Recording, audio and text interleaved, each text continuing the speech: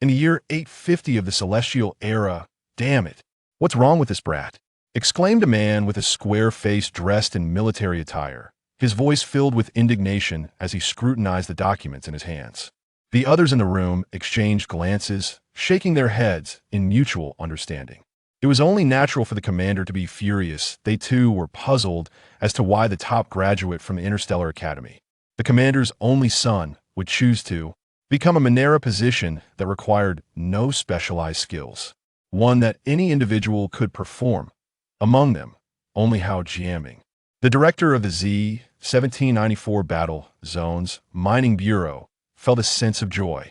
A high-caliber graduate.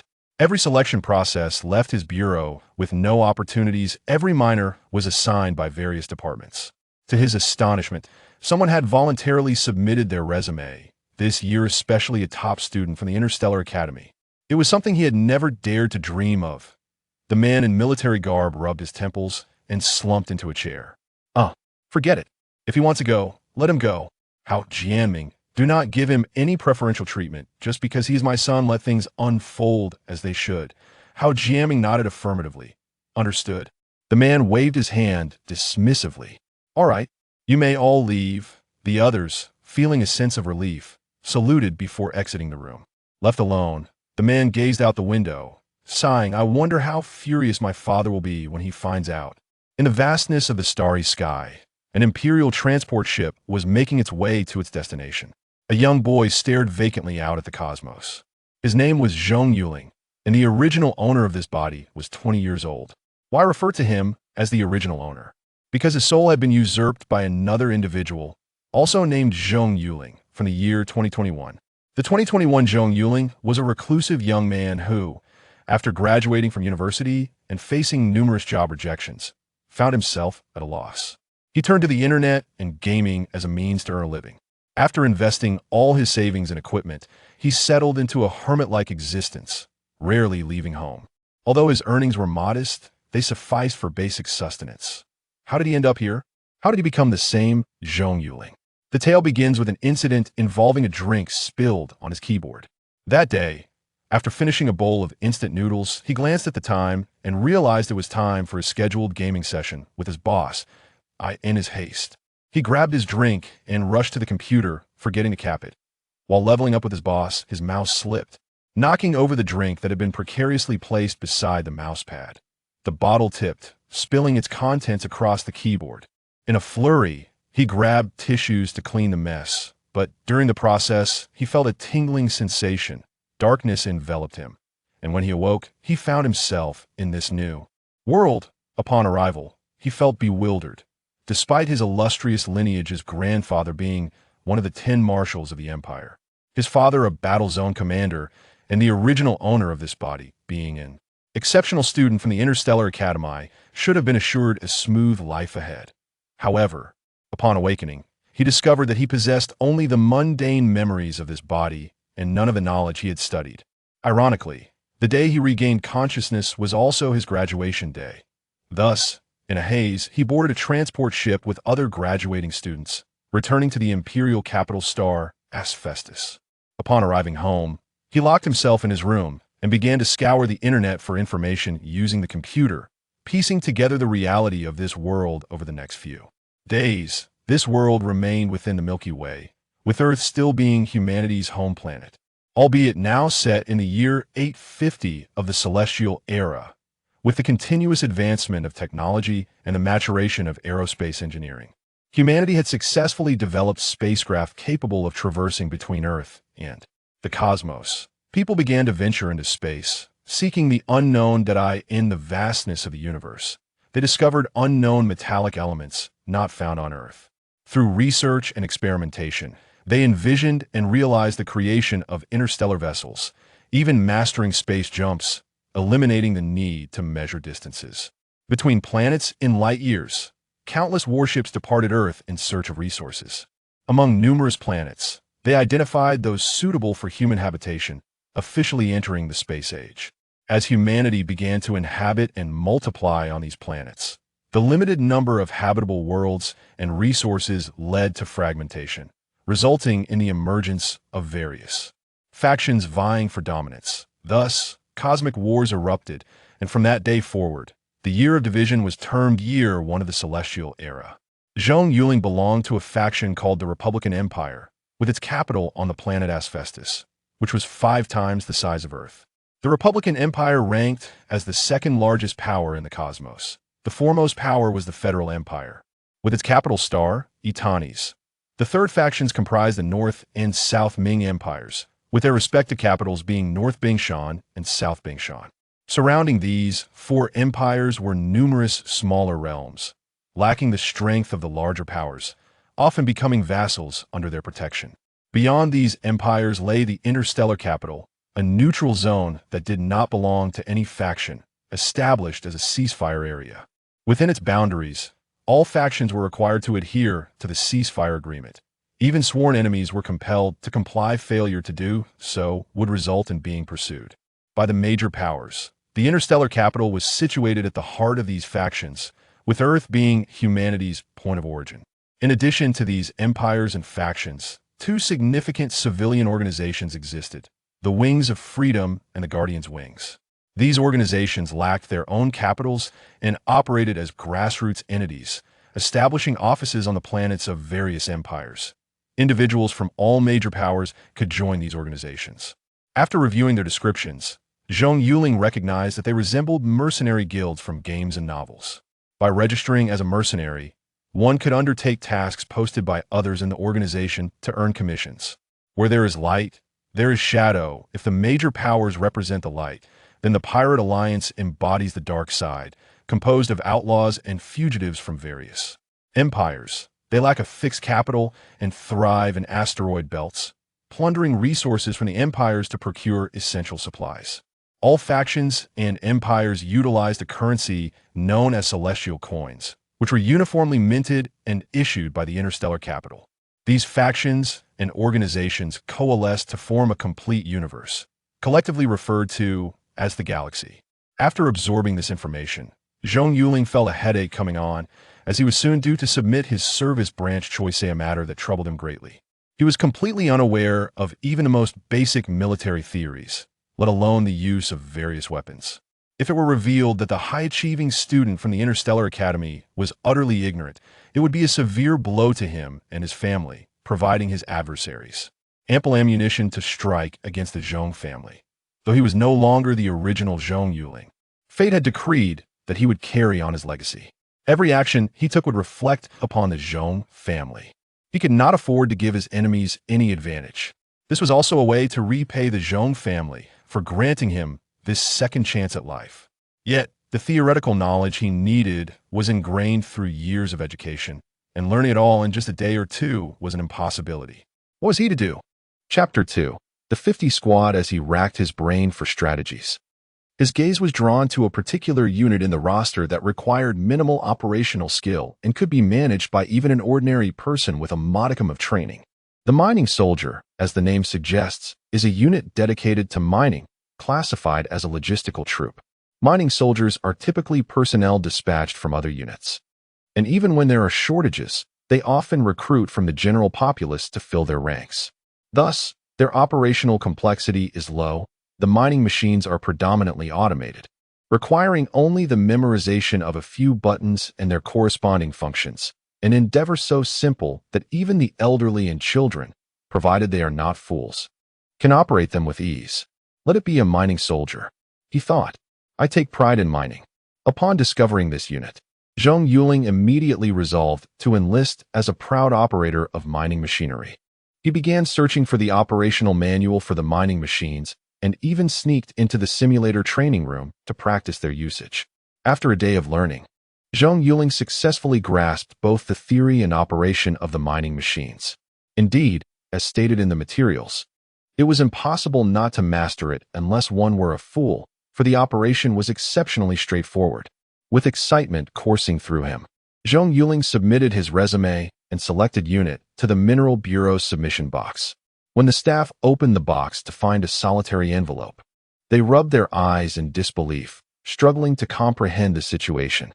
They incredulously carried the envelope to Ha Jianming's office. Upon hearing the report from his subordinates, Ha Jianming was equally bewildered, Since his arrival at the Mineral Bureau, no one had ever voluntarily chosen the mining soldier unit. Fearing that the individual may have made an error, he scrutinized the information on the envelope and realized it was indeed correct. Someone had chosen to approach the Mineral Bureau. At that moment, he speculated that perhaps this individual understood they would be shuffled into another department, prompting their choice of the Mineral Bureau.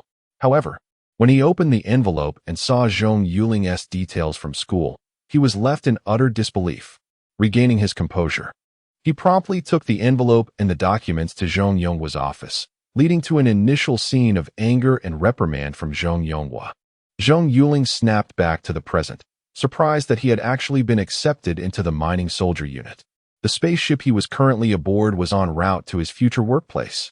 He had been assigned to the Z-1794 war zone, a region where the Federation, the Republic, and several smaller nations converge. This area represented the outermost frontier of the Republic Empire. Various factions vie for control here, resulting in constant friction, with conflicts of all sizes occurring as frequently as daily life. His father was the commanding officer of this war zone. As for where he would be deployed, he would only discover that upon arrival. "Hello, are you a new recruit as well?" A soldier sitting beside him greeted him with a smile. Zhong Yuling glanced over and nodded, yes. The soldier nodded back, extending his right hand. "Nice to meet you. I'm Hua Jiaming." "Zhong Yuling," he replied, shaking hands with him. "Ah, so you are Zhong Yuling. Brother, do you know you've become quite the celebrity?" Hua Jiaming remarked, his eyes wide with surprise. Zhong Yuling was perplexed. How had he become a celebrity? He hadn't done anything noteworthy. Hua Jiaming, noticing his confusion, chuckled. "You're a top student from the Interstellar Academy, and instead of opting for a more prestigious unit, you chose to become a mining soldier. That's already well known. How do you not know this?" Zhong Yuling felt disheartened. Truly, good news seldom travels far, while bad news spreads like wildfire. Could he be blamed for this? He hadn't wished for it. Yet what could he do? Besides being competent in operating mining machinery, he was entirely unfit for piloting mechs or combat aircraft. Even failing to meet the most basic operational speed, he would only be ridiculed if he pursued that path. Clearing his throat to mask his embarrassment, he maintained his composure and stated, "I simply wish to experience life as a mining soldier. Brother, do not underestimate the mining soldiers. Without our logistical units, where do those combat weapons and ships come from? What is wrong with being a mining soldier? We are amongst the most admirable individuals. I am proud to be a mining soldier." "Excellent. Well said," Hua Jiaming exclaimed, clapping excitedly. Everyone around them turned to look, drawn by Hua Jiaming's exuberant voice. Realizing the attention they had garnered, Hua Jiaming smiled sheepishly, while Zhong Yuling turned his head to gaze out the window, feigning ignorance of the situation. After several space jumps, the transport ship arrived at the headquarters of the Z-1794 Mineral Bureau, located on a planet named T-7543. Here, not only was the Mineral Bureau situated, but all logistical departments' headquarters were also located. Upon disembarking from the ship, a group of internal personnel from the Mineral Bureau instructed everyone to line up according to the transport vessel they had arrived on. Once the line was formed, officials began calling names from the list. Those whose names were called stepped forward, receiving information about their assigned units to report for duty. When Zhong Yuling's name was called, he stepped forward. The logistics personnel compared the photo on his documents with his appearance and said, "So you are Zhong Yuling? Haha. Now that you're here, work hard.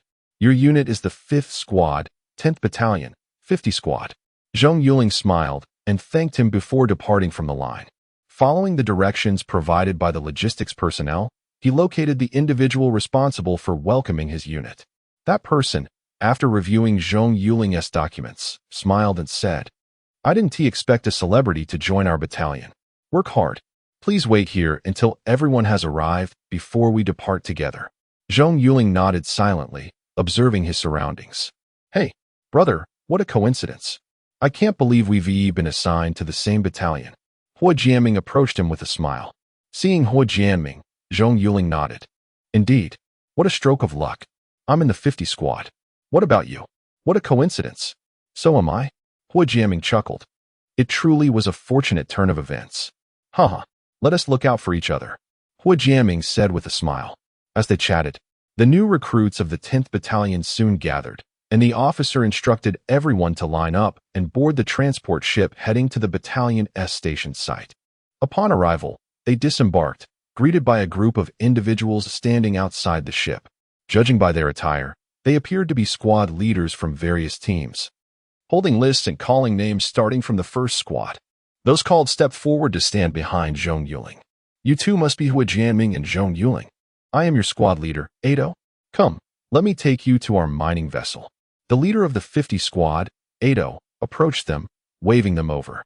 Following Ado, they arrived at the mining vessel, where the remaining 7 members of the squad awaited them. After introductions were made, Zhong Yuling and Jiaming began to organize their living quarters. Through their discussions, Zhong Yuling learned about the organizational structure of the Mineral Bureau. 10 individuals form a squad, 500 form a battalion, and 5,000 comprise a division. The Z-1794 region housed 5 divisions, totaling 25,000 personnel, spread across various corners of the war zone. With Zhong Yuling's division stationed near the border with the Federation in the I-010 area. Since they had just arrived, they were not assigned any tasks for the day, but were instead encouraged to familiarize themselves with the equipment on the mining vessel and their respective mining machines. Chapter 3. Familiarity with the mining ship. Each soldier's quarters aboard the mining ship are independent, even the restrooms. This is essential as the crew comprises both men and women. Prolonged cohabitation without personal space can lead to numerous issues. On Zhong Yuling's vessel, there are 2 female crew members, yet upon seeing them, he felt no interest at all. Their robust physiques left him questioning their dietary habits. Furthermore, each room is secured by an iris scanner, allowing entry only through personal authorization or in the event of death. Stepping out of his room, Zhong Yuling made his way to the mining machine's landing pad. Utilizing the intelligent wrist device, he located his designated mining machine. This device, common to all crew members, connects to the Empire's central computer database, housing personal information akin to an identity card. It also functions as a bank card, safeguarding all assets and facilitating transactions.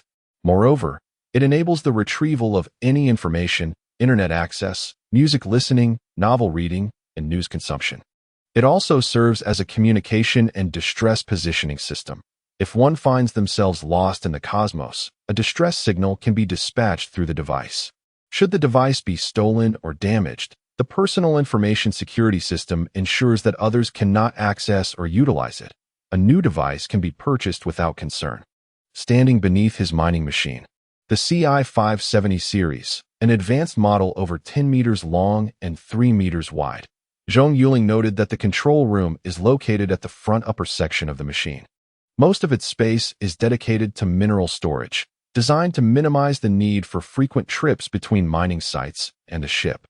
Ascending via the suspended ladder, he entered the control room, seated himself in the operational chair, and pressed the start button to connect via Bluetooth, initiating the binding process with his personal information. Beep.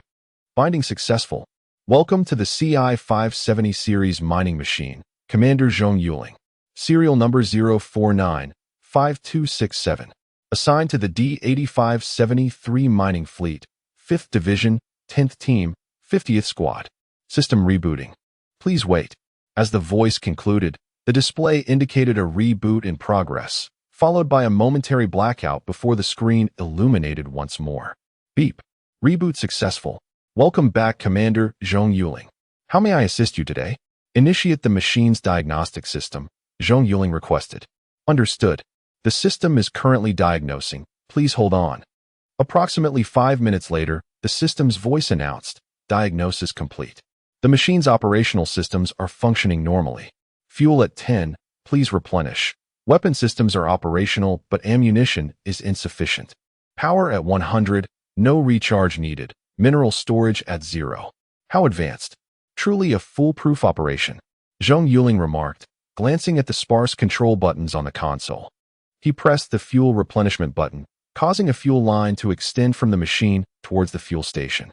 As the connection was established, the screen displayed the fuel level gradually rising from 10. After about a minute, it showed completion and the fuel line retracted back into the machine. Having familiarized himself with the operations, he descended the machine via the suspended ladder and spotted Hui Jianming arriving at the landing pad. After a brief greeting, he left the pad and headed to the dining hall. The so-called dining hall was merely a food storage area. All provisions and water are replenished upon the ship's return to base, with supplies being limited. One could also purchase additional provisions at the base's supermarket using their star coins. Surveying the meager offerings on the ship, Zhong Yuling felt disheartened. The food consisted solely of the most basic and cheapest items, prompting him to lament internally. Are miners not human? The combat troops feast on lavish meals daily, yet miners are relegated to mere sustenance. Could it be that Hao Jianming is skimming off the top? Is that not our esteemed talent? Feeling a bit hungry? A voice called from behind him. Turning, Zhong Yuling encountered a Caucasian man leaning against the doorway with arms crossed, a playful expression on his face. He recognized this man as Justin, who had enlisted the previous year. As a newcomer, Zhong Yuling wished to avoid any unpleasant interactions with his fellow soldiers, so he smiled and replied, "Indeed. Even talents require sustenance." Justin smirked, selecting food from the dispenser before filling a cup with water at the drink station. He ignored Zhong Yuling, taking a seat to begin his meal. Did I give you that impression? Zhong Yuling thought, feeling a wave of frustration as he also selected his food and sat down. The atmosphere grew tense as neither spoke. Justin, a year into service, bore the features of a scheming individual, and Zhong Yuling preferred to keep his distance. After finishing his meal, he returned to the control room where Ado was seated, diligently working at his keyboard. Ado glanced up at Zhong Yuling but said nothing, merely gesturing towards a control panel in the corner. Zhong Yuling recognized it as his station, nodded in acknowledgement, and took his seat. The control panel was essentially a touchscreen computer, allowing him to access cameras surrounding the ship and retrieve internal information and directives. After working at the control panel for a while, he rose to inform Ado of his departure and made his way to the exercise equipment room, a training area for the crew. Though they were miners, maintaining combat readiness was essential. A good physical condition was crucial for operating spacecraft efficiently. The esteemed talent has arrived. Care to join me for some practice? A woman in a green camouflage tank top approached him, smiling warmly. Observing her impressive physique, Zhong Yuling hesitated, thinking, with muscles like that, I might end up seriously injured. He waved his hand, saying, "Sisterly, perhaps another time. I recently sustained an injury and am currently rehabilitating. I'm just here for light exercise." "Oh dear. Injured? You look fragile enough as it is. You should really work out more." Sisterly chuckled, introducing herself as Hao Xiaoli, another member of the crew, known as the female Tyrannosaurus for her formidable skills. "Sisterly, do you spend all your time training here?" Zhong Yuling inquired, aware that despite her intimidating stature, she possessed a forthright and generous nature. "Where else would I go? What man wouldn't want my physique? With little else to do, I find myself here often," Hao Xiaoli replied while lifting weights. "Not at all. Everyone has their preferences. I'm sure your Prince Charming just hasn't appeared yet. Sometimes, a stroll might lead you to him." Zhong Yuling quipped. "Thank you for your kind words, little brother. If anyone gives you trouble in the squad, just let me know. Even Ado won't be spared." Hao Xiaoli's tone conveyed her fierce loyalty. Understanding her spirited nature, Zhong Yuling nodded appreciatively. "Thank you, sister." With a smile, Hao Xiaoli resumed her workout, and Zhong Yuling moved to the treadmill to commence his training. Chapter 4. Supplies before the mission. During the training session, Hao Xiaoli observed Zhong Yuling's movements with a knowing gaze. An experienced eye can discern proficiency at a glance, and his awkward technique revealed his novice status. She found it perplexing that a high-achieving student would be so unfamiliar with the training equipment and procedures. Yet, she chose to remain silent. It was not her concern. Moreover, she had developed a fondness for him, appreciating his genuine nature and social grace. Setting down her dumbbells, she said, "Brother, take your time with the practice. I'm heading back." Zhong Yuling smiled as he replied, "Okay, Li Jia." After finishing his training, he returned to his room.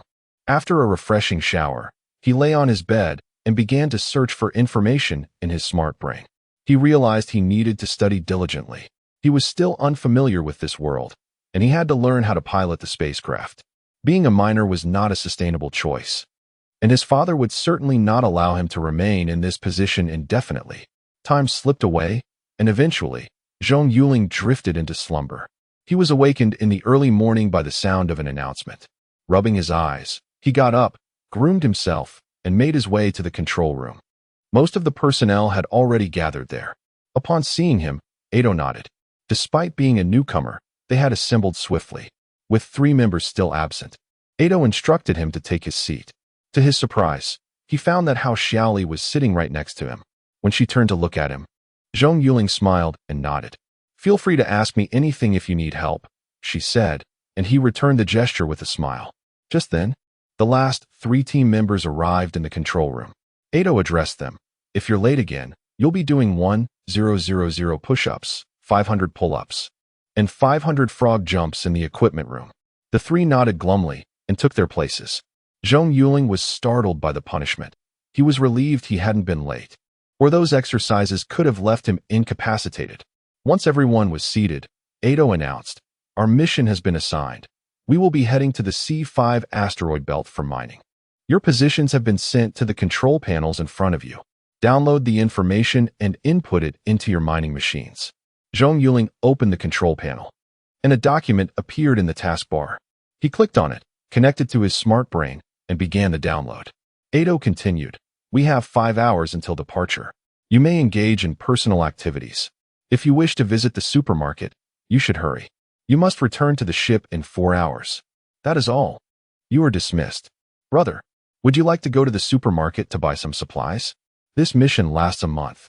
Eating the work meals every day will surely make you nauseous. If you don't have enough, I can lend you some." Hao Xiaoli approached, patting his shoulder. Zhong Yuling considered her suggestion. Indeed, he needed to buy some provisions. The work meals he had consumed yesterday were utterly tasteless. He nodded. "No need. I have some. Sister, wait for me to transfer the data to the mining machine before we go together." Hao Xiaoli shook her head. "Are you foolish? The first 4 hours are our free time. We must remain on the ship in the last hour. We can transfer the data later. There's no need to rush now." Zhong Yuling pondered her words and realized she was right. He nodded and followed Hao Xiaoli off the ship towards the supermarket. "Brother, why are you buying so many drinks? Don't overindulge. It's not good for your health. Buy more meat and fruit. The cafeteria has cooking equipment for you to prepare your meals," Hao Xiaoli remarked, looking at his cart brimming with beverages. "Oh, I'm just accustomed to it. I'll grab some more." Zhong Yuling acknowledged that he had indeed overpurchased drinks, a common habit among homebodies. While one could survive on instant noodles, one could never have too many soft drinks. With Hao Xiaoli's assistance, they selected their ingredients and pushed the cart back towards the mining ship. "Hey, isn't that Li Jie? And who is this pretty boy beside you? Your new fling? I wonder if he can handle you." A male voice called out from behind them. Hao Xiaoli turned around with a scowl. "Einike, are you itching for a fight?" Einike scoffed. "If you want to practice, go find your boyfriend. Your physique makes me nauseous."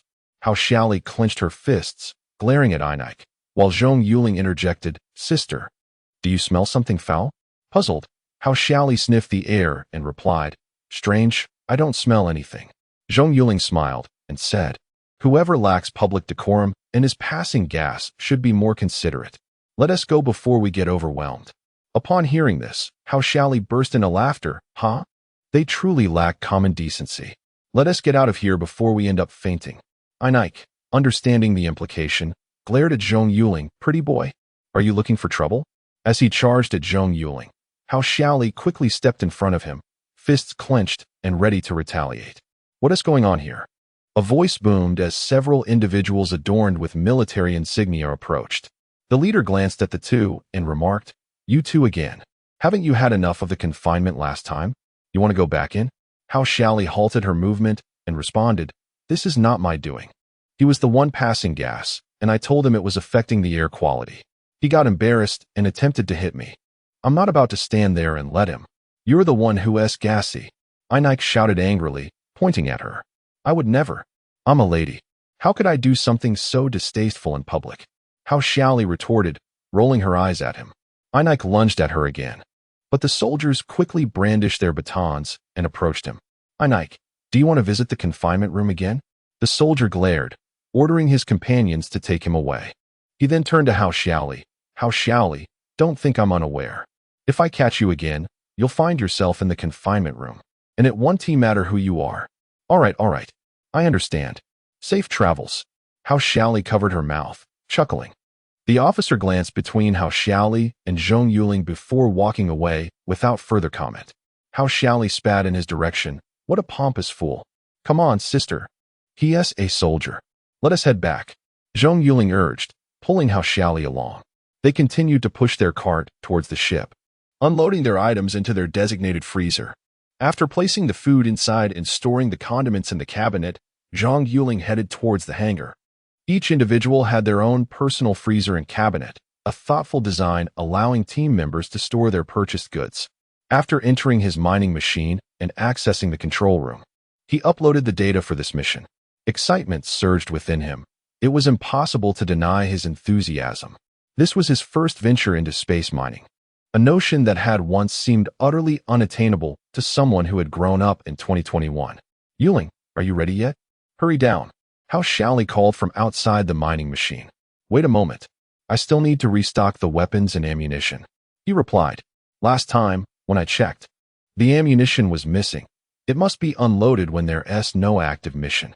We can only restock it upon receiving a new task to prevent unforeseen circumstances. Chapter 5. The first mining expedition. After replenishing the weapons and ammunition, Zhong Yuling descended from the mining machine and returned to his quarters, where he opened the wardrobe to change into his space combat suit. Once dressed, he made his way back to the control room, secured himself in his seat with the safety belt, and awaited the ship's departure. Upon entering the control room, Ado noticed only Zhong Yuling present and approached him. Is everything ready? He inquired.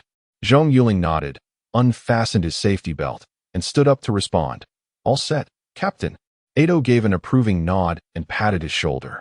No need to be nervous. You'll be working alongside Hao Meili, who will guide you through the operations.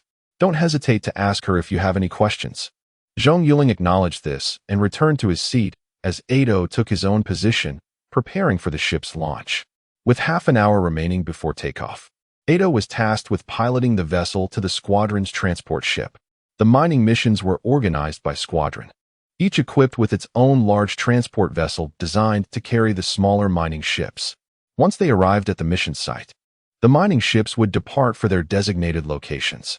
If all 50 mining ships were to launch independently, complications could arise.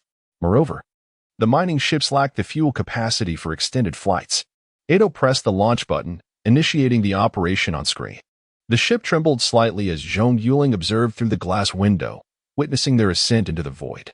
After reaching a certain altitude, the ship began to glide forward.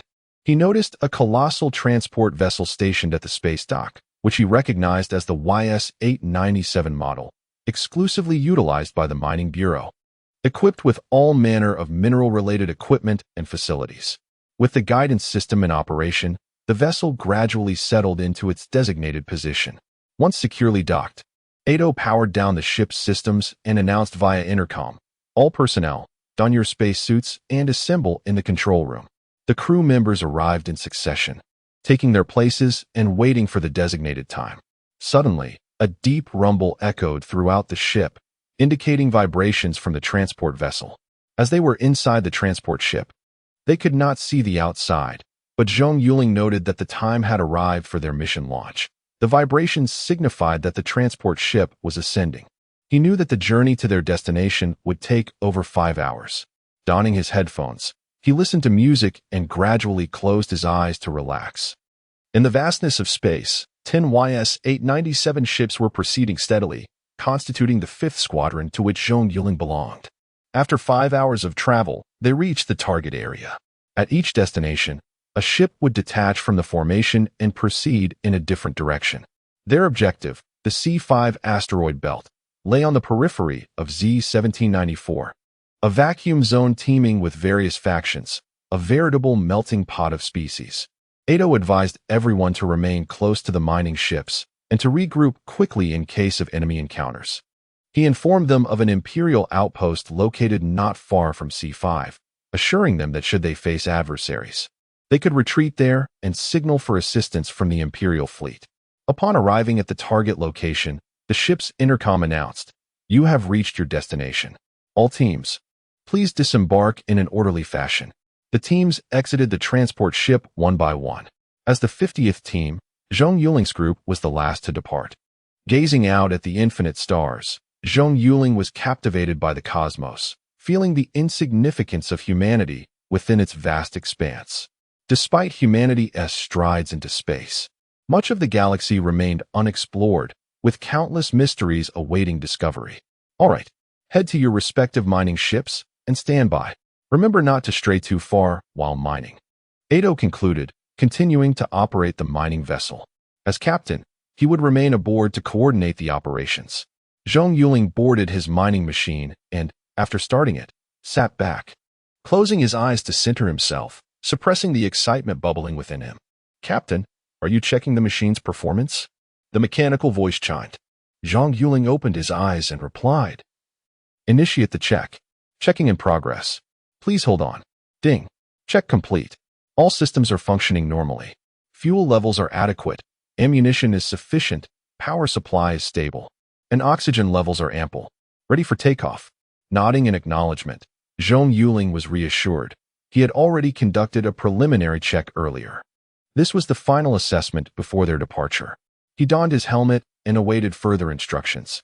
Approximately half an hour later, Edo's voice came through the headset. "We have arrived at the designated area. Best of luck to everyone." As his words faded, a tremendous noise erupted on the landing pad. The sound of air being evacuated from the spaceport to equalize pressure with the vacuum of space. The sound gradually subsided, signifying the air had been fully extracted, rendering the vacuum silent. The docking bay door opened slowly, and as Zhong Yuling gazed at the starry expanse outside, he silently encouraged himself, "You can do this."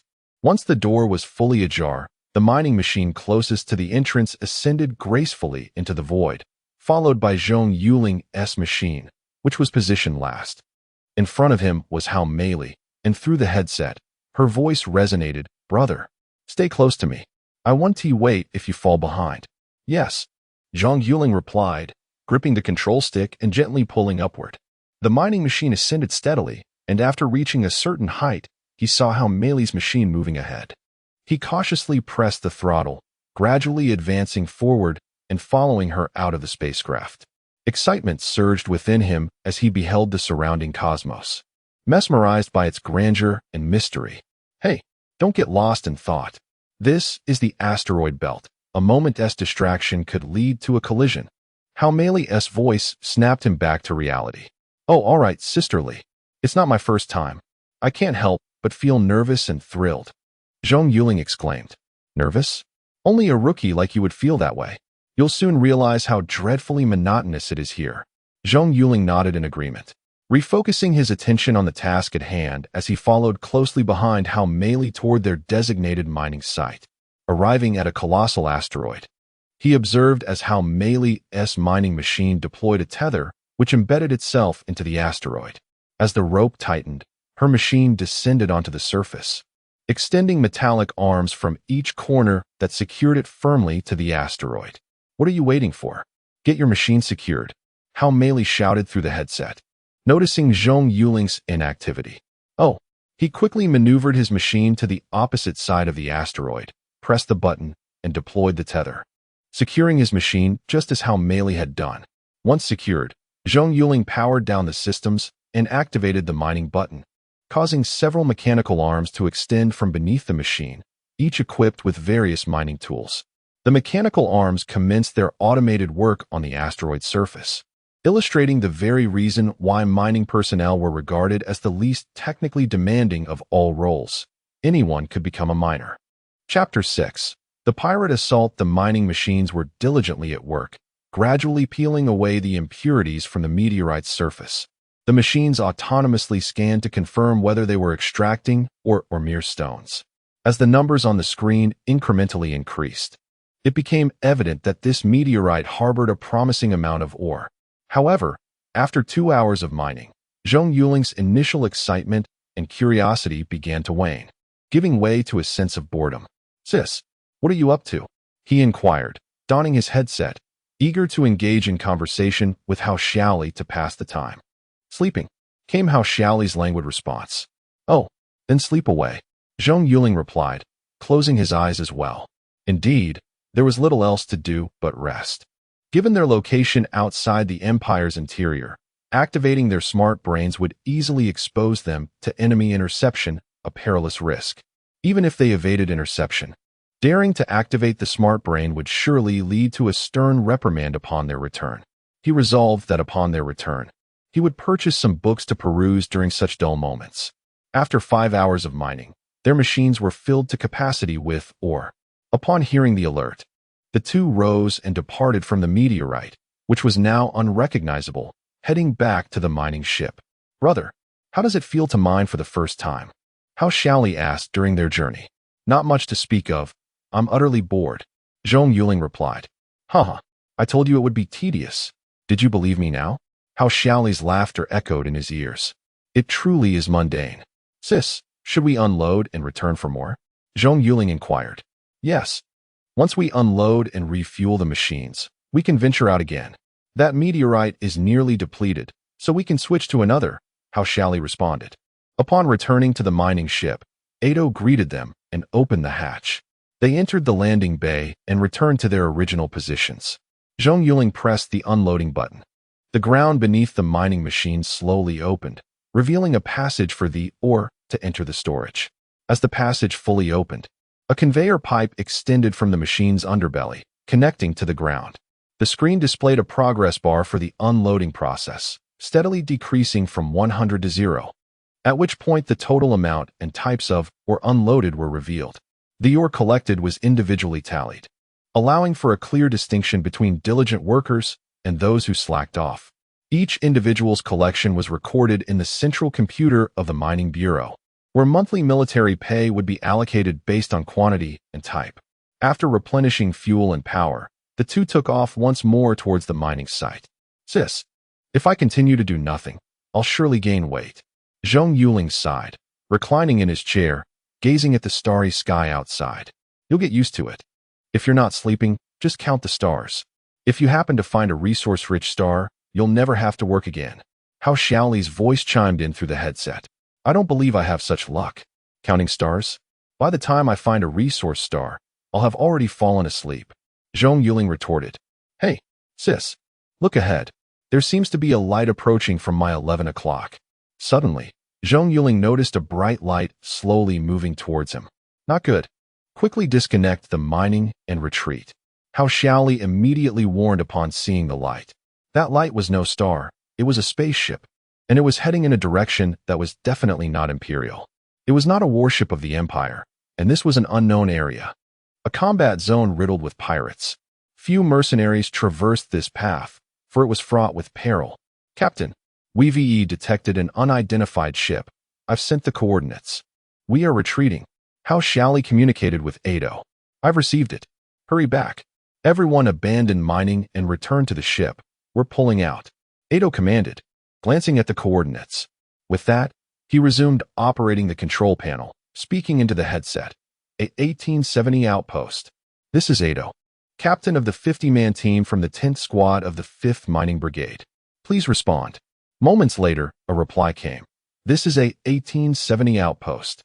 Captain Edo, what is your request? A 1870 outpost. Our team is located in the C5 meteorite belt at coordinates Y1789x984. We have detected an unidentified warship approaching. Suspected pirate ship requesting assistance. Edo relayed while transmitting their location. Received. We will dispatch a warship. Captain Edo, please withdraw towards the outpost.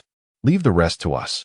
At that moment, Zhong Yuling and Hao Xiaoli had returned to the mining ship, and the team members were gradually making their way back. However, one mining machine remained unaccounted for. After investigation, it was discovered that it belonged to Justin. Edo quickly contacted him, receiving feedback that he was on his way back, but would require an additional 4 minutes. Damn it, has Justin lost his mind? Didn't I tell him not to stray too far? Did he take my words for mere suggestions?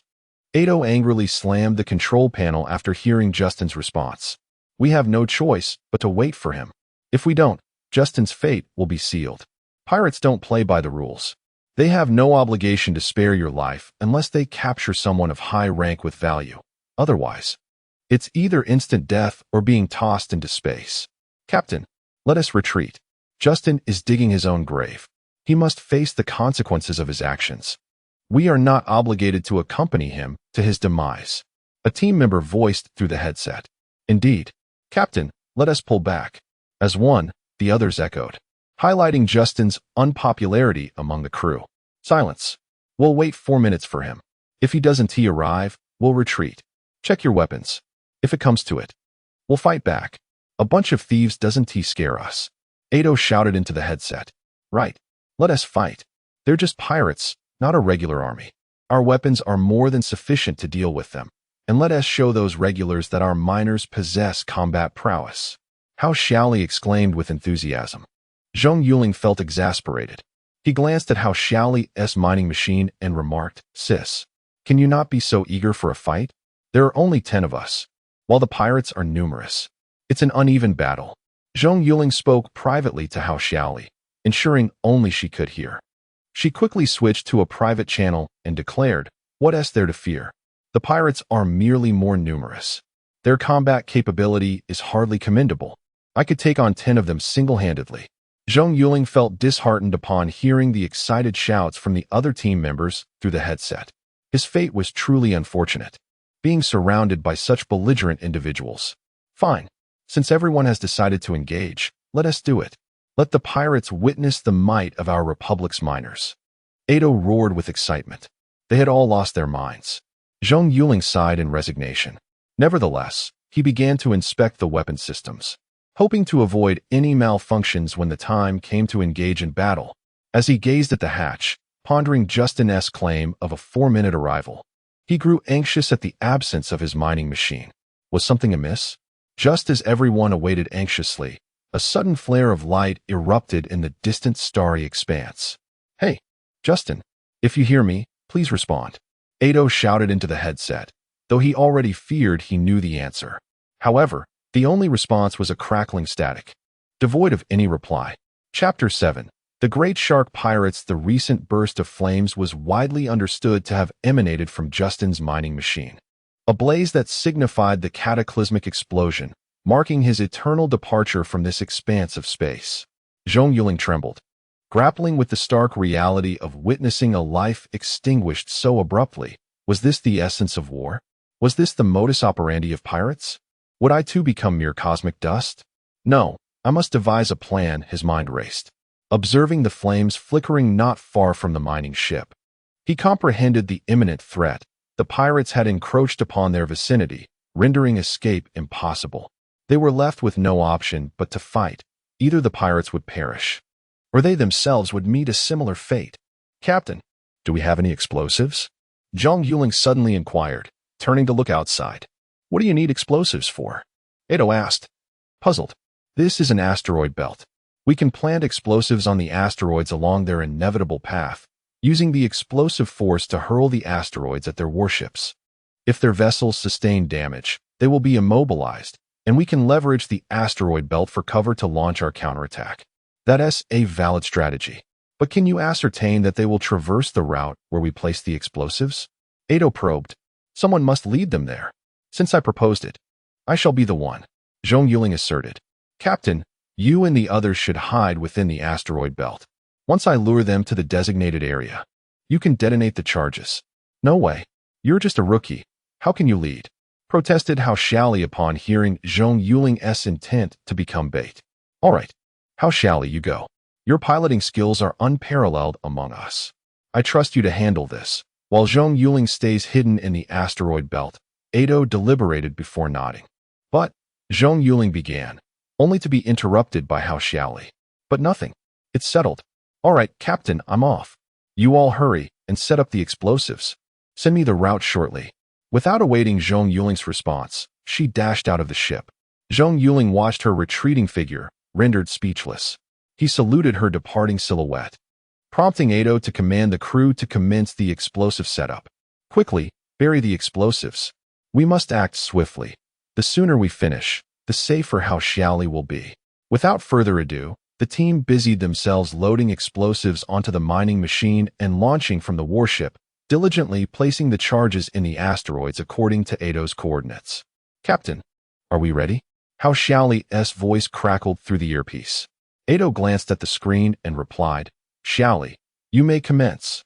Remember, safety first." "Understood. Don't worry. I'll complete the mission." Hao Xiaoli concluded the call, her palms slick with sweat. It was impossible not to feel anxious. But she recognized that the lives of her comrades rested in her hands. Taking a deep breath, she gripped the control stick and accelerated out from behind an asteroid. Not far from her mining machine, a destroyer-class warship navigated through the asteroid belt.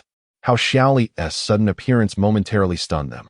A burly man in the control room sneered at the approaching mining machine, seeking death. What could a mere mining machine do before our great shark? Gunner, blast it. Hao Xiaoli smirked as she observed the looming destroyer, well aware that they had recognized her presence, their artillery already locking onto her. She deftly maneuvered through the asteroid belt, using the surrounding asteroids as cover, evading their shots. The destroyer's cannons erupted with fire, shells hurtling toward Hao Xiaoli. Yet, amidst the plethora of asteroids, her nimble mining machine successfully dodged each projectile. Shells struck the asteroids, sending fragments flying in all directions. Realizing that remaining stationary could lead to being struck by debris, Hao Xiaoli skillfully navigated her machine, evading the gunfire and shrapnel, and heading towards the retreat path provided by Eido. "Boss, they're retreating. Should we pursue?" one pirate inquired. The man assessed the situation and replied, "Of course. No matter how they retreat, they'll inevitably return to their mining ship. Our target is their vessel. We cannot let them escape." They were oblivious to the possibility of a trap. After all, the adversaries were merely miners. What combat prowess or cunning could they possess? Besides, how many crew members could possibly be aboard a mining ship? They wouldn't pose any significant threat. They understood the urgency of a swift resolution. The miners' retreat implied they had likely contacted their regular forces, but reinforcements wouldn't arrive instantly. They needed to capture the mining ship before the regulars appeared.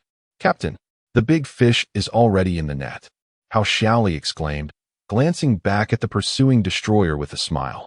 "Good. Stay cautious. By the way, did you find any insignia on their ship that could confirm their identity?" Eido inquired. "I did. It's the Great Shark Pirates. Their massive shark emblem leaves no room for doubt." Hao Xiaoli replied, "Oh, it's the Great Sharks. They are indeed active in this region. Knowing their identity is paramount. Brothers, this is our first battle as miners, and the inaugural battle for Squad 50. Let us achieve results that will astonish everyone, and show those regular forces who underestimated us just how blind they were." Eido chuckled heartily. Zhong Yuling concealed himself behind an asteroid, trembling with tension, knowing that success or failure hinged upon this moment. He fixed his gaze upon Hao Xiaoli's retreat path, fervently praying for her safety. Moments later, Hao Xiaoli's mining machine appeared before them, closely pursued by the destroyer. Zhong Yuling couldn't identify the model of the destroyer, but it was evident from its design that it did not belong to the Republic, as he was aware that the Empire did not possess such vessels. Hao Xiaoli's mining machine zipped past the asteroid where Zhong Yuling was hiding, and he promptly seized the detonator, awaiting the moment. Once the enemy entered the designated zone, at Eido's command, he would press the red button. Success or failure hinged upon this act. "Yuling, prepare. Get ready." Eido's voice crackled through the earpiece. Zhong Yuling inhaled deeply, striving to calm his racing heart, his finger poised above the detonation switch, waiting for Eido's command. "Press it." At Eido's command, Zhong Yuling immediately pressed the button. Countless bursts of flames erupted from the asteroids surrounding the destroyer, startling the pirates aboard. By the time they comprehended the situation, it was too late. The explosive force propelled the asteroids toward their warship. The pirate captain's mouth dropped open in shock. He realized they had fallen into a trap. Yet retreat was no longer feasible. They could only watch helplessly as the asteroids hurtled toward them. "Everyone, brace yourselves. Prepare for impact," the pirate captain shouted to his crew. Asteroids collided with the warship, and those unprepared were tossed about amidst the chaos. The impact lasted for approximately 2 minutes. when Zhong Yuling emerged from behind the asteroid. He was taken aback by the sight before him. Wow! Staring at the battered destroyer, Zhong Yuling hadn't anticipated the asteroids would wield such destructive power. He observed several punctured sections on the hull, with numerous fragments floating around. The destroyer's engines had ceased, leaving the vessel adrift in the silent cosmos. Excellent. Everyone, do not approach the warship. Take up positions around it. If any ship emerges, take it down. Edo commanded the crew. Chapter 8. A narrow encounter. Edo understood that although they had severely damaged the pirate's ship, the lean camel is still larger than the horse, with only 9 men. They were incapable of boarding the warship for a close-quarters combat. Their current task was to guard this warship and await the arrival of reinforcements. Everyone was aware of this, so when Edo finished speaking, no one voiced any objections. Their mining ship's cannons were already trained on the target.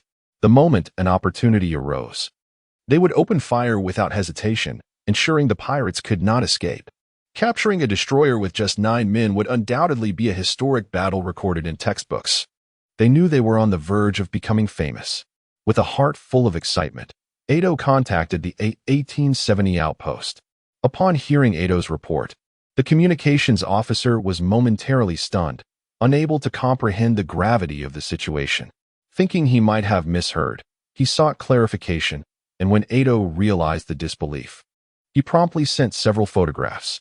Only upon seeing the damaged warship and the shark insignia on its stern did the officer grasp the reality of the situation.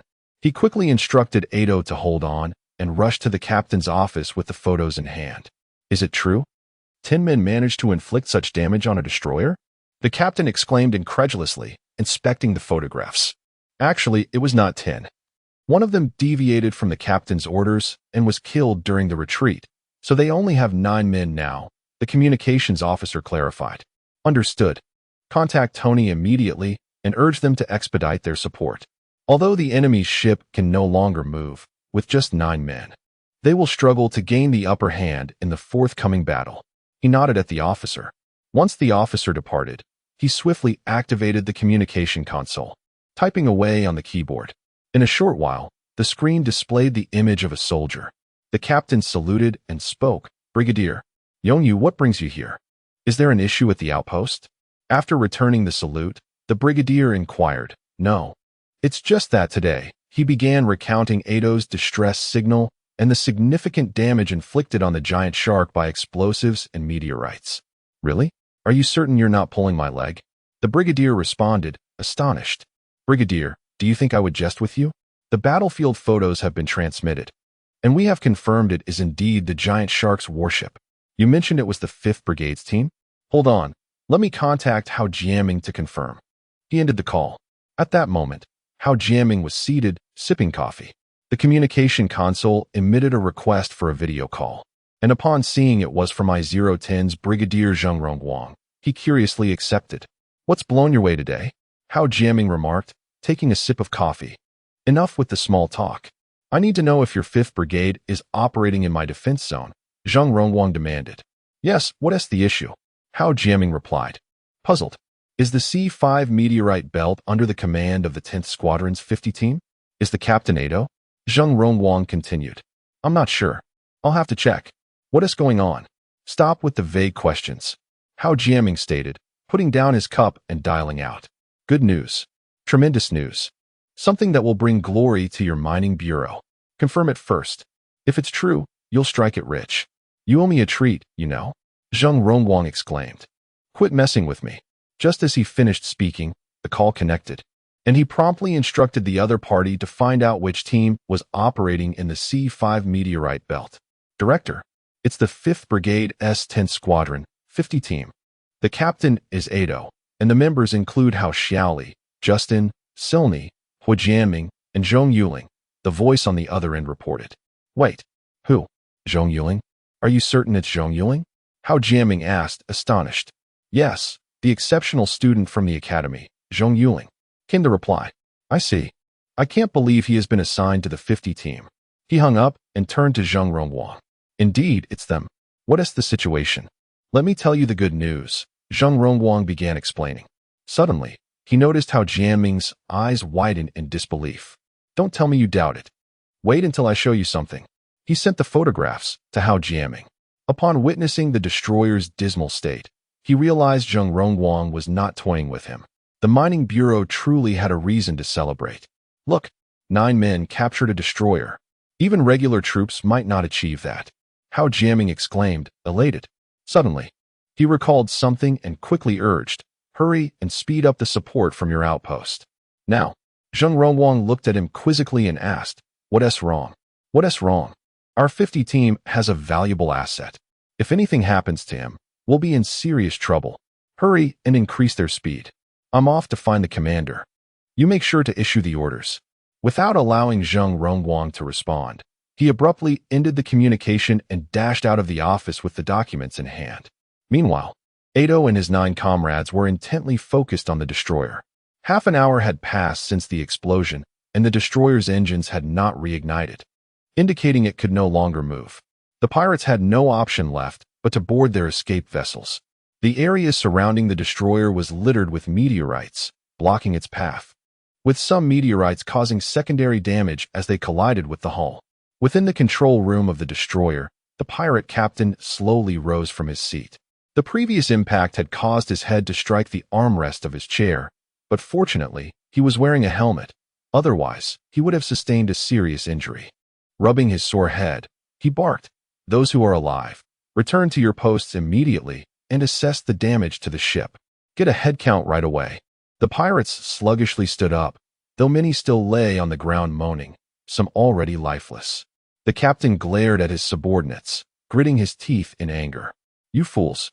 At that moment, a pirate shouted, Boss. Bad news. The ship's power has been destroyed. 80 of the cannons are rendered useless, leaving only a few small ones operational. Several areas in the living quarters have been breached and have automatically sealed off, isolating us from the rest.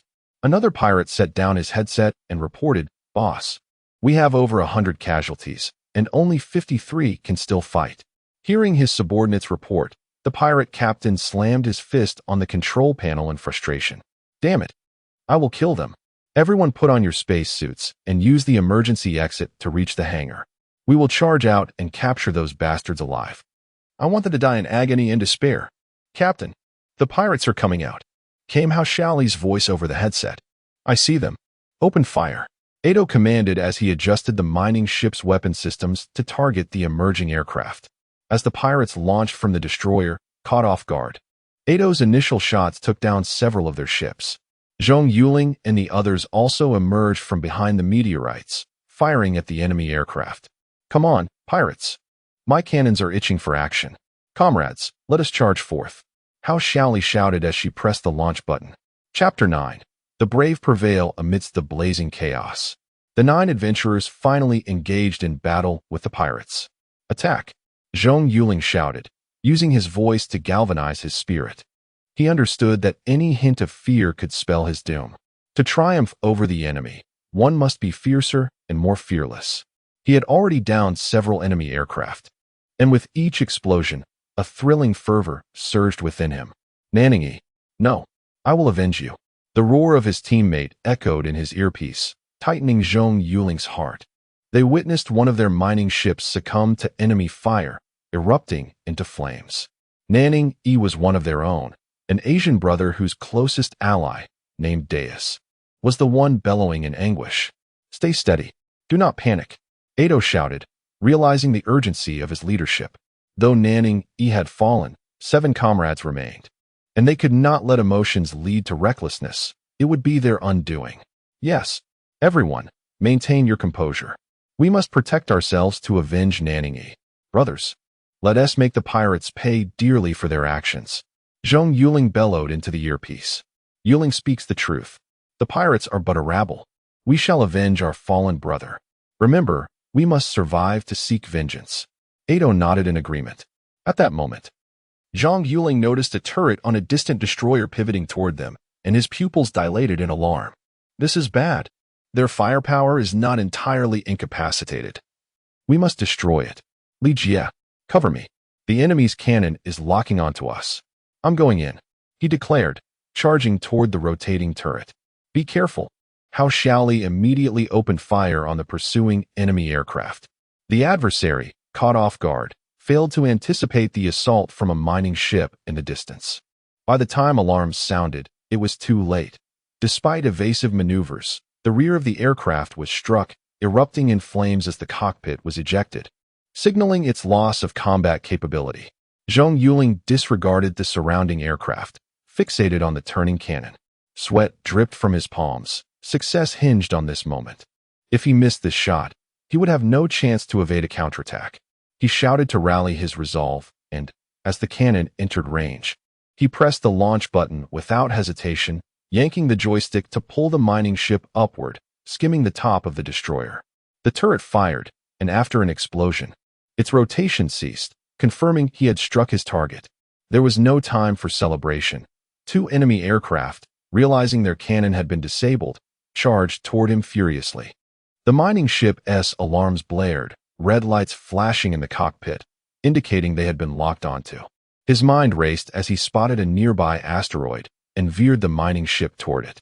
If he could hide behind the asteroid, he would evade their targeting. Failure to do so would mean certain doom. The enemy fired, missiles launched toward Zhong Yuling's mining ship. He realized the mining vessel, heavier and slower than the aircraft, would not escape in time. Desperation filled him as he thought, am I doomed?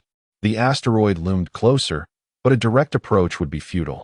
He yanked the joystick upward, propelling the mining ship skyward. The missile, while following him, veered off slightly due to inertia, creating a small gap.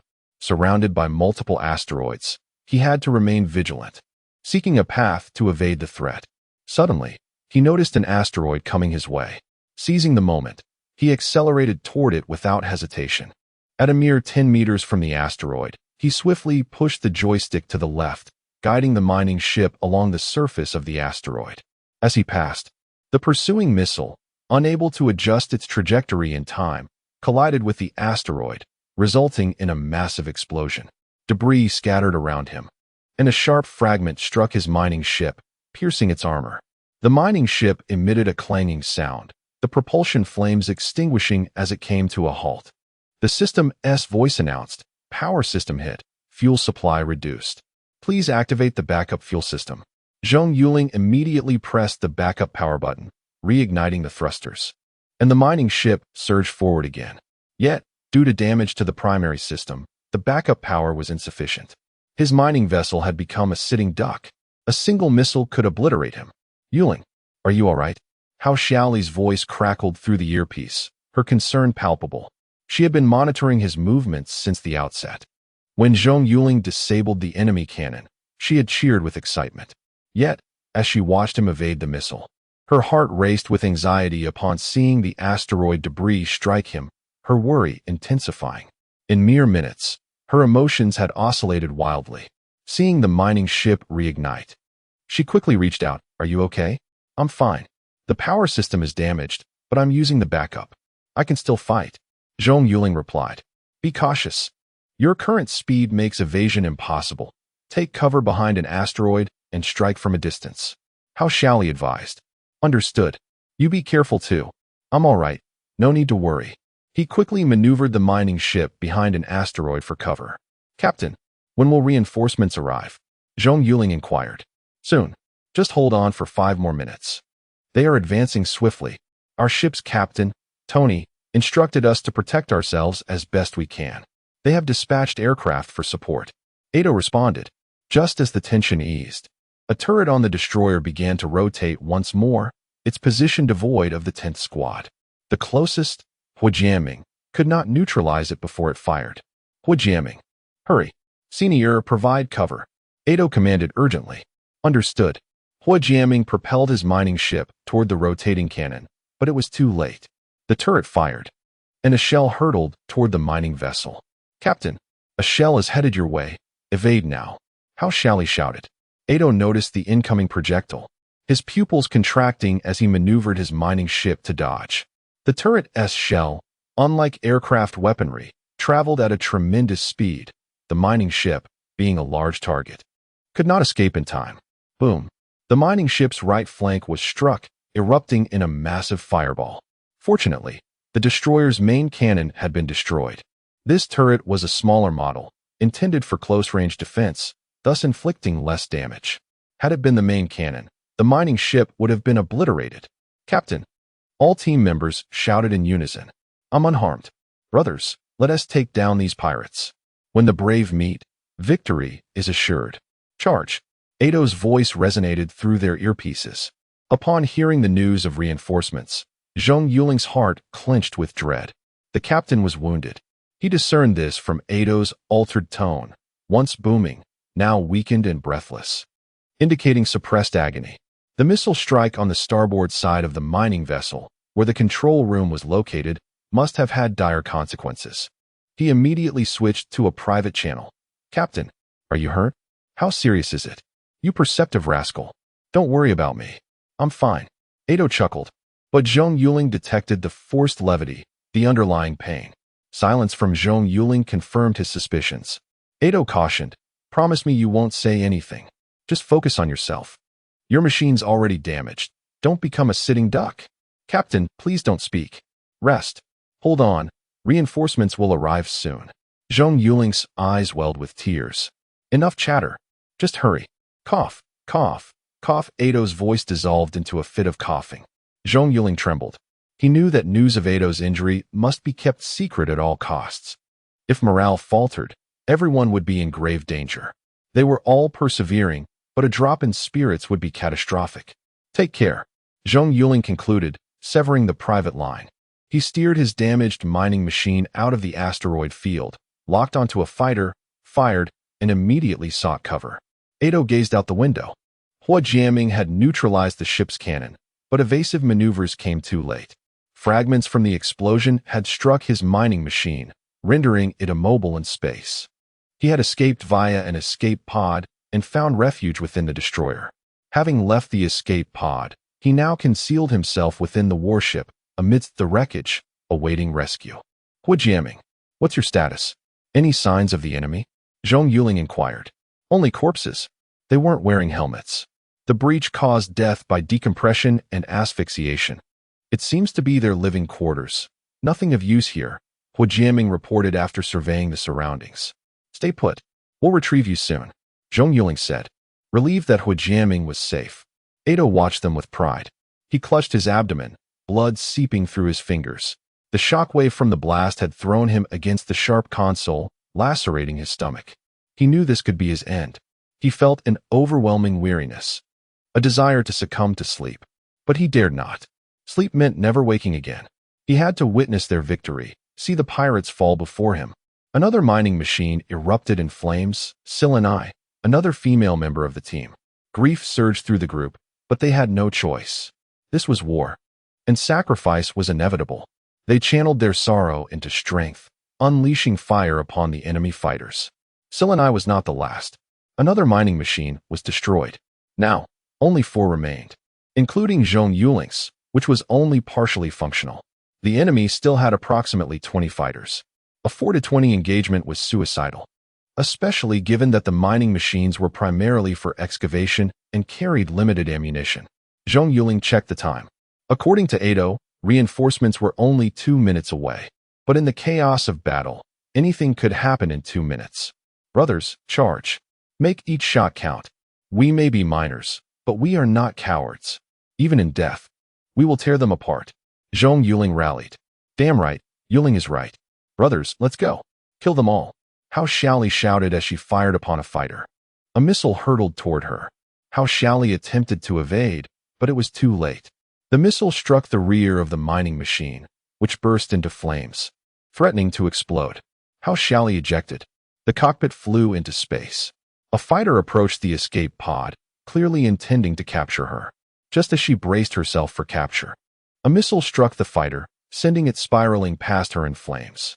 "Sisterly, remember to treat us." Zhong Yuling's voice crackled in her headset. "Absolutely. I might even offer myself in gratitude." Hao Xiaoli joked. "No, please. I'm not into muscular women. I prefer women who are petite, gentle, and easily won over." "Whatever." Hao Xiaoli scoffed, maneuvering the escape pod toward a nearby asteroid. She was out of the fight and needed to find cover to avoid becoming a burden. Fires raged in space. Zhong Yuling's team was down to himself and Deus. The pirates had roughly 10 fighters left. They were out of ammunition. Their only option was to ram the enemy or face certain death. Yuling, I'm out of ammo, Deus reported. Hide. Be careful. Reinforcements are coming. Zhong Yuling replied just as a call request appeared on his screen. He accepted. A helmeted figure appeared. Hello, I'm with the A-1870 Outpost Reinforcement Unit. We've been unable to reach your captain. Please send us your coordinates. Zhong Yuling's heart sank. Ado must have with tear-filled eyes. He said, All right, I'll send you the coordinates. He shakily transmitted the information. The reinforcements had arrived just in time. Any later, and they would have perished. Take cover. Reinforcements are here, Zhong Yuling told the others. Finally, damn, I'm still alive, Hua Jiaming exclaimed. Be careful. You're inside an enemy warship. You'll be caught in the crossfire. How Xiaoli warned. What do I do? Tell them I'm here. I don't want to die by friendly fire. Hua Jiaming panicked. I already did. Don't worry. Zhong Yuling reassured him, explaining Hua Jiaming's situation. The pirates' fighters exploded one after another. Countless fighters emerged from the distance. The Empire's reinforcements had arrived. Zhong Yuling sighed in relief. They had survived. But he thought of his fallen comrades. The soldier reappeared on the screen. The area is secure. You can come out now. We've dispatched a team to retrieve the soldier on the warship. Honestly, you all did a remarkable job. A small team like yours managed to inflict this much damage. I'm impressed. Zhong Yuling shook his head somberly. But the cost was too high. Indeed, you didn't have to do this, but as soldiers of the Empire, you have earned our respect. The soldier saluted Zhong Yuling through the screen. Zhong Yuling returned the salute. Thank you. Ending the call, Zhong Yuling piloted his mining machine towards the mining vessel. He needed to see Ado. Arriving at the mining vessel, Zhong Yuling saw Ado through the glass. His eyes were open, fixed on the horizon, a smile on his lips. With tearful eyes, Zhong Yuling saluted him. Rest in peace, Captain. Yuling, is the captain? How Xiaoli's voice trailed off. Zhong Yuling remained silent. Sometimes, silence speaks volumes. Escorted by the Imperial fleet, they returned to their outpost. On the outpost transport ship, the 4 survivors carried the bodies of their comrades back to base. Having disembarked from the transport vessel, the 4 were met by a squadron arrayed in perfect formation. As Zhong Yuling and his companions descended, a crisp salute rippled through the ranks, each member raising a hand in unison. The quartet responded in kind, standing at attention and returning the gesture. The transport's cargo bay doors groaned open, revealing the caskets bearing the fallen. Zhong Yuling stepped forward and relieved a soldier of his burden at the first coffin, that of their late captain, Ado. How Xiaoli and the others joined him, and together they bore the weight, each taking a corner. The somber procession of 5 caskets moved slowly past the assembled miners, each soldier raising a hand in a final salute as they passed, their gaze following the casket's mournful journey. At the end of the line stood a group of officers, their insignia denoting high rank, especially the man at the center. He watched Zhong Yuling with a gaze filled with affection and pride. Commander, is that your son? A chip off the old block indeed. An officer remarked to the man. That rascal doesn't know his own limitations, taking on a destroyer with just 9 men. The man muttered, though his concern was evident to all. After Hua Jiaming's frantic report, the commander had rushed here with his staff, nearly launching a full-scale assault on C5 until news of their safety arrived. He had been waiting, unmoving, for his son's triumphant return since the outpost reported their boarding. Zhong Yuling, bearing his corner of the casket, noticed the imposing figure in the distance and felt a pang of emotion. Despite never having met him, a visceral connection stirred within him, bringing tears to his eyes. He fought them back as he approached the man and saluted. Commander, the 50th Squad of the 10th Company of the 5th Battalion reporting for duty. Zhong Yonghua returned the salute, his voice resonant. You have done well. You are heroes of the Empire, and I am proud of you. Zhong Yuling lowered his arm and continued the procession, Zhong Yonghua and his officers stepping aside, saluting as the heroes passed. After cremation, Ado's ashes would be returned to the main star and interred in the hero's cemetery. His deeds etched upon a monument for all to remember. Now, Zhong Yuling stood before Zhong Yonghua, father and son regarding each other. If you wish, I can have you transferred immediately, Zhong Yuling offered. No, I will remain. Not now. The 50th squad is down to 4. I will see it rebuilt. Let me stay? Father, Zhong Yuling replied. Very well. I respect your decision. I have reviewed the reports from the others and learned of your plan to cripple the enemy, and how you assumed command when your captain fell. I am proud of you. Zhong Yuling clapped him on the shoulder with pride. It was not just me. Everyone performed admirably. Without their unity, no plan, however brilliant, could have succeeded. They all deserve credit for this victory, Zhong Yuling demurred. Indeed, to speak such words shows maturity. I must return now. Take care of yourself, and do not worry your mother and me again. You were fortunate this time, but do not tempt fate again, Zhong Yuling cautioned. Zhong Yuling shook his head. If there is even a 30% chance, I would do it again. I am a soldier of the Empire. And I am your son. Huh. Well said. Truly, you are my son. Farewell. Zhong Yuling laughed heartily as he strode toward the distant warship. Zhong Yuling saluted his departing father, watching until the warship vanished into the star-filled sky. He turned toward the base, the mining ship undergoing repairs after the battle. Hao Jiaming had granted them leave until the squad was replenished. As he walked toward the temporary barracks, he was taken aback by a sight ahead, a woman. Arm in arm with a man, walking with an easy familiarity. They seemed oblivious to the stares of those around them, lost in their conversation. Yuling, over here, the woman called, spotting Zhong Yuling. Zhong Yuling approached and saluted the man. Director. It was Hao Jiaming, the director of their mining bureau. And the woman was none other than the formidable Hao Xiaoli. Ah, Yuling. Xiaoli tells me you saved her life. Thank you, Hao Jiaming said with a smile. Director. Xiaoli is my comrade, Zhong Yuling replied. Well said. I must return now. Rest well. I will have your squad filled out in a few days. I will consider what you asked and give you my answer soon. He nodded to them with a smile and departed. Xiaoli, are you and the director? Zhong Yuling asked, watching Hao Jiaming's retreating figure. You idiot, don't go jumping to conclusions. We share the same surname, don't we? What do you think our relationship is? Hao Xiaoli retorted, rolling her eyes. Ah, I understand. The director is your father? You certainly kept that quiet. Zhong Yuling exclaimed, slapping his forehead. Look who's talking. I didn't know you were the commander's son until my father told me. Talk about keeping secrets. Hao Xiaoli was taken aback when she heard Zhong Yuling's background. You never asked. Well, never mind. Let's go get some supplies and invite Hua Jiaming and Deus over. We'll drink until we drop tonight.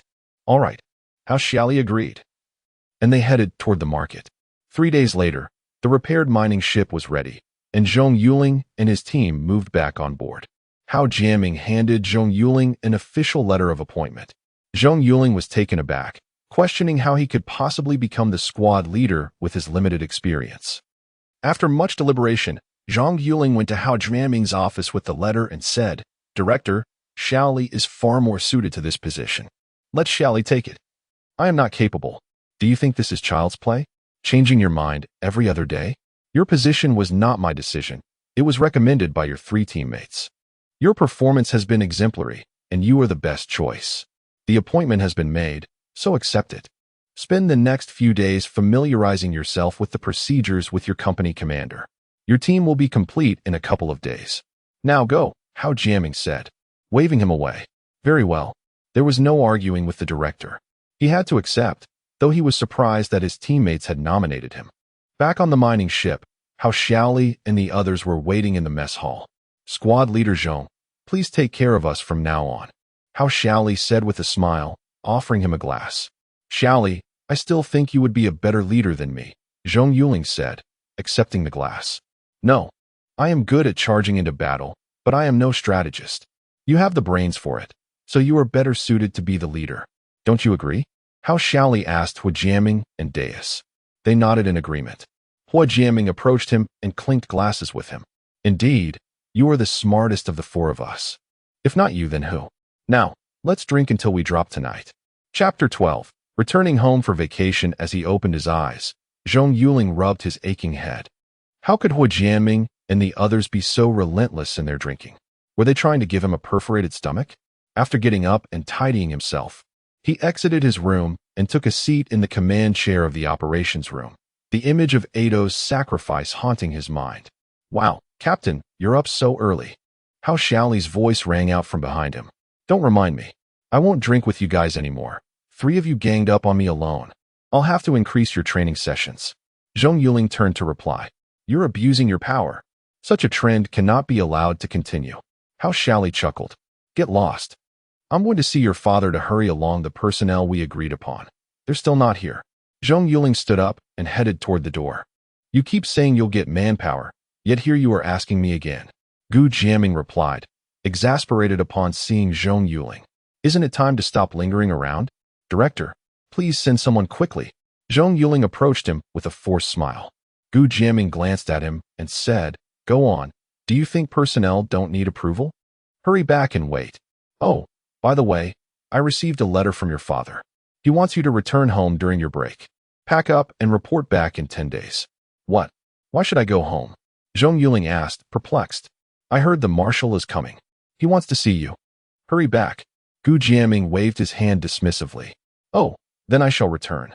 Director, remember to send me those personnel soon. Zhong Yuling nodded as he turned to leave. Get lost. As Zhong Yuling exited Gu Jiaming's office, he encountered squad leader Lan Zhonglong. Captain. Zhong Yuling saluted. Oh, Yuling, you're just in time. Come with me to collect the new recruits. Don't say I didn't give you preferential treatment. You can choose first. Lan Zhonglong clapped him on the shoulder. Lan Zhonglong was the officer who had brought Zhong Yuling to the mining bureau, and after several interactions, they had grown familiar. Really, Captain, I adore you. Hurry up. You're far easier to deal with than the director. Zhong Yuling exclaimed, excitedly embracing his shoulder. What's the use of going to the director? You need a higher rank for that. Why don't you value me, your captain? Lan Zhonglong shot him a sidelong glance. Jealous, are we? Fine. I'll drink a few cups for you later. Zhong Yuling laughed, wrapping his arm around him as they walked forward. I say, Captain, are you playing with me? Zhong Yuling looked at the personnel ahead with a mournful expression directed at Lan Zhonglong. There's no choice. We're short on personnel this time. Most are recruited from civilian sources, and the best candidates have already been selected by the previous squads. Since we are the 10th team, we can only choose last. It's better than nothing. Now, hurry and select 6. Lan Zhonglong shrugged. Seriously? It can be like this? Zhong Yuling gazed at their resumes in disbelief. The more he looked, the more despondent he became. Not a single one was from an active military unit. All were civilian recruits, and one of the candidates was already 40 years old. Was this recruitment or a search for grandfathers? He selected a few who seemed somewhat acceptable and pulled out their information. These 6 will do. Lan Zhonglong glanced over and nodded. All right. Li Zhongbin, Lu Dao, Su Yibin, Zheng Rusin, Li Daniu, and Xiao Miling stepped forward. The selected individuals stepped out of the line, and Lan Zhonglong nodded. Follow your squad leader. You are quite fortunate to be chosen by the heroic captain. Work hard. Ah, is he really Captain Zhong Yuling? Xiao Miling, the only female among them, exclaimed with sparkling eyes. You know me? Zhong Yuling pointed to himself in confusion. Who doesn't he know the heroic Captain Zhong Yuling? Your squad's deeds are known throughout the empire. I decided to become a miner because of your exploits. Captain, I'm your fangirl, Xiao Miling said, naturally wrapping her arm around his.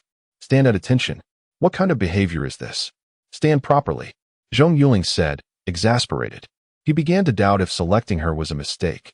If it weren't for her profile stating that she was a top-tier programming student from the Imperial Academy, he would have immediately changed his mind. Oh, Xiao Miling pouted and straightened up, but her posture was so awkward that it made Zhong Yuling facepalm. All right, you 6. Grab your belongings and follow me.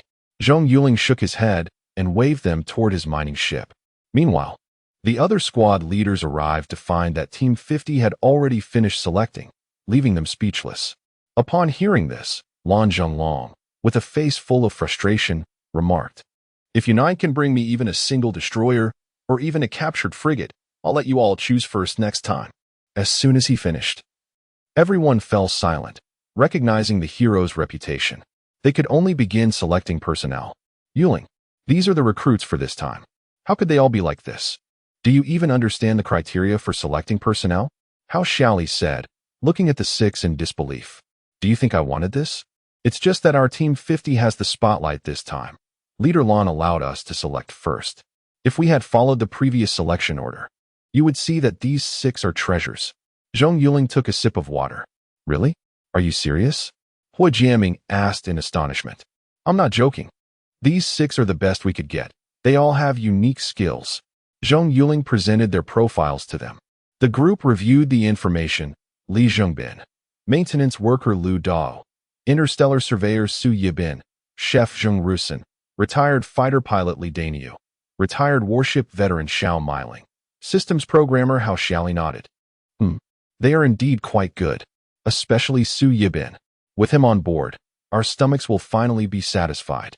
Su Yibin beamed upon receiving approval. Captain, don't worry. I'll take care of the meals. I promise to vary the menu daily. Get lost. No training for you.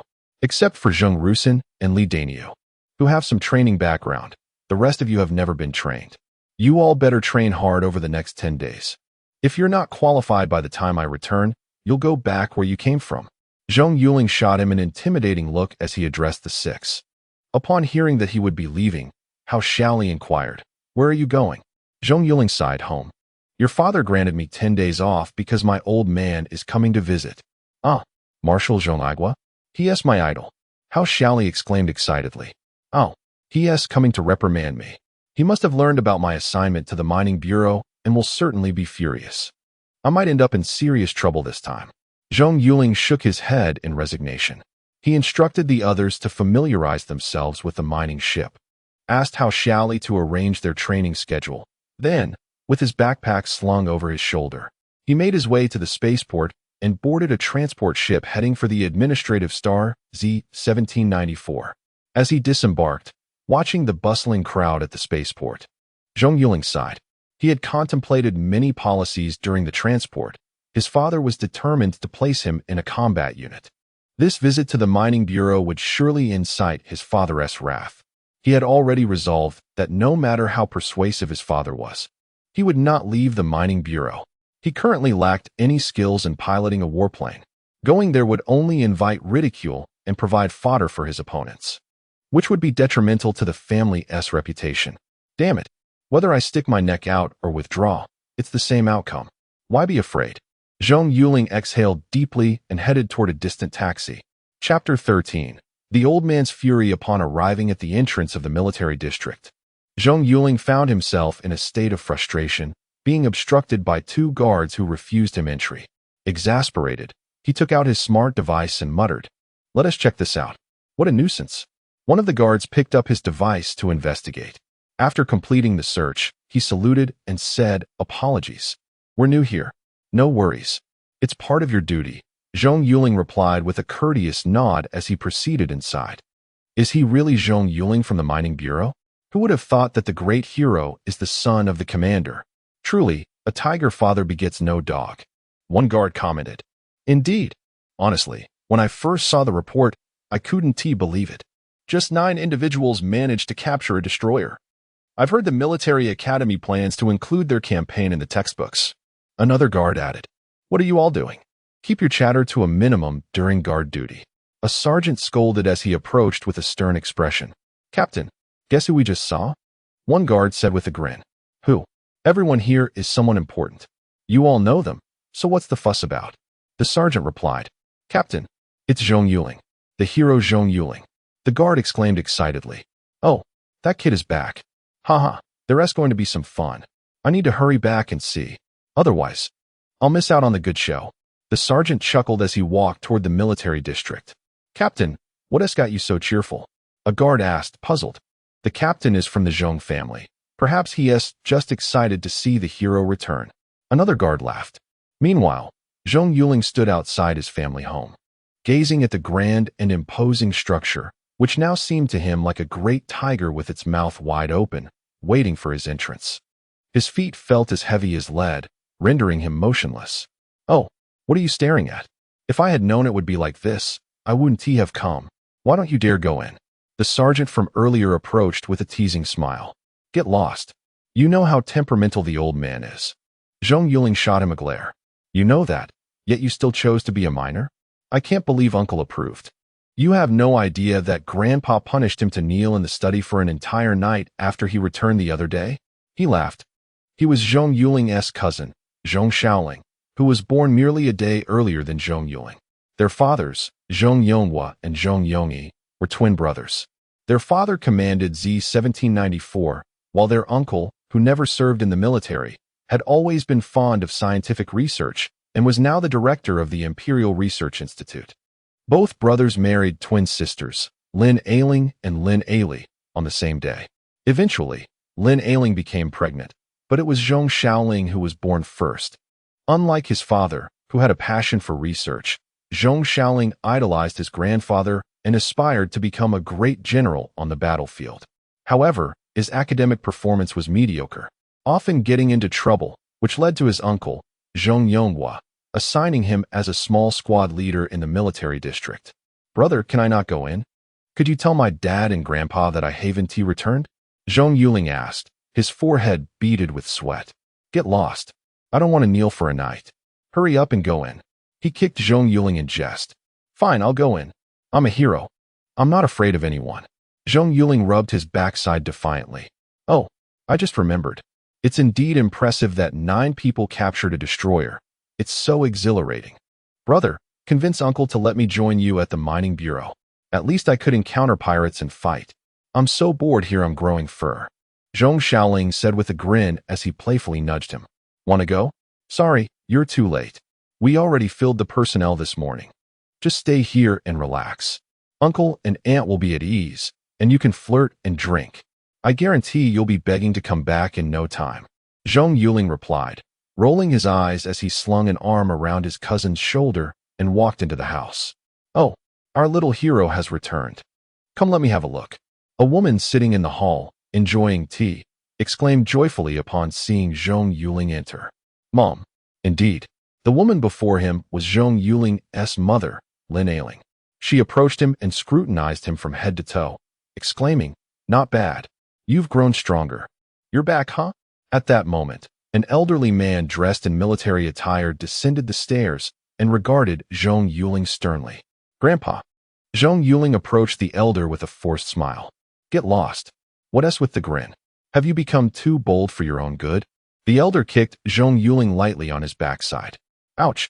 After taking a seat in a grand armchair, the elder looked at Zhong Yuling and demanded, "Speak. Why did you go to the mining bureau? Was it your parents' intent to raise you just to be a miner? Are you trying to drive me to my grave?" "Oh, Grandpa, calm down. Who says being a miner is bad? Look, your grandson has accomplished something. I haven't brought shame to your name, have I?" Zhong Yuling replied cheerfully while rubbing his backside. "Get lost. This time you've indeed brought honor to the Zhong family. You little rascal are undeniably one of us." The elder nodded, a hint of pride appearing on his face. "See, Grandpa, so calm down." Upon noticing the elder's softened demeanor, Zhong Yuling seized the opportunity to flatter him further, chuckling. "Get lost. Enough of this. Immediately apply to return to the combat unit." "A member of the Zhong family going to mine? You may not care, but I do." The elder glared at him. "Returning to the combat unit is a must." "But Grandpa, give me some time. You see, our squad was just filled this morning, and as the squad leader, I can't just abandon my post, can I? I promise I'll join the combat unit soon," Zhong Yuling said as he poured a cup of tea for the elder. "Can't the mining bureau function without you? It's just a squad leader. There are plenty of qualified individuals. Get back to the combat unit right now. I've already spoken to your father. You're going to your cousin's reconnaissance unit to train." The elder waved his hand decisively. "Oh, Grandpa, don't be like this. Let me stay a while longer. I promise that as soon as they're on track, I'll report to my cousin, okay?" He pleaded with a smile. "Fine, I'll give you a month. If you haven't reported back in a month, I'll personally come to fetch you." The elder huffed and made his way upstairs. Zhong Yuling let out a sigh of relief. A month was manageable, but he knew the elder meant what he said. He had to train diligently during this time, as his cousin's reconnaissance unit required at least some knowledge of piloting aircraft. Zhong Xiaoling scoffed. "Boring. I thought you'd get beaten up." "Not at all." Zhong Yuling shot him a glare. Just then, their mother approached and said, "Yuling, I've arranged a date for you. Hurry and go, don't keep her waiting. Here's the address. Xiaoling, you have a task. Take your brother on this date." "Yes, aunt. I guarantee I'll complete the mission." Zhong Xiaoling saluted playfully. "What, Mom? Did you even ask me? I just got back. Can I have a moment to rest? Zhong Yuling exclaimed in disbelief. A date? Goodness, I'm still young. ISNT dating a form of rest. Hurry up, or else just try refusing. Their mother placed her hands on her hips and pinched his ear. Ouch, enough. I'll go. Zhong Yuling quickly begged for mercy. Chapter 14. The encounter. Seated in a CAF, Zhong Yuling gazed in silence at the girl opposite him. She was flamboyantly dressed, clearly the type accustomed to the nightlife of hotels and clubs. To his surprise, she had already smoked 2 cigarettes since he sat down without exchanging more than a few words. All right, I'm just going through the motions. If it weren't for my mother, I wouldn't even be here. Farewell, handsome hero. We are simply not a match, she said with a smile as she extinguished her cigarette. Indeed. Take care. I, too, am merely going through the motions. Zhong Yuling nodded, stood up, paid the bill, and left. I truly cannot fathom how Aunt could arrange a blind date for you with AI Xiaowan. That girl is notorious for her social prowess, Zhong Xiaoling remarked, rising from another table to join Zhong Yuling. I've heard she's the daughter of a certain war zone commander. Who knows? In any case, I'm not interested. There's no grassland on my head. Zhong Yuling scoffed. It's still early.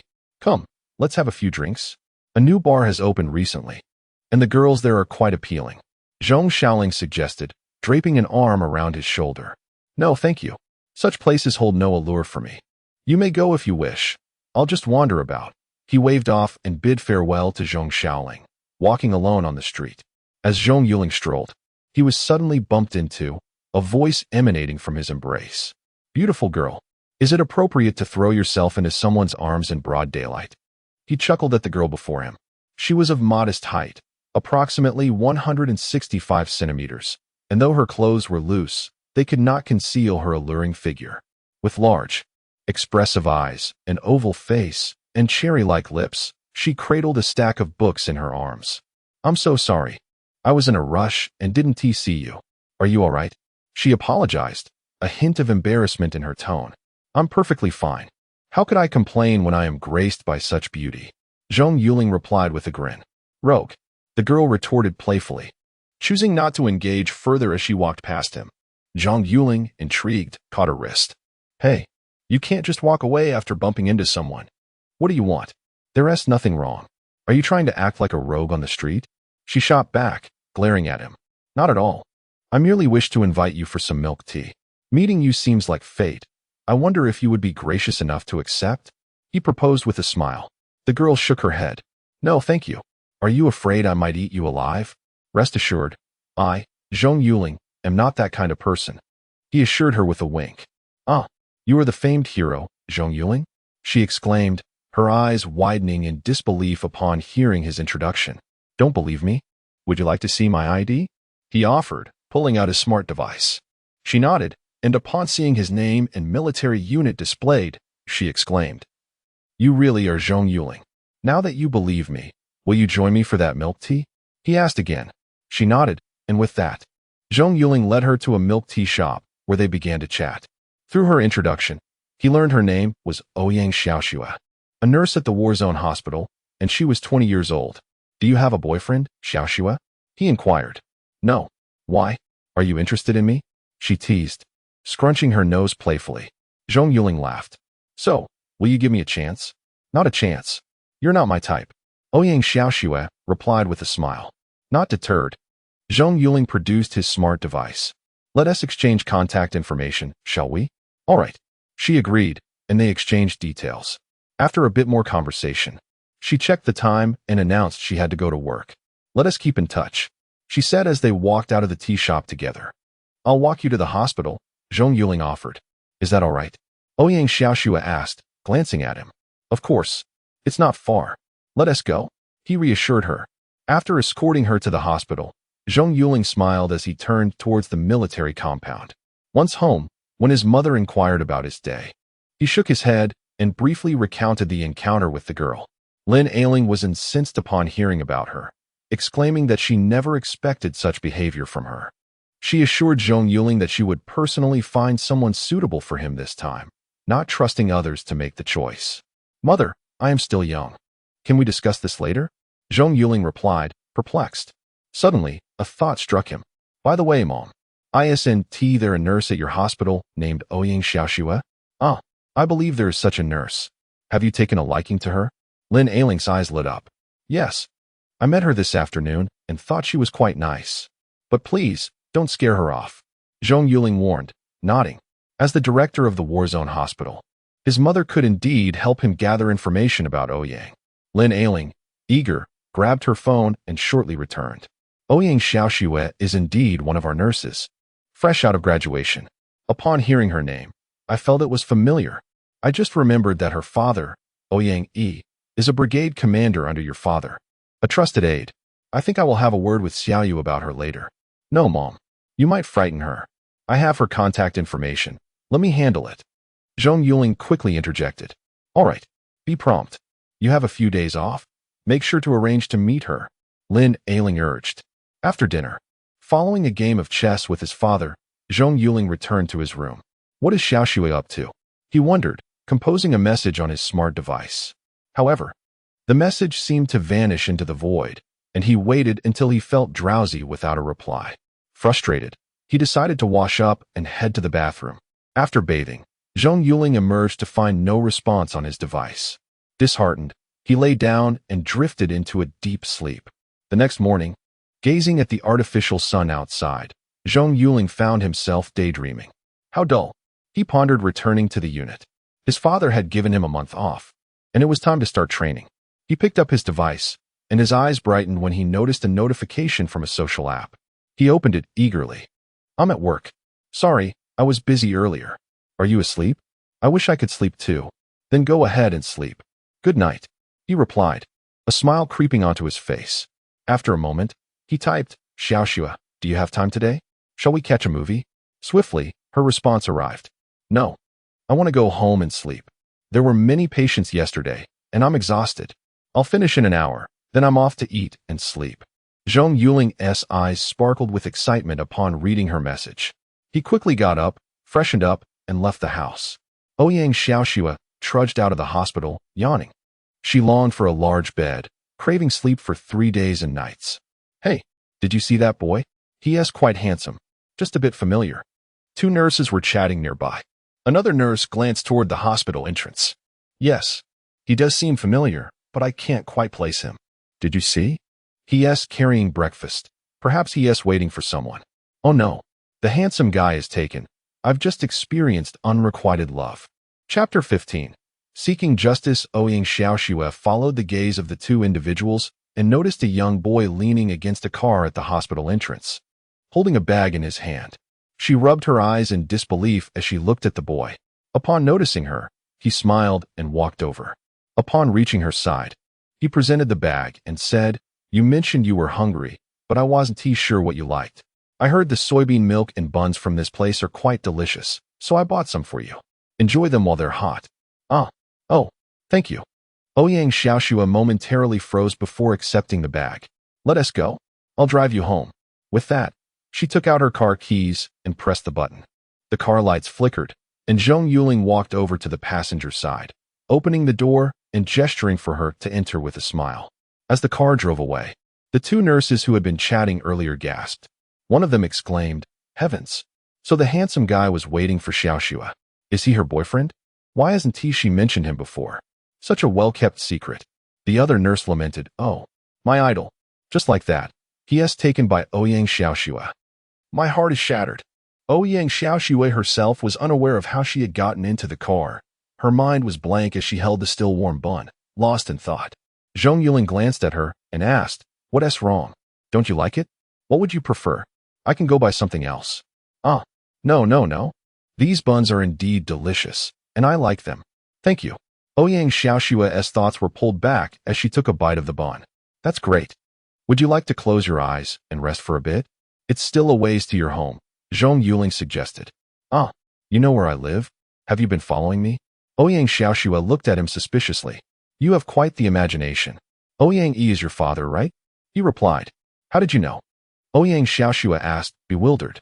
You're headed back to the military compound, aren't you? You'll find out when we get there, Zhong Yuling said with a smile. As the car approached the military compound, Ouyang Xiaoxue stopped him, saying, This is fine. You can't go in. Thank you for breakfast and for bringing me back. Let us make a bet. I'll drive in, and if no one stops me, will you believe me? Zhong Yuling grinned mysteriously. Don't be foolish. This is the military compound, not your backyard. If the guards stop you, it'll be a problem. Ouyang Xiaoxue shook her head. Don't worry. They won't stop me. He pressed the accelerator and drove toward the entrance. Upon arriving at the gate, Ouyang Xiaoxue was astonished to see two sentinels not only let them pass, but also salute the vehicle. What is going on? She asked Zhong Yuling. What is going on? Why would they stop me when I'm going home? Though I haven't driven my car often, the military compound has records of it. Zhong Yuling chuckled. Wait. Zhong Yuling, Zhong. Are you Zhong Uncle's son? Ouyang Xiaoxue exclaimed in surprise, covering her mouth. Clever. Yes, I am the son of Zhong Yonghua. I rarely stayed here when I was younger, as my grandfather took me to live on the main star. So it's natural you haven't seen me. Moreover, my father seldom mentions my name to outsiders, so most people don't know I'm his son. It's likely a way for him to protect me. Zhong Yuling nodded with a smile. No wonder. Ouyang Xiaoxue nodded in understanding. The car stopped in front of a house. Ouyang Xiaoxue opened the door and stepped out. Thank you, Yuling, she said, waving at him from the car window. It's nothing. Go home, wash up, and take a good nap. I'll be in touch. Zhong Yuling waved back and drove off toward his home. Ouyang Xiaoxue watched him leave, smiling as she entered her house. However, as she opened the door, she discovered a woman standing behind it, smiling at her. Mom, what are you doing? You scared me. Ouyang Xiaoxue exclaimed. Oh my daughter has grown up. Which young master is this? To be able to enter here shows he is no ordinary person. Her mother said with a laugh. What young master? I don't know what you're talking about. I'm so tired after working all night. I need to sleep. Ouyang Xiaoxue blushed and quickly changed the subject, heading toward the second floor without looking back. Why are you so shy? Just tell me who he is. What is his name, and what do his parents do? Her mother followed her, relentlessly asking. I give up. Fine, I'll tell you, it's Zhong Uncle's son. Happy now? I'm really tired and need to sleep. Ouyang Xiaoxue finally admitted, shutting the door behind her. Zhong Yonghui's son? I need to tell your father about this. Upon hearing Zhong Yonghui's name, her mother's eyes brightened, and she immediately picked up the phone. Why are you calling so early? A male voice came from the other end. Good news.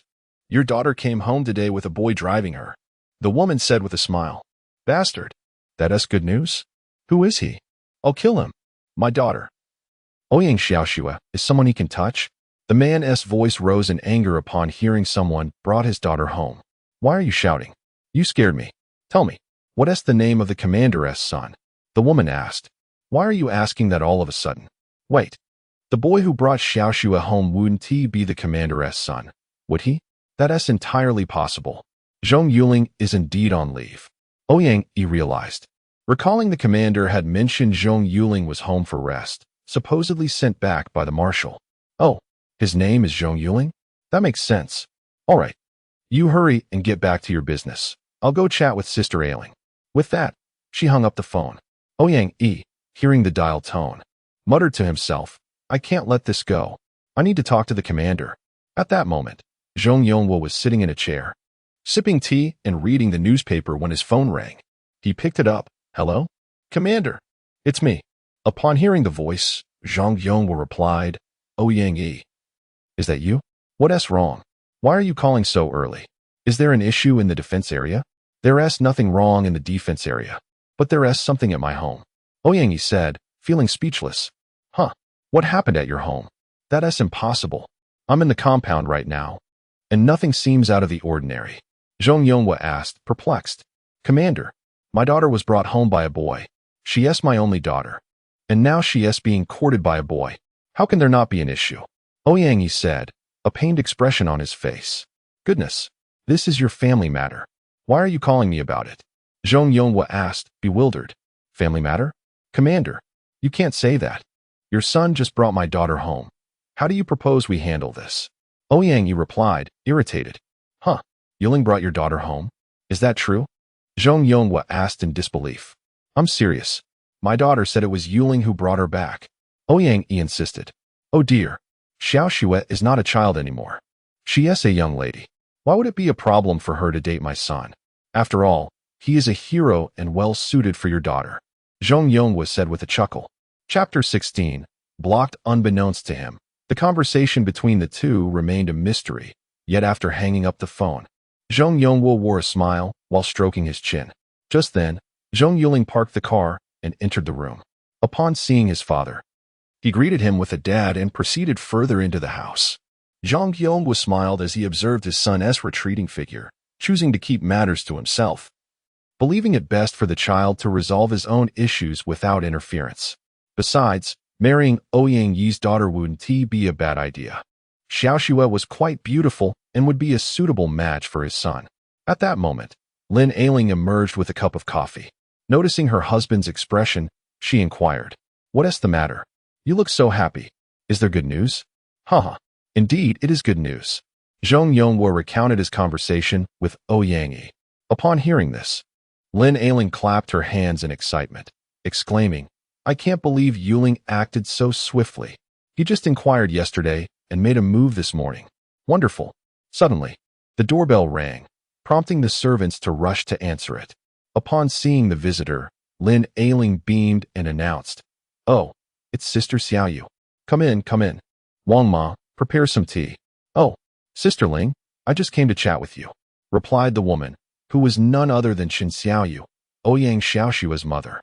"We must make an effort to see each other more often. Come, let us head to the living room," Lin Ailing said with a smile, leading her guest onward. Zhong Yuling shook his head, reflecting on the nature of women. Meanwhile, Zhong Yuling returned to his room and opened his smart device, intending to contact Hao Xiaoli to inquire about the training status of the team.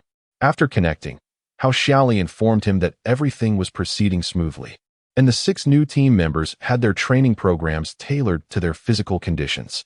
Nodding, Zhong Yuling responded, "All right, I will return in a couple of days."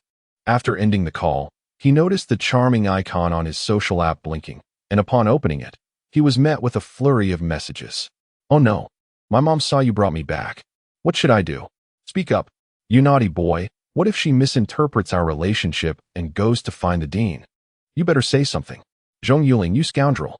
Are you trying to drive me mad? If you don't reply soon, I'll ignore you forever." After reading the messages, Zhong Yuling quickly composed a reply, "My apologies. I was just assigning training tasks to the team. I'm sorry." However, the exclamation mark at the end of the message left him flustered. "No way. Sister, you blocked me just like that. I must get her to remove me from the blacklist." He hurried downstairs and found his mother chatting happily with a woman. Lin Ailing waved excitedly as she saw her son. "Mom, although I'm anxious to find Ouyang, I can't just leave without greeting our guest. Allow me to introduce you. This is Aunt Qin Xiaoyu, Ouyang Xiaoshua's mother. Yueying, this is my son, Zhong Yuling." His mother joyfully introduced. "Hello, Aunt Yu," Zhong Yuling said, feeling somewhat frustrated by how quickly the adults acted. If only he knew that Ouyang Yi had reached out even earlier, he might have been speechless in disbelief. "Oh, so this is Yuling. A fine young man indeed. Yuling, my daughter Xiaoxue often speaks of you, saying you are her idol," Qin Xiaoyu remarked, appraising Zhong Yuling with a smile. "Wow, Aunt, your approach is unparalleled. I've only met your daughter a couple of times, yet she speaks of me so often. If she truly thought so highly of me, would she have blocked me?" he thought, though maintaining a polite smile as he replied, "Aunt, you flatter me. I still have much to learn. Look at that Ling. Yuling is quite sensible. Yuling, you should spend more time with my Xiaoxue. We live nearby, so do visit us often." Qin Xiaoyu continued, increasingly fond of Zhong Yuling, appreciating both his politeness and good looks, feeling relieved that her daughter had made a good acquaintance. "How about this? Yuling will be heading back to the military soon. Tonight, I'll prepare a meal for us to gather," Lin Ailing suggested with a smile. "Oh, that would be too kind. Why don't we come to my place instead? I'll have my staff prepare something," Qin Xiaoyu replied cheerfully. "No trouble at all. Just bring Xiaoxue along for dinner. She worked the night shift yesterday and has the day off today," Lin Ailing insisted, taking her hand. Zhong Yuling internally cheered for his mother's prowess. Just as he contemplated how to see Ouyang Xiaoxue, his mother had come through with a perfect assist. "All right then, Xiaoxue and I will come over tonight," Qin Xiaoyu agreed, sensing Lin Ailing's supportive tone towards the budding relationship. Yuling, go out for a stroll. Perhaps visit the mall. Remember to come back for dinner. Lin Ailing instructed. Understanding her intention, he nodded, greeting Chen Xiaoyu before heading to the garage and driving toward the mall. In another room, a girl dressed in pajamas, clutching a teddy bear larger than herself, pouted in frustration. Damn Yuling. You awful scoundrel. Not replying to my messages. Humph. At that moment, a servant knocked on her door, miss. What is it, Lin Ma? Ouyang Xiaoxua asked, confused as she opened the door. Didn't you say to inform you if madam left? I just saw her happily leaving, and I followed her. She went to the commander's house. Lin Ma explained anxiously. Oh no. This is bad. She really went there. What should I do? Ouyang Xiaoxua panicked upon hearing her mother had gone to Zhong Yuling's home. Why is she in such a rush to visit them? We've only met a couple of times. Does she hope for me to marry him or something? What if I run into Yuling? How embarrassing that would be. That scoundrel made me anxious by not replying. Unsure of what to do, she thought about reaching out to Zhong Yuling. Without hesitation, she pulled out her smart device and removed him from her blacklist. Scoundrel. Did my mom really go to your house? You better not say anything foolish. I haven't agreed to anything with you. If you dare to say something inappropriate, see if I still talk to you. After sending the message, she anxiously stared at the screen, hoping for a swift reply from Zhong Yuling. However, time passed, and his silence persisted. You jerk. Speak up. She fumed. I swear I'll kill you if you don't respond. Big brother, I was wrong to block you. Please. Reply.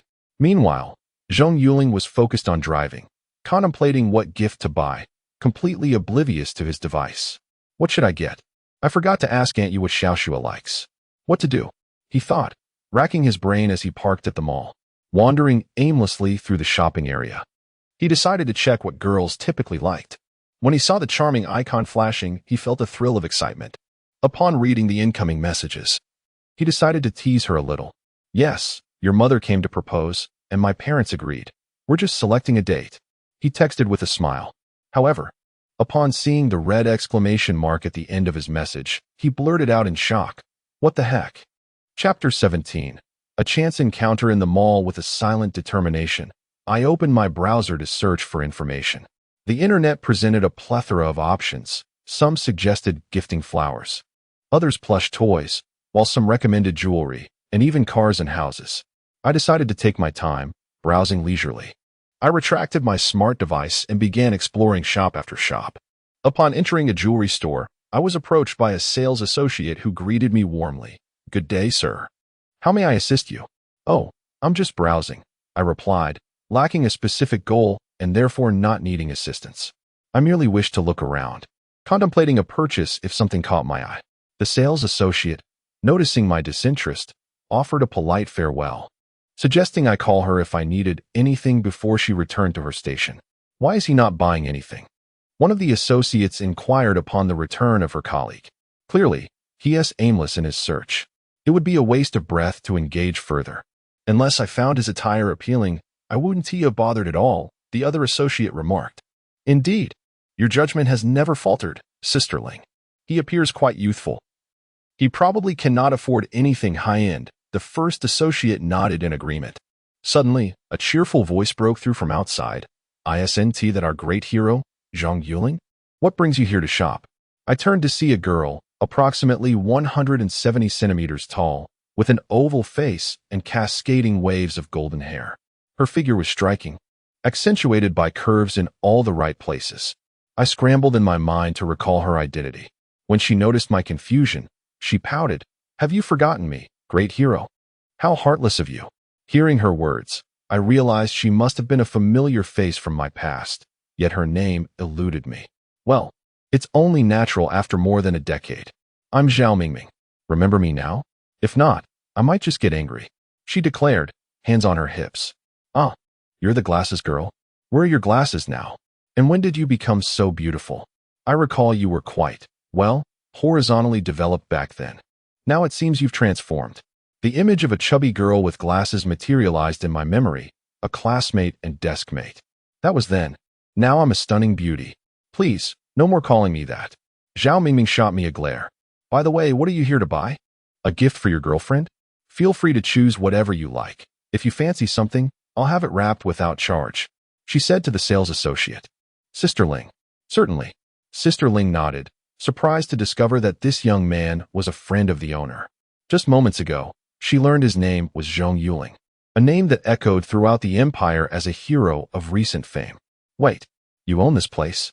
I exclaimed, astonished by Zhao Mingming's revelation. Of course. Did you forget what my family does? After graduation, my father entrusted me with managing the Z1794 jewelry subsidiary. I just happened to drop by the shop today. Otherwise, I would have missed seeing you. How about it, dear hero? Care to join me for lunch? Zhao Mingming smiled. Sure. As you wish, Miss Zhao. I shall treat you. I replied with a grin, recalling that her father, Zhao Debo, was the most renowned jeweler in the Republic, with their Baoxian jewelry brand resonating across the galaxy. It dawned on me that Zhao Mingming was quite affluent, a figure many men aspired to be with. Enough of that. Hurry up and choose. Then we can eat, she urged, rolling her eyes. Ultimately, I selected a necklace that was reasonably priced. I thought it inappropriate to purchase something extravagant for someone I had only recently met. I knew she was not one to be swayed by material wealth, and sometimes, a simple gift is more meaningful. Is this all you're getting? For a girl? You should choose something more impressive, Zhao Mingming remarked, observing my modest selection. It's fine. We've only met a couple of times. An extravagant gift might intimidate her. I replied, waving my hand dismissively. All right, if you insist. Sister Ling, please wrap this up, Zhao Mingming instructed, and just then, her assistant entered the shop, handing her a silver card. After a brief interaction with her smart device, she handed it to me. Here, just bind it. And you won't need to carry the card anymore. A simple scan will suffice, she explained. Thank you, I replied, following her instructions to bind the card. After settling the payment, we exited the store and found a decent restaurant. Zhao Mingming used her smart device to scan the restaurant, and the staff promptly escorted us to a private room. Here's to our reunion. Zhao Mingming raised her glass. As I was driving, I refrained from alcohol, instead filling my glass with a beverage. Let us toast to our glasses girl blossoming into a beauty. She shot me a playful glance before finishing her drink and suggested, let us exchange contact information for future correspondence. After we shared our details, the waiter brought out the food. The dishes were few but exquisite, and I quickly realized that this meal was far from ordinary. It was beyond what an average person could afford. I knew that the cost of this meal could take me an entire year of hard work to cover. Dear rich girl, this is too extravagant. We could have just had something simple. Are you trying to show off? I remarked, eyeing the lavish spread. I enjoy it. Now eat up. After this, we're going to see a movie, she insisted. Wait, there's more planned. Are you sure you want to spend time with me? I asked, surprised. Of course. We rarely get this chance. Can't we watch a movie together? Unless you have a date? She teased, taking a bite of her food. No. I'm free this afternoon, I assured her, shaking my head. Then it's settled, she concluded, chewing her food. By the way, have you got a boyfriend? I inquired, trying to spark some conversation as the meal proceeded in silence. Not at all. I prefer being single. It's so much easier. You know the situation with my family. Most who approach me have ulterior motives, she responded, shaking her head. Chapter 18, Which One to Wear? After their meal, the two arrived at the cinema. Despite Zhao Mingming's attempts to persuade him otherwise, Zhong Yuling resolutely approached the ticket counter and purchased their tickets. They bought cola and popcorn before entering the screening room. They chose a horror film that narrated the story of a male protagonist encountering a ghost at home and meeting a female ghostbuster. Together, they faced the supernatural, ultimately finding solace in each other's company. The visuals were quite impressive and chilling, prompting frequent screams from the audience. From the beginning, Zhao Mingming had clutched Zhong Yuling's arm, and by now, her upper body was pressed against him. Zhong Yuling found himself at a loss for words.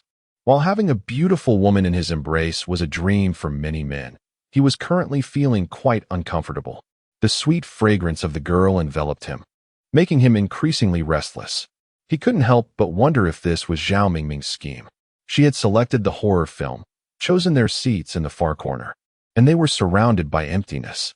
Coupled with the film's terrifying scenes, Zhong Yuling felt a tinge of fear creeping in. Yuling, has the ghost left? The trembling girl in his arms whispered. It has. Zhong Yuling replied helplessly. Sister, you wanted to watch this. Yet you've spent 2/3 of the time with your eyes closed. Are you even watching the movie? Are you just taking advantage of me? Really?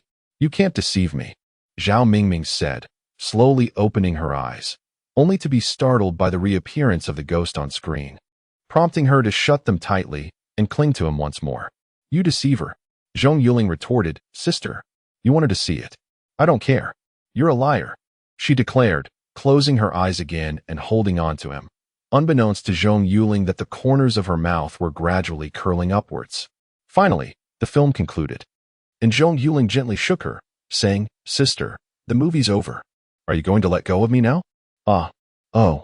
Only upon hearing the film had finished did Zhao Mingming release her grip, though a hint of disappointment flickered across her face.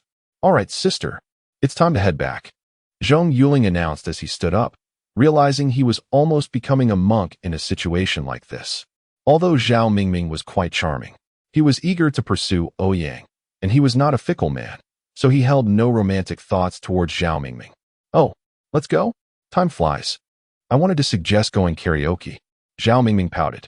Another day? I have plenty of time since I'm on leave, but I truly have something to attend to tonight. Zhong Yuling nodded. Great. How about we go karaoke tomorrow? Zhao Mingming exclaimed excitedly. That's to be discussed. If I have no plans tomorrow, sure. Zhong Yuling nodded as they exited the cinema and made their way to the parking lot. Zhong Yuling opened the car door and asked, Do you drive? If not, would you like me to give you a ride? No. My company is right next to the mall. I walked over earlier. If you're offering, that would be great. Take me home. I want to be returning to the office. Zhao Mingming replied eagerly. Very well. Miss Zhao, please get in. Zhong Yuling chuckled as he opened the door for her. Once she was inside, Zhao Mingming took out her smart device and began snapping selfies. Zhong Yuling paid her no mind and pressed the accelerator, heading towards the address she provided. They arrived at a luxurious villa district, and after a brief exchange with the security guard, Zhao Mingming instructed him to drive in, stopping at one of the villas. Zhao Mingming alighted from the car and leaned against the window, saying, It's still early. Would you like to come in for a bit? Don't worry, I live alone, with just a few servants in the house. No, I need to head back. Perhaps next time. Thank you for today, Miss Zhao. Zhong Yuling smiled and nodded. Oh, fine. Drive safely. Remember, don't ignore my messages. We're going karaoke tomorrow, Zhao Mingming insisted. Yes, ma'am. Zhong Yuling saluted playfully. Show off. All right, I'm leaving now. Zhao Mingming waved goodbye as she stepped away from the car window. After Zhong Yuling nodded and accelerated away from the villa district, Zhao Mingming watched the car disappear from view before turning to go inside. Miss, why are you back so early today? Asked the maid, Lu Ma, who approached her. Oh, nothing much. I just finished early today. Lu Ma, please call me for dinner later. I'm going to rest. Zhao Mingming replied as she ascended the stairs to the 3rd floor. Upon entering her room and shutting the door, she did not bother changing her clothes, but instead sprawled out on her bed, staring at a poster on the wall. A smile slowly crept onto her face. If Zhong Yuling were present, he would undoubtedly be astonished into silence. On the wall opposite the bed hung a large poster of a man in military attire, saluting while gazing at the vast starry sky. This was a promotional photo taken by a military journalist after a battle involving Zhong Yuling's squad. Each of the 4 members had their individual photo, along with a group shot, totaling 5 promotional images. This particular one was Zhong Yuling's personal portrait, complete with his signature. Zhao Mingming gazed at the poster of Zhong Yuling and murmured, When I see you again, I won't let you slip away from me. Even if you have a girlfriend, sister will snatch you away. What can you do about it? Meanwhile, Zhong Yuling was oblivious to Zhao Mingming's fixation on him. He returned home, with 3 hours until dinner.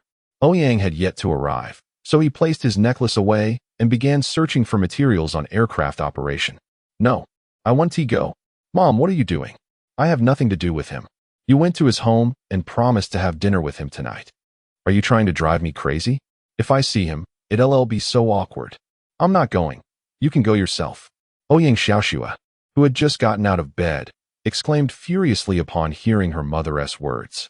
I don't care. If you want to go, I'll drag you along. Ling Jie likes you too. It's just dinner, nothing serious. Now hurry up and change into something nice.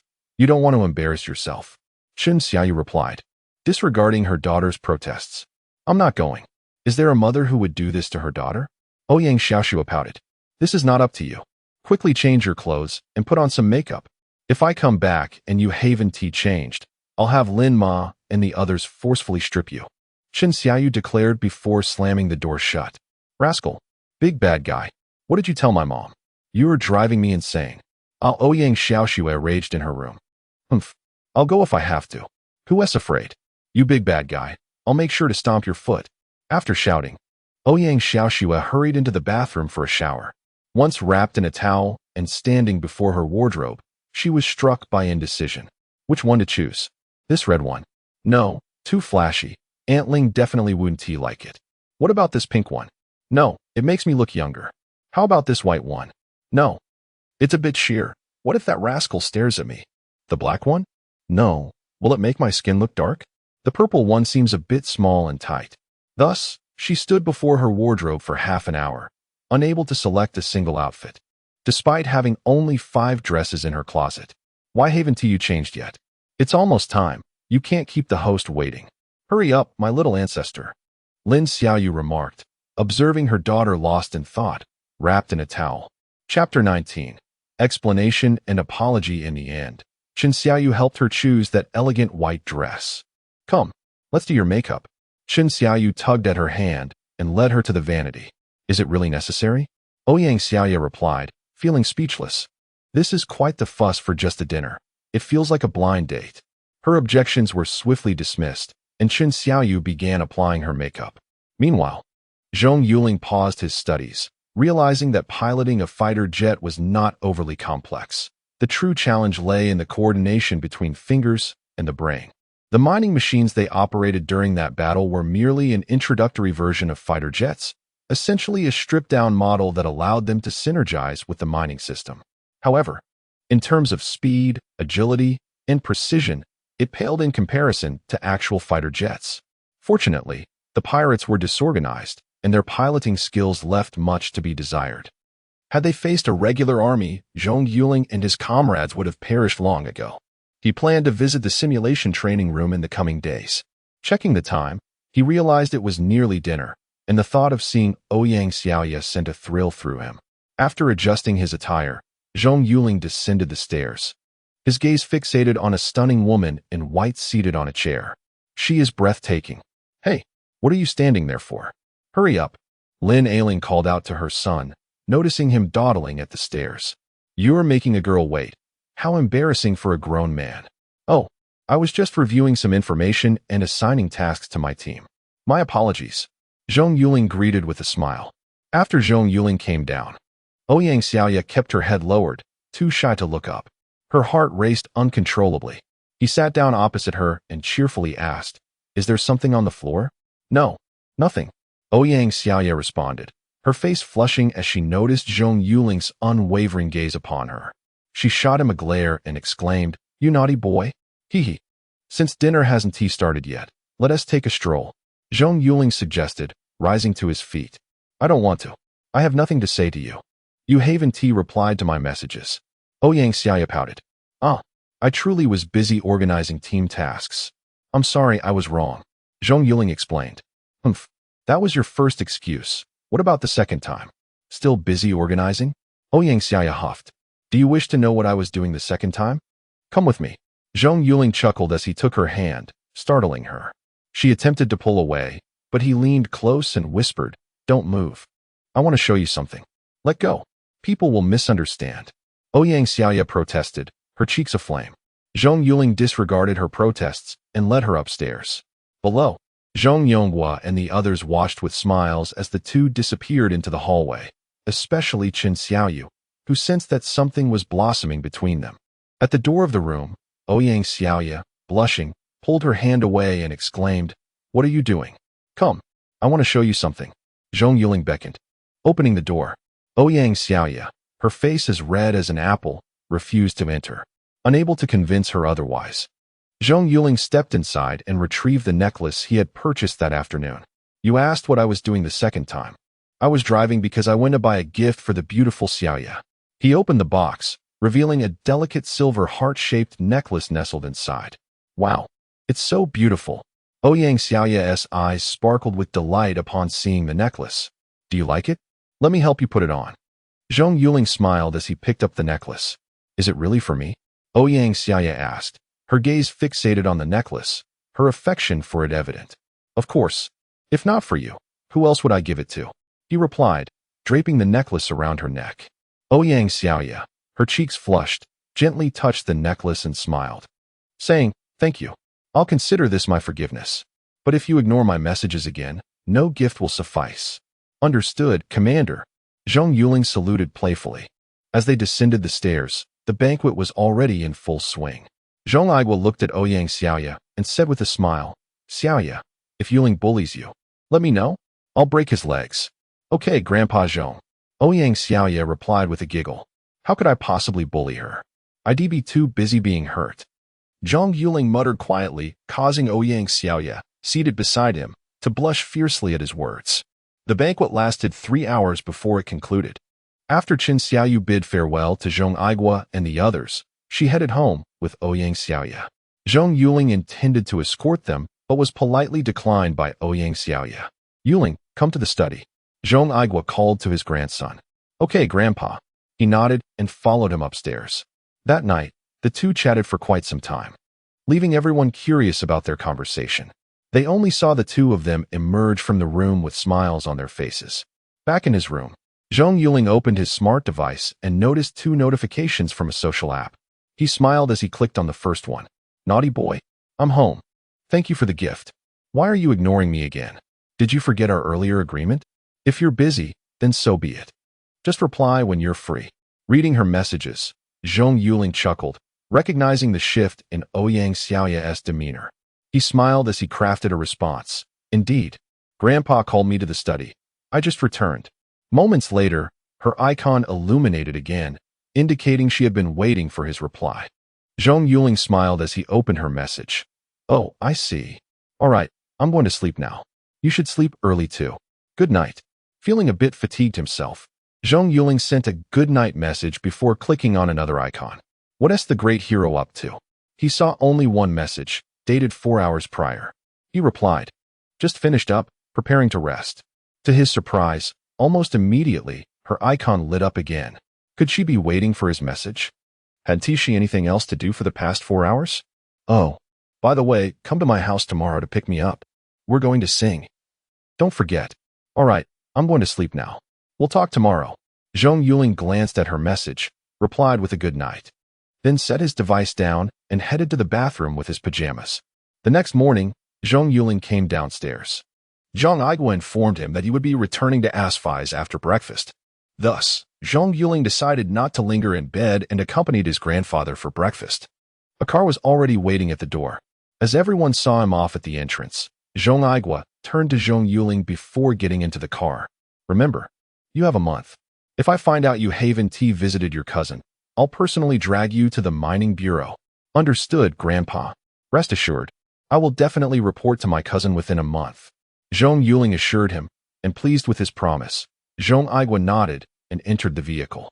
Returning home, Zhong Yuling sent a few messages to Ouyang Xiaoya before resuming his studies on piloting. In the afternoon, a notification chimed from his social app, and upon opening it, he found a message from Ouyang Xiaoya. Naughty boy, drive me to work. Yes, Commander.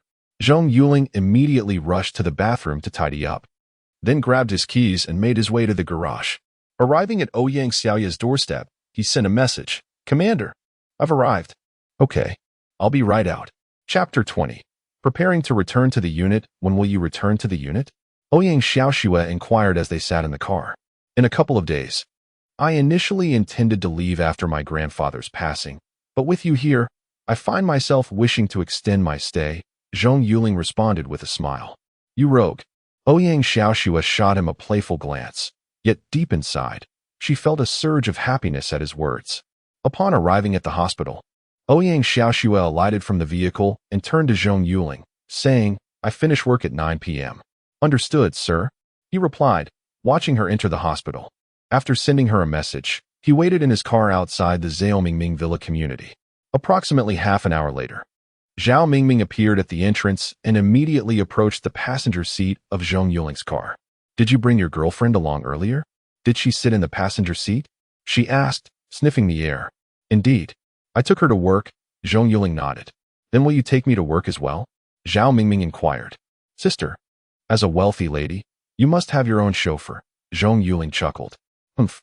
Zhao Mingming retorted, turning her gaze to the window, clearly displeased with his response.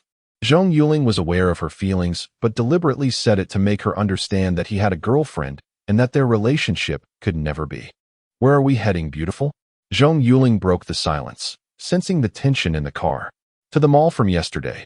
I have reserved a KTV room. Zhao Mingming replied without turning her head. Zhong Yuling touched his nose and remained silent as he drove toward the mall.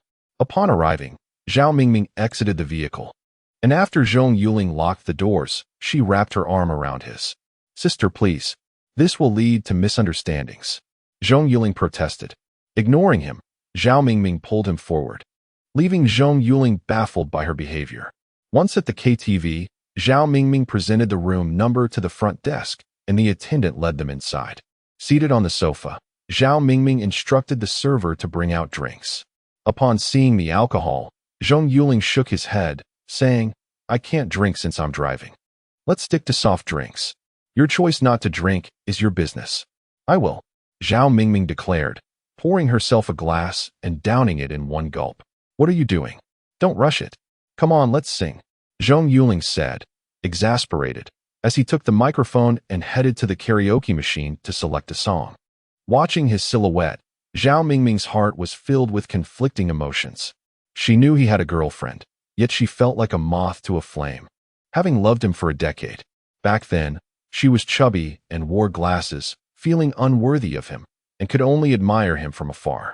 Over the years, she had dedicated herself to fitness and skincare, hoping to someday express the feelings she had buried in her heart for 10 long years. She had seen him on television, now a hero of the empire, and her heart soared with joy, prompting her to download his promotional posters and adorn her room with them.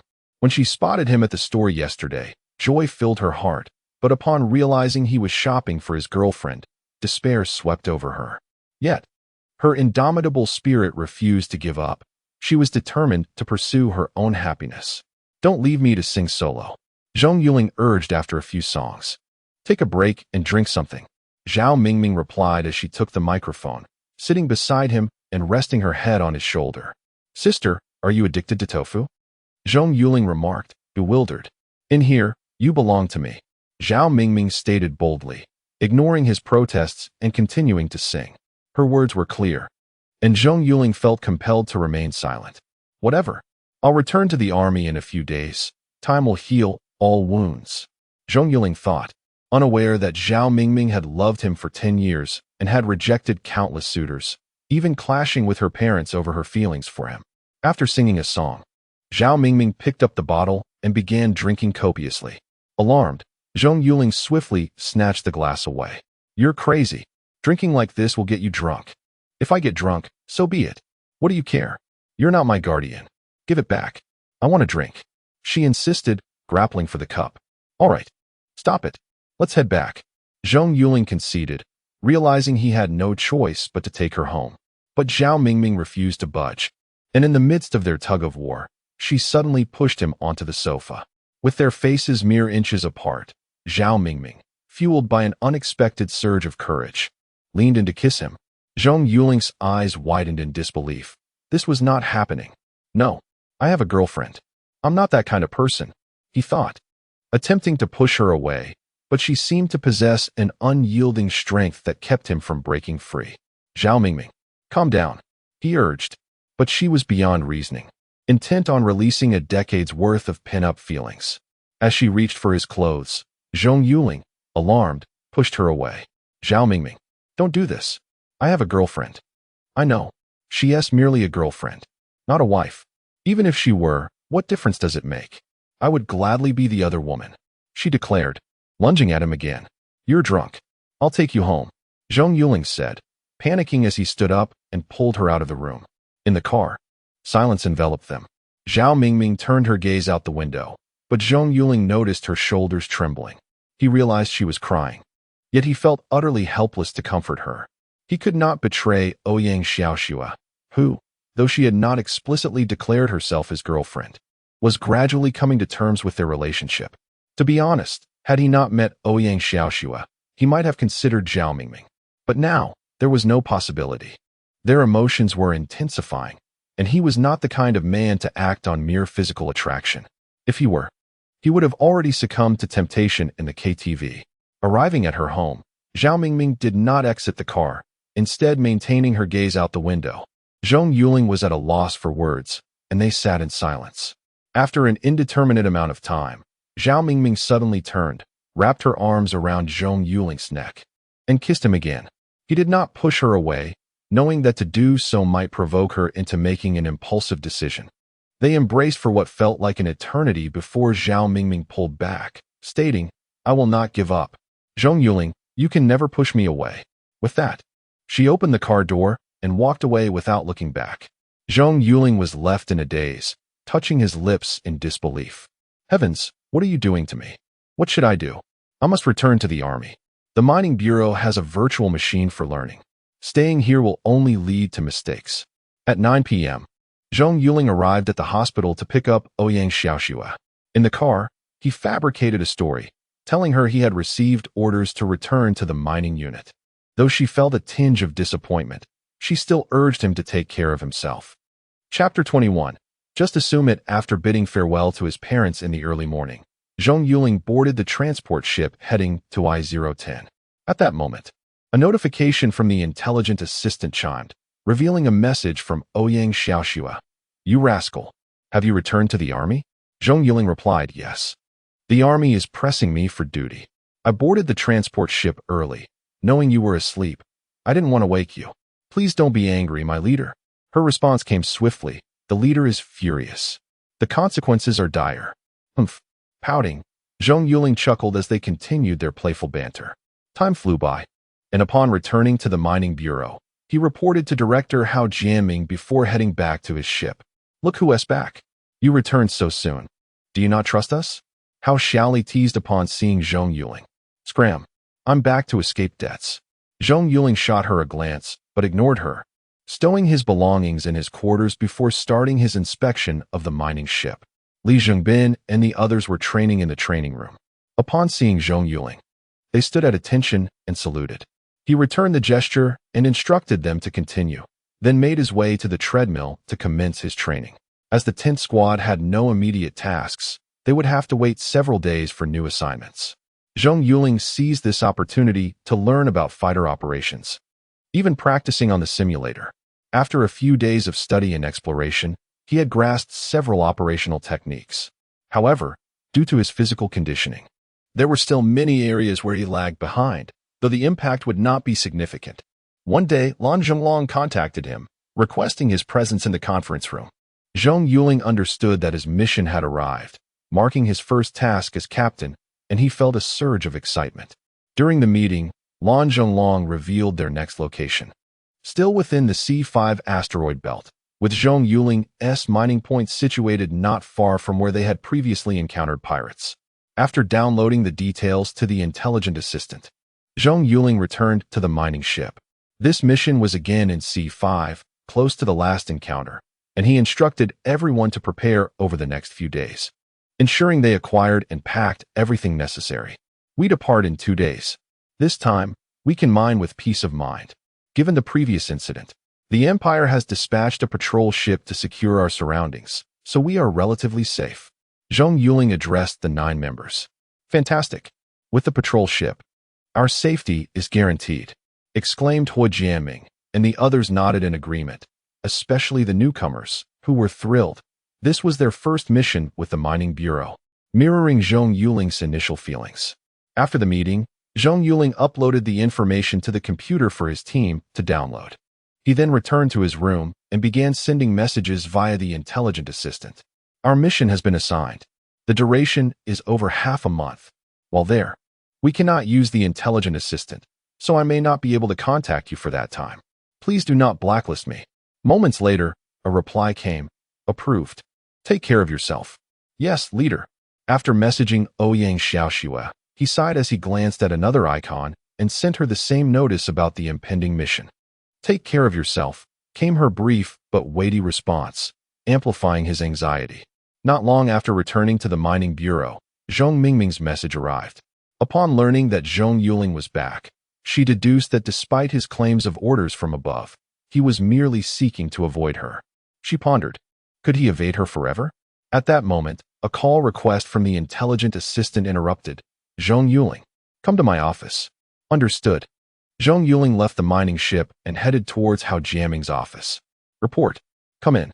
Zhong Yuling entered the office and saluted. "Director, you summoned me? Have a seat." Hao Jiaming gestured for him to sit.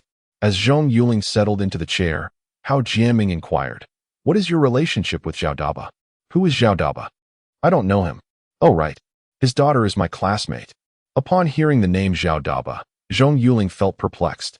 Surely Zhao Mingming wasn't he up to some mischief again? Ah, that explains it. I wondered why Zhao Daba was sending us equipment and resources, stipulating that his sole condition was for me to take good care of you. "So, you've struck up a connection with a wealthy lady?" Hao Jiaming chuckled, patting Zhong Yuling's shoulder. He had been bewildered when he received Zhao Daba's private call that morning. How could this notoriously stingy man so quickly shift to discussing what the mining bureau needed? He must have thought it was a scam if not for the name displayed on the communicator. Their relationship was somewhat familiar. 80% of Zhao Daba's raw materials came from the mining bureau permitted by the empire.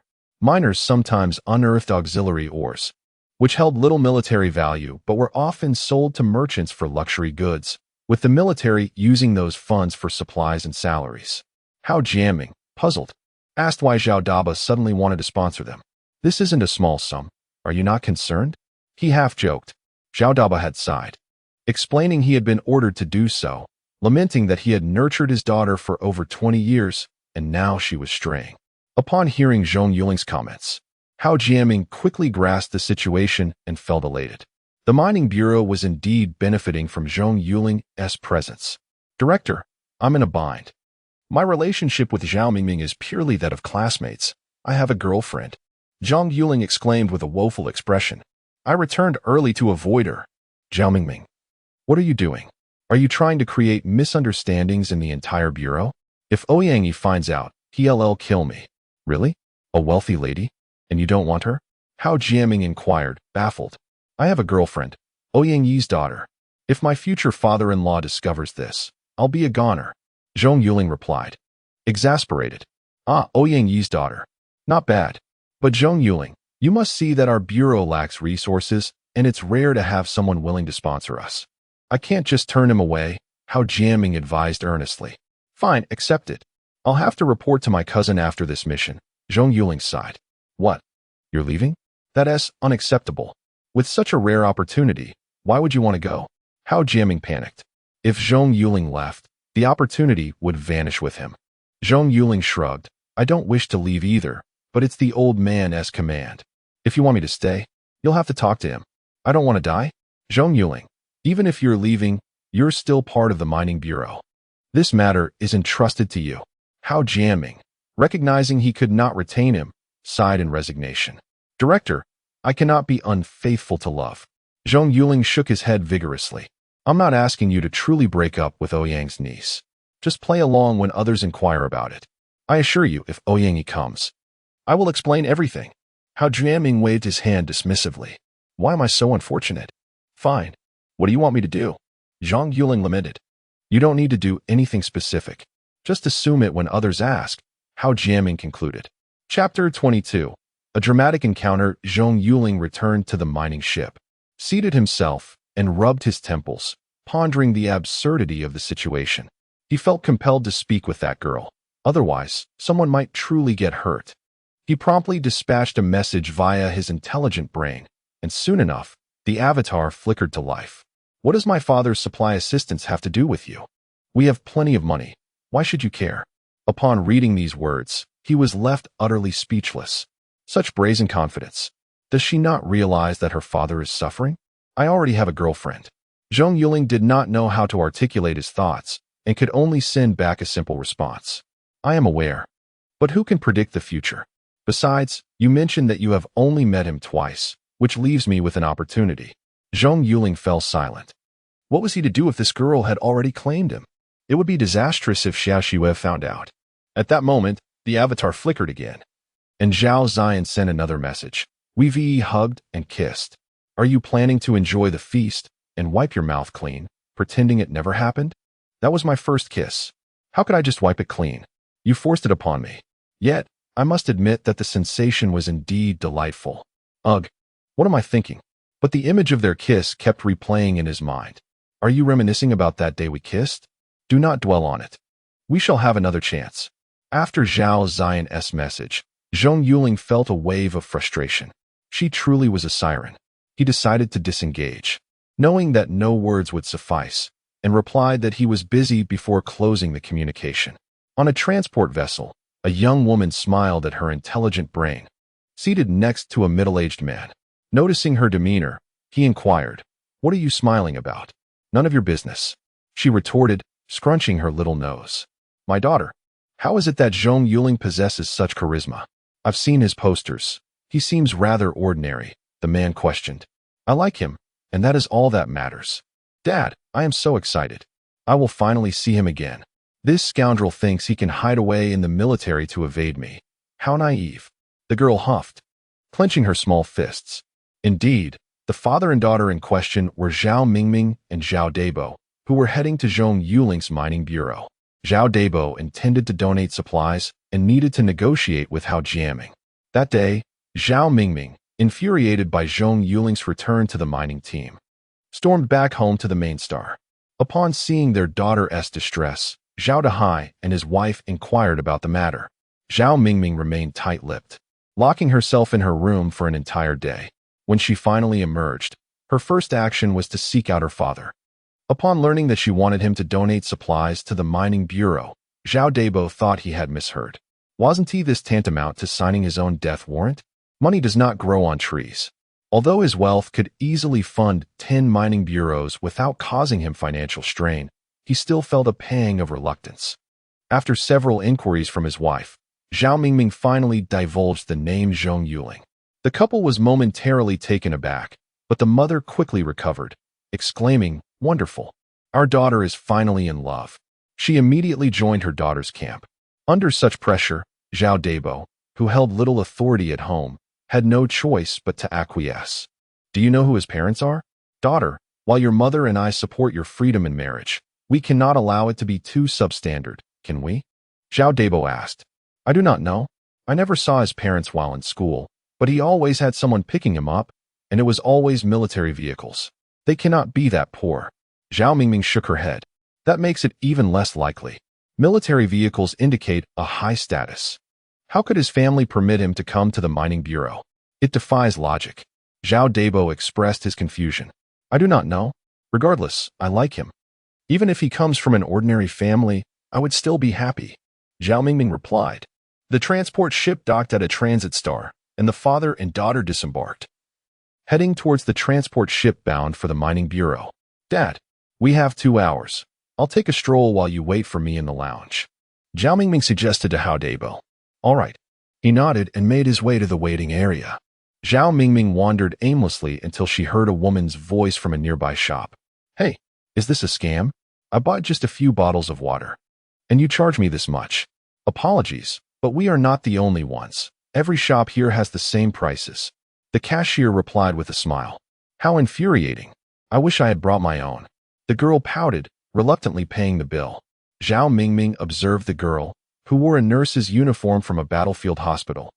Petite and undeniably adorable, especially in her attire, a true weapon of charm.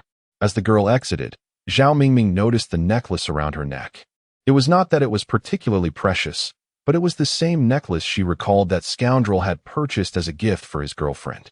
However, she did not connect the girl before her with that scoundrel, for the necklace was quite ordinary and rather commonplace. "Xiao Xue, is that you? Where did you run off to?" A woman's voice called from behind Zhao Mingming. "Ah, Aunt Ling, I was thirsty and went to buy water. The prices here are outrageous." Ouyang Xiao Xue responded to Lin Ailing. "Silly girl, you dare buy anything here? It's time to head back. The rescue ship is about to take off," Lin Ailing said with a smile. "Oh, all right. Ouyang Xiaoxue nodded and walked past Zhao Mingming. At that moment, Zhao Mingming caught a whiff of the fragrance lingering on the girl. Why does that scent seem so familiar? Where have I smelled it before? She racked her brain but could not place it. Aunt Ling. Yuling said he was going on a mission. I wonder if it's dangerous? Ouyang Xiaoxue remarked to Lin Ailing. It should be fine. According to Uncle Zhong, they have escort ships surrounding them this time. You need not worry. Lin Ailing reassured her as they walked toward the rescue ship. Their conversation was not loud, so Zhao Mingming remained unaware of it, still lost in thought about the girl's fragrance. Just then, a nurse rushed by with a first aid kit, exclaiming, "Director, there's an elderly man in the waiting room who has collapsed from a heart attack. The ground crew has sent for us to assist." "Oh, let us go." The three immediately dashed toward the waiting room. Zhao Mingming, believing everything was fine, returned to the lounge, but upon reaching the door, she noticed a crowd had gathered, and confusion filled her. From the crowd, she learned that an elderly man had suffered a heart attack, but she could not push through the throng and could only observe from the outside. At that moment, she spotted 3 medical personnel rushing in, one of whom was the girl who had just bought water. They approached the crowd, and Lin Ailing shouted, "Step back. Give the patient some space. Ground crew, what are you doing? Hurry and disperse the crowd." Upon hearing this, the ground crew promptly began to clear the area, allowing Zhao Mingming to enter the lounge. Inside, she discovered her father supporting an elderly man whose face had turned purple and eyes were tightly shut. Recognizing the elderly man, she gasped. He was Professor Lin, a former director of the Imperial Research Institute and a close acquaintance of her father, as their sons were classmates. "Dad, what happened to Grandpa Lin?" Zhao Mingming rushed over to inquire. "Mingming, thank goodness you're here. Grandpa Lin was just telling me he was going to Z-1794 Administrative Star to see his daughter when he suddenly complained of chest pain and collapsed in his chair. I quickly asked the ground crew for help," Zhao Debo explained. "Dad, please, don't scare me." A worried voice interrupted as Lin Ailing rushed over, anxiously grasping the old man's hand. Chapter 23. It's Ailing. How wonderful it is to see you.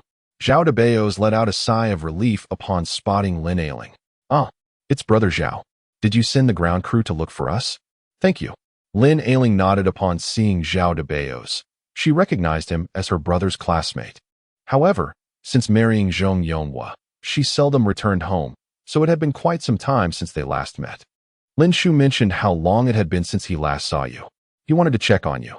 "To be honest, Ailing, you should come back to visit the elders more often," Zhao Debeos said with a deep sigh, emphasizing his concern. "I understand. I've been busy at the hospital." Lin Ailing acknowledged Zhao Debeos' sincerity, realizing he meant well. She nodded, requesting Zhao Debeos to help lay her father down on the ground to begin administering aid. Zhao Mingming and Zhao Dehai stepped aside, as they were not professionals and could not be of much assistance. Zhao Mingming asked, "Is this Lin Uncle's twin sister?" "Yes. This is my sister, Lin Ailing. She married the commander of the Z-1794 war zone, Zhong Yuling, and is now the director of the battlefield hospital. We haven't seen each other for many years. Ever since she married Zhong Yuling, she followed him to Z-1794. Your grandfather Lin, who is engaged in research, lives on the main star, so visits are rare, usually only during holidays. He is the son of Grand Marshal Zhong Yuling, right? I have met Uncle Yongi, but I have never met Uncle Yuling. I've only heard about him from Lin Uncle. Indeed, I've only met Yuling a few times. You think we receive more resources from the Z-1794 mines than others? It was Yongwa's assistance that made it possible. When I first approached him, I was worried he would turn me away, but to my surprise, he agreed immediately without asking for any compensation. He merely said that he would sell to whoever offered the same price. He is truly a remarkable person," Zhao Debeos nodded. After Lin Ailing's efforts, the elderly man gradually regained consciousness. Upon seeing his daughter, he initially thought he was dreaming, but once he realized it was indeed her, he joyfully embraced her. "Dad, what are you doing here? Why didn't you bring your medication? It's so dangerous," Lin Ailing reproached him. "I came in such a hurry that I forgot. I thought it wasn't far to your place, so it should be fine." "Who knew? Fortunately, Xiao Zhao was here." "Thank you, Xiao Zhao." Lin's elderly father chuckled. "Lin Uncle, you scared me half to death, you know." By the way, why didn't you come with Andy? Zhao Debeos approached and inquired. She went to Baolin. Xiao Yu has become a father. She was delighted to see her great-grandson. And I thought I would come to see Lingling since I hadn't seen her in a long time. Plus, I heard my grandson has become a hero. I wanted to see him. Lin's elderly father replied. Dad, Yuling has returned to the army. He will be headed to the mine district in a couple of days. You won't be able to see him. Lin Ailing smiled as she spoke. Ah, but your phone said he was on leave. Why is he leaving again? Oh, what a pity. If I had known, I would have come earlier. Lin's elderly father expressed his disappointment. But Zhao Debeos and his daughter were now frozen in shock. What? What did they just hear? Yuling. Zhong Yuling. No way. This is too coincidental. Especially Zhao Mingming. She never expected to encounter Zhong Yuling's mother here. Suddenly, she recalled the fragrance of the girl and the necklace around her neck. Could she be his girlfriend? Indeed, she is quite beautiful. All right, Dad. You shouldn't remain on the transport ship. Come back with us. Lin Ailing urged her father. The elderly man nodded, and at that moment, Zhao Debeos walked over and asked Ailing, Is your son Zhong Yuling? Yes. Yuling was taken by his grandfather when he was little, so it's normal you don't know. My husband and I have never disclosed his name to outsiders, as a form of protection. Lin Ailing nodded. What a coincidence. Zhao Debeos remarked, looking at his daughter, casting her a knowing glance. Hello, Auntie. Zhao Mingming sweetly approached Lin Ailing. Oh, Brother Zhao, is this your daughter? Lin Ailing asked upon seeing Zhao Mingming. Yes, this is my daughter, Zhao Mingming. And she is your son's classmate. Oh. Zhao Debeos was interrupted as his foot was stepped on. The others looked on in confusion as Zhao Mingming blushed and said, Auntie, I'm classmates with Yuling. Oh, you're classmates with my Yuling? How fortuitous. Lin Ailing smiled upon hearing this. Auntie, we must be going. They said it's time for takeoff. Ouyang Xiaoxua approached and announced. Oh, all right. Well, Brother Zhao, we must take our leave. If you ever visit Z1794 Administrative Star, please contact me. Lin Ailing said. Ailing, my daughter is at the Administrative Star. I've entrusted her with managing the properties there. Let us exchange contact information. Zhao Debeos smiled. Sure. Mingming, here is my account. Please add me. Lin Ailing nodded as she took out her smart device for Zhao Mingming to scan. Zhao Mingming excitedly picked up her smart device to add Lin Ailing. After completing the addition, Lin Ailing, along with her father, headed towards their spaceship, while Zhao Debeos and his daughter made their way to the transport ship. This engagement, I wholeheartedly approve. I never expected the young man you fancy to be Ailing's son. Splendid choice indeed. On the way, Zhao Debeos expressed his delight. Of course, now you can rest easy. Zhao Mingming was equally pleased. Since both families know each other, her chances would surely improve. Moreover, with Lin Ailing's contact information, she could visit him openly. However, she suddenly thought of the girl who had been beside Lin Ailing, and her spirits dampened. She had just seen them together. And from Lin Ailing's demeanor, it was evident she was aware of Yuling's relationship with her. Perhaps they had met through her introduction? If so, would she still have a chance? Forget it. I want to be disheartened. I want to be outdone by her. What's wrong? You should be happy. Why do you seem so glum? Zhao Debeos asked, puzzled by his daughter's demeanor. She should be thrilled to meet her future mother-in-law. Oh, Dad, did you see the nurse next to Ailing? Zhao Mingming inquired. I did. She is incredibly beautiful. What's wrong? Zhao Debeos asked, confused. She might be Yuling's current girlfriend. Zhao Mingming lamented. What? Yuling has a girlfriend? Then why are you still no? If he has a girlfriend, you shouldn't meddle. Let us head home. We're not going to the mining bureau. Whoever wants to donate can do so. Zhao Debeos declared angrily, ready to leave. Zhao Debeos, why not give it a try? So what if he has a girlfriend? They've only just met. I've liked him for 10 years. I refuse to believe I can't compete with her. Zhao Mingming said defiantly, hands on her hips. You're intent on driving me to an early grave, aren't you? What kind of daughter have I raised? Zhao Debeos exclaimed in frustration. All right, Dad. This is my business. I will fight for him. You know me. After 10 years, I finally see him again, and I want to give up. Besides, we've already embraced and kissed. Zhao Mingming asserted. What? Scoundrel. He has a girlfriend, yet still hugs and kisses you. I must go confront him. Hearing his daughter's words, Zhao Debeos was furious. This rascal was taking advantage of his daughter while having a girlfriend. It was my initiative, Zhao Mingming retorted. Daughter, do you understand a girl's modesty? Zhao Debeos was left speechless. He was now so furious he felt he might have a heart attack. If you like him, you must be proactive. How can I compete if I remain passive?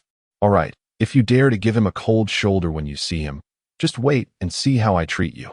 Zhao Mingming gazed out the window as the spaceship took off, heading towards the mining bureau. Chapter 24. Where can you run to?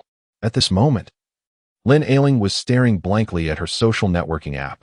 She had just added Zhao Mingming and intended to make a note, but upon opening her profile, she was taken aback by the photos and words posted there. One photo depicted Zhao Mingming seated in a car, and Lin Ailing recognized the boy in the driver's seat all too well. The accompanying caption read, "Is this fate? After 10 years, destiny has brought us together again." Another photo showed her outside a cinema, just finished watching a movie. I'm not really scared, but I pretended to be so I could be in his arms. His embrace is so warm. As she scrolled down to the next update, she saw Zhao Mingming with red eyes against a car background. Hearing him say he is taking his girlfriend to work makes my heart ache. Lin Ailing sighed and shook her head, continuing to read. There was a photo of them at KTV. With Zhao Mingming capturing his silhouette, I realize I truly cannot live without you. The final post was a selfie of Zhao Mingming in her pajamas. With a poster of Zhong Yuling behind her, we kissed. Although I was the one who initiated it, I will not give up. I will boldly pursue you. Oh dear. Silly child. Lin Ailing sighed, realizing the situation. No wonder Zhao Debo mentioned that when talking about Yuling, Zhao Mingming would step on his foot. But what should she do? From the updates, she learned that Zhao Mingming had harbored feelings for her son for a decade. For a girl to love a boy for so long, it signified a deep affection. Unrequited love is perpetually the most agonizing. She also gathered from Zhao Mingming's words that she was a girl who dared to love and hate. Yet, what about Xiaoxua? She too had feelings for this boy. Moreover, Yuling liked her as well. But now, Zhao Mingming had emerged in the picture. She knew who her son would choose. Yet it was incredibly cruel for a girl who had loved him for 10 years. This mischievous boy. Never mind. Let them sort out their own affairs. If it comes to it, they can both marry him. After all, it's not a one-man, one-woman situation anymore. Lin Ailing sighed, deciding not to dwell on it. After editing a message and sending it, she closed her eyes and leaned back in her seat. Meanwhile, on the transport ship, Zhao Mingming was now in a state of panic, drenched in sweat. What to do? She suddenly recalled the post she had made, having blocked Zhong Yuling and some of his friends at the time. But after excitedly adding Lin Ailing, she had forgotten about those photos and texts. There was no way to block them now. Should she delete them? After all this time, would Lin Ailing see them? If she did, how would she face her in the future? Just as she prepared to delete the posts, a notification flashed on her screen, and her heart sank. It was too late. Annie Ling had seen it. Mingming, thank you for your love for Lingling. Annie understands your feelings. As for Lingling, Xiaoxua, and your matters, Auntie will not interfere. If you truly like Lingling, then be bold. Upon reading the message, Zhao Mingming felt a surge of excitement. Lin Ailing's words had made her stance clear. She urged herself to take initiative. Auntie Ling did not disapprove of her. How wonderful. With exhilaration, the transport ship docked at the mining bureau's airfield. As she disembarked the staircase, she gazed at the miners clad in uniforms bustling about and felt a thrill. She was finally going to see him. This time, let us see where he can run to. Hao Jiaming was already waiting at the airfield for their arrival. Seeing Zhao Debo descend from the transport ship, he approached with a smile. Ah, Debo has arrived. I've been waiting for you for quite some time. Let us head to the office. You've put on some weight lately, Jiaming. Zhao Debo retorted angrily. What's wrong, Debo? Hao Jiaming asked, noticing Debo's displeased expression. What's wrong? I'm utterly exasperated. My precious daughter, Zhao Debo lamented, recalling their conversation on the transport ship. Dad, if you keep frowning at me, I'll really get angry.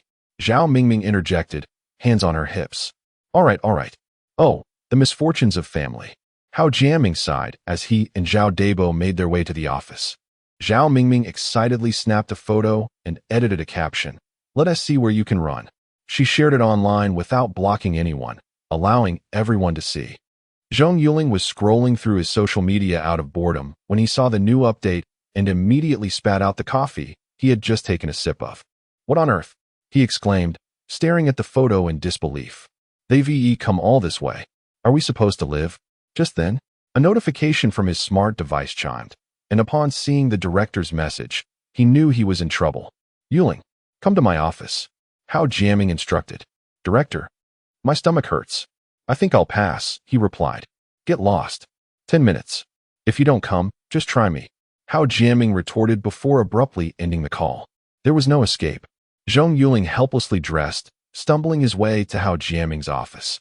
Arriving at the door, he glanced at the closed door, hesitating to knock.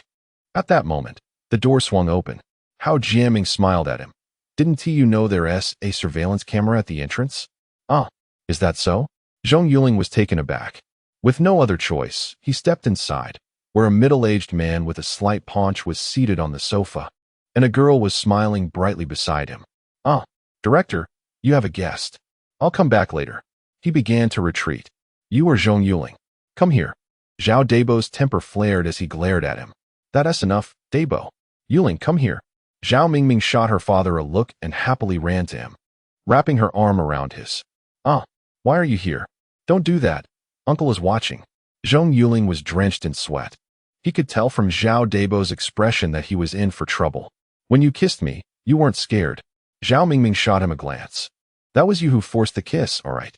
Zhong Yuling wanted to protest, but could only remain speechless as Zhao Mingming dragged him closer to Zhao Debo. "Hello, Uncle." Zhong Yuling forced a smile. "Yes, I just ran into your grandfather and mother at the T-47 transfer station.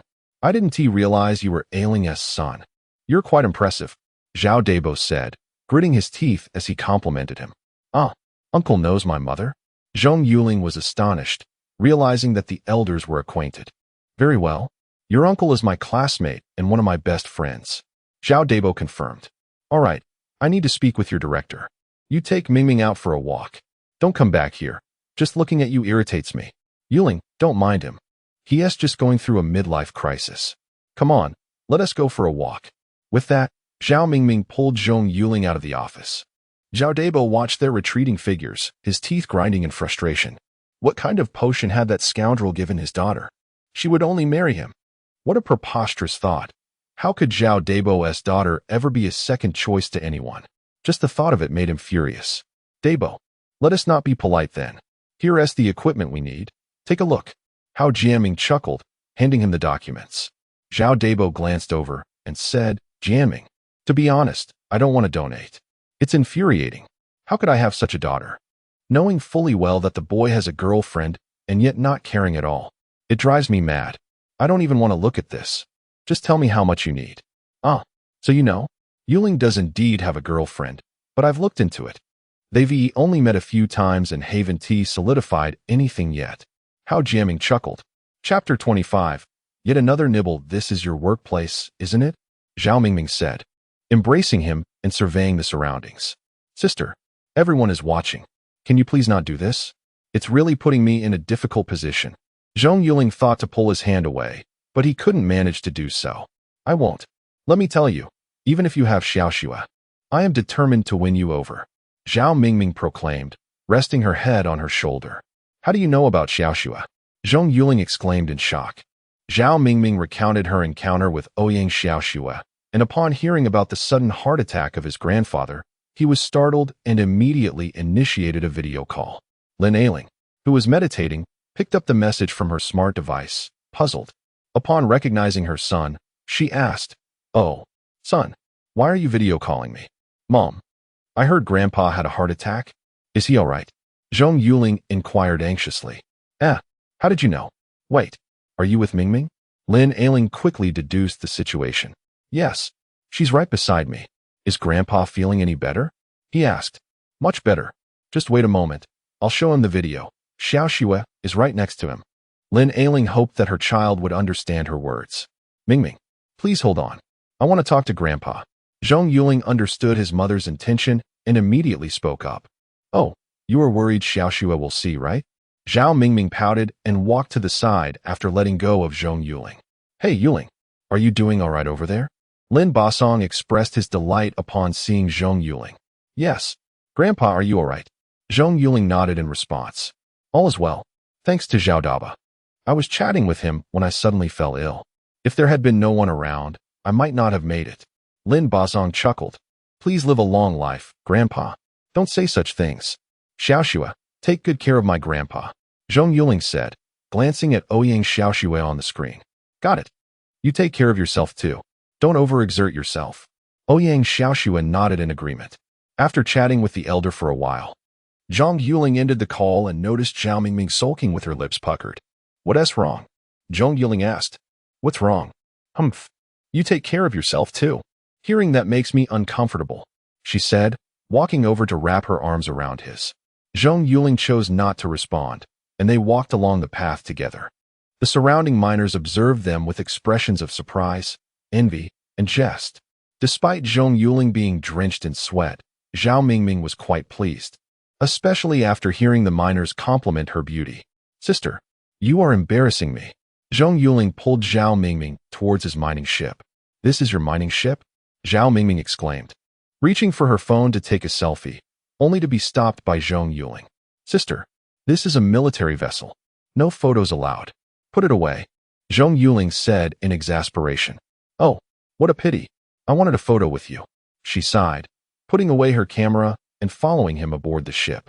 Wow, is this your sister-in-law? She's beautiful. How Xiaoli exclaimed upon spotting Zhao Mingming and approached them. No, she's a classmate. She is here with her father, Mingming. This is my teammate, my sister-in-law, How Xiaoli. Zhong Yuling quickly clarified. Sister Xiaoli, hello. I'm Zhao Mingming. Thank you for taking care of Yuling. Zhao Mingming nodded politely. Wow, why didn't you introduce such a beautiful sister-in-law earlier? Hua Jianming exclaimed as he emerged from a room, his eyes widening upon seeing Zhao Mingming. The other team members, hearing the commotion, also came out one by one. Just as Zhong Yuling was about to explain, Zhao Mingming took the lead, saying, Hello everyone. I'm Zhao Mingming. Thank you for caring for my Yuling. She bowed slightly to the group. Oh dear. Sister-in-law, you're too modest. Hello, sister-in-law. Hua Jianming grinned in acknowledgement. Zhong Yuling had lost the desire to explain. It was futile. After glaring at the group, he pulled Zhao Mingming away. Are you doing this on purpose? What do you mean by my Yuling? Since when have I become yours? Zhong Yuling said, pulling her into a room and closing the door in silence. You've already kissed me. Don't deny it. Are you trying to have your cake and eat it too? Zhao Mingming retorted, hands on her hips. Zhong Yuling was at a loss for words. She always used this against him. It was truly unreasonable. Unable to confront her directly, he chose silence. Yet Zhao Mingming was relentless. She walked closer and locked her gaze on him, saying, Can you really escape? Sister, I have a girlfriend. You've met her too. Zhong Yuling insisted. Zhao Mingming nodded and wrapped her arms around his waist, startling Zhong Yuling, who instinctively tried to push her away. However, Zhao Mingming, with unexpected strength, held on tightly, and he couldn't bear to push too hard, fearing he might hurt her. Zhao Mingming's lips curled into a smile as she closed her eyes. Relishing his warmth and the unique scent of the man before her, she slowly raised her head and said, I can hear your heartbeat. You can't bear to push me away, can you? I'm afraid of hurting you. All right, let us part ways now. Mingming, I really have a girlfriend. Zhong Yuling stammered. But before he could finish, his lips were sealed by hers. His eyes widened in astonishment as he gazed at Zhao Mingming, realizing he was being unfaithful. Despite having a girlfriend, he never pushed Zhao Mingming away when she kissed him. Did he have feelings for her? No, absolutely not. I have Xiaoxue. Zhong Yuling pushed Zhao Mingming away, but she clung to him like an octopus, refusing to let go. Heaven, why are you playing with me like this? Zhong Yuling attempted to turn his head to evade her grasp, but she had him locked in, unable to escape. 10 minutes later, they separated, and Zhao Mingming, her face flushed, declared, I don't care. I'm no less than Xiaoxue. Besides, you just met her. I will compete with her. Why bother? There are plenty of good men out there. Zhong Yuling replied in exasperation. But I only love one. For 10 years, I can't let you slip away from me. Zhao Mingming said, wrapping her arms around him and resting her head on his chest. Be careful on this mission. Take good care of yourself. I'll be waiting for your message at home, and you must stay in touch. Understood. I'll message you as soon as I return. Can the young lady get up now? Zhong Yuling said helplessly. Should I message Xiaoxua first or you? Zhao Mingming asked, holding on to him. What kind of question is that? It's a trap. Zhong Yuling replied, exasperated. I'll send a group message. Captain, team leader Lan is looking for you. At that moment, a melodious voice called from outside. Zhong Yuling wished he could embrace Hu Jianming and kiss him for interrupting. He urged Zhao Mingming to release him, straightened his clothes, and stepped out of the room. Captain, you got dressed so quickly? Hu Jianming asked, puzzled. Shut up. Are you looking for trouble? If you're so idle, go do 1,000 push-ups in the training room right now. Don't come out until you're done. Zhong Yuling glared at him. I'm sorry. Captain, please don't. I have something to do. I'll be leaving now. Hu Jianming exclaimed, bolting out of the area in fright. Zhong Yuling rolled his eyes and descended from the mining ship, where Lan Zhenglong awaited him. Upon seeing Zhong Yuling, he handed over some documents, saying, There's a drone experimental task in this mission. The director said your team is to handle it. Please take your team to the warehouse to collect the equipment for this mission. Chapter 26. The mission begins. What is a drone? Asked Zhong Yuling, glancing at the materials in hand. Oh, it is a creation of the research team. This drone serves a purpose akin to your mining machines. It is utilized for mining. Additionally, it can autonomously scan the mineral composition within asteroids, introduced Lan Zhenglong, nodding in affirmation. Why has the captain assigned such a daunting task to our team? He questioned, perplexed. The Bureau of Mines had several teams, yet they entrusted this crucial research to him, a rookie team leader. It's because your team includes Xiao Miling. She is a top student you selected. If we don't turn to you, who else shall we? Lan Zhenglong retorted with a sidelong glance. I see. Very well. I shall get on it immediately. He saluted and returned to the mining vessel. Upon arriving at the control room, he seized the microphone and announced to the entire ship. All right, cease your current tasks. Assemble in the control room. A mission briefing awaits. The team members gathered in the control room, and Zhong Yuling distributed the materials for them to peruse. This time, the Bureau has entrusted us with the trial and adjustment of the drones. Xiao Miling, this is your area of expertise. Upon reaching C5, you shall not operate the mining machine, but rather manage the control of these drones. Xiao Miling nodded in acknowledgement. Understood. Captain, we need to retrieve the equipment first. I must conduct some adjustments. Zhong Yuling nodded and turned to Li Zhongbin, saying, Li Zhongbin, you have experience in maintenance. Assist Xiao Miling in assembling and adjusting the machines. Yes, Li Zhongbin affirmed. He instructed Hu Jianming to accompany Li Zhongbin and others to the warehouse for equipment retrieval. Meanwhile, he returned to his quarters, where Zhao Mingming was reclining on his bed. Upon seeing him enter, she sat up and remarked, This bed is so hard. Can your spine endure it? Sister, this is the military, not a hotel. All right, we must return now. I shall take you to the director. Zhong Yuling replied. Zhao Mingming glanced at the time, realizing she had indeed been out for quite a while, and followed Zhong Yuling to Hu Jianming's office. Upon seeing his daughter return, Zhao Daba looked her up and down. What are you staring at, Dad? Zhao Mingming inquired, puzzled. What am I staring at? Feel your lips. Your lipstick is all smudged. Was it necessary to be so intense? Zhao Daba remarked, scrutinizing his daughter. Really? Zhao Mingming exclaimed, startled, as she retrieved a mirror from her handbag to check. Realizing there was no smudge, she understood her father had been teasing her, and she angrily approached him, pinching him with both hands. All right. If you hadn't done anything, would there be such a reaction? You scoundrel Zhong Yuling, if you don't provide me with a satisfactory explanation, just wait and see how I handle you. Zhao Daba glared at the bewildered Zhong Yuling. In that moment, Zhong Yuling comprehended that Zhao Daba was jesting with her. Just as he was about to reach for Zhao Mingming, she had already slipped away. In front of her father, he couldn't simply restrain her. Uncle, what do you mean? Clean yourself up after eating. Did you kiss her or embrace her? Zhao Daba interrupted, glaring at him. Yes, I kissed her. Zhong Yuling stammered. Then it's settled. My daughter Zhao Mingming is not to be trifled with. I will give you some time to sort this out. If I'm not satisfied, I will go directly to your parents. Zhao Daba declared, taking Zhao Mingming and leaving the office. Yuling, good luck. Daba has donated several hundred million. Hao Jianming approached and patted Zhong Yuling on the shoulder. What? Several hundred million? Is that true? Zhong Yuling was taken aback. Indeed, several hundred million without batting an eye. It demonstrates how much his daughter means to him. Now that you've kissed her, failing to handle this matter well could lead to trouble. Hurry back. You must execute this drone mission diligently. Yes, Director. I shall return.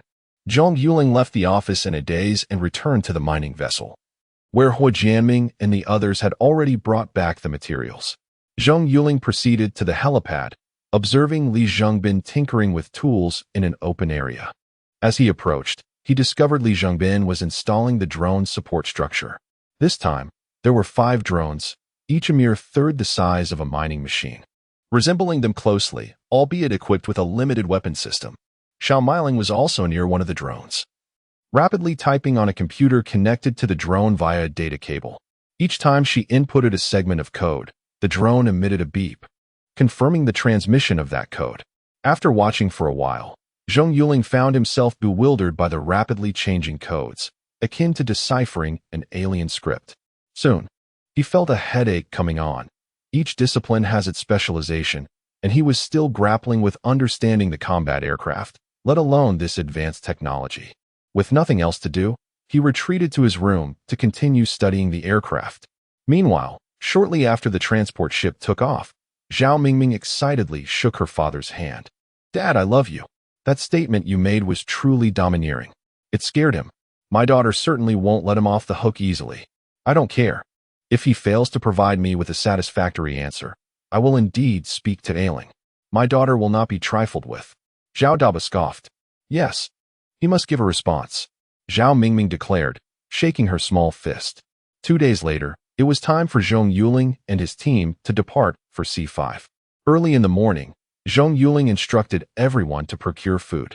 He genuinely felt grateful to Zhao Mingming for her generosity. After witnessing the work meals they were consuming, she promptly transferred over several tens of thousands, encouraging them to indulge, and provided contact information for Gao Xiaoli, assuring them that she would send more if they ran out. The entire group was moved, addressing her as sister-in-law and brother-in-law. Zhong Yuling, however, wore a frown at their antics, realizing he had no means to refuse the funds that were meant for Gao Xiaoli. As departure time approached, Zhong Yuling piloted the mining vessel onto the transport ship. After bidding farewell to the 2 women through the intelligence system, he switched it off. Upon arriving at C5, Zhong Yuling gazed out at the starry sky. Recalling the events of the previous encounter, the scene still vivid in his mind. All right, are you all prepared? He addressed the microphone, and upon receiving confirmation from the team, he pressed a button. The air on the helipad was evacuated as the hatch slowly opened. Gao Xiaoli was the first to soar out, watching as each team member followed suit. Zhong Yuling nodded. This was his inaugural experience leading a team, and he hoped nothing would go awry. He turned to Xiao Miling and said, Now you can commence your task. Remember to save the data.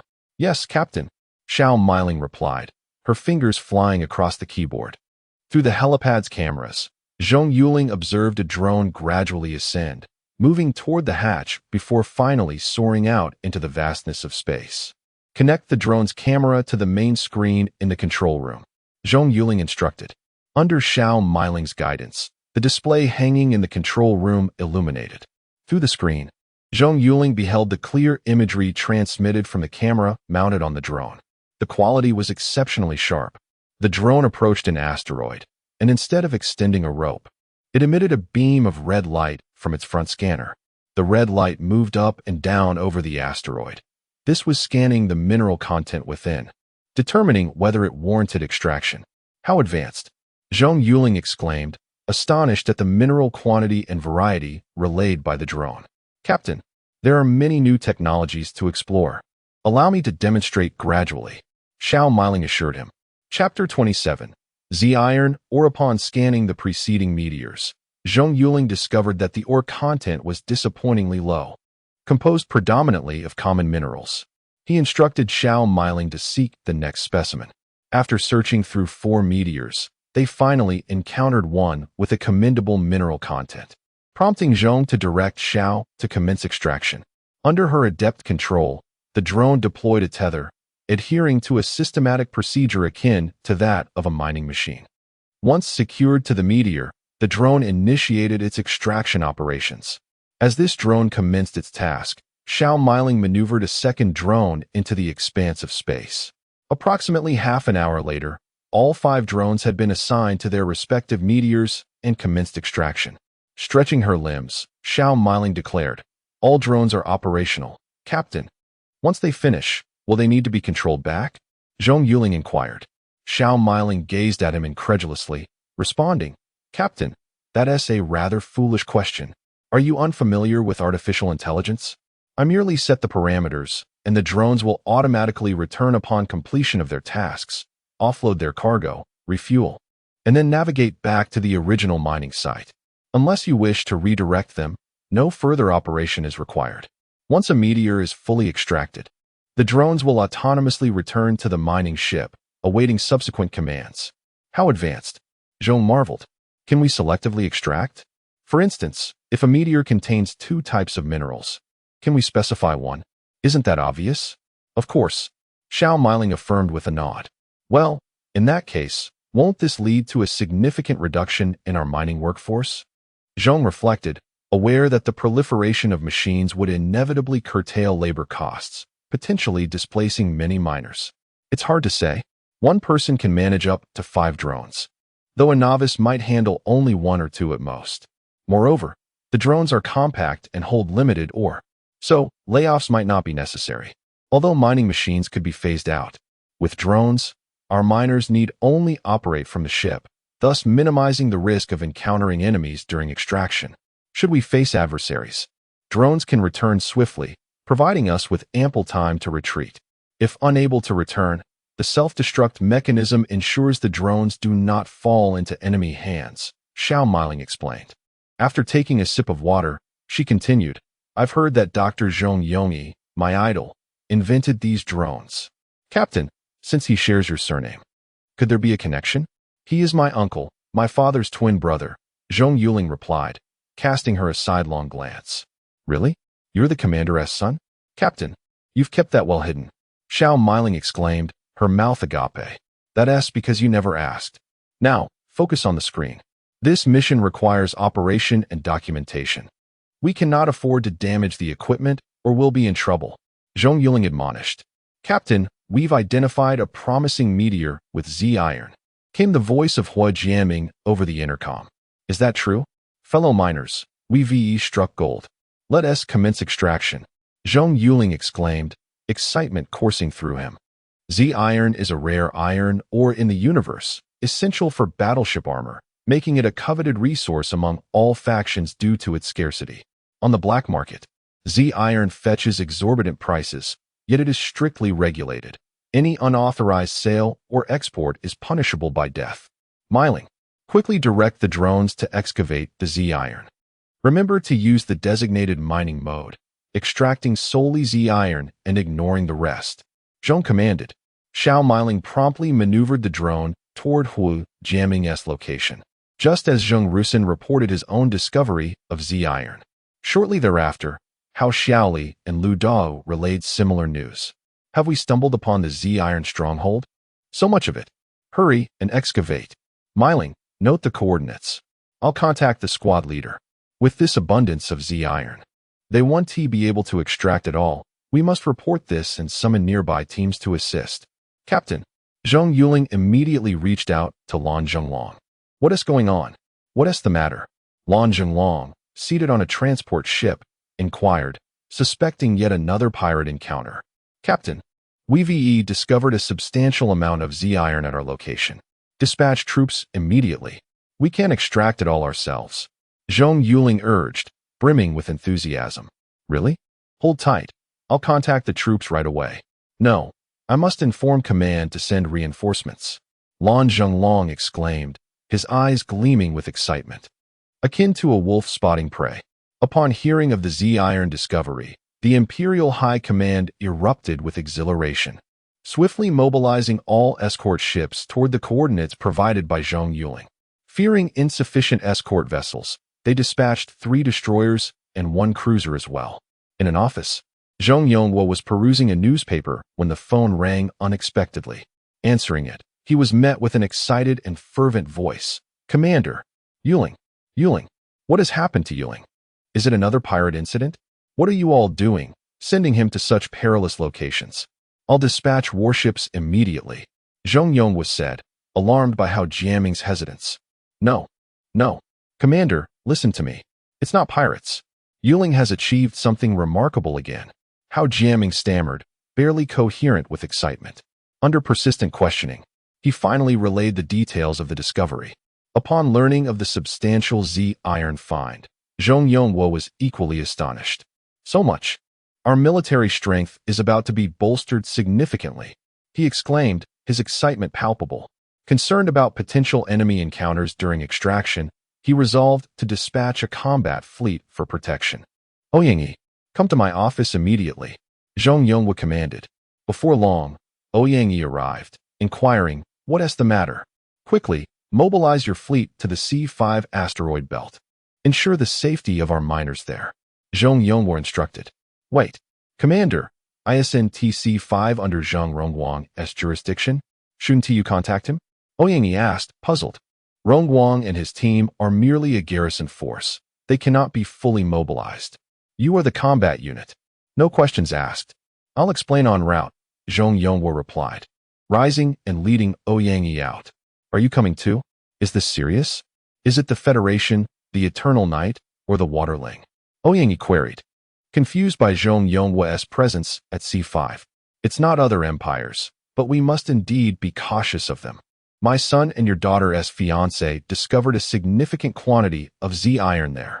Do you realize how much that is? A whole squad of miners is heading there. Zhong Yuling exclaimed, brimming with enthusiasm. Is that true? Then we should hurry. By the way, what do you mean your daughter's fiancé? I never acknowledged that. Ouyang retorted, rolling his eyes at Zhong Yuling's mention of Zhong Yuling. You may deny it, but it's of no consequence. You, with your respiratory ailments, have no say in this matter. Let us just accept it as it is, shall we, my dear-in-law? Ha. Zhong Yuling chuckled, patting his shoulder. Can I give him a good beating? Ouyang asked, eyeing him. Your future son-in-law. Do as you please. Zhong Yuling replied, leading him toward the spaceport. Chapter 28. Collision awaits. Captain Zhong Yuling. At this moment, Captain Zhong Yuling received a communication from the leader of another squad. Upon observing the green dots on the map, he nodded in acknowledgement. You're here. I've already sent you the coordinates. Brothers, this time we hit the jackpot. Zhong Yuling laughed heartily. If they could indeed extract these minerals, the Empire's military strength would soar significantly, and their squad would also receive commendable rewards. You're lucky. You and your squad have become famous again. This time, you must treat us. One squad leader chuckled. Indeed, a treat is a must. Otherwise, we'll make you pick up soap. Another chimed in. I recently bought a box of soap. It's quite slippery. You'll have to help me pick it up later. The squad leaders began to chat, their conversation growing increasingly inappropriate, leaving Zhong Yuling with a face full of black lines. All right. A treat is definitely on me. Zhong Yuling said helplessly. I've gathered 49 squad leaders. My wallet is going to be thin. Captain, enemy spotted. Suddenly, the voice of Hao Xiaoli echoed through the comms. As Zhong Yuling had the loudspeaker on, all the squad leaders heard her. Where? Send the location, Zhong Yuling said, his gaze fixed on the screen. Captain Yuling, should we engage or drive them away? A squad leader inquired. Let us assess the situation first. If they're pirates, we'll take them down. If they're from another empire, we should drive them away. We can't let this secret be exposed. Zhong Yuling contemplated before nodding. Yes, Captain Yuling is right. If they're pirates, at most there will be 1 or 2 ships. If they're from the Empire, we'll have to report this. And countless warships will come to snatch it away. Don't forget, this is a public area, anyone can come. A squad leader added. Captain, it's another Empire's mining squad. How should we handle them? They will arrive in half an hour. Hao Xiaoli's voice rang out again. Half an hour. Zhong Yuling mused, stroking his chin in thought. How could they drive the opponents away without being discovered? Which empire? Zhong Yuling inquired. It seems to be the Endless Night. How should we proceed, Captain? Hao Xiaoli asked. What to do? We must drive them away. Everyone, Think of a way, Zhong Yuling urged. As everyone brainstormed, the opposing squad was nearing the target area, and no good ideas had emerged. Finally, Zhong Yuling gritted his teeth and declared, "I'll handle it. Everyone fall back. We'll collide with them. We need to create some friction." Upon his declaration, silence fell over the group. This seemed rather aggressive, but it was indeed a viable solution. A direct collision would lead to nothing more than a verbal exchange. At worst, Zhong Yuling might end up in a confinement cell, compensating a little. But compared to Z-Iron, it was hardly an issue. "All right, let us do it. How about I go for the collision?" A squad leader proposed. "Get lost. You're too far away. By the time you arrive, they have already entered." Another squad leader retorted. "No need. None of you are closer than I am. I'll handle the collision. You all focus on mining. I contacted the fleet. They arrive in 20 minutes. By then, we'll be safe." Zhong Yuling interrupted the discussion. The squad members returned to the mining machines, and Zhong Yuling instructed everyone to return to the control room, fasten their seatbelts, and prepare for a close encounter. "Yuling, be careful," one squad leader cautioned. "It's all right. They're all mining ships. A collision won't be a problem." Zhong Yuling replied before commanding, "Everyone put on your spacesuits. Fill the oxygen tanks." Zhong Yuling's mining ship surged forward as he pushed the throttle to its maximum. "Captain, we've spotted a Republican mining ship charging towards us. How should we handle it?" A crew member on the Endless Night's mining ship asked their captain. "How long until we encounter them?" The captain inquired, puzzled by the ship's intentions. The Endless Night and the Republic usually kept to themselves. What could this aggressive approach mean? Were they attempting to drive them away? How domineering. This was a public area, not solely under the Republic's jurisdiction. 5 minutes at most. The crew member responded. "Find a way to contact them. Ask what they want. Everyone, prepare for battle. Be wary of potential ambushes." The captain ordered, brows furrowing. "Captain, should we accept their request for communication?" Xiao Miling asked Zhong Yuling. "Absolutely not. If we accept, we won't be able to collide. Lock onto them. Don't let them evade." Zhong Yuling commanded. Miling dispatched a drone, hiding it behind an asteroid. If they attempted to evade, the drone would rush in and self-destruct. "Captain, that's a mission item. If you blow it up, it could lead to trouble later." Xiao Miling protested. "Who cares about that? Z-Iron versus a drone? Which is more important?" Zhong Yuling shot her a glare. "Captain, they're not responding. Moreover, it seems they have locked onto us. Their intention is clear. They want to crash into us unless we leave. Are they out of their minds? Don't they realize that they would also sustain damage from a collision?" A crew member remarked incredulously. "Captain, let us take them down. If they want to deal with us, we must retaliate." Another crew member suggested. "Are you a fool? If they crash into us, it's merely a bump. At most, we'll lose a bit of money, and the matter will be settled. But if we use weapons, it escalates to warfare. We'd be declaring war on them. Are we the Republic's rivals? Think logically." The captain scolded. "Captain, could there be a secret in the asteroid belt that prompts them to force us away?" A female crew member speculated. The captain nodded, recognizing that such a strategy would compel them to drive others away. However, they currently had no means to investigate the potential secret, and even if they did, disseminating that information would be futile. The Empire wouldn't dispatch troops over mere speculation. "Madman," the captain bellowed in frustration. "We have no choice but to retreat.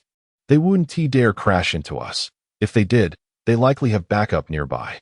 If they damage their ship, reinforcement would be quick, while our closest troops would take at least an hour to arrive. It's not worth it." "Captain, they're retreating. Should we still collide?" Xiao Miling asked. "They must have guessed there's a secret in the asteroid belt. We must hold them off before the main force arrives. Once they're here, they won't dare approach." Zhong Yuling pondered for a moment before resolutely stating, "Collide." The warship did not hesitate, charging toward the retreating mining ship. The Endless Night crew was dumbfounded. What were they doing?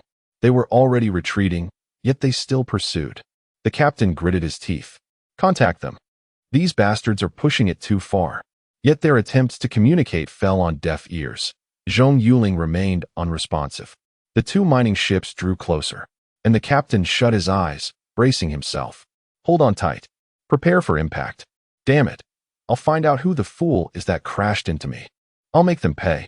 Miling, don't crash head-on. Just redirect slightly. Disable their maneuverability. Zhong Yuling instructed, a smirk gracing his lips as the mining ship loomed closer. The warship gradually veered off course, and moments later, Zhong Yuling's mining ship's left wing violently collided with the opponent's right wing. Flames erupted as both ships' thrusters went dark, leaving them to drift silently in the void of space. Chapter 29, Injured. Surgery in the operating room. Zhong Yuling slowly sat up. His entire body ached. He had not anticipated the impact to be so severe.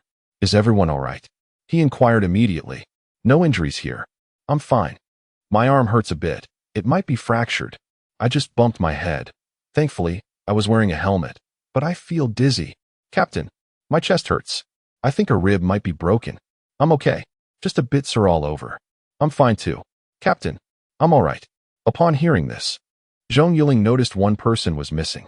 He immediately called out, Hua Jiaming. What happened to you? Captain, Hua Jiaming has fainted, but his breathing is normal. He should be fine. Xiao Miling, who was seated next to Hua Jiaming, rushed over to check on him and reported back. As long as he's okay. Oh no, I just realized I can't move my leg. Could it be broken? Zhong Yuling attempted to stand, but found his feet numb. Captain, are you all right? Quick, Xiao Miling. Go to the medical room and fetch the first aid kit. Hao Meili urged anxiously, clutching her chest, which pained her severely, causing cold sweat with every breath. She had no choice but to send Xiao Miling, who was uninjured. Yuling, Captain, please respond. Let us know your status. The voice of another squad leader echoed through the comms. Zhong Yuling slowly propped himself up and spoke into the intercom. Several injuries here. The ship is undergoing automatic repairs, but I fear it won't be able to move. The other party is in a similar situation. Hurry and come to our aid. Understood. We are on our way. The squad leader concluded the call. Zhong Yuling sank back into his chair. His previously numb leg was beginning to regain sensation, yet he preferred the numbness due to the excruciating pain. Captain, they are requesting to speak again. Should we respond? With Xiao Miling gone to retrieve medical supplies, the uninjured Li Zhengbin took her place and removed his earpiece to ask. Not dead yet. Go ahead and connect. Zhong Yuling replied. You bastard. What are you trying to do? Have you lost your mind? You crashed into us for no reason. You must be insane. If you have a problem upstairs, go see a doctor. A man began to curse as soon as the call connected. Zhong Yuling pulled the headset away and, once the noise ceased, placed it back on. Have you finished your rant? Oh brother, my apologies. Our mining ship encountered issues and could not stop in time. I'm truly sorry for the collision. We'll compensate. We will. You moron. That's the lamest excuse I've ever heard. If you can't stop, why not crash into an asteroid instead of us? The man was even more infuriated, convinced the crash was intentional. Don't think I've forgotten you. Next time I see you, I'll run you over. Hurry up and send someone to pick us up and take us back. He fumed, knowing they had no choice but to follow the other party back as their long-range communication was damaged. My sincerest apologies. I'll send our people to rescue you right away. Brother, I'm truly sorry. Are you injured? Why not recuperate in our empire? And we will send you back once you recover. Zhong Yuling realized the crash had damaged their communications, and a wave of joy washed over him. This was worth it. The secrets of Z-Iron would remain concealed. Once everyone grasped the situation, the Empire had already taken control of the area, making it nearly impossible for the other party to reclaim it. Zhong Yuling had also scanned the interior with a drone and estimated that Z-Iron could be extracted in just 1 to 2 days. By the time the Empire withdrew, any subsequent discovery would be futile. Approximately 10 minutes later, 2 mining ships from the Republic Empire arrived to rescue Zhong Yuling and his team. They boarded one ship while the other, carrying the Eternal Night crew, evaded the asteroid belt and flew away. Zhong Yuling's crew flew directly through the asteroid belt to return, as traversing it was closer than going around. Upon returning to the transport ship, Zhong Yuling was taken into the surgical room for an operation. After examination, it was confirmed that his lower leg was fractured, 2 ribs were broken, and his right hand suffered multiple fractures. If surgery was not performed immediately, he risked premature discharge from service. During the surgery, Zhong Yonghua and others arrived one after another. Upon learning that Zhong Yuling had deliberately steered the mining ship into the enemy to prevent the news of the asteroid belt from leaking, thereby crippling their long-range transmission system, Zhong Yuling nodded in approval of his son's actions. However, he couldn't help but feel a pang of anxiety. Had the crash not gone according to plan, Zhong Yuling's fate could have been dire. Hearing that Zhong Yuling was injured and undergoing surgery prompted him to rush to the operating room.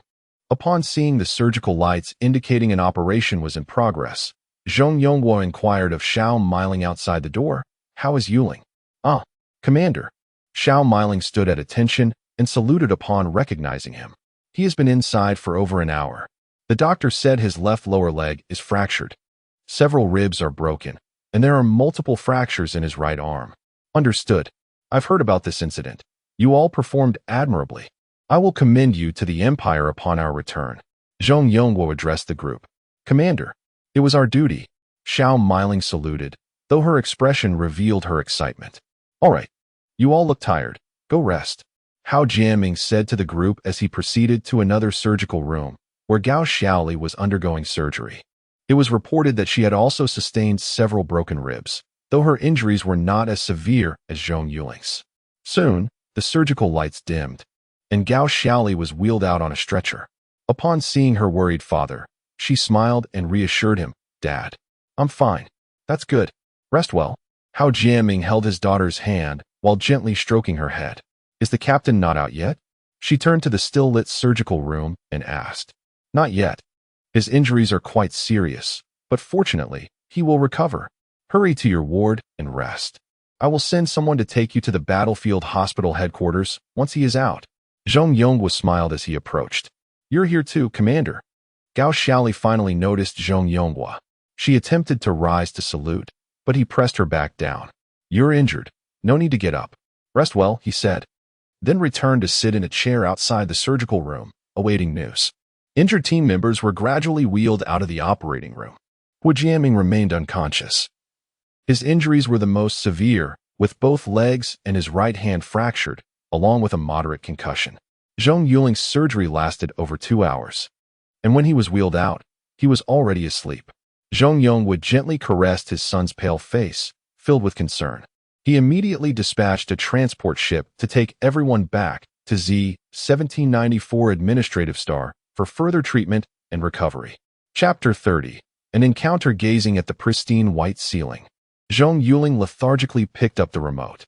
On the television screen, a vivacious female reporter was enthusiastically detailing the Empire's recent acquisition of a substantial quantity of Z-iron. Various experts were pontificating in an official manner on the benefits of the Z-mineral find for the Empire's future development.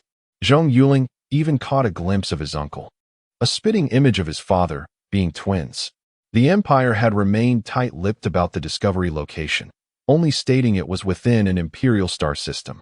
Nor had they disclosed Zhong Yuling's mining team, likely to deter external interest and potential encroachment, given the existence of the formidable Federation. Switching channels aimlessly, the room door opened, and Ouyang Xiaoxue, clad in a nurse's uniform, entered. Approaching Zhong Yuling, she expressed her concern. "I just started my shift and heard about your injury. How are you feeling? Why were you so reckless as to ram your ship? What if it hadn't gone well?" Zhong Yuling chuckled. "Don't worry, I won't leave you a widow." "You rascal! I never agreed to marry you," she retorted, her face flushed with a playful glare. "Xiaoxue, I'm parched." Zhong Yuling stated truthfully. His leg was immobilized, and one arm was out of commission. He had been thirsty for a while, but had no one to assist him. "Oh, I'll get you some water. Isn't anyone attending to you? Why didn't you press the emergency call button?" Ouyang Xiaoxue promptly grabbed a cup and headed to the water dispenser. "I wanted to, but I couldn't reach it," he explained, gesturing helplessly towards the call button. He had attempted to press it, but it was beyond his reach, situated on the side of his injured arm. "Oh, I'll find a straw. Don't move." Ouyang Xiaoxue retrieved a straw from a cabinet, inserted it into the cup, and carefully positioned the cup near his mouth, holding the straw in place. Zhong Yuling took a long draught, sighing contentedly. "That's refreshing. I was dying of thirst." "It's great to have a wife. You flirt. Such suggestive words. Who's your wife? Aren't you ashamed? Do you want more?" Ouyang Xiaoxue playfully rolled her eyes. "Oh dear. I seem to have arrived at an inopportune moment. Please, continue. A woman's voice echoed from the doorway, startling Ouyang Xiaoxua, who nearly dropped the cup. She turned around, her face crimson, and greeted Aunt Ling. Lin Ailing strolled in with a smile. She had been resting at home when she received a call from the hospital regarding several injured individuals from the C5 mining area. While she initially paid little attention, upon hearing Zhong Yuling's name on the list, she rushed to the hospital in a panic. Witnessing her son unconscious and reviewing his medical report, Lin Ailing covered her mouth and wept. The insider's account had indeed startled her. The reckless boy was a constant source of worry, ramming a ship into another. Had the other party been less concerned about instigating war, they might have launched a direct attack, leaving him with no recourse. By the way, Xiaoxua, I spoke with your head nurse. From now until Yuling's discharge, you will be his personal caretaker. You won't need to go anywhere else, Lin Ailing informed Ouyang Xiaoxua. Oh, Aunt Ling, is that appropriate? Won't the hospital staff object? While she desired to stay, the hospital was rife with gossip. Becoming Zhong Yuling's personal caretaker would inevitably stir up rumors. Object? My daughter-in-law caring for my son? Who could possibly object? Right, Yuling? Lin Ailing smiled at Zhong Yuling. Absolutely. A wife caring for her husband is perfectly natural. Let them gossip. Zhong Yuling nodded vigorously. Aunt Ling. Ouyang Xiaoxua's face turned scarlet. Although she knew both sets of parents had agreed to their union, she had yet to accept the scoundrel as her boyfriend. Being rumored about would solidify the matter, leaving her vulnerable to his advances. All right, I've already arranged it. Yuling is in your care, Lin Ailing said, grasping her hand with a smile. Truthfully, between Ouyang Xiaoxua and Zhao Mingming, she preferred Ouyang Xiaoxua. While Zhao Mingming was undeniably beautiful, Ouyang Xiaoxua possessed a delicate charm that she found appealing. After assessing Zhong Yuling's injuries and instructing him to rest, Lin Ailing departed. Throughout her visit, Ouyang Xiaoxua kept her head lowered, avoiding Zhong Yuling's gaze. Only after Lin Ailing left did she raise her head and inquire, Are you hungry? I'll get you something to eat. Yes, now that you mention it, I am. My dear wife, I'd like some soy milk. Zhong Yuling responded with a grin. You, humph. I haven't agreed to anything. If you call me that again, I'll ignore you. Ouyang Xiaoxua declared before promptly exiting the room. Zhong Yuling watched her retreating figure, a smile playing on his lips. Excellent. Her actions implied tacit consent. From this moment forward, he had a girlfriend. Victory. However, an image of another girl suddenly surfaced in his mind, instantly dampening his spirits. Oh, what am I going to do? Thinking of Zhao Mingming, he was unsure how to proceed. Given her persistence, she would likely not give up easily. Even if he adamantly refused, it would be futile. But what about Ouyang Xiaoxua? Their union had the approval of both families. If it didn't materialize, Ouyang would likely kill him. Even if he didn't, it would create a rift between him and his father, which would be detrimental to his father's well-being. No, he couldn't abandon Xiaoxua. Even without the connection to Ouyang he would still choose her because he genuinely liked her. But what about Zhao Mingming? Would she give up? Sometimes, he felt like a complete cad. Despite having Ouyang Xiaoxua, he couldn't bring himself to reject Zhao Mingming whenever she came around. The sound of high heels echoed outside the door. Zhong Yuling turned his head and, upon seeing the girl standing in the doorway, his mind went blank. No way, how did she know he was here?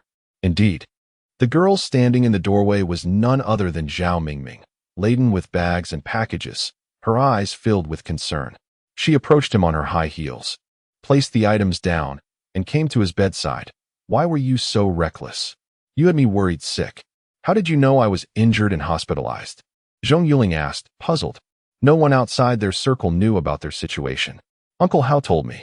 My father went to your mining bureau early this morning for the donation ceremony today.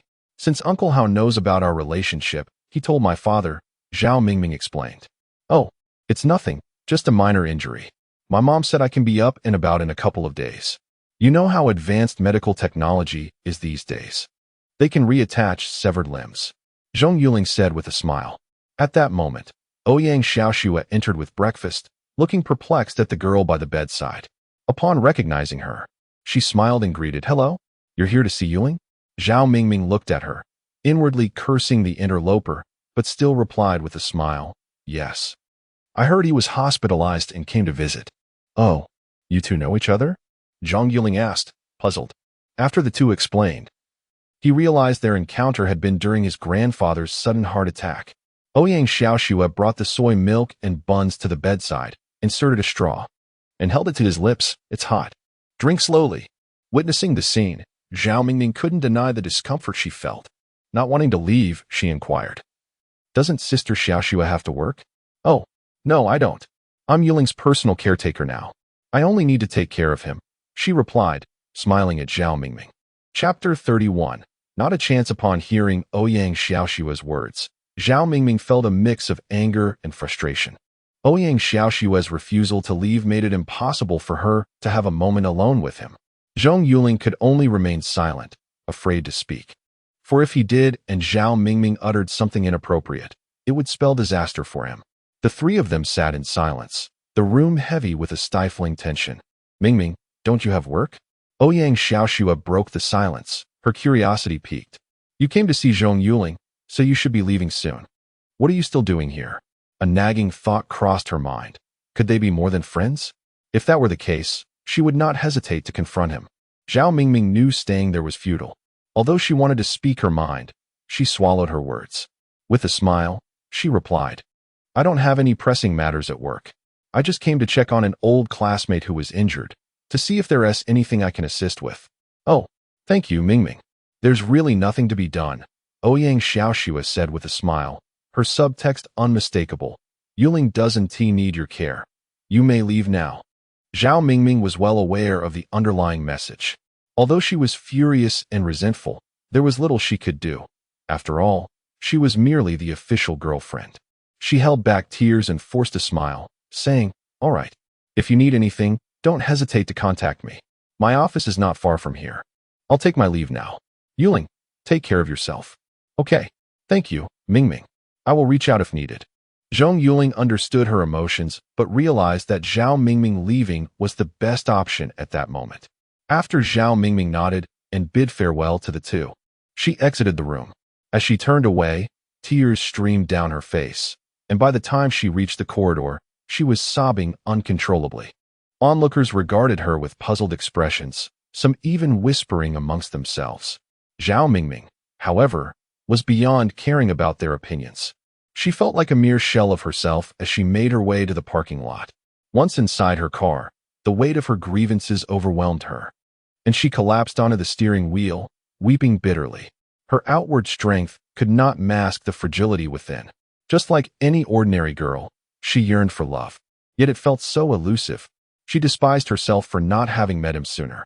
After exhausting herself from crying, she wiped her tears, pressed down on the accelerator, and the car gradually rolled out of the hospital. Meanwhile, Zhong Yuling was drenched in sweat, staring at the girl with her hands on her hips, glaring at him with pursed lips. "Tell me, what is your relationship with her? Don't tell me you're just classmates. Look at all the supplies she brought. Each of those nutritional items costs more than my salary for a year. She brought so much, and yet you expect her to leave without a fight?" Ouyang Xiaoxue glared at Zhong Yuling, her anger palpable. How could he profess to like her and care for her when he had such a stunning confidant? "She is just a classmate, my dear," Zhong Yuling exclaimed, eyes wide with disbelief. "You're misunderstanding. I have nothing with her. Don't call me that. I'm not even your girlfriend," she retorted, turning her back on him and storming out of the room. "Heaven help me." Zhong Yuling looked exasperately at the ceiling.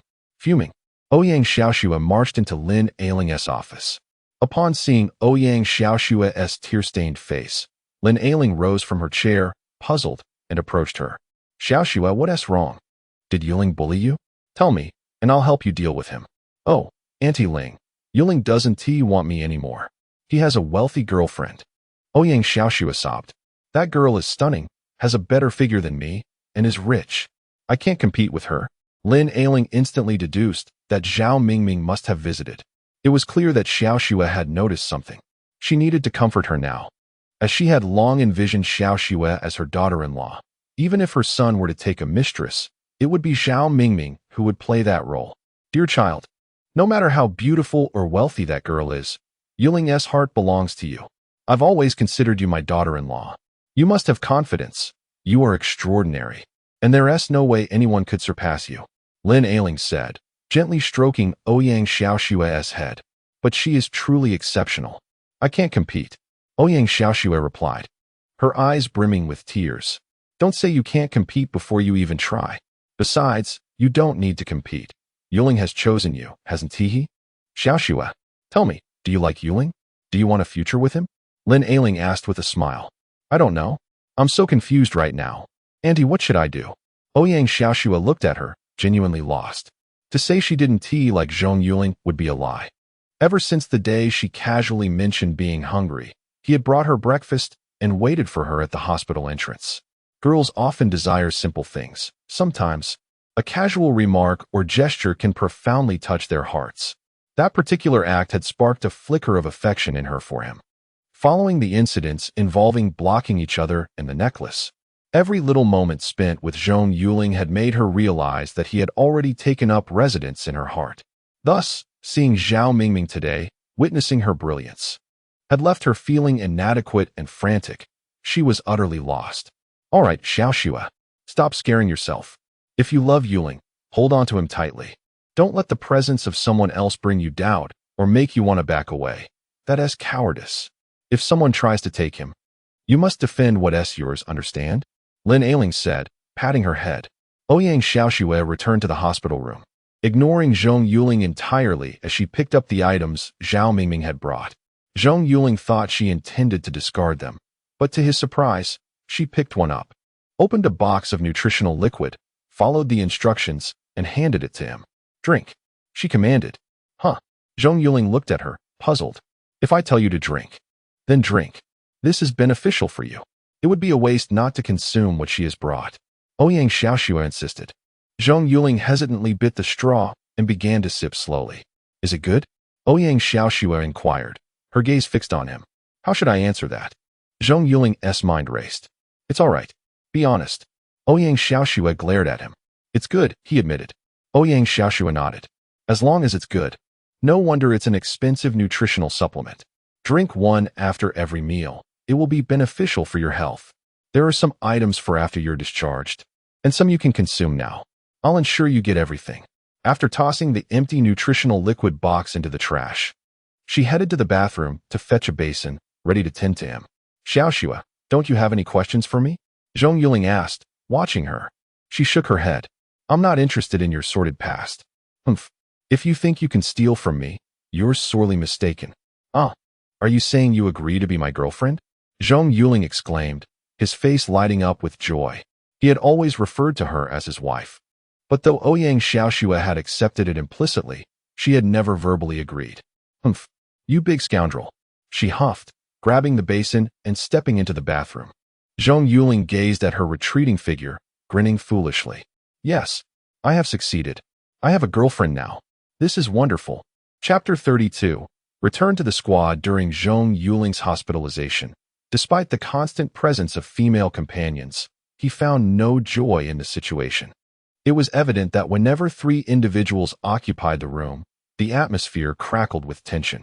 Zhao Mingming visited the hospital daily, often lingering for several hours, while Ouyang Xiaoshua had taken it upon herself to bring her personal belongings and hygiene items, choosing to sleep beside Zhong Yuling's bedside, vigilantly watching over him around the clock.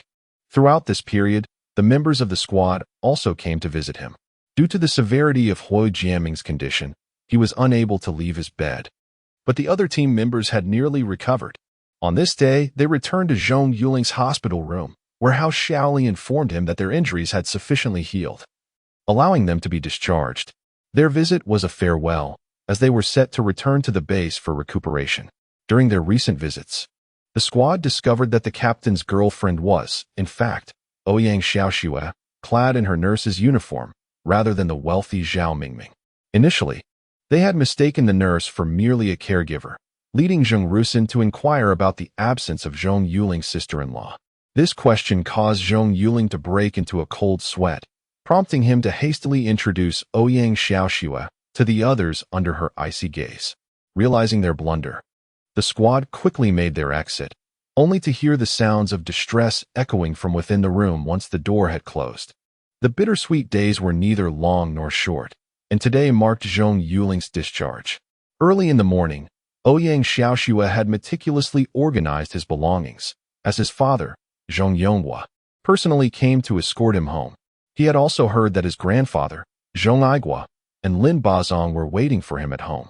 The impending arrival of his grandfather filled him with trepidation, as he calculated that only 5 to 6 days remained until the 1-month deadline. Lying in the hospital bed had halted his flight training, and although he was being discharged, walking remained a challenge, rendering any form of simulation practice impossible. He dreaded the thought of facing his cousin, fearing ridicule. Upon returning home, he found the two elderly men engrossed in a game of chess. As soon as they saw Zhong Yuling being wheeled in, they stood up and approached him. "Yuling, I heard you were injured. Your grandmother was so anxious to come that I had to stop her. Are you feeling better?" His grandfather Lin Bazong asked, patting him on the shoulder with a smile. "Grandfather, I'm fine. Much better now. I should be able to return to the base in a few days." Zhong Yuling nodded in response. "Return to what base? Don't forget that the month has already passed." Zhong Aigua shot his grandson a stern look, as if questioning his intentions to return to the mining bureau. "Come on, Grandpa. I just want to go back for a bit. Everyone is waiting for my return, and I need to hand over my duties." Zhong Yuling pleaded. "There's no room for negotiation." Zhong Aigua glared at him, adding, "Although you performed excellently this time, your impulsiveness remains a concern. In the future, think about the consequences of your actions. Don't assume that dying makes you a hero. Sometimes, living is far more significant." "Yes, Grandpa, I understand. But please, just grant me this 1 month. I promise it will be the last, and after I complete the handover, I will report to my cousin immediately." "What do you say?" Zhong Yuling offered a sheepish smile.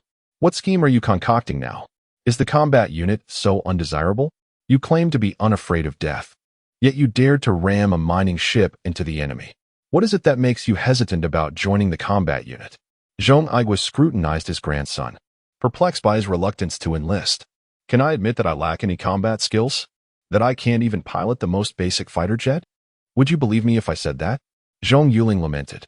He contemplated his response and finally said, "It's not that I don't want to go. Soaring through the cosmos in a fighter jet, exploring the unknown in a warship, and strategizing over a star map is my dream. However, Grandfather, I am not ready to go just yet. Although miners are auxiliary troops, they are still soldiers. As a general commanding troops, understanding each soldier is fundamental. Only by knowing your soldiers can you effectively strategize and secure your borders, right?" His words prompted deep reflection among all present, particularly Zhong Aigua. He suddenly realized that his grandson was indeed correct. Combat troops are soldiers, and logistical support troops are equally vital. Their neglect of the latter had led to a lack of understanding. Indeed, without Zhong Yuling risking his life to halt the enemy, they would not have been able to safely excavate Z-iron. This textbook-like battle had been executed by the seemingly inconspicuous miners. It became clear that greater attention must be paid to these logistical soldiers. Indeed, we have indeed lacked understanding of the logistical troops. But that is not a valid reason for you to remain in the mining bureau. Regardless of how much you know, you have already learned all that there is to learn." Zhong Aigua conceded with a nod. "How can that be? Just like this task assigned to me by the mining bureau, the drone. I still haven't figured that out yet. Come on, Grandpa, just 1 month. I promise to report to my cousin afterward," Zhong Yuling implored. Zhong Aigua regarded him thoughtfully before finally waving his hand in agreement. "Fine, 1 month. But this is the last time. If you come to me next month with excuses, I will personally drag you there." "All right, I'll rest now." With the approval granted, Zhong Yuling's spirits soared, and Zhong Yonghua wheeled him into the room. Although he still found walking cumbersome, he managed to stand and move about with relative ease. Zhong Yuling marveled at the advancements in medical technology. In the past, one would not have dreamed of walking again after such an injury within a year and a half. After a few days of recuperation at home, Zhong Yuling was granted the freedom to move about once more. After his mother conducted a thorough examination and confirmed his readiness, he packed his backpack and returned to the mining bureau. "Captain, you're back. How shally?" Bored while sitting atop the mining ship, spotted Zhong Yuling approaching and excitedly descended to greet him. Zhong Yuling nodded yes. "Now that I can move, I've returned. How's everyone doing?" All healed. Jiaming is back too, and everyone is on the ship. How Xiaoli beamed as she led him back to the mining ship, where all the crew members gathered in the command room upon hearing of Zhong Yuling's return. Good. It's great to have everyone back. Brothers, I missed you all. Especially you, Zhong Yuling. When I was injured, I didn't get a chance to bond with you properly. Now we can catch up. Let us head to the training room. Zhong Yuling recalled the moment when Zhong Yuling had inadvertently revealed Ouyang Xiaoshue's hand resting on his waist, a memory that lingered vividly in his mind. Ah, Captain, I was wrong. I truly regret it. Zhong Yuling hurriedly approached, sensing Zhong Yuling's intentions. No, you were not wrong. How could you possibly be at fault? Come, let me see if you've kept up with your training. Let us start with 1,000 push-ups. Or maybe 500 frog jumps will suffice. At the very least, 800 pull-ups should be manageable, right? With that, he threw an arm around his shoulder, leading him toward the training room amid the laughter of their comrades. Chapter 33. A New Mission in the Office of Lan Zhonglong. Zhong Yuling stood before the desk as Lan Zhonglong handed him a thick stack of documents. Captain, what is this? Zhong Yuling inquired, perplexed as he perused the files. Given that your team is not yet suited for high-intensity work, there happens to be a commendable task available for you. I would like you to undertake it. Lan Zhonglong replied, moving to the water cooler to fill a cup, which he then presented to Zhong Yuling. After expressing his gratitude, Zhong Yuling took the cup and glanced through the documents. The assignment involved exploratory searching. A new asteroid belt had been discovered near C5. At the time, the Empire was engaged in mining operations at C5, and due to the greater distance of the newly found asteroid belt, they only dispatched exploration teams a few times, yielding or similar to that of C5. Consequently, the Empire abandoned further mining efforts at that location, designating it as the C6 asteroid belt. Recent findings of Xiaoyan led researchers to study the surface of the surrounding asteroids, revealing similarities to those of C6. Some boldly speculated whether these asteroids had been attracted by C5's gravitational pull, a conjecture that garnered considerable support. Now, the Empire sought to organize another mining fleet for exploration, and during previous tests, Zhong Yuling's team had successfully operated drones, providing invaluable data despite the limited duration of their operation. Thus, the exploratory mission fell to Zhong Yuling and his team, who acknowledged the task's manageable nature, simply utilizing drones to scan for the presence of Xiaoyan without the need for extraction, only requiring them to return with data. Understood. We will ensure the mission is accomplished. When do we depart? Zhong Yuling saluted and asked. The transport ship is already awaiting at the spaceport. To ensure your safety, a few escort ships have been dispatched to accompany you. They are currently en route to the assembly point, so you have only 2 hours to prepare. Lan Zhonglong affirmed with a nod. Wow, time is so tight. I must hurry to prepare. With that, Zhong Yuling saluted once more and exited the room. Everyone, let us quickly gather a month's worth of supplies. Our mission is upon us. We only have 2 hours. Xiao Meiling immediately set to work on the drones, which would be the focal point of this mission. Zhong Yuling donned his headset and connected with the mining fleet to issue commands. Captain, we are aware that the logistics team has delivered an additional 5 drones, and we just finished unloading them. I will procure food right away. How Xiaoli declared, leading a few others toward the market. My dear wife, I've received a mission that will take a month, during which I won't be able to contact you. Rest assured, once my task is complete, I will return and treat you to delicious food and enjoyable activities. Zhong Yuling messaged Ouyang Xiaoshue upon returning to the ship. Oh, understood. Be cautious and don't recklessly crash the mining ship again. Take care of yourself. I will be waiting for you. Ouyang Xiaoshue quickly responded. Yes, I know. I must depart now. Love you. After glancing at another contact, he decided to send her a message as well. Mingming, I have a month-long mission. You won't be able to reach me during this time. Take care of yourself. I will return to Administrative Star in a month. Zhao Mingming replied promptly, Okay. When you return to Administrative Star, I want you to take me to the movies first. Sure.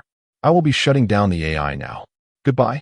After sending the message, Zhong Yuling disconnected from the network and proceeded to the control room to await how Xiaoli and the others returned with supplies. The transport ship ascended slowly, This mission involved only Zhong Yuling and his team, and a single small transport vessel, named YS-08, was dispatched. After delivering Zhong Yuling and his team to their designated location, it would return to the A-1870 outpost to await their return. After several jumps and navigations, the transport ship arrived at the specified location. Once the mining ship departed, the transport vessel turned in space, heading back to A-1870. Zhong Yuling then spotted 6 ships stationed not far away. 5 escort ships, known as HW-7581, were the Empire's active model, reportedly developed by his grandfather and his team. Its advantages included being compact and agile with outstanding firepower, though its armor was quite thin, making it vulnerable to gunfire. In the asteroid belt, the HW-7581's agility was a significant asset, allowing for smooth navigation. The other vessel was a supply ship, recalling details. Zhong Yuling recognized it as the small BJ-284 supply vessel, capable of providing supplies for 10 HW-7581 class escort ships for a month. It was the Empire's smallest active supply ship. "Hey, Zhong Yuling, we meet again." A handsome Western man appeared on the screen. Seeing him, Zhong Yuling smiled. "Tony, it's you. Long time no see. Are you in command this time?" "Indeed. I heard you were coming, so I reported to the commander," Tony replied cheerfully. Tony was the pilot who had contacted Zhong Yuling during their encounter with the giant shark. He was not merely a pilot but the captain of an escort ship within the A-1870 outpost fleet, holding a rank equivalent to Lan Zhenglong. Despite overseeing fewer personnel than Lan Zhenglong, frontline forces wielded more authority and received significantly higher pay than logistical units. At that time, their commander had received orders emphasizing the importance of ensuring the safety of Team 50, prompting Tony to personally don his gear and rush to their aid. It was during this rescue that the two had first met. Upon hearing about Zhong Yuling's mission to C6, Tony immediately sought out the commander to volunteer. "I recall your escort ship was HW-9854. How did it change to HW-7581? Zhong Yuling inquired with a chuckle. "This change was made to facilitate your entry into the asteroid belt. These 5 ships are new, assigned to us for this mission. Once completed, they will be mine. You have no idea how envious other captains are." Tony grinned. "I assume this is preparation for future incursions into C6. The data indicates that the C6 asteroid belt is densely packed. Regular escort ships will struggle, but HW-7581 can navigate it with ease." Zhong Yuling nodded in agreement. "Indeed, you grasped the implications swiftly," Tony remarked with a smile. "These 5 ships are indeed prepared for C6. Furthermore, due to this mission, I have been promoted to commander of the new fleet. I am now a battalion-level officer. Congratulations. You must treat us," Zhong Yuling exclaimed, surprised by Tony's advancement. "Absolutely. After this mission, I plan to visit Administrative Star. Let us gather, and I will introduce you to some friends," Tony affirmed with a nod. "Seems you're establishing your own command now. I suspect you might also be tasked with scouting for a new outpost around C6. Am I right?" Zhong Yuling smiled, acknowledging that the battalion leader's promotion was indeed related to the establishment of a new outpost, indicating the Empire's intent to station forces at C6. Chapter 34. The War Begins. Tony nodded. "Indeed. You are truly remarkable to have guessed correctly. This mission is quite daunting. I must scout for potential outposts there. It can be said that we have reached the very periphery of I-010. The road ahead is laden with challenges. Not to worry. I have examined the star map, and the C6 position is quite near to your A-1870. Support should arrive in due time," Zhong Yuling replied. "However, support will take several hours. If other empires arrive before assistance reaches us, we could be bombarded. Yet, the dense asteroid belt of C6 is a blessing in disguise. Large warships cannot penetrate it." Tony sighed. As a soldier, his duty was to obey orders, and he had volunteered for this mission upon recognizing an opportunity. He believed it was essential to take a risk, for fortune favors the bold. As the fleet approached the C6 asteroid belt, Zhong Yuling observed that the density of the asteroids was indeed as documented. The asteroids moved with alarming speed, making it apparent that large warships would be doomed to enter. Tony instructed the escort ships to position Zhong Yuling's mining vessel and supply ship in a protective formation as they cautiously ventured into C6. Shortly after entering, Zhong Yuling ordered them to halt and signaled for Xiao Miling to commence drone operations to survey the surroundings. With an additional 5 drones deployed, Xiao Miling found herself overwhelmed. The team members gathered around her to learn. Zhong Yuling reassured them that they need not operate 5 drones like Xiao Miling. Mastering just 1 would suffice. The first to grasp the operation was Li Zhengbin, whose mechanical expertise shone through. After a brief demonstration from Xiao Miling, he understood the basics and returned to his station. With a nod from Zhong Yuling, he piloted a drone out from the mining ship. The second to master the drone was Lu Dao, who followed closely after Li Zhengbin and soon took his position, successfully launching his own drone. Within an hour, everyone, including Zhong Yuling, had become proficient in operating the drones. Xiao Miling promptly detached 4 drones, with each of the 10 team members controlling one to explore the vicinity. "Captain, I've discovered that the asteroids here closely resemble those from which we found Z-iron, suggesting that our hypothesis may be valid. Those asteroids in C5 might originate from here," Lu Dao announced, referencing the screen as he gestured with his tools. His previous profession as an interstellar surveyor equipped him with the skills necessary for such discoveries. "Indeed. Well done, Lu Dao," Zhong Yuling acknowledged, nodding in agreement. He too believed that the upper management's speculation was not unfounded. The proximity of the C5 and C6 asteroid belts was striking, and the star map indicated a connection not far from where they had discovered Z-iron. After several hours of reconnaissance, Zhong Yuling and his team finally located Z-iron on an asteroid. Although the concentration was minimal, it invigorated the entire crew. Moreover, this was not the only good news. Upon discovering the initial asteroid, they found several more nearby containing traces of Z-iron. This confirmed that the upper management's assumptions were indeed accurate. Through the encrypted communication system of the ship, Zhong Yuling relayed the findings back to headquarters. Excitedly, Hao Jianming forwarded the report to Zhong Yonghua, who was met with jubilant cheers from the higher-ups upon receiving the news. While Zhong Yuling's team was engaged in their survey, Tony was also busy. He dispatched numerous fighters to scout for suitable locations to establish an outpost within the asteroid belt. Eventually, he identified an excellent site close to the Empire, situated just outside the asteroid belt and facing toward C6. Upon relaying the coordinates back, Zheng Rongwang immediately approved, dispatching an engineering vessel to commence construction at Tony's selected site. Zhong Yonghua instructed Zhong Yuling not to retreat, but to continue the investigation. Since Z-iron had already been discovered at the C6 fringe, it was reasonable to suspect that even greater quantities lay within. Following the orders, Zhong Yuling urged Tony and the others to advance deeper into C6. After over 10 days of exploration, exhilarating news once again stirred the higher echelons. C6 was indeed a treasure trove. Not only had they discovered Z-iron, but also C-copper and Y-gold. Although these 2 ores were not as rare as Z-iron, they were still critical military resources essential for warship construction.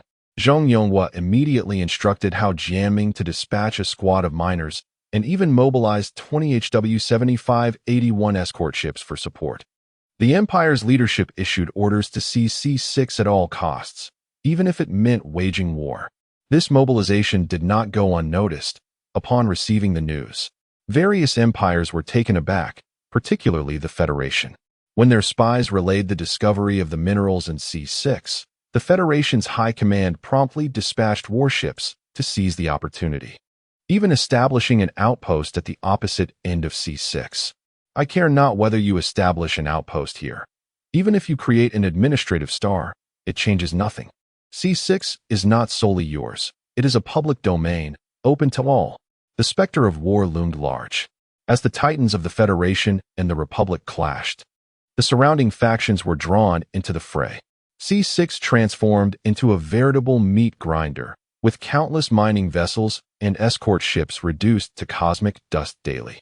And innumerable soldiers lay to rest there. "Captain, a mining vessel has been spotted ahead," Hao Xiaoli exclaimed, her gaze fixed on the screen, watching as a red dot approached slowly. "Oh, how many is this today? Brothers, we have work to do." Xiao Miling hurriedly prepared to lay mines. Let's hit it first with a barrage, just like the one before. Zhong Yuling rose from his seat, energized. The Republic held the monopoly on drone technology. Zhong Yuling devised a plan to exploit the drone's compact and stealthy nature, drawing inspiration from their previous encounter with the giant shark. They would install explosives on the asteroids along the enemy's route, and over the past few days, this tactic had successfully ambushed at least 10 mining vessels within the C6 asteroid belt. Captain, this mining vessel doesn't appear to belong to the Federation. It's from the Eternal Night, Hua Jiaming reported as he observed the footage relayed from the screen. Who cares where it's from? As long as it's not from the Republic, it's an enemy. Zhong Yuling scoffed. On board the Eternal Night's mining vessel, the captain stared at the screen, an unsettling feeling gnawing at him all day. He sensed trouble brewing, yet orders had come down from above to infiltrate the asteroid belt and procure some minerals. Indeed, it was theft. As the two major empires clashed fiercely in C6, the smaller empires could not brazenly enter. They had to send mining vessels piecemeal to gather resources at the edges of C6. Even this was perilous. Discovery meant either fleeing or becoming cosmic dust. Captain, it seems we have been spotted. One crew member turned to inform him. By whom? Is it a mining vessel or a warship? The captain inquired. It's a mining vessel from the Republic. The crew member cursed. The moment I saw the Republic's warship, I thought of that madman from last time. Chapter 35. Hello. It's good to see you again, but please don't mention that lunatic. Just the thought of him infuriates me. He is nothing but a madman, ramming battleships. A female team member gritted her teeth as she spoke. The last collision nearly disfigured her, and it was only due to timely medical attention that her face remained intact. Yet, he undeniably possesses remarkable strength. The captain sighed and remarked, "You must remember the incident some time ago when 9 miners from the Republic Empire captured the giant shark pirates, right? When we visited the Republic, I learned that the very madman who rammed us was one of the key figures in that event. His name is Zhong Yuling. After that incident, he was appointed as the captain of a mining ship squad, and I heard that the other 3 are also aboard that vessel. Is that true? I heard about that. The Republic held a press conference to promote their achievements and even invited reporters from various factions." A team member interjected. "Indeed, he is truly capable. If it were us, we would have fled without a trace. That was a destroyer, not a mining ship. Can one simply declare a capture?" The captain sighed once more. He was genuinely shocked upon hearing the news, but realized he lacked the audacity and courage of that individual. He even joked with friends that if he encountered him, he would like to share a drink and learn from him. Yet, unexpectedly, their encounter ended up with him being rammed by the very ship. "Captain, let's not dwell on that. What shall we do now?" A team member asked. "What to do? We retreat. Their escort ship is right around us, and they have already publicly announced that they will engage any other empire that approaches. They won't even entertain reason." The captain helplessly sank into his chair. Meanwhile, on Zhong Yuling's side, Hao Xiaoli noticed the enemy retreating and inquired, "Captain, they are retreating. Shall we pursue?" "Pursue what? We are merely waiting for an opportunity. If we chase after them, we will lose our advantage.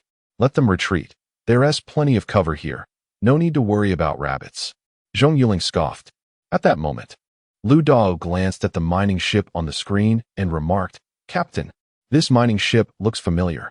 I can't shake the feeling that it's the very one we collided with last time. Look at the noticeable collision marks on their right flank." "Really? Let me take a look." Upon hearing that it might be an old acquaintance, Zhong Yuling immediately rose to inspect it and found it increasingly reminiscent. "Xiao Miling, contact the other party. What kind of friend is this? To meet and not even greet us before leaving." Zhong Yuling chuckled at Xiao Miling. On the mining ship, a team member lowered their headset and said to the captain, "Captain, the other party is requesting a call. Shall we accept?" The captain, filled with confusion, pondered for a moment before nodding. "Let us connect." Before long, a man appeared on the screen in the control room, waving with a smile. "Ah, old friend. How can you see us and not even say hello before leaving? That is quite rude." The captain was utterly speechless upon hearing the man's words. He recognized the voice immediately. It was a voice he would never forget. They had just been discussing the owner of that voice. Who would have thought they would encounter this lunatic again? "What? After greeting you, would I continue ramming our ships?" The captain scoffed. How could I? I wouldn't dare. The Federation is around us. If I collided with you, they would jump in to take advantage of the situation. Such a loss would not be worth it. Ah, brother. I've known you for so long, yet I still don't know your name. Zhong Yuling grinned. What is something you wouldn't dare to do? I thought you feared nothing. Greetings. I am the captain of this ship. My name is Anthony. Oh, hello. I am Zhong Yuling. Zhong Yuling replied. I know you. 9 captives of the giant shark. The entire galaxy knows that story. Be careful. I've heard that the Pirate Alliance has placed a bounty on you. They say that anyone who encounters you in space should kill you for a handsome reward. Anthony said with a smile. What? Is that true? Zhong Yuling felt frustrated.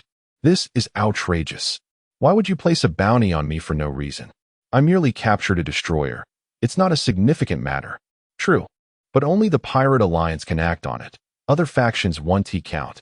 Well, I've shared this with you, and now we're leaving. Anthony glanced at him and said, Come on. It's not every day we meet in this vast universe. How delightful that is. How about this? Why don't you come over? Let us have a gathering. Zhong Yuling suggested with a smile, genuinely having no intention of attacking them. After all, there was no enmity between the Eternal Night and the Republic. In fact, they had even been allies for a time to resist the Federation's advances. That's why he dared to ram them previously. Both sides knew they wouldn't fire upon each other. Had they encountered the Federation last time, Zhong Yuling and his crew would likely have been shot to pieces before they even got close. Can you guarantee that you haven't tampered with our route? Anthony looked at Zhong Yuling with skepticism. Brother Anthony, that's not very nice, is it? Rest assured, I haven't. Just be straightforward about it. I know you're tired of the mining ship's work meals. Come to my place. We have the finest ingredients and the best chefs. Zhong Yuling grinned. All right. I'll trust you this once. Anthony observed Zhong Yuling's expression, realizing he wasn't lying, and nodded for his crew to navigate the ship towards Zhong Yuling's. As they approached, Zhong Yuling smiled and said to Xiao Miling, hide the drones. Also, didn't you mention you created a Trojan program out of boredom? Look for an opportunity to hack into their warship and steal some information for me. Xiao Miling looked at him and replied, Captain, you're so mischievous. But I like it. Don't worry, just watch. As the 2 ships drew near, a hatch on one of the ships opened, and 2 passageways slowly extended until they connected. Zhong Yuling arrived at the passageway, while Anthony entered Zhong Yuling's ship through the corridor. Zhong Yuling welcomed Anthony with a warm embrace. Brother Anthony, I wasn't wrong, was I? I said there would be no tricks. Let us head to the dining room. Our chef is ready. However, I must clarify that this is a war zone, so we haven't prepared any alcohol. I hope you won't take offense. Zhong Yuling said, draping his arm over Anthony's shoulder. No worries. I don't drink anyway. We all have tasks to attend to, and how could we drink? If you offered us drinks, then I would have a bone to pick with you. Anthony chuckled. Little did they realize that shortly after leaving the passageway, a shadow swiftly approached their ship, skirting along the ground. Xiao Miling maneuvered a spider robot into the opposing mining ship's passage, but a door obstructed the spider's path. Xiao Miling pouted and muttered to herself, Did you think that would stop me? You underestimate me. Chapter 36. Data theft at this moment. Xiao Miling was skillfully maneuvering the mining machine to infiltrate the enemy's mining ship, while Zhong Yuling accompanied Anthony to the dining hall. Upon seeing the array of delectable dishes, Anthony and his companions could not help but swallow hard. Do you consume such lavish meals every day? Is the living standard of your miners so high? Even our main combat troops do not enjoy such fine cuisine. Anthony gazed enviously at the food. Zhong Yuling shook his head. You are overthinking it. We prepared this ourselves. You know that for miners, simply having enough to eat is commendable. How could we possibly have such a feast? Come. Everyone, don't be shy, eat to your heart's content. Then we shall not hold back. Anthony, captivated by the sumptuous spread before him, eagerly approached the table and began to devour a duck leg. Indulge as much as you can. Consider it an apology for the previous incident. Zhong Yuling chuckled, as Anthony's teammates could no longer contain themselves. After thanking Zhong Yuling, they all gathered around the table, feasting heartily. Observing their enthusiastic consumption, Zhong Yuling smiled, moving between the team members with cups in hand. After the meal, Anthony prepared to return, but Xiao Miling had yet to report back. Zhong Yuling, unwilling to let them depart empty-handed, said with a grin, "Anthony, I cannot let you leave without something in hand. Follow me to a place where I have some gifts for you." Turning back in confusion, Anthony asked, "What are you giving us?" "Z-iron. That would be splendid." Zhong Yuling rolled his eyes at him. "You really dare to dream. I certainly do not wish to meet an untimely end. Come on." Zhong Yuling led them to a warehouse, opening the door with a smile. "Feel free to choose. These are our spoils from the past few days, personal items. Take whatever catches your eye." Over the last few days, they had lain in wait in the asteroid belt, scavenging usable items from the enemy ships, which had now become the squad's spoils, entirely personal and not subject to mandatory reporting. "Wait, are you saying that if we had entered earlier without being recognized, the items on my ship could have ended up here?" Anthony exclaimed, sweating profusely at the sight of the warehouse filled with remnants of warships. "Oh, that's not the case. Don't focus too much on the details. Just go in and pick what you like." Zhong Yuling laughed. "You know it. Just don't speak of it aloud. Our friendship boat still has a way to sail, doesn't it? Don't tip it over." "All right, let's go pick," Anthony replied, noticing plenty of usable items. As they entered, Zhong Yuling approached Hao Xiaoli and said, "Quickly check on Miling's progress." Hao Xiaoli nodded and stepped outside. Moments later, she returned with Xiao Miling, who nodded at Zhong Yuling. Upon seeing her gesture, Zhong Yuling let out a sigh of relief. After Anthony and his team returned to their ship with their bounty, Zhong Yuling smiled as he watched them leave. He entered the control room, where he found Xiao Miling typing away at the computer. He understood she was likely finalizing her work and chose not to disturb her. After approximately half an hour, Xiao Miling set down her headset and smiled. "Captain, we've caught a big fish." "Oh, how big?" Zhong Yuling's eyes lit up with curiosity. Xiao Miling continued typing, and before long, a message appeared on Zhong Yuling's screen. He opened it and was astonished to find it was the blueprint for a laser cannon developed independently by Eternal Night. How strange, such blueprints are classified. How could they appear on an ordinary mining ship? Aren't they concerned about the ship being captured and the information leaking? "Captain, I know what you're thinking. This data is not from the ship itself. I accessed their database through their network and downloaded it. Unfortunately, there was limited time, or I could have gathered much more. This autonomous laser cannon is just one of many useful items. I need to integrate them before sending them to you." "Excellent. Hurry up with the integration." "Hee. I'll go show off to my father."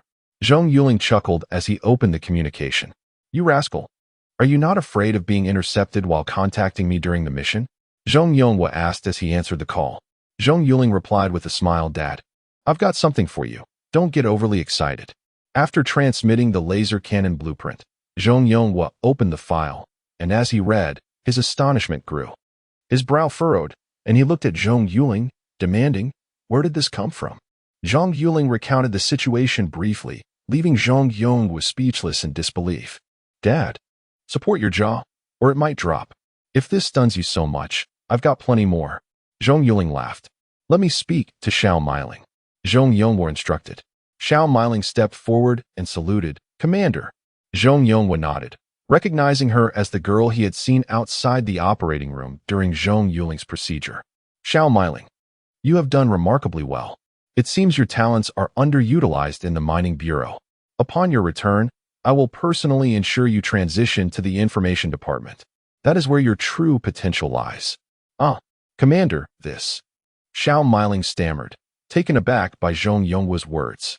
"Hey, my commander. Xiao Miling is my person. Isn't this a bit underhanded?" Zhong Yuling smiled, though he had merely been joking. He truly believed Xiao Miling's talents were wasted in the mining team and had intended to recommend her to his father. "Scram, your time is running short. Hurry and report to Xiaoling." Zhong Yonghua shot a glare at his son. "Dad, why are you just like Grandpa?" "Fine, I'll go after this mission. By the way, can I request a few people?" Zhong Yuling smiled. "What kind of people?" Zhong Yonghua asked, puzzled. "Dad, there are a few capable individuals in my team who could use some training on combat aircraft, such as Hao Xiaoli, Hu Jiaming, Li Zhengbin, Lu Dao, and Xiao Miling. They are all around my age. Can I request a few spots for them?" Zhong Yuling inquired. "And them? Do they wish to go?" Zhong Yonghua asked. "All of them want to go. How Xiaoli has excellent physical fitness and originally wanted to join the combat troops, but Hua Jiaming wouldn't allow it. Hua Jiaming had bad luck and missed the aircraft tests due to a stomach ache, while Li Zhengbin and the others were simply not selected as they were civilian recruits. The rest are too old. Zhang Rusin and Li Daniu are retired, so they won't be going. Zhong Yuling explained. All right. According to regulations, those who wish to join the combat troops will undergo testing once you return. If they pass, I can make an exception for their entry. As for Xiao Miling, she cannot go, nor does she need to be tested. She will report directly to the information department upon return. Zhong Yonghua nodded. Commander, I want to stay by the captain's side. Is that possible? Xiao Miling interjected, anxious upon hearing Zhong Yonghua's words. She had come to the mining bureau as a fan, and she did not wish to be separated from Zhong Yuling. Xiao Miling, this is the military, not a marketplace. Zhong Yonghua replied sternly. Oh, yes. Xiao Miling could only stand at attention and salute, feeling dejected as she returned to her position. Zhong Yuling understood her reluctance. But the information department was indeed her rightful stage. All right, have Xiao Miling complete the information integration and send it to me shortly. Your uncle will be so excited he won't be able to sleep. I must go tease him right now. With that, he closed the computer. Chapter 37. The Federation arrives thanks to the meticulous organization by Xiao Miling. All the documents have been compiled. Zhong Yuling swiftly perused the materials, which primarily consisted of information about weaponry and warships. Xiao Miling had omitted the commonplace items or those already possessed by the Empire. Yet this trove of information was enough to excite Zhong Yuling. He relayed the documents to Zhong Yonghua, who, upon reviewing them, was visibly enthralled, foregoing casual conversation and abruptly disconnecting the communication. Is it done? Hurry, give it to me. At that moment, a man resembling him appeared on Zhong Yonghua's screen. As soon as the communication connected, he exclaimed excitedly, Listen, can you not act like a research lunatic? Just wait. This time it's all good stuff. Let me make it clear, don't lose sleep over it. If I find out you haven't returned home, I will come and drag you back myself. Zhong Yonghua looked at his brother, speechless. Got it. Hurry. Zhong Yonghi nodded. But the expression on his face and the urgency in his eyes made Zhong Yonghua aware of his brother's feigned compliance. Despite Zhong Yonghi's many virtues, his singular flaw was his obsession with research. He could go days without sleep, neglecting personal hygiene and meals, sometimes even spending nights in the lab without returning home. Lin Ailey, Zhong Yonghua's wife and Ailing's sister, often called her sister to lament about this, and although Zhong Yonghua would scold him, he would always promise to do better, only to forget as soon as he turned away. Take it. Your nephew has brought you such wonderful things. Can't you show some appreciation? Zhong Yonghua said with a smile. Tell Yuling that if he wants anything, just let me know. Brother, Yuling has truly grown up. Looking at my own son, I wish I could kick him. As Zhong Yonghi thought of Zhong Yuling, he shook his head.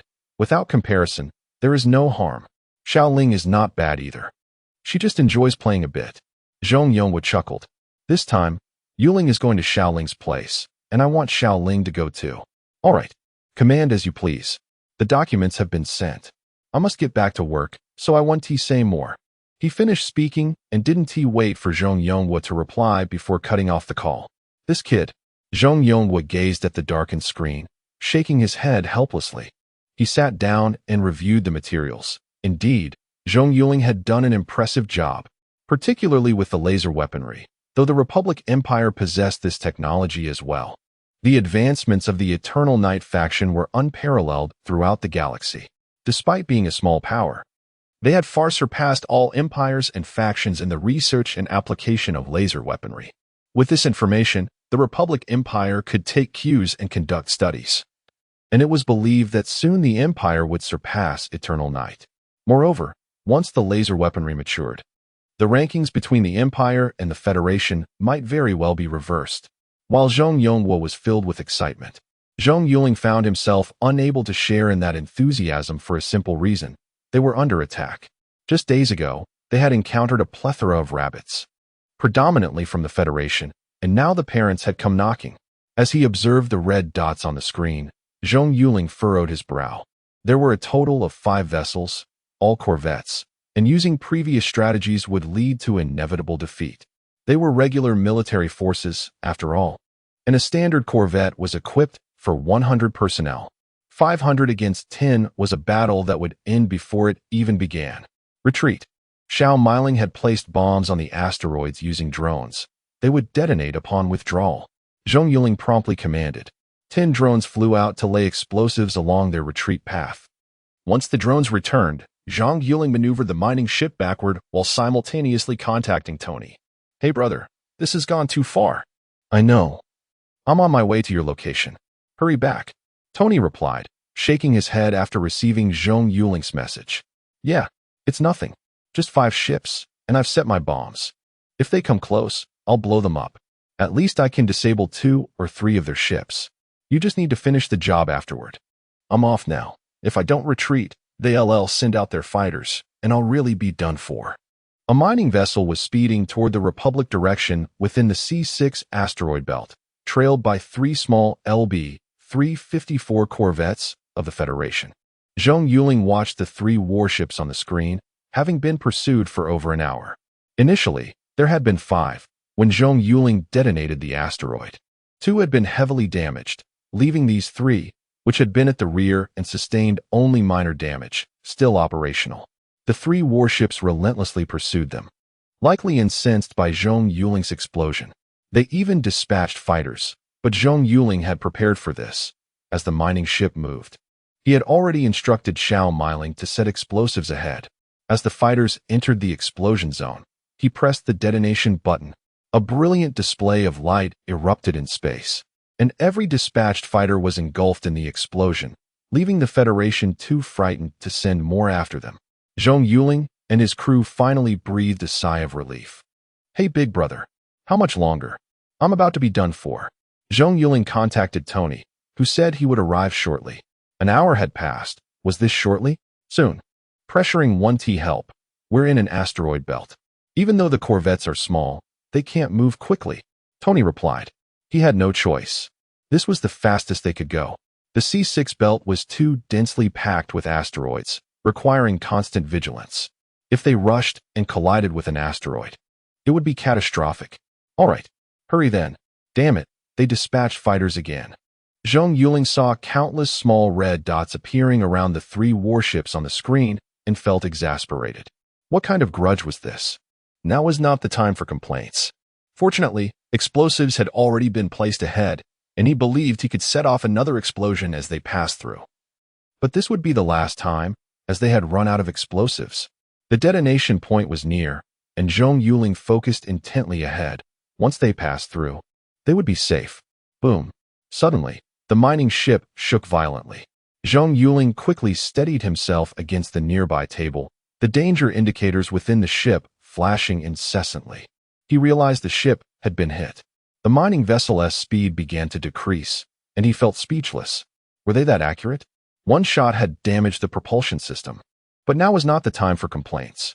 He immediately activated the backup power system, reigniting the mining vessel's thrusters toward the target. However, the recent halt had closed the distance between him and the approaching fighters. Zhong Yuling glanced at the encroaching aircraft and commanded, "Hao Xiaoli, Hu Jianming, Zheng Nuo, Li Daniu. You all hurry and take control of the cannons to retaliate." The ship's cannons rotated, targeting the approaching fighters, but among the 4, only Li Daniu was not caught up in the chaos. The others managed to avoid hitting the aircraft perfectly. "Can't you aim?" Zhong Yuling exclaimed in disbelief at their performance. "I want to. It's strange. When I piloted a small mining vessel against fighters, I hit them every time. Now I can't hit anything controlling the ship's cannons." Hu Jianming replied, equally baffled. "Idiot. They're the Federation. Are they on the same level as those pirates?" Zhong Yuling shot him a glare of disbelief. "Oh, right. Li Daniu, teach me how to shoot so we can hit something," Hu Jianming asked eagerly. "You need to understand prediction. Observe the trajectory and speed of the aircraft. Aim several positions ahead.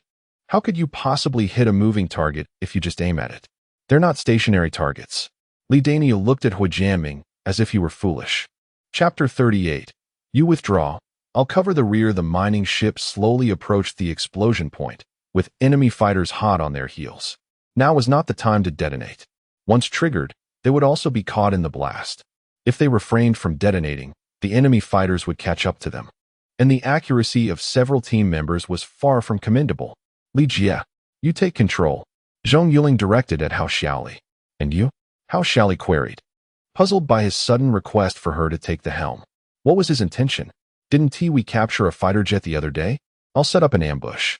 When they had downed a mining ship previously, they had discovered a brand new fighter on its landing pad. Prior to Tony and the others' arrival, Zhong Yuling had managed to drag the fighter back to the landing pad. Recently, he had taken to training in it in the vastness of space, not merely for practice, but in preparation for the upcoming mission with his cousin. Although he couldn't maneuver it with complete ease just yet, he was capable of executing standard maneuvers. Despite having lost his previous knowledge and memories, his body's instincts and muscle memory enabled him to fly the fighter with surprising proficiency, even more adeptly than Hao Xiaoli and the others. No, let me go? Hao Xiaoli shook her head, vehemently opposing the idea. This ambush has an 80% chance of not returning. Zhong Yuling cannot be in danger, regardless of him being the commander's son, as the team leader. He must not take such risks. Exactly. Captain, you cannot go. I'll handle it. Hua Jiaming stood up, eager to take on the task. At this moment, the other team members rose in opposition. Zhong Yuling looked at them defiantly. Get lost. Your piloting skills are no match for mine, so stay put. Hua Jiaming, sit down. If the enemy fighters come, you want to just join the fray for the sake of it. That is settled then. Hao Xiaoli, I am the captain. I will accept the orders. Captain, I am a retired fighter pilot. Let me go? Zhong Nua chimed in. Get lost. You were retired due to injury and can't pilot. You're not going anywhere. With that, Zhong Yuling left the control room without allowing any further objections. Settling into the cockpit, he caressed the cold control stick, a mixture of excitement and trepidation flooding his heart. He understood that he must remain focused. This rearguard action could very well be a matter of life and death. Yet, what was there to fear? Fortune favors the bold. As captain, he bore the responsibility for his team. Resolutely, he pressed the hatch closure button. The transparent canopy descended slowly, and as it did, the helmet seamlessly fitted onto Zhong Yuling's head. The cockpit's dashboard and screens illuminated, and upon receiving confirmation from the synthesized electronic voice that he was ready for takeoff, Zhong Yuling spoke into his headset. Hao Xiaoli, open the hatch. Understood, Captain. Good luck. The members of Team 50 await your triumphant return. Hao Xiaoli's voice resonated. And Zhong Yuling, upon hearing her, knew her eyes were likely swollen from tears, though she suppressed her emotions. Haha. Li Jie, don't be such a girl. It's no big deal. Trust me, I will return. When I do, we shall drink to our heart's content. Zhong Yuling laughed heartily. Go to hell. I'm a girl, all right? You rascal. Hao Xiaoli retorted, her tears replaced by a smile as she gazed at the fighter on the screen, whispering, Take care. With that, she pressed the button. As the air was evacuated from the landing pad, and the hatch opened slowly, Zhong Yuling beheld the vast starry sky, a smile gracing his lips. He addressed his comrades over the headset, Brothers, take care. With that, he pulled up the control stick and pressed the throttle, propelling the fighter out from the mining ship.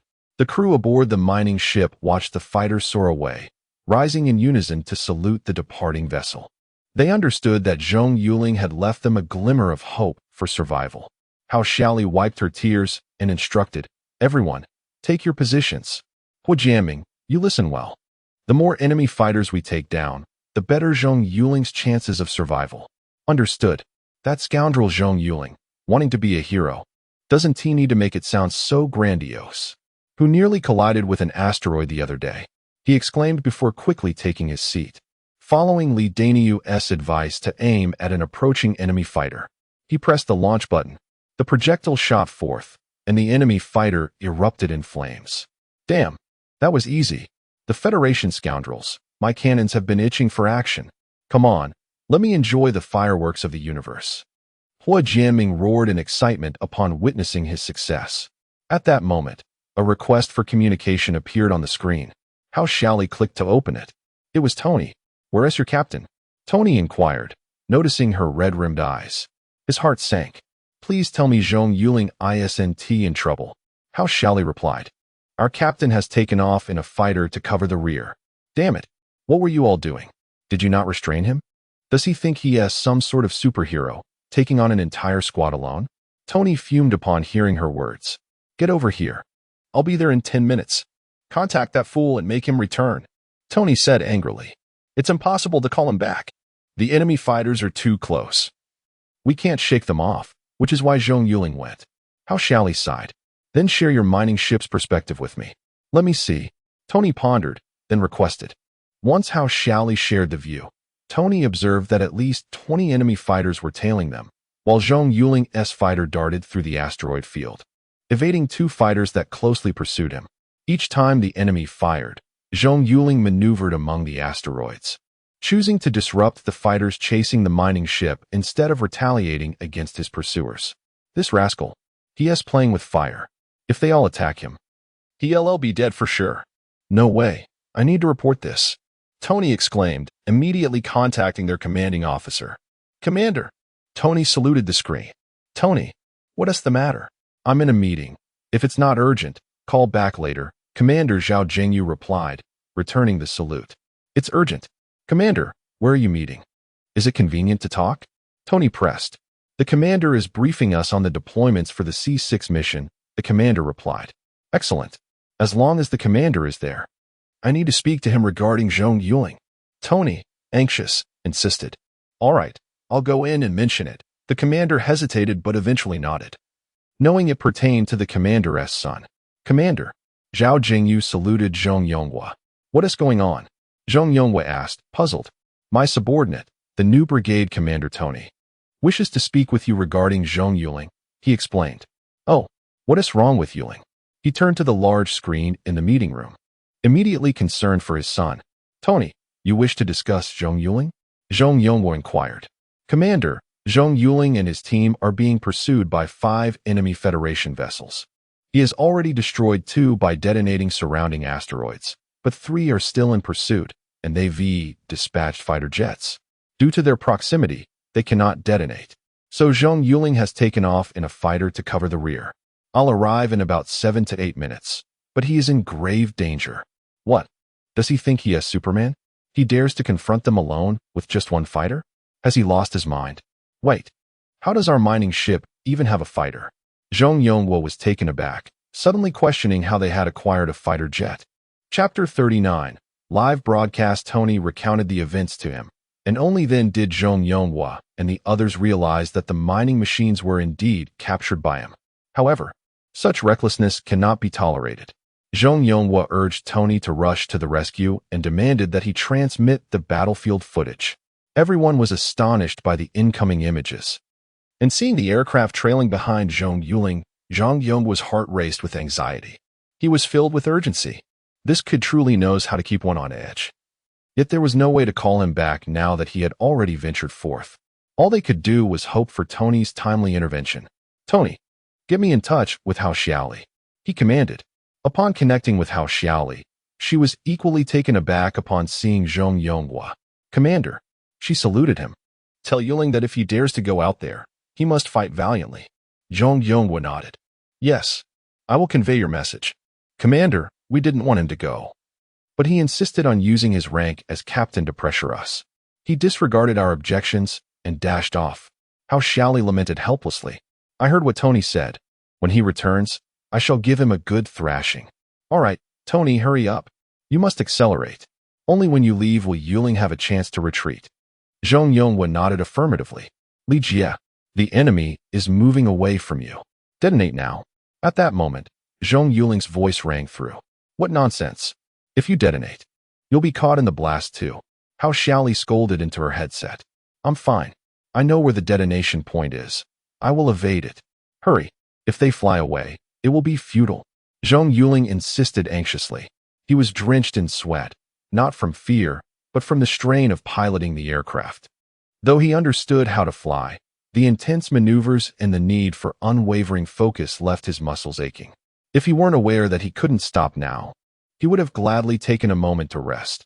He was utterly exhausted after only a few minutes. No, I won't allow it. You will die? Tony is almost there. We must hold on just a little longer. Hao Xiaoli frantically shook her head, knowing that pressing the detonation button could very well result in his demise. At that moment, a missile was hurtling towards Zhong Yuling's aircraft, and the cockpit was filled with frantic red lights. Zhong Yuling realized he was locked on. He yanked the control stick, sending the aircraft soaring upwards at a 90-degree angle, his intention to find an asteroid for cover. The missile grew ever closer, and the asteroid loomed ahead. Taking a deep breath, he reminded himself to remain calm. Any panic would be his undoing. Meanwhile, everyone watched anxiously, their eyes glued to the large screen as the missile pursued him.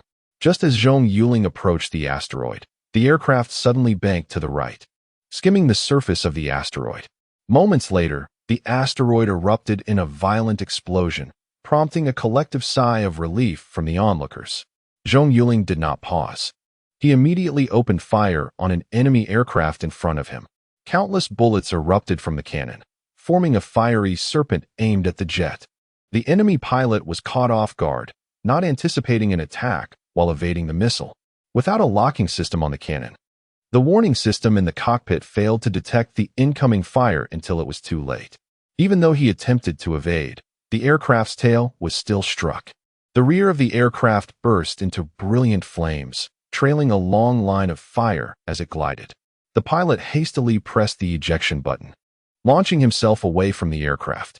Mere seconds after his ejection, the aircraft collided with an asteroid, resulting in a cataclysmic explosion.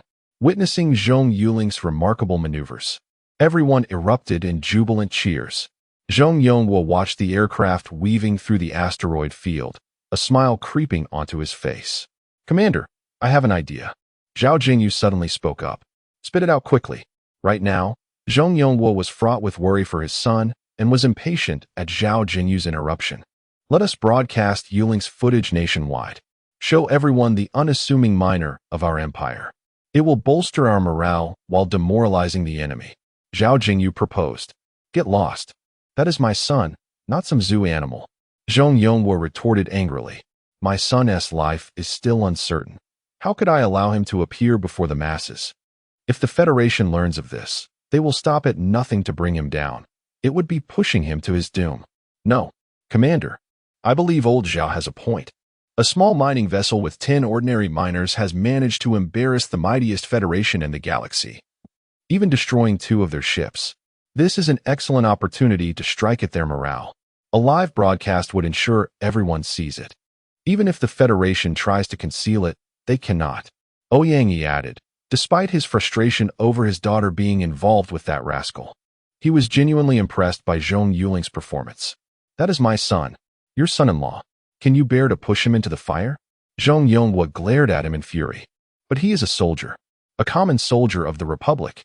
Ouyang met Zhong Yuling's gaze, fully aware of his concerns. Indeed, should the footage be released, Zhong Yuling's chances of survival would diminish. Yet they were all soldiers, and for the honor of the Empire, such actions must be taken. If this lad could return safely, he would surely facilitate the marriage between the two. The more he observed Zhong Yuling, the more he appreciated him. "Indeed, Commander, Ouyang speaks wisely. He is a soldier. Is it not our duty to protect our homeland? We all pledged allegiance under the national flag, and for the Empire, we would not hesitate to sacrifice our lives. Yuling has proven himself worthy. Moreover, Tony is nearly there. It will only take a few minutes. Even if the Federation receives the news and issues a strike order, it will be too late. We have time to save him," Zhao Jingyu asserted. Sighing deeply, Zhong Yuling sank into his chair. After a moment's contemplation, he retrieved his smart device. "Father." Zhang Yigua's face appeared on the screen. "What is it?" Seeing his son's expression, Zhang Yigua sensed something was amiss and inquired curiously. With a heavy sigh, Zhong Yuling relayed the unfolding events to his father.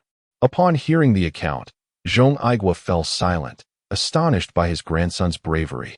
While simultaneously cursing him for his recklessness, was he trying to court disaster? Tears welled in the old man's eyes, but he gazed resolutely at his son, saying, "Yonghua, Yuling has shown great courage.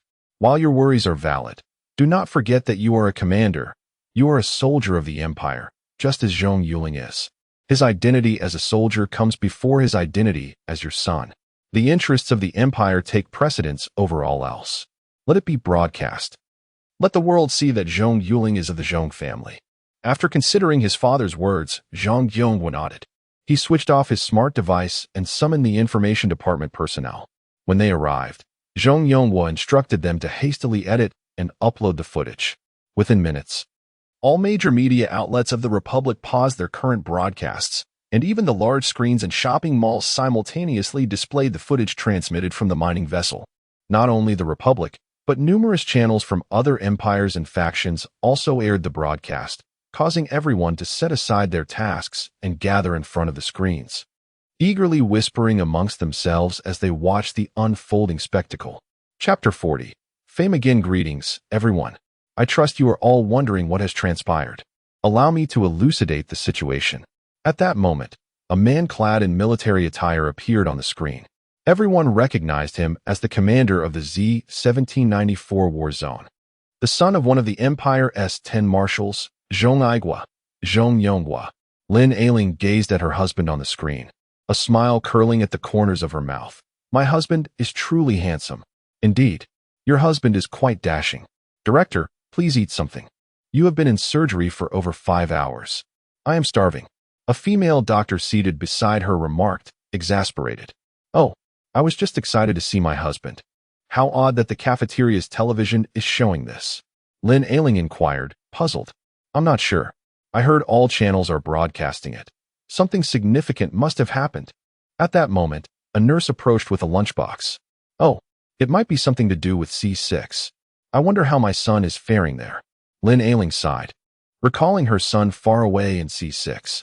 Honestly, sister, your son is incredibly handsome. I heard he is dating Xiaoxua. If I had known earlier, I would have introduced my daughter to him. What a pity. The nurse sighed wistfully. The group continued to chat while watching the screen. Zhong Yuling resumed speaking. This footage is from a mining ship in C6, and trailing behind it are 5 warships from the Federal Empire, dispatched solely to destroy our modest mining vessel. Whether this reflects their arrogance or their insecurity remains uncertain.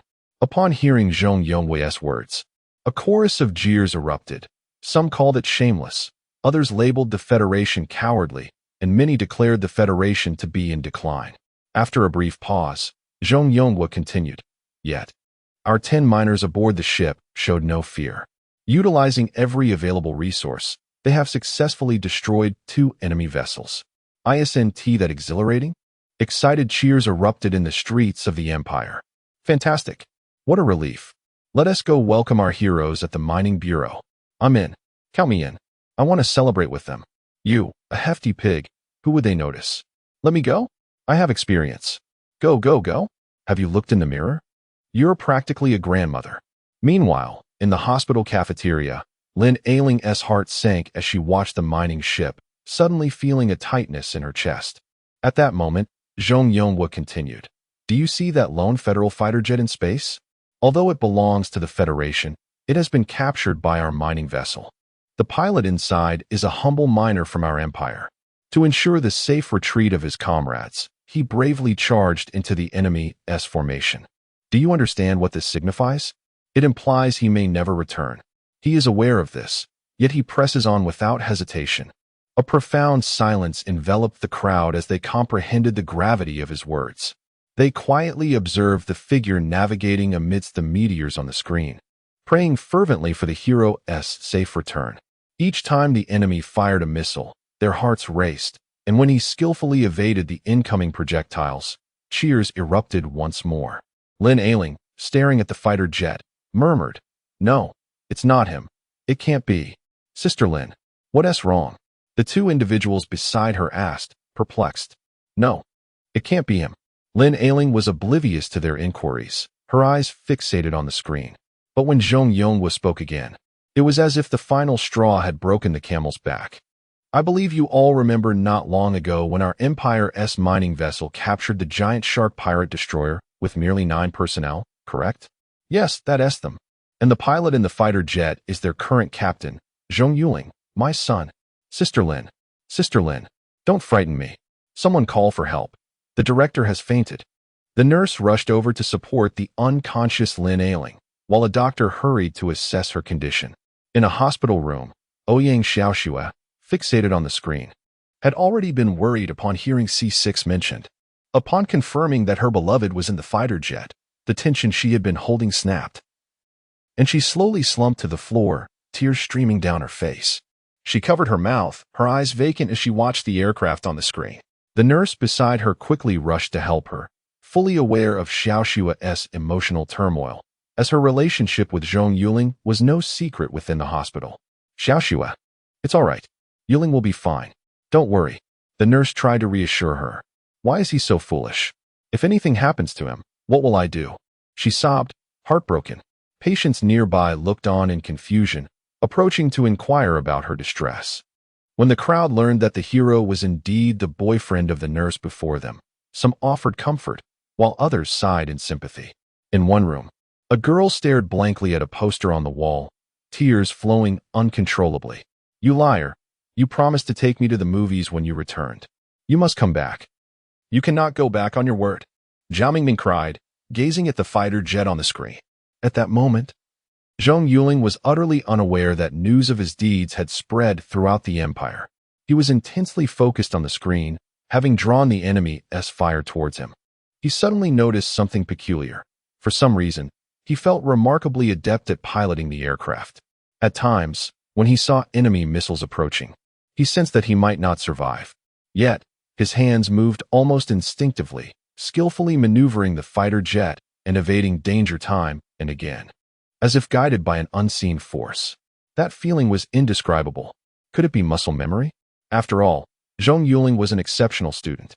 Piloting a fighter jet should be second nature to him. Perhaps years of practice had forged that memory in his muscles. Captain, we are safe. You can return now.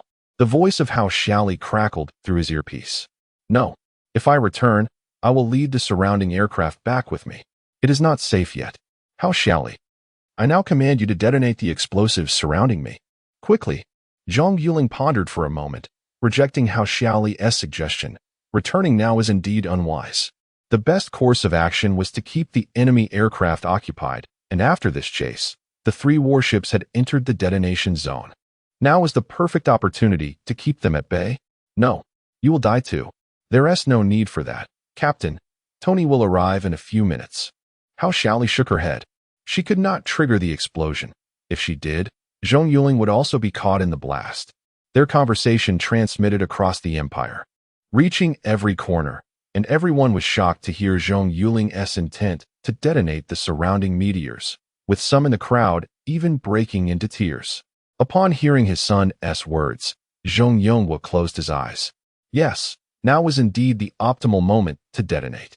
If he were in command, he would certainly sacrifice one soldier's life to save 3 warships. That would be an invaluable trade. Yet, that soldier was his son. What was he to do now? Torn between duty to his country and his son, he found himself in a harrowing dilemma. Chapter 41. Disappearance Hao Xiaoli. This is not child's play. This is war. And my sacrifice is worth the victory of the empire. Besides, I might not die. I will find a way to evade it. How can I know without trying? I command you to detonate it immediately. Zhong Yuling shouted. No. You will die? Hao Xiaoli cried. She understood that Zhong Yuling was right. But she could not bear the thought. She knew that pressing that button could mean a permanent separation. Hao Xiaoli, I am not seeking your consent. I am issuing a command. Have you forgotten that a soldier's duty is to obey orders? Do you remember our oath under the national flag? Zhong Yuling scolded angrily. Hao Xiaoli, press it. At that moment, Zhong Yuling opened his eyes and spoke into the headset. Commander. Hao Xiaoli looked at Zhong Yuling, confused as to why he would issue such an order. That was his son. Dad. Zhong Yuling exclaimed in astonishment upon hearing his father's voice through the headset. Son, well done. I am proud of you. Zhong Yuling said softly, gazing at the aircraft on the screen. Dad, don't worry, I will be fine. Zhong Yuling replied with a smile, just as 2 missiles flew towards him again. With no time to speak, he once more pulled the control stick, maneuvering through space. Hao Xiaoli, I command you to press it. Zhong Yuling insisted. But Hao Xiaoli began to speak, but Zhong Yuling waved his hand, saying, Obey the order. Yes. Hao Xiaoli had no choice. She saluted slowly and placed her hand on the ignition button, looking at the aircraft evading in space, saying, "Captain, I am going to press it. Be careful. Hurry. Don't dawdle. Just press it," Zhong Yuling said, starting to scan his surroundings for an unarmed meteorite. Hao Xiaoli took a deep breath and said, "Take care." She pressed the ignition button. Boom. Countless meteors exploded, emitting a blinding red light. Numerous aircraft, caught off guard, were engulfed by the flames. Everyone watched in silence as the meteors collided and exploded, fragments flying everywhere. The aircraft that escaped the flames were struck by the debris, resulting in a series of explosions. No one spoke. They quietly watched the screen. Hao Xiaoli shouted into the headset, "Captain, Zhong Yuling, respond to me." But her messages fell on deaf ears, only static crackling in return. Meanwhile, Lin Ailing, who had just awakened, was inconsolable upon hearing her husband's command to detonate the explosives. When she saw the flames in the cosmos, she screamed and fainted again. Ouyang Xiaoshue's tears streamed down her face. She stared blankly at the screen, mumbling, "This is fake. It must be a dream." She grabbed the nurse beside her, exclaiming, "No, it's fake. Yuling is not dead, is he?" "He is not dead. I am just dreaming." "Right." The nurse sighed and hugged her. "It's all right. He is fine. You need not worry. I know you are tired. Close your eyes and sleep well. When you wake up, everything will be over." "No, I don't believe it. He is fine. He is fine." Ouyang Xiaoxue cried loudly in her embrace. Zhao Mingming watched the flames, slumped on the bed. "You liar. You deceitful scoundrel." Zhong Yonghua endured immense pain, removed his military cap, and slowly raised his right hand. All the soldiers simultaneously raised their right hands, gazing at the screen. Zhong Igua looked at the vibrant flames on the screen and smiled. "You little rascal. Grandpa is proud of you." "Hao Xiaoli, I have arrived. Hurry over." A few minutes later, Tony's voice echoed in the headset. Hao Xiaoli angrily scolded, "You bastard. Why didn't you arrive a few minutes earlier? You scoundrel." Tony fell silent. He had witnessed the events on the screen. He sighed, "I'm sorry. I came late." Ignoring him, everyone in Team 50 stood up, their eyes moist as they stared ahead, watching their captain appear for the last time in their line of sight. They knew that without Zhong Yuling, they would have perished. He had created a chance for them to live. Half an hour later, the explosion zone fell silent. Tony immediately dispatched aircraft into the area, no longer concerning themselves with the shattered enemy aircraft or the 3 immobilized frigates. They searched for the aircraft with a yellow-painted tail. When Zhong Yuling saw the federal flag on the aircraft's tail, he had immediately grabbed some paint and covered it. He joked at the time, "If I were to be unfortunate and shot down while fighting the Federation, at least they could use this to find me and bring me back." After he said this, he was playfully beaten by his teammates for quite some time. The brigade commander discovered the aircraft. A team member found the severely damaged craft floating in space at the edge of the explosion zone. Looking at the yellow-painted tail of the aircraft, the team member raised his right hand towards it. "Hurry over and take a look," Tony shouted immediately. Upon reaching the aircraft, the team member suddenly exclaimed with excitement, "Captain, the cockpit is missing. Apart from the aircraft's body, there is no sign of the cockpit. Zhong Yuling must have ejected before the explosion. Really, this is wonderful. Quick, expand the search radius. We must find the cockpit." Upon hearing that Zhong Yuling might still be alive, Tony shouted excitedly, "Commander." Tony contacted Zhong Yonghua, just as he was about to inform him. Zhong Yonghua said, "I have heard. I will have people search immediately." "No, your current mission is not to find Yuling. Your current mission is to deal with those frigates." Tony immediately dispatched troops to begin clearing the frigates. Though Zhong Yonghua was anxious and eager to receive news of his son, the danger had not yet passed. Although the 3 frigates were incapacitated, they could not be deemed safe. There were surely surviving members of the Federation aboard. The priority now was to minimize the danger. Tony nodded, leaving a few aircraft to search for Zhong Yuling while ordering all aircraft to retreat and begin clearing the battlefield. When the Federation received the news, all senior officials were shocked, especially upon seeing the video of the Republic. They were overwhelmed with shame, having lost 5 frigates to a mere mining vessel. In a conference room of the Federation, an elder seated at the highest position glared at the screen, his face dark with anger. He looked down at the people and roared, "Were you all raised on dung? 5 frigates were annihilated by a mining ship. Do you have no shame? Prime Minister, our reinforcements have arrived. We can counterattack now." One person stood up and said, "Is a counterattack useful? The entire galaxy has witnessed this. Even if we win the counterattack, what can we salvage? You are a bunch of fools." He furiously threw his cup at the person. Everyone lowered their heads, not daring to speak. Indeed, the Federation had lost face throughout the galaxy. Who would have thought that a mining ship, with a combat capability close to zero, could so thoroughly disgrace them? Seeing the silence of those below only fueled his anger further. They were utterly incapable of restoring the Federation's reputation, and even if he wanted to engage in public relations, it was futile. With a sigh, he waved his hand. "Disperse. Everyone, go back and consider if there's any way to salvage some of this disgrace." Chapter 42, Salvation in the Vastness of Space. An escape pod drifts amidst a field of asteroids. Through the transparent glass, one can see a young boy, approximately 20 years of age, lying within.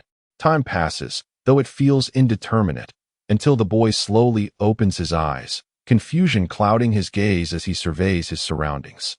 Where am I? He recalls maneuvering his fighter jet to the periphery of the explosion zone before, in a moment of desperation, pressing the ejection button.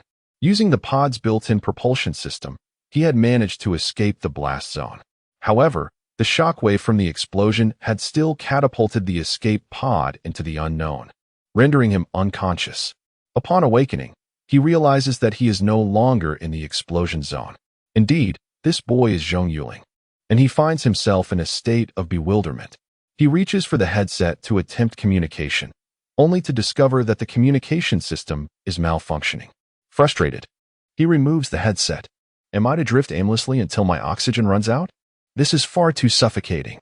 Zhong Yuling gazes at the screen displaying the dwindling oxygen levels, now at 50%, and mutters to himself, "Alas, I wonder if Sister Lee and the others are safe, and whether Tony arrived on time. Did the explosion destroy those 3 ships? And Indy, never mind that. My own survival is at stake." Lying back on the chair, he gazes at the passing asteroids through the glass, self-deprecatingly remarking, "What a fine feng shui location I've landed in." Suddenly, a thought strikes him. I wonder if the smart brain is operational. He quickly activates the device, and upon seeing the screen illuminate, his spirits soar. And Indy, I found hope. Yet, as he engages the smart brain, his heart plummets once more. Although it powers on, the wireless receiver is inoperative. Without it, he cannot relay his status back to the Empire, nor can he reassure his comrades and family of his safety. The explosion hurled me away, but it shouldn't have sent me far. Based on the oxygen consumption, I estimate I was unconscious for around 6 hours. Such a brief time should not have taken me far from C6. I must still be near C6, though I cannot ascertain my exact location. Controlling the smart brain, he realizes that his only means of alerting the outside world is through the distress signal system. However, the distress signal can only reach a limited distance. If the Empire fails to receive it and it falls into the hands of another faction, my fate would be equally grim, especially if it were the Federation or pirates. If either captures me, I know my end would be tragic. And Indy, it seems death is inevitable. I might as well take a chance. Resolving himself, he activates the distress signal, and the smart brain emits a rhythmic series of beeps, accompanied by a red light. Lying back in his chair, he closes his eyes to rest, for the distress signal has been sent. Now, he must await fate's decree. Meanwhile, within the explosion zone, Tony has engaged in combat with the Federation's reinforcements. Due to the haste of the Federation's arrival, their number of escort ships pales in comparison to Tony's fleet, leading to the destruction of 2 vessels before they retreat in disarray. Still no sign? Tony inquires through the headset. None, Commander. We've scoured a 10-kilometer radius. Apart from some Federation remnants, we have not located Captain Zhong Yuling's escape pod. A team member responds. Is it possible? One of the soldiers suggests. Impossible. Even if it were destroyed, there would still be debris. Keep searching. I refuse to believe it. Tony shakes his head resolutely. Commander, the general requests a communication. A radio operator announces. Put him through. Upon seeing Tony, General Zhong Yuling immediately asks, "Have you found him?" Tony shakes his head. Upon receiving the negative response, General Zhong Yuling sighs, "Search for another 4 hours. If not, we shall withdraw." "Commander, 4 hours is insufficient. Calculations show that the oxygen in Yuling's escape pod can sustain him for at least 6 hours." Tony asserts, "Just 4 hours. Though the Federation has retreated, they will surely return. Your recent skirmish has incurred losses. If they come back, you'll be at a disadvantage. Withdraw. Return to regroup and resupply. I have dispatched several more escort ships to your outpost for your command. If the Federation returns, eliminate them." "Commander," Tony wishes to protest, but General Zhong Yuling waves him off. "Execute the orders, and ensure that Hao Xiaoli and the others return safely." "Understood." Tony salutes. In a hospital room, Lin Ailing slowly opens her eyes. Ouyang Xiaoxua, seated beside her bed, takes her hand and exclaims, "Auntie, you're awake." "Xiaoxua, Yuling. Where's Yuling?" Lin Ailing sits up anxiously, grasping her hand. Ouyang Xiaoxua shakes her head, tears streaming down her cheeks. "I don't know. Uncle just called. He said Yuling might be all right. They found the fighter jet, but the escape pod is missing. He believes Yuling may have used the pod to evade the explosion." "Is that true, Xiaoxua? You're not deceiving me." Lin Ailing responds, her excitement palpable. "Yes, but Uncle said the oxygen in Yuling's escape pod can last only a few hours, and he is intensifying the search, but as of now, they still have not found him." Upon finishing, tears fall anew. Hearing this, Lin Ailing feels her strength wane. Lying back on the bed, "No, they will find him. Yuling will not perish." As Tony desperately searches for Zhong Yuling, an escort ship approaches the escape pod. Slowly opening its hatch, a fighter jet emerges, extending a rope towards the escape pod. The hook at the end of the rope secures itself to the pod, and it is drawn into the ship. Zhong Yuling, having noticed the escort ship, breathes a sigh of relief upon recognizing its insignia. Thankfully, it belongs to the Republic. However, he realizes this vessel is not currently active, as it is an outdated model known as HW-1071, now primarily utilized by mercenaries from the Free Wings and Guardian Wings. When the hatch closes and the hangar is filled with air, the glass canopy of the fighter jet slowly opens. Zhong Yuling sees a young woman in a fitted suit and helmet emerge from the cockpit. Upon reaching the ground, she removes her helmet, revealing a stunning face. Approximately 25 years old, with blue eyes and golden hair, her features distinctly European. To his surprise, Zhong Yuling finds himself in a scene reminiscent of a heroic rescue by a beautiful damsel. The girl approaches the escape pod and knocks on the glass.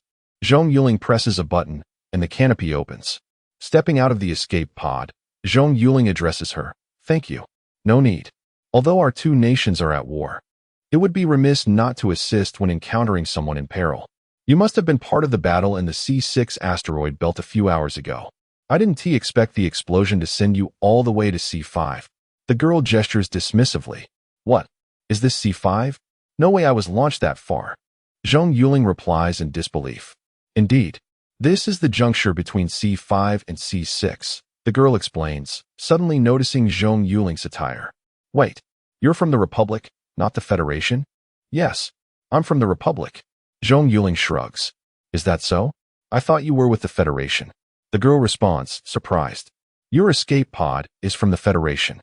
Greetings. I am Nais, the leader of the Fire Phoenix Mercenary Corps. This escort ship is our vessel."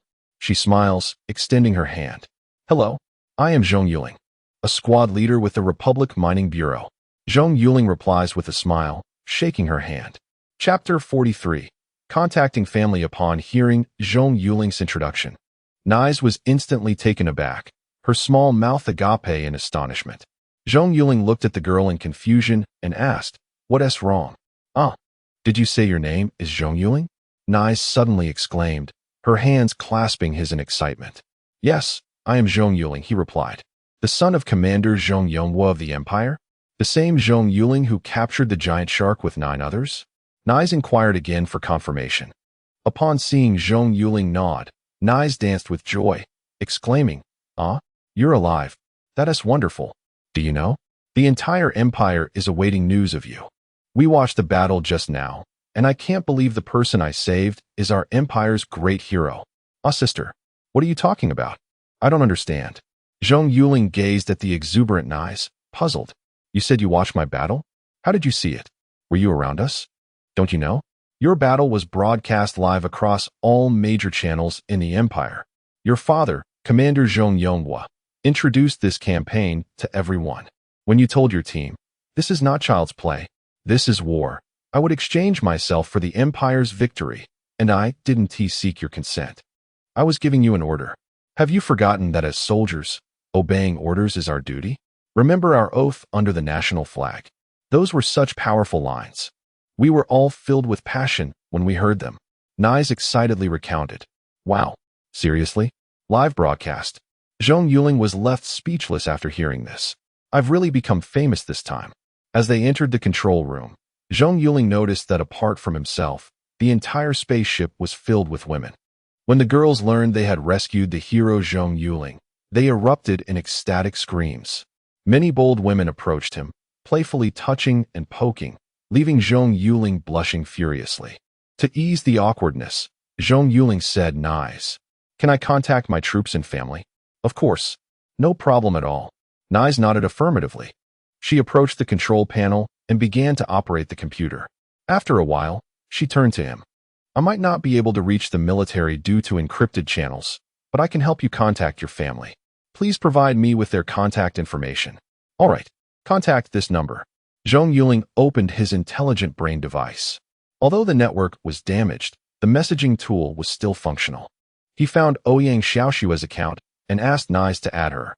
At that moment, Ouyang Xiaoshua was staring blankly at her intelligent brain when a friend request notification suddenly popped up.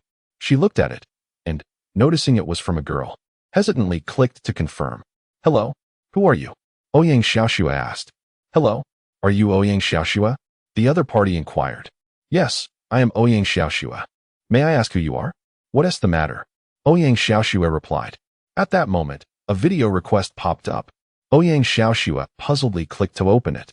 When she saw the blue-eyed, blonde-haired girl on the screen, she was even more confused. She was certain she didn't know her, so how did the girl know her? The girl smiled and said, Ouyang Xiaoshua, I am Nais, the leader of the Fire Phoenix Mercenary Corps. We just rescued someone, and he wishes to speak with you. Without waiting for Ouyang Xiaoshua to respond, she left the screen. When the image reappeared, revealing a man, Ouyang Xiaoshua gasped, covering her mouth, tears streaming down her face. She looked at the boy in disbelief, utterly speechless from the overwhelming emotion. Oh dear, why are you crying? My love. Zhong Yuling smiled warmly. You scoundrel. You naughty boy. You're alive. Do you know how worried I was about you? I'm so relieved you're safe. Ouyang Xiaoshua cried.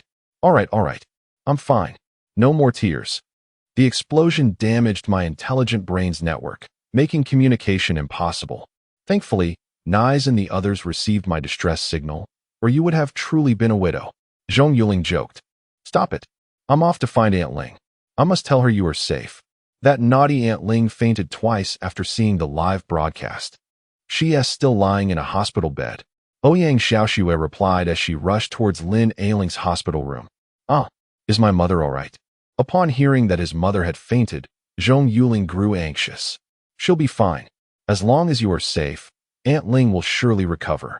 Ouyang Xiaoshua wiped her tears and rushed into Lin Ailing's room without knocking. At that moment, Lin Ailing sat on her hospital bed, staring blankly out the window, completely oblivious to Ouyang Xiaoshua bursting in. Aunt Ling, good news. Look who's on the screen. Ouyang Xiaoshua excitedly held her intelligent brain in front of her. When Lin Ailing saw the boy on the screen, she could hardly believe her eyes. After rubbing them in disbelief, realizing it was indeed her son, she embraced the intelligent brain and exclaimed, You heartless child. Were you trying to scare me to death? Who do you think you are? Flying a fighter jet into battle all by yourself? If anything had happened to you, how would I live? Oh, Mom. I'm fine. My friends rescued me. I heard Xiaoshua say you fainted. Are you okay? Zhong Yuling noticed his mother looked much more haggard, with a few strands of white hair creeping in at the temples. His heart ached for her. I'm fine. As long as you are safe. Where are you right now? I will contact your father immediately to send someone to fetch you. Lin Ailing replied joyfully. Mom, I might not be able to return right away. I need to accompany my friends to the interstellar capital. The battleship has already left C5. Zhong Yuling reassured her. Don't worry. Just tell Dad that I'll return with them as soon as they come back. As they walked towards the control room, Zhong Yuling inquired about Nai's and her team's destination. Nai's informed him that their mercenary group was tasked with escorting a shipment to the interstellar capital. Zhong Yuling then asked if they could take him back, but Nai shook her head, explaining that due to the urgency of the delivery, they had to adhere to the time constraints, or they might not only lose their commission but also incur significant penalties. They had chosen this pirate-infested area precisely because it was the fastest route to the interstellar capital. Upon hearing this, Zhong Yuling did not press the matter further. As long as he could contact his family and reassure them, he was content. He was not in a hurry to return. He believed that Zhong Yuling wouldn't demand his immediate return. Thus, he decided to accompany Nais to the interstellar capital to see it for himself. All right, come back soon. I will inform your father about your situation right now. Take care of yourself, Lingling. Lin Ailing nodded in understanding after hearing her son's explanation, refraining from saying more. After Zhong Yuling ended the call, Lin Ailing swiftly picked up her intelligent brain to contact her husband. Upon hearing the news that her son was safe, Zhong Yuling finally breathed a sigh of relief. He immediately called Tony back, having received news that the Federation had dispatched 2 fleets of warships heading towards C6. Tony needed to retreat. He would launch an offensive only after his main forces arrived. Meanwhile, Zhong Yuling was in contact with Zhao Mingming. After concluding the call with his mother, he contemplated reaching out to her. With the nationwide broadcast, she must have seen it. It would be best to reassure her of his safety. Chapter 44. The interstellar capital gazing at the approaching azure planet. Zhong Yuling smiled and exclaimed, Earth, here I come. After a fortnight of navigation, they had finally arrived at the cradle of humanity. As the spacecraft glided through the atmosphere, it gradually descended to the harbor. Zhong Yuling disembarked from the warship, inhaling the air, which was undeniably more refreshing than the artificial substitutes he had grown accustomed to. Observing the sun hanging in the sky, he felt as though he had been transported back to his former self in 2021. With humanity's venture into the cosmos, the degradation of Earth had been significantly mitigated. Large-scale demolitions of old structures were underway, coupled with extensive planting of greenery to safeguard the ecological balance. Earth was slowly but surely on the mend. Nisi approached Zhong Yuling and inquired, What are you doing? You seem rather excited. Have you never been here before? That's hard to believe. Our Empire's prodigy graduated from here. Who says I haven't been? It's just that after being in space for so long, arriving in a place devoid of artificial constructs is simply refreshing. Zhong Yuling replied. Let us go. The client is waiting for me. He led Zhong Yuling toward a distant building. Upon arriving at the door of a room, Nisi knocked gently. Come in. A youthful voice beckoned from within. Zhong Yuling discerned that the man was likely of a similar age to himself. Pushing the door open, the two entered. As Zhong Yuling beheld the individual seated in the chair, a faint smile graced his lips. His guess was correct. The man appeared to be no older than 20. Upon seeing Nisi, he brightened up and approached her eagerly, saying, Hey, you're here, sister. Get lost. It's you again. I was wondering why this client specifically requested us and offered such a high reward with a time constraint. Nisi shot him a glare, exasperated. Oh, come on. I just missed you, sister. I've already booked movie tickets. Let us go watch a film. The rotund individual grinned as he sidled up to her. Zhong Yuling felt like an invisible man. Ever since they entered, the chubby fellow's gaze was solely fixed on Nisi, completely ignoring his presence. No, let us hurry up and collect the goods. I want to go back. Had I known it was you, I wouldn't have taken this job for any amount of money. Nisi shot him a disdainful look and dragged Zhong Yuling away. The chubby man followed closely behind them like a persistent shadow. Hey, sister, who is he?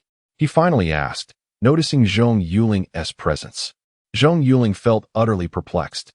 If your eyesight is failing, you should see a doctor. He is my boyfriend. What is it to you?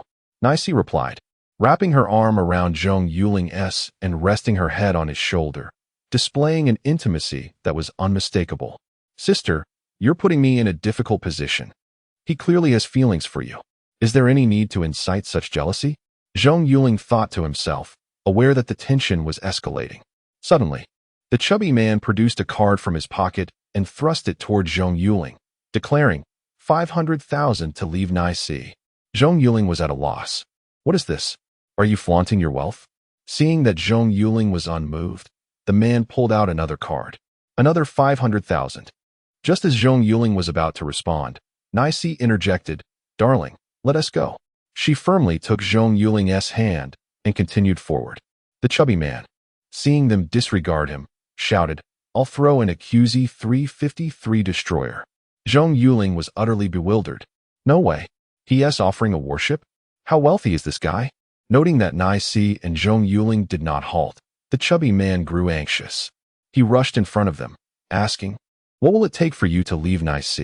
I will do anything within my means. Zhong Yuling was about to speak when Nice interrupted.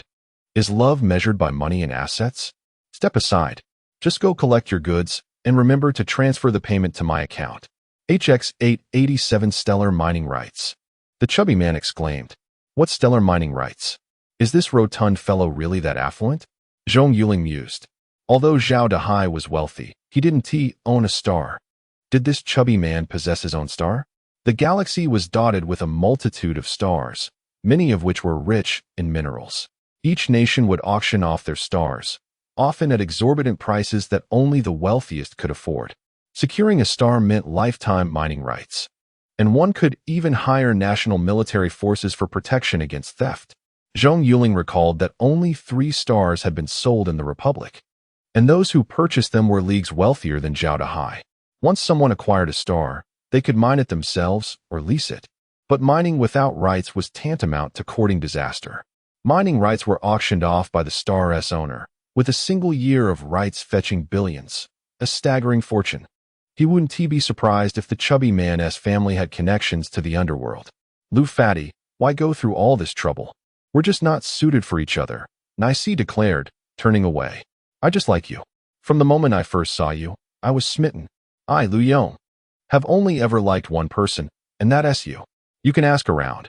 Though I'm wealthy, I have no scandals. I've never even held a girl's hand. Lu Yong said, his face reddening as he cast his gaze downward. Not my concern, Nice retorted, pulling Zhong Yuling along. Hey sister, this chubby guy is quite infatuated with you. Why not give him a chance? You wouldn't have to work as a mercenary anymore. Being a wealthy lady sounds delightful, Zhong Yuling whispered. Get lost. I'm not interested in chubby guys. Nice shot him a glare. Chubby guys are often hidden gems. Zhong Yuling chuckled, recalling his past life as a chubby man himself. But I don't want to put in the effort. Stellar mining rights. If I had that, I could wake up smiling. Zhong Yuling remarked. Fine. After all, you're just a shield for me. You could easily take that and leave. Don't worry. I want to say a word, Nice said with a smile. Not a chance. That's too risky. Zhong Yuling shook his head. Though he wasn't worried about the chubby man reneging, there was the fear of being sabotaged. If the chubby man's family had connections to the dark side, Zhong Yuling would be left helpless if they decided to ambush him post-mining. Indeed, your reasoning is sound. Stellar mining rights are not something just anyone can handle. Nice nodded in agreement. Poor Lu Yong could only sulk behind them, feeling agitated as this was the first time he had developed feelings for someone. Yet she was indifferent and already had a boyfriend. In a fit of frustration, he charged forward once more, demanding, Brother, what will it take for you to leave Nice? Lu Yong, will you ever quit? Just because you're wealthy doesn't mean you can buy Nice's affections. Don't mistake her for someone who can be swayed by money. The more you act like this, the more I disdain you. Nice pointed angrily at Lu Yong. I'm sorry, but sister, I truly like you, Lu Yong replied, lowering his head like a child caught misbehaving. Zhong Yuling observed Lu Yong. Aside from his penchant for throwing money around, he seemed decent overall.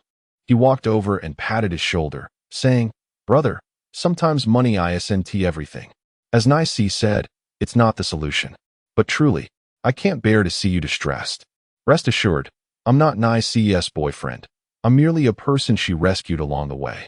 Chapter 45. A Life of Extravagance. Ah, really? Upon hearing Zhong Yuling's words, Lu Yong's eyes sparkled with excitement. I was just cooking, he exclaimed. Yes. Pursuing a girl is actually quite simple. The key lies in catering to her preferences. Not everything requires the path of wealth. Do you believe that a girl won over by money truly represents love? Zhong Yuling chuckled, wrapping an arm around Lu Yong's shoulder. Mm. You are absolutely right. Thank you. Lu Yong nodded thoughtfully, inquiring, by the way, I haven't asked yet. What is your name? I am Zhong Yuling, from the Republic. He introduced himself with a smile.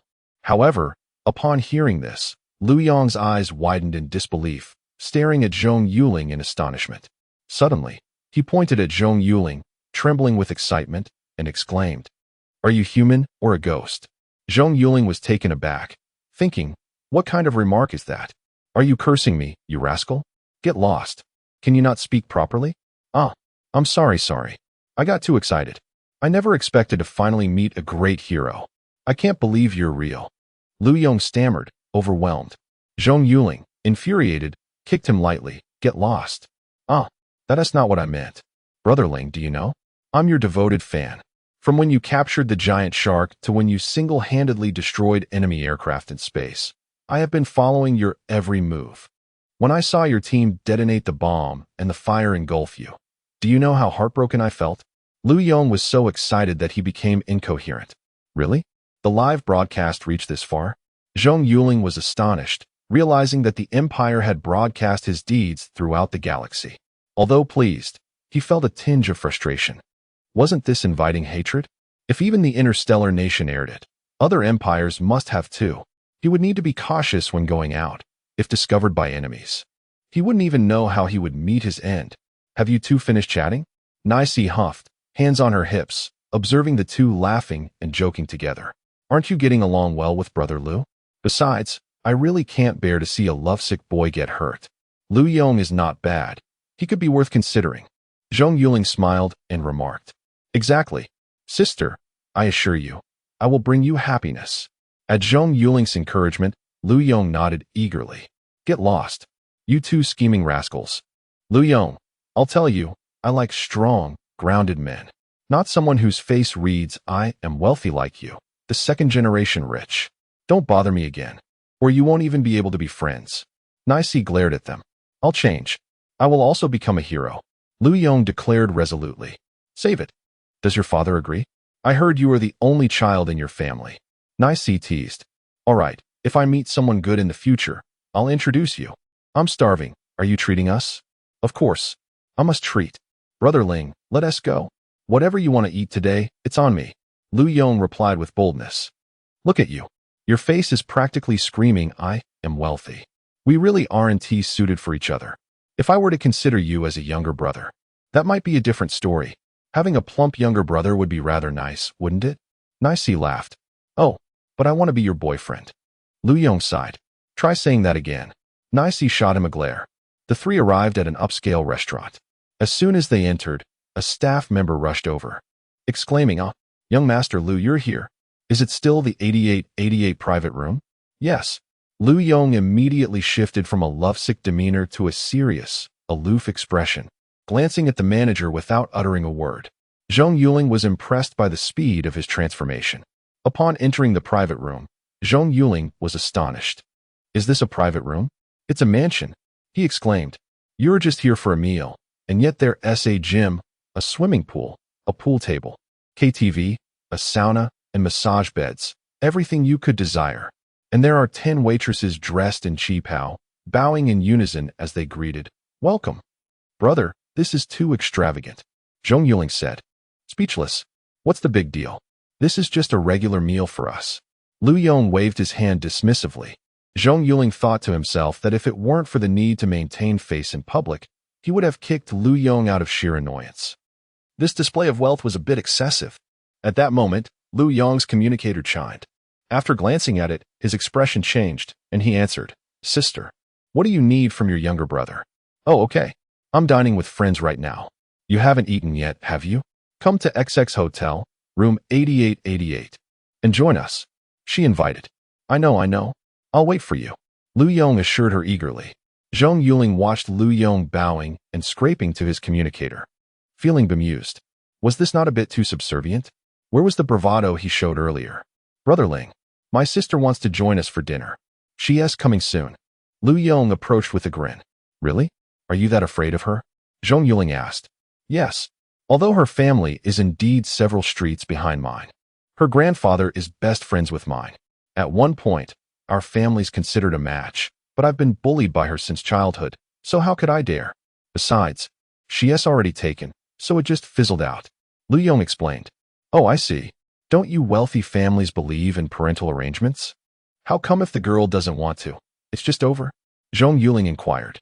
Not at all. We don't have such traditions. Our families believe in freedom of marriage.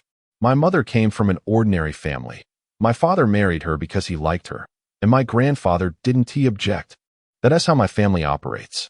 To be honest, when I have the chance to return to the Republic, I'll take you to meet my family. And you'll see they are all warm and kind. Lu Yong smiled. Since they were waiting for someone, Zhong Yuling said nothing further as he lay down on the massage bed. At that moment, two girls in Qipao approached and began massaging them. Zhong Yuling realized he had descended into decadence. Indeed, wealth could lead one astray. He thought, if this continued, he would never want to return. The disparity between this place and the mining office was akin to heaven and hell. Plump fellow, you're also from the Republic? Zhong Yuling asked after hearing Lu Yong mention returning to the Empire.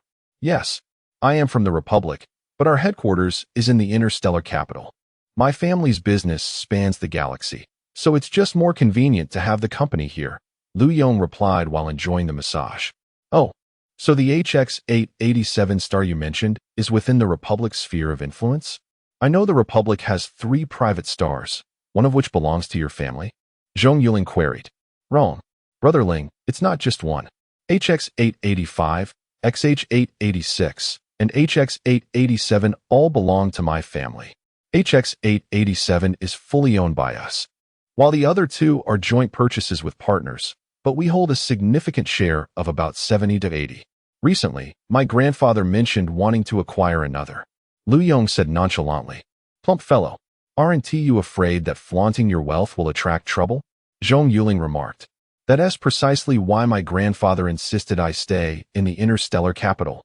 Here, if anyone dares to kidnap or assassinate, they might as well be signing their own death warrant. Besides, I not only have a communicator, but also have a chip implanted in me. If there is any danger, the chip will automatically alert the authorities and send them my location. Who would dare to kidnap me? As for killing, what use would they have for a dead me? And pirates? I always travel on military ships. Do they dare come near? Lu Yong looked at Zhong Yuling as if he were a fool. Chapter 46. No turning back. Zhong Yuling sighed upon hearing this. How could the disparity among people be so vast? What does your family do to be so wealthy? He inquired. Everything you can imagine, but primarily we are in the civilian spacecraft business. 80% of the civilian spacecraft in the galaxy are produced by our family. We also have contracts for Imperial warships. The Republic's warships are manufactured by us as well, Lu Yong replied. Impressive. Could you gift me a civilian spacecraft? Zhong Yuling jested. Why not? Just come with me to the warehouse and choose whatever you like. Lu Yong waved his hand dismissively. Don't. I was joking. Zhong Yuling shook his head. No worries. Just pick freely. You don't understand business. As long as I tell everyone in the galaxy that the hero Zhong Yuling's spacecraft was purchased from my family, and once your spacecraft model is announced, we'll be counting money until our hands cramp. Even my grandfather would agree instantly. Knowing his character, he might even give you one of each model. So hurry and pick, Lu Yong urged. Wow, your words are eerily similar to a friend of mine. Upon hearing this, Zhong Yuling recalled Zhao Mingming's words from when he bought a necklace. It was uncanny. Thus, feel free to choose and drive away. I don't have any warships here, but if you want, I can contact the Imperial side and you can pick one up, Lu Yong said before sitting up and taking a sip of a nearby beverage. Zhong Yuling felt numb. He realized he had truly befriended a wealthy person. Just then, the restaurant's entrance swung open, and he saw a girl wearing sunglasses walk in. As she approached, Zhong Yuling was taken aback. What a coincidence! Why was she here? Ah, you're here too, the girl exclaimed, running towards him and embracing him. I came to eat. What about you? Zhong Yuling replied, speechless. Didn't you say you would come? So here I am. I was worried you might not be comfortable here. The girl smiled and pecked him on the cheek. Wait, what is going on, Mingming? What is your relationship with Ling Gu? Lu Yong, observing their interaction, was left utterly astonished. He never expected the usually decisive Mingming to exhibit such a girlish demeanor. Given that it's already like this, why ask about the relationship? I didn't know you knew Yuling. So you invited him to dinner? If I had known, I would have dressed up. Zhao Mingming pouted. I didn't realize Ling Gu was my brother-in-law. Oh dear, why didn't you say sooner? This just makes it even more connected. How delightful. Lu Yong nodded enthusiastically. Hello, Zhao Mingming. At that moment, Nai Si approached with a smile, greeting them. Oh, Nai Si, it's you. How wonderful that you're here. Thank you so much for everything regarding Yuling. If it weren't for you, he would have been in real danger. Thank you. Zhao Mingming rose to express her gratitude, recalling how Zhong Yuling had contacted her through Nai Si's social app. Since then, she had been in touch with Nai Si daily, inquiring about Zhong Yuling's situation. They had since become friends. Oh, we're all friends, no need for thanks. Nai Si chuckled, with Zhao Mingming now present. The four of them gathered around the dining table to enjoy their meal. During the meal, Zhong Yuling truly grasped the meaning of being pampered. Several waitstaff approached their table, serving food directly in front of them without them needing to lift a finger. They even helped remove shells, spines, and bones from the dishes. Moreover, he watched Lu Yong as he didn't even have to move his hands. He simply opened his mouth, and food was directly delivered to him. After the meal, Zhong Yuling thought to himself, being wealthy is truly wonderful. Following lunch, Zhao Mingming eagerly pulled Zhong Yuling to go shopping, while Lu Yong and Nai Si headed to the spaceport warehouse to check inventory. Although they didn't really need to check, the items inside were merely things Lu Yong wanted to buy casually for Nai Si. I need to buy a new smart brain. The old one is broken, Zhong Yuling stated as they arrived at a store selling smart brains. Okay, let us go. I'll buy it for you. Zhao Mingming nodded, linking her arm with his as they entered. Sir, miss, are you looking to buy a smart brain? Would you like me to assist you? A sales assistant approached them. Yes, please introduce the latest smart brain you have. I'd like to take a look, Zhao Mingming replied with a nod. No need for the latest, Mingming. A regular one will suffice. Besides, many of its functions won't work once I join the military, so it would be a waste to buy the newest model. Zhong Yuling interjected, shaking his head. No problem. We're buying anyway, so let us just get the best. Zhao Mingming insisted, prompting the assistant to fetch the merchandise. While the assistant was retrieving the items, Zhong Yuling turned to her and said, Mingming, you really didn't have to come. I'll be taking Nai Si's ship back soon. Upon hearing he was leaving, Zhao Mingming looked at him and said, Let Nai Si and the others head back first. You can stay and play with me for a few days. I came on my family's spacecraft, so I can leave whenever I want. Zhong Yuling was taken aback. No way. I can't do that. You little flirt, being alone with you would be too risky. Absolutely not. I cannot betray Xiaoxua. No, I need to go back to report. Soon, I'll be at my cousin's place to take over at the mining bureau. There's so much to do. Zhao Mingming pouted in response. You're a liar. Auntie Ling told me you mentioned wanting to stay a few more days.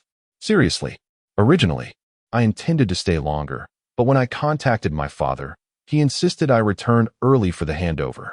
Besides, I did achieve merit this time. I'll be receiving a medal. Zhao Mingming fixed her gaze on him. I've already spoken to Uncle. He agreed. Zhong Yuling felt utterly defeated by the two women. What were they trying to do? Were they trying to create chaos? Just as he was about to say something, Zhao Mingming interrupted. I also told Nai Si earlier to let them head back first, and she agreed.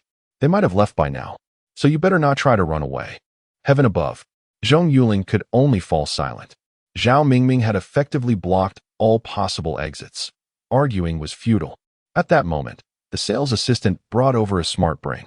Without checking the price, Zhao Mingming took it and began to operate it. After finishing, she turned to the assistant and asked, Do you have any more? Certainly. Please hold on for a moment.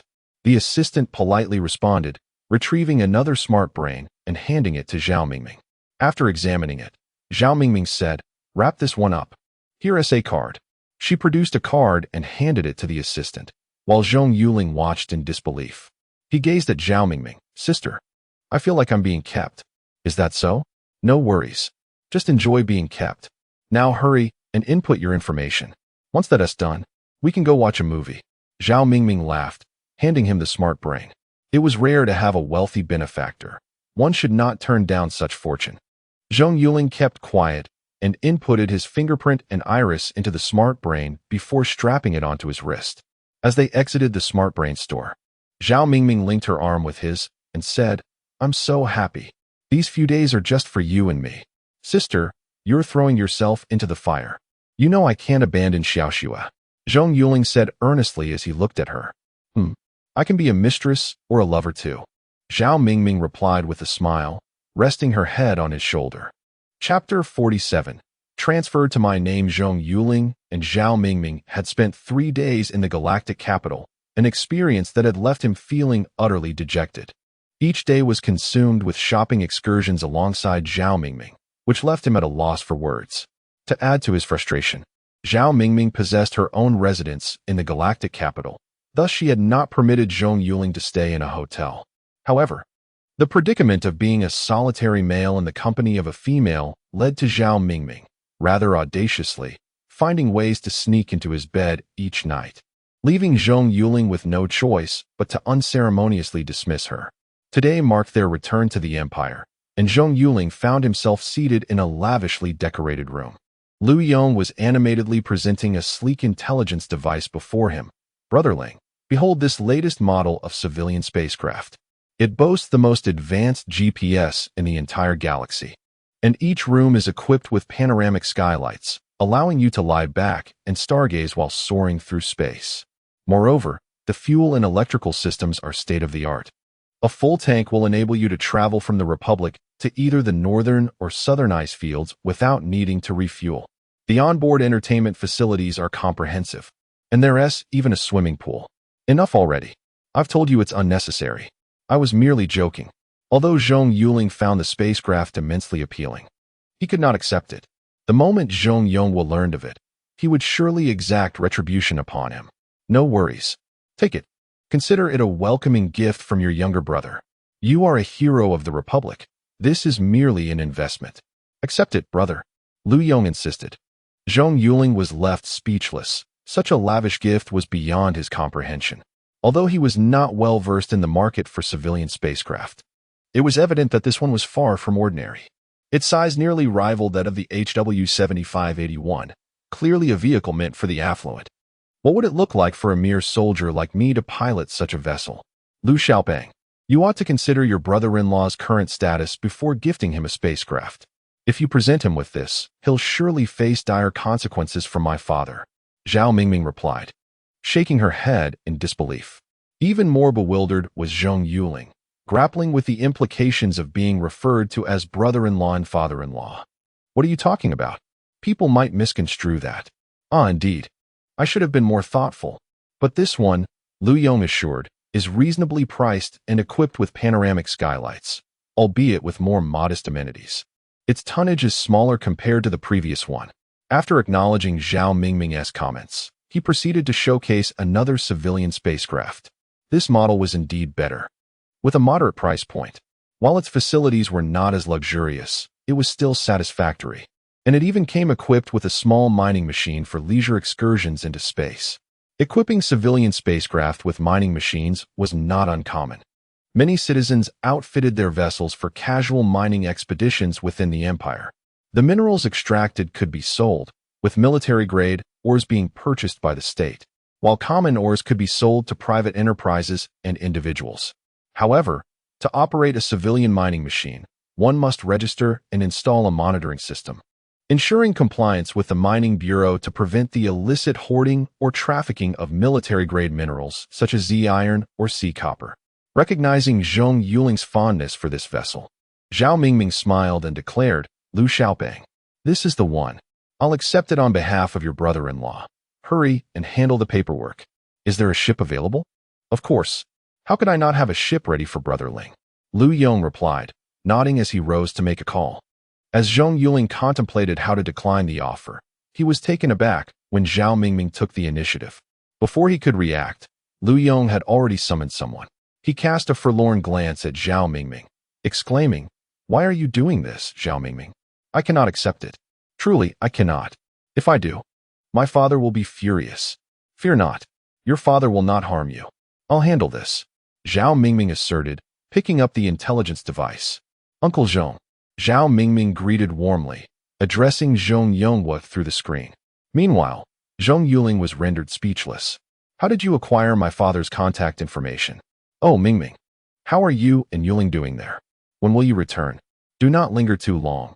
Yuling needs to report back. Zhong Yonghua smiled at Zhao Mingming. He had learned of her relationship with Zhong Yuling from Lin Ailing, who had mentioned it to him. Initially, he had opposed the idea, as his son was involved with Xiao Shui, the daughter of one of his subordinates. Moreover, Zhong Yuling had clearly expressed his choice of Xiao Shui, leaving Zhao Mingming's involvement questionable. However, after a conversation with Lin Ailing, his stance had softened, and although he did not fully endorse it, he ceased to actively oppose it. That day, he received a friend request from Zhao Mingming. Upon accepting it, their subsequent conversations revealed her boldness and sincerity in matters of the heart. Gradually, Zhong Yonghua began to accept her. However, he made it clear that while she could pursue a relationship with his son, she would never be the legitimate wife, unless Zhong Yuling did not end up with Xiao Shui, for the rightful wife would always be Ouyang Xiao Shui. He believed that such a declaration would deter Zhao Mingming, fully aware of her father, Zhao Daba's protective nature over his only daughter. Yet, he underestimated Zhao Mingming and her profound affection for his son. Without a moment's hesitation, she promised she would not covet the position of the legitimate wife, expressing her willingness to be with Zhong Yuling regardless of status. Zhong Yonghua was left in a state of shock. After concluding the call with Zhao Mingming, he reached out to Zhao Daba, feeling it necessary to inform him that his daughter had captured Zhong Yuling's heart. When Zhao Daba learned of Zhong Yonghua's call, he erupted in anger.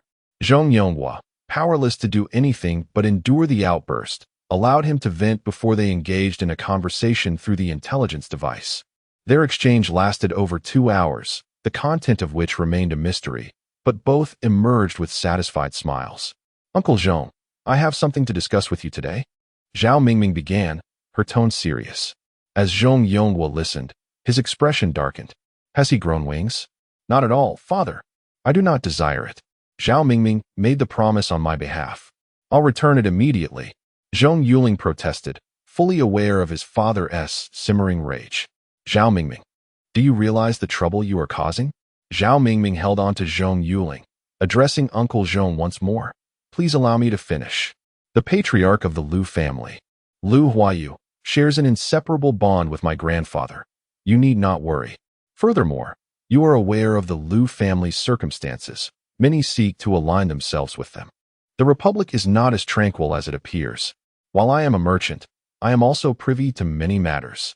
It is widely said in the Empire that if one wishes to gain half of the Republic's territory, cultivating a good relationship with the Lu family is essential.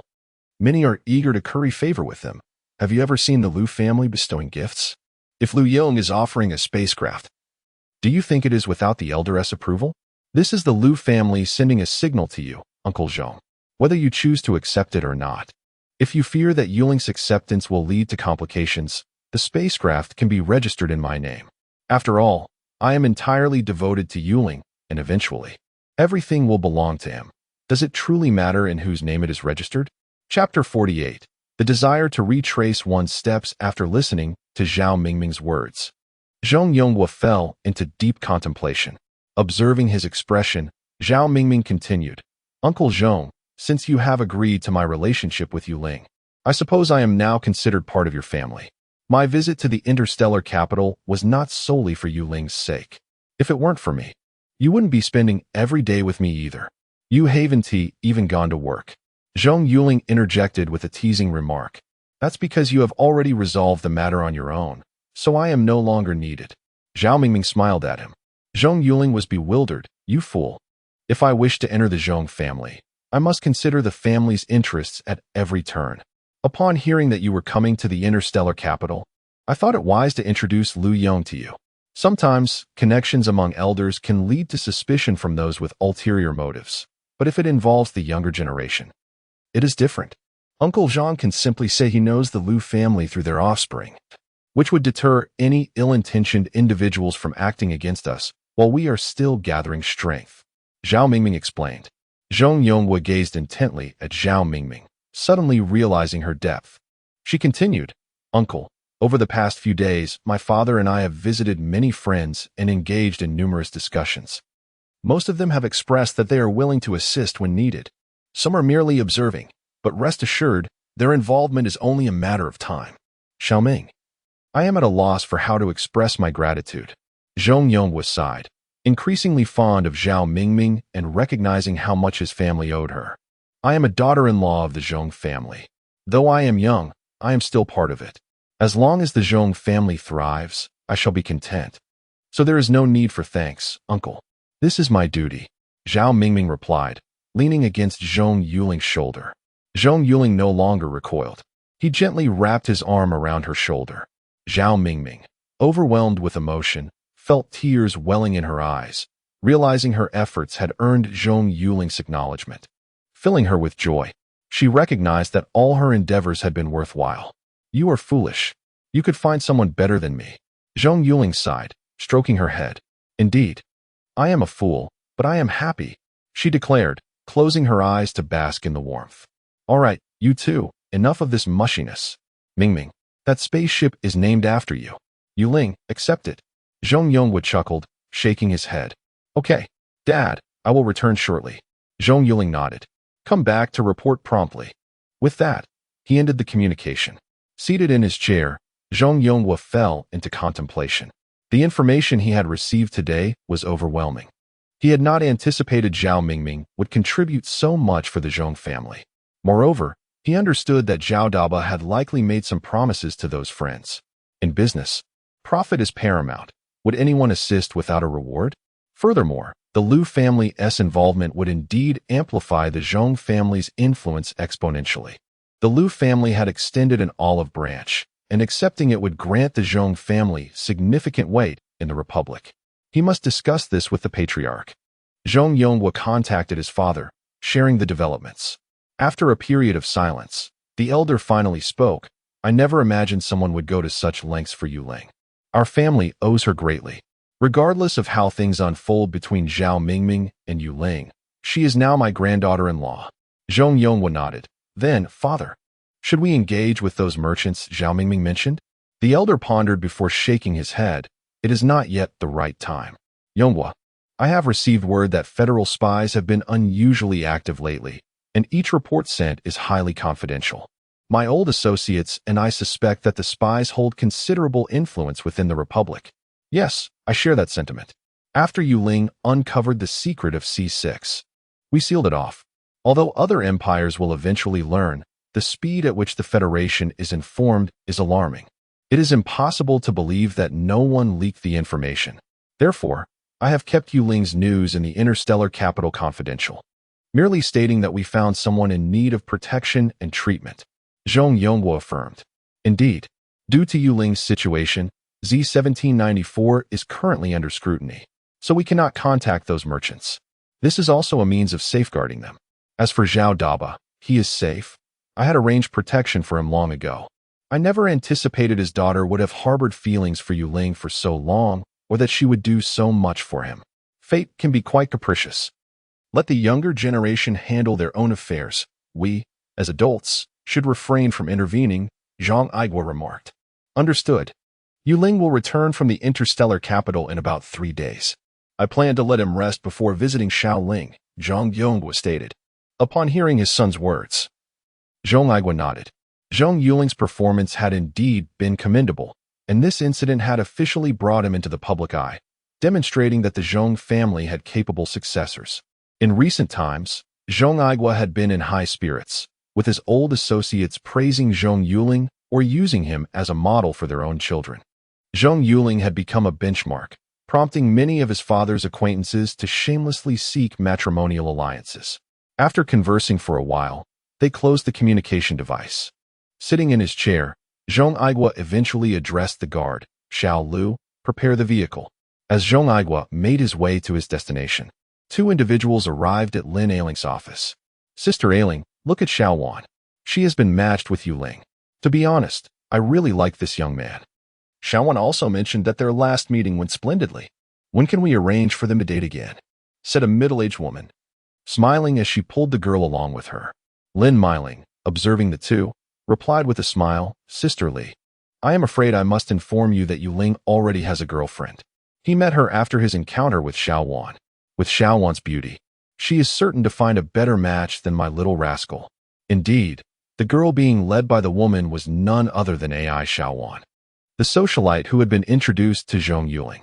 The woman was her mother, Lu Meili, the fifth wife of AI Jinming, the commander of the Z-1795 war zone. Upon witnessing Zhong Yuling's impressive feats in the cosmos, Lu Meili grew anxious. After carefully grooming her daughter for this opportunity, she hoped to establish a connection with Lin Ailing, as her husband's status was comparable to Zhong Yong's, thereby facilitating a union between their families. This would greatly benefit her husband's standing. However, when her daughter returned home drunk the following day, Lu Meili realized that disaster had struck. Her daughter must have been out drinking and carousing again. Furious, she scolded AI Xiaowan, but her daughter remained unresponsive, collapsing onto her bed, impossible to rouse. The next day, upon waking, AI Xiaowan revealed that she and Yuling had barely exchanged a few words before she declared their incompatibility, bringing the encounter to an abrupt end. This infuriated Lu Meili.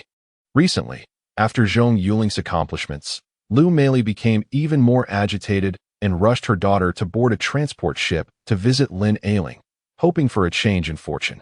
However, Lin Ailing bluntly shut her down. Not only was Lu Meili frustrated, but AI Xiaowan, who was being dragged along, was filled with regret, lamenting her failure to feign interest. She cursed her friends for urging her to go out drinking. Otherwise, she wouldn't have been so hasty to leave. Chapter 49.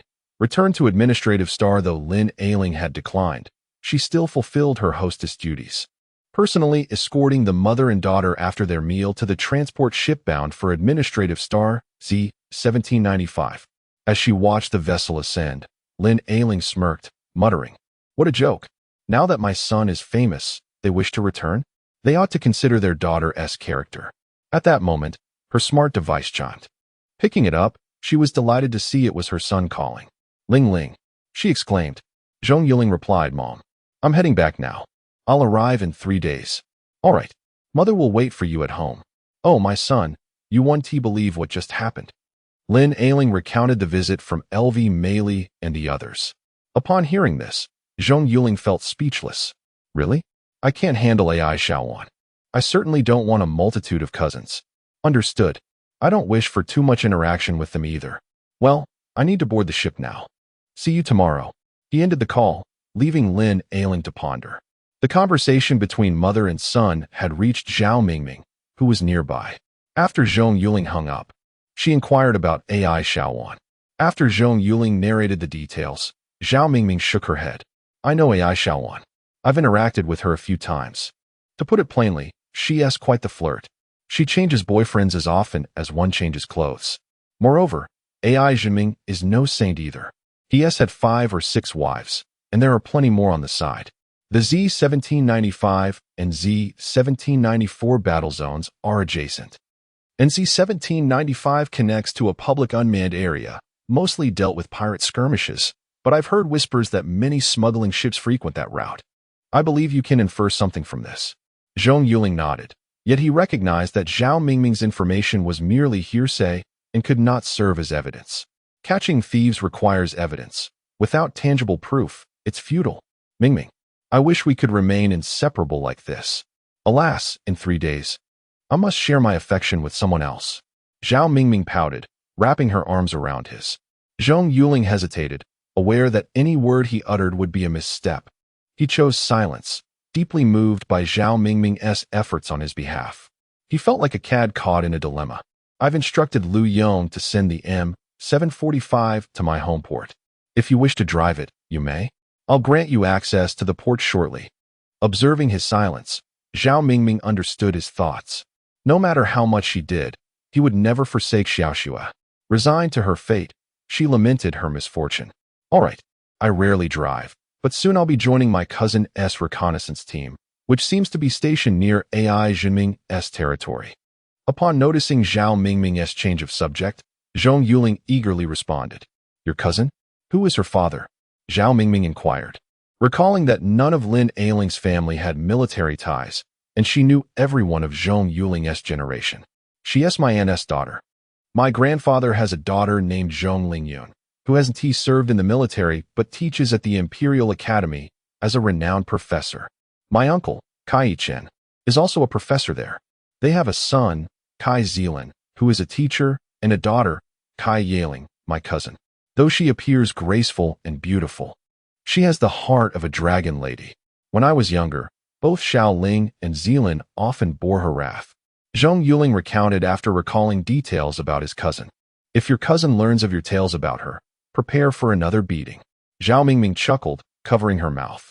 Can I sleep beside you tonight? Zhao Mingming whispered, holding Zhong Yuling close. Is that appropriate? We are but a man and a woman. This ship isn't limited to a single room. Zhong Yuling replied. They were aboard Zhao Mingming's vessel, a birthday gift from her father upon her coming of age. The crew was entirely female, showcasing her father's protective instincts. I don't care. I want to sleep beside you. Don't worry, I won't misbehave. Zhao Mingming pouted playfully. You won't misbehave, and you aren't concerned about my potential mischief? Zhong Yuling said, bemused. Not at all. If you misbehave, I'll cooperate. It's settled then. She leaned happily against him. Zhong Yuling emerged from his room, sporting dark circles under his eyes, having endured 3 sleepless nights with Zhao Mingming clinging to him. Young Master Ling is awake. I'll prepare breakfast. A servant cheerfully approached him. Thank you. I appreciate it. He replied, heading to the dining area.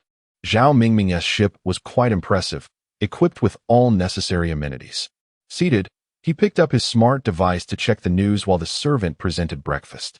He nodded, approving the meal. Though simple, it was well balanced and varied each day, likely curated by a nutritionist. After finishing breakfast, Zhao Mingming had yet to rise. Zhong Yuling considered suggesting a nap upon her awakening, but seeing her, it seemed unlikely as the ship wouldn't reach administrative star until the afternoon. With nothing to do, he opened his device to chat with Ouyang Xiaoxue. What's keeping you busy?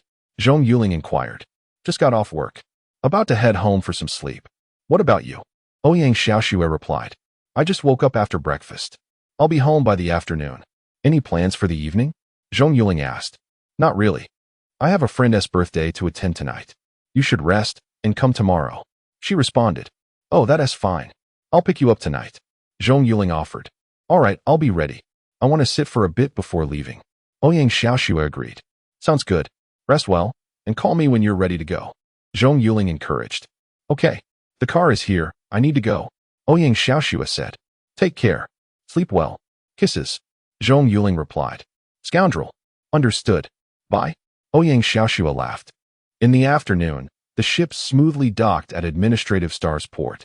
Zhong Yuling disembarked, and Zhao Mingming took his hand, retrieving her keys. Let us go. I'll take you home first. Sure, you drive. I'm feeling sleepy. Zhong Yuling yawned. What's wrong? Didn't he sleep well? You've been yawning since noon.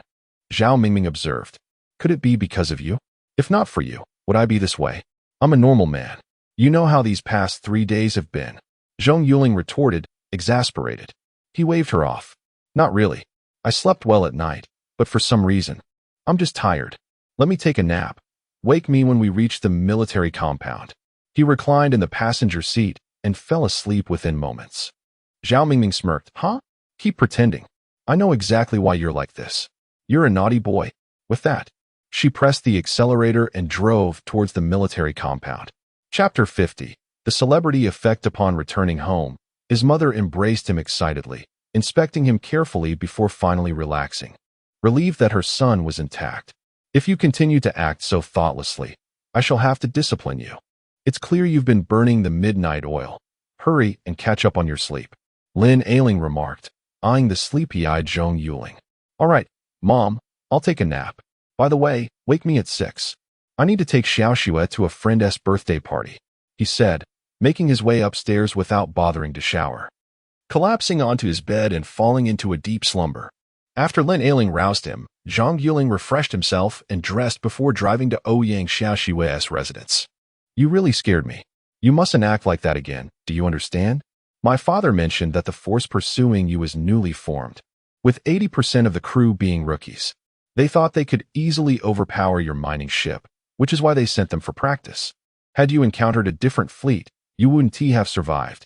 Ouyang Xiaoxue admonished him in the car. I understand. My dear Xiaoxue, have you missed me lately? Zhong Yuling replied with a grin. Not at all. You've been cozying up to Zhao Mingming for 6 days. Why would I miss you? She pouted, casting him a resentful glance. What? How did she find out? No way. It can't be my parents who told her, right? Oh, my dear parents. You are truly throwing me under the bus. Zhong Yuling stammered. Stop with the what-ifs. Humph. You will accompany me for the next 6 days. I don't want her around during that time. Otherwise, Ouyang Xiaoxue said, her frustration evident. Zhong Yuling almost laughed at her insistence. All right. By the way, is your friend male or female? He inquired. A guy? A handsome one. And wealthy too. Ouyang Xiaoxue pouted. What? Who is he? No way. I want to allow you to go. Zhong Yuling exclaimed, shaking his head vigorously. Humph. You can spend 6 days with other women. But I can't attend a friend's gathering? You must be joking. Ouyang Xiaoxue's irritation dissipated somewhat at seeing her boyfriend's anxious demeanor. Please, no man is trustworthy, Zhong Yuling declared. Indeed, no man is reliable, especially not certain individuals. Ouyang Xiaoxue shot him a look before continuing. Just kidding. She's female. A classmate from my dormitory. Well, that's a relief. Are we allowed to bring companions? Zhong Yuling asked, feeling reassured. Not at all. They mentioned no one can bring a guest. I'll just sit for a while before heading out. Honestly, aside from the birthday girl, Gao Mingli, I'm not particularly close with the others. If it weren't for her, I wouldn't even bother. Ouyang Xiaoxue replied. What? Are you being elitist? Zhong Yuling questioned. Not really. It's just that they all love to party, and I'm not a fan of that. Hence, after graduation, aside from Gao Mingli and a few messages, I rarely interact with the rest, she explained. After taking her to a restaurant, Zhong Yuling parked and informed her he would message her later before stopping at a nearby milk tea shop. He ordered a cup and settled down to wait. Suddenly, he heard whispers from a group of girls nearby. Turning, he noticed they were staring at him, giggling, with one particularly fashionable girl snapping photos. When the girls noticed Zhong Yuling looking their way, they all ducked their heads in fright. He sighed, realizing he had been recognized. The commotion drew the attention of others in the vicinity, and soon the entire milk tea shop erupted in cheers. Ah, Zhong Yuling. The great hero Zhong Yuling. Who would have thought we could get so close to a hero?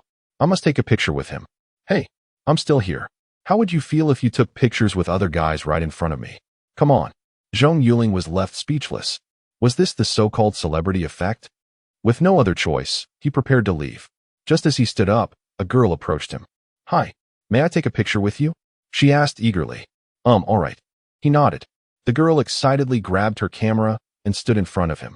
Once others saw someone taking a picture with the hero, they rushed over, all clamoring for their chance.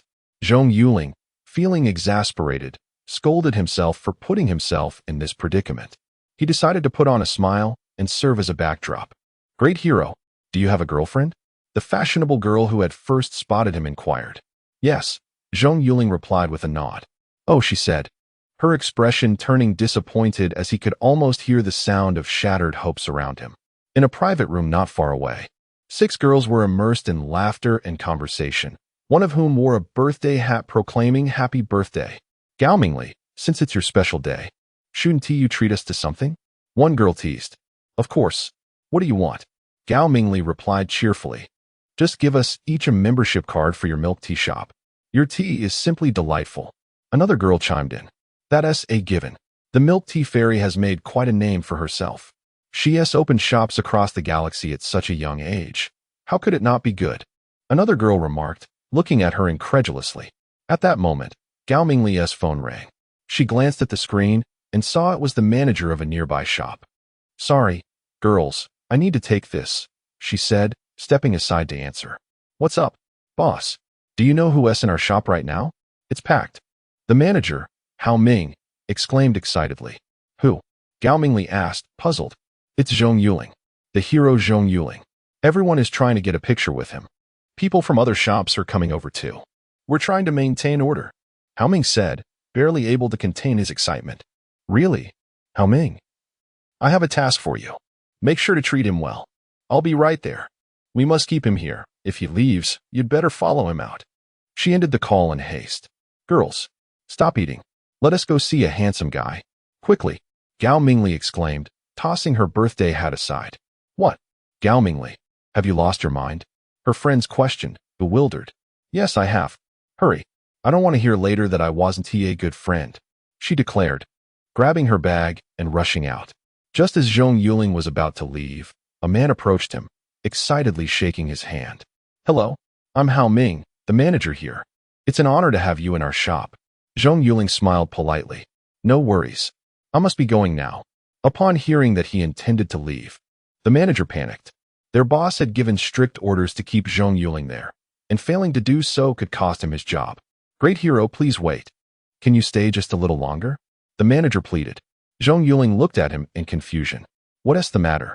Is there something you need? The manager nodded eagerly. Our boss wants to meet you since she heard you were here. Don't worry, she is just nearby and will be here shortly. She said if you leave. I might have to leave too. Zhong Yuling was dumbfounded. Is it really that serious? Fine, I'll wait a bit longer. He nodded, sitting back down, while the manager sighed in relief, grateful that he hadn't left just yet. Chapter 51. Do not slap the face. As the five individuals watched Gao Mingli rush out, they exchanged glances, sighed, and followed suit. At that moment, Zhong Yuling was engaged in a conversation with Hao Ming, learning that their boss was a girl of similar age. To Zhong Yuling's surprise, this boss was quite remarkable. After graduating, she took over her family's milk tea shop and earned the reputation of being the milk tea fairy. Your boss is truly impressive, Zhong Yuling remarked. Indeed, our big boss, who happens to be the father of the owner, is known as the agricultural king in the empire, Gao Qiming. The milk tea shop is a brand he established for her when she came of age, as she has loved milk tea since childhood and often made it herself. Therefore, the recipes for the milk tea and pastries have all been developed by her. Hao Ming replied with a smile. That's wonderful. This girl has a bright future ahead. Her milk tea is indeed unique, Zhong Yuling said, taking a sip with a grin. Where's the great hero? Hao Ming, come over here. A girl burst through the door, calling out loudly to the shop. Yuling, this is our boss, Gao Mingli, Hao Ming said, standing up with a smile. Upon hearing the name Gao Mingli, Zhong Yuling was momentarily stunned. What a coincidence! Seeing Hao Ming and the boy seated at the table, Gao Mingli rushed over with excitement. Hello, I am the owner of this shop. My name is Gao Mingli. Looking at the flustered Gao Mingli, Zhong Yuling chuckled. Why aren't you at the hotel, birthday girl? You shouldn't leave Xiao Shui all alone. No, they're right behind us. They'll be here soon, Gao Mingli replied, then suddenly widened her eyes in disbelief. Why, you know my birthday? How do you know Xiao Shui? Are you her brother? No, you're Zhong, and she is Ouyang. Hey, Gao girl, why are you running so fast? Is a handsome guy really that exciting? It's not like you've never seen one before. At that moment, 5 girls entered the store, and one of them, upon seeing Gao Mingli, walked over in disbelief. When she laid eyes on Zhong Yuling seated in the chair, she froze and suddenly screamed, Ah, Zhong Yuling. Ah, the others, except for the girl standing aside and smiling at Zhong Yuling, rushed over excitedly. Hello, everyone. You don't need to be so excited to see me. I'm not that extraordinary, Zhong Yuling joked. Of course, you're the great hero. We're thrilled. You rascal, Gao Mingli, why didn't you mention he is the great hero? We would have dressed up. One girl exclaimed. Wait, Xiao Shui, who is he to you? Gao Mingli recalled Zhong Yuling's words and turned to Ouyang Xiao Shui. Everyone looked puzzled, turning to her, while Ouyang Xiao Shui smiled and walked over to Zhong Yuling, wrapping her arms around him. Let me introduce you. He is my boyfriend. As for his name, I believe you all know it. The 5 girls gasped in astonishment. The surrounding crowd, especially the women, glared at Ouyang Xiao Shui, as if they could devour her alive. Goodness, Xiao Shui, are you trying to make it impossible for us to live? Do you realize you've become our public enemy? Gao Mingli exclaimed, pointing at Ouyang Xiao Shui. That is fine. A public enemy is still a public enemy. I don't mind. Ouyang Xiao Shui replied with a smile. Heavens, please send a lightning bolt to strike her down.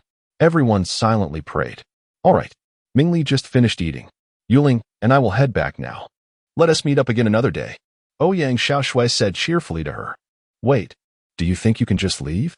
If you want to go, fine. But Zhong Yuling must stay. Gao Mingli insisted. Exactly. You can go back on your own. We want to see you off. The other four agreed. You bunch of rascals. I got it. So where are we headed next? Ouyang Xiaoshui sighed, realizing she couldn't escape. Let us go sing. Thus, they were located to a nearby KTV, a place Zhong Yuling was quite familiar with. It was where he had his first kiss. Xiaoshui, can I borrow your handsome Zhong Yuling for a moment? Gao Mingli approached Ouyang Xiaoshui during the singing. Go ahead. Ouyang Xiaoshui nodded. Zhong Yuling, could you do me a favor? Gao Mingli asked once they stepped out of the room. What favor? Zhong Yuling inquired. Would you be the image ambassador for my shop? Rest assured, I will provide everything promised. If you have other conditions, feel free to mention them. I will do my best to accommodate. Gao Mingli said. Her years in business had sharpened her instincts for opportunity. That's a small matter. Of course, I can help you out since you're Xiaoshui's friend. However, there is one caveat. Your brand is already well known throughout the galaxy, and I assume you have a store in the Federation. If I become your ambassador, your Federation store will face boycotts. Zhong Yuling agreed without much thought. Yet, he was right. His heroic deeds had indeed emerged from his conflicts with the Federation. If he were to represent her brand, it would mean losing the Federation market. Gao Mingli stood stunned. How had she overlooked that? Zhong Yuling was correct. Unless she relinquished the Federation market, having him as an ambassador was simply unfeasible. I was being too simplistic. Thanks. But let us not dwell on that anymore. Let us go back in and continue drinking. Having come to terms with it, Gao Mingli said nothing further as they re-entered the room. Enjoy yourselves. It's getting late. And I must head back. I have matters to attend to early tomorrow. Let us schedule another gathering. Zhong Yuling glanced at the time, realizing it was indeed late. Tomorrow, Zhong Yongwu would be awarding their team at the Administrative Star, and he needed to prepare. Upon hearing Zhong Yuling's intention to leave, the others felt reluctant but nodded in acknowledgement. After exchanging contact information, Zhong Yuling took Ouyang Xiaoshui home. In the early morning, Zhong Yuling awoke early. Today was a special day, and the award ceremony would be broadcast live, necessitating his thorough preparation. After breakfast, he accompanied Zhong Yongwu to the ceremony venue. Gazing at the throngs of spectators, it was impossible for him not to feel nervous. Preparations for this ceremony had begun long before Zhong Yuling returned to the imperial capital, eagerly awaiting his arrival. How Xiaoli and the others had arrived at the Administrative Star early. When the members of Team 50 reunited, there were no warm embraces. Instead, the 9 were seen mercilessly beating a person crouched on the ground, cradling their head. Look at you. You think you're a hero, huh? You scoundrel. You made the captain pressure us while pretending it was an order. The captain is so impressive, right? How Xiaoli kicked as she spoke. Exactly. You made us shed so many tears. You've infuriated me. Xiao Miling furiously pinched him. Great heroes. I was wrong. I want to dare next time. Don't hit my face. I still have to go on stage later. Zhong Yuling lamented, shielding his face in despair. Chapter 52. The future husband with bruises and marks all over his body. Zhong Yuling stood up speechless. Fortunately, he was still dressed in casual attire and had not yet changed into his military uniform. Otherwise, he would truly be at a loss for how to present himself later. How Xiaoli chuckled and approached him, embracing him warmly. Captain, welcome back to the team. Get lost. Your welcome ceremony is quite unique. By the way, have you kept up with the training lately? After the ceremony, I'll check on you all. Let us start with 20 laps around the field. Zhong Yuling glared at them. Don't use your captain status to pressure me. Just so you know, you're not the captain anymore. You can't command us. Your military affiliation has been transferred to the Fox Hunting Reconnaissance Team. How Xiaoli shot him a disdainful glance. What? I wasn't informed. When did this happen? Zhong Yuling was taken aback, bewildered that his father hadn't mentioned it. Yesterday, a beautiful female officer barged into my father's office, slammed her hand on the table, and demanded our military records. She was like a bandit. My father had no choice but to comply. Oddly enough, he didn't seem angry at all. How Mei Li shrugged. Oh, I know who she is. She truly does resemble a bandit. You'll get used to it. Once you join, you'll understand her character. Don't worry. She is actually quite nice. By the way, I heard you all went for testing. Did you pass? Zhong Yuling inquired. Passed. Except for Xiao Miling, who has already gone to the information department. The rest of us, Hua Jianming, Li Zhengbin, Lu Dao, and Daisy, are all in fox hunting now. But we don't know if we'll be assigned together. How Xiaoli nodded. Hey, Daisy, you went for testing too? Didn't you say you didn't want to go last time? You mentioned that combat units weren't safe, especially since you're not married. Zhong Yuling looked at Daisy, puzzled. Last time, Daisy had shaken his head, expressing reluctance to go to dangerous places due to being unmarried. Yet now he seemed eager. Oh, it's just that I wanted to go. Besides, are minors safe? Both times I barely escaped with my life. I thought, anywhere I go, it's all the same. Daisy chuckled. As the group chatted, they noticed a strikingly tall woman approaching, her legs seemingly measuring at least 110 centimeters. Hua Jianming and the other men gazed at her with gleaming eyes. Upon seeing her, Zhong Yuling smirked and silently mourned for his companions, who were already showing their infatuation. Don't be fooled by her beauty. The spikes on her are sharper than a hedgehog ass. Just wait to be pricked. The lady approached, removing her sunglasses and fixing her gaze upon them. Have you all had enough of staring? Hua Jianming, Li Zhengbin, Lu Dao, and Daisy, after the awards ceremony. You each owe me 50 laps around the field. If you don't, pack your things and return to the mining bureau. Hey, beautiful. Who are you to order us around? If you want us to run, fine. You go ahead, and we'll chase you. Hua Jianming teased. Zhong Yuling raised his thumb at him, thinking, brother, that's not how you seek death. You're doomed. You know that? I can only mourn for you for 3 seconds, not a second more. Huh. So this is the kind of soldier you trained? Everyone 100 laps. Zhong Yuling. You get 50. The woman glanced at them and then focused on Zhong Yuling. What? Sister, you can punish them, but why me? Zhong Yuling protested, bewildered. What have I done to deserve this? You are their captain. You're responsible for training them. So why should you get a lesser punishment? Make it 100. She retorted, glaring at him. Please. I never said I wouldn't run. 50 is fine. Don't add more. It'll kill me. Zhong Yuling exclaimed, nearly fainting at the thought of his impending misery. Are you negotiating with me? Here, we only increase the punishment, not decrease it. Should I repeat myself? The woman looked at Zhong Yuling with a slow, deliberate tone. No, I'll accept the 100. I'm terrified. He stammered, shaking his head. Yuling, why are you scared? Who does she think she is? Our captain? Hua Jianming interjected. Brother, if you keep talking, you'll be the one who gets us all in trouble. Zhong Yuling growled, feeling exasperated. With an amused smirk, the girl shot back. Oh, you want to be my husband? All right then, 200 laps. If you can run them and still stand, I'll give you a chance. Seeing Zhong Yuling's expression, Hua Jianming suddenly realized he might be courting disaster. Recalling what Xiaoli had said about the girl storming into the bureau chief's office, he began to sweat profusely. See, Captain, I was just joking. Do you believe me? I'm serious, and I never make empty promises. I'll be waiting for you after your 200 laps. The girl smirked at Zhong Yuling. Good. You Haven T embarrassed us. But you're still inexperienced. Once you join the army, I'll start your training.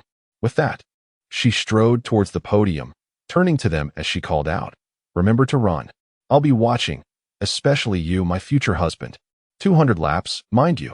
Once she left, Zhong Yuling furiously kicked Hua Jianming several times. You idiot. You dared to provoke her. If you want to die, don't drag us down with you. You brainless animal. The others joined in, kicking him as well. Xiaoli and the others who were not part of fox hunting let out sighs of relief, patting their chests in gratitude. Yuling, she is the captain of fox hunting? The one who marched into my father's office? Xiaoli asked. Of course. That's my cousin, Kai Yaling. Don't be fooled by her demure appearance. She is a complete tyrant. Sisterly, in front of her. You are just a little lamb. Hua Jianming lamented. Why did you provoke her? 100 laps. After this, I'm reporting to my mom. Fuming. Zhong Yuling kicked Hua Jianming a few more times. After changing into their military uniforms, they took their places. Hua Jianming, feeling as if he were facing his execution, kept his head down, unable to lift it due to the piercing gaze from the podium that seemed to hold a mix of amusement and menace. Why does my seat have to be in line with hers?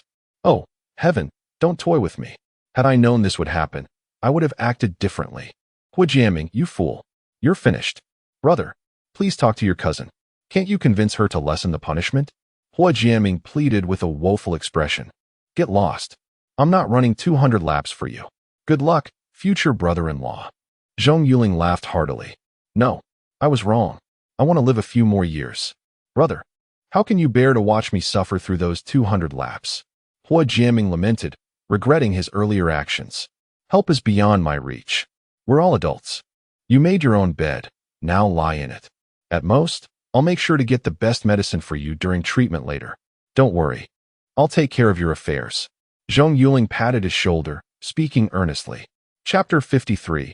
The award ceremony. The host approached the stage, microphone in hand, and addressed the audience, esteemed leaders, dear friends from the media, and all the viewers watching from home. Good morning. We extend our heartfelt welcome to everyone for attending the awarding ceremony for Z1794 amidst your busy schedules. I hereby declare the ceremony officially commenced. Now, let us invite Major General Zhong Yuling, commander of the Z1794 war zone, to deliver his address. Amidst the warm applause, Zhong Yuling slowly rose and made his way to the podium. He raised his hands to signal for silence, and once the applause subsided, he spoke into the microphone. Good morning, everyone. It has been over 10 days since the C6 mining ship battle, and I trust that the memories of that conflict remain vivid in your minds. Today, our heroes are seated right here with us. Let us give them a round of enthusiastic applause. He led the audience in clapping, and amidst the thunderous applause, Zhong Yuling and others stood, raising their right hands towards the podium and the audience. Ah, is that Zhong Yuling at the front? The very hero who bravely penetrated the Federation's fleet in his fighter jet? How handsome! Exclaimed a female reporter while snapping photos, turning to her colleague beside her. He has a girlfriend, replied the woman next to her, though her expression betrayed a hint of concern. If Zhong Yuling were to glance back, he would undoubtedly recognize this reporter as the fashionable girl from the milk tea shop. The crowd began to murmur excitedly, and bolder girls shouted, Zhong Yuling, I love you. The chorus of declarations crescendoed, drowning out the applause. Zhong Yuling felt a wave of embarrassment wash over him. At the podium, Kai Yaling shook her head at her brother. This kid is really stealing the spotlight. But it's not good. If he gets too cocky, it could backfire. He needs to be tempered in the ranks. Ah, this is infuriating. That rascal. Just wait until I get my hands on him. Ouyang Xiaoxua exclaimed, hands on her hips. My man is truly one of a kind. So handsome. Zhao Mingming smiled at the screen. Zhong Yuling surveyed the crowd, chuckling as he heard the cheers. Ah, the younger generation. He addressed the microphone. All right. Let us pause for a moment. Those wishing to declare their love can do so after the ceremony. Now let us have some quiet. As his words settled, the noise gradually subsided. He continued, in recognition of the exceptional performance of Team 50. The Empire awards each member the Xiaolong E-level medal and acknowledges one third-class merit for each. Team leader Zhong Yuling will receive the Xiaolong C-level medal and one second-class merit, along with a collective third-class merit for the team and a military merit plaque. After delivering these words, he saluted and returned to his seat. The Xiaolong medal consists of 5 levels, denoted by letters A through E, awarded to military personnel for outstanding contributions to the Empire, with A being the highest and E the lowest. The military merit plaque is awarded to units for exceptional contributions, inscribed with the stories, personnel, and units involved. And each unit receiving such a plaque will be recorded in the military exhibition hall on the main star. What an honor it is! The most delighted among them was Hao Jiaming at the podium. A military merit plaque. This is the second one. The first was awarded after Zhong Yuling and his team captured the giant shark. At that time, the honor was collective, but now, just a short while later, they earn another. Our mining bureau is truly shining. He would surely wake up smiling in his dreams. Now, let us invite the members of Team 50 to the stage. The host took the microphone, excitement evident in their voice. As the anthem of the Republic resounded, Zhong Yuling and his comrades marched in unison towards the podium. This award ceremony was of a one-on-one nature, with each of the 10 leaders seated at the podium presenting certificates and medals to individual team members. Zhong Yuling turned to face his father. Zhong Yuling, smiling, held out the certificate with both hands. Zhong Yuling accepted it with raised hands, and after receiving the certificate, his father opened the box containing the medal, revealing a golden hexagonal medal. The front of the medal bore the flags of the Republic and the military, while beneath it was inscribed a planet, representing the main star of the Republic, Asphyst. Below the planet, Zhong Yuling's name was etched. The back featured a star map, symbolizing the vastness of the galaxy. Zhong Yuling adjusted Zhong Yuling's attire and carefully placed the medal on his left chest. After fastening it, he patted his shoulder and said, "I am proud of you, but do not become arrogant. The enemy is more formidable than you can imagine. Do not let a single victory lead to complacency, nor should you be narrow-minded. I hope to see many medals adorning your chest, not just this solitary one resting in your ashes." "Yes, Commander," Zhong Yuling responded, raising his right hand. Zhong Yuling returned the gesture with satisfaction. "My daughter, think carefully. The mining bureau is a wonderful place. Please don't leave." Hao Jianming expressed anxiously. He was alarmed to learn that his daughter had passed the tests and had been selected for the fox hunt program. In his worry, Kai Yaling entered his office, demanding access to their military records. He had hoped to persuade his daughter to stay, fearing that once he relinquished the records, it would be challenging to convince her otherwise. But Kai Yaling slammed her hand on the desk, declaring, "Try not giving it to me. I can take whoever I want for the fox hunt, and you are just a small bureau chief." With no other choice, he reluctantly handed over the files. After reviewing the military records, Kai Yaling said nothing and simply left the office with them. His purpose for being there wasn't solely to award his daughter. He also sought to persuade her to return. If she was willing, he would swallow his pride and request Zhong Yuling to transfer her back. "Dad, you know being a pilot has been my dream since childhood. I want to come back. Don't worry, I'll be fine." Hao Xiaoli saluted with a smile. Seeing his daughter's determination, he realized it was too late. With a sigh, he replied, "All right, take care of yourself. Don't cause trouble. At the mining bureau, I can still help you, but once you go to another unit, no one will be able to assist you." "I know. I'm not a child anymore," Hao Xiaoli retorted. Beside her, Hu Jianming was drenched in sweat, feeling quite distressed as he watched the girl placing the medal on him. "Heaven, are you playing with me? What's wrong? Not willing to be awarded? Weren't you quite bold earlier? Why are you trembling now?" Kai Yaling teased him with a playful smile. "Captain, I was just joking. Please spare me." Hu Jianming felt utterly defeated. "Joking? That is not acceptable. I took it seriously. I'm counting on you to run 200 laps before we go out for dinner and a movie. Now that you're all set, remember, I'll be watching from above." She finished with a pat on his shoulder. With a furrowed brow, Hu Jianming turned with his teammates, offering a salute to the audience below.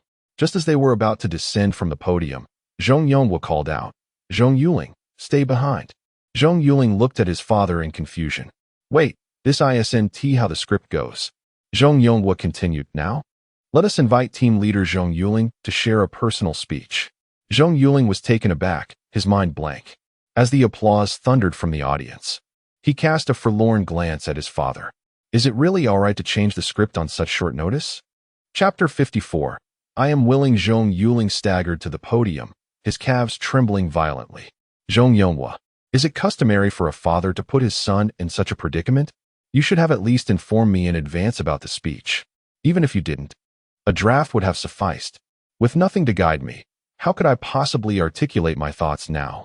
The enthusiastic applause from the audience came to an abrupt halt as Zhong Yuling exhaled deeply. "And indeed, just say it. What is there to fear? Hello, everyone. To be honest, when the commander summoned me to speak, I was completely bewildered. However, I had no choice. He is the commander, and I am but a soldier, bound to obey orders. Even if he were not my commander, he is still my father. What can I say? I am always a step behind him. I have thought of a joke. Who holds the highest authority in a war zone? Of course, it's the commander's wife. I plan to report this to her. Is there anyone who conducts themselves in such a manner? Not a word of warning. Just thrust me onto the stage." His words ignited a wave of laughter and applause from the crowd. Zhong Yuling shook his head with a smile. This mischievous kid. Now, back to the matter at hand. What shall I speak about? Honestly, I have no idea. How about this? You ask questions, and I shall answer. Due to time constraints, I can only respond to 5 inquiries, so I will select 5 individuals to pose their questions. What do you all think? Zhong Yuling said with a grin. This rascal has transformed the speech into a press conference. But his quick thinking and adaptability are commendable. Indeed, it is a viable approach. Zhong Yonghua nodded in approval. Indeed, Yuling is quite impressive. How Jiaming acknowledged. The audience began to murmur excitedly as Zhong Yuling picked up the microphone and descended from the podium. Approaching the front of the stage, he instructed the staff to bring forth the admission tickets. While many attended the award ceremony, numerous individuals were left standing behind the cordon. To enter the cordoned area, one needed a ticket corresponding to a designated seat. He intended to use these tickets to draw 5 questioners. He reached into the box, mixed the tickets, and drew one, reading aloud, "Number 47. A man stood up, visibly excited. "I am number 47. Great. Hello. What would you like to ask?" Zhong Yuling inquired with a smile. The man pondered briefly before asking, "When you piloted your aircraft into the enemy formation, did you consider the consequences? Did you contemplate the possibility that you might not return?" Everyone's gaze turned to Zhong Yuling, eager to discern his thoughts at that moment. He smiled and replied, "When I saw countless aircraft approaching us, I truly didn't ponder much. The only thought in my mind was that someone had to hold the line, ensuring the survival of the remaining few. I recognized that the individual who stepped up might not return, and that person had to be me, as I am the captain. It is my duty to protect everyone, and in that situation, I was the only one with the necessary skills to navigate the aircraft proficiently. My presence offered the best hope for survival." After addressing the man's question, Zhong Yuling reached into the box once more, retrieving another ticket and announcing, "Number 85. At that moment, a woman, appearing to be in her 30s, stood up. "I am number 85. My question is, when you instructed your team to press the detonation button, were you not afraid that you might not return?" He nodded toward her and said, "As I mentioned, this is not child's play. This is war, and I am willing to sacrifice myself for the victory of the Empire. As an unassuming soldier, I believe my life is worth the victory it could bring. The battlefield is ever-changing. At that moment, it was the optimal time to detonate. If I had hesitated, not only I but my comrades would have perished. Trading my life for victory and the safety of my comrades is worthwhile. As for whether I was afraid, truth be told, I was. No one wishes to die. But is there a coward among the soldiers of the Republic? In the end, it's about the honor of the Empire and the safety of my comrades that takes precedence." Upon finishing, Zhong Yonghua rose to applaud, his heart swelling with pride. His son had truly matured. The resounding applause echoed, undulating through the air. Zhong Yuling raised his hand to quiet the crowd. "All right, I shall draw the 3rd ticket now. Number 167. Another man stood, asking, "You claim to be a mere soldier, yet you are also a son.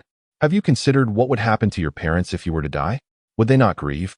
Zhong Yuling turned to his father and, grasping the microphone, responded, "With a nation, there is a home.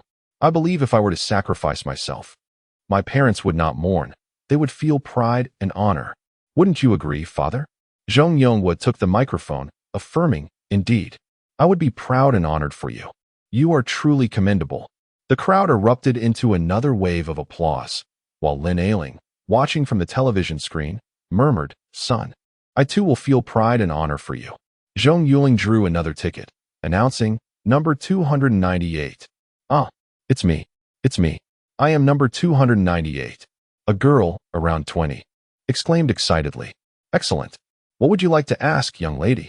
Zhong Yuling inquired with a smile. "Do you have a girlfriend?" She blurted out, and upon realizing the disapproving stares from everyone, added, "What a question. You can't just ask anything, you know. You've wasted a question. Who would have thought that my romantic life would come into question? Very well. Since you asked, I must respond," Zhong Yuling said, noticing the girl's face reddening with embarrassment. Everyone leaned in attentively, particularly the young women, more intrigued by his personal life than his heroic deeds. "Yes," Zhong Yuling declared, eliciting a collective gasp from the audience. They hadn't anticipated that the hero had a girlfriend, They were left wondering who the fortunate individual was. Rascal, how am I to know whether you mean me or Zhao Mingming? Ouyang Xiaoxue fumed, shaking her fist in playful frustration. Rascal, your yes must refer to Xiaoxue, Zhao Mingming retorted, playfully hitting her stuffed bear. All right, this is the last question. Number 43, Zhong Yuling announced, picking up another ticket. At that moment, a girl from the press stood up. Upon recognizing her, Zhong Yuling smiled, pleasantly surprised to see her again. Indeed, this was the fashionable girl he had encountered the previous night. She addressed him, "Great hero. I didn't anticipate that our second meeting would occur in such a context. Greetings. I am Huang Xiaoya, a reporter from the Republican news station." "Yes. What a surprise. All right, Miss Huang Xiaoya, what question do you have for me?" Zhong Yuling asked with a smile. After a moment and pause, Huang Xiaoya finally inquired. "I don't have much to ask, as you have already answered my most pressing questions last night and earlier today. But since I must ask something, here's a casual one. I know you are a top student at the Star Academy. Surely, you had better options, so why did you choose to become a miner? Is there a hidden reason behind your choice?" Zhong Yuling gazed at her, acknowledging her sharp journalistic instinct. He met her gaze and slowly articulated 3 words. "I am willing." Chapter 55. The reckless Huang Xiaoya. The audience fell silent, taken aback. They had envisioned numerous scenarios from Zhong Yuling's responses, yet all they received were 3 brief words. Was this truly an answer? It felt more like a verbal sparring match. Zhong Yuling, observing the hushed crowd, smiled and declared, "All right, just kidding. I was merely teasing this lovely lady because I know her." Huang Xiaoya, her mind a flurry of confusion, thought, "This is live. The entire galaxy is watching. And you claim this is just teasing me?" Unfazed by her expression, Zhong Yuling continued, "As for the question posed by the beautiful reporter, let me clarify. The mining mechs are indeed soldiers, an indispensable component of the Imperial Army.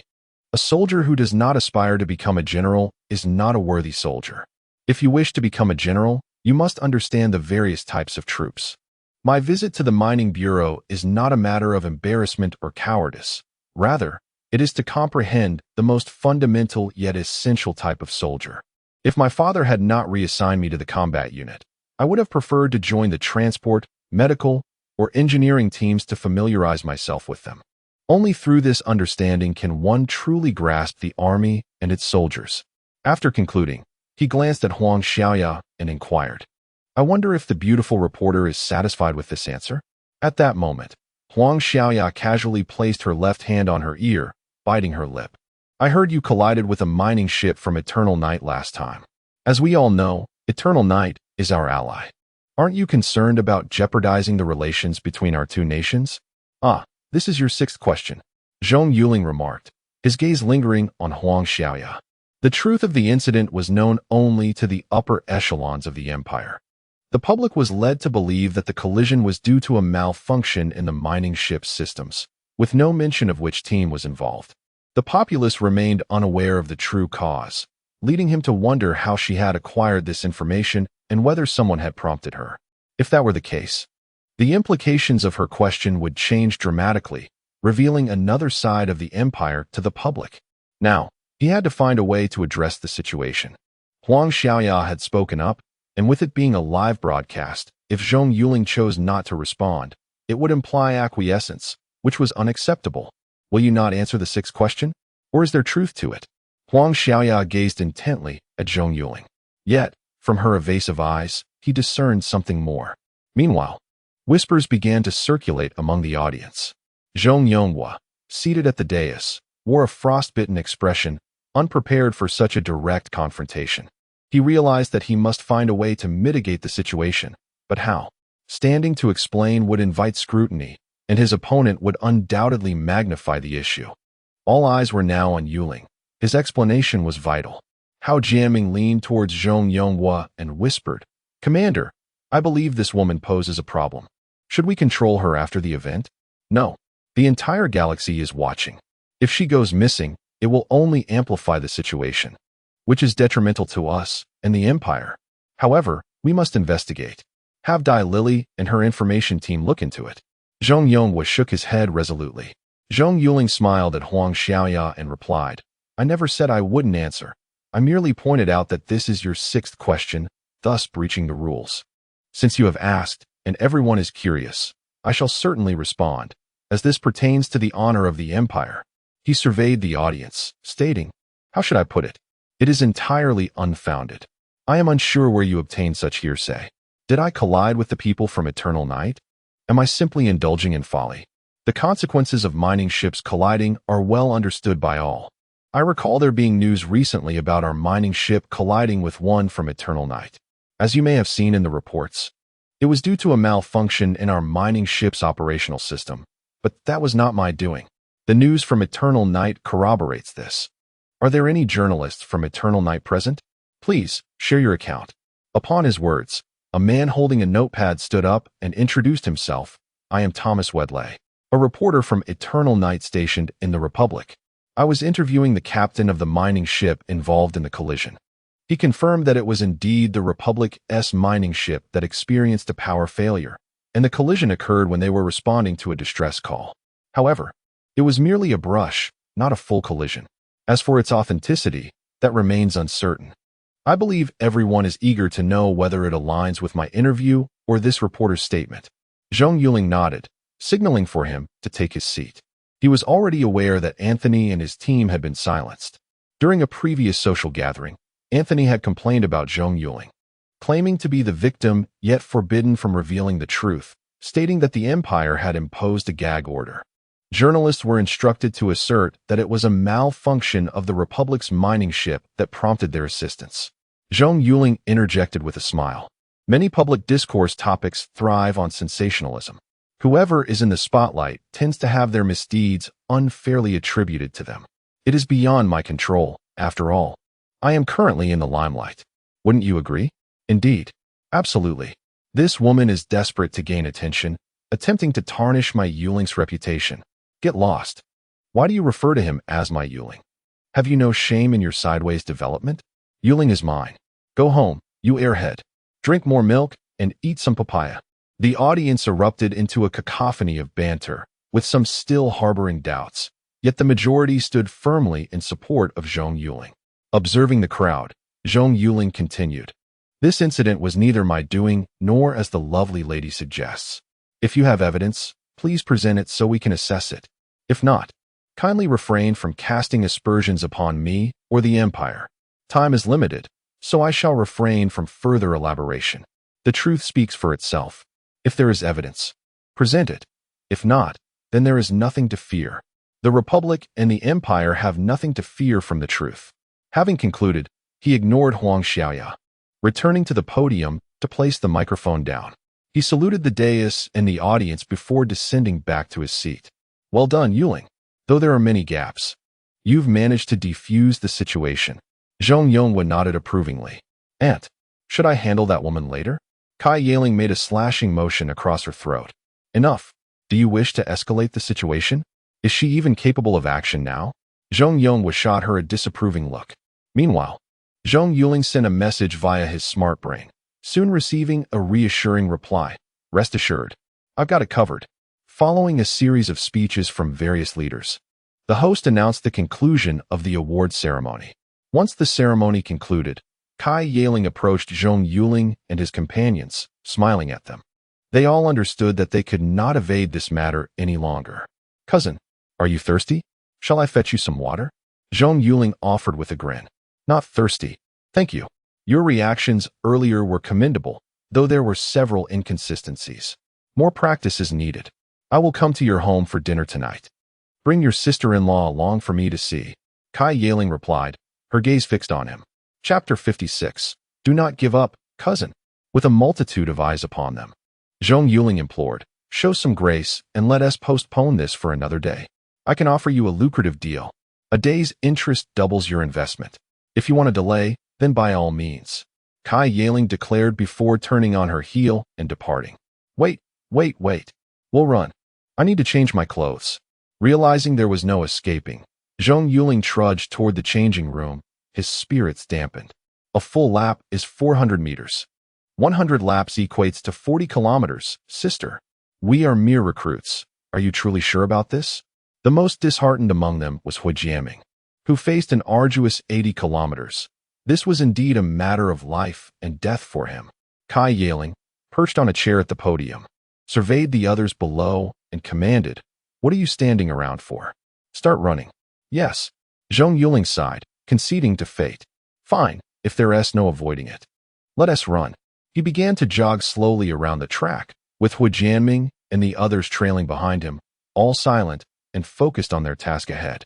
Onlookers were left bewildered, whispering amongst themselves, "What on earth is happening?" At that moment, Zhong Yuling wished he could don a plastic bag over his head. He felt utterly humiliated. "Xiaoling, what are they up to?" Zhong Yonghua had initially waited for Zhong Yuling to return with him. After a lengthy wait without his son's appearance, he approached the stage, puzzled by the sight of Zhong Yuling and others running laps. Kai Yuling, smiling, replied, "Uncle, it's just a bit of exercise. We must ensure they don't freeze up at the sight of women. Besides, they are newcomers, and I need to assess their limits to allocate their future roles." I have high hopes for Hu Jianming. His profile states he placed third in a marathon.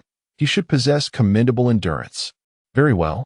It is indeed necessary to train them. I shall fetch a chair and observe as well. He then found a chair and settled beside Kai Yuling. "Xiaoling, I suspect that reporter may have been bribed." Zhong Yonghua mused, recalling the reporter's interaction with Kai Yuling. "She doesn't seem like a spy or a competitor, more likely coerced." Her questioning style resembled someone else's script, and she casually placed her hand on her ear before asking questions, suggesting she had an earpiece. Someone was controlling her remotely. Kai Yuling nodded in agreement. There may have been someone surveilling her at the event, which is why I refrained from having her apprehended. By the way, when Yuling comes to you, make sure he trains rigorously. No leniency. Zhong Yonghua directed his gaze at Zhong Yuling. "Uncle, you know me well. Am I the type to be soft-hearted? Rest assured, I will ensure he is left with nothing but the ability to breathe. My concern lies with Xiaoling. I doubt he can last 3 months in my training. He is simply not cut out for military life." Kai Yuling shook her head. "Fear not. Train boldly. It is precisely his temperament that necessitates this rigorous training. Only in your environment can he truly be refined. Yui has stated that if he is rendered incapable, it will not trouble him." Zhong Yonghua chuckled. "That is settled then. By the way, Uncle, I reviewed the video of Yuling piloting a fighter jet and noticed something peculiar. When he flies, he seems rigid, akin to a novice.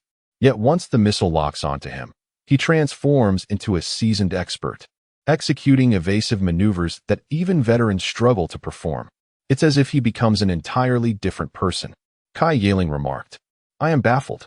When he was at the mining bureau, it truly left me perplexed. You claim he cannot pilot a fighter jet, yet he performs actions that many veterans cannot. And if you say he fears for his life, he has confronted pirates. He dares to go back alone. Alas, it is no longer relevant. He is now with you, which is what matters. However, his impulsive nature still needs to be tempered." Zhong Yonghua nodded. "Indeed, I will ensure he understands that there are always greater heights beyond him. A high and proud tale is detrimental." Kai Yuling agreed. As they conversed, Zhong Yuling had already completed 10 laps, drenched in sweat, with his legs feeling as though they were laden with lead. He cursed his cousin for her unreasonable demands and lamented Hu Jianming, whom he deemed a fool. He envisioned the days ahead under the thumb of that tyrannical woman. Nothing but darkness awaited him. There would be no respite. For Kai Yuling's hunting fox unit was the Imperial Elite Reconnaissance Brigade, consistently securing first place in the annual reconnaissance competitions. Many reconnaissance teams came to observe and learn, and the selection process for hunting fox was stringent. Though they had managed to enter, it was merely a temporary reprieve. Upon reporting, they would endure 3 months of intense training. Those who could not persevere would be dismissed. Even after 3 months of survival, they should not rejoice, for each month brought examinations, and anyone who failed would still be sent packing. Hunting fox was indeed a cradle for cultivating exceptional reconnaissance soldiers, with other brigade leaders often approaching at the end of each month to scout out those who had been eliminated. Those discarded from hunting fox would be highly sought after in other brigades. The urgency was palpable, as those eliminated would be snatched up before they even left the military camp. Arriving late meant missing out altogether. Zhong Yuling pondered enduring 3 months. And if he was to be eliminated afterward, he could simply transfer to another brigade. Anything to escape that domineering woman.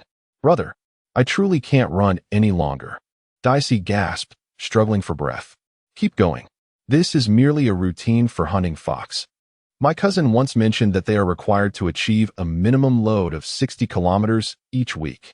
Moreover, there are countless training modules. There is no rest. Zhong Yuling encouraged. Have mercy. 60 kilometers with a load? We can barely manage this without any. If we were loaded, we'd be flat on the ground. And with other modules to tackle, I must be insane.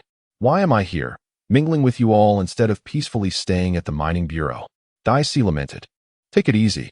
Just train steadily. Besides, the 60 kilometers requirement is 3 months away. We will barely need to prepare. After 3 months, 60 kilometers will be a breeze. And remember, you do not need to complete it all at once. There's no need to panic. Zhong Yuling reassured. Having completed over 50 laps, Lu Dao collapsed on the ground. Gasping for air, Zhong Yuling rushed over. Get up.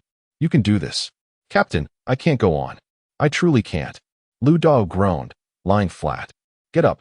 You've come this far. Don't give up. When have we in Team 50 ever thrown in the towel? Come on. I'll help you run. Zhong Yuling crouched down, allowing Lu Dao to lean on his shoulder, and together they moved forward slowly. Yuling is commendable. He knows how to motivate his team, and his determination is truly admirable. Kai Yuling observed. By the way, Uncle, there have been reports of smuggling activities near Z-1795, but every time we rush over, there's nothing to find. Someone must be tipping them off. Yes, I am aware. I have my suspicions regarding AI Zhenming. There are no smoke without fire. And his reputation is far from stellar, Zhong Yongwo acknowledged with a nod. If Yuling trains well, I would like to transfer him to I-745, Kai Yuling proposed. That is feasible. I-745 is situated at the edge of the public zone, which indeed offers rigorous training. Do you truly intend for Hua Jiaming to run 200 laps? Zhong Yongwo inquired, observing the figure gradually adjusting his breathing and jogging. Indeed, his physical condition permits it. 200 laps pose no significant challenge for him, Kai Yuling affirmed. Chapter 57 Trembling Legs Captain. Let it go? Don't worry about me. Lu Dao gasped, his legs numb. Had it not been for Zhong Yuling supporting him, he would have collapsed by now. Stop talking nonsense. We're already on the 80th lap. Just 20 more to go. Giving up now would render all our previous efforts futile. Now, focus on regulating your breathing. Zhong Yuling replied, nearing his own breaking point. Yet his indomitable spirit refused to yield. Captain, your cousin is something else. We're going to suffer for it. I wonder if I can endure this for 3 months. Lu Dao lamented. She simply craves affection. Damn it, Zhong Yuling remarked, glancing at the girl on the podium. Impossible. With her figure and face, there should be no shortage of admirers. Lu Dao questioned. Kai Yuling isn't unattractive. She's a top-tier beauty. How could no one want her? There are suitors, but she scares them all away. She claims that men hinder her speed with a blade. Zhong Yuling scoffed. She doesn't even spare them a glance. Who knows if her preferences are even normal? Alas, such a wretched fate. Lu Dao sighed, closing his mouth as he lifted his seemingly leaden legs to continue running. Li Jie, quickly prepare some saline for us. We need to drink after finishing.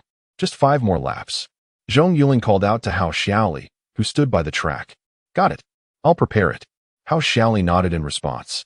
Uncle, Lu Dao is struggling, but the others are managing fine. Yuling is doing well too. If it weren't for supporting him, he would have finished by now, Kai Yuling observed. Well, Lu Dao used to be in interstellar mapping. He often sat for long periods, so it's normal for him to lack stamina. Zhong Yongwo chuckled. Xiaoling, if your aunt finds out you've turned Yuling into this, she'll have words with you. Kai Yuling rolled her eyes. Let her say what she wants. It's not the first time. As they spoke, Li Zhengbin reached the finish line and collapsed. Kai Yuling frowned, jumping off the platform to kick him. Get up and keep running. Don't lie down. Captain, the 50th lap is over. Li Zhengbin gasped.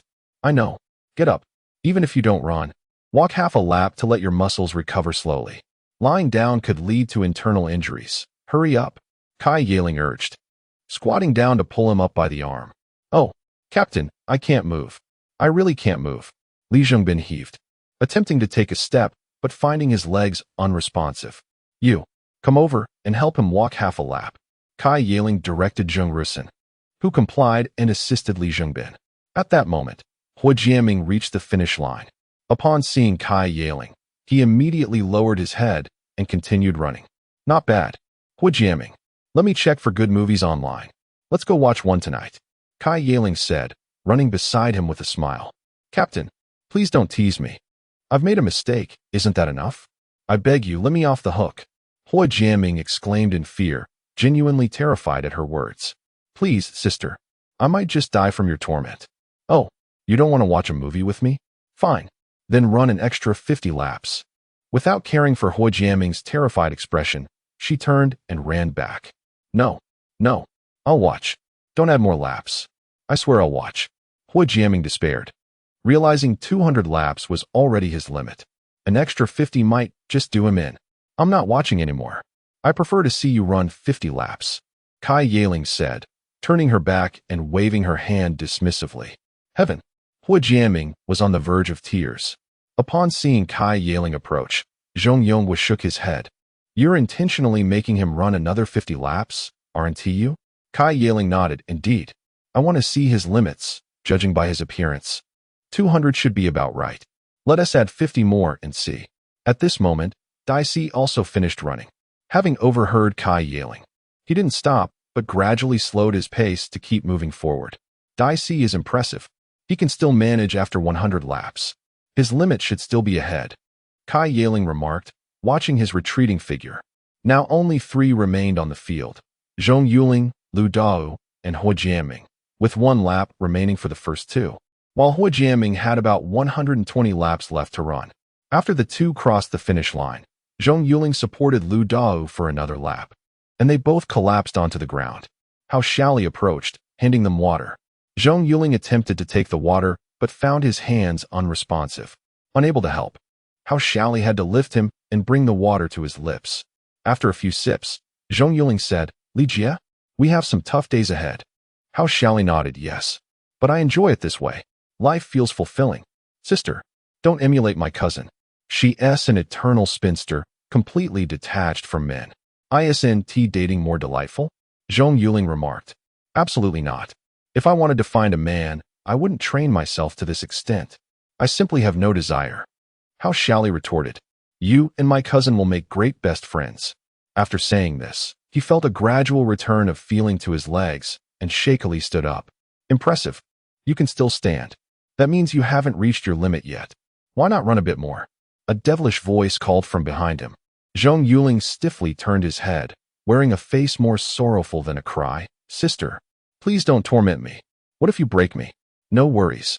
If you break, you won't charge headlong into danger. Your uncle and aunt would also feel more at ease. Kai Yiling replied, walking over to look at Hao Xiaoli. Hao Xiaoli, I've reviewed your profile. You surpass these men by far. I heard you practice free fighting. We should train together sometime. Hao Xiaoli excitedly nodded. Absolutely, Captain. Let us train together sometime. 2 fierce female warriors. Zhong Yuling muttered under his breath. Kai Yiling glanced at him coldly. I am a fierce warrior. Zhong Yuling was speechless. Really? Your hearing is excellent. He forced a smile. Sister, you must have misheard. You surely misheard. Get lost. Go back with your uncle. Remember to bring my sister-in-law tonight. After saying this, she kicked Zhong Yuling. Already exhausted, Zhong Yuling fell to the ground. Ouch! Rubbing his backside, he slowly stood up, not daring to speak further, and sheepishly approached Zhong Yonghua. Don't blame your sister. She's doing it for your own good. In the car, Zhong Yonghua looked at Zhong Yuling, sprawled in the back seat. Motionless. I understand. Although she seems strict and unreasonable, she knows what she is doing. How could I blame her? Her strictness is beneficial for us. Sweating more in training means bleeding less in battle. Zhong Yuling gradually sat up. Good. Just as long as you understand. Zhong Yonghua looked at him with appreciation. At that moment, Zhong Yuling's smart device chimed. He opened it, and a smile slowly crept across his face. Father, find a safe place to park. I have something to show you. Zhong Yonghua glanced at him, then nodded. They arrived at an underground parking lot, finding a corner to stop. Zhong Yuling handed his smart device to him. Upon seeing the contents, Zhong Yuling furrowed his brow, looking at his son. Is the source of this information reliable? There's no doubt about its authenticity. Lu Yong obtained it through a hacker friend. Plus, you need to check another segment of the video, so we can be 100% certain. Zhong Yuling affirmed. Can we locate the address of that group?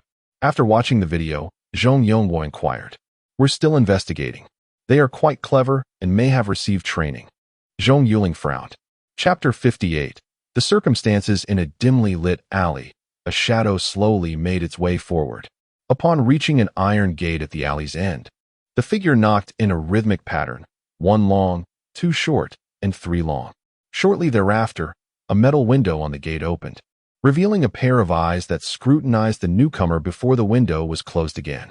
Moments later, the iron gate creaked open, allowing the shadow to enter. The owner of those eyes intercepted the shadow, conducting a thorough search from head to toe, concluding with a rather inappropriate pat in a certain provocative area. "You scoundrel!" the shadow exclaimed, the voice unmistakably feminine. "This is a body search. You may proceed now," the man sneered, stepping aside to grant her entry. With a furious glare, she walked in. Inside, the premises were in disarray, cluttered with iron pipes and abandoned machinery. Groups of people lounged about, some engaged in card games, others drinking and chatting. The woman halted before a table, her mind racing. The other party is cunning. I dared not speak further, lest I expose myself. The chair behind the table slowly turned, revealing a man of around 40, a scar etched across his face. "Huh, did you think I was oblivious? The higher-ups are extremely disappointed with your performance," he taunted. The woman bit her lip. "I was never part of your organization. I've completed your task. You must release my parents now." The man chuckled. "Oh. Once you assisted us, you became one of us. For the safety of your family, we will ensure they are taken to a secure location. You need not worry." Upon hearing this, the woman's agitation flared. "You're deceiving me. You promised that if I helped create a narrative during the award ceremony, my parents would be freed. I fulfilled my end of the bargain, yet you refused to honor your word. What liars you are." The man rose, advancing toward her and gripping her chin. "Should you wish to withdraw, you can only do so in a manner that involves lying down. With your beauty, my men will show no mercy. What they do to you is beyond my concern. If you wish to avoid suffering, diligently assist us." He then shoved her to the ground, and she cradled her knees, weeping. If not for her parents being in their clutches, she would have contacted the authorities long ago. Why had this misfortune befallen her? Why had they chosen her? She was merely a fledgling journalist, freshly graduated. Indeed, the girl was Huang Xiaoya, who had inquired about the Zhong Yuling mining ship collision during the award ceremony. Just the previous night, after encountering Zhong Yuling at a milk tea shop, she received a friend request from an unknown source. After accepting, a video was sent to her, which nearly caused her to faint. In it, her parents were bound to chairs, held captive by several men clad in black. Moments later, another message warned her not to alert the authorities if she wished for her parents to remain unharmed, providing her with an address to follow. With no alternative, she proceeded to the designated location, whereupon her belongings were confiscated, and she was blindfolded and taken to a vehicle. Upon arrival, she was let out, and as her vision was restored, she found herself in that very alley, escorted by a menacing man into the same iron gate, where she was presented before the scarred man. He informed her that he sought neither wealth nor desire, merely a small favor. Huang Xiaoya was taken aback by the task he proposed. It was to disrupt a live broadcast across the galaxy. How could she possibly carry out such an act? Yet he insisted, providing her with an earpiece, assuring her that assistance would be available when needed. He further claimed that if she executed this task competently, her parents would safely return to her side. That night was fraught with worry and fear, and when morning arrived, she found herself at the awards ceremony's venue.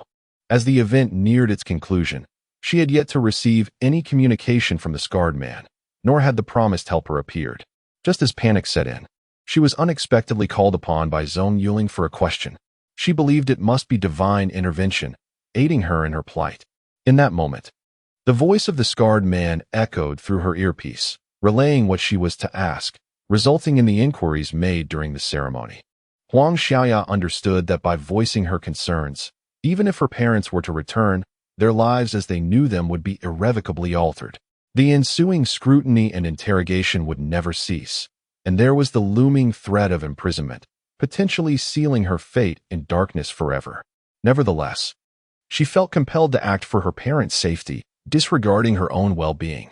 Unexpectedly, Zhong Yuling managed to defuse the situation, though fraught with inconsistencies. His celebrity status garnered him numerous supporters, and in the fervor of debate, her own voice seemed insignificant. Initially believing that complying with their demands would ensure her family's safety, she soon realized they had no intention of releasing them. Very well, you may return now. Should anything arise, I will contact you. Rest assured, you are safe for the moment. They will not apprehend you. There is much awaiting your involvement. The man concluded, signaling to one of his subordinates to escort her out. Huang Xiaoya, in a daze, was led to a vehicle, her eyes covered.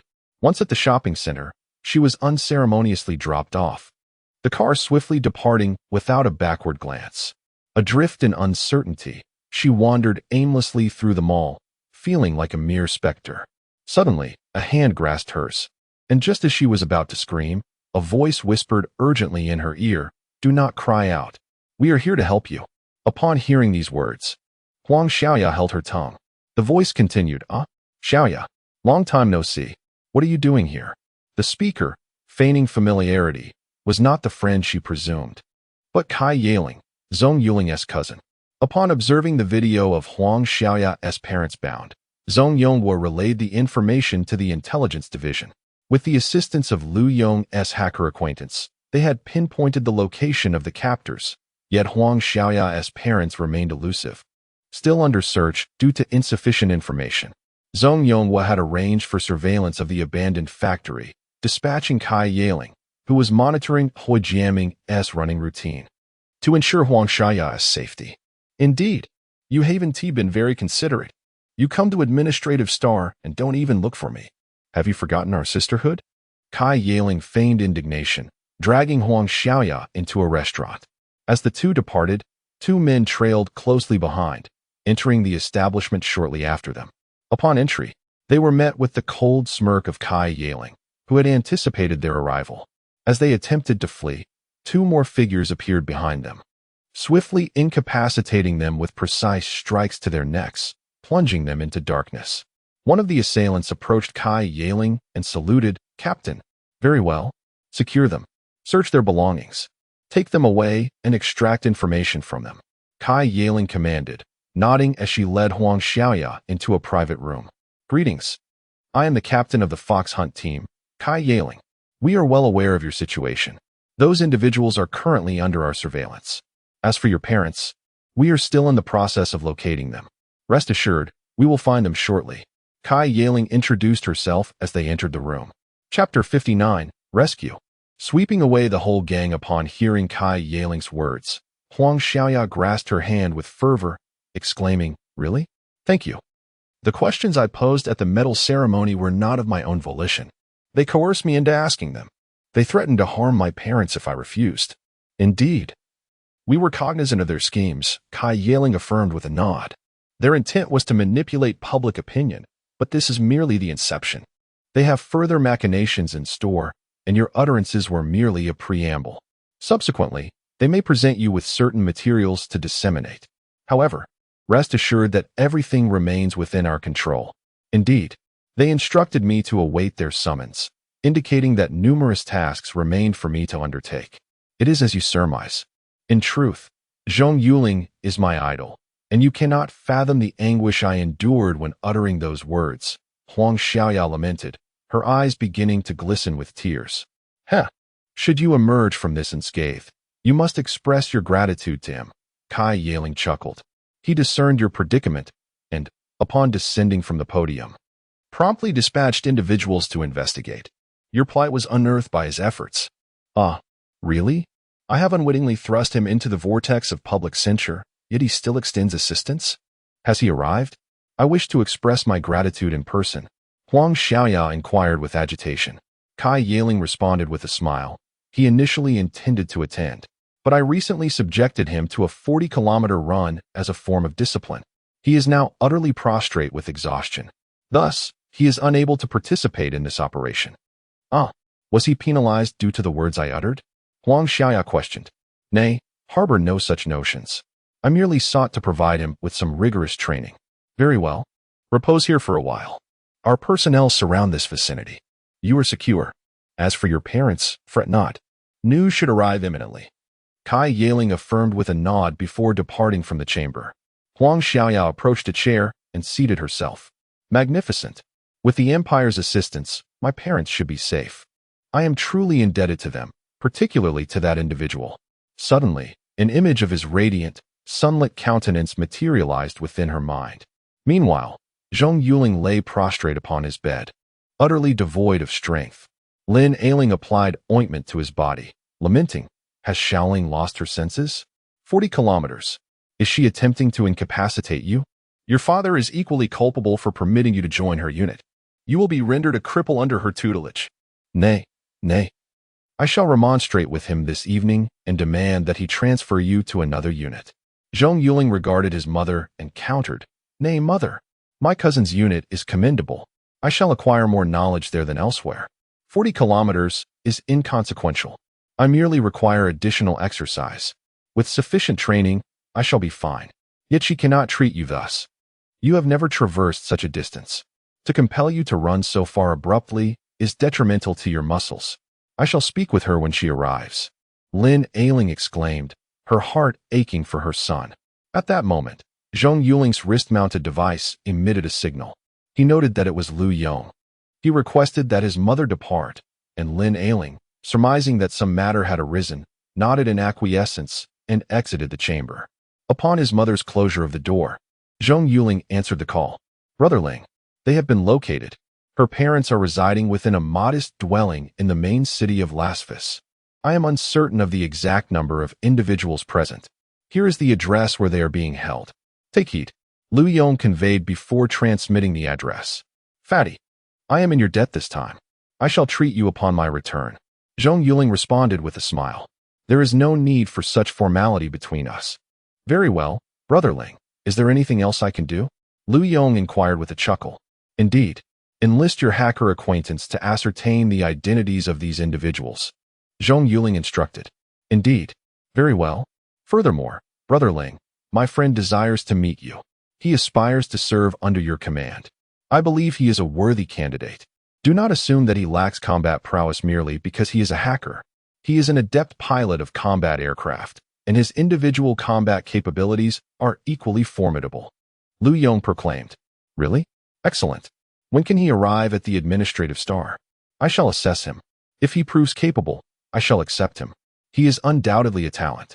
And I shall introduce him to my father, who shall arrange a suitable position for your friend. Zhong Yuling responded with a smile. What is of paramount importance? Talent. Of course.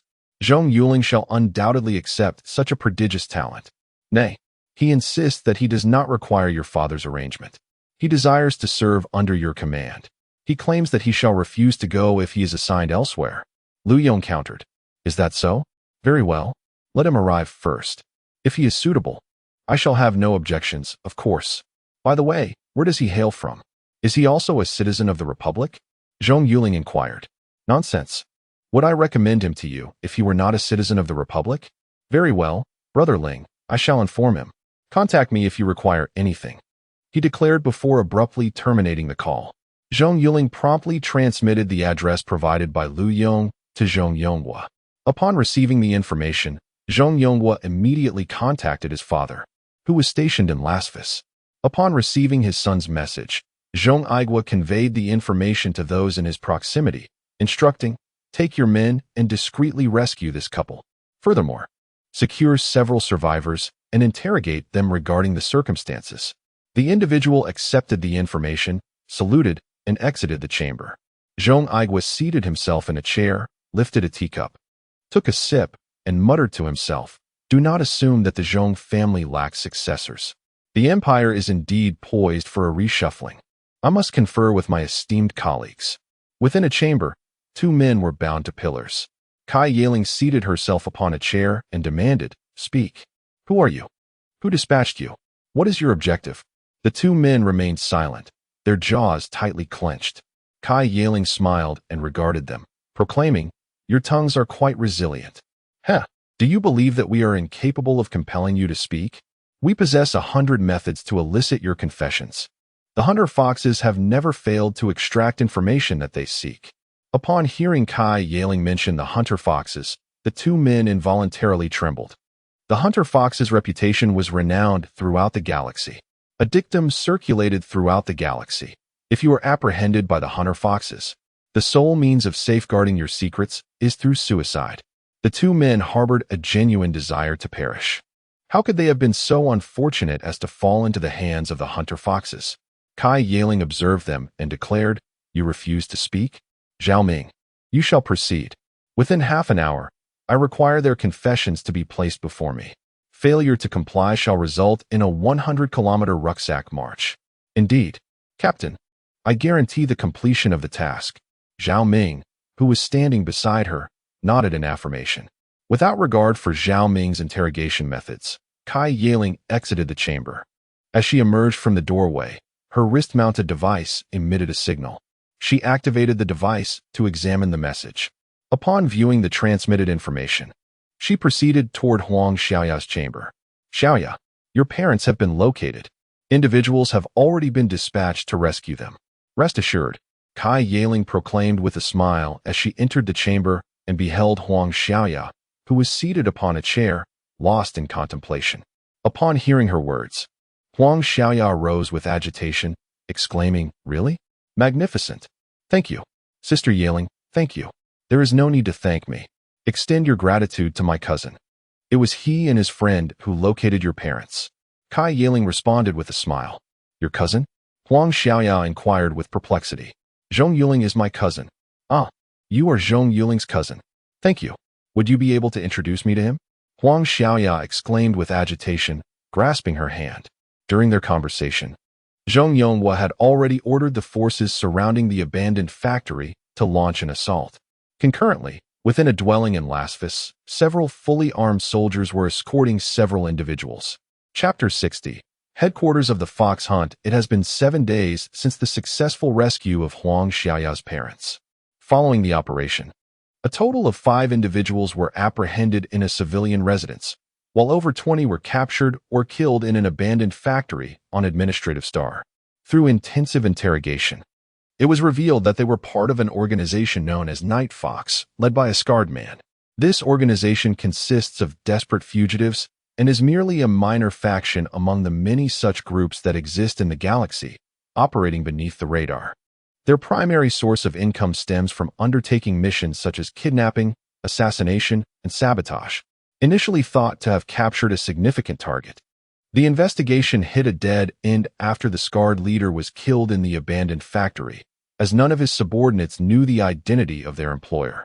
Upon seeing her parents disembark from the transport ship at the spaceport, Huang Xiaoya was overwhelmed with emotion, tears streaming down her face.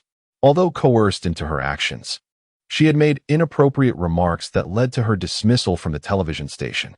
With the assistance of Zhong Yuling, she managed to secure a position at a small local station. Since the station was situated on Administrative Star, Huang Xiaoya was able to bring her parents over. When Zhong Yuling first laid eyes on her, he was utterly captivated. Not only did he help her find a job, but he also offered her and her family accommodation in his vacant residence.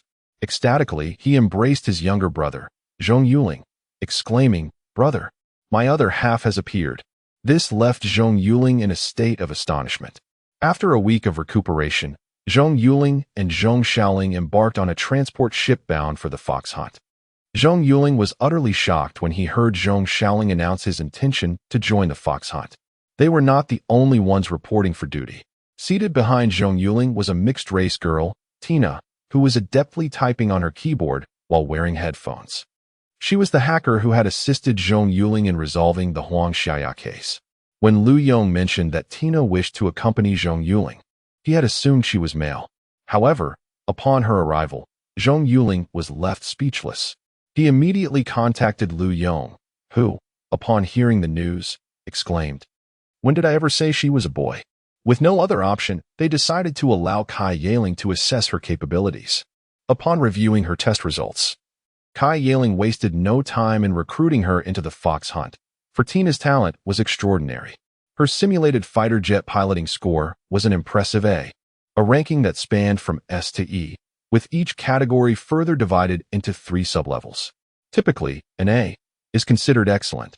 Thus, achieving an A without formal training is a remarkable feat. Even Zhong Yuling's best score had only reached B, while his peers, such as Hao Xiaoli, had not exceeded B either.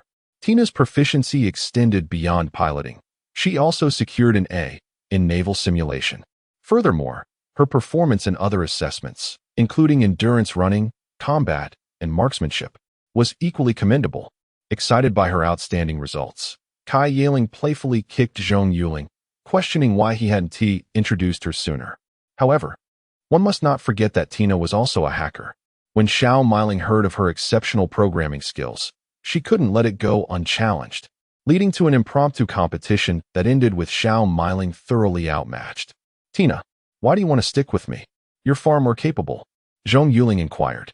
"Because you are my idol, and besides, you're handsome," Tina replied cheekily. "Speak properly," Zhong Yuling retorted, glaring at her. "I'm just stating the truth. You really are my idol.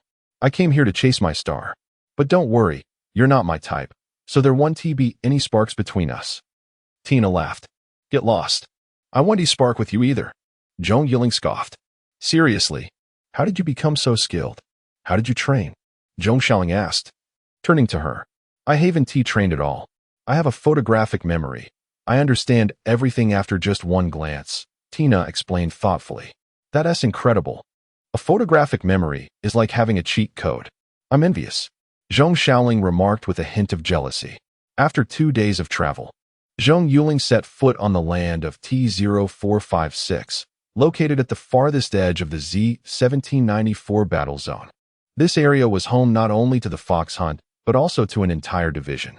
As the trio exited the spaceport, they were greeted by the sight of a formidable military armored vessel parked nearby, where a woman clad in camouflage and sunglasses lounged atop the engine hood. Approaching her, Zhong Xiaoling greeted, "Hey sister, what is this unique look you've got going on?" Kai Yaling shot him a cold glance and replied, "There are no sisters here, only the commander." "Zhong Xiaoling, when you return, you owe me 10 laps around the field. If you repeat this mistake, it will double." With that, she jumped off the engine hood, opened the ship's door, and beckoned the 3 of them to board. "What the heck? Is this how it's going to be? Oh, heavens, have I walked into a den of tigers?" Zhong Xiaoling grumbled as he grabbed his bag. "Tina, your political review has passed. I didn't realize you were Director Dai's daughter. Your rank is the same as Zhong Xiaoling and Zhong Yuling's. Private," Kai Yaling announced as the ship departed the spaceport. "Yes, my mom has always wanted me to join her. After hearing I was recruited by the fox hunt, she even approached the commander to have me transferred to the information department." Tina replied with a smile. "Whoever we want for the fox hunt is of no concern to anyone else." Kai Yaling scoffed, recalling the phone call she received from Zhong Yonghua, during which she had dismissed him with a simple impossible before hanging up. The ship landed in a remote area of the planet, revealing a massive structure. This was the fox hunt base. As the main gates slowly opened, the armored vessel entered the quarantine zone, waiting for the air to be injected before proceeding through another set of doors into the base itself. Kai Yaling parked the ship beneath a building, instructing, "Grab your belongings. First, head to your dormitory." As they disembarked and followed Kai Yaling into the building, Zhong Yuling noticed that their dormitory accommodated 10 individuals, each with their own private room, akin to their previous living arrangements aboard the mining vessel. Upon entering his room, Zhong Yuling was greeted by familiar faces, and just then, a robust woman approached with a smile. "Hey, we've been waiting for you." "Of course. Did you miss me, Li Jia?" Zhong Yuling responded with a grin, embracing her. "I did. I've missed you so much." Hao Xiaoli chimed in, adopting a coy demeanor, which left Zhong Yuling shaking his head in disbelief. "Sister, you really don't suit that style." "All right. You all know Hao Xiaoli, Hu Jianming, Lu Dao, Li Zhengbin, and Dai Si. The other 2 are Li Xiaonan and Chen Erdong. Get to know each other. You're all new recruits, and Zhong Yuling, you will serve as the temporary squad leader," Kai Yaling directed. "Wait, what?" Zhong Yuling exclaimed, bewildered. Kai Yaling glared at him and insisted, what do you mean wait? If I say you're in charge, then you are. Chapter 61. No pain, no gain. Is this a joke, Captain? I have just arrived and know nothing. How can you assign me this responsibility? Zhong Yuling exclaimed, pointing at himself in bewilderment. Because you have been a captain before, and no one is more suited than you. Now quickly organize your belongings. Assemble at the playground in 10 minutes. Those who fail to show up will face the consequences. With that, he turned and exited the room. Zhong Yuling, speechless, entered the room with his backpack, contemplating the daunting challenge ahead. Once the team was assembled, he noticed Kai Yaling approaching, flanked by two men who appeared to be around 30. Everyone is present. Excellent. Only took 8 minutes, yet still a bit slow. Allow me to introduce your instructors for the next 3 months. Li Yongjun and Huang Jingwu. How shall he address the group? Zhong Yuling, why are you still standing there? Kai Yaling glared at him. Captain, am I standing in the wrong position? Zhong Yuling replied, confused. However, Zhong Yuling and Tina understood the situation. Zhong Yuling silently mourned for his cousin, recalling Kai Yaling's words that in her presence, one could only rise in rank, never fall. Oh, you need a reminder? Fine. 10 laps plus the reminder, 20 laps in total. Step forward, Zhong Yuling. Kai Yaling's cold gaze pierced through him. Wait, are you serious? Zhong Yuling protested, disheartened. He believed his cousin was merely joking and had thought that the matter would be forgotten, only to find himself in this predicament. What? Do you doubt my words? Or is your hearing impaired? 30 laps. Kai Yaling's voice was icy. Realizing he could not escape, Zhong Yuling turned towards the track, cursing Kai Yaling under his breath. You heartless tyrant. You are destined to be single forever. You menopausal monster. Zhong Yuling couldn't help but admire his brother's audacity. Bro, you are incredible. I truly respect you. The others stared in disbelief, particularly Li Yongjun and Huang Jingwu, who realized that the term admiration could hardly encapsulate what they felt at that moment. It was akin to worship. This individual was truly courting disaster. They recalled a previous incident where a rookie had insulted the captain and had been swiftly dealt with.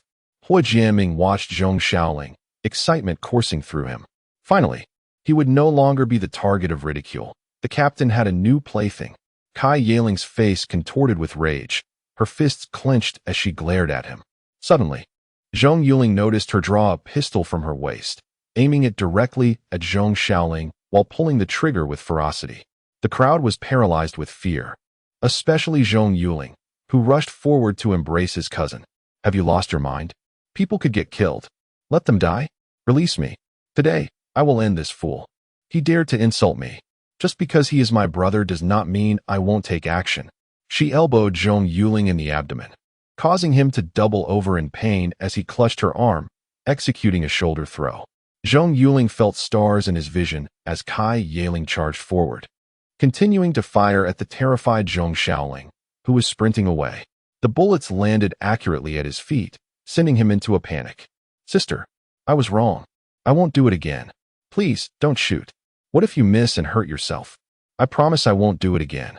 Yuling, help me. Pull this crazy woman away. Slowly, Zhong Yuling rose.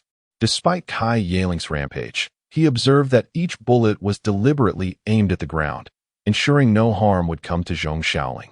He realized Kai Yaling was intentionally provoking him, seeking to strip away his cousin's arrogance. He surmised that the bullets were likely training rounds, designed to inflict pain without posing a lethal threat. At that moment, Tina quietly approached Zhong Yuling. The bullets are training rounds. Real gunfire sounds different. Indeed, I have noticed. Zhong Yuling nodded, recognizing his cousin's cunning strategy. From the moment they had disembarked the transport vessel, she had been setting a trap for Zhong Yuling, anticipating his every move. Dear cousin, you are truly diabolical, Zhong Yuling thought, feeling a mix of admiration and concern. He decided to refrain from intervening. After all, receiving a few training rounds would be a small price to pay compared to the potential consequences of meddling.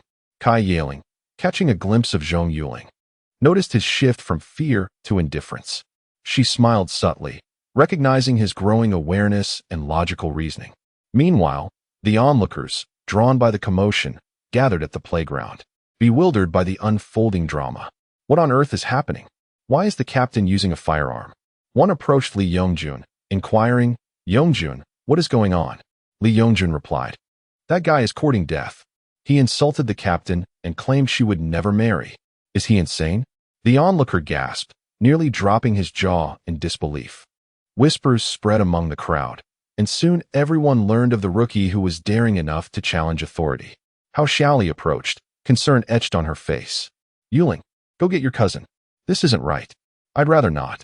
Don't worry, nothing will happen. The bullets are training rounds. She is deliberately ensnaring that fool. It's fine. He'll just end up with a few bruises. My cousin knows her limits. Zhong Yuling chuckled. Just then, Kai Yaling's pistol emitted a series of clicks, signaling the end of the ammunition. As everyone thought the ordeal was over, she swiftly removed the magazine, retrieved a fresh one from her belt, and prepared to fire again. Zhong Xiaoling, now numb to the chaos, shouted, Kai Yaling, you old hag. You lunatic. No wonder you have no boyfriend. Who would want someone like you? You menopausal dragon lady, destined to be alone forever. Zhong Yuling was taken aback. Bro, you are escalating this situation. This could be fatal. I can't help you this time. Kai Yaling's fury reached new heights. You truly wish to die? She stormed forward, delivering a kick that sent him sprawling. Enraged, she unleashed a flurry of punches and kicks upon him. No one dared intervene. Instead, the crowd retreated, wary of being caught in the crossfire. Ouch! Dragon lady. Are you serious? Stop. If you keep this up, I'll tell Andy. Zhong Xiaoling cried, shielding his head. Go ahead. You think you can escape this?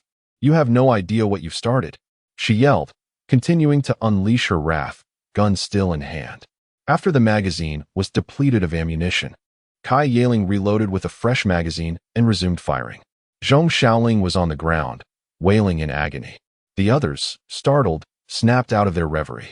Upon witnessing the captain firing at the prone figure, they initially feared the worst. However, their apprehension subsided as they recognized the training rounds impacting his body. Had she truly killed him, the captain would have faced severe repercussions. The previous incident with the castrated recruit had already resulted in a month-long confinement and demotion for her. A fatality would undoubtedly lead to a military tribunal, regardless of her connections to the commander. Fortunately, it was merely a training exercise. They could only attribute Zhong Xiaoling's misfortune to his own actions. Why provoke this female tyrant? Zhong Yuling recognized the need to intervene, lest the situation escalate further. He rushed over and restrained Kai Yaling, saying, Captain, that's enough. If you want to reprimand him, do it in private. The public display is unseemly. Get out of my way. Do you want to taste too? This scoundrel. I'll make sure he's unable to care for himself for a while. Kai Yaling retorted, incensed. All right. Calm down, sis. You know what Xiaoling is like. Take it slow. It's hard for him to change overnight. Don't worry. I'll help you, Zhong Yuling said, guiding her away. Turning to the onlookers, he announced, All right, everyone, disperse. This is a family matter. Don't overthink it. It's normal for a sister to discipline her brother. Haven't you heard the saying, spare the rod, spoil the child? We often play rough at home. It's nothing. Move along, get back to your duties. The crowd nodded in acknowledgement, gradually dispersing. However, their hushed conversation suggested that the incident would become widespread knowledge throughout the base, perhaps even reaching Z-1794. I didn't realize he was the captain's brother, Li Yongjun remarked with a chuckle. Indeed, who would have thought the captain had such a sibling? Huang Zhengwu said, shaking his head as he observed Zhong Xiaoling writhing on the ground. Look at the captain's two brothers. Zhong Yuling is quite impressive. His reaction speed is remarkable. If he hadn't revealed their familial connection, someone might have accused her of abusing recruits. But by framing it as sibling rivalry, he diffused the situation, Li Yongjun said, smiling at Zhong Yuling, who was still holding on to Kai Yaling. Kai Yaling, led to the group, addressed Li Yongjun. What are you staring at? Get him to the infirmary. Yes, ma'am. Li Yongjun and Huang Zhengwu promptly carried Zhong Xiaoling towards the medical facility. Zhong Yuling. Kai Yaling called out. Present. Zhong Yuling responded, standing at attention.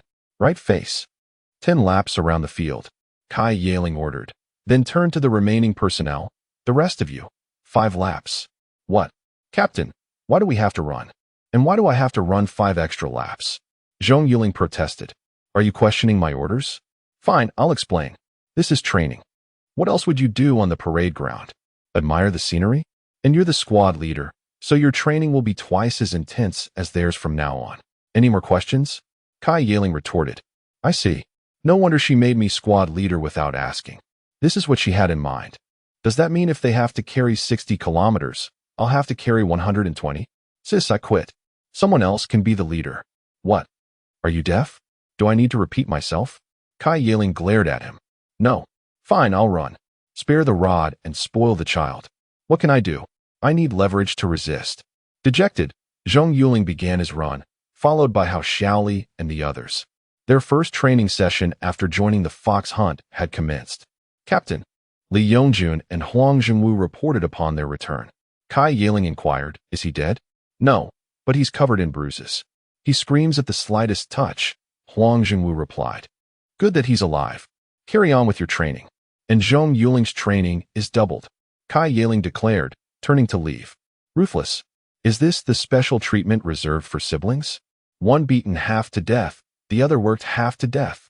Li Yongjun shivered involuntarily. Hao Xiaoli and the others had completed their 5 laps. Huang Zhengwu led them to an open area and instructed them to perform 200 push-ups, while Li Yongjun continued to count Zhong Yuling's laps. As night fell, the group dragged themselves back to their quarters. Hu Jiaming collapsed on the floor, exclaiming, I'm going to die. This is inhuman. At this rate, my grave will be overgrown in less than 3 months. Yeah, so exhausting. Li Xiaonan, a new recruit, whimpered, tears welling up in his eyes. But no one was sympathetic.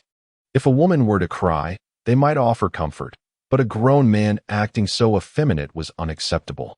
Stop crying. A grown man crying like that is pathetic. Hao Xiaoli chided, kicking him lightly. But I'm really tired. Li Xiaonan lamented, looking pitiful. Ugh, bro, don't do that. I'm going to throw up. Li Zhengbin said, disgusted. He couldn't understand how this sissy had been selected for the fox hunt.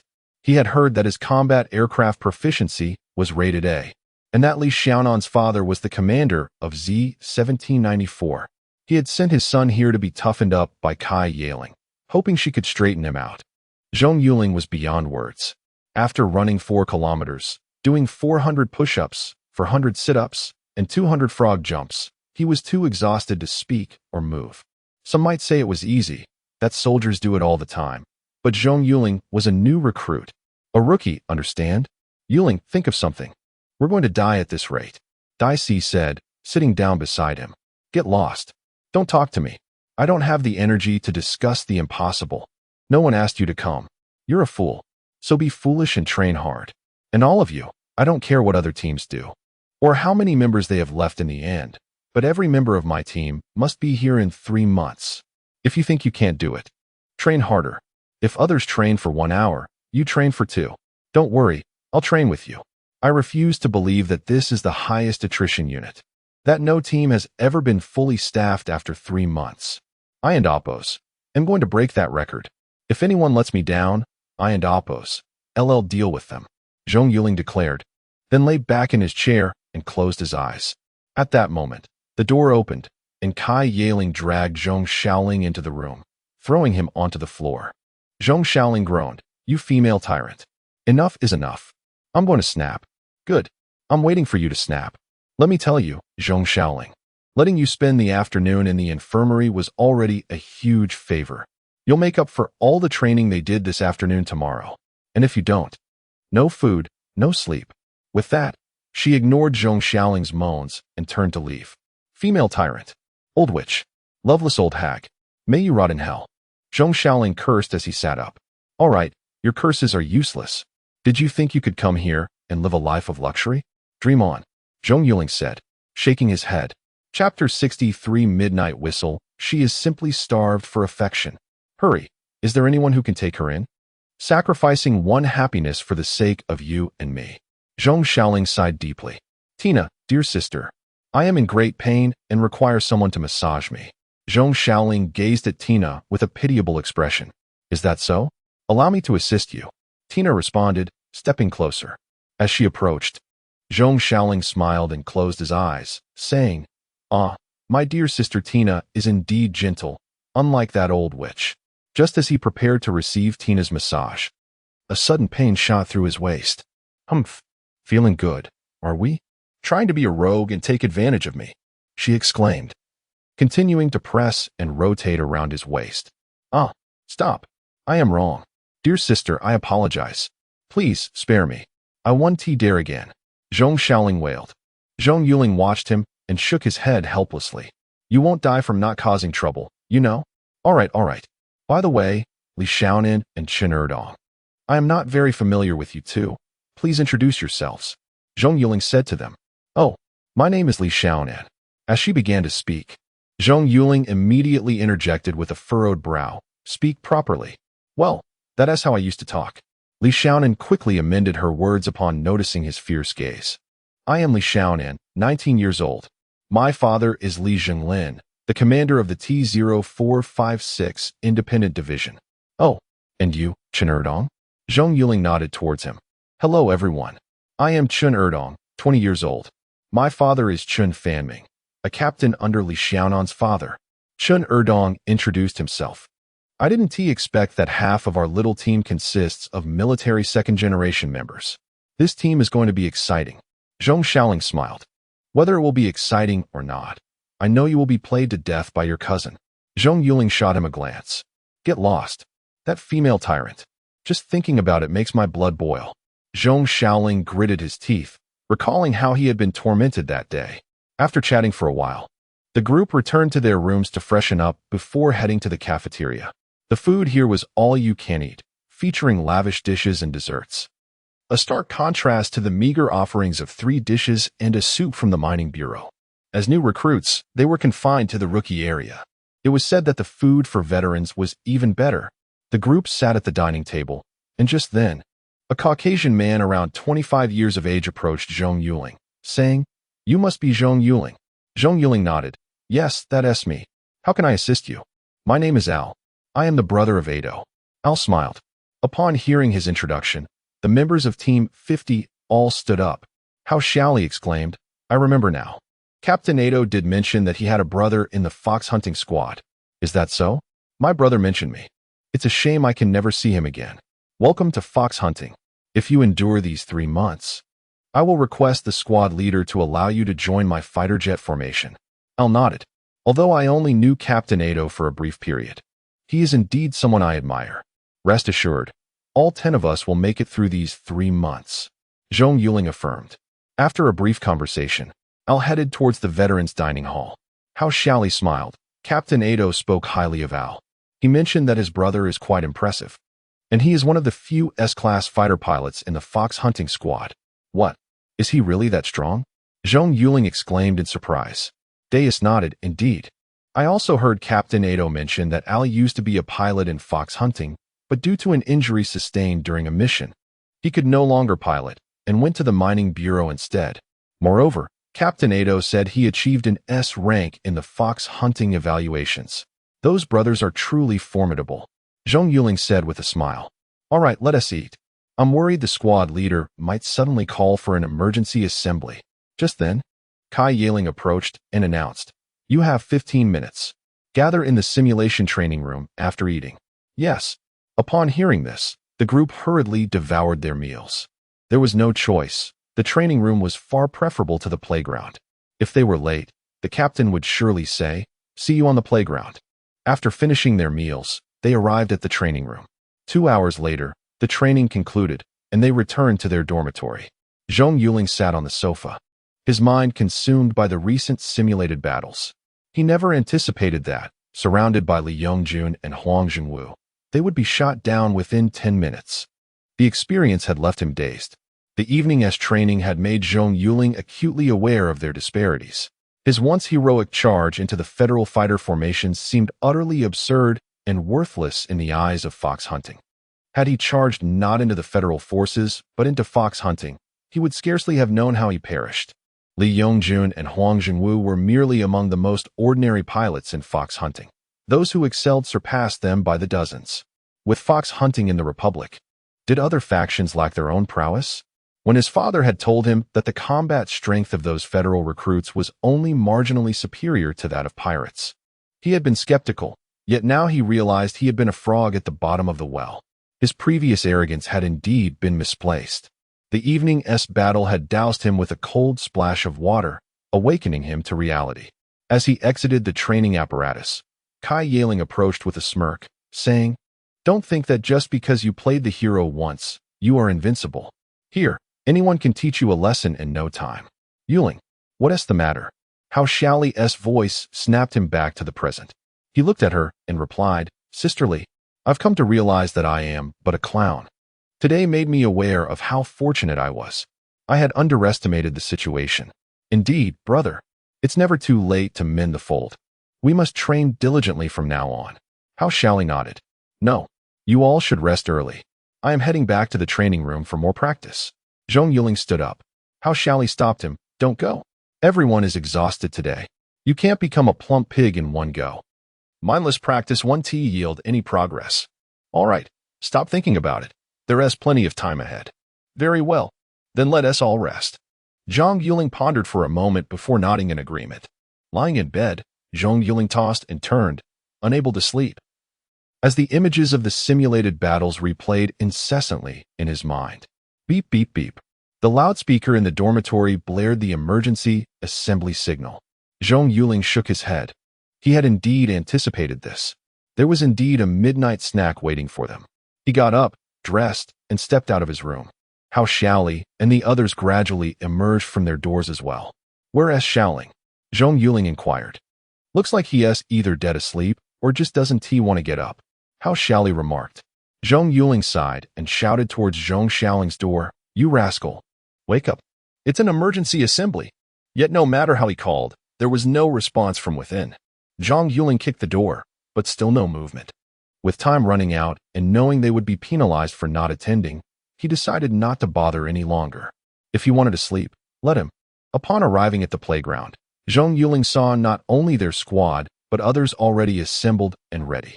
They took their positions, and Li Yongjun glanced around, asking, "Where's Zhong Xiaoling?" "Report." Zhong Yuling stepped out of line to salute. "I couldn't wake him." "Understood. Return to your positions," Li Yongjun sighed. Chapter 64. One person's mistake. Everyone suffers. As the assembly time concluded, Kai Yaling approached and stood beneath the flag platform. "Instructors, please call the roll," she announced. Team 1, all present. Team 2, all present. Team 3, all present. Team 4, all present. The complete attendance from Team 1 caused a cold sweat to trickle down Zhong Yuling's back. Surely, they weren't the only team absent. He cursed that scoundrel, fully aware that this would likely result in punishment, not just for him, but for the entire team. As the captain, he was sure he would face the brunt of the consequences. His fears were confirmed when Li Yongjun announced that Team 29 members were present. Zhong Yuling caught Kai Yaling's gaze as she addressed everyone. Teams 1 to 19, 10 laps around the field. Dismiss yourselves upon completion. Teams 20. Stand at attention until the latecomers arrive. Instructors Li Yongjun, Huang Jingwu, and I will run 50 laps around the field. Yes, ma'am. Li Yongjun and Huang Jingwu responded in unison, heads bowed as they sprinted towards the track. The remaining teams began their laps, leaving Zhong Yuling and his 9 team members standing on the field. Anger coursed through him as he muttered curses under his breath towards Zhong Xiaoling, the scoundrel who was comfortably asleep while everyone else faced punishment. Kai Yaling approached them coldly, stating, "One person's error results in punishment for all. Look at these individuals. They are forced to run due to your team's lack of organization and discipline. Tomorrow morning, your team will carry a 20-kilometer load. Zhong Yuling, yours will be doubled. Complete the laps before training begins. Now stand properly." With that, she turned and ran towards the track, leaving no room for argument. "That scoundrel, Zhong Xiaoling. I swear I'll make you pay." Zhong Yuling gritted his teeth in frustration. As they stood on the field, passers-by shot them disdainful glances, rendering the team members utterly embarrassed. Yet, they had no choice but to bear the consequences of having such a liability on their team. "Captain, let your brother go. He's going to get us killed." Hu Jiaming sighed. "Exactly, Captain. We were barely hanging on today, and he's sleeping soundly while we stand here at attention. Tomorrow, not only do we have the load, but also other training subjects. I'm genuinely worried I might meet my end tomorrow. Dicey gazed towards the dormitory corridor. That scoundrel. Tomorrow, I'll ensure he learns the consequences of his actions. Enough complaining, it won't change anything. Stand tall, he declared with a sigh, puffing out his chest and gazing ahead. After completing their 50 laps, Kai Yaling returned, and Li Yongjun and Huang Zhengwu stood beside her. Kai Yaling surveyed the group and ordered, "Stand until Zhong Xiaoling wakes up." With that, she disregarded them and entered the dormitory. Zhong Yuling turned to Li Yongjun and Huang Zhengwu, saying, "Instructors, I'm sorry. Stand properly. No talking. We are a collective, not individuals. One person's mistake leads to punishment for all. Complaints and apologies are of no consequence." With that, they ignored the group. The next morning, Zhong Xiaoling slowly sat up, feeling quite comfortable after a good night's sleep. He looked towards the door and wondered, strange. I thought I heard someone calling for an emergency assembly last night. Did I mishear? After washing up, he stepped outside, puzzled. Is there no training today? It's already 8 o'clock, and nobody's up yet. I didn't even hear the wake-up call. He knocked on Zhong Yuling's door, but received no response. After trying a few teammates' doors with the same result, he felt a surge of panic. Could it be that I overslept? Have they gone to training? I'm doomed. The female tyrant is definitely going to punish me again. Without further delay, he dashed downstairs. Under the artificial sunlight, the new recruits of Team Fox had already commenced their training for the day. However, the sight of 11 individuals standing somewhat unsteadily on the field created an unusual spectacle. Surely they didn't stand all night. A team member whispered to a nearby companion. Isn't that obvious? Honestly, though I was angry last night, seeing them like this made me feel better. Having such a teammate is truly unfortunate. Just wait. They have even more terrifying training ahead, replied another teammate. My heart aches for them for 3 seconds, the first teammate sighed. You too, step forward. During training, are you allowed to whisper to each other? 10 laps around the field. Their instructor glared at the two. Speechless, they had no choice but to accept their fate and began to jog around the field, heads downcast. Zhong Yuling felt as though he might faint. They had stood all night. Zhong Xiaoling, you scoundrel, he thought, cursing him repeatedly since the previous evening.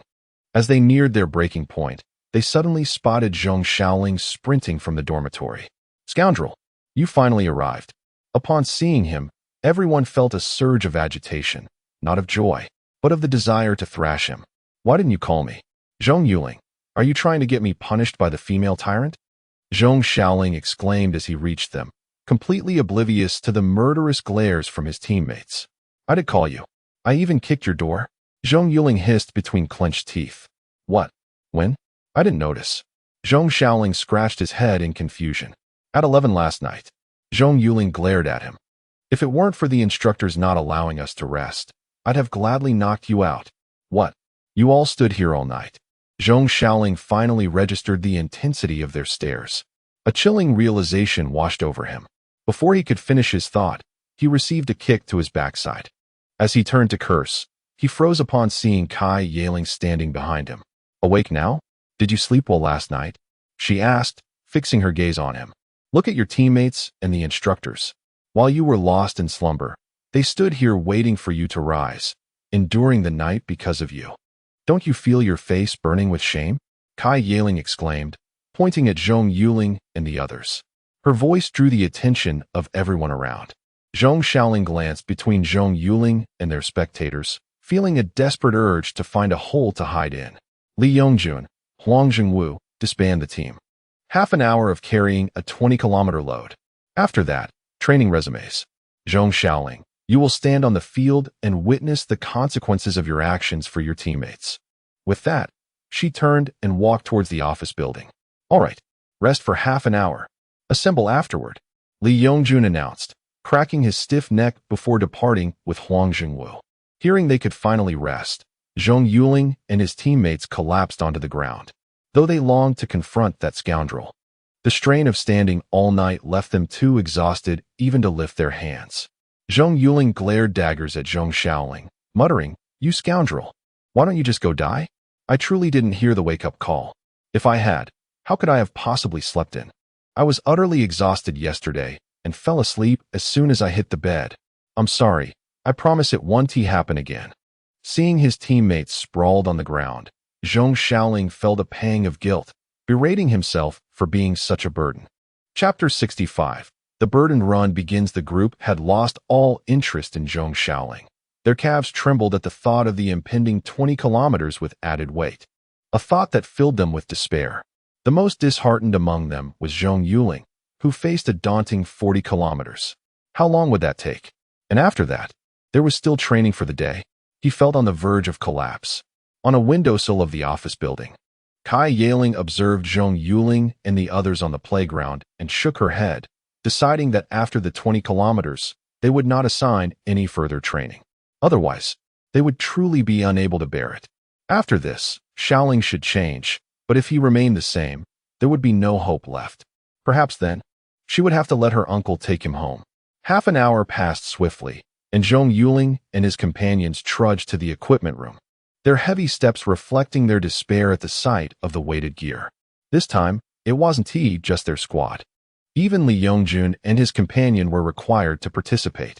Though reluctant, they had no choice but to strap on the burdensome equipment, as military orders were absolute. How heavy is this? Hu Jiaming asked, stunned by the oppressive weight after donning the gear. 30 kilograms. Li Yongjun replied. Just kill me now.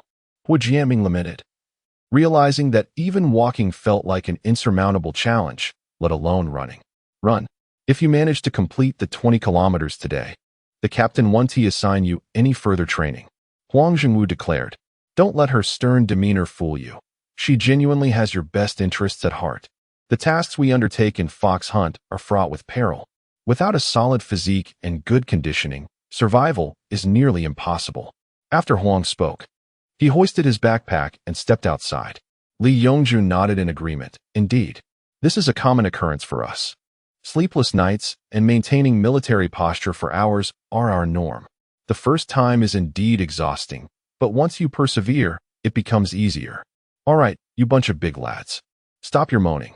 Don't let us girls look down on you. The sooner you finish, the sooner you can rest. Hao Xiaoli declared as she slung her backpack over her shoulders and exited the room. You're a girl? What nonsense. Hu Jiaming muttered under his breath. The 11 of them arrived at the playground, where Zhong Yuling rushed over, exclaiming, Instructor, I want to run too. Get lost. Stand over there and watch us. Li Yongjun replied, delivering a swift kick to him. This is my fault. How could I let you run while I stand by? Do you want me to live in guilt? Zhong Yuling protested as he got back on his feet. Exactly. You should feel guilty. Did you stand yesterday while we did? Get over there and stand properly. You need to make up for the time we spent standing last night. Li Yongjun retorted, ignoring him as he led the team forward. Go stand. You've really gotten us into trouble this time.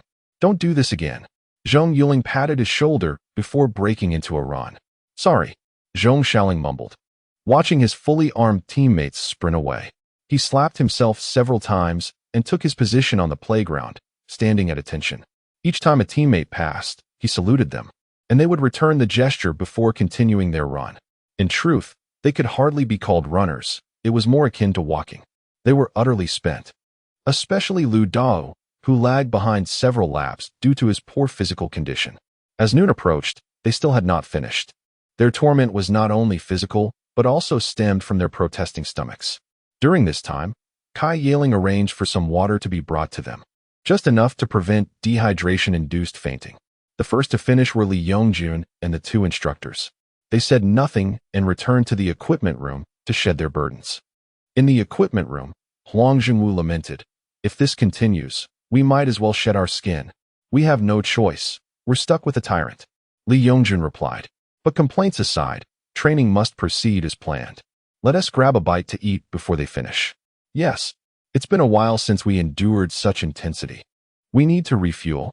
They both exited the equipment room, heading towards the dining hall. Zhong Yuling gasped for breath. Knowing he would not be able to complete the 40 kilometers, he had reached his limit. His only thought was to endure as much as he could. Though he wished to finish, his body was honest. No amount of grit would change that. Meanwhile, Kai Yaling, observing their plight, returned to her desk and picked up the phone. Is this the infirmary? Please send a few people to the playground to prepare for medical assistance. The first to collapse was Lu Dao, who fell shortly after the medical team arrived. He attempted to rise, but found himself immobilized. Medical personnel rushed over to remove his weighted gear and placed him on a stretcher to take him back to the infirmary. Next were Li Xiaonan, Chen Yidong, Li Zhongbin, Tina, Deus, and Hui Jiaming, each being carried away one by one. Watching his teammates being carried off on stretchers brought tears to Zhong Xiaoling's eyes. Though men do not easily shed tears, the sight of his comrades being taken away was profoundly distressing. Now only Hao Xiaoli and Zhong Yuling remained on the field. Their conditions were similarly dire, but Hao Xiaoli was determined to finish her last 2 laps, gritting her teeth in defiance of the notion that women were inferior to men. She was determined to prove her strength.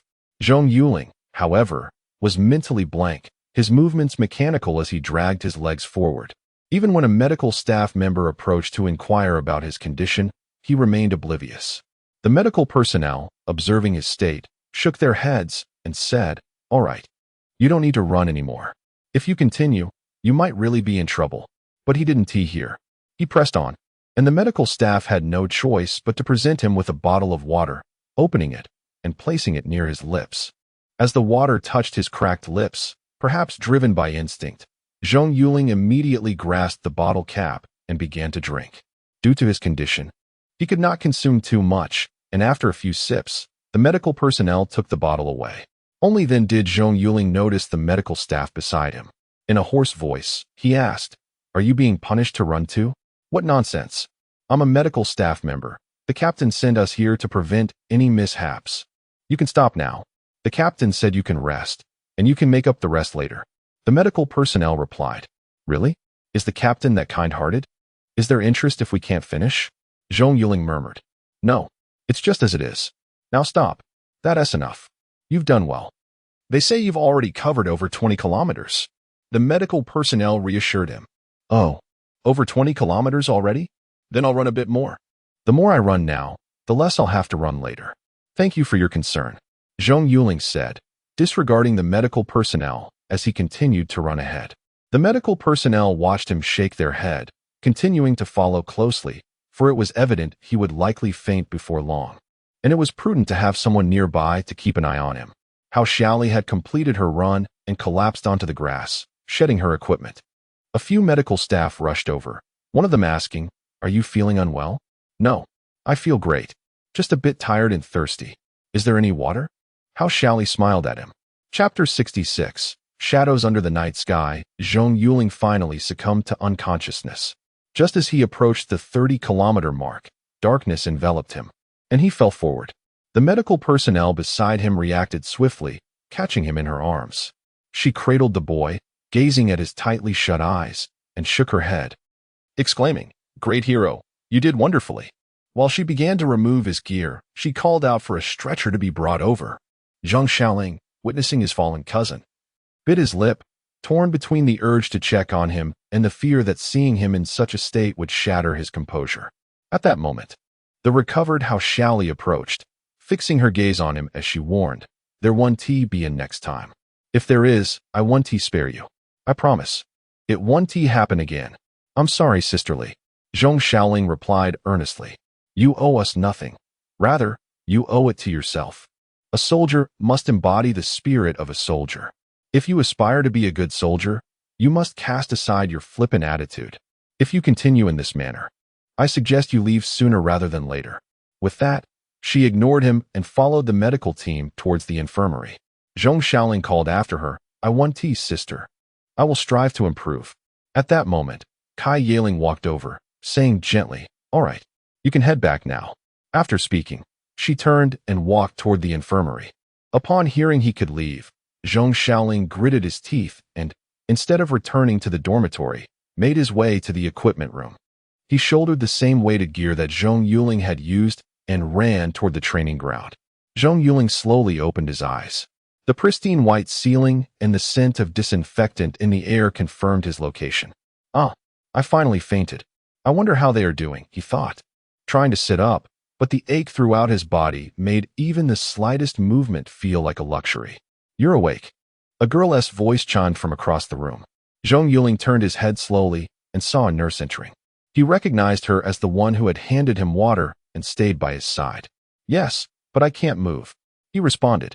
Thank you for earlier. By the way, how long was I unconscious? About 4 hours. No need to thank me. I promised Xiao Xue I would take care of you.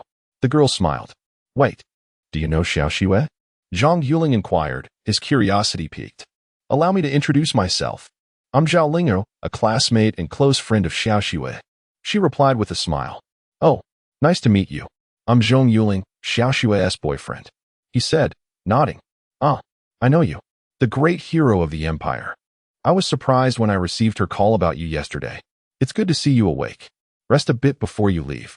The captain said your training for today is cancelled and will resume tomorrow, Zhao Lingner said before exiting the room. Just then, Kai Yaling entered again and, upon seeing Zhong Yuling, asked, awake now? Yes, I am. Sister, could you please act like a decent person? Zhong Yuling replied. Oh, you think I haven't made you work hard enough? Want me to add more? Kai Yaling shot back with a cold smile. No, I didn't say that.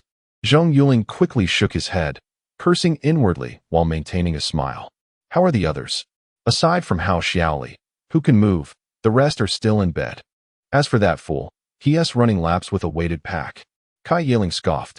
Hopefully, this experience will help him mature. Otherwise, our suffering will have been in vain. Zhong Yuling nodded in agreement. Knowing that Zhong Xiaoling was still running proved there was hope. After assessing Zhong Yuling's condition, Kai Yaling left the infirmary. Turning back to inform him, he ran over 30 kilometers this time. Rounded down, let us call it 30. He still has another 10 kilometers to complete tomorrow. Fuming, Zhong Yuling exclaimed, how can that be rounded down? Doesn't that mean those extra kilometers were for nothing? Is this how you treat people? As night fell, Zhong Yuling and the others exited the infirmary. Thanks to the afternoon's rest, though still fatigued, they had significantly recovered. A good sleep makes a world of difference. I heard the captain is allowing us to rest tonight without an emergency assembly. Who would have thought that woman could be reasonable? If only she could treat us better in the future, Hu Jiaming stretched and commented. Don't hold your breath, future brother-in-law. With my sister's personality, you'll be the one suffering, Zhong Yuling chuckled. Get lost. Future brother-in-law? I wouldn't want her even if she were the last woman on earth. If I had known she was like this, I wouldn't have given her a glance. Hu Jiaming kicked Zhong Yuling lightly. Ah, is Jian the captain's boyfriend? He is so brave. Li Xiaonan admired Hu Jiaming, her eyes sparkling. Those in the team who were privy to the situation stifled their laughter, while those who were unaware cast sympathetic looks at Hu Jiaming. Get lost, Li Xiaonan. If you use that kind of repetition again, I'll make you regret it. Hu Jiaming retorted. Upon hearing this, Li Xiaonan shielded himself in fright, backing away and trembling. Jian, you rascal. Don't get any ideas. Just because he might be a bit different doesn't mean he isn't a man. My orientation is perfectly normal. Get lost. Does the captain have any soap? I swear I'm going to make him regret it today. Hu Jiaming glared at him. Wow. Captain Lingling, I'm not that kind of person. I'm not. Can you tell Jian to stop? I'm afraid of pain. Hu Jiaming's words brought tears to Li Xiaoan's eyes as he approached Zhong Yuling, pleading pitifully. Get lost. Can you not speak properly? If you keep this up at night, I might just throw soap at you. Zhong Yuling glared at him, exasperated. Fine. I won't say anything. You're all just a bunch of bad eggs. He pouted and swayed his hips as he walked toward the training ground. Ah, Captain. I can't take it anymore. Why are there so many eccentrics in our team? If this continues, I'm afraid I'll become one of them. Hu Jiaming lamented, staring at the graceful figure in the distance, pulling at his hair. If you're scared, then hurry up and win over my sister. Your suffering will be worth our joy. Besides, my sister is a beauty. Just look at those legs and body. What is there to complain about? Zhong Yuling shot him a look. Absolutely not. I don't want to end up hung on a wall too soon. Let us not talk about it. There's no chance with your cousin. I swear I will never comply. Hu Jiaming shook his head vigorously. All right, are we going or not? I'm starving. Tina interjected, glancing at the two. Yes, let us go eat. Zhong Yuling realized his stomach was protesting and headed toward the cafeteria with the others. Li Xiaonan, what are you doing standing there? Spying on handsome guys. Hu Jiaming teased as he spotted Li Xiaonan standing by the track. Look, Isn't that Xiao Xiao? Li Xiaonan pointed at a dark figure on the track. He is still running. I wonder how far he has gone. Let us wait for him to come over and ask. If he is close to finishing, we'll wait. Zhong Yuling observed the jogger on the track. After several hours, he should be nearing the 20-kilometer mark. As Zhong Xiaoling approached, he saw the group waiting by the track and asked, "Are you all right?" "We're fine. Just barely hanging on. How about you?" "How much further?" Zhong Yuling replied. "One more lap." Zhong Xiaoling nodded. "All right, we'll wait for you. Then we can go eat together," Zhong Yuling said. Hearing this, Zhong Xiaoling nodded and continued his run. Chapter 67. Explosive news. 3 months swiftly passed. Yet for Zhong Yuling and his companions, the duration felt akin to 3 long years. Throughout this period, they truly experienced the relentless training that Kai Yalan had described, leaving them with little more than the breath of life. All 10 individuals underwent a remarkable transformation during these 3 months. Notably, Zhong Xiaoling, following a significant incident, began a gradual metamorphosis, and by today, the vestiges of his previous spoiled demeanor have vanished entirely. Furthermore, his military skills have improved considerably, positioning him among the upper tier of the group. Zhong Yuling also exhibited tremendous growth. Through 3 months of systematic training, not only did his endurance and agility soar, but he also achieved an A level in combat aircraft testing. When Kai Yalan first reviewed the report, disbelief washed over her, prompting her to insist on a retest. The results were nearly identical, if not slightly superior. Staring at him, she could only utter 2 words: freak. Zhong Yuling, however, understood the underlying truth. Ever since the day he had been challenged by 2 instructors, he had intensified his training regimen. While others rested, he dedicated himself to the training room. In the course of his practice, he rediscovered the exhilarating sensation he had felt upon entering the C6 Federation fleet, and each time he experienced that feeling, his proficiency in piloting surged dramatically. It was as if this latent power had been locked within him all along, merely awaiting activation. With relentless practice, he began to unlock and assimilate this strength into his own. Could it be that this power was indeed the essence of the former Zhong Yuling? The current Zhong Yuling, having usurped this strength, found himself unable to fully integrate and utilize it. Perhaps through his persistent physical conditioning, he was slowly merging with this newfound power. This interpretation seemed plausible. To test his hypothesis, Zhong Yuling beseeched Kai Yalan for permission to study battleship piloting. Although perplexed, Kai Yalan recognized her brother's desire to learn as a positive development and promptly granted him access to battleship training.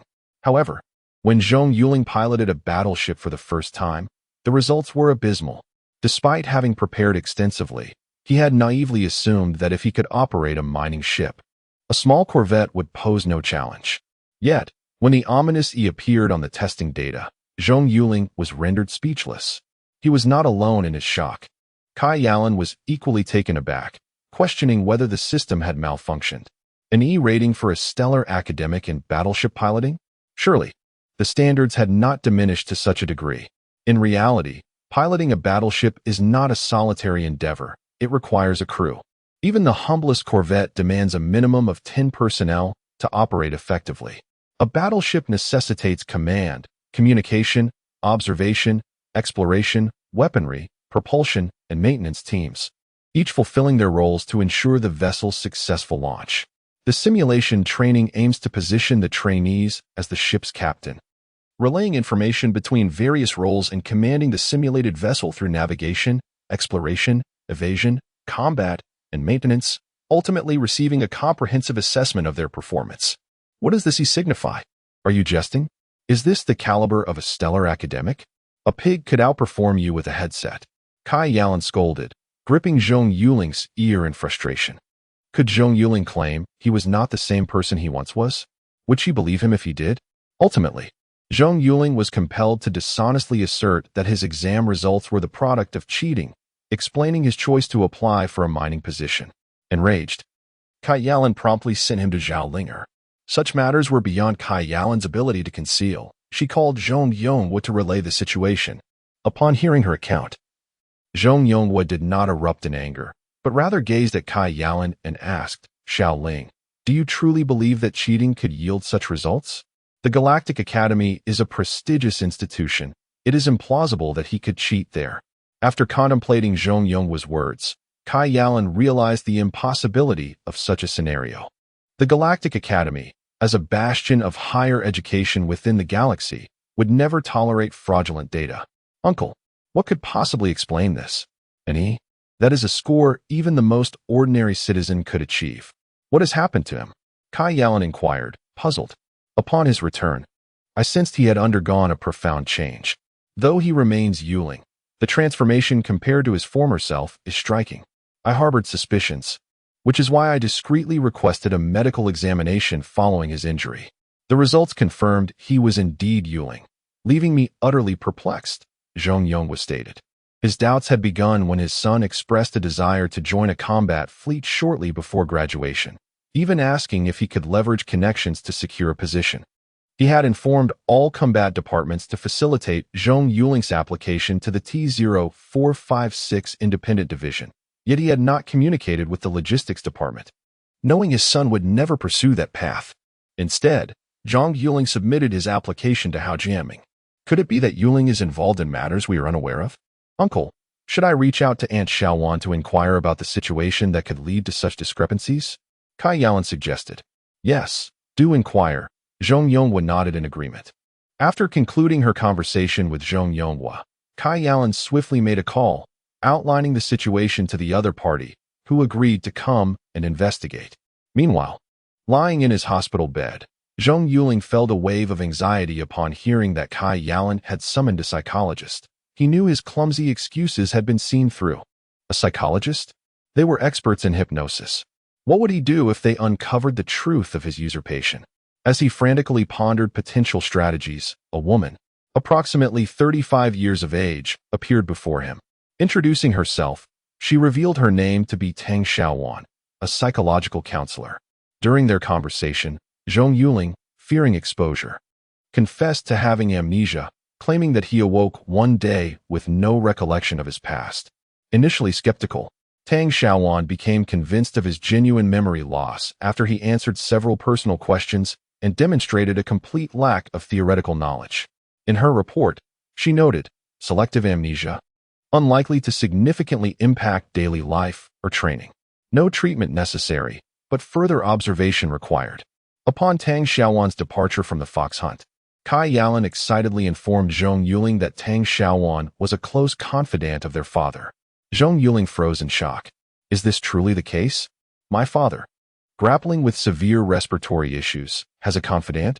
Kai Yalan rolled her eyes and explained that this confidant, Lin Ailing, had given her tacit approval. 10 years ago, after witnessing his best friend's death in battle, Zhong Yuling had fallen into a deep depression, nearly retiring early. It was Tang Xiaowan who had guided him back to the light, igniting a spark between them. Lin Ailing, realizing it was too late, ultimately acquiesced for the sake of her husband's well-being. Yet, Tang Xiaowan preferred to remain unnamed and unrecognized, content to stay by Zhong Yuling's side in silence. Chapter 68. Station I-745. Today marks the day when Zhong Yuling and his comrades are assigned to their respective teams. Although they had already gained notoriety on the very first day of their fox hunting venture, they astonished everyone once again 3 months later. Since the establishment of the fox hunting unit, no new recruit team has ever managed a full roster after just 3 months of training. Yet, Zhong Yuling and his team shattered this curse, not only maintaining a complete squad without any eliminations, but also emerging from the training camp with the top score among all teams. Standing in the playground, Zhong Yuling felt a mix of exhilaration and anxiety. The excitement stemmed from their survival of those hellish 3 months, while the concern arose from the possibility of being separated during the team assignments due to their full squad status. Brother, I truly hope we can be in the same place, Zhong Yuling exclaimed as he looked at him. Forget it. It's better if you don't join me. I'm afraid your foolishness will get me killed. Although he had changed, his idiocy remained unchanged, as he could still be heard cursing Kai Yaling and the relentless sound of gunfire echoing through the camp. Get lost. What's wrong with me? My piloting skills are quite good, thank you very much. At least I've never received any rating on my assessments, unlike some people. How embarrassing. Zhong Yuling's achievements in battleship piloting were known only to his family. It had been quite a spectacle when he heard someone else receive that dreaded Blackie rating. He nearly laughed himself into a fit. Zhong Yuling felt a pang of frustration. Ever since this fool learned of his results, he had been mercilessly mocked, with no recourse. Though he had since improved to a C-, the ridicule continued. As that grade was still far too low, suitable only for playing the role of a pirate captain. Now, Kai Yiling had begun to call out names one team at a time and assign patrol zones. Those called would gather their materials and seek out their respective team leaders. Team 20, all members stepped forward. Kai Yiling called from beneath the flagpole. Finally, it was their turn. The few stepped forward, and Kai Yiling said, "You are assigned to patrol area I-745. Go find your team leader to report in. Each patrol assignment is conducted jointly by the Fox Hunting Unit and the Independent Brigade. For every patrol, the Independent Brigade dispatches 3 frigates and a destroyer, while the Fox Hunting Unit sends out 12 teams comprising a total of 120 aircraft, rotating every 7 days. Brother, we really are unfortunate. I heard that the female tyrant is stationed in I-745, Zhong Yuling remarked, looking at the information about their unit with incredulity. What on earth is that captain doing not commanding from the rear? Why is she down there? Zhong Yuling asked in confusion. I heard it's been quite chaotic in I-745 lately. They've already had several battles, and many have perished. Zhong Yuling replied. She's on a destroyer while we're on a frigate. We should be fine. Zhong Yuling said as he perused the documents in search of his team. The group located their team leaders. Zhong Yuling and Lu Dao were in the same unit, led by a stunning female officer, likely in her late 20s. Excited, Zhong Yuling approached to strike up a conversation. But to his surprise, despite her beauty, she was far from gentle. Before he could utter a word, she kicked him to the ground, leaving him wailing in pain. Seeing this, Zhong Yuling shook his head. How could a female tyrant raise anything but fierce warriors? Truly a recipe for disaster. Chun Erdong and Li Zhongbin were also in a team, led by a robust 30-year-old Caucasian. Zhong Yuling pondered whether a cockpit as small as that could accommodate such a large figure. The remaining 6 members were astonishingly assigned to the same team, led by the S-class pilot, Ado's brother, L. Upon seeing them, L smiled and said, "Go back to your dorms and pack your belongings. I'll take you to meet your new teammates. We've just lost 6 members, which is why I could bring you along." Captain, your words make me hesitant to go. Losing 6 out of 10? What kind of battle was that? Zhong Yuling remarked, taken aback by L's words. Are you scared? L shot him a glance without responding. Huh. I, Zhong Yuling, have never been afraid. He looked at him defiantly, knowing he couldn't show weakness. One must never appear cowardly. As long as you're not afraid. Now let us go? L nodded in agreement. Arriving at their team's dormitory, they introduced themselves to the other 3 members. After a brief chat, Zhong Yuling learned their names. Otto, an A-class pilot, Wu Siming, an A-class pilot, and Dai Siu, another A-class pilot. After stowing their luggage, L announced that he would treat them to dinner tonight to welcome the new members, which elicited a flurry of flattery from the group. Before dinner, L took them to their serving frigate, the HW-7601, a mid-sized vessel, since they were scheduled to replace another team the following day. The Independent Brigade had sailed the warship to the fox hunting port to stand by. L led them aboard one of the frigates. Upon reaching the hangar, they found their assigned aircraft, a GH-007 model, the most advanced aircraft currently in service in the Republic. While it was undoubtedly sophisticated, it was not something just any pilot could master. Zhong Yuling gazed at it, feeling overwhelmed. Is it truly wise to assign me such an advanced machine? What's the matter? Hurry and bind your identity information. Why are you just standing there? L approached him inquiringly. Captain, isn't this a bit too advanced for me? Zhong Yuling pointed at the aircraft. Too advanced. It's manageable. There is no difficulty. You should be capable, if we can handle it. You with an A rating should find it no challenge. L playfully tapped his head. Stop whining. Get on with it. Oh, I was merely expressing my amazement. After saying this, he climbed the ladder into the cockpit. As he looked at the console filled with buttons, Zhong Yuling felt a wave of anxiety wash over him. Fortunately, many of the buttons were not needed under normal circumstances. Moreover, having an AI to assist should make things easier. After binding his identity information, the GH-007 became Zhong Yuling's exclusive aircraft. Grasping the control stick, he smiled and said, "I look forward to your guidance from now on." After inspecting the aircraft thoroughly, Zhong Yuling disembarked.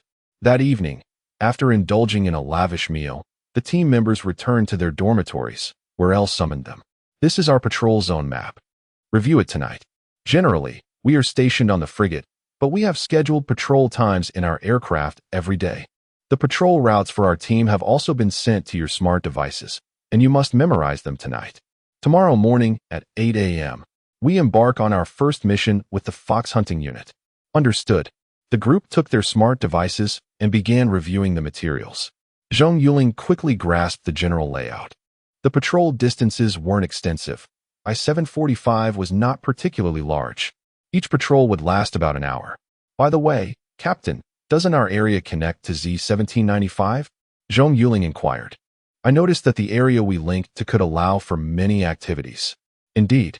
I-745 leads directly to the Z-1795 combat zone. Our position is quite precarious.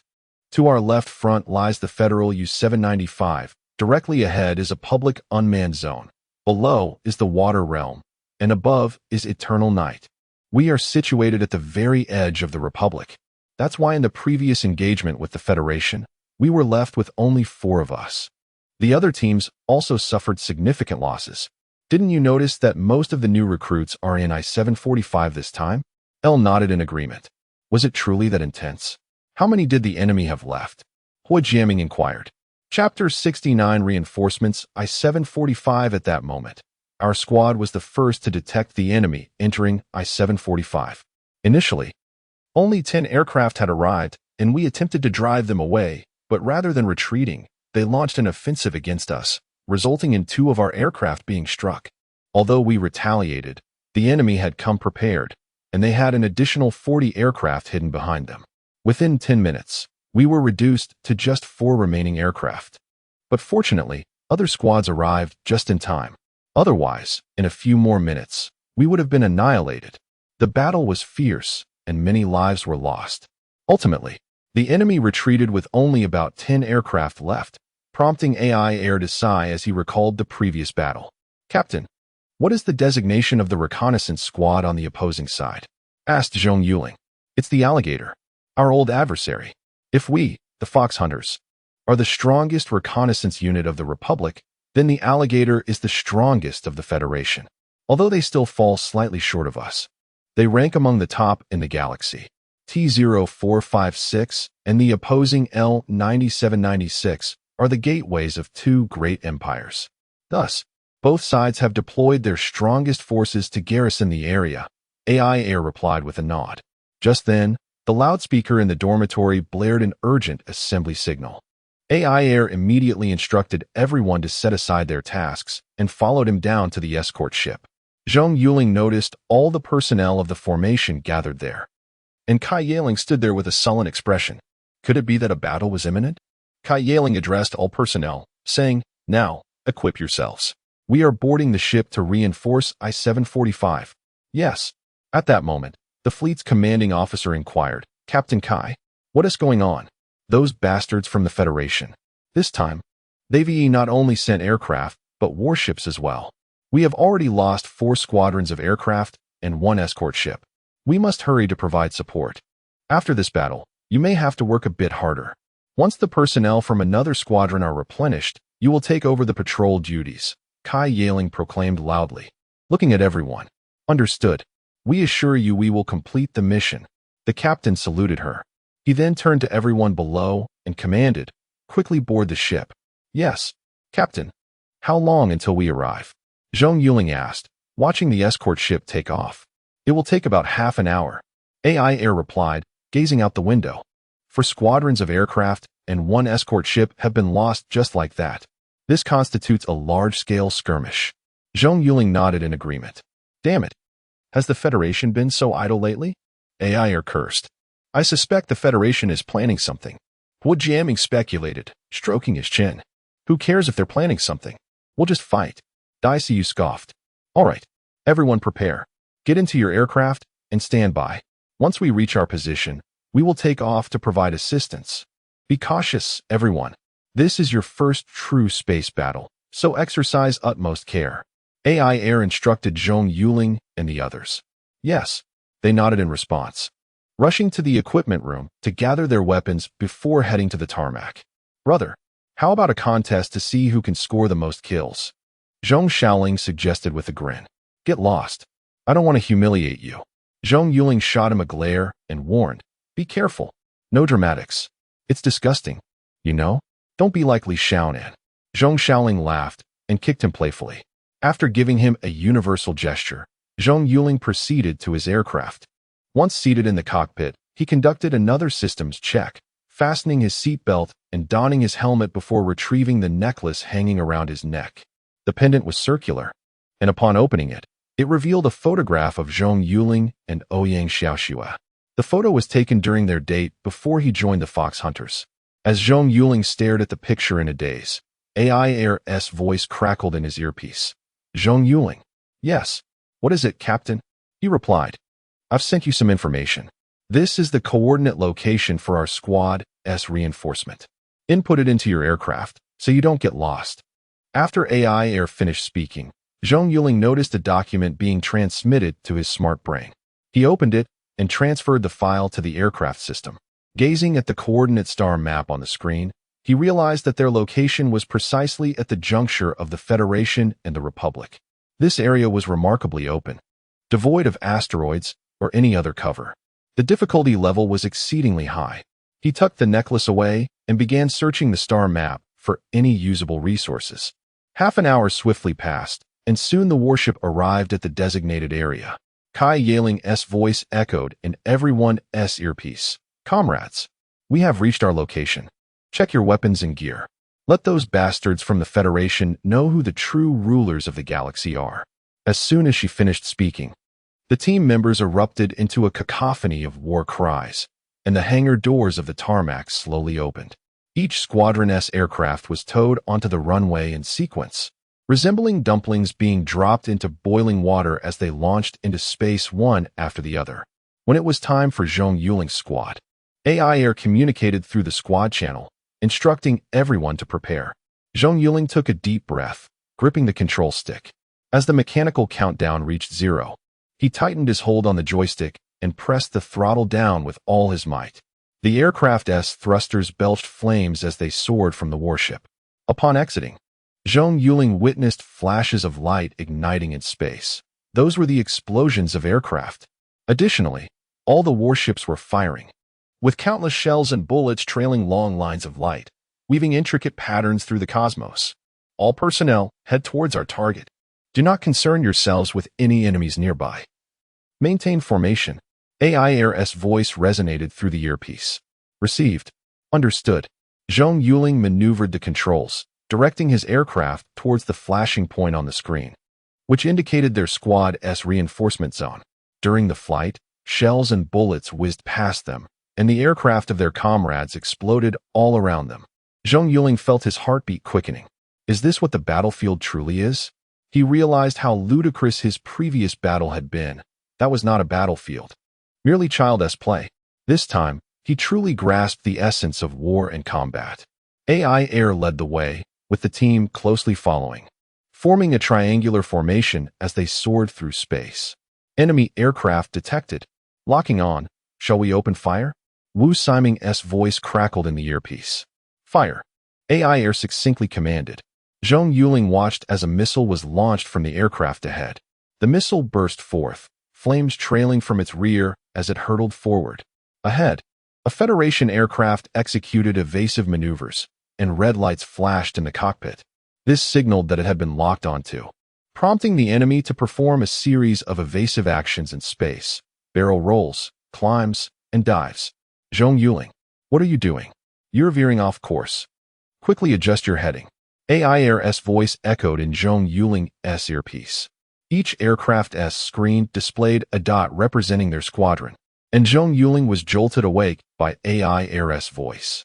He noticed that his dot, which had originally been part of the triangular formation, was drifting away. Startled, he hastily gripped the control stick, slowly guiding his aircraft back into position. Now is not the time to be dazed. Ignore your surroundings.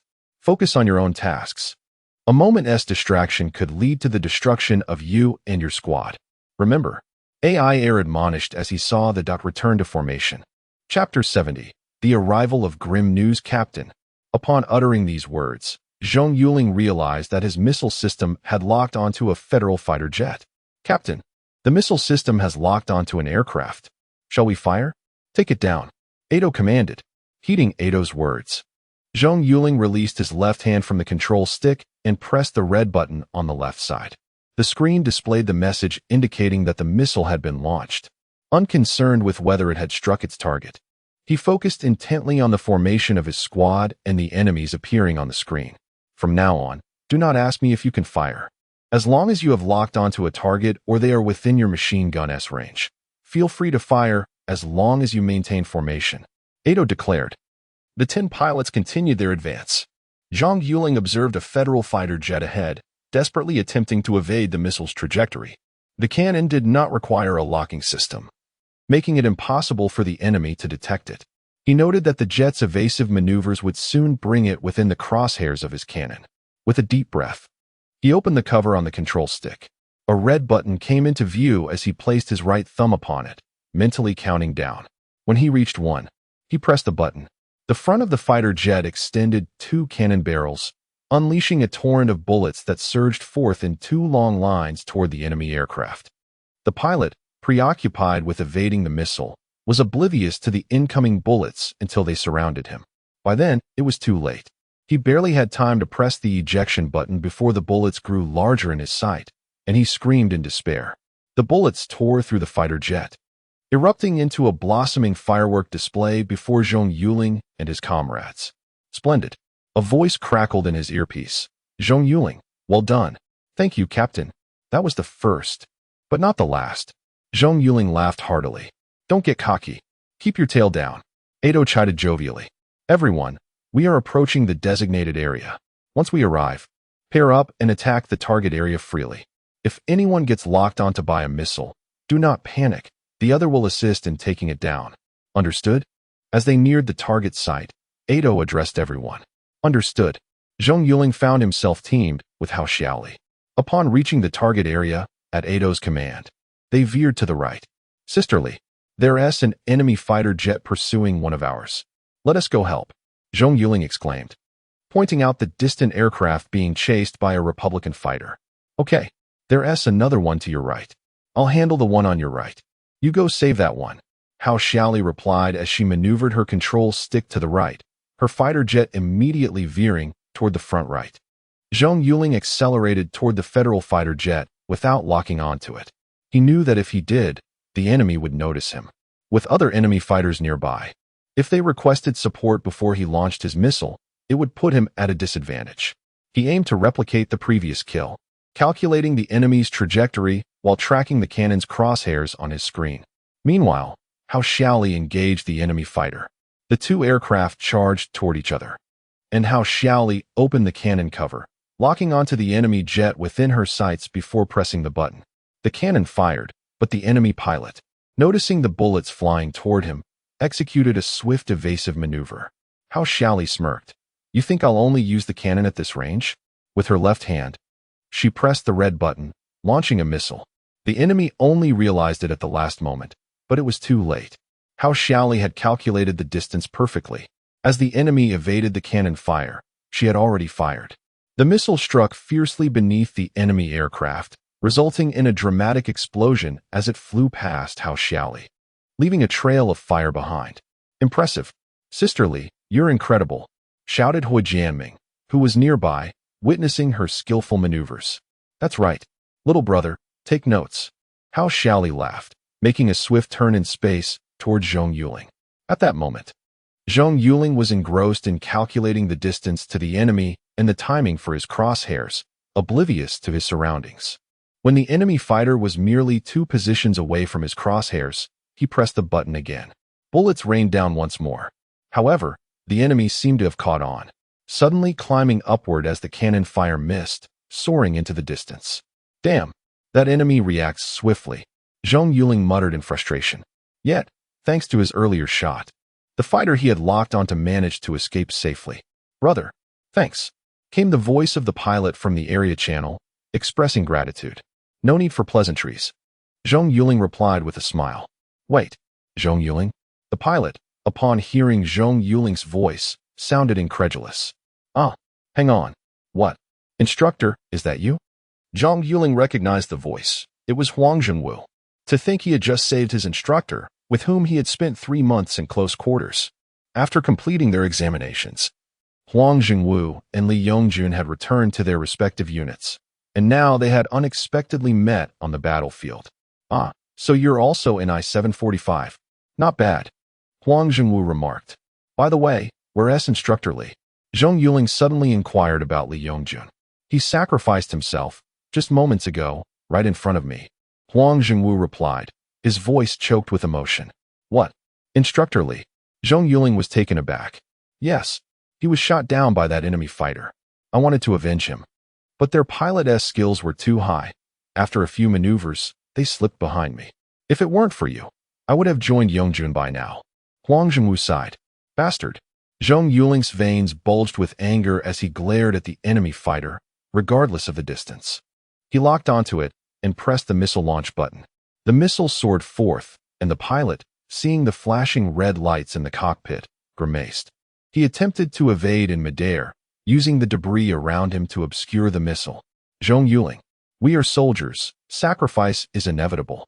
While I share your anger, do not let it cloud your judgment. Remember to stay calm. Don't waste missiles. Without an 80% certainty, don't fire. Each aircraft carries 8 missiles. If you miss, it's a waste. Sometimes a missile can save your life." Huang Zhengwu shouted angrily at Zhong Yuling, who had just launched the missile. "Instructor, don't worry, I've calculated it. The missile is just a distraction." Zhong Yuling grinned, eyeing the evading figure. "Oh," Huang Zhengwu was puzzled. "Instructor, do you still have missiles?" Zhong Yuling asked. "Yes, for left." "Why?" Huang Zhengwu inquired, still confused. "Instructor, do you trust me?" Zhong Yuling gazed at the enemy aircraft. "Speak your mind," Huang Zhengwu urged. "The enemy is certainly searching for debris to evade. Given the speed of the missile and their aircraft, they will likely choose the wreckage of the Federal fighter at 11 o'clock. Instructor, let us each fire a non-locking missile toward either side of that wreckage. When they emerge from the debris, there's a 70 to 80% chance of hitting." Zhong Yuling chuckled, brimming with confidence. Chapter 71. Capturing the big fish. What a splendid idea. It's worth a try? You go left, I'll go right. Upon hearing this, Huang Zhengwu felt it was a feasible plan. As long as the opposing aircraft's alarm system was not activated, it would remain ineffective. When piloting the fighter jet and maneuvering around obstacles, a pilot's instinctive reaction is typically to veer left or right, rarely up or down. This is also due to the missile's inertia, making it easier to evade from the sides. "Yes, instructor, let us launch together." Upon hearing Huang Zhengwu's agreement, Zhong Yuling responded eagerly. "All right, follow my command," Huang Zhengwu declared, placing his hand on the missile launch button. Zhong Yuling mirrored his action. Observing the distant aircraft nearing the wreckage, Huang Zhengwu counted down. 5, 4, 3, 2, 1, fire. As he shouted fire, both pressed their buttons simultaneously. 2 missiles shot forth from the fighter jet, trailing long red tails as they surged toward either side of the wreckage. The pilot of the enemy aircraft, attempting to evade the missiles pursuing him, felt quite confident he could shake off these bothersome foes. He perceived them as novices, foolishly wasting missiles at such a distance. Although it seemed trivial to take down a rookie, he was determined to engage. As he approached the wreckage, he believed he could outmaneuver the missiles. Habitually, he shifted the control stick to the left, narrowly skimming past the wreck. A smug smile crept onto his face as he thought, "Let me teach this rookie what flying a fighter jet is truly about." Haha, Fox Hunter. Over 20 aircraft have fallen to my prowess recently. You are all mere children in my eyes. However, in an instant, his expression morphed into sheer terror as he spotted a missile hurtling toward him. No, impossible. Why didn't my alarm sound? A chilling realization struck him. The enemy had not locked onto him. They had calculated his trajectory. The missile trailing behind was merely a decoy. This one was the true threat. He attempted to evade, but inertia propelled the aircraft directly into the missile's path. He wanted to eject, but it was too late. At such a close range, ejection would be futile. No. His scream echoed as the cosmos erupted in a burst of fire. After witnessing his missile claim a victory, Zhong Yuling shouted in exhilaration, "Awesome. We avenged Yongjun. But now is not the time for celebration. We still face enemies. Let us go. And indeed, let us take them down." Huang Zhengwu commanded. "Yes, instructor." Zhong Yuling piloted the jet in search of the next target. "Yuling, I'm being pursued. Come help me shake it off." Hao Xiaoli's voice rang out. Zhong Yuling spotted the light representing Hao Xiaoli's aircraft. Behind it, a red light was relentlessly tailing her. "I'm on my way." Without hesitation, Zhong Yuling flew toward the enemy aircraft's rear. In aerial combat, the best way to assist a teammate is to position oneself behind the foe, thereby forcing them to abandon their pursuit. "I'm coming, Li Jie. Keep it busy. I'll engage from behind." Zhong Yuling had now positioned himself behind the enemy, firing at them with a cannon. Hao Xiaoli heard this and immediately pulled the control stick upward, maneuvering the aircraft in a quarter circle, aiming at the enemy jet before pressing the fire button. Realizing he was being targeted, the enemy pilot swiftly veered to the right to evade. However, the coordinated assault from Zhong Yuling and Hao Xiaoli made it exceedingly difficult for him to escape. He called for his teammates, and in the distance, a federal fighter jet approached the trio. Just as Zhong Yuling was about to instruct Hao Xiaoli to intercept it, a barrage of bullets struck the enemy aircraft. "Don't get distracted. Focus on that one. I'll provide cover." Huang Zhengwu's voice rang out. He was the one who had downed that fighter. With his comrade fallen, he now needed to find a new partner, for flying solo here would be akin to courting death. "Yes, instructor." Upon hearing this, Zhong Yuling continued his pursuit of the enemy jet, determined to prevent it from escaping. "Oh, Instructor Huang, it's you." Hao Xiaoli finally recognized Huang Zhengwu's voice and greeted him with joy. "Yes, thanks to Yuling. If it weren't for him, I would have met Yongjun. Damn this war." Huang Zhengwu cursed. "Ah, Instructor Li He." Upon hearing Huang Zhengwu's words, she understood the implication. Yes, we avenged him by taking down his killer. But now is not the time for idle chatter. Be aware of your surroundings. Huang Zhengwu commanded, flying toward an incoming enemy aircraft targeting the trio. "Captain Kai, have you noticed? The enemy seems to be retreating." A captain aboard a destroyer remarked, observing the red dots on the screen. "Indeed, I see it too. Strange. They still have so many aircraft. Why would they retreat?" Kai Yiling pondered, perplexed. Could it be a feigned retreat to lure us in? Should we press forward? The captain inquired. "Let us hold off for a moment. I fear it might be a trap." She then called into her earpiece. "All personnel, be advised. The enemy is retreating. Do not pursue too deeply. Remember, do not pursue too deeply." While Zhong Yuling was in hot pursuit of the enemy aircraft, he turned to Huang Zhengwu. "Instructor, why are they retreating? They still have plenty of aircraft to engage us." "I don't know." Based on the captain's thoughts, "I believe she worries about a possible trap." Huang Zhengwu replied.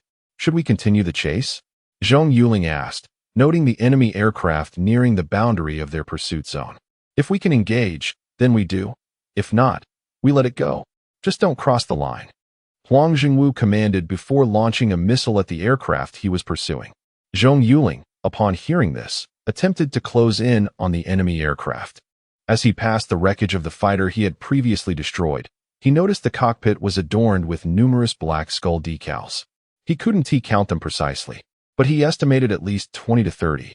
He cast a glance at the shattered cockpit, where the pilot's corpse remained strapped to the seat. The helmet was half crushed, and his body was riddled with shards of metal and glass. From the remnants of that half-visible face, he recognized the pilot as Caucasian. With a smile, he utilized the aircraft's camera to capture a close-up of the wreckage and the pilot's half-exposed visage. It wasn't that he was too idle to pursue the enemy, but rather that the aircraft had already crossed the pursuit boundary. He merely sent a missile their way before moving on. "Instructor, check out this close-up of that bastard." Zhong Yuling laughed as he sent the photo to Huang Zhengwu. Upon viewing the image of the enemy aircraft, particularly the half-exposed face visible outside the helmet, Huang Zhengwu rubbed his eyes, and upon seeing the skull insignias on the aircraft's nose, he exclaimed excitedly, "Bring that jet back. Quickly. We've caught a big fish this time. A shark, no less." "What?" Zhong Yuling was puzzled. "How big? Hurry. And Indy. Who would have thought we accidentally took out this scoundrel?" Huang Zhengwu laughed heartily. "This. Instructor, I'm bewildered. Please explain." Zhong Yuling gazed at the photo.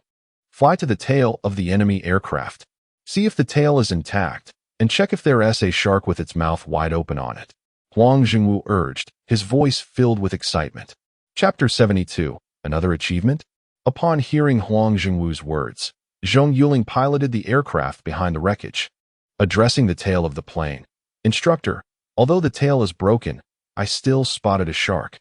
Only the body remains, the head is gone. Damn, it truly is him. All right, let's bring it back. We ought to seek out the captain to share our success. This is splendid news. My sister-in-law won't have to toil through the latter half of her life." The previously excited Huang Zhengwu suddenly sighed. "Sister-in-law?" Zhong Yuling inquired, perplexed. "Yongjun's wife," Huang Zhengwu responded. "Damn, he just became a father less than a year ago."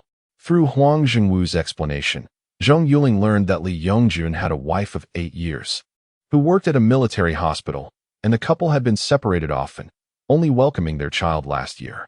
"Oh, the military hospital. Z-1794 military hospital, right? I understand now. I'll contact my mother when I return to ensure she looks after the mother and child." Zhong Yuling continued. "By the way, what is Instructor Li's wife's name?" "Huangya," replied Huang Zhengwu. "Well, please convey my gratitude to Yongjun." "What gratitude? It's the least I could do." Zhong Yuling pressed a button inside the aircraft. A rope extended from the belly of the plane, its iron hook securing the damaged wreckage. "Instructor, who is this person?" Zhong Yuling asked during their return flight.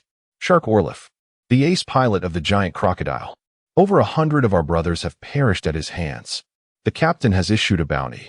Anyone who kills him, whether alone or in a group, will receive a Shaolong E-class medal and 1 million star coins. Hence, I mentioned that sister-in-law would not have to struggle in her next life. I intend to give my share to her. After all, I can thrive on my own. The star coins are of no use to me," Huang Zhengwu declared. "Indeed, and I have my own share. Even with wealth, I have no need for that million." Zhong Yuling responded. "No need. 1 million is sufficient. You should keep yours," Huang Zhengwu insisted. "Nay, I feel it's still insufficient. Consider it a token of my appreciation." "It's settled then." After saying this, Zhong Yuling contacted Kai Yaling on the destroyer. "Hey, you're still alive. Not bad." Kai Yaling, upon receiving Zhong Yuling's message, smiled at the image of her helmeted brother on the screen. "Get lost. Is there such a thing as cursing someone like that? I'm here to collect a debt." Zhong Yuling retorted, exasperated. "If you can't engage in conversation, just don't speak. Can't you wish for something good? Debt?" Kai Yaling looked at her brother, puzzled. "What debt? I don't seem to owe you any money." "The debt between me and Instructor Huang Zhengwu. Allow me to show you a few photos," Zhong Yuling said, sending the images directly. Kai Yaling clicked on the photos, and upon seeing the damaged wreckage and the severed shark tail, she stood up in shock. "Did you kill it?" she asked. "It was a joint effort between Huang Zhengwu and me." "So, Captain, do you acknowledge this debt?" Zhong Yuling chuckled. "Absolutely. You and Huang Zhengwu should not return to your warship yet. Come to the destroyer immediately and bring the aircraft over," Kai Yaling exclaimed excitedly. "Understood." They closed the call and contacted Huang Zhengwu. The two piloted their aircraft, towing the wreckage towards the destroyer. "Zhong Yuling, what are you doing?" "Our warship isn't in that direction," Iyer questioned as he noticed Zhong Yuling's aircraft not heading toward the escort vessel. "Haha, I'm going to collect a debt from my sister. Captain, let me show you something. See if you recognize this." He sent the photo with a grin. After sending the image, his headset went silent for a few minutes. "Damn, is this for real? You shot the shark?" "No way." Iyer's voice suddenly erupted in the headset. "Kiki, it was Huang Zhengwu and I who took it down. Hence, we are here to collect our debt," Zhong Yuling replied, chuckling. "All right, when you return, I'll treat you." "No, we must extort the wealthy," Iyer laughed, addressing his squad. "This patrol is concluded. Everyone prepared to extort the rich. What is up, Captain?" A team member asked, confused. Yuling has taken down the shark, Ayer said with a smile. The team members, bewildered by who the shark was, began cursing, lamenting that they weren't notified to assist, insisting Zhong Yuling's pockets should be emptied. All right, when we return, feel free to express your cravings. Zhong Yuling laughed heartily as he maneuvered the aircraft into the destroyer's hangar. Once the aircraft was towed into the hangar, they parked their own planes. As the hangar filled with air, Zhong Yuling noticed the female Tyrannosaurus and a few others rushing towards the damaged aircraft. The group excitedly circled the plane, and Kai Yiling beckoned Zhong Yuling, still in the cockpit, with a finger. Descending from the aircraft, Zhong Yuling and Huang Zhengwu approached. Kai Yiling nodded at them. Well done. I will report your medals and star coins when we return to the base. The money will be transferred to your accounts, and the medals will be awarded upon your return. Captain, please transfer my money to Yongjun's account. Huang Zhengwu stood at attention, saluting. Upon hearing this, Kai Yiling understood and sighed, understood. It will be given to his family. Captain, mine should also go to Instructor Li's account. Zhong Yuling added. Kai Yiling glanced at him, nodded silently, and Zhong Yuling understood her consent. All right, we shall take our leave. You two head to your aircraft. Later, return to your respective teams. Kai Yiling turned, summoning a few individuals to carry Orloff's body away. With his corpse, she planned to return and have the information department send photos of the body and aircraft to various news outlets, effectively undermining the Federation's morale. The shark Orloff was a well-known figure. There was hardly anyone who did not recognize him. After bidding farewell to each other, Zhong Yuling and Huang Zhengwu returned to their aircraft. As the hatch opened, they exchanged well wishes before soaring out towards their respective warships. Haha, our hero has returned. Upon exiting the hangar, Zhong Yuling was greeted by Ayer's smiling face, followed by his squad members. Captain, Zhong Yuling is back to report. Zhong Yuling saluted Ayer. Good. You've taken down that shark. The Federation will be grieving for a while. Ayer nodded. The group laughed as they made their way to the dining hall. During the meal, Ayer informed them that a mission had been issued, and the squad was scheduled to patrol at 4 a.m. He urged everyone to finish their meals and rest. Meanwhile, on the destroyer, Kai Yiling was video calling Zhong Yonghua. Was it Yuling who fought? He asked upon hearing Kai Yiling's report. He and a soldier named Huang Zhengwu teamed up to eliminate it. However, I learned that the idea was proposed by Yuling. Kai Yiling replied. Understood. Hurry and bring back the body and the aircraft wreckage. I'll have Heililai and the others start preparing. Zhong Yonghua nodded. And after chatting for a while, he hung up the call. Looking at the family portrait on his desk, he smiled and said, You little rascal. You've achieved another victory. He opened his smart device and dialed. Why are you looking for me so late? Is there something on your mind? Zhong Yuling inquired. Good news. Your grandson has achieved another feat. Zhong Yonghua began recounting the events. This kid, not bad. The shark's demise is a relief for those fallen brothers. Excellent. Whatever publicity is necessary, let it be done. But Yuling must remain undisclosed. Even the award should be a secret. He is still young. We must protect him. Zhong Yuling nodded in agreement. Chapter 73. A call for help in space. 5 hours had elapsed since the battle, and Zhong Yuling, along with his team members, was on their inaugural patrol mission in the vastness of space. Yuling. Instructor Li's voice crackled through the intercom. Yes. The body of the one shot down by Orloff has reportedly been found, though not intact, Zhong Yuling remarked while gazing at the distant stars. Alas, when will this war ever cease? Sighed Diaz. It will never truly end. As long as humanity exists, conflict is inevitable, lamented AI Air. Captain, what do you think prompted the Federation to initiate this war? Zhong Yuling inquired. AI Air pondered for a moment before responding. I've heard that Shui Ling intends to ally with us. Despite the Federation being the foremost power in the galaxy, their methods leave much to be desired. They frequently instigate wars and incite conflict. Recently, they incited a faction in Shui Ling to stage a coup against the royal regime, advocating for independence from the monarchy. The royalists retaliated, suppressing many, yet a few stars remain under the control of that faction. Shui Ling has come to us, seeking our assistance. Did we agree to help? Asked Hu Jiaming. Yes. If we had refused, the Federation would have viewed us as subordinate, believing themselves to be the unparalleled authority, with no other imperial forces permitted to interfere. Shortly after we consented to assist Shui Ling, a series of skirmishes erupted in all regions connected to the Federation. They aimed to overwhelm us, making it impossible for us to address Shui Ling's plight. AI Air explained. That's rather tyrannical. They're overreaching. Hua Jiaming remarked. This isn't the first time. Wasn't the Eternal Night similar? Ultimately, it was our aid that quelled the internal strife. Moreover, the stars currently under Shui Ling's control are not far from our defensive perimeter. The Federation has stationed troops around those stars, claiming to assist Shui Ling in resolving the civil war. Yet, upon their arrival, they provided no aid and instead positioned their warships in the region between us and Shui Ling, clearly intending to confront us. Disgusting, Dias exclaimed. Indeed, I've heard that upon learning of yesterday's events, the commander has decided to deploy troops. This time, our T-0456 will not consist of just one independent division. The 315th Division is on its way as well. That's our trump card in the war zone. AI Air sighed. Oh, my father-in-law is coming.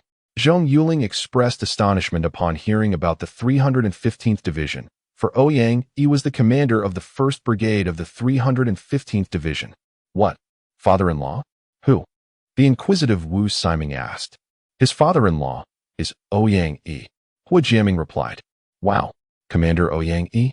He is preparing to succeed the soon-to-retire Lu Qi as the new commander of the 315th Division.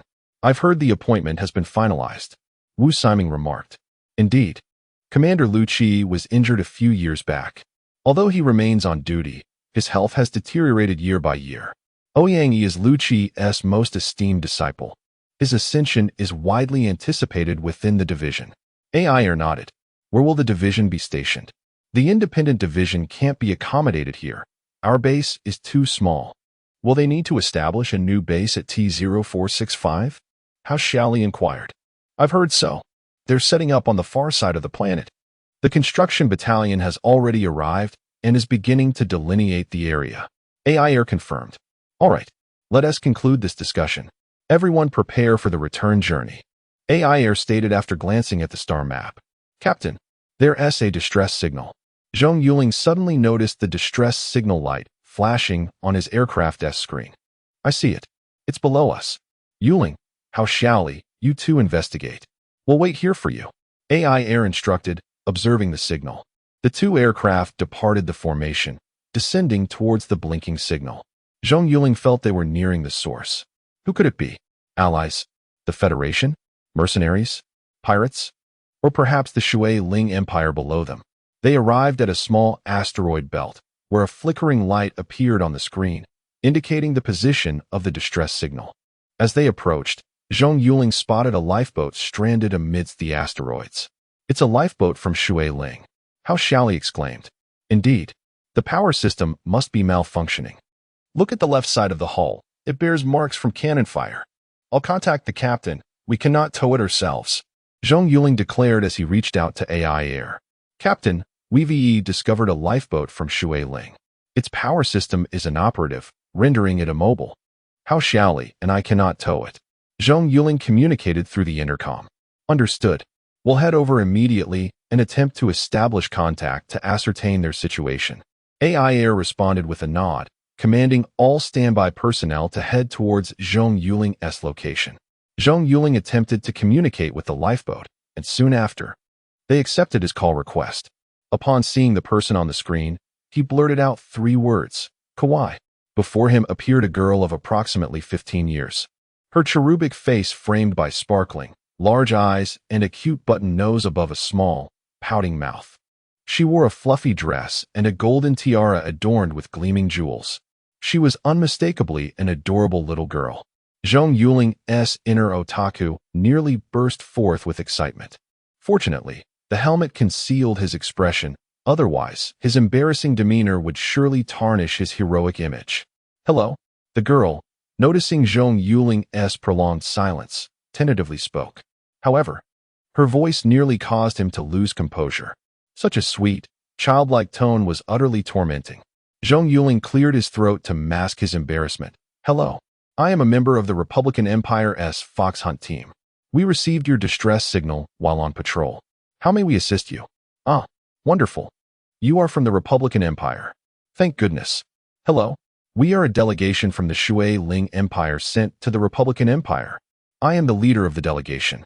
Shui Bingling. The girl exclaimed excitedly. Seeing her exuberant demeanor and those sparkling eyes, Zhong Yuling struggled to maintain his composure. Could you please not be so adorable? I might commit a grave error. Oh, hello. You are a delegation. How did you end up in a lifeboat?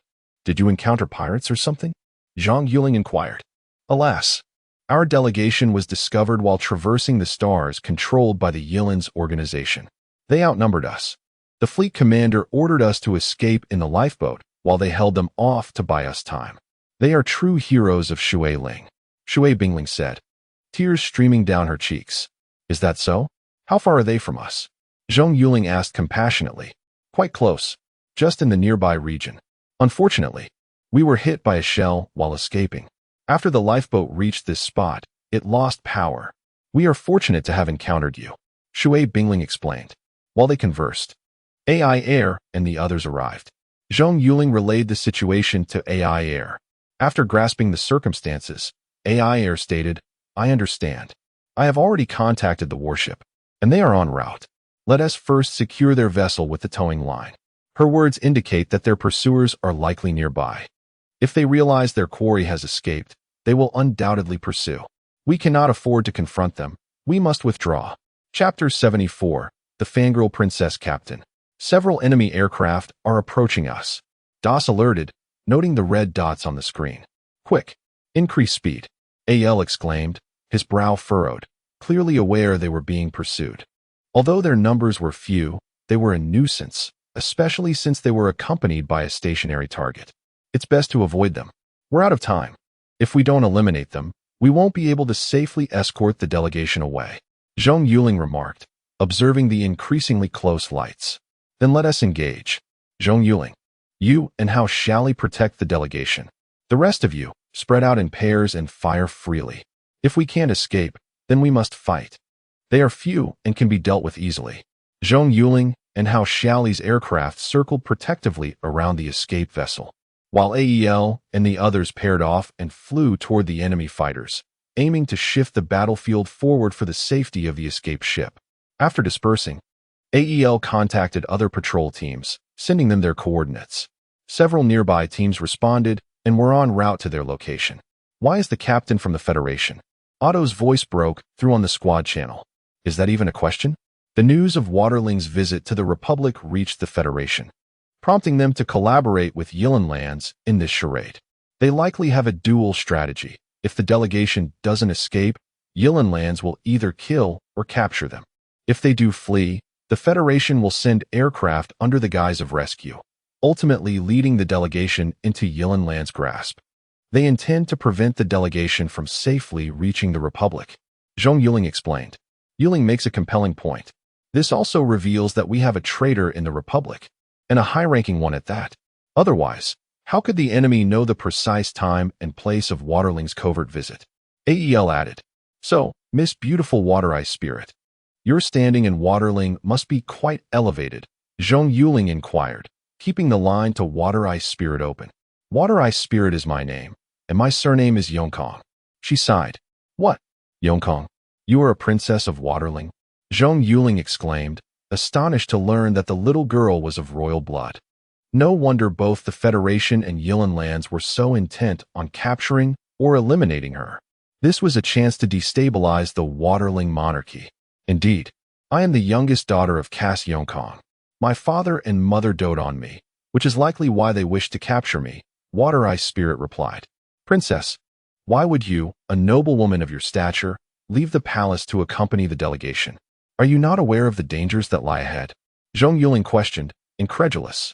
I am not a mere ornament, nor do I wish to be one. The empire is in turmoil, and as a princess, I must alleviate my father's burdens and do something for my people. Water Ice Spirit asserted resolutely. But have you considered the possibility of encountering danger? You could be captured by Yilin lands, who might use you to threaten your father and your people. Have you thought through the consequences? Zhong Yuling pressed. Water Ice Spirit faltered, acknowledging the risks. The night before her departure, her father had summoned her, holding her hand and urging her not to go. Yet, driven by her desire to assist him, she had resolutely shaken her head. She believed her mission to be safe, as it was conducted in utmost secrecy, known only to the delegation and the fleet's captain. However, she had not anticipated being discovered. The fleet had been decimated, and she and the delegation were trapped. Fortunately, they had been rescued by the Republic, a stroke of luck amidst misfortune. Zhong Yuling pulled out a piece of paper and a pen, writing swiftly. Water Ice Spirit gazed at him in confusion as he held the paper up to the camera.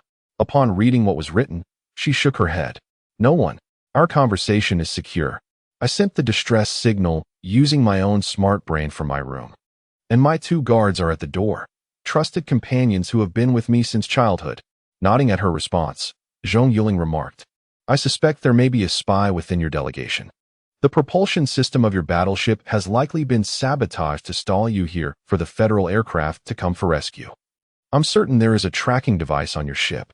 Moreover, your ship's cannons may also have been compromised. Water Ice Spirit gasped in shock, placing her small hand over her mouth. She found it hard to believe Zhong Yuling's words, yet they resonated with a disturbing plausibility. Indeed, their escape vessel had been hit, but it had not been breached, and the propulsion system could not have been damaged. The only explanation was internal sabotage. Thus, Princess, you are in grave danger. If the traitors see that you have been rescued, they might strike against you to undermine our alliance. If they cannot capture you, they may choose to eliminate you and smear our Republic's name. Zhong Yuling contemplated. What should I do now? Water Ice Spirit asked, her voice trembling. Protect yourself. You must have more than 2 guards. Have them discreetly restrain the crew within the ship. Do not allow the enemy to act out of desperation and destroy the ship. Zhong Yuling instructed, realizing he could not enter the escape vessel and that they had to handle it themselves. Understood. I will call my guards in to take control. Water Ice Spirit nodded affirmatively. Zhong Yuling, an enemy aircraft has breached our perimeter and is heading your way. Intercept it. Aile's voice crackled through Zhong Yuling's earpiece. Zhong Yuling observed a red dot rapidly approaching their position on the screen. Without hesitation, he instructed Hao Xiaoli to remain behind to protect the escape vessel while he pressed the throttle toward the incoming aircraft. The enemy pilot noticed Zhong Yuling's aircraft but chose not to engage in combat. Instead, he ascended, executing a maneuver to shake off Zhong Yuling. Did he think Zhong Yuling would be unaware of his intentions? As the enemy ascended, Zhong Yuling mirrored the move, positioning himself directly behind, ready to strike. Gazing at the enemy aircraft's tail, he pressed the red button, and the cannon's barrels erupted with flames as bullets hurtled toward the opposing craft. He refrained from using missiles, fearing that if the enemy approached the escape vessel armed with them, they could obliterate it, leaving Zhong Yuling in despair. Yuling, do you require assistance? Hao Xiaoli inquired, observing the chase unfold. No. Sisterly, keep your focus on the escape vessel. Their target is it. They aim for a decapitation strike. Watch for their missiles.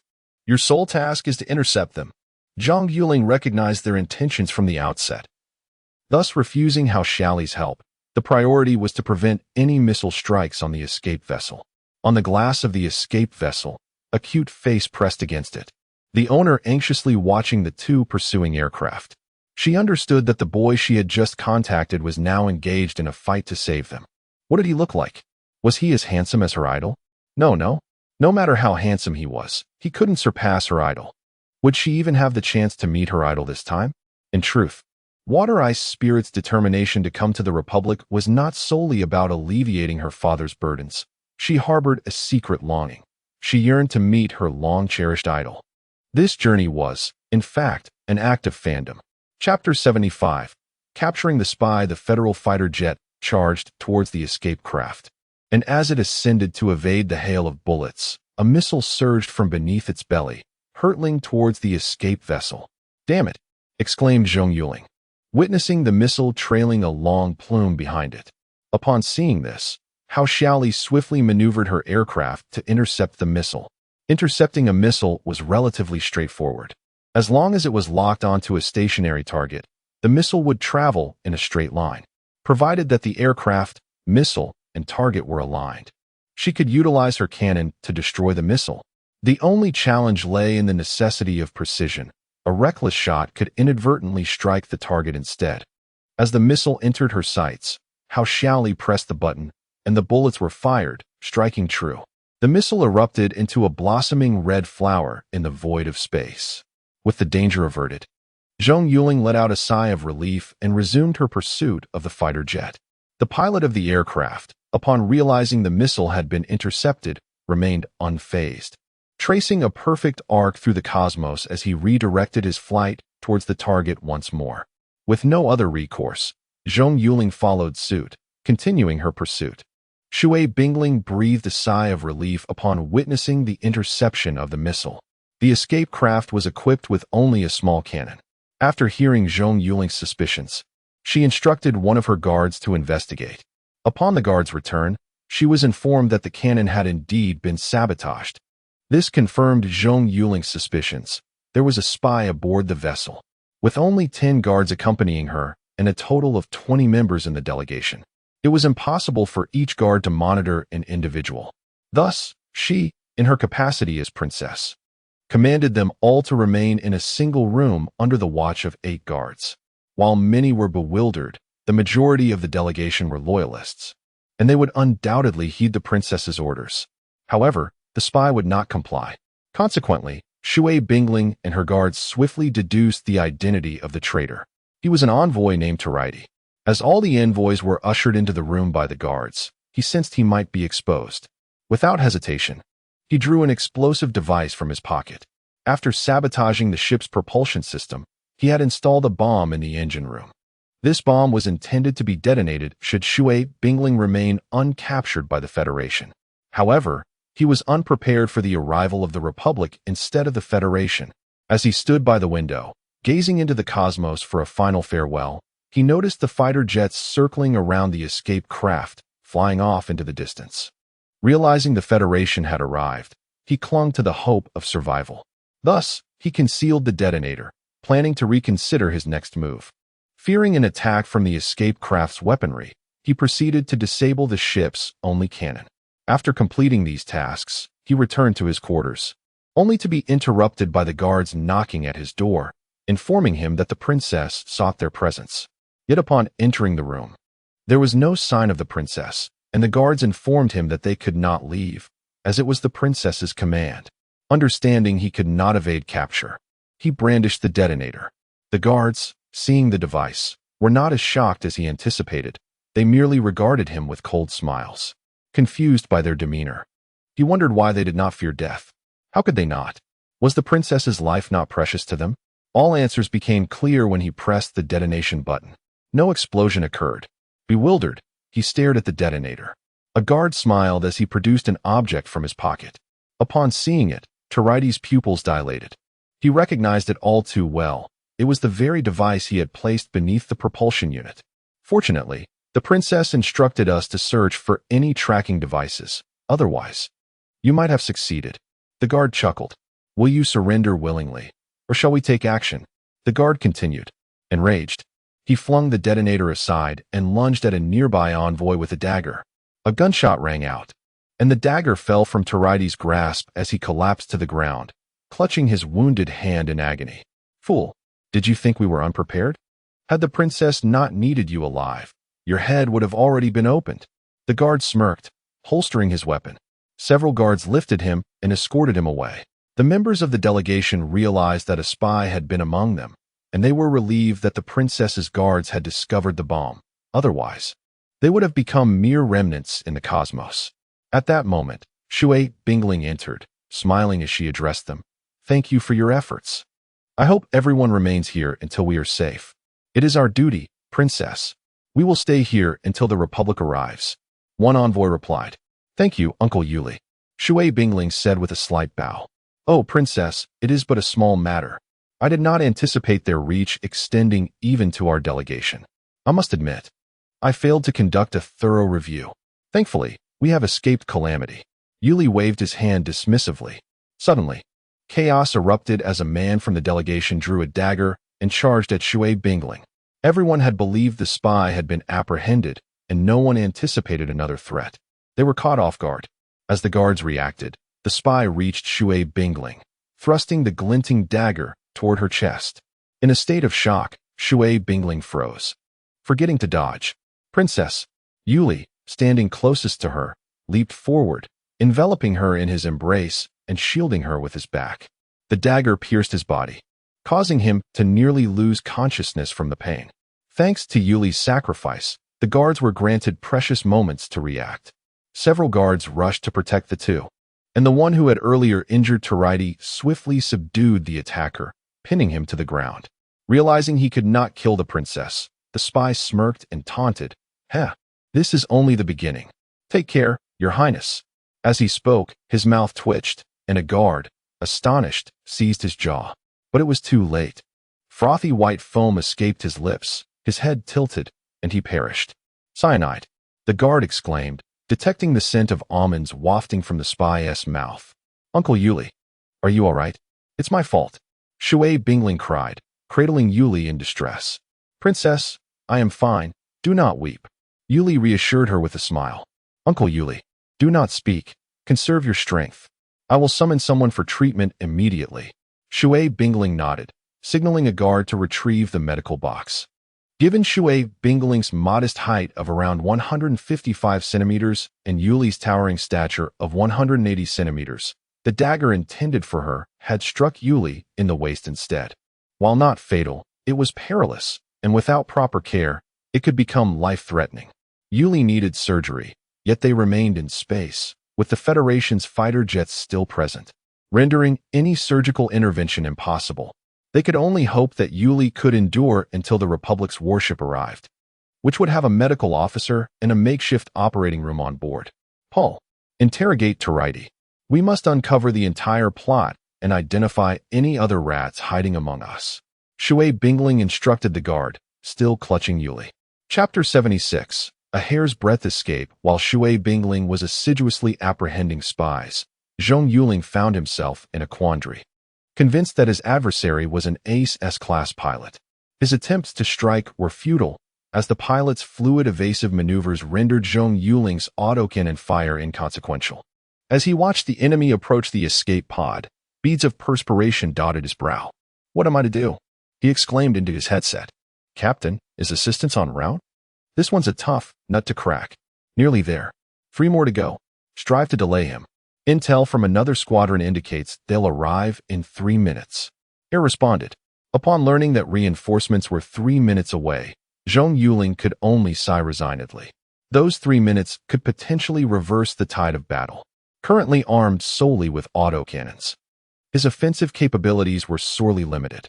He lamented the fact that, unlike the diverse arsenals depicted in space warfare novels, he had access to only 2 weapon systems, both of which were prone to missing their mark. "I must delve into potential weapon augmentations and enlist Fatty's aid in their development," he mused. Witnessing the enemy's renewed approach to the escape pod, Zhong Yuling vociferously cautioned, "Sisterly, exercise caution. He may launch another missile barrage." "Understood. I'm vigilant." "Yuling, have you devised a countermeasure?" Hao Xiaoli inquired. "Not yet. I'm pondering. My offensive options are too limited." He's clearly a seasoned S-class pilot, rendering this quite challenging. Zhong Yuling sighed. Amidst their exchange, the enemy's fighter ascended, unleashing 2 missiles directly toward the escape pod. "Blast! 2 of them!" Zhong Yuling exclaimed in exasperation. He was compelled to abandon his pursuit and intercept one of the missiles, as Hao Xiaoli couldn't possibly neutralize both in such a short span. "Sisterly, you take the left, I'll take the right," Zhong Yuling declared, diverting his course towards the missile on the right. Hao Xiaoli's fighter intercepted the missile on the left. However, this time, fortune did not favor her, as her shots narrowly missed their mark. Zhong Yuling opened fire, similarly failing to strike his target.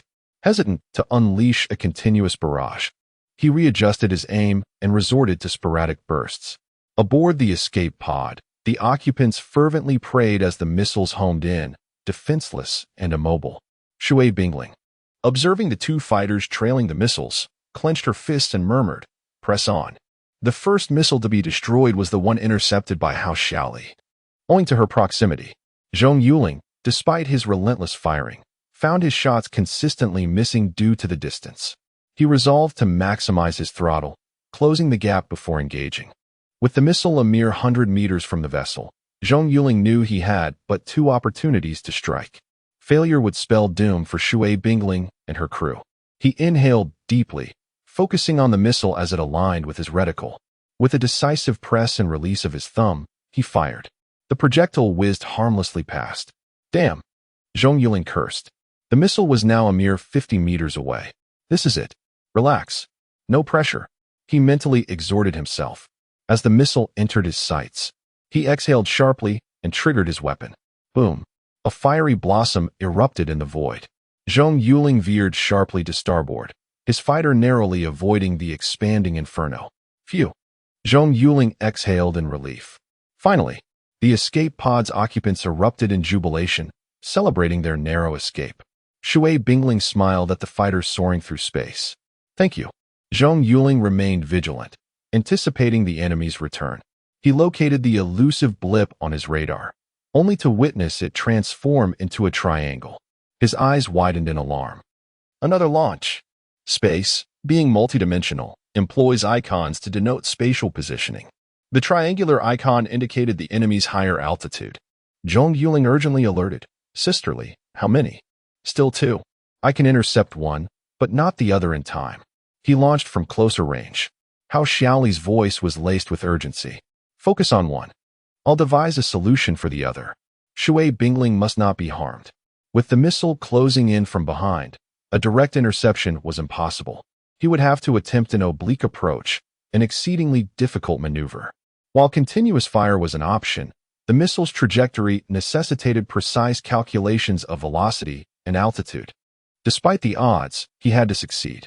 He banked his fighter towards the incoming missile.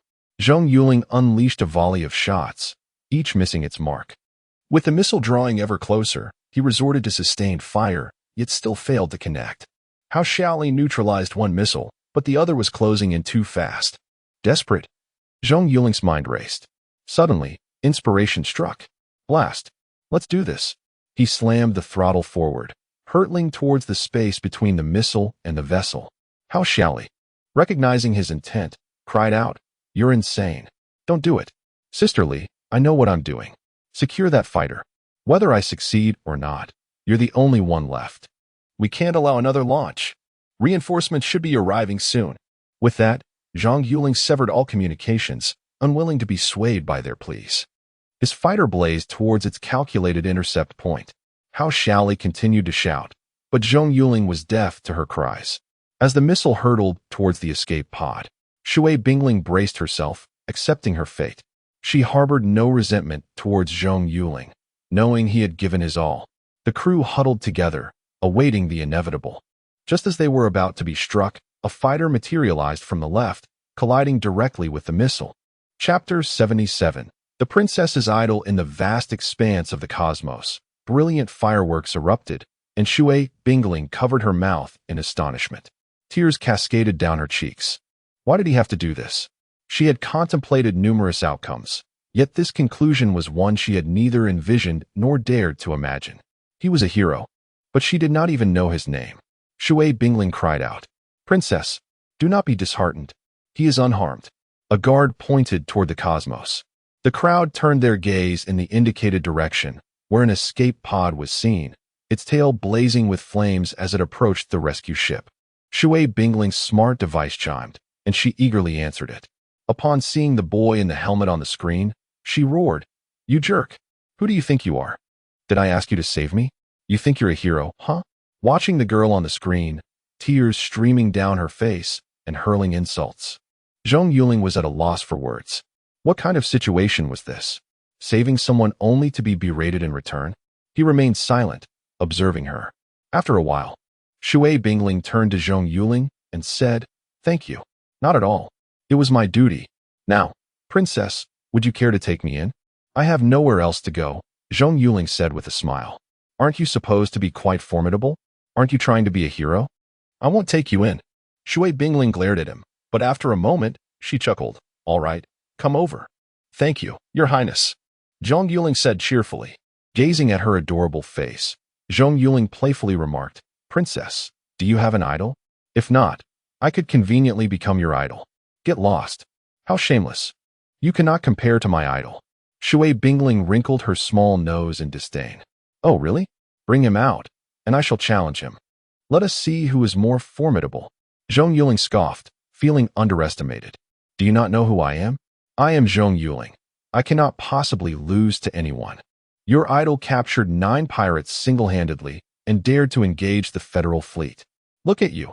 You couldn't even shoot down a single fighter. There's no need to compare. You've already lost. My idol is both dashing and radiant, not to mention valiant. Though you possess a hint of courage, you still fall short." Shui Bingling gushed, lost in admiration for her idol. "Wait a moment. How can his achievements mirror yours? Could it be? Am I caught in such a glitch?" Zhong Yuling was speechless. Tentatively, he asked, "You're not referring to Zhong Yuling, are you? Who else could it be?" Shui Bingling replied, "Now do you understand the disparity between you two? But you need not be disheartened. You are quite brave as well." Zhong Yuling was at a loss for words. "What do I have to be disheartened about? How could I possibly compete with myself? Who would have thought that I have a fan who is royalty? How splendid it would be to step out and boast about it. By the way, you are from the same empire. Have you met my idol? Are you familiar with him? Where is he currently serving? I wish to see him and tell him how fond I am of him." Shui Bingling looked at Zhong Yuling eagerly. "He is right in front of you." Zhong Yuling thought to himself, shaking his head. "Not that familiar. And princess, your affection for him is futile. He has a girlfriend, and they are quite in love. I know, but who can predict what the future holds?" Shui Bingling replied with a playful grin. "Princess, you are still quite young. Furthermore, you are not from the same empire. You are a princess, and he is a soldier. It is impossible." Zhong Yuling was baffled. "I cannot breach such fundamental principles. I am 20. How am I still young?" Shui Bingling shot him a glare. "What? 20? You must be joking. You look at most 15. Zhong Yuling was astonished. "Why do you not believe me? Do you want me to show you my identification?" Shui Bingling pouted. She knew Zhong Yuling had a point. Indeed, her youthful appearance was a source of annoyance for her. She longed for a tall figure and a mature visage, yet she was unable to attain it. Her parents had employed numerous doctors and nutritionists to assist her, but apart from not being able to see her toes when looking down, she had suffered numerous defeats in other areas. Zhong Yuling shook his head. "I believe you, but your nationalities differ. It is simply impossible. Moreover, your status is beyond his reach. Are you bored? Worrying about matters that are none of your concern? I have ways to resolve these issues. Now come over quickly. I shall send a guard to fetch you." Shui Bingling glared at him. "Sister, must I go?" Zhong Yuling realized he could not go. If he removed his helmet, it would be utterly embarrassing. His mind raced as he sought an excuse to evade the escape pod. "Jerk, are you dead?" At that moment, Hao Xiaoli's voice rang in his earpiece. Zhong Yuling nearly wept. "Sister, your timing is impeccable. Dead.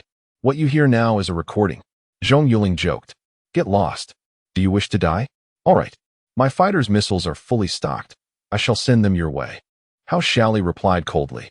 "Please, sister, I am merely relieving my emotions. By the way, how is that fighter jet faring?"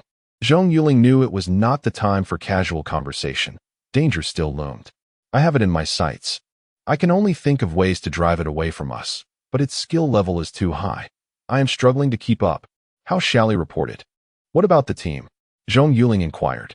"They're done and heading this way. But Otto is gone. Wu Siming, Hu Jianming, and Tina are drifting in space like you," Hao Xiaoli revealed. "What? That scoundrel?" Zhong Yuling slammed his thigh in frustration. "Sigh. Otto was shot down shortly after he went to intercept. The captain instructed them not to mention it to avoid distracting us. He only told me once it was over. The other 3 were fortunate. They pressed the ejection button before being hit," Hao Xiaoli explained. "Moreover, the captain said Otto was taken down by the very fighter that shot him down. It was after that it broke through the blockade." Hao Xiaoli continued. "Is that so? I will contact the captain shortly. You focus on keeping the enemy at bay." Zhong Yuling suddenly remembered something and needed to confirm with AI Air. "Captain, I heard Otto was." Zhong Yuling asked in the squad channel. "Yes, the enemy is quite formidable. Likely on par with me. I was too far away to assist," AI Air replied. Captain and everyone, I need to confirm something. Did that fighter release missiles before approaching us? If so, how many were launched? Zhong Yuling inquired of the entire team. It seems so. Otto was shot down by him using missiles and cannons. I was in the same squad and witnessed it. As for how many, I believe it was just one. Deus said. No, it was two. When I went to intercept, he fired one at me, which Tina helped me shoot down. Hua Jiaming interjected. Indeed. I shot down that missile for Hua Jiaming. Tina confirmed. Then that makes it two. He fired 5 at me. Altogether, that's 7. So he only has 1 missile left. Zhong Yuling nodded. Correct. Their fighters, like ours, are equipped with 8 missiles, so indeed, there is only 1 remaining. AI Air confirmed. Lily, he has 1 missile left. Do your best to keep him away from the escape pod so you have time to intercept. We are most afraid of him using the cannon. Do everything to prevent him from entering firing range. Zhong Yuling instructed Hao Xiaoli. Understood. Hao Xiaoli acknowledged and hastened towards her fighter, her immediate task being to drive away the enemy, preventing them from nearing the escape vessel. Oh, my dear brother. Such intensity. Your elder brother has arrived. A voice echoed across the comms, causing Zhong Yuling to groan inwardly. Why him? Knock it off. Assist Li Jie immediately. There's only 1 left. Zhong Yuling urged. What? Only 1? Zhong Xiaoling surveyed the 3 fighter squadrons around him, retorting, this isn't much of a fight. Don't underestimate it. Be cautious. Zhong Yuling cautioned. As the support squadron fighters entered his view, the lone Federation fighter recognized its dire situation. Its mission had failed, and retreat was the only option. With a single missile remaining, the pilot decided to expend it to create distance from the pursuing fighter. Upon spotting the launched missile, Hao Xiaoli abandoned her fighter and intercepted the projectile. Captain, the enemy is fleeing in your direction. Zhong Yuling, monitoring the situation, contacted L. Understood. Quickly board Xueling's escape vessel. We'll retrieve you all together. L acknowledged, observing the approaching blip on his radar. Captain, must I enter? I can't escape once inside. Zhong Yuling lamented. Enough. If you can pilot the escape pod back yourself, be my guest. L retorted before terminating the conversation. I really don't want to go. Zhong Yuling bemoaned. Recalling the other pilot, he contacted him. Hey, tow me back later. Oh, you've been taken down, newbie? Zhong Xiaoling taunted. Enough. Just tow me back. Quit chattering. Zhong Yuling snapped. Is that how you ask for a favor? No tow. Get back yourself. Zhong Xiaoling scoffed. Zhong Yuling mentally pictured stamping his relative's face. Resigning himself, he said with a smile, all right, big brother. I'm a newbie. I'm trash. That's more like it. Give me your coordinates, and I'll retrieve you, little newbie. Zhong Xiaoling conceded. Zhong Yuling was inwardly exasperated. How embarrassing to be related to this idiot. Suddenly, a distant explosion illuminated space, and L's voice crackled over the comms. Excellent shot. Where do you think you're going? Hearing this, Zhong Yuling knew the fighter had been destroyed. He radioed, Captain, check the fighter's origin. Another Alif would be great. Agreed. That pilot was skilled. The commander has a bounty on many of the behemoth's personnel. Capturing another would be fantastic. L exclaimed. Moments later, L's excited voice filled the comms. Haha, it's White Bear. We've hit the jackpot. 500,000 credits and a medal for everyone. Fantastic. Hua Jiaming cheered. Let's give Otto 100,000 from our share. L proposed. Is that sufficient? Zhong Yuling inquired. It's enough. He only has a younger sister in school. Combined with his pension, it should suffice. L replied. Understood. Inform me if more is needed. Zhong Yuling nodded. You generous soul. His sister is your junior. She graduates next year. L chuckled. While we hope for no sacrifices, it's inevitable. Assisting the families of fallen heroes is our duty. Zhong Yuling stated. His words cast a pall of silence over everyone. Aren't you coming over, hero? Shui Bingling's voice broke the tension. I won't be. My brother is here to tow me back. Princess, you're safe. Another unit will escort you to Asphis. Zhong Yuling replied with a smile. Despite being a fan, it's best to avoid meeting. Knowing Shui Bingling was headed to Asphis, Zhong Yuling realized their paths would likely never cross again, which was perhaps for the best. Thank you. May I know your name before I leave? Shui Bingling asked playfully. I'm Ling Yu. Farewell, princess. May our paths cross again. Zhong Yuling bid farewell, and terminated the transmission. Shui Bingling, about to respond, noticed the video had ended, and in frustration, she puffed out her cheeks, exclaiming, "How could someone be like that? Lingyu, it's almost like my idol's name, just reversed. And he didn't even tell me his surname. How am I supposed to thank him? It's simple to find him, princess. He's with the fox hunters. A simple inquiry will reveal his identity. I must also express my gratitude. Were it not for him, we would surely." Paul interjected. "Indeed. I'll ask once we reach their warship. Did you get the information yet? I sent Paul to interrogate Taraiti earlier.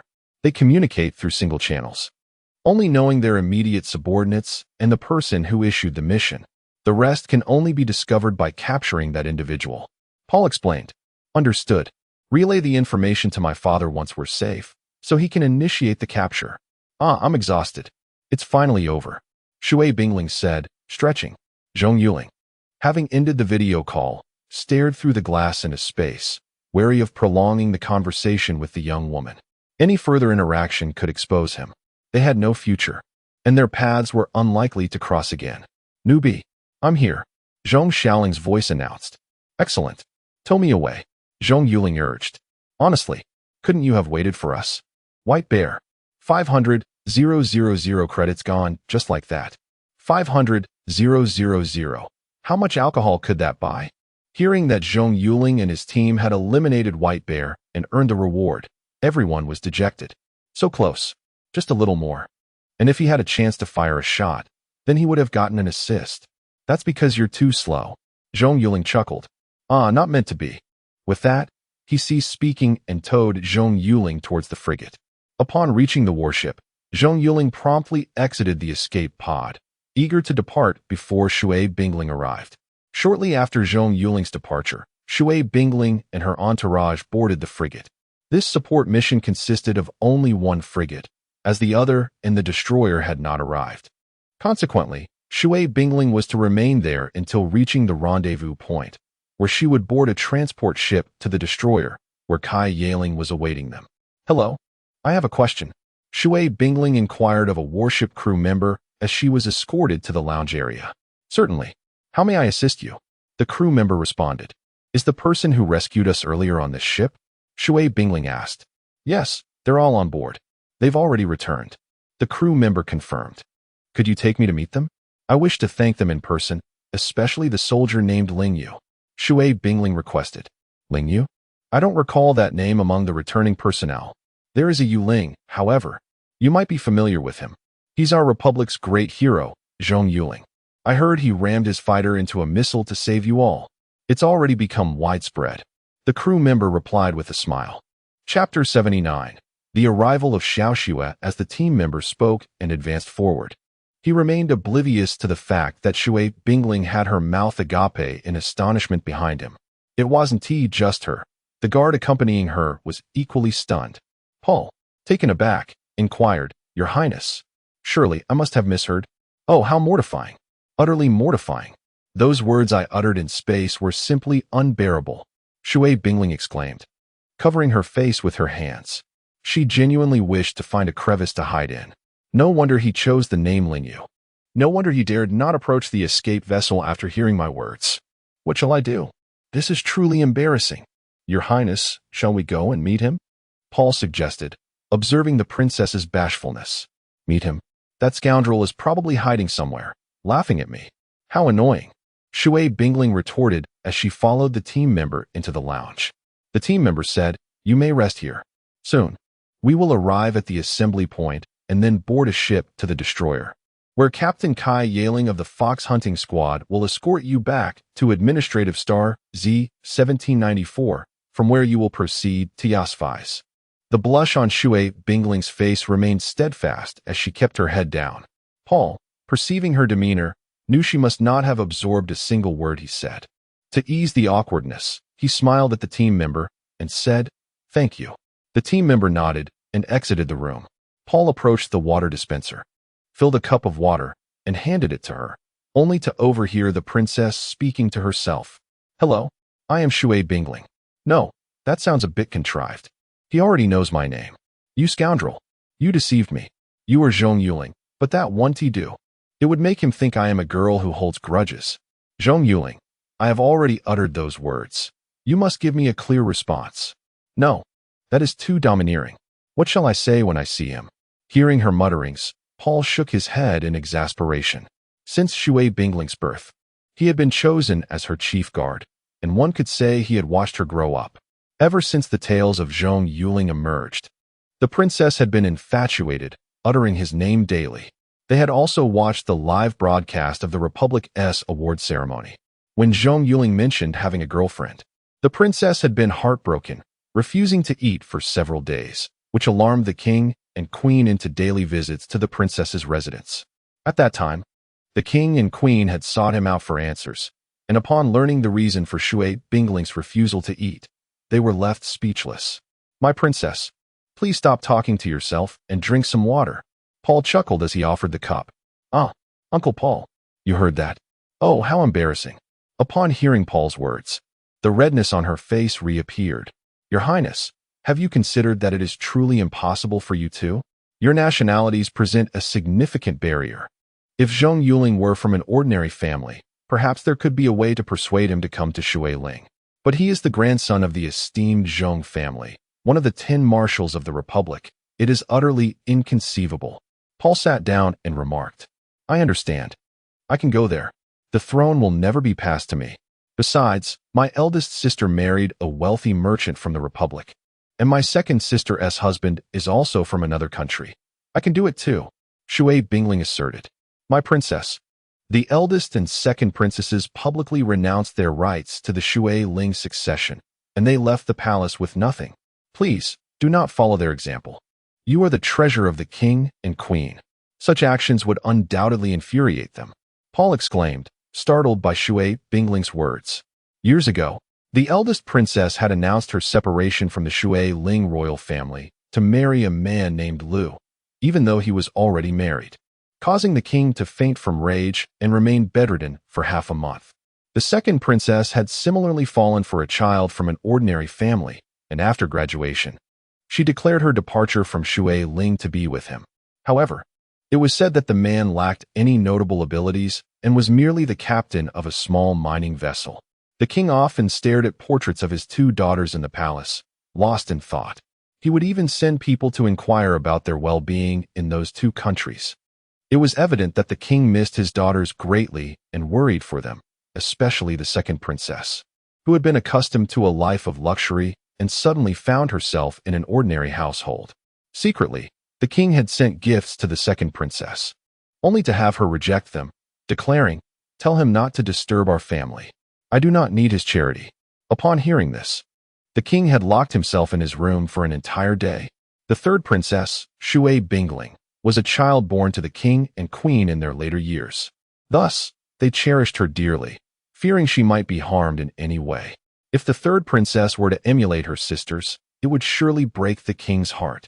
Humph, you are all villains. Shui Bingling pouted, aware that Paul spoke the truth, yet feeling that emulating her sisters was her only option. My princess, please heed the king's advice.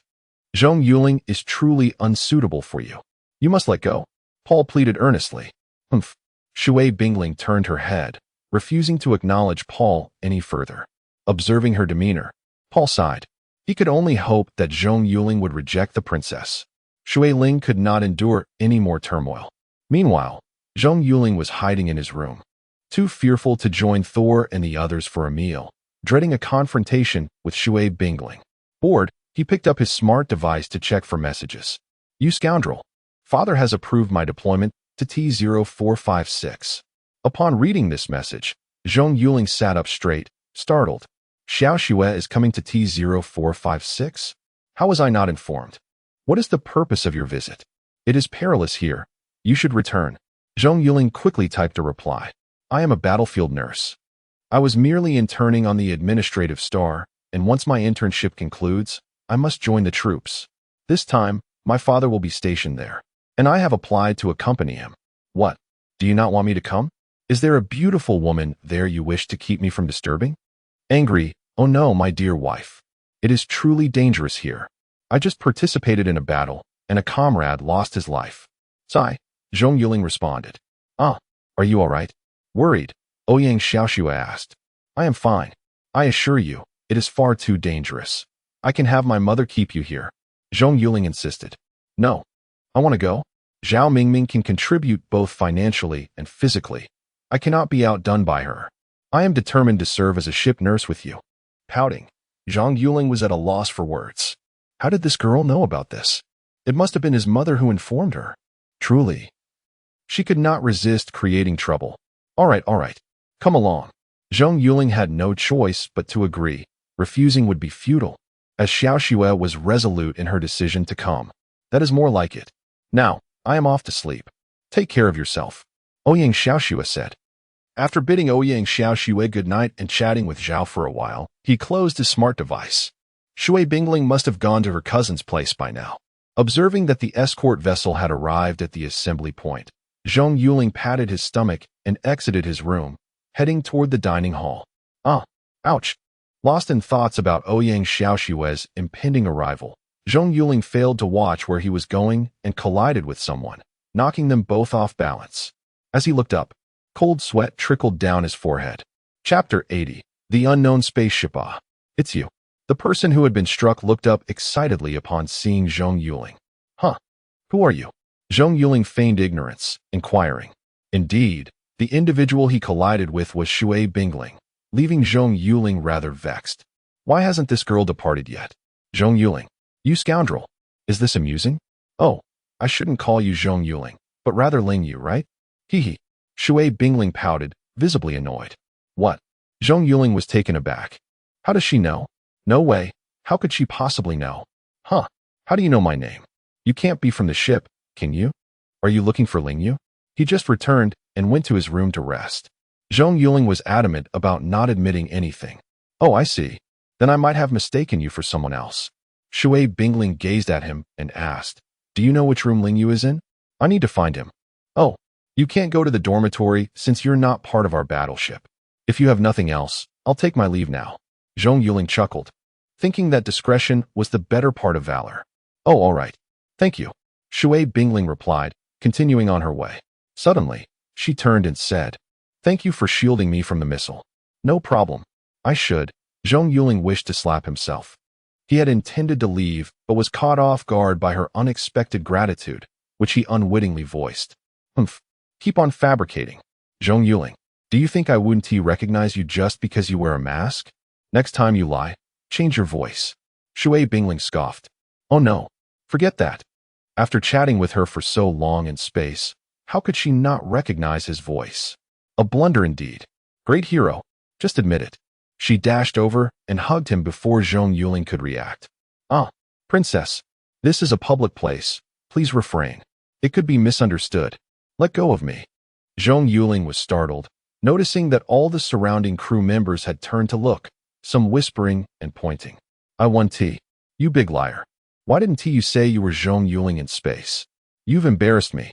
It's all your fault. Shui Bingling scolded, pinching him playfully. All right. Princess, I was wrong. Can we drop it? Everyone's watching. You represent your empire. This behavior is detrimental to both you and your empire. Zhong Yuling helplessly took her hand. Realizing the potential repercussions, Shui Bingling finally released him. She smiled at the boy before her and said, So you mean I can hug you when no one else around? No, I didn't say that. I have a girlfriend. All right, princess, we've arrived at the assembly point. You need to head to the destroyer. Someone will escort you back. Don't forget your purpose for coming. Zhong Yuling urged, eager to distance himself from her. Even without Xiao Xue, a future between them was unlikely. What is wrong with having a girlfriend? She is not my wife. It proves I still have a chance. Well, I really must go now. Don't worry. We'll meet again soon, my great hero. Shui Bingling waved goodbye and walked away. Watching her retreating figure, Zhong Yuling felt utterly bewildered. What is going on? He turned away, heading towards the cafeteria, while two individuals suddenly appeared beside Shui Bingling. Paul turned to look at the departing figure and remarked, Your Highness, how could you behave like that in public? If word gets out, it will be scandalous. Uncle Paul. His embrace was so warm. Shui Bingling closed her eyes, savoring the moment. My princess, please exhibit some restraint. If the king hears of this, I might be executed. Paul sighed, shaking his head. That one tea happened. Now let us go. Didn't you say the transport ship was waiting? Shui Bingling took Paul's hand. Frustrated, Zhong Yuling entered the cafeteria, casually grabbing a few items before returning to his room. Wake up! Zhong Yuling, still lost in dreams, was pulled awake. Opening his eyes, he found it was AI Air who had roused him. Rubbing his eyes, he asked, Captain, what is the matter? Your new fighter jets have arrived. Hurry and wash up. We need to bind them. AI Air announced. Oh, that was quick. Zhong Yuling queried, recalling that their squad had lost 4 jets. Upon returning, they received orders for rest. And now, unexpectedly, the jets had been delivered. You've already slept for 6 hours. How could they not have arrived yet? The base isn't far from here. Oh, we just received orders. Unless the Federation attacks again, our squad has no missions today. AI Air clapped Zhong Yuling on the shoulder. Oh, then I'll wash up and have a meal before binding. To be honest, Captain, our fighter jet's weapon systems are too simplistic. If we had more offensive options, we wouldn't have suffered so badly yesterday. Zhong Yuling reflected on the battle. This issue was raised long ago. The researchers are already working on it. But the primary challenge lies in the performance of the jets. Their payload capacity is limited. Too many weapons and ammunition can easily slow them down and hinder maneuverability. AI Air explained. Oh, I see. Forget it. I won't dwell on it. Let the researchers exhaust their brains. By the way, Shui Bingling and her delegation should be heading to the administrative star, right? Zhong Yuling glanced at the time. Yes, your sister is personally escorting her. AI Air nodded. After Zhong Yuling finished washing up, he and AI Air exited the room. Days passed, perhaps due to the loss of 2 generals in the Federation's recent battles. They had not made another move. Captain, is the Federation scared? Why have they turned into turtles? A voice crackled through the earpiece. It was Hua Jiaming. I don't know, but we must remain vigilant. AI Air focused on the screen. Understood. Just expressing a sentiment. By the way, are we supposed to supplement our team with another member upon returning? Hua Jiaming asked. Absolutely. Once the squad returns from their rest, we can head back and then add another member. By the way, the monthly assessment is about to begin. Have you all prepared? AI Air inquired. It was mentioned before that Hunter Fox conducts a test every month. If one fails, they are dismissed. AI Air wasn't particularly worried about the others. These assessments were child's play for them. We're ready. Honestly, Captain, is the head captain just idly sitting around? Once a month is quite frequent. If she is not exhausted, I certainly am. Deus sighed dramatically. Hunter Fox established this from the outset. This is also to supply talent to other units. Z-1794 ISNT solely comprised of us. Other squads need talent as well. Those who leave Hunter Fox usually start as squad leaders in other teams. AI Air explained. Captain, we have a situation. An unknown spaceship has been detected not far to our left, nearing the edge of I-745. While they were chatting, Zhong Yuling was observing the star map. Oh, send it over. Let me take a look. AI Air nodded in response. Upon seeing the point marked as unknown on the star map, AI Air said, let us go check it out. I suspect it's a smuggling ship. If it is, we must intercept it before it escapes. Chapter 81. Stopping the smuggling ship. A group of individuals soared toward their destination. Captain, it seems the other party is accelerating. They may have detected us, exclaimed Hao Xiaoli. Increase speed. It is undoubtedly a smuggling vessel. We must intercept them. They cannot cross the border. Once they do, we will be unable to pursue. Ayer urged anxiously. Are there many smuggling ships in this area, Captain? Asked Hua Jiaming. Yes, indeed. Quite a number. We frequently encounter them. However, it is perplexing that most of them flee upon our arrival, stated Dai Siyu. That raises some suspicions. There must be a rat among us. Zhong Yuling remarked. Indeed, there is certainly a rat. Moreover, the squad leader mentioned it could be from the neighboring area, as every time we spot a smuggling ship, it appears near our border. Ayer added. It is evident to any discerning eye. This implicates AI Jinming. Such operations could not proceed without his tacit approval. Yet, it is odd that he would choose to operate near our border. Wouldn't it be safer to cross from their own territory? Zhong Yuling pondered. His territory is a thoroughfare for mercenaries and merchant convoys, making it risky for smuggling ships. This area, however, is a mix of various elements, providing greater cover. Ayer explained. Upon reaching the target zone, Zhong Yuling observed a medium-sized transport ship hastily advancing. Calculating its speed, it would breach the border in half an hour. If they crossed, they would be unable to pursue due to regulations, causing Zhong Yuling considerable frustration. But that is indeed the rule. This vessel is civilian. The Galactic Federation stipulates that military forces can only escort civilian ships in public areas, not intercept or engage them.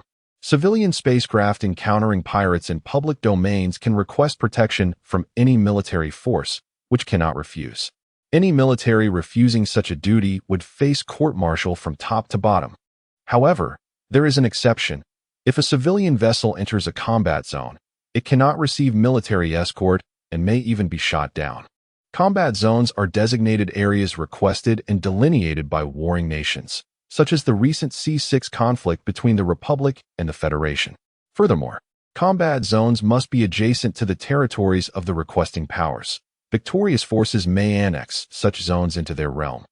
Yet other powers may still attack and occupy without further request. Zhong Yuling had heard that fighting in C6 was still ongoing, with the Eternal Knight seemingly joining forces with the Republic against the Federation. Zhong Yuling, Hao Xiaoli, Dai Siyu, and Li Xiaonan, you four move left. The rest follow me to the right for encirclement.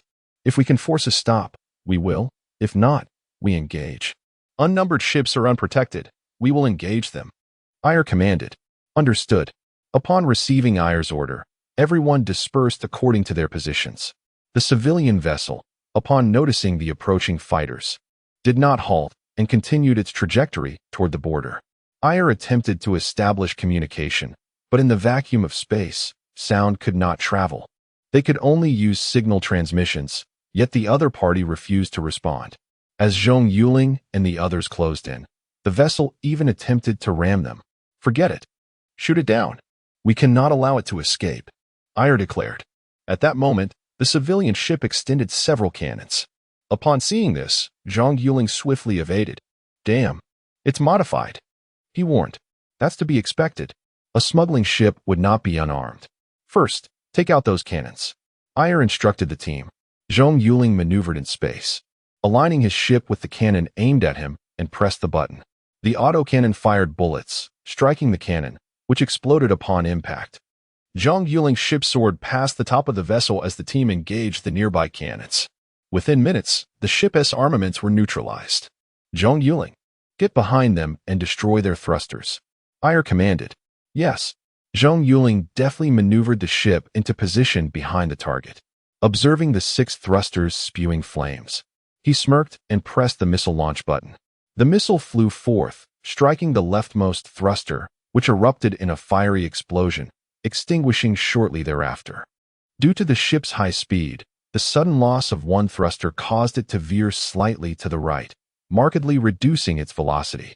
However, the vessel was nearing the border. There was insufficient time to disable all 6 thrusters. As he observed the ship's reaction after striking the thruster, Zhong Yuling smiled. Realizing he had a plan, he targeted the second thruster on the left with another missile. The subsequent explosion caused the ship's bow to tilt further to the right. Huh, are you planning to spin in circles here? Zhong Yuling chuckled as he pressed the button again. Once all left side thrusters were incapacitated, the ship began to curve rightward. Splendid, Ayr exclaimed, watching the spiraling vessel. He was pleasantly surprised by Zhong Yuling's quick reflexes. Hee, Captain.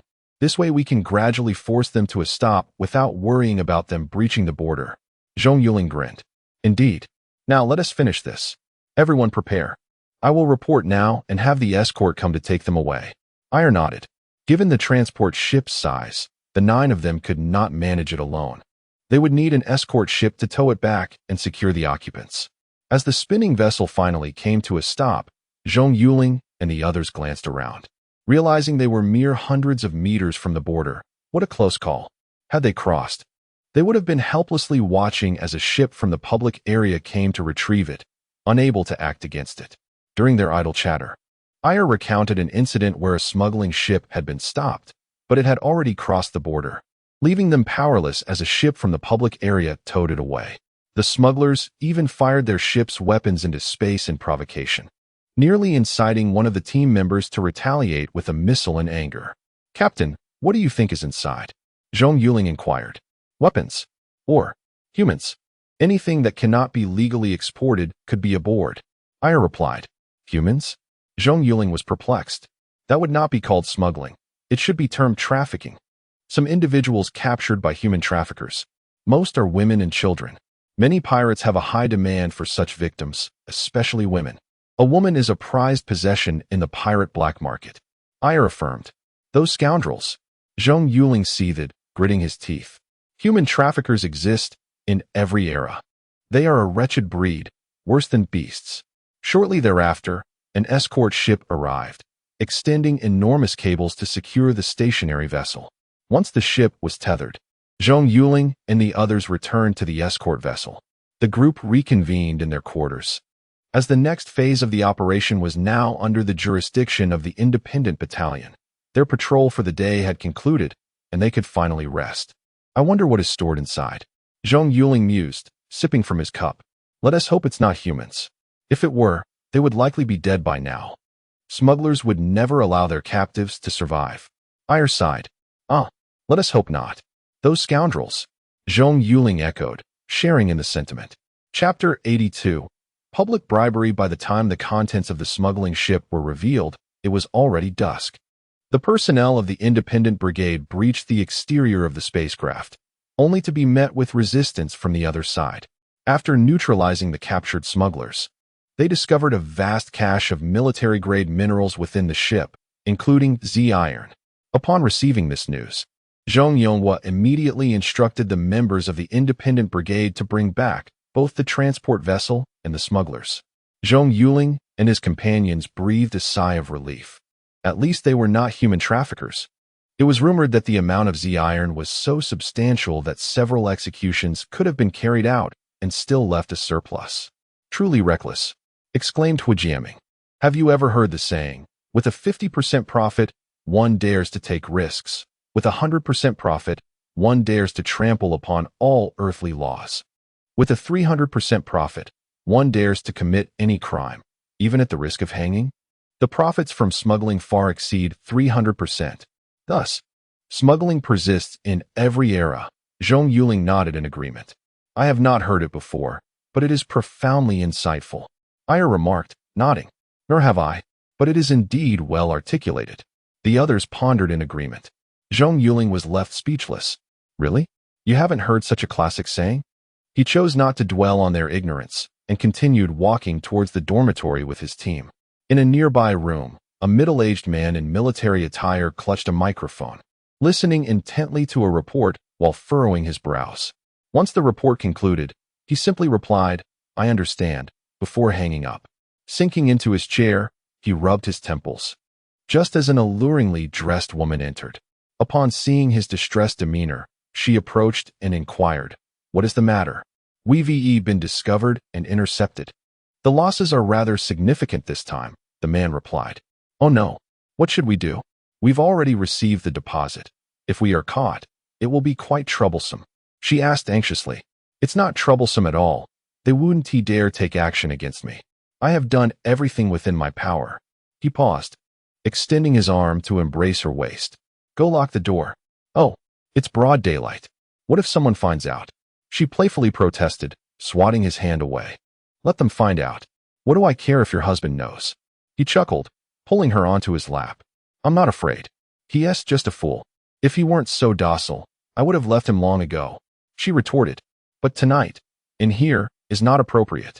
She attempted to extricate herself from his grasp.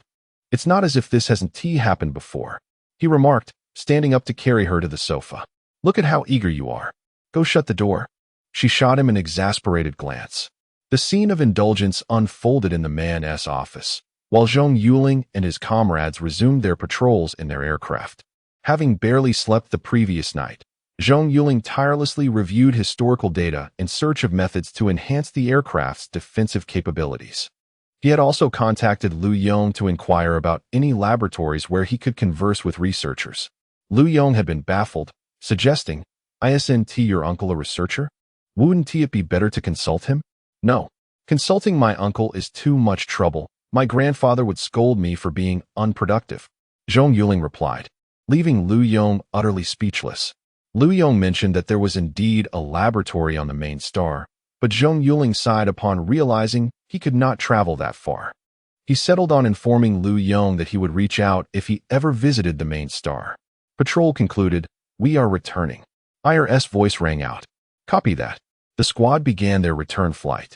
At that moment, Zhong Yuling glanced at the star map, exclaiming, "Captain, we can't return. Look at the star map." IR, puzzled, scrutinized the map. "Oh no, another vessel?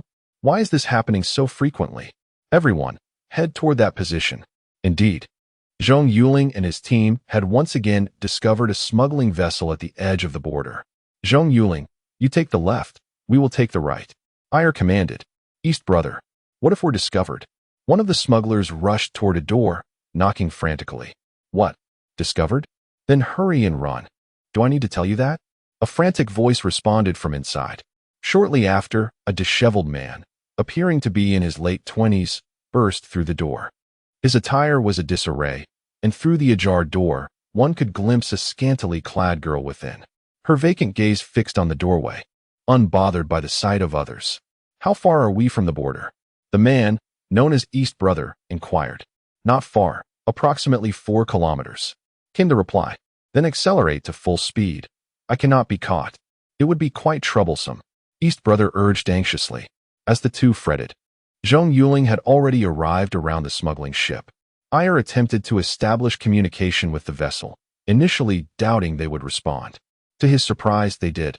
IR immediately broadcast the conversation to all squad members. As mandated by regulations, any encounter with a smuggling vessel or pirates required recording and involvement of at least 2 individuals to prevent collusion. "Hello, we are members of the fox hunting team. Your spacecraft lacks the necessary exit documentation. Please return with us for an investigation," IR communicated through his earpiece. "We have it. You must be mistaken," a male voice retorted from within. "Regrettably, we cannot find any related documentation. If you possess it, please provide your exit code. Upon confirmation, we will allow you to proceed. For now, please shut down your engines.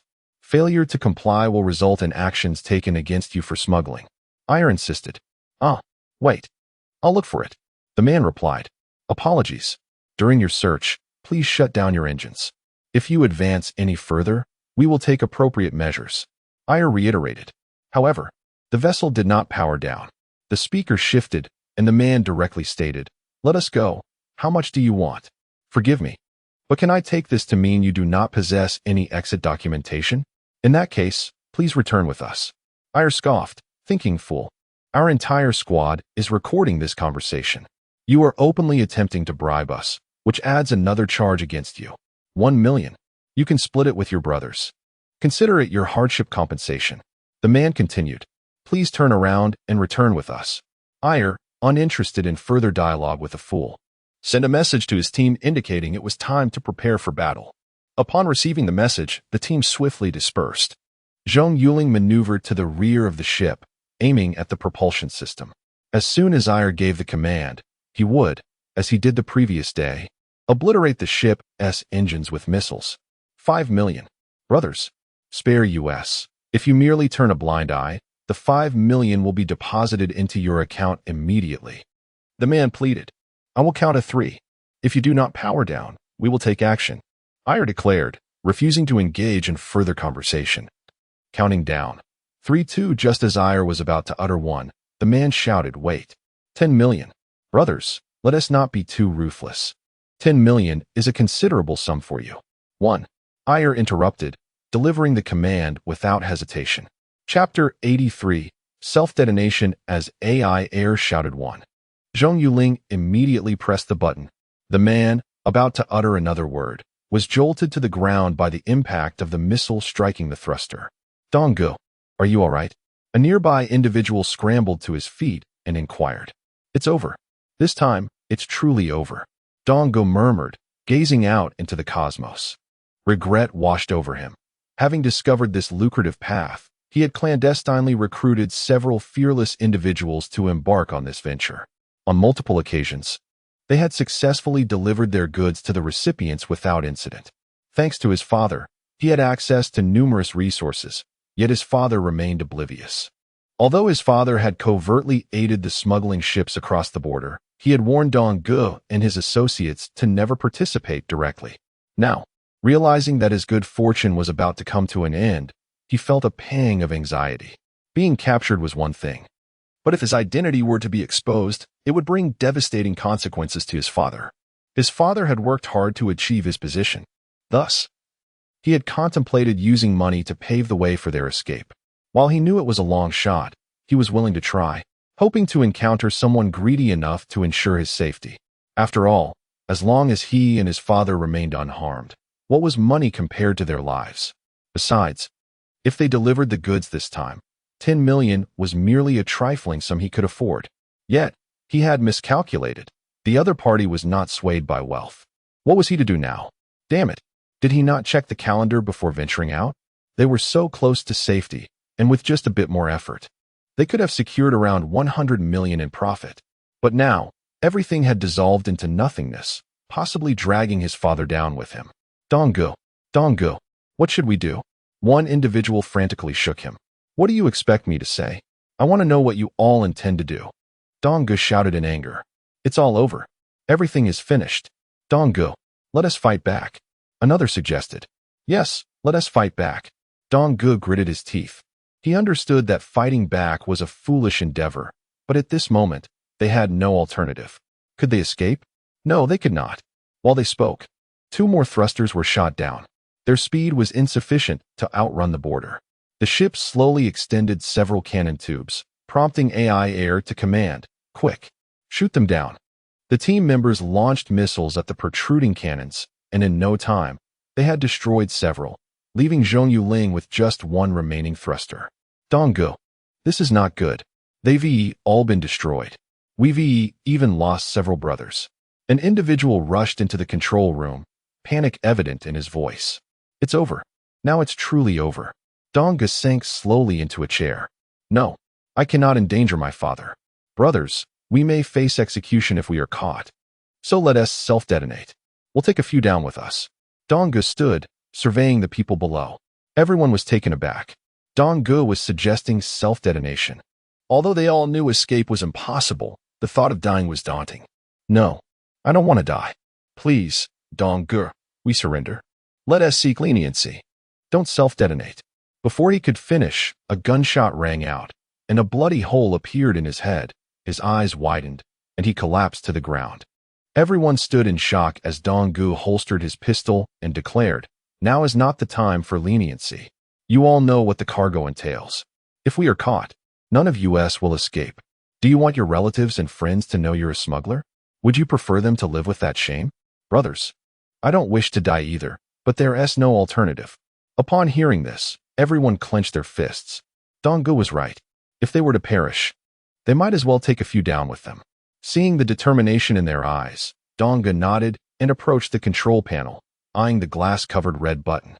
Taking a deep breath, he placed his thumb on the fingerprint lock. This self-detonation system had not originally existed.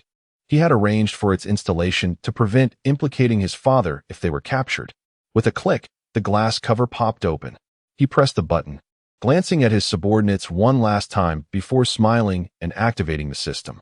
AI Air felt a sudden unease, having danced with death for so long. He sensed that something was about to transpire. He immediately shouted to everyone, "Evacuate! Quickly leave the ship." Though confused, everyone piloted their craft away from the vessel. Boom! Just seconds after their departure, the ship exploded. Although the team members had already fled, the shockwave and debris struck several aircraft that were caught off guard. Once the explosion subsided, Zhong Yuling, situated at the rear of the ship, swiftly maneuvered his controls to the right, guiding his craft in an arc away from the center of the explosion, unharmed by the blast. Upon reaching a safe zone, he immediately contacted the team channel. "Captain, are you all right?" "I'm fine. I've evacuated." AI Air's voice responded. "I'm also unharmed," came Tina's voice. "Damn, they self-detonated."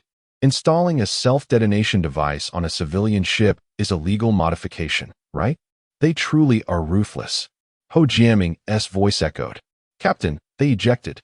Their aircraft has been destroyed." It was Li Shaonin's voice. "I also ejected." Wu Siming exclaimed. I ejected too, but I'm injured. My left hand hit something during the explosion, and it might be broken. The shield cracked. Luckily, I have my helmet on, and there's still enough oxygen. I'm fine. Hao Xiaoli's weak voice came through. Li Jie, are you alright? Don't talk. I'm coming to help you. Upon hearing Hao Xiaoli's words, Zhong Yuling hurriedly flew toward her. Dai see you. How are you too? AI Air anxiously shouted into his earpiece, having received no response from the two. Damn it! AI Air cried out in frustration. Tina, Ho Jiaming, quickly check on them. Receiving the order, the two flew towards Dai Si and Dai Cu's location. Before long, Ho Jiaming's trembling voice came through. Captain, Dai Si didn't eject. The escape pod is still on the aircraft. It's possible, bastard. There's no possible with me. Get closer and assess the situation. AI Air cursed. At that moment, Tina's voice rang out. Captain, Dai Cu's aircraft was hit, but the escape pod is missing. Then find it. I don't want to hear about the aircraft. I want to know about the two of them. AI Air shouted in agitation. Captain, Dai Si is slumped in the cockpit. The shield is intact, but he seems unconscious. I can see blood. Ho Jiaming reported as he flew beside Dai Si's aircraft, peering through the glass shield. I understand. Perform a rescue. AI Air nodded. Captain, we found Dai Cu's escape pod. He is fine. I saw him moving. He is waving at me. The communication system must be broken, so he can't contact us. Tina excitedly relayed to AI Air as she spotted Dai Cu waving from the escape pod. Damn, you scared me. Quickly bring him back. Upon hearing that Dai Cu was safe, AI Air let out a sigh of relief. Chapter 84. Farewell. Brother Al contacted the rescue ship urgently. For Hao Xiaoli was in grave danger. Her protective shield had been compromised, although her helmet's oxygen supply would prevent suffocation. The cosmic radiation could penetrate the damaged shield and invade the escape pod. Despite the spacesuit providing some defense, it could not shield her entirely. If the radiation invaded her body and damaged her cells, it would be fatal. Upon hearing the situation, the captain of the rescue ship did not hesitate and immediately dispatched a search and rescue vessel to the scene. As its name suggests, the rescue ship is designed to locate and assist those with signs of life stranded in space or within damaged spacecraft. These vessels are equipped with a plethora of rescue equipment, including scanners, cutters, welders, and tow lines, along with medical personnel and devices. Hao Xiaoli, are you experiencing any discomfort? Al inquired. Everything is normal except for some dizziness and pain in my arm, Hao Xiaoli responded. Good. The rescue ship will arrive shortly. Hold on. Al nodded, his heart filled with hope that the radiation had not caused excessive cellular damage. It's all right, Captain. My physical condition is resilient. Hao Xiaoli reassured him with a smile, understanding his concern. Indeed, our sister Li is strong, Zhong Yuling added with a chuckle. Now, save your energy and refrain from speaking. Captain, should we investigate the wreckage? Hu Jiaming asked. No need. You two focus on caring for her. The wreckage can wait for the rescue vessel to examine, Al replied, shaking his head. Approximately 1 hour later, 2 rescue vessels appeared in space. Upon reaching the explosion site, one ship headed towards the floating wreckage while the other approached Hao Xiaoli and the others. The rescue vessel first arrived beside Hao Xiaoli. A rectangular opening appeared beneath the ship, and several individuals clad in spacesuits, equipped with propulsion devices and carrying boxes, emerged. A rope tethered them to the rescue vessel to prevent them from drifting away. They reached Hao Xiaoli's escape pod and observed the breach in the protective shield. One rescuer retrieved a cylindrical object from the box, while another reached for a pull ring at the center of the cylinder, slowly drawing out a sheet of transparent material. Once it reached a sufficient length, they affixed it to the escape pod's shield. Zhong Yuling was left speechless, realizing that this was merely transparent tape. However, he understood that this tape was likely composed of radiation-resistant material. Once preparations were complete, a rescuer produced a remote control and pressed a button. 2 cables extended from the opening of the rescue vessel, which they secured to the escape pod. After fastening the cables, the rescuer pressed the remote control again, and the team, grasping the cables, gradually entered the rescue ship as the rectangular opening closed behind them. seeing how Xiaoli's safely aboard. Zhong Yuling breathed a sigh of relief and swiftly departed towards the wreckage. Zhong Yuling, where are you going? Al inquired as Zhong Yuling flew towards the debris. Just taking a look. Otherwise, I have nothing to do, Zhong Yuling replied through his earpiece. You're quite bored, Al remarked, exasperated. At that moment, Al received a communication request from the rescue ship. Hello, I am the captain of the rescue ship. Your female team member has only sustained a fractured arm. The radiation levels are within safe limits, so you can rest assured she is fine, the captain informed Al. Thank you. Al nodded in gratitude. You're welcome. It's my duty. The captain responded with a smile. Captain, something seems off with Deus. We need the rescue ship to check on him. Hua Jiaming's anxious voice crackled over the team channel. The team members were startled by his words. Al asked urgently, what is happening? I can't describe it, but it feels wrong. Damn it, Deus. Don't you dare be in trouble. Hua Jiaming exclaimed, panic evident in his tone. The rescue ship arrived at Deus's fighter jet, and the rectangular opening reappeared beneath the vessel as rescue personnel approached the glass canopy for inspection. One rescuer extracted a device to scan the cockpit and gestured to his colleagues. Another rescuer retrieved a cutting tool from the box and began to slice through the surrounding machinery. The captain contacted Al again. His heartbeat is very weak. We are doing our utmost to assist, but we cannot open the protective canopy right now.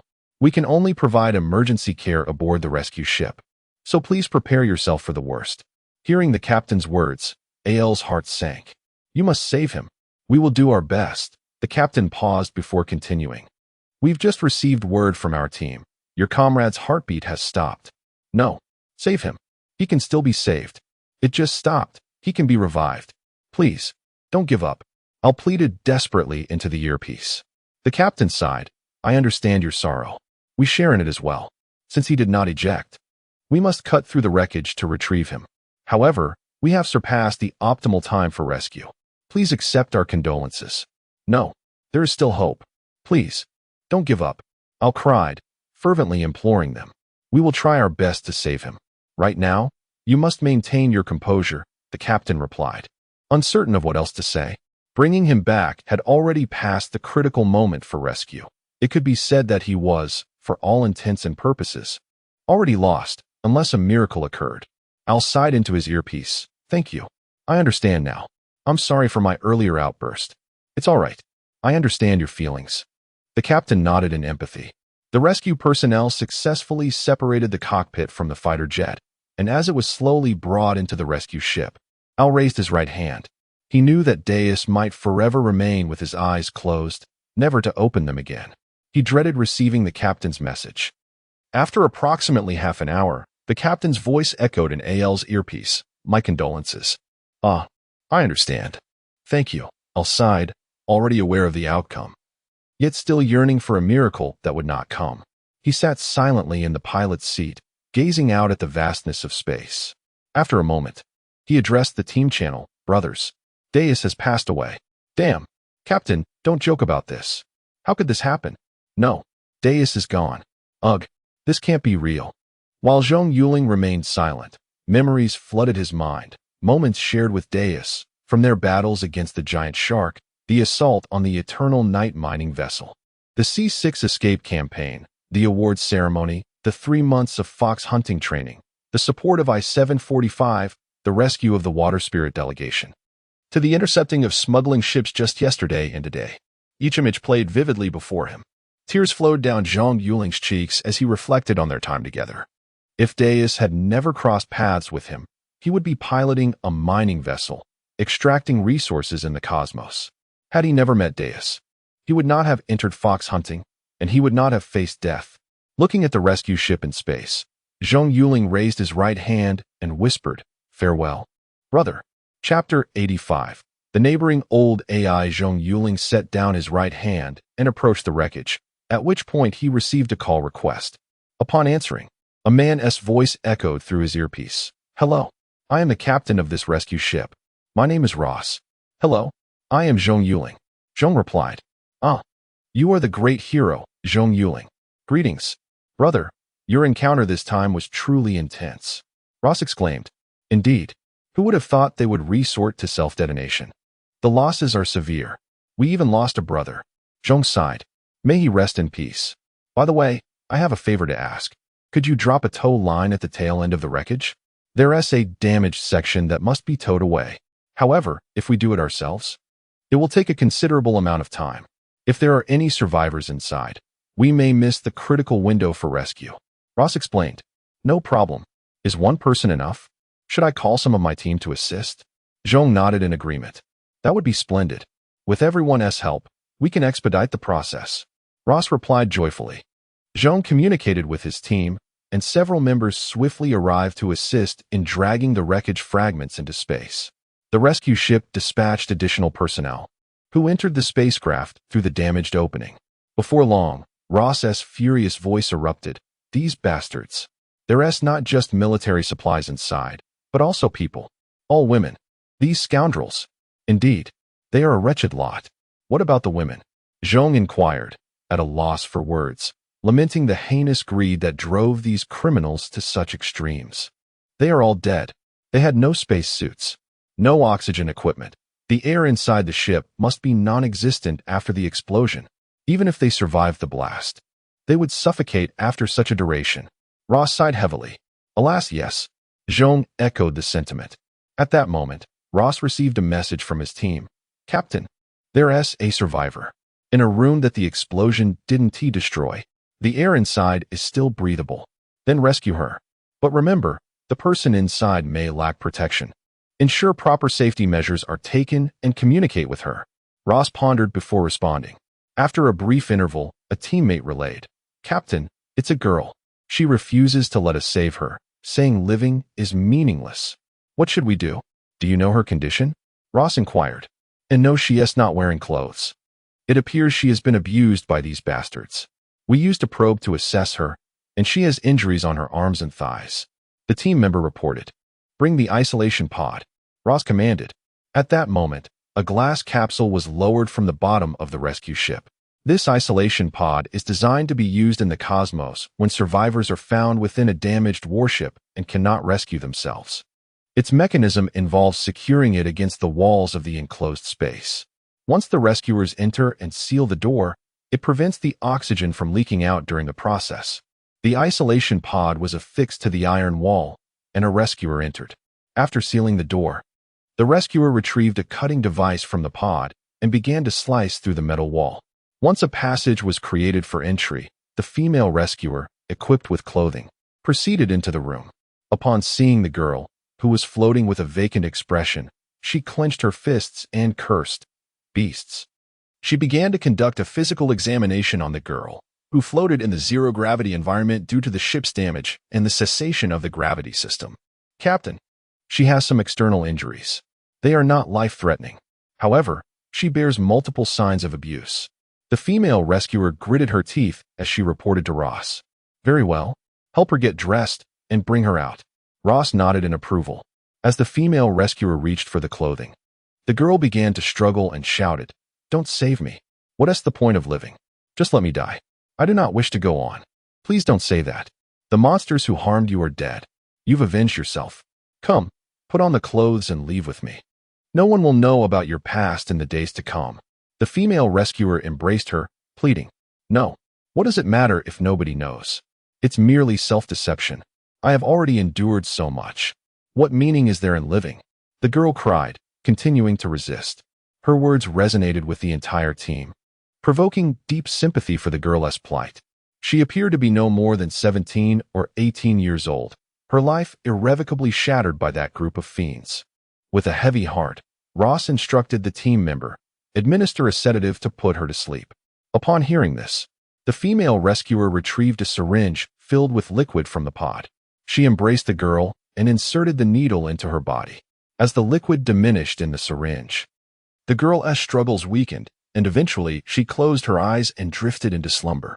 Once the girl was asleep, the team began to dress her properly and carried her back to the isolation pod. After sealing the door, an oxygen tube was connected to the pod.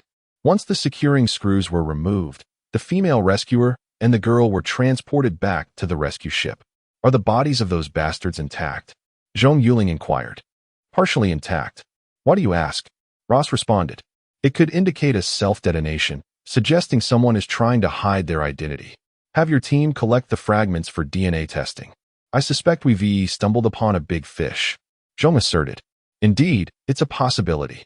I'll have my team gather them. By the way, how about we grab a drink when we return? Ross suggested with a smile. Sounds good.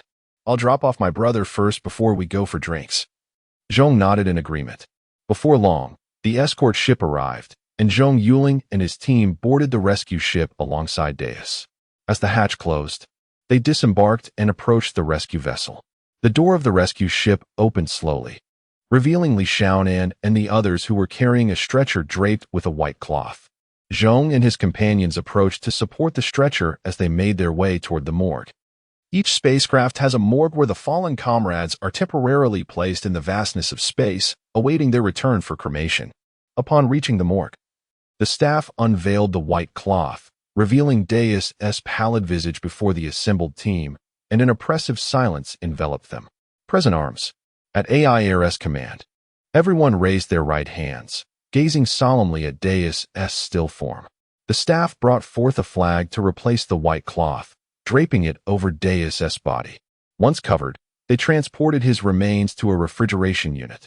As Deus was pushed inside, the team collectively murmured, "Brother, rest well. We will take you home." The door of the refrigeration unit closed slowly, and the group remained, watching solemnly by the side of the unit, sighing heavily. That unit belonged to Otto. In this mission, 2 brothers lay within. "Brother, farewell. We will take care of your family." AIR approached to gently touch the 2 units. After standing in silence for a while, they exited the morgue.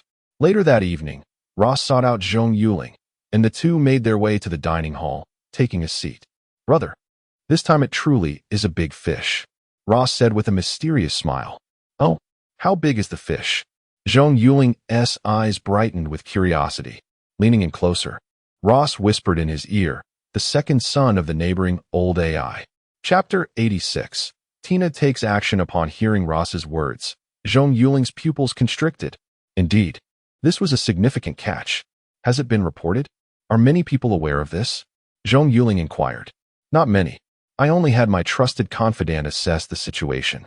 It has been reported, and the information has reached your father. Ross nodded and replied. Good. Keep this under wraps. If it leaks, it would disrupt our plans. Zhong Yuling affirmed. His father must have his own thoughts. For now, it was crucial to keep this confidential. Otherwise, AI Jinming would be alerted and prepare in advance. I understand. I've issued a gag order. Moreover, I reported directly to your father.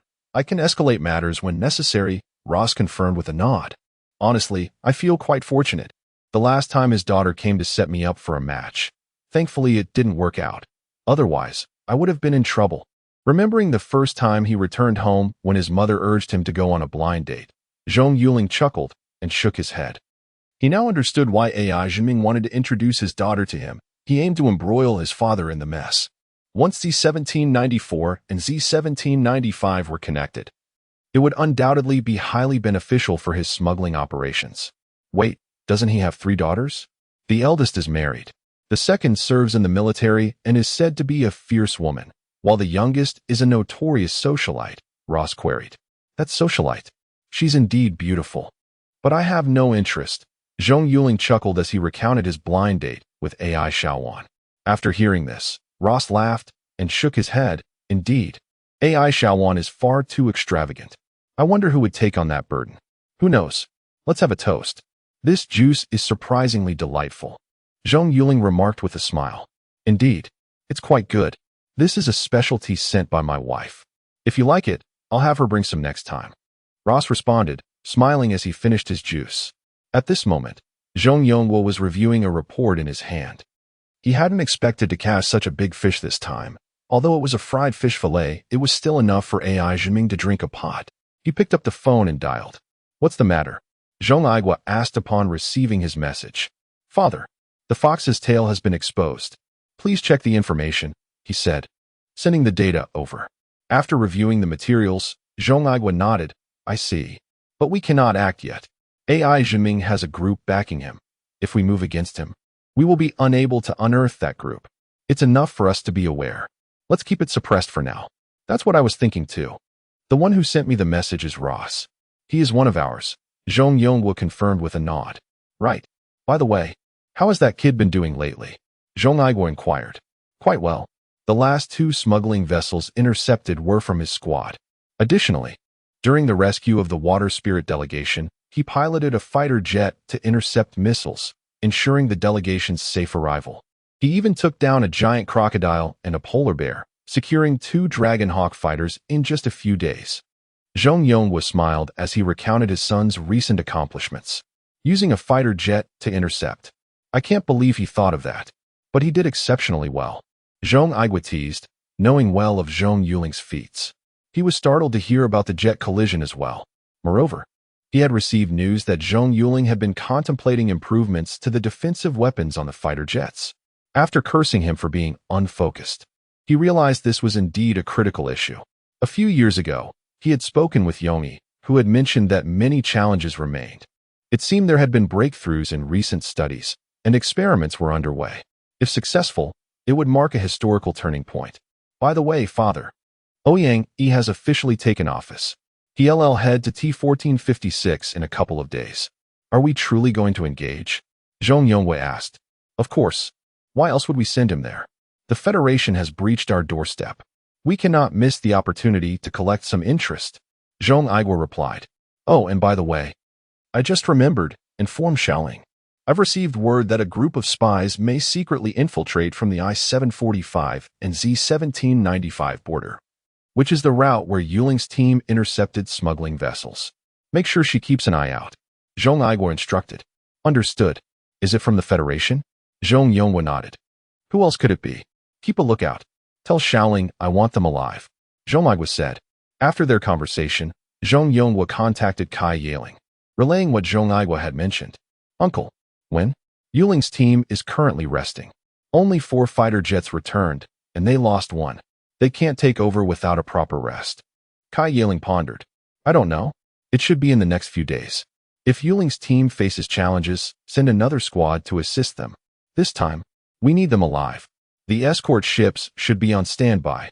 The moment they encounter them, they must storm in to prevent any suicides. Zhong Yuling instructed. Yes. I will ensure the mission is accomplished. By the way, Uncle, Yuling has indeed performed exceptionally well. I lost a squadron leader, and I would like to promote Al to take over. I believe Yuling should take his position.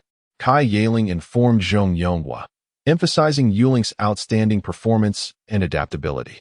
Though his piloting skills had yet to meet her expectations, he was more than capable of being promoted to squad leader. Well, you decide. If it's feasible, let him take over. If not, let him continue to hone his skills. Zhong Yuling nodded.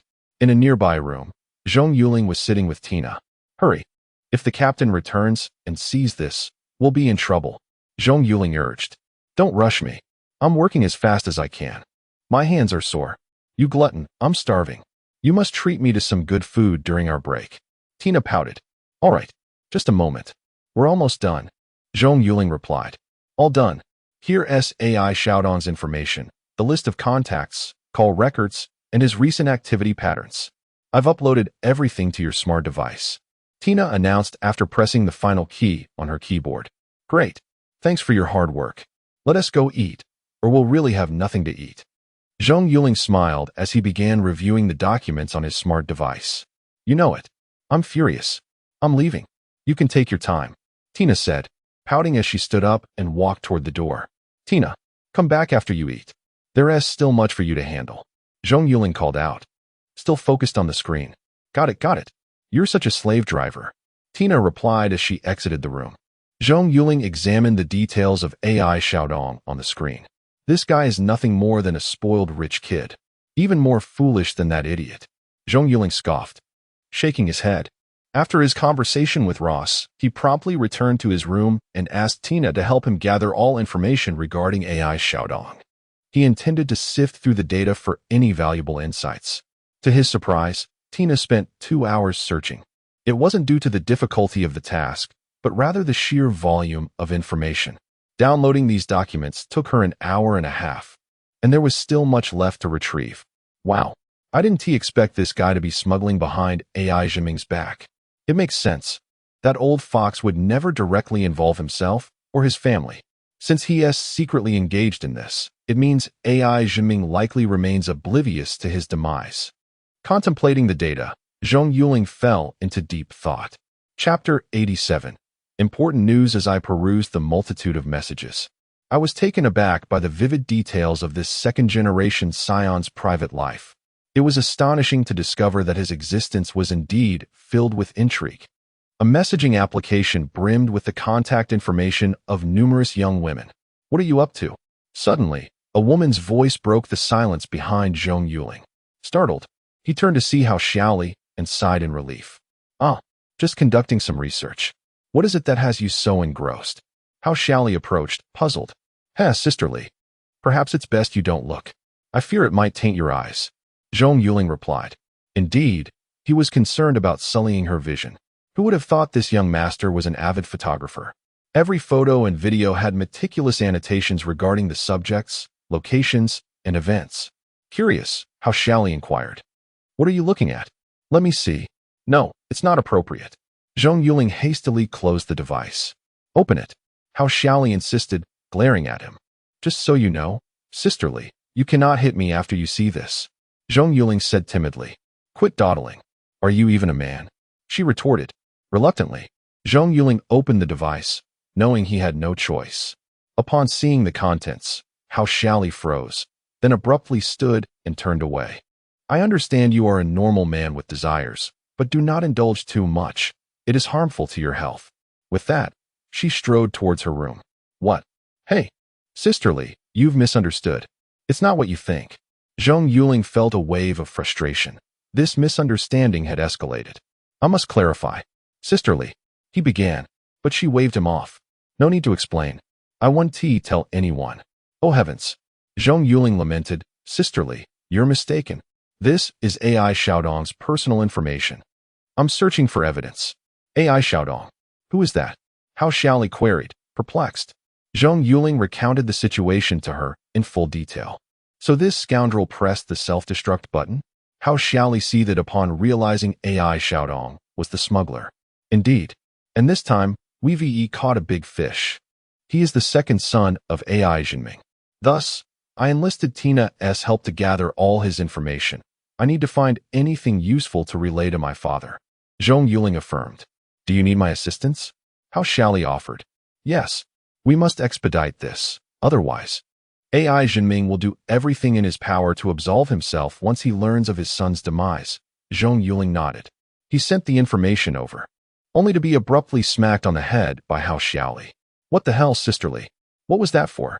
Zhong Yuling protested, rubbing his head. "What do you mean? If I hadn't been holding on with one hand, I would have used both. Why are you sending me these photos and videos? I have no interest in such things." Hao Xiaoli fumed, her hand poised to strike again. "I had no choice. Tina sent me a compressed file. If I had to send them individually, it would take forever. I'd have finished watching them myself and wouldn't need your help," Zhong Yuling explained, exasperated. Hao Xiaoli fell silent and took a seat, reviewing the materials. "This scoundrel is nothing but a cad." "What cad? There are far worse than him. Did you not see that one document stating he kidnapped a woman's boyfriend? He bullied her in front of him and even recorded it. He is a degenerate, a pervert," Zhong Yuling countered. "Indeed, he deserves his fate. At least no more young women will fall into his clutches." "Look at this," Hao Xiaoli exclaimed, directing Zhong Yuling's attention. Zhong Yuling leaned closer to examine the document, inputting the name into his device for further investigation. This was a chat log and video between AI Xiaodong and a woman. The video indicated mutual consent, devoid of any coercion. The woman appeared to be in her late 20s, and their exchanges were frequent during this time. However, Zhong Yuling noticed an anomaly.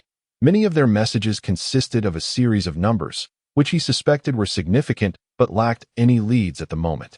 Hao Xiaoli showed him a segment of a video filmed in a hotel, capturing their dialogue post-exercise. "If you manage this task well, I shall reward you," the woman said, embracing him with a kiss. "Oh, what reward?" AI Xiaodong replied. "Darling, you are the greatest reward of all. What could possibly surpass you?"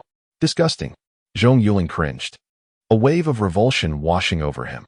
Enough of such juvenile flattery. Let us get back to business. Can you bring them in? Rest assured, in a couple of days. I'll be sending a batch of fruit for sale.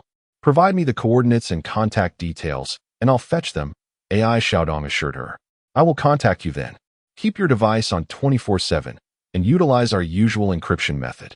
Remember, you must ensure there's safe passage. The woman instructed. Understood, darling. Now, let us resume our break. AI Xiaodong said, pressing her down once more.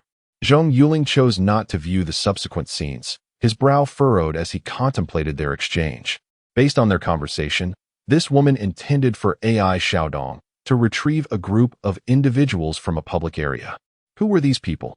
What were their intentions? Their arrival could not bode well. If they were ordinary citizens, they would follow proper immigration protocols. There was no need to risk capture through smuggling. He had to contact his father immediately. Zhong Yuling hurried back to his room and messaged Zhong Yonghua. What is the matter? Zhong Yonghua inquired. Father, I believe you are aware of the intercepted smuggling vessel from a few hours ago. You know who it involves, right? Zhong Yuling stated. Yes, I'm aware. Your grandfather has indicated that we cannot act against the AI family for now, Zhong Yonghua affirmed. I suspected as much. Upon receiving the information about the individual, I had Tina, who is Dai Lily's daughter, hack into his information database and download some files. After filtering through them, I uncovered a crucial piece of intelligence that I believe is significant, Zhong Yuling explained, sending over the video. Get lost. You send me this kind of video? Are you itching for a beating? Zhong Yonghua remarked, his expression darkening as he viewed the footage. Father, please don't be hasty. Fast forward to around the 8-minute mark. There is a conversation between them that you need to hear, Zhong Yuling urged. Zhong Yonghua complied, fast-forwarding to the specified point. After listening to their dialogue, a smile crept onto his face. Excellent. You've done well again. This information is critical. Immediately instruct Tina to access AI Xiaodong's social media. I require the precise locations of those individuals. It must be done swiftly. Understood. By the way, may I inquire about these individuals? Zhong Yuling cautiously asked. This was originally confidential, but since you discovered it, you are entitled to know. These individuals are spies from the Federation. Your grandfather received intel that they intend to enter through your areas soon. I've been troubled by this. Do not concern yourself with AI Xiaodong's other information for now. Focus on this matter. I will have your sister bring the civilian vessel to you. Your team is now to be incorporated into this operation, Zhong Yonghua instructed. Chapter 88. Preparing to capture the rodent. What mission? We're on leave. Zhong Yuling exclaimed in exasperation. Leave my foot. Gather your team immediately. This mission falls to your squad. Linger will brief you on certain matters. With that, Zhong Yonghua abruptly ended the communication. Staring at the darkened screen, Zhong Yuling felt utterly speechless. Fine. Who am I to argue with the boss? He stepped out of his room. What is the captain doing? Zhong Yuling inquired, donning his earpiece to contact AI Air. Nothing much. What is up? AI Air replied, sipping from his drink. Currently unwinding with the team in the entertainment zone. Our mission has arrived. The commander is sending it directly to us. Prepare to assemble. My cousin will pick us up. All right. We'll head back right away. What is the mission? Upon hearing the news, AI Air urged his teammates to hurry. It's classified. I'll inform you when we arrive. Once the team reconvened in their quarters, Zhong Yuling sat down, addressing them. This is a covert mission. I don't have the specifics. We must wait for my cousin to explain. However, I can reveal that we may need to cross borders to capture some rodents. Federation rodents? AI Air frowned. Yes, indeed. They plan to infiltrate our territory through smuggling routes. Zhong Yuling nodded. Great. I'm looking forward to catching these rodents. When will the captain arrive? AI Air responded eagerly. She'll be here shortly. Li Jie, you one team need to participate this time. Please help me organize the relevant documents and compile the useful information. Tina, you must bring your computer. You'll be the star of this operation. Zhong Yuling instructed. Understood. Let us get to it. Hao Xiaoli nodded. Tina returned to her room to retrieve her computer. They didn't have to wait long before receiving a command from Kai Yaling to gather at the helipad. Equipped with their gear, they arrived at the helipad, where a civilian spacecraft awaited them, identical in model to AI Xiaodong's. Kai Yaling instructed everyone to board the ship. Once inside, she began to assign tasks. Zhong Yuling, due to your appearance, you must wear makeup before departure. Tina, initiate an infiltration of AI Xiaodong's neural interface and establish contact with that woman. The rest of you, prepare your weapons for the capture once those rodents board. Upon hearing this, Zhong Yuling furrowed his brow, suddenly recalling something. Captain, I have a question. Speak, she replied. Zhong Yuling activated his neural interface, playing a video of the conversation between the two individuals. The woman mentioned that the information is encrypted. We must use their encryption method to contact them. However, we are unaware of what that method is. Damn it, why wasn't this reported sooner? Kai Yaling scolded, kicking him in frustration after watching the video. I only just thought of it. Zhong Yuling rubbed his sore backside. Tina, quickly search for any clues. Kai Yaling directed, ignoring Zhong Yuling. Tina began typing furiously, beads of sweat forming on her forehead as time ticked away. She was unable to determine how the two had communicated. Zhong Yuling, gazing at the screen, said thoughtfully, Tina, retrieve all chat records between AI Xiaodong and that woman. As the screen filled with messages, Zhong Yuling filtered out the flirtatious remarks until a particular message caught his eye.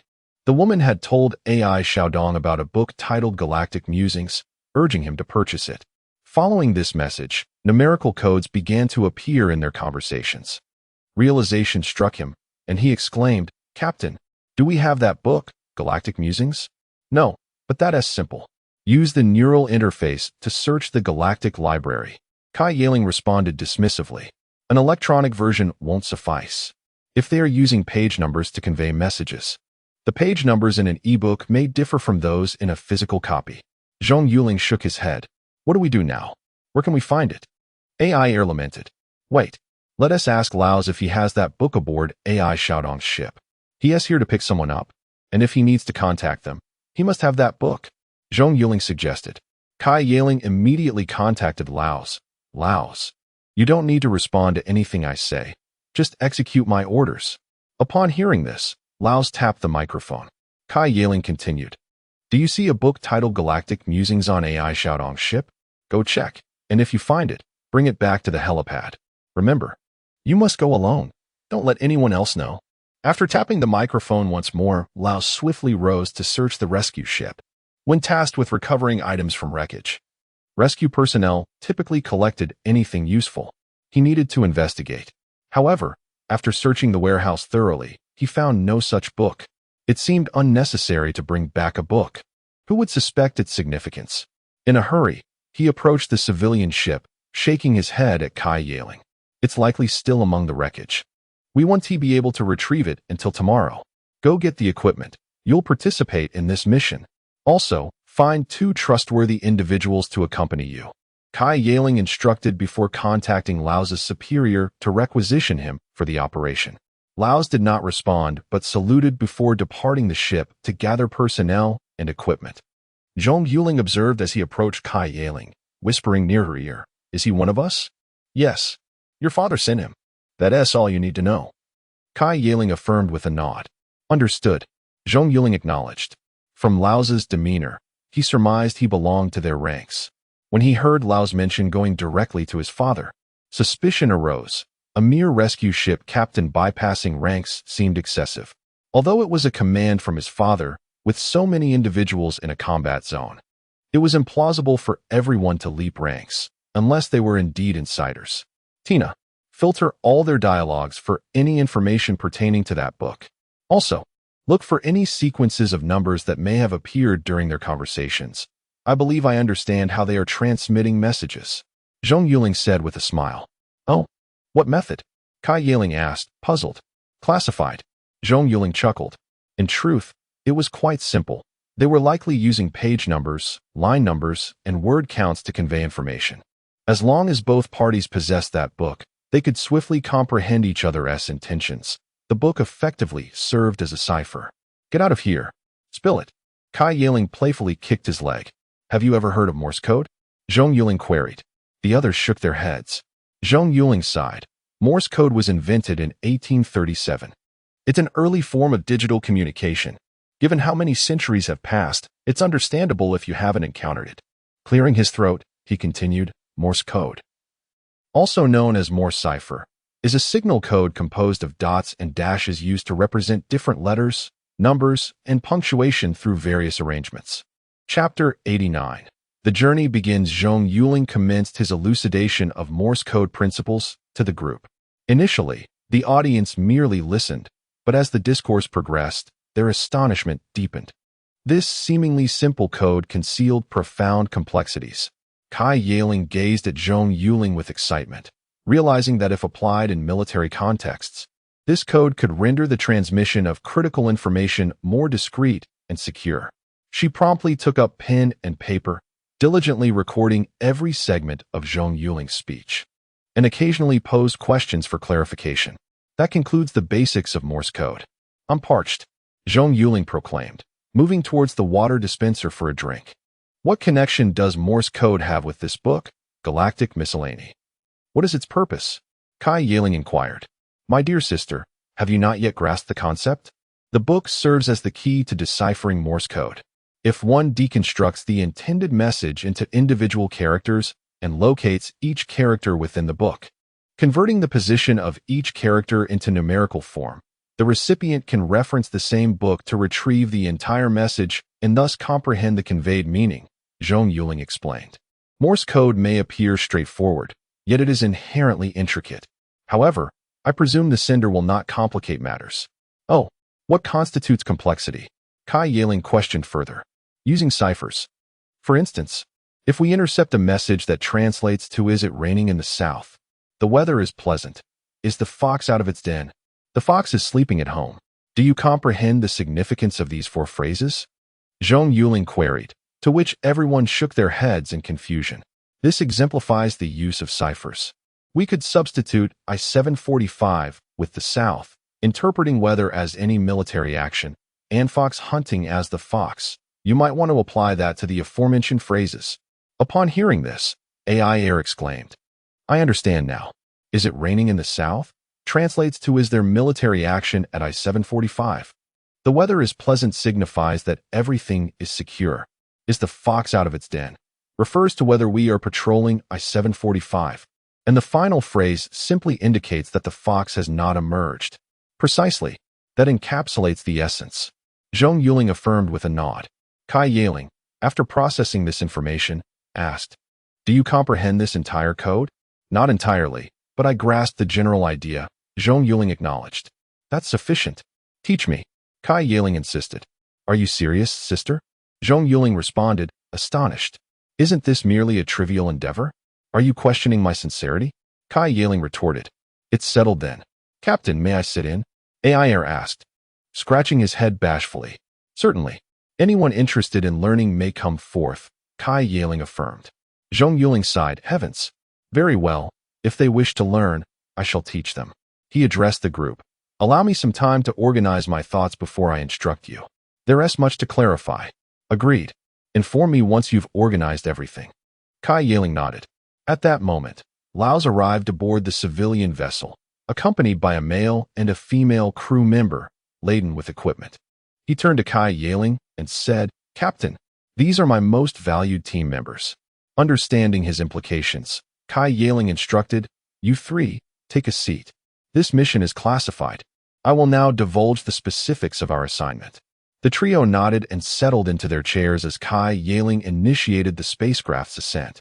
During the journey, she detailed the mission to the 3 individuals, who nodded in acknowledgement. Laos assured, Rest assured, Captain, we will accomplish this task. Upon completion of this mission, remember to maintain confidentiality. Kai Yaling instructed the entire crew. Understood. They chorused, rising to their feet. Kai Yaling gestured for them to sit again and turned to Laos. Laos. Your team's task is to promptly locate the book titled Galactic Miscellany upon reaching the wreckage. The success of this mission hinges upon it. At this moment, the female crew member beside Laos interjected, Captain, I have a recollection. When I went in to rescue that girl, I saw a book floating in the air. It must be the one you mentioned. Excellent. Knowing the location is a great advantage. Prepare yourselves. Kai Yaling affirmed with a nod.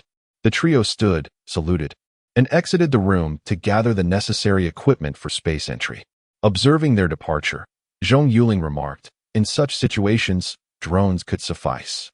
Perhaps we should consult Uncle regarding the development of drones for this purpose. Indeed, a splendid idea. I shall discuss it with him once the mission concludes. And you? Can you not focus on your own duties? You are a combat personnel, not part of the research or intelligence divisions. Do not squander your time learning their skills. Have you prepared for the upcoming assessments? Kai Yaling admonished Zhong Yuling. Yes, I am ready, he replied with a smile. Cease your frivolity. Your benchmark will be the squad leader's standards, Kai Yaling warned. What? Sister, what is this? I am merely a team member. Why must I be held to the squad leader's standards? Please do not treat me so specially. Zhong Yuling protested, leaping to his feet. Disregarding him, Kai Yaling turned to AI Air.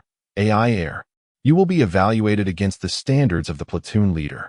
AI Air nodded, understanding the implications of her words. During the recent federal incursion, a platoon leader had sacrificed their life.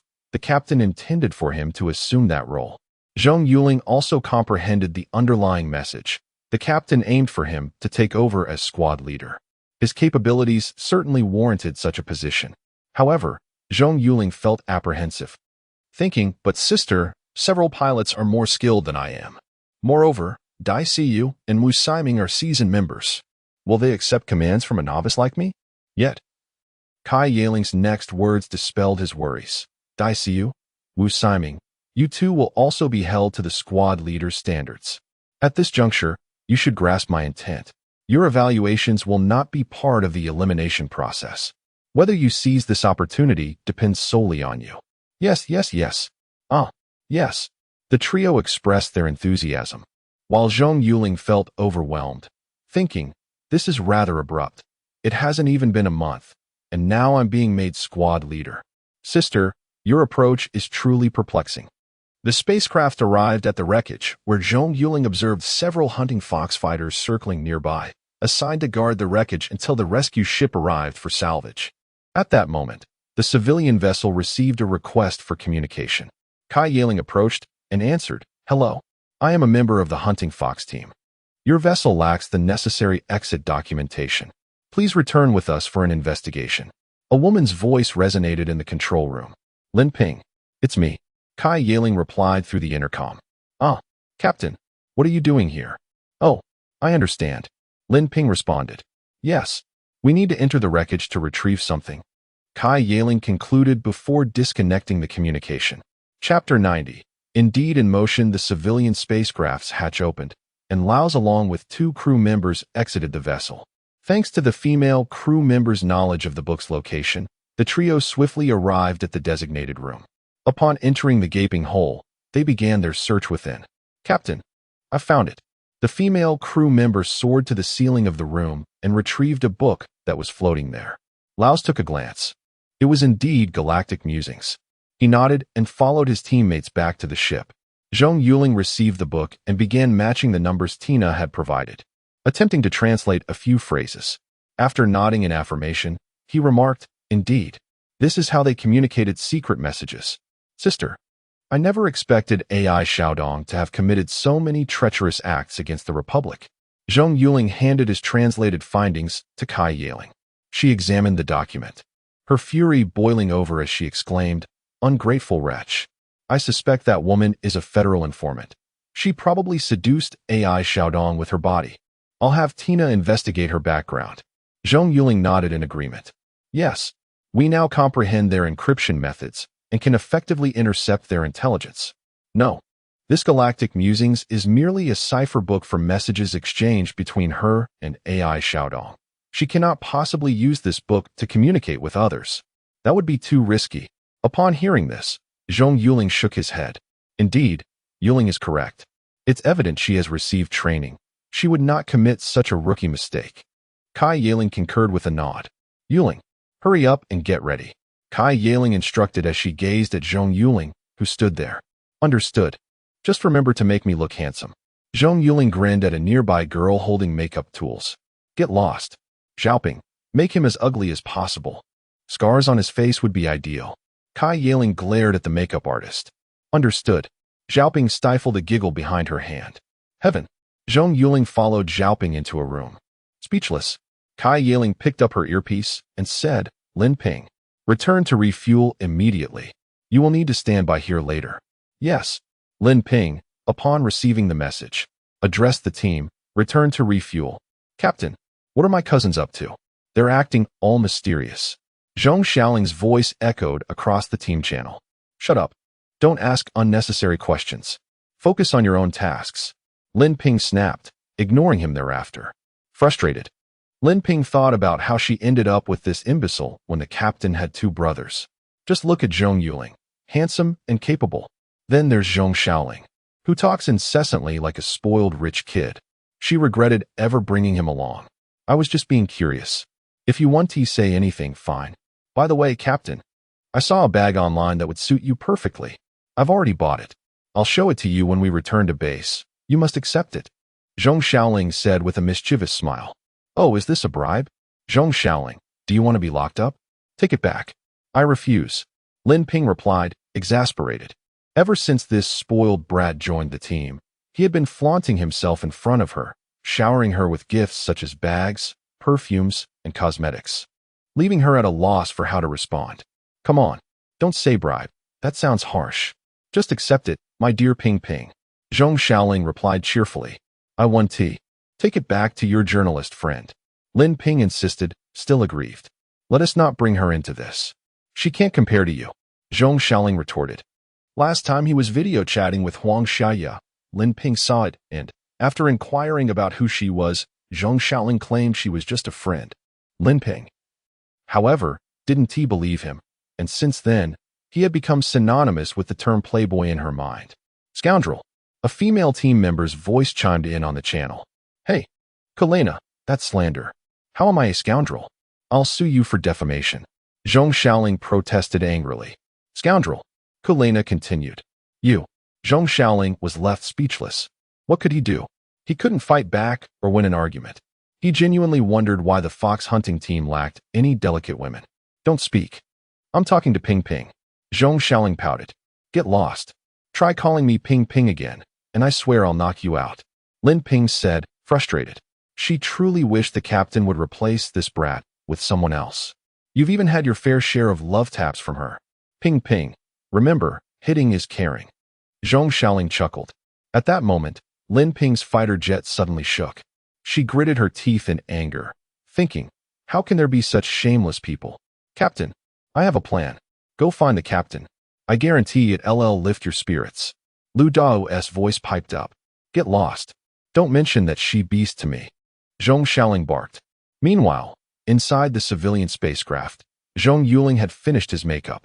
As he stepped out, everyone stared at him in astonishment. How do I look? Have you noticed my newfound masculinity? Zhong Yuling grinned, stroking his chin. Indeed, compared to your previous delicate appearance, this look exudes much more masculinity. Tina nodded in agreement.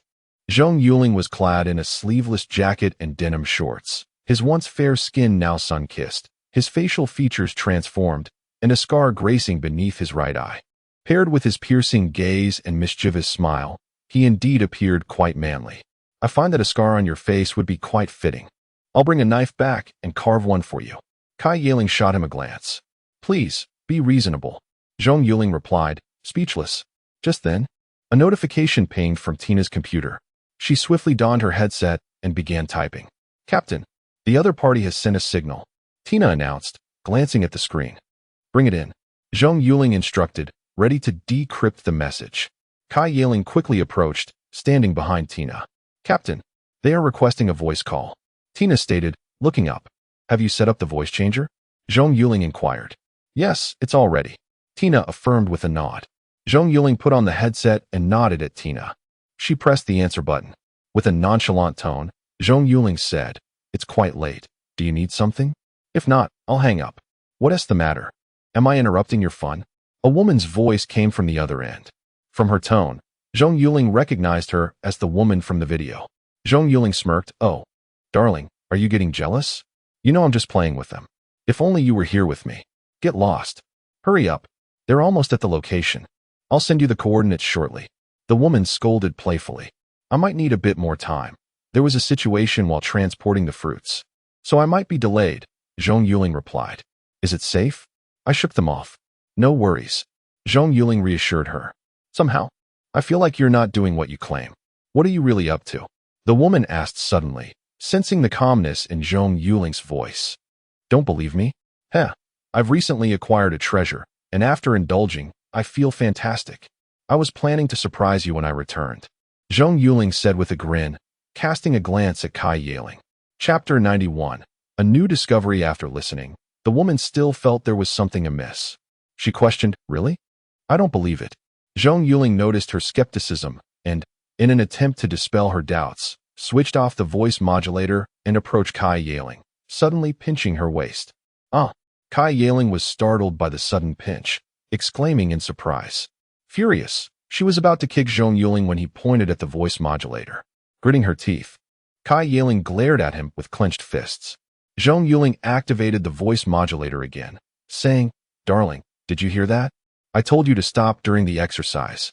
After hearing this, Kai Yaling felt a wave of confusion wash over her, and in her anger, she picked up some nearby documents to throw at him. Oh, I see. Indeed, some of the girls you mentioned are rather decent. Upon hearing about the girls, the woman's doubts began to diminish. Fearing she might grow suspicious again, Zhong Yuling chuckled. Yes, I couldn't bear to part with them. Now, hurry and send me the location. I'll find you once I return. Understood. I've sent it to you. Now get in touch with them. The woman replied, sending over the information. Received. All right. I'm hanging up. Await my good news. Zhong Yuling concluded, ending the call. Just as he let out a sigh of relief, he suddenly felt a kick to his backside.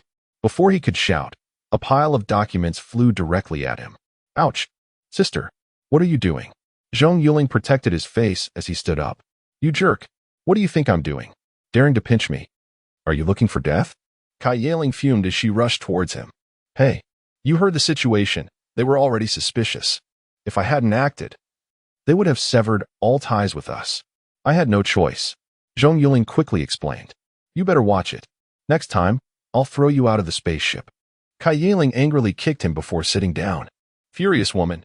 Zhong Yuling mumbled while rubbing his backside and standing up. Get on with the decryption. Kai Yaling shot him a glare. Zhong Yuling began decrypting the numbers sent by the other party. Before long, he handed the decrypted paper to Kai Yaling. Not far from us. Everyone, enter combat mode. The moment they arrive, take full control. Yes, Captain. One of the team members, Rolls, approached to inquire. What tasks do the three of us have? Your tasks are complete. As non-combat personnel, you are not required for the upcoming mission, Kai Yaling replied. Come on. Logistics personnel are still soldiers. Give us something to do. Rolls pleaded with a smile. Captain, I suggest we let them secretly exit through another door of the spaceship, sabotage the enemy's vessel, rendering it immobile, and then drag it back. Even if the ship isn't federal, it must be smuggled or illegally transported, so we can interrogate them. Zhong Yuling proposed to Kai Yaling. This is a public area. Have you forgotten we can't act against civilian ships? Kai Yaling glared at him. What do you mean we can't act against civilian ships? Are we soldiers? No. We are merely a group of pirates taking advantage of the situation. Zhong Yuling grinned. Indeed, Yuling is right. We aren't wearing military uniforms. We are using civilian ships. We are not soldiers, and we can act. Iyer nodded in agreement. Kai Yaling conceded, all right. Rolls. Do you have the tools? Yes, Captain. I guarantee it will be a luxury for them to move even a centimeter. Rolls cast a grateful glance at Zhong Yuling. Then go prepare. When the two ships approach, exit from the other side. Kai Yaling instructed, and they complied, saluting her as they left. Watching the three with excitement, Zhong Yuling shook his head, wondering why all the logistics personnel were so battle-hungry. As they flew beyond the border, it was the most dangerous time. Anything could happen in the public area, and everyone remained on high alert, watching the red dot on the screen intently. Sister, are you really going to make me the squad leader? Zhong Yuling asked as he sat beside Kai Yaling. Regardless of our bickering, your abilities are indeed commendable. Don't let me down, nor disappoint Grandpa and Uncle. Kai Yaling nodded in affirmation. All right, I'll give it a try. By the way, sister, don't you and Hu Jianming have a second season? Zhong Yuling glanced at Hu Jianming, who was seated in the distance. Get lost. Are you bored? Kai Yaling shot him a glare. Fine. I suppose my concern was for naught. and is incredibly anxious. Zaylin's son is already old enough to run errands. And you should consider your own situation. You are our eldest sister. Zhong Yuling shrugged. If you're bored, go do some push-ups. Don't come here to engage in awkward small talk. Kai Yaling retorted, staring at the documents. Zhong Yuling scratched his nose and moved to sit beside Hua Jiaming. What were you discussing with your sister? Hua Jiaming inquired. She said her brother's son is old enough to run errands, but since you haven't taken action yet, she's quite upset. Zhong Yuling pouted. Bro, please spare me. I really don't want to meet an untimely end. Hua Jiaming exclaimed, glancing nervously at Kai Yaling. Pathetic. You'll end up a lifelong bachelor. My sister has already stated that if you don't take initiative, you aren't a man. Zhong Yuling stood up, turning his back to Hua Jianming with a mischievous grin before moving to sit beside Tina. Have you locked onto that woman's location? And have you uncovered her identity in the Republic? Zhong Yuling asked. She's very cunning. Her smart device's firewall has been specially modified, and cracking it will take some time. I don't dare to proceed hastily, or we might be discovered. Tina shook her head. No rush. There's no need to hurry. Zhong Yuling replied, picking up the smart device to review AI Xiaodong's information. At that moment, he stumbled upon a video featuring AI Xiaodong with a woman, approximately 30 years old, dressed in military attire and looking quite alluring. Based on her shoulder insignia, she appeared to be a civilian officer. In one segment of the video, Zhong Yuling noticed something peculiar. A man's face was obscured by pixelation, but it was clear that it was not AI Xiaodong. Intrigued by this video, he traced its source and discovered it was sent by AI Xiaodong, accompanied by a chat record. The chat read, I didn't expect our sister Linlin to have this side. To which the woman replied, AI Xiaodong, what do you want? AI Xiaodong, I want nothing. Just a chance encounter with Sister Linlin. I wonder what you think. The woman, AI Xiaodong, don't overreach. Aren't you afraid of your father? Threatening me with video. Aren't you worried he might kill you? AI Xiaodong, I'm so scared. Here's the address. If you don't come in 3 hours, the video will be sent not only to your husband's inbox but also to the military forum. Don't worry. I've handled the male lead. No one will know who he is. The woman, AI Xiaodong. You will not end well. In another video, AI Xiaodong was seen with that woman, who appeared to be very resistant. It then showed AI Xiaodong using these recordings to coerce the woman into a relationship. Zhong Yuling pondered, finding the situation amusing based on the exchange between the two. Chapter 92. The appearance of the rat. Zhong Yuling smiled and said, Sister, come here. I want to show you something. Kai Yaling, perplexed, rose and approached him. Upon viewing the videos on Zhong Yuling's smart brain, her anger flared, and she was ready to kick him. Zhong Yuling quickly stopped her, saying, Don't act rashly. There are indeed secrets. Just watch it to the end. I refuse. There are no good men. Kai Yaling retorted, attempting to walk away. Wait, sister. I assure you, you will regret not watching it. Zhong Yuling insisted, grabbing her arm. Get lost. I have no interest. Just tell me what this is about. Kai Yaling shook him off. Do you recognize this woman? Zhong Yuling paused the image and pointed at the woman in the video. I don't know her. Kai Yaling glanced briefly before exclaiming, Isn't that Lu Xiaolin? I know her. Which department is she in? She is AI Jinming's confidential secretary, often attending events with him. Kai Yaling informed him. Oh. Zhong Yuling leaned closer and whispered, Do you think she would be unaware of AI Jinming's activities? Kai Yaling's eyes lit up as she grasped his implication. You mean to use her as a breakthrough? Precisely. With these videos, I have a plan. And I suspect the male lead in the first video is that old lecher AI Jinming. Zhong Yuling nodded with a grin. Is that so? Your son threatens me with your videos. Isn't he afraid AI Jinming will kill him? Kai Yaling questioned, confused, since the man was completely pixelated, making it impossible to identify him as AI Jinming. Very likely. Otherwise, why would AI Xiaodong have gone to such lengths? He intends to coerce Lu Xiaolin. Even if these videos are leaked, no one would recognize AI Jinming. Zhong Yuling stroked his chin thoughtfully. What do you propose we do? Kai Yaling inquired. Hee. I will pose as a petty thug who inadvertently obtained the videos, pressuring Lu Xiaolin to meet me. Once I have her under control, I will interrogate her swiftly before letting her go. After questioning, she would certainly be too afraid to tell AI Jinming the truth, knowing he would kill her. If she dies, there would be no evidence against us, making her a pawn in our game against AI Zhiming. Zhong Yuling chuckled mischievously. Your talents are wasted not being in the information department. Very well. We will act upon our return. Kai Yiling patted his shoulder. Indeed. From their conversation, I gathered that AI Xiaodong was able to smuggle goods under AI Zhiming's nose with Lu Xiaolan's assistance. In AI Zhiming's territory, AI Xiaodong could not possibly operate without someone to cover him. Lu Xiaolan must have been his accomplice. Or how else could he have obtained videos of her and AI Zhiming? He must have meticulously planned their rendezvous. Zhong Yuling elaborated with a smile. All right, I will report this matter. If Uncle approves, your entire team will join this mission. I realize you are more suited for piloting than this. Kai Yiling shook her head with a smile. Sister, information warfare is indeed a part of warfare. The reconnaissance team does not always need to prioritize combat. Activities such as reconnaissance, interception, sabotage, kidnapping, and assassination are essential skills for our team. Acquiring intelligence from the enemy and understanding their movements on the battlefield is crucial for tipping the scales of war in our favor, Zhong Yuling asserted. As he finished speaking, Kai Yiling fell into contemplation. She understood his points, but recognized the shortcomings of the information department, which comprised individuals who had never wielded a weapon. They were merely a group of bookish individuals seated before computers, rarely venturing into enemy territory. Thus, they relied heavily on spies, who often struggled to gather substantial information and faced significant exposure risks. Once a spy relayed critical intelligence, their career was effectively over. They had two options: a safe return or discovery leading to their demise. Hence, the information relayed by spies was always approached with caution. Do you have any good suggestions? Should we train those spies? Kai Yiling asked. While spies can obtain information to some extent, they often serve only once. Once exposed, they can no longer operate. Cultivating a spy is no simple task, and we avoid using them unless absolutely necessary.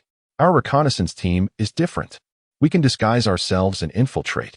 If we establish contact with those spies and have them provide us with intelligence on our targets, we can execute the plan ourselves, significantly extending the spy's operational lifespan while achieving all strategic objectives, Zhong Yuling explained. But if the spies are safe, our team members are in danger. If discovered, we won't be able to escape, Kai Yiling countered. That's why I brought Tina along. Never underestimate a hacker. Altering our identity information is a breeze. Even if discovered, we can simply change our appearance and identity to resolve the issue, Zhong Yuling replied with a smile. All right, Kai Yiling nodded. She suddenly realized her brother's intellect had grown remarkably. Could it be his amnesia had sparked this awakening? Return and draft the regulations. I will report this matter to Uncle, Kai Yiling affirmed. That is acceptable, but I must warn you, do not expect me to do the work. I will only provide you with advice. Zhong Yuling suddenly stated. You won't do it? Then shall I? You proposed the idea, so how could you not participate? Kai Yiling shot him a glare. Sister, the essence of this department is secrecy, and everyone in the galaxy recognizes my face. Tell me how I could manage this. Are you wishing for my demise? Zhong Yuling looked at her, exasperated. Don't worry. You mentioned disguising yourself. If this department approves, I can have Xiaoping assist you. You have already experienced her makeup skills. Look at yourself now. Even if you were in the Federation declaring you are Zhong Yuling, no one would believe you. Kai Yiling retorted. Heavens, am I merely seeking trouble? Zhong Yuling replied in disbelief. Captain, we have received a message, Tina announced as she removed her earpiece. All right. Inform them of our location. Kai Yiling nodded. Captain, they request AI Xiaodong to answer. Upon hearing Tina's words, Zhong Yuling approached, took the earpiece, and after Tina nodded, said, I am AI Xiaodong. You are AI Xiaodong. Then recite the password that Kylan instructed you to say. The person on the other end paused before speaking. Everyone was taken aback by his words. Kylan was the woman in contact with AI Xiaodong, a fact known to all, yet none knew the password. Kai Yiling began to sweat nervously, immediately commanding the ship to advance at full speed to intercept before the other party could escape. However, Zhong Yuling chuckled and said, Brother, is this a joke? Password? What password? I don't have one. If she mentioned it, I forgot. Kai Yiling, Infuriated, felt like kicking Zhong Yuling against the wall. You idiot. Without a password, how can they proceed? Even if you wanted to say something, it should be when we're closer. After a moment of silence, the other party replied, You're indeed AI Xiaodong. Apologies, brother. We must exercise caution. If we have offended you, I apologize. Chapter 93. Successful capture. The dialogue between the two left everyone in stunned silence, especially Kai Yuling. What was happening? Wasn't there supposed to be a password? After hanging up, Zhong Yuling looked at the others and said, If he says there's a password, then there is. But it's obvious there isn't. Besides, if there were a password, why didn't Kailan remind us? She knows that AI Xiaodong is a privileged heir. She would have certainly reminded us during our communication. Because when I was imitating AI Xiaodong, she must have feared he might forget. This is crucial for the safety of the other party's arrival at the Republic.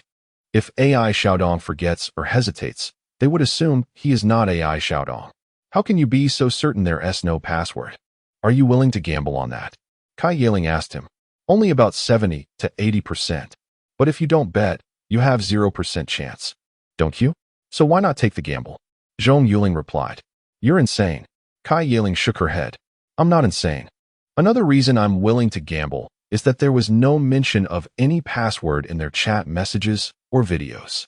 Thus, I believe there's no password. Which is also a form of reverse thinking. If it were you in that situation, you would definitely be hesitant. And the other party would be certain we are not AI Xiaodong.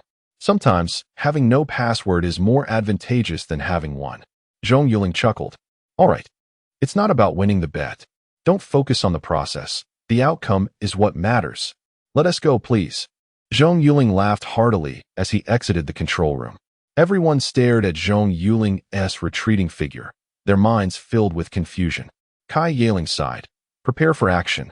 Load all the tranquilizer guns, and remember to take them alive. The spaceship advanced slowly when suddenly, a civilian spacecraft appeared on the left front. Once the two vessels were parallel, their docking passages extended and connected. As the door of the spaceship opened, Zhong Yuling made several gestures to the others, who nodded in response and dispersed. On the other side of the spaceship, Rolls, accompanied by two team members, exited the craft, stealthily approaching the civilian vessel along the underside. Zhong Yuling, adopting a nonchalant demeanor, awaited at the passage. Soon, he heard footsteps and peered inside, spotting 3 men and 2 women approaching. The leading man, upon seeing Zhong Yuling, inquired, Are you AI Xiaodong? According to Kailan's description, AI Xiaodong was around 170 centimeters tall, yet this man stood at 180 centimeters. Exuding the physique of a seasoned athlete, clearly not a privileged heir. He observed Zhong Yuling while slowly reaching for his waist. Who do you think you are to have our boss personally greet you? You're quite full of yourself. Zhong Yuling coldly retorted, Put away your toy, or I won't hesitate to teach you how to use it. The man contemplated this, realizing that according to the nature of privileged heirs, it was indeed likely they would not come personally. He withdrew his hand from his waist and smiled. My apologies. Please forgive me. Zhong Yuling smirked. Let us go? I'll take you to your room. And regardless of who you are, our boss reigns supreme here. If there's nothing urgent, do not wander around the spaceship. Stay in your room.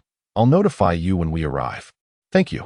The man replied, falling silent, realizing this privileged heir still held himself in high regard. Had it been under normal circumstances, someone would have already been on the ground for speaking to him this way. Zhong Yuling led them forward, while they remained vigilant, scanning their surroundings. Upon reaching a corridor, the man's eyelids suddenly twitched. Without a word, he placed his hand on his waist, surveying the silence that had become eerie. Years of training alerted him to something amiss. He swiftly drew his gun, but then heard several muffled sounds from behind. Turning around, he found his comrades sprawled on the ground, unconscious. Looking up, he saw several individuals pointing guns at him. Who are you? I want to see AI Xiaodong. The man shouted, gun drawn. AI Xiaodong. You won't be seeing him. Lower your weapon. You can't escape. Zhong Yuling grinned, brandishing his own gun. Who are you? The man asked, beads of sweat forming on his forehead. Haha. Who are we? You'll find out once you wake up. Zhong Yuling chuckled. Just then, the man felt a sharp pain in his neck. He reached up to touch it, and, Upon pulling out the syringe embedded in his skin, his pupils dilated. He realized it was a tranquilizer. They intended to capture him. He tried to bite down on the poison hidden within his teeth, but soon found himself unable to move, slowly collapsing to the ground as his eyes began to close. All set. Zhong Yuling smiled at Kai Yaling, saying, "Sister, remember to check their mouths after you tie them up.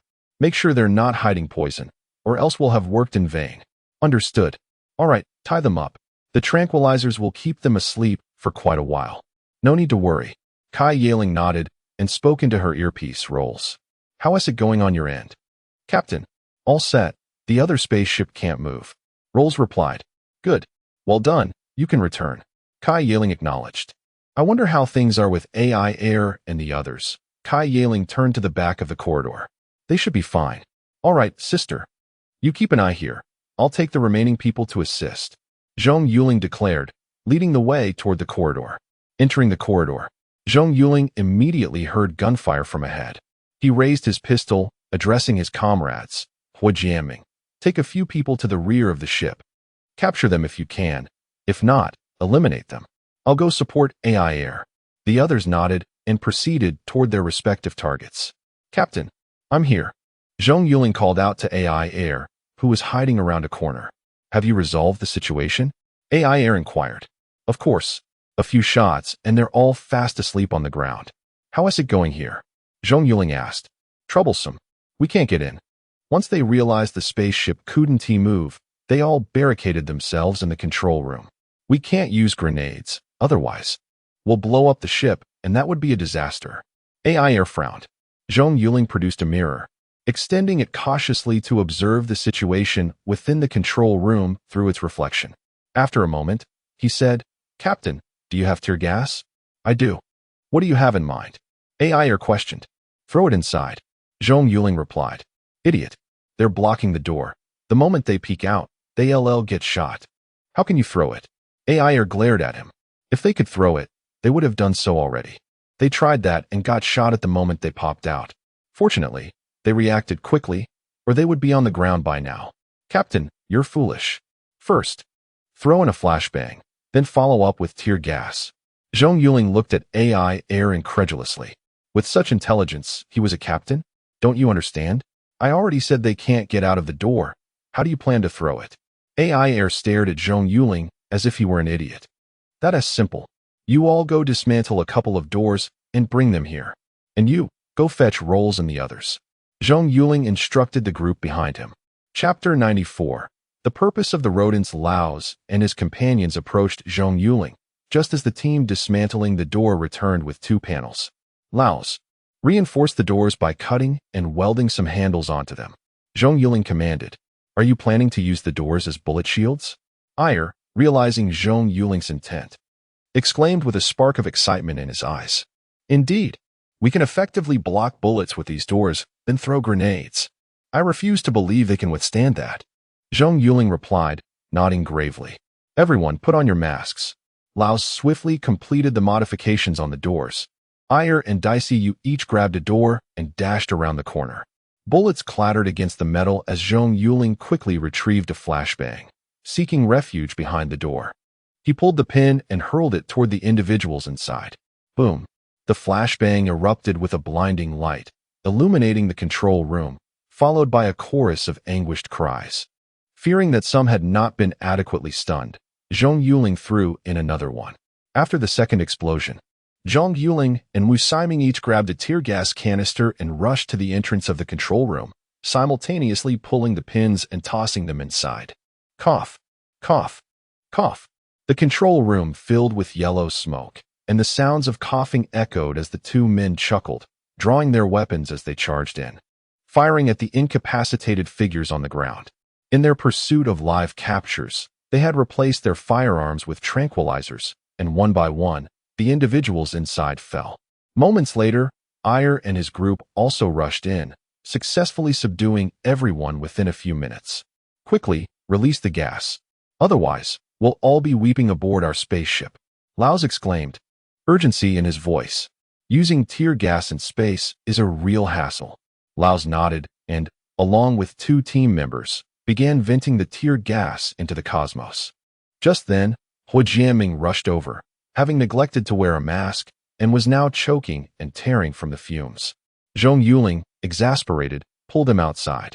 Once he had regained his composure, Hu Jianming cursed, "You idiot! Why didn't you warn me? How was I supposed to know you were coming?" Zhong Yuling retorted, "What happened? Is there a situation over there?" Zhong Yuling inquired. "We discovered a trove of contraband and some women in a warehouse. It's confirmed. This is a smuggling vessel." Hu Jianming replied, clutching his sore throat. "All right. Make sure to control those women and investigate them one by one." Zhong Yuling contemplated aloud. "Are you afraid?" Hu Jianming asked. "Indeed. We can't let anyone slip through the cracks," Zhong Yuling affirmed. Upon hearing this, Hu Jianming nodded and dashed towards the ship's rear. Zhong Yuling returned to the control room, finding the gas had been fully vented, and Ayer and his team had already bound the captives. "Captain, Hu Jianming has located some contraband and individuals. This is a smuggling ship," Zhong Yuling conveyed to Ayer. "Great. Let's take them back." Ayer responded with a nod. The group began lifting the captives back to the civilian ship when suddenly, gunfire erupted from the rear. Zhong Yuling immediately sprinted towards the sound. Arriving at a warehouse, he found Hu Jianming nursing his arm, while the other team members huddled outside the door. "What happened?" Zhong Yuling asked. "You guessed it. 2 women inside are armed and dangerous. When we attempted to separate them, they pulled out their guns and fired. We had to retreat. But one of our brothers is down." Hu Jianming grimaced. "Understood," Zhong Yuling declared, retrieving a flashbang and signaling to the team. He counted down before tossing it inside. "Ah!" Screams erupted from within as the team charged in, targeting the 2 women. Before they could fully comprehend the situation, they collapsed into unconsciousness. "Yuling, he is alive, but we need to act quickly," one team member exclaimed as he rushed to check on their fallen comrade. "Get him back for immediate medical attention. Secure all these women and take them away," Zhong Yuling ordered with determination. The group returned to the spaceship, where the operator detached the connecting passage. The vessel extended several ropes, ensnaring the immobilized craft and steering it towards I-745. "Are you all right?" Kai Yaling approached Hu Jianming, who was bandaged and nursing his arm. "Captain, it's just a minor injury." Hu Jianming reassured her with a shake of his head. "Good. Rest well," she replied, turning to leave. Just then, Hu Jianming recalled Zhong Yuling's words before the mission and took a deep breath. "Captain, do you have time when we return?" he asked. "What for?" Kai Yaling turned back. "Curious." Hu Jianming hesitated before saying, "I'd like to invite you to a movie." "Not interested. I'm not a little girl. Spare me your frivolities," Kai Yaling retorted, turning away. "What about dinner, then?" Hu Jianming pressed. "What do you want? Are you bored?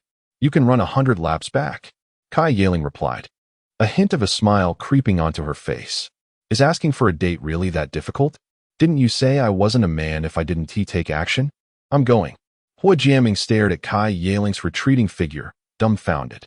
At that moment, Zhong Yuling's face flushed crimson as he stifled laughter. Upon noticing, Hu Jianming realized he had been tricked. In a fit of irritation, he kicked Zhong Yuling, exclaiming, "You jerk. Is this amusing? I won't trust you again." Suddenly, Kai Yaling turned back, declaring, "I'll run those 100 laps with you." "Huh." Hu Jianming was taken aback. Zhong Yuling kicked him again, saying, "Idiot. My sister wants to go on a date running with you. How could you not understand that?" "Oh, can we run a few more laps?" Hu Jianming chuckled. "Sure. 200 laps it is. I'll stick to my 100. Kai Yaling shot back. "Idiot." Zhong Yuling scoffed at the bewildered Hu Jianming. Just then, Ayer entered. Addressing Kai Yaling, "Captain, they are from the crocodile faction, not spies. Their destination is Yassifus, and their target is the water-ice spirit." "What? An assassination attempt on the princess?" Zhong Yuling gasped, nearly dropping his jaw in shock. "Yes, I recognize the leader from earlier. His name is Mole. The crocodile faction is of moderate strength," Kai Yaling confirmed with a nod. "Then, Captain, do we have a lead this time?" Hu Jianming asked eagerly. "Not yet. They haven't reached that level," Kai Yaling replied, rolling her eyes. "Did they mention their contact point?" Zhong Yuling inquired. "Yes, at Z-1795 Administrative Star, in a bar called Night Eagle. They said Kylan would be waiting for them there," Ayer informed. With a spark of insight, Zhong Yuling turned to Tina, Tina, investigate this bar. I suspect it's their rendezvous point. Kylan might very well be the bar's proprietor. Tina quickly accessed her computer, and moments later, she announced, I found it. This is a newly registered establishment, and the registrant is a woman named Lisa. Though the bar's manager is called Lisa, I recognized her from a photo as Kylan. All right, everything's clear. This bar is a federal contact point. Kylan mentioned those women were sent to Excavator, which raises serious suspicions. It's highly likely those women were kidnapped there and then sold off by Excavator. Zhong Yuling concluded. Chapter 95. Contacting friends, the spaceship safely returned to the border, and Lin Ping and her companion's fighter jets arrived. Captain, Lin Ping called out. Yes. Escort back to the destroyer. Kai Yiling instructed. Understood. Lin Ping nodded, signaling her team to gather around the two civilian vessels. Is this an outing for a leisurely breeze? Zhong Yuling remarked, glancing at the ship being towed behind. Zhong Yuling, how many times must I say this? Do not ask unnecessary questions. If you keep this up, you'll find yourself in the little black room. Lin Ping scolded. Oh, come on. If I don't ask, I won't ask. Lin Ping, don't stay angry all the time. It will aid you. Zhong Yuling replied with a smile. Get lost.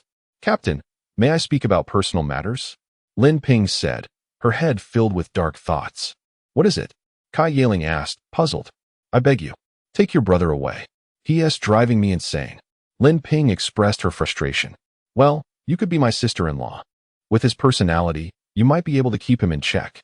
I thank you in advance. All right, request denied. Kai Yiling smiled. Captain, I refuse. I'd rather die. If it were Zhong Yuling, I would definitely agree. But Zhong Yuling, no way. I beg you, take him back. Lin Ping said with a sorrowful expression.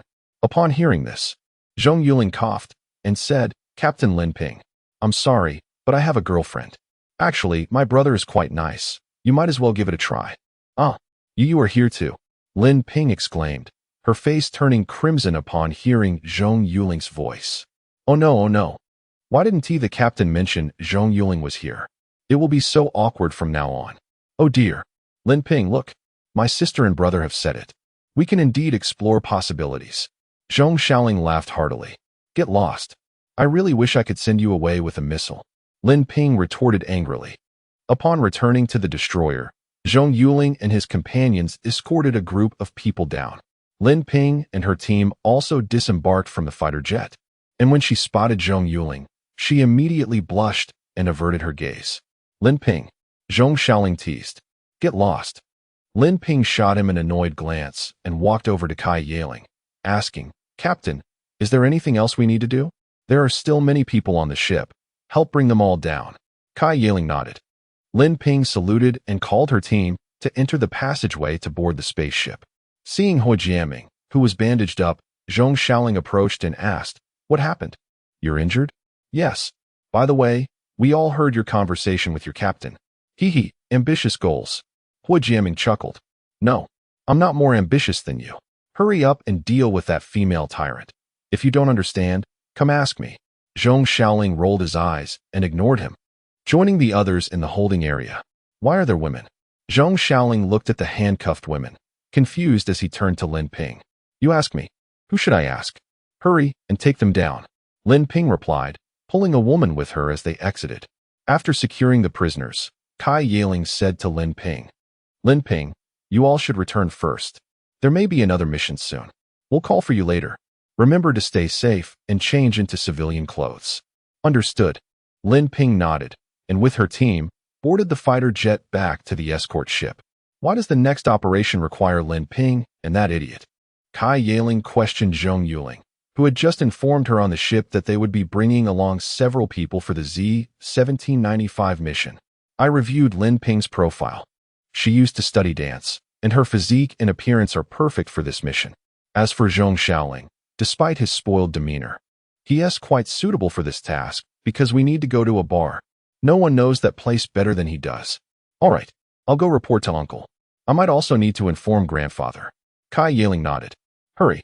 If this group doesn't arrive at the designated location, Kai Lin will notice, and she will definitely leave. Finding her again will be difficult. By the way, sister, Lin Ping's makeup skills are decent. We should bring her along. Zhong Yuling said to Kai Yaling as she was about to leave. Good. Choose anyone else you need. You'll be in command this time. And I'll be your teammate. Kai Yaling smiled at her brother. Today, Zhong Yuling's performance truly impressed her, and letting him lead this time would serve as a further test. All right. Also, tell my father I want one person, Xiao Miling from the information department. Tina will definitely be overwhelmed handling everything alone. Having her help would be better, Zhong Yuling stated. Her? Is that all right? She is not a combatant. Will she slow us down? Kai Yaling expressed concern. This time, we won't need combat. We're executing a covert infiltration. We won't encounter any friction, so don't worry, Zhong Yuling assured her. Additionally, I may involve some external assistance. Please inform father about that as well.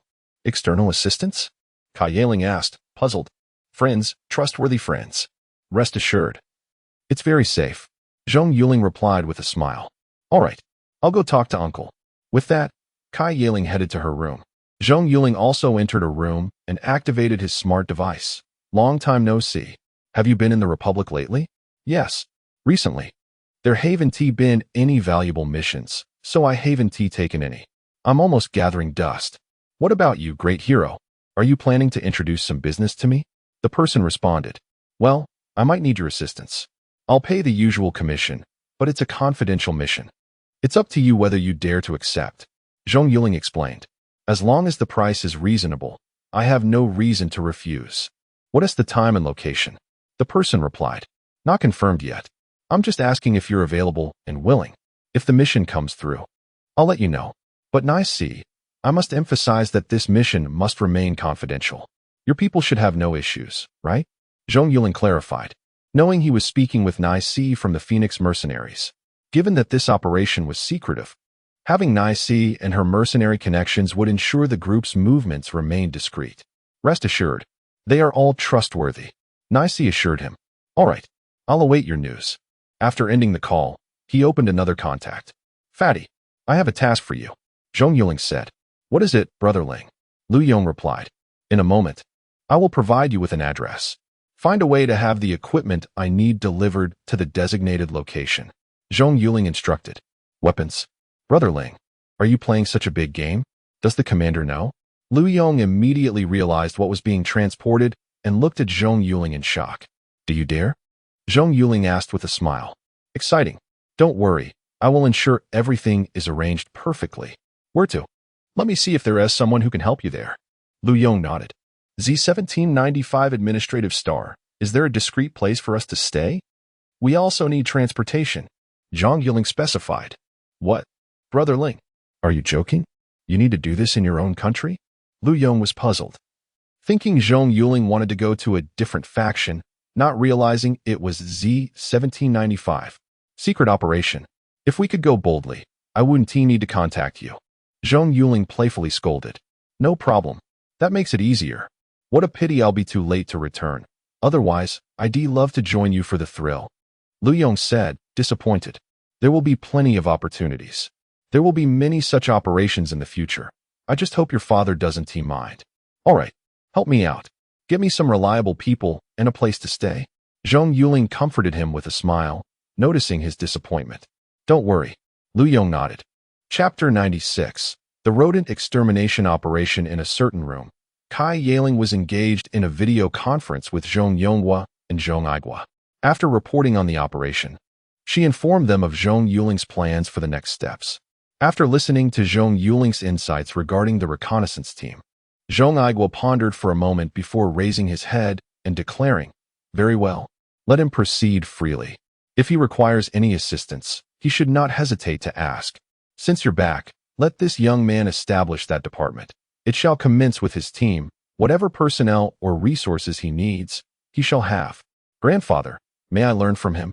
Kai Yaling inquired, gazing at Zhong Aigua. You are the captain. Why would you follow him? What about your own team? Zhong Aigua replied, regarding her with a stern expression. Rest assured, grandfather, I will not neglect my team. It has now entered a stable phase, and I find myself with ample time, unsure of how to occupy it. Learning from him would be beneficial. His philosophies have greatly enlightened me, Kai Yaling asserted. With all this free time, aren't you considering romance? At your age, You ought to be mindful of your mother's concerns. Zhong Yuling chuckled, looking at his granddaughter. Oh, grandfather, I'm not contemplating matters of the heart at the moment. I will study from him during my spare time. It won't interfere. Kai Yiling pouted playfully. Very well. If you wish to learn, then learn. I approve of this mission. Should you require anything, just inform your uncle. Zhong Yuling nodded. Grandfather, you are the best. By the way, the Federated Rodents have employed a communication method we have never encountered before, but Yuling has deciphered it, and he is even more familiar with it than they are. I heard him explain it aboard the spaceship, and I realized this method is exceptionally suited for military communications. Kai Yiling recalled the explanation of Morse code she had heard from Zhong Yuling. Really? Zhong Yuling asked, furrowing his brow. Yes. Yuling said he would teach me once he organizes his notes. I have my manuscript from the spaceship. I'll send it to you shortly. Kai Yiling nodded. Good. Please send it to me. This is critical information. Zhong Yuling affirmed. All right, Ling. You all should prepare quickly. If you need anything, speak now. I will arrange for it to join you. Zhong Yuling interjected. Xiao Miling. Zhong Yuling requires her. Nothing else. Kai Yiling specified. All right. I will inform Dai Lily. However, it's too far for her to reach you in time. I will arrange for her to take a ship to Z 1795. Zhong Yuling replied. That's fine. But uncle, let Xiao Miling disguise herself. She was also seen at the award ceremony. Kai Yiling suggested. Understood. Now hurry. If the rodents discover us and flee, all our efforts will be in vain. Zhong Yuling nodded. Kai Yiling exited the room and contacted Zhong Yuling. Upon receiving her message, Zhong Yuling stepped out and asked, So, is it approved? It is. By the way, grandfather said you should proceed without restraint. If you need personnel, just ask. Also, he wanted me to inquire about the reliability of the external support you found. Kai Yiling inquired. Rest assured, it is completely reliable. It consists of a group of mercenaries and Lu Yong. The mercenaries are the same ones who rescued me in space.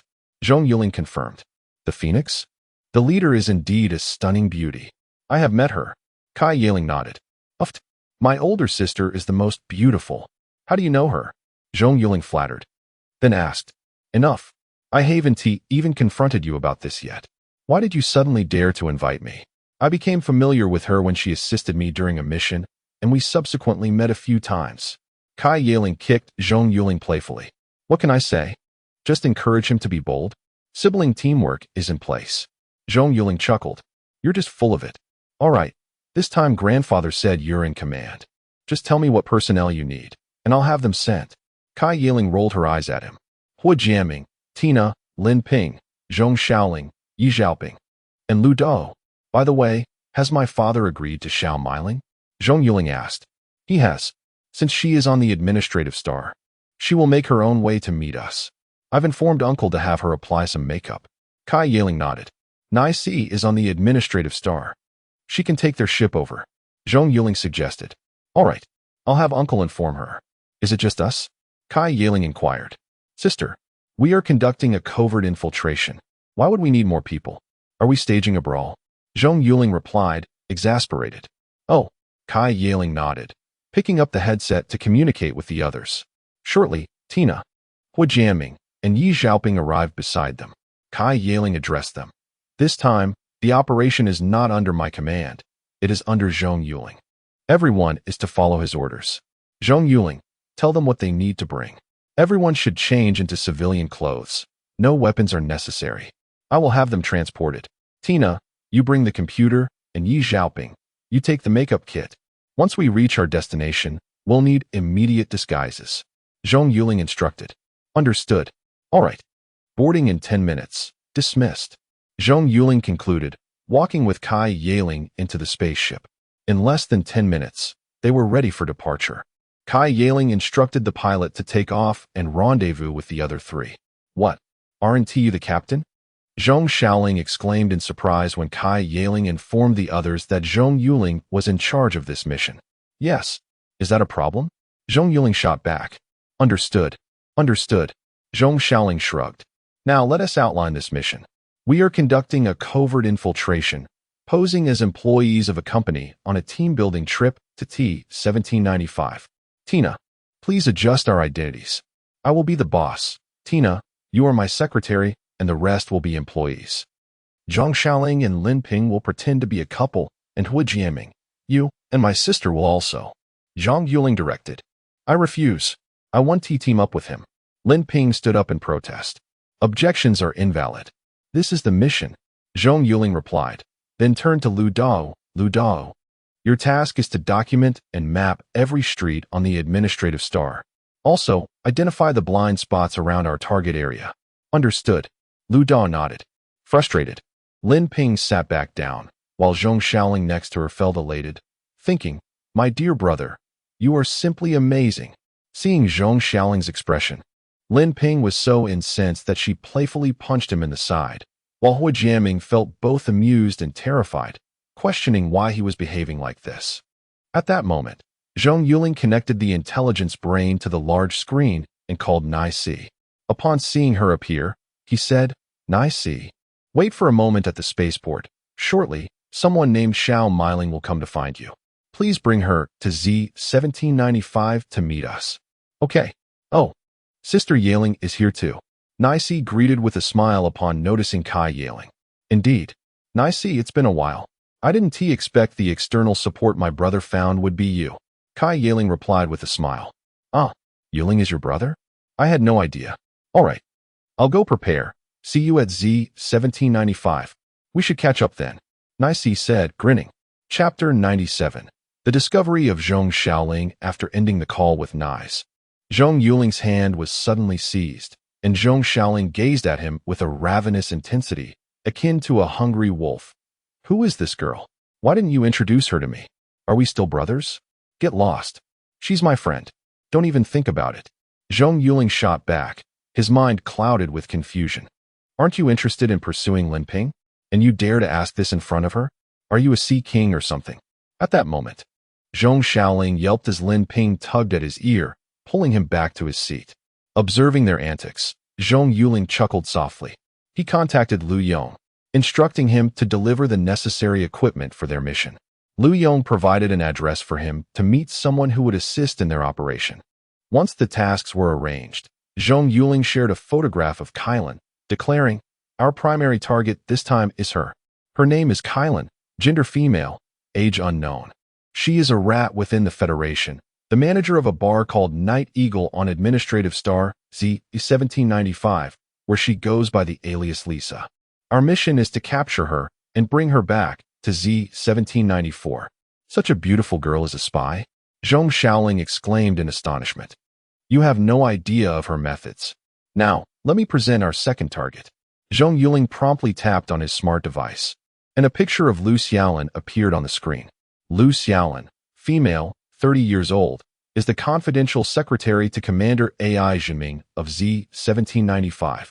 Our objective in apprehending her is to extract information about AI Jinming and persuade her to become our pawn. We are all on the same side here. I will explain the reasons for this later. The group nodded in agreement.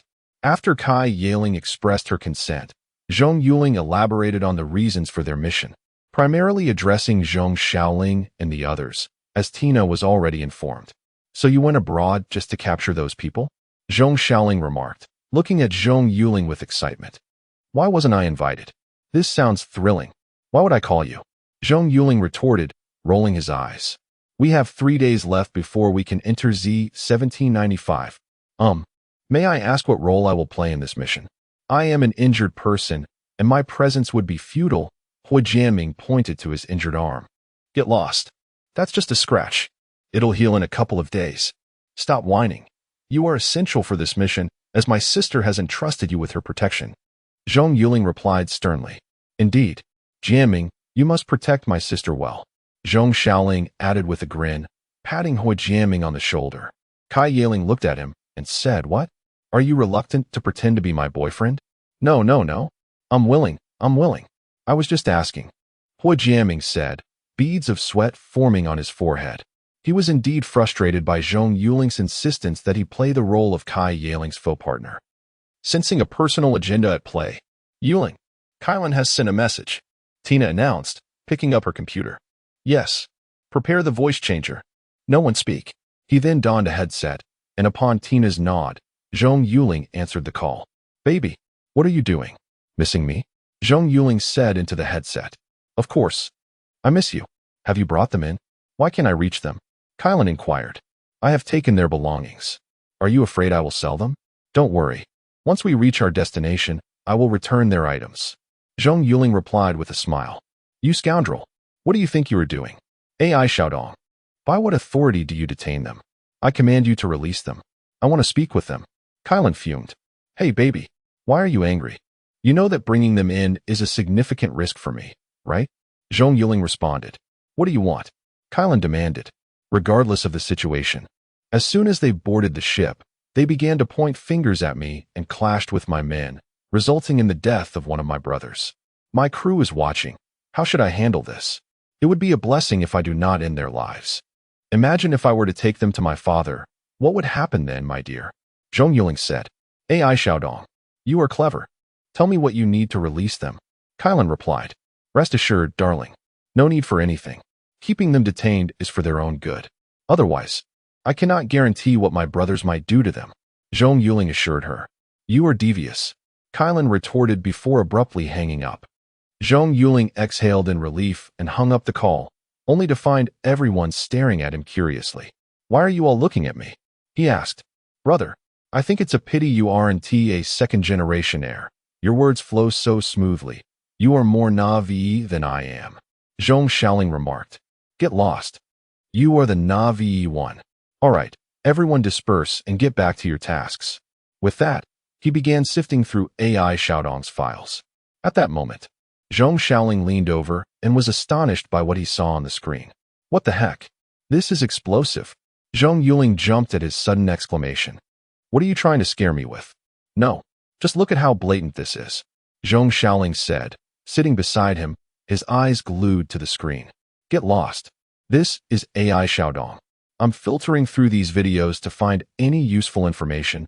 Zhong Yuling pushed him away. Oh, come on. Why didn't you tell me sooner? Pass some to me. Let us look at it together.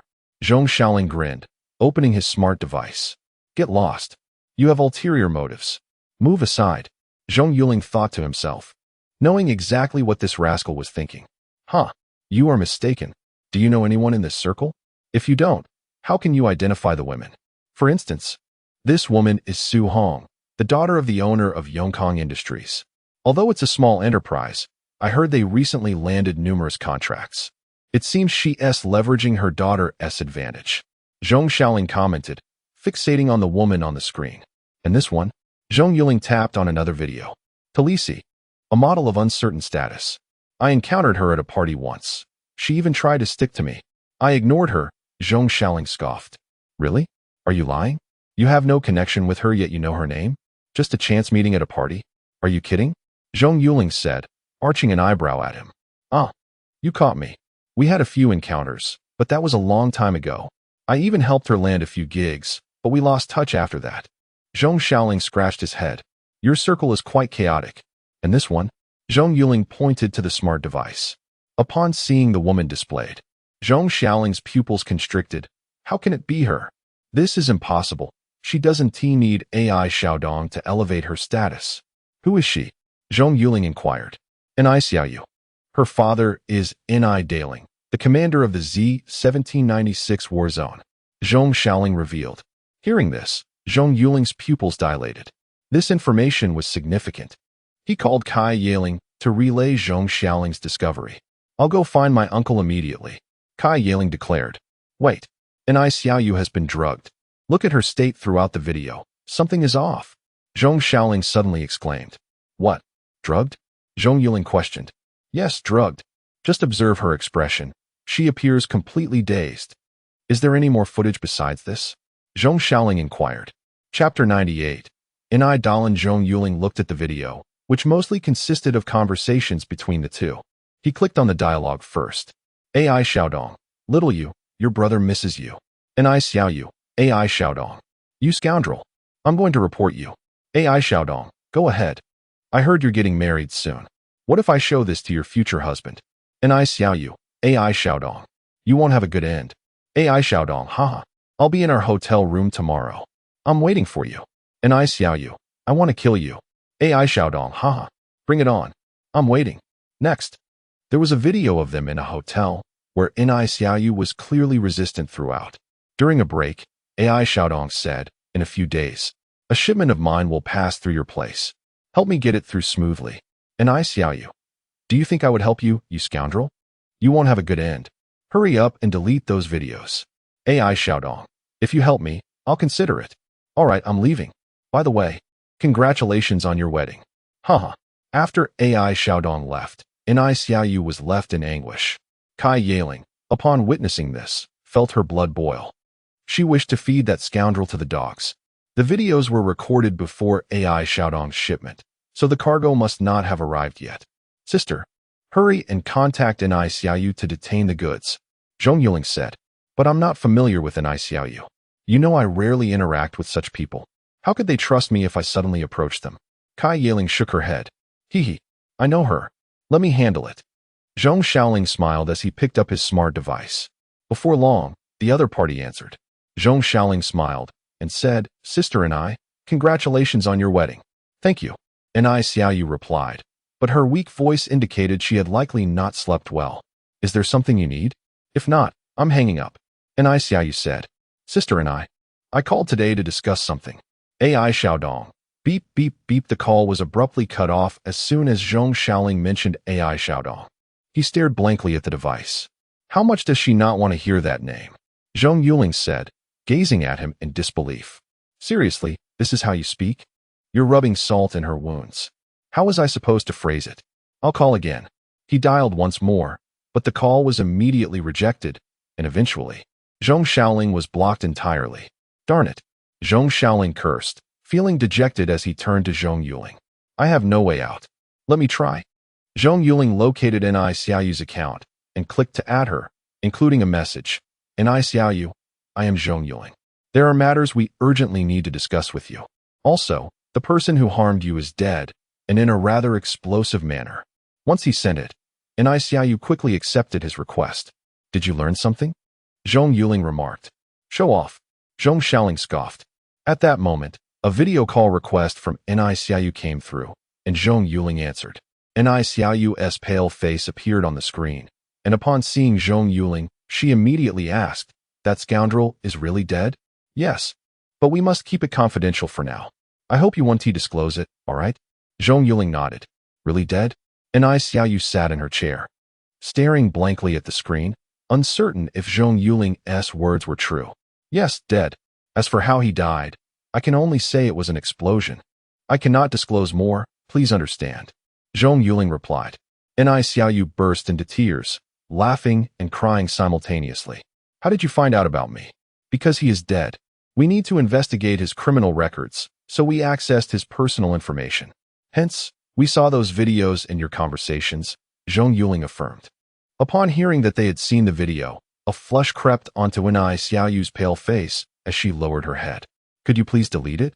I will do anything you ask. No need. We will delete it, rest assured. We're here to ask if the goods mentioned in your video have arrived yet. Zhong Yuling inquired. Not yet. Tomorrow. The person responsible for the shipment contacted me. He said he would pass through our place tomorrow. And I must help him get it out, or I dread to think of the consequences. I haven't slept in 2 days. Every time I close my eyes, I see those images, sob, sob, sob. Ni Xiaoyu began to cry again. All right. We want that batch of goods and the individual. Do you have any means to help? Zhong Yuling asked. It's a bit challenging. Letting them pass is simple, but capturing them is very difficult. I'm terrified. Ni Xiaoyu confessed. Little you. Should I ask Uncle Dalan for assistance? Kai Yaling interjected. Are you Captain Kai Yaling? Ni Xiaoyu exclaimed in surprise upon seeing Kai Yaling. Yes. Our families are military allies. Your father was a trusted aide to my grandfather. To be honest, when I saw your video, I thought you had sided with AI Jinming. I'm sorry for misunderstanding you at that time. Kai Yaling bowed respectfully to Ni Xiaoyu. No, Yaling, I don't blame you. I can only blame myself for believing my friend's advice to go out drinking. If I hadn't gone, none of this would have happened, Ni Xiaoyu sighed, tears brimming in her eyes. Upon hearing Ni Xiaoyu's words, Zhong Yuling suddenly sensed something was amiss and immediately asked, Who is that friend of yours? Are you still in contact? Her name is AI Naya. the daughter of a commander under my father. We are quite close. That day, she invited me out, claiming she was heartbroken. When I arrived, I found her drinking. I wanted to stop her, but she insisted I drink a glass with her before I take her home. I didn't think much of it and drank a glass, then I passed out. When I woke up, it was. Ni Xiaoyu's voice faltered as she began to choke up again. All right, no need to say more. I understand. Sister, that woman is suspicious, Zhong Yuling said, glancing at Kai Yiling. Yes, she might have been bribed by someone with the surname AI. We must inform Uncle Dalin to keep an eye on her. Kai Yiling nodded. All right, little you. We can talk more later. Regarding this matter, I think I need to inform Uncle Dalin. Don't worry, he won't scold you, Kai Yiling assured Ni Xiaoyu. Is that all right? Ni Xiaoyu asked anxiously. Rest assured. You are his daughter. He won't hold it against you. Now go get some rest. I'll contact Uncle Dalin. Kai Yiling nodded. After ending the call, Zhong Yuling asked, Is Ni Dalin one of us? Yes. Ni Dalin used to serve under my grandfather and was a trusted aide. When Commander Z 1796 retired, my grandfather arranged for him to take that position, Kai Yiling replied. Good to know. Don't speak of it. I'll have a word with Uncle Dalin. Kai Yiling picked up her smart device. Oh, isn't this Yiling? You're getting more beautiful. A slightly plump soldier appeared on Kai Yiling's screen, smiling as he greeted her. Kai Yiling replied, Uncle Dalin, it's been a long time. I came to discuss something today. The matter is, Chapter 99, Arrival at Z 1795. Ni Dalin's countenance grew increasingly somber as he addressed Kai Yiling. Yiling, is it possible to expunge those videos? Your uncle implores you. Uncle, there's no need for such formalities. We will certainly obliterate the videos. However, my paramount concern is whether others possess them as well, Kai Yiling stated, her brow furrowed. Damn that scoundrel. If he were not deceased, I would personally execute him. Ni Dalin exclaimed, striking the table with his fist. Uncle, grandfather's directive is that the AI family is not to be disturbed at present. My brothers and I have covertly infiltrated to apprehend the vermin, Kai Yiling elucidated. Shall I dispatch personnel to assist? Ni Dalin inquired. Not yet. I will contact you if necessary. The purpose of this communication is to inform you that AI Xiaodong has been smuggling contraband into our war zone, Kai Yiling explained. I understand. I will confer with Xiaoyu to ascertain the details. Rest assured, I will handle this matter. I will inquire about the individuals involved. Once I have gathered the information, I will apprise the old chief. Good riddance to that villain, Ni Dalin declared. Greetings, Uncle Dalin. I am Zhong Yuling, Zhong Yuling announced as he approached. Ah, Yuling, you've grown so much. I used to hold you in my arms. Your father and I were brothers. Well done. I've been following your exploits lately. Excellent work. Ni Dalin exclaimed, smiling upon seeing Zhong Yuling. I still have much to learn. Uncle Dalin, would it be possible to obtain a copy of the confession you extracted? Also, please be wary of your regimental commander. I suspect he may have been compromised, Zhong Yuling requested. AI Yongjie should not be compromised. He is my confidant. He has been with me since he enlisted, and he has shielded me from bullets. It is likely his daughter who is the target. Search the videos for any involving his daughter. I will send you a photograph of her shortly. As for the confession, there is no issue. I will transmit a copy to you, Ni Dalin mused. After conversing with Ni Dalin for a time, the group terminated the call. The three sat in silence. Zhong Yuling sighing. It is the existence of such reprobates that causes us pleasure-seeking scions to be caught in the crossfire. AI Xiaodong did attempt to engage with me for a time, but I declined, as his reputation was unsavory. While I may indulge in diversions, I would never resort to coercion. Spare the whitewashing. You do require someone to keep you in check. Frankly, I do not believe Huang Xiaoya is suitable for you. Lin Ping, on the other hand, would be a better match, Zhong Yuling countered. Initially, I found Huang Xiaoya to be agreeable, but over time, I realized she was not well suited to me. Moreover, I received a message from her a few days ago stating that she would be returning the apartment to me. As she has found a boyfriend, Zhong Yuling revealed. Indeed, Huang Xiaoya is somewhat materialistic and not suitable for a long-term relationship, Zhong Yuling concurred. At that moment, Ni Dalin transmitted a photograph of AI Naya. The trio scrutinized the photograph and began searching the videos. They indeed discovered relevant videos. and Zhong Yuling also discerned that AI Naya had been drugged. Furthermore, the chat logs revealed that AI Xiaodong's objective was to have AI Naya lure Ni Xiaoyu out, as his target was Ni Xiaoyu herself. AI Naya, as her best friend, was merely a pawn in AI Xiaodong's scheme to reach Ni Xiaoyu. Alas, how pitiable! That scoundrel victimized both of them to achieve his goals. AI Naya is truly innocent, Kai Yiling lamented. After reviewing the information, Zhong Yuling sent a message. Ni Xiaoyu, who was currently weeping in Ni Dalin's arms, retrieved her device upon receiving the message. After reading Zhong Yuling's words, she stood up and declared, "Father, I have wronged Naya. Were it not for me, she would not have been victimized by AI Xiaodong. I have misjudged her. I must find her. Go then. Rest assured, I will resolve the matter," Ni Dalin said, patting his daughter's shoulder. At that moment, Ni Dalin's device chimed, indicating a call from AI Yongjia. He answered, "Yongjia. What is it?" "Commander, I would like to request leave to return home. My daughter attempted suicide at home, but fortunately, the maid discovered her and rushed her to the hospital. I wish to see her." AI Yongjia's voice was filled with anxiety. "What?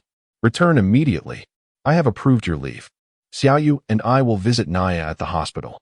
Do not fret. I am aware of the circumstances.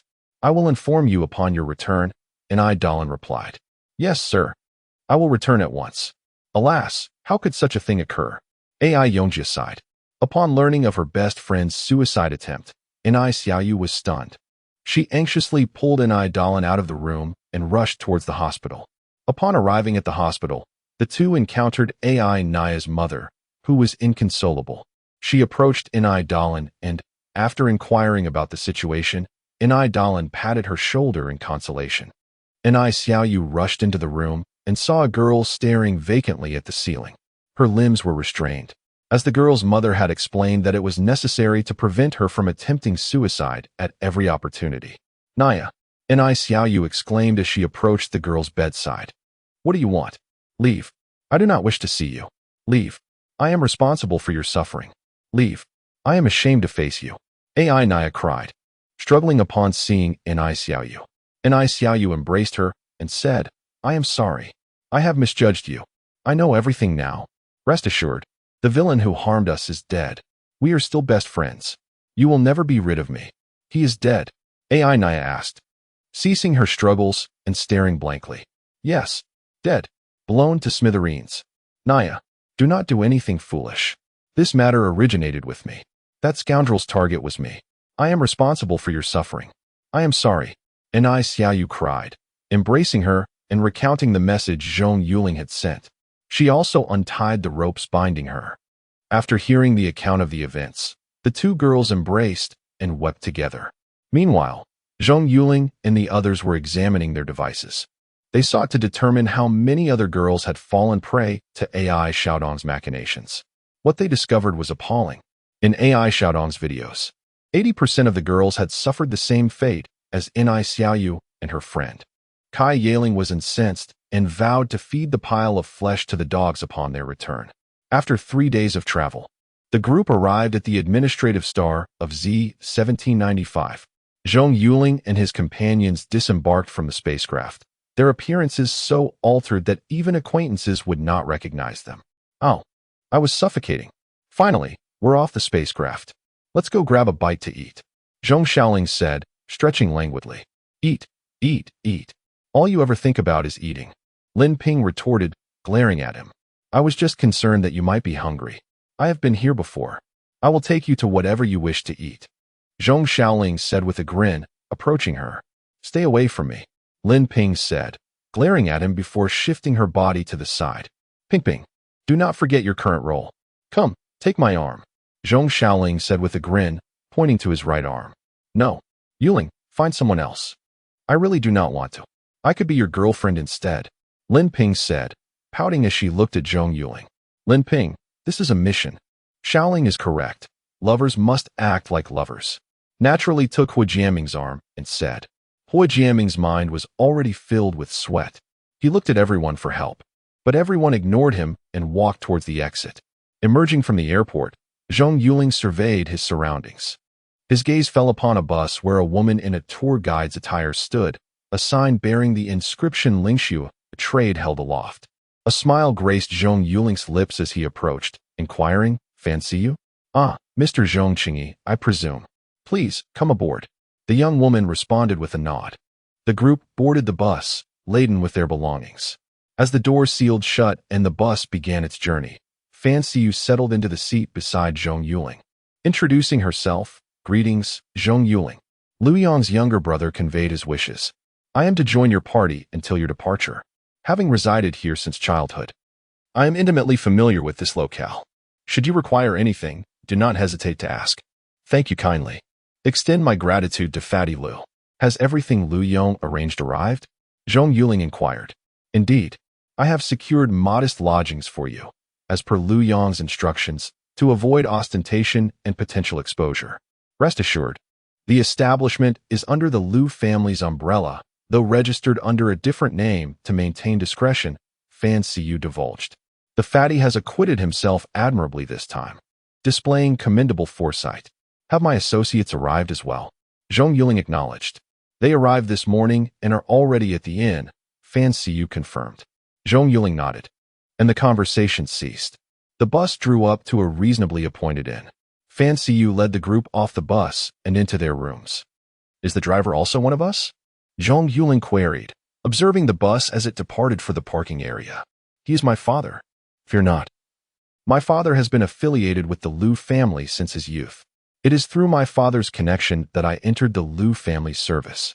The inn is registered under my father's name, at the old master's behest, for potential future use. Every inhabited star boasts individuals like us, dedicated to the Lu family's cause," Fancy You affirmed. Zhong Yuling nodded, before turning to Kai Yaling. "Sister, did you hear that? What are your thoughts?" "Terrifying. The Lu family's influence and network of informants are more extensive than I imagined. This is an invaluable intelligence network," Kai Yaling concurred. "Indeed. Hence the saying, it is fortunate that we are friends with the Lu family." Zhong Yuling chuckled as he entered the inn. "Ah, I've missed you all terribly. Did the captain miss me?" a girl exclaimed as she rushed from the inn to embrace Zhong Yuling. "How did you know it was me?" Zhong Yuling asked Xiao Miling. Puzzled. "Captain, it's because you're the most handsome here," Xiao Miling quipped. "Nonsense. You've seen our disguised photographs, haven't you?" Zhong Yuling retorted playfully. "Humph. No fun." Xiao Miling pouted. "Hello. You've arrived." Nais greeted the group as she emerged. "Ah, hello. Are you Nais?" "I'm Zhong Xiaoling." "Miss Nais, may we exchange contact information for future convenience?" Zhong Xiaoling exclaimed, rushing forward to clasp Nais's hand. "Ouch!" A hand seized his ear and tugged him backward, eliciting cries of pain from Zhong Xiaoling. "All right, everyone come inside. See you, find us a quiet place. I have need of it." Zhong Yuling instructed Fancy You. "Very well. Follow me." Fancy You nodded, leading the group to the top floor. Upon entering the room, Zhong Yuling instructed everyone to be seated. He connected his intelligent device to a large display screen in the room and began to outline the upcoming mission. "Yi Xiaoping, you will apply disguises to everyone. We must not venture out with our original appearances." "Nice. Were you detected upon arrival?" Zhong Yuling questioned. "No. My warship was not deployed this time. Lu Yong provided us with a vessel, so no one is aware of the Phoenix's arrival here. Moreover, Xiao Miling has completely altered our identities. We are now a new mercenary group called the Purple Phoenix. Prior to our arrival, your father enlisted skilled makeup artists to alter our appearances as well. We only removed the makeup upon discovering it had smudged during the journey," Nais explained. "Excellent. Yi Xiaoping's skills are exceptional. Allow her to do the makeup." "Xiaoping, I know this is a lot to ask," Zhong Yuling said with a smile. "It's no problem. Their makeup is simple," Yi Xiaoping replied. "Very well. Fancy You, escort Lu Dao outside and apprise him of these locations, so he can draft a map." Zhong Yuling instructed Fancy You and Lu Dao. "Understood. Shall we depart now, Captain?" Lu Dao inquired. "Yes. Please, put in the effort. You may go once I have completed the mission briefing." Zhong Yuling nodded and continued. "Tonight, Nais, Lin Ping, Kai Yaling, Hu Jianming, Zhong Xiaoling, Tina, and I will reconnoiter the Night Hawk Bar. The rest of you will remain here. Xiao Miling, you will receive information on the second target shortly. Your task is to monitor her movements. Understood. Very well. Lu Dao and Fan see you. I appreciate your efforts. I require the topographical map of that location by tonight. Zhong Yuling addressed the two men. The two nodded and exited the room. Zhong Yuling instructed everyone to rest in preparation for the evening's operation. That evening, outside the Nighthawk bar, Zhong Yuling observed the men and women entering and exiting. Remember, no team is to act independently. Film the interior with pinhole cameras and then withdraw. Especially Zhong Xiaoling. Remember not to lose your bearings once inside. I know. How many times have you said it? Rest assured I won't. Besides, with Ping Ping by my side, why would I drink or look at other women? Right, Ping Ping? Zhong Xiaoling exclaimed, seizing Lin Ping's hand. Don't you dare take advantage of me. Lin Ping glared at him, attempting to withdraw her hand, but upon seeing Zhong Yuling's gaze, she reluctantly allowed the scoundrel to hold it.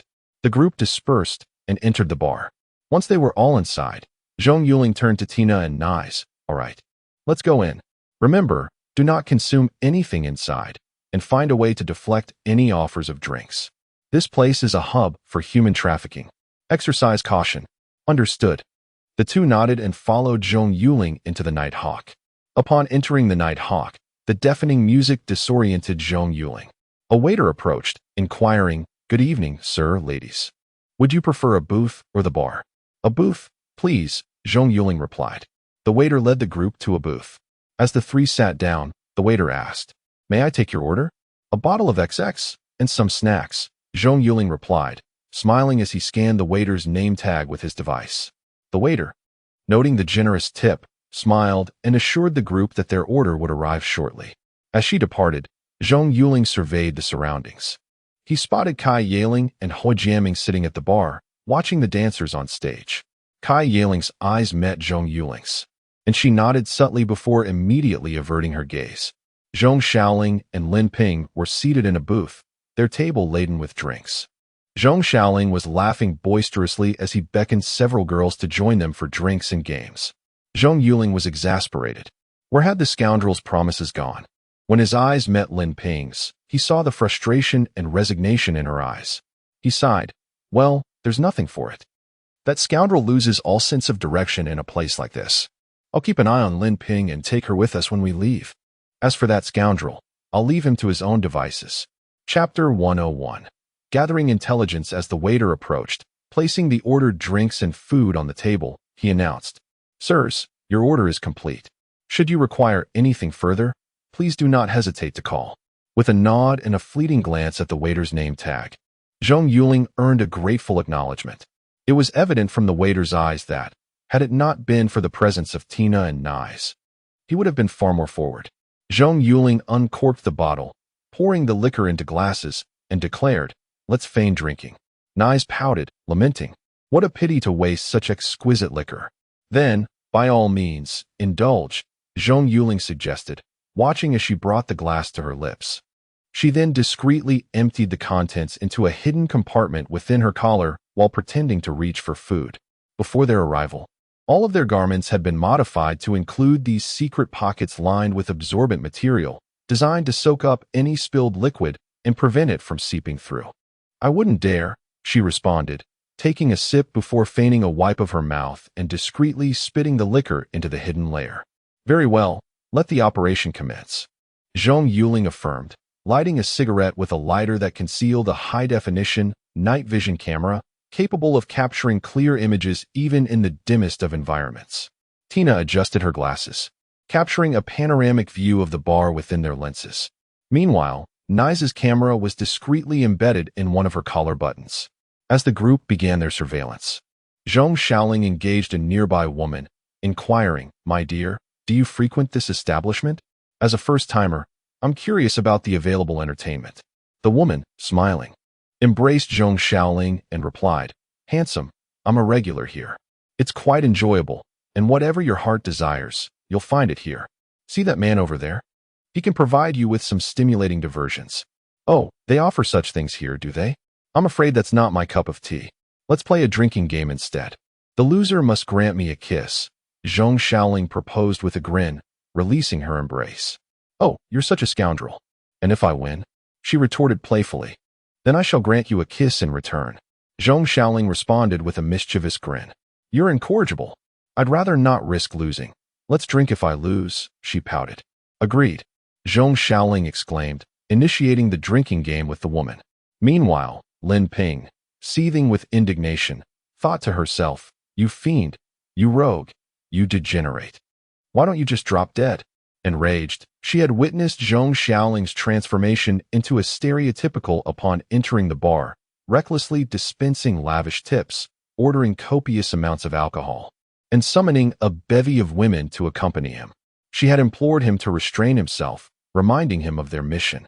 Zhong Yuling had assured her that he was mindful of their objective. Yet, this was his idea of restraint. He was on the verge of kissing her. What would he do if he were to abandon all restraint and begin disrobing? Resigned, she chose to ignore him, settling into her seat and discreetly snapping photographs. Captain, look at Yuling. He's jeopardizing the mission. Hu Jiaming lamented, observing Zhong Yuling's behavior and sighing to Cai Yiling, who was seated beside him. Hu Jiaming, address me as Yiling. Remember our purpose here. Cai Yiling rebuked him with a glare. Oh, my apologies. I nearly forgot, Hu Jiaming responded sheepishly. That reprobate will face my wrath upon our return.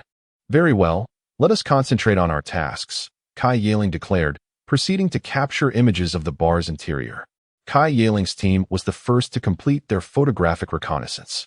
They placed their glasses down, rose, nodded towards Zhong Yuling's direction, and then Cai Yiling, linking arms with Hu Jiaming, exited the bar. Subsequently, Zhong Yuling's trio departed. As they passed Zhong Yuling's table, Zhong Yuling turned and glared at Zhong Yuling, then signaled to Lin Ping with a subtle glance before leaving. Upon receiving Zhong Yuling's signal, Lin Ping pinched Zhong Yuling, exclaiming, "Are you coming or not? If not, I'll return alone. All right, let's go home. Ladies, farewell until next time. Please enjoy these drinks," Zhong Yuling said with a smile, rising to place his arm around Lin Ping's shoulders as they exited the bar together. "Oh, are you leaving already? Please, stay for a bit longer," one of the women pleaded. "Alas, my wife is displeased. I'll whisper a secret in your ear. I'll abandon her at the hotel tomorrow and return to seek you out," Zhong Yuling confided. "You scoundrel. I'll hold you to that," the woman playfully chided. Indeed. I'll be in touch," he affirmed, pointing to his personal digital assistant. The pair emerged from the bar and arrived at the designated rendezvous point. Lin Ping, incensed, shook off his wandering hand from her waist and kicked him, exclaiming, "You cur! What was our purpose inside? Look at what you've done, drinking, gambling, and kissing women. You're repulsive.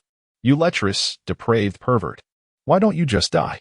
And contacting them by phone, threatening to abandon me at the hotel. "You and Oppos, VE grown audacious, Haven and Oppos, TU. Alas, it was all for the mission. Don't you understand the concept of playing a role?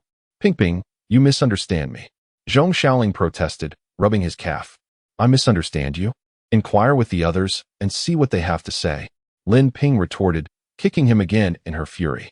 Cai Yiling approached and administered a few kicks as well, declaring, "You've truly disappointed me. Oh, must you resort to such violence? I was truly fulfilling my mission. Very well, let's return. I'll disclose the intelligence I've gathered. And you'll see that I haven't been deceitful," Zhong Yuling lamented. "Still attempting to justify yourself?" Lin Ping exclaimed, poised to kick him once more, but Zhong Yuling intervened, saying, "Enough. Let's return. Perhaps you've misunderstood Yuling. We'll discuss it upon our return, only for the captain's sake. If you fail to provide us with a satisfactory explanation upon our return, I'll castrate you immediately," Lin Ping threatened with a glare. "Such harsh measures? You'd become a widow." Zhong Yuling responded with a chuckle. "Get lost. Even if every man on earth were to perish, I would never marry you. You're nothing but a rogue, a scoundrel." Lin Ping fumed, taking a seat on the bus and refusing to acknowledge Zhong Yuling further. Observing her demeanor, Zhong Yuling chuckled and sat beside her, saying, Ping, don't be angry. Give me a smile. Get lost." The group returned to the hotel. Upon entering the room, all eyes turned to Zhong Yuling, a clear indication that they expected him to produce evidence. Zhong Yuling cleared his throat, connected his personal digital assistant to the large screen, and displayed a photograph, stating, "This woman is called Xiao Hui," undoubtedly a pseudonym. According to her, She's employed as a hostess at this bar. The other women are in the same line of work. I subtly inquired about certain matters. He then displayed several more images, explaining, this man is called a Chong, a purveyor of illicit substances at the bar and a security guard. This man is called a Wu, a retired soldier. But Xiao Hui claims he's not affiliated with the Republic. In fact, none of the security guards at the bar are. And this man is called Brother Long, their leader and a follower of our primary target. As long as Brother Long is present, so is our target. I inquired with Xiao Hui about the owner's name, and she stated it's Lisa. As for her residence, only Brother Long knows. Zhong Yuling nodded in response, asking, anything else? This intelligence is essentially meaningless. This is a federal stronghold, so the security guards are undoubtedly affiliated with the Federation, which is self-evident. Zhong Xiaoling smiled and responded. The most crucial piece of information is that Xiao Hui stated that Lisa has been visiting frequently, and there's a secret passage in the bar that Lisa uses to exit.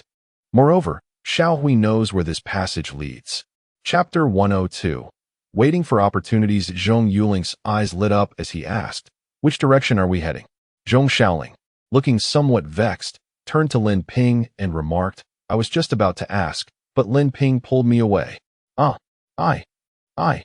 I don't know. I thought you were just drinking. I'm sorry, Captain, it's all my fault. Lin Ping stammered, her words tumbling out as she realized that her involvement had led to missing crucial information. It's not your fault. Zhong Yuling interjected.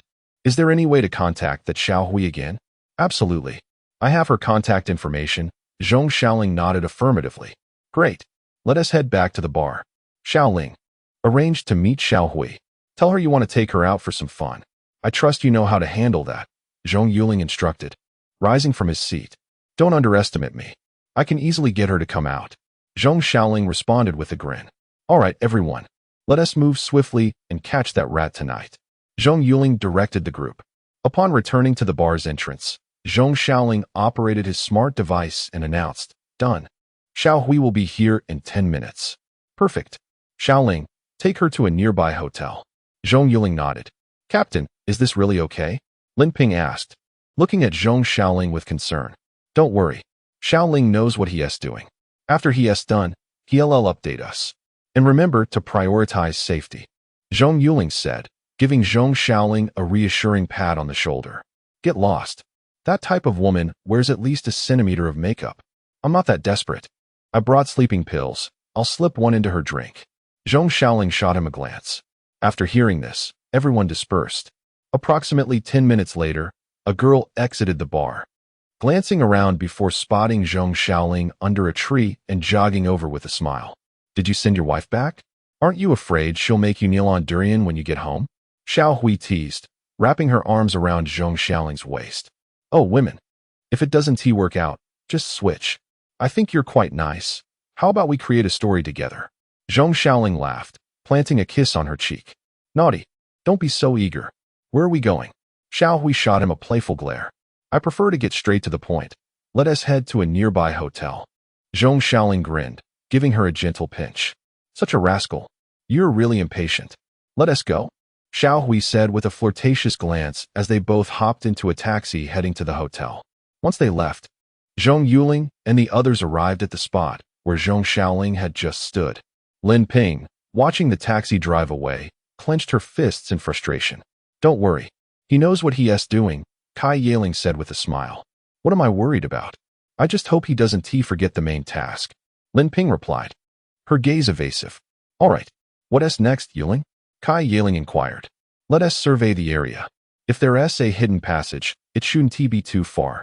Everyone, keep an eye out. Zhong Yuling instructed. Following his command, the group began to disperse around the bar, while Zhong Xiaoling and Xiao Hui stepped out of the taxi and entered a hotel.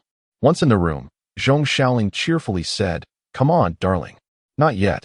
I need to wash up first. Xiao Hui retorted, rolling her eyes as she walked into the bathroom. Bored, Zhong Xiaoling sat on the edge of the bed, his mind racing with strategies on how to extract information. Zhong Yuling and the others were waiting for his update, and Xiao Hui had mentioned that Kylan didn't linger in the bar for long. After a while, Xiao Hui emerged from the bathroom wrapped in a towel. She looked at Zhong Xiaoling and said, Hurry and wash up. Okay, wait for me. Zhong Yuling replied, heading to the bathroom for a quick wash before wrapping himself in a towel and stepping out. So quick. Are you clean? Xiao Hui asked upon seeing him. All cleaned up. Come here, darling. Zhong Yuling laughed as he approached her. Such eagerness. Xiao Hui teased.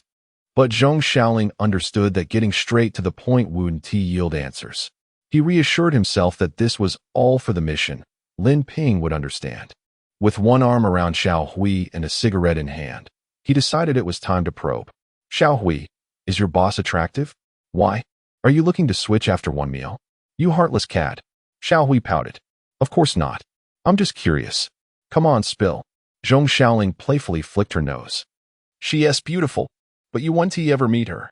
Xiao Hui replied. Really? I'm curious to see what she looks like. By the way, you mentioned a hidden door in the bar. How do you know about it? Zhong Yuling inquired.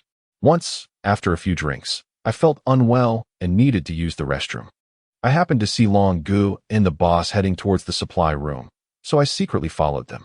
I discovered a hidden door behind the supply room. And that is how I learned the boss uses that passage to enter the bar, Xiao Hui explained. Oh, where does that hidden passage lead? Tell me, so I can keep an eye out for your boss. Zhong Yuling chuckled. I want to tell you. You're such a rogue. Asking about another woman while yours is right here. I'm upset. Xiao Hui playfully punched his chest. Come on, please. If you tell me, I'll buy you whatever you want. Zhong Yuling urged. Really? I saw a bag that costs over 10,000. If you buy it for me, I'll tell you. Xiao Hui said with a grin. Here, I'll give you 20,000. Zhong Yuling took out his smart device and transferred the money to her. Ah, you're so sweet. All right, I'll tell you. It's in the alley behind our bar. That alley leads to the back entrance of XX Mall. Once you exit through the back door, you're right in the mall. But I'm curious why the mall would keep that back door open. And how the boss has the key. I turned back after seeing it, fearing I'd be discovered. Thankfully, I wasn't. And I didn't tell any of my friends, Xiao Hui recounted. Okay, I'll check it out another day. Now I should head back. I have enough cash here. You can stay the night. I'll take you out tomorrow. Zhong Yuling said, getting off the bed. Are you really not going to spend the night with me? Xiao Hui asked, disappointment evident in her eyes as she watched him get dressed. Nope. You know how a hotel can be a hassle. All right, I'll call you tomorrow. Zhong Yuling smiled, leaving the room. After he left, Xiao Hui lay back on the bed and thought, this guy is pretty good. 2 grand in my pocket. Just wait until tomorrow. I'm going to make his wallet feel light. Zhong Yuling exited the hotel and immediately contacted Zhong Yuling to relay the news. Upon receiving the information, Zhong Yuling smiled and sent a message back. All right. You can return and continue. You don't need to participate in the mission anymore. Get lost. It's not easy to sell my charms like this. I'll get a cab back to the hotel myself. After sending the message, Zhong Yuling hailed a taxi towards the inn. Did Xiaoling send any updates? Did he and that girl? Lin Ping approached, questioning. Lin Ping. He is doing this for the mission. You should forgive him, Zhong Yuling said with a smile, sensing the chemistry between them. Even if Lin Ping wouldn't admit it yet. I don't care if he lives or dies. Lin Ping retorted, retreating to a corner, silent. All right, everyone gather. We're heading to XX Mall. Zhong Yuling instructed via his earpiece. Upon arriving at the mall, Zhong Yuling surveyed the layout before addressing Tina. Tina, help me find out who owns this mall. Also, breach their security system and get the cameras under surveillance. Let us set up a trap. Chapter 103, An Unexpected Encounter and Kidnapping Captain. We've discovered that this mall belongs to AI Xiaodong's brother, AI Xiaoqing. His brother is a businessman who has not entered the military. He has established several companies in Z1795. Tina announced. TCH. It's a front for money laundering. Knowing whose it is sufficient. Let's start searching for a backdoor. Each of us will keep watch at one, said Zhong Yuling. At that moment, Zhong Yuling suddenly noticed several girls approaching him. When he saw the stylishly dressed girl in the center, he was taken aback and immediately lowered his head. However, after a moment's contemplation, he thought, with this makeup, she surely won't recognize me, so why should I be afraid? He raised his head again just as the girls walked past him. Zhong Yuling overheard one girl asking the girl in the center, Xiaowan, where are you going to play later? No, I'm going home. I can't stay out too late recently. Once we're done shopping, let us all head back. The girl replied. Indeed, that girl was AI Xiaowan, the youngest daughter of AI Zhiming, who had gone on a blind date with Zhong Yuling. Is it true? Xiaowan has changed her tune? Could it be that after finding a good man, she wants to settle down? One girl teased. Oh, please. I'm not ready to bury myself just yet. AI Xiaowan retorted. My father has said we all need to stay safe and not be out too late. Is something wrong? A girl asked, looking puzzled at AI Xiaowan. I don't know. My father hasn't said anything specific. Anyway, I'm heading home now. You all can continue playing. AI Xiaowan waved goodbye to her friends as she walked toward the mall's exit. Zhong Yuling watched AI Xiaowan depart, sensing that her words hinted at a secret. Why did AI Zhiming want them to return home early? Was someone plotting against them? Who could it be? Suddenly, he had a thought and smiled slightly. It must be the sellers from that smuggling ship they intercepted last time. Those military supplies were worth a significant amount. AI Zhiming must be worried that those sellers, unable to target him, might turn their intentions toward his children. This could indeed be advantageous. After muttering to himself, Zhong Yuling spoke into his earpiece. Change of plans. You all continue to keep watch, but don't apprehend the target upon encountering her. Follow her and observe her destination. I have something to attend to. Where are you going? Do you need our assistance? Kai Yaling inquired upon hearing Zhong Yuling's words. No need. I'll inform you all when I return. Zhong Yuling replied before ending the call and heading in the direction of AI Xiaowan. Zhong Yuling approached AI Xiaowan and said, Hello, beautiful. Could you tell me if the Night Hawk bar is on this street? It's down that way, AI Xiaowan said, glancing at him before continuing on her way. Quite the character you are, Zhong Yuling said, catching up to her. Could you take me there? Hey, that is not how you flirt. Boring. AI Xiaowan retorted, rolling her eyes at him. Oh, I've been discovered. How about joining me for a drink at Night Hawk? Or any other bar will do. Let us be friends. Zhong Yuling grinned. AI Xiaowan sized him up for a moment, noticing his decent appearance and physique. However, her father had warned her about the dangers of being out lately and not returning home too late. Though she was tempted to have some fun, she shook her head.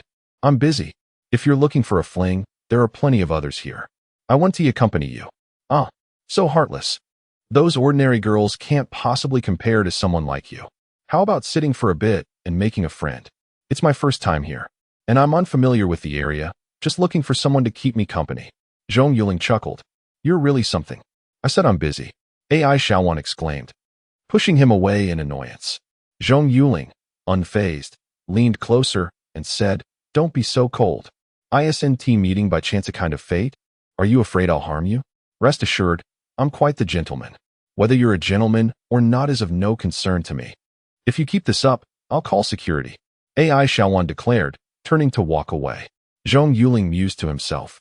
I didn't expect such a renowned socialite to be so timid. Watching AI Xiaowan's retreating figure, he stroked his chin thoughtfully. No, today he must capture AI Xiaowan. He followed her, and when she reached the parking lot, he approached her, placing his hand in his pocket to press against her waist, saying, You're not being very accommodating. I'll have to take you by force, AI beauty. Feeling the object at her waist, AI Xiaowan was drenched in cold sweat. Her father had warned her that someone might target them, advising her to avoid going out alone and not to stay out too late. She, who loved to have fun, found it unbearable to stay indoors all day, but remembering her father's words, she didn't dare defy him, especially when it came to drinking, fearing something might happen. Little did she expect that someone would find her. What do you want? I'll have you know this is my brother's place, and there are cameras everywhere. If someone discovers you, you want to escape. AI Xiaowan feigned calmness. Huh, AI beauty, do you think we would come unprepared to take you? Cameras? Nowadays, they are mere decorations. Now, be a good girl and get in the back seat. Zhong Yuling said with a grin. How much do you want? I'll pay you. Just let me go. AI Xiaowan pleaded in fear, realizing that if what he said was true, no one currently knew she had been kidnapped. Money? Your father has caused us losses of several hundred million. Can you compensate for that? I've heard that the renowned socialites in your circle have impressive skills. Perhaps I should put them to the test. Consider it a bit of interest. Zhong Yuling chuckled, giving her rear a playful slap. Ah! AI Xiaowan yelped in shock. She was genuinely frightened now. Her father had mentioned that they had indeed suffered significant losses. And what was she to do? If she fell into their hands, her life would be ruined. Please, let me go. I'll have my father pay you back. AI Shawan begged. Get in the car. I don't want to say it twice. Don't make me resort to force, he said, pulling AI Shawan toward the rear of the vehicle. Reluctantly, under his pressure, she opened the car door. As she did, Zhong Yuling swiftly retrieved a syringe from his other pocket and injected it into her backside. AI Shawan felt a sharp pain and wanted to scream, but soon, her body began to weaken, her eyelids growing heavy until she finally closed her eyes and collapsed onto the back seat. Zhong Yuling picked up his earpiece and said, Tina, delete all videos from the parking lot within the last 10 minutes. Fancy you. Bring the car to the parking lot. Yes, yes.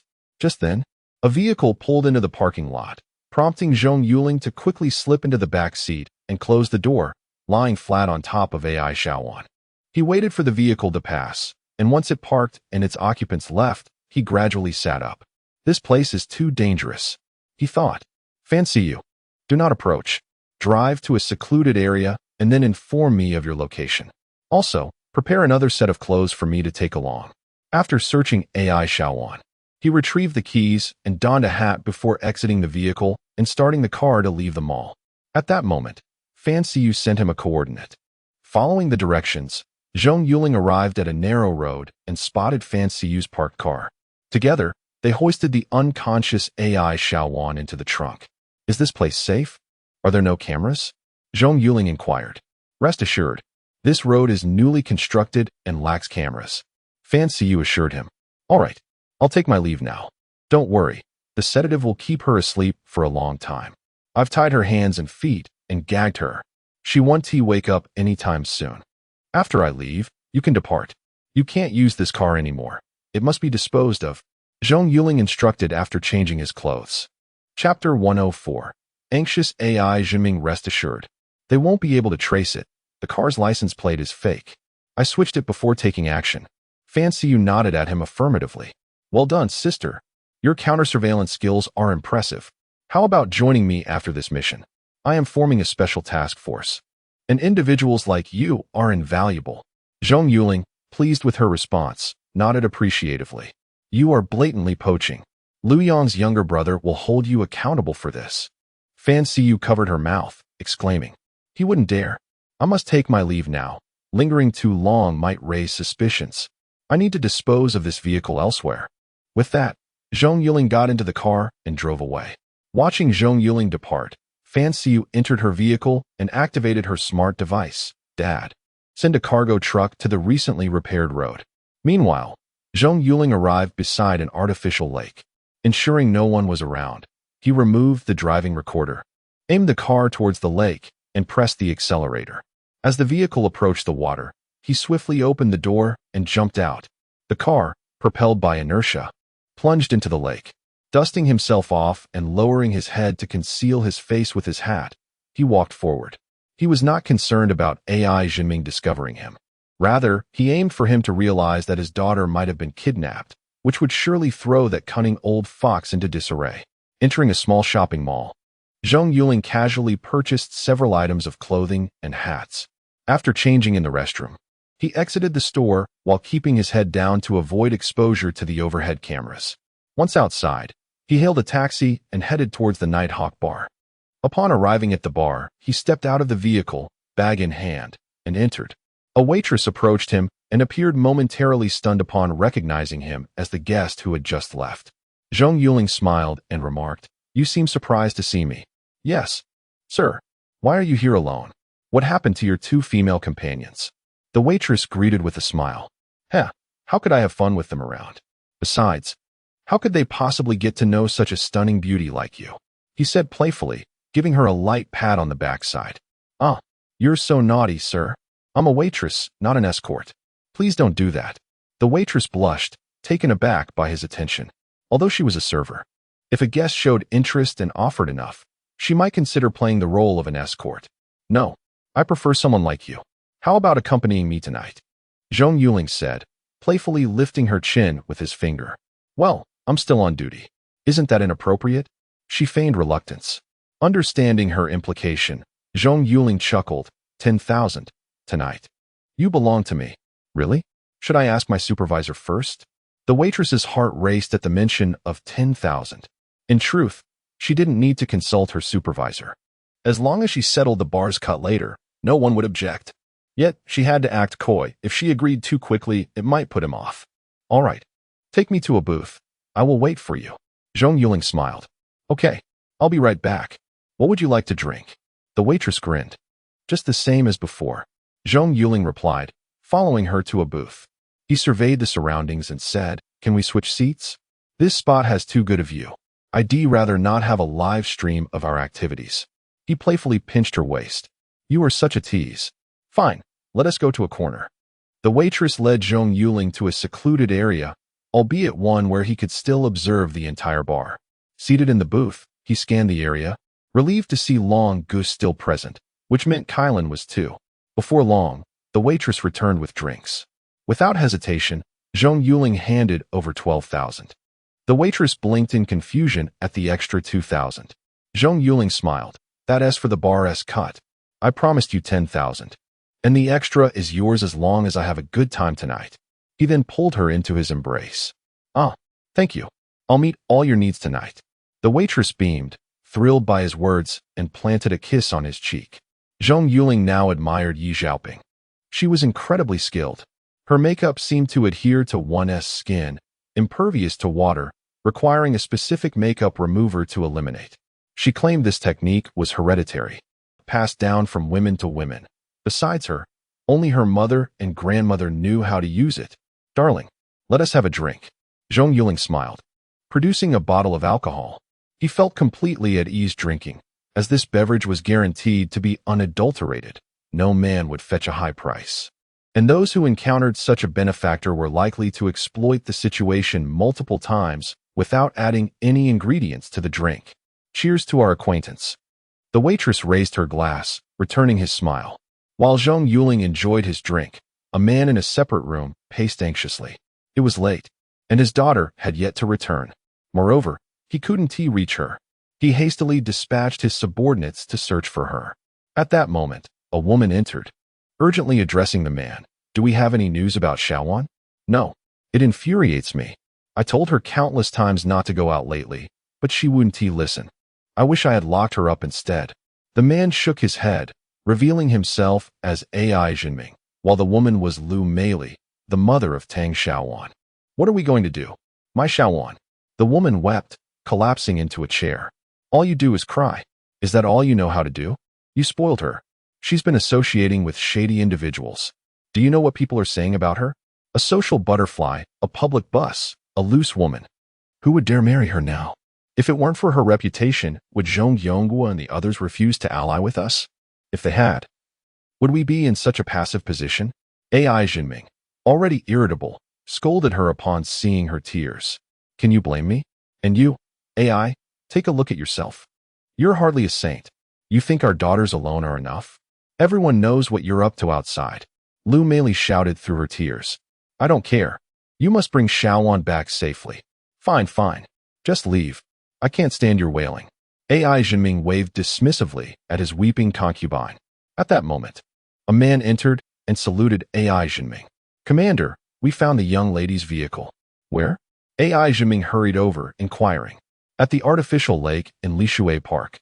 We have recovered it, but there's no sign of the young lady, only her smart device. The man relayed, prompting the others at the door to bring forth the device. Ah! Lu Meili screamed upon hearing this and fainted. Get her back to rest. AI Jinming instructed. Glancing at the man, has Haodong discovered who did this? Haodong nodded.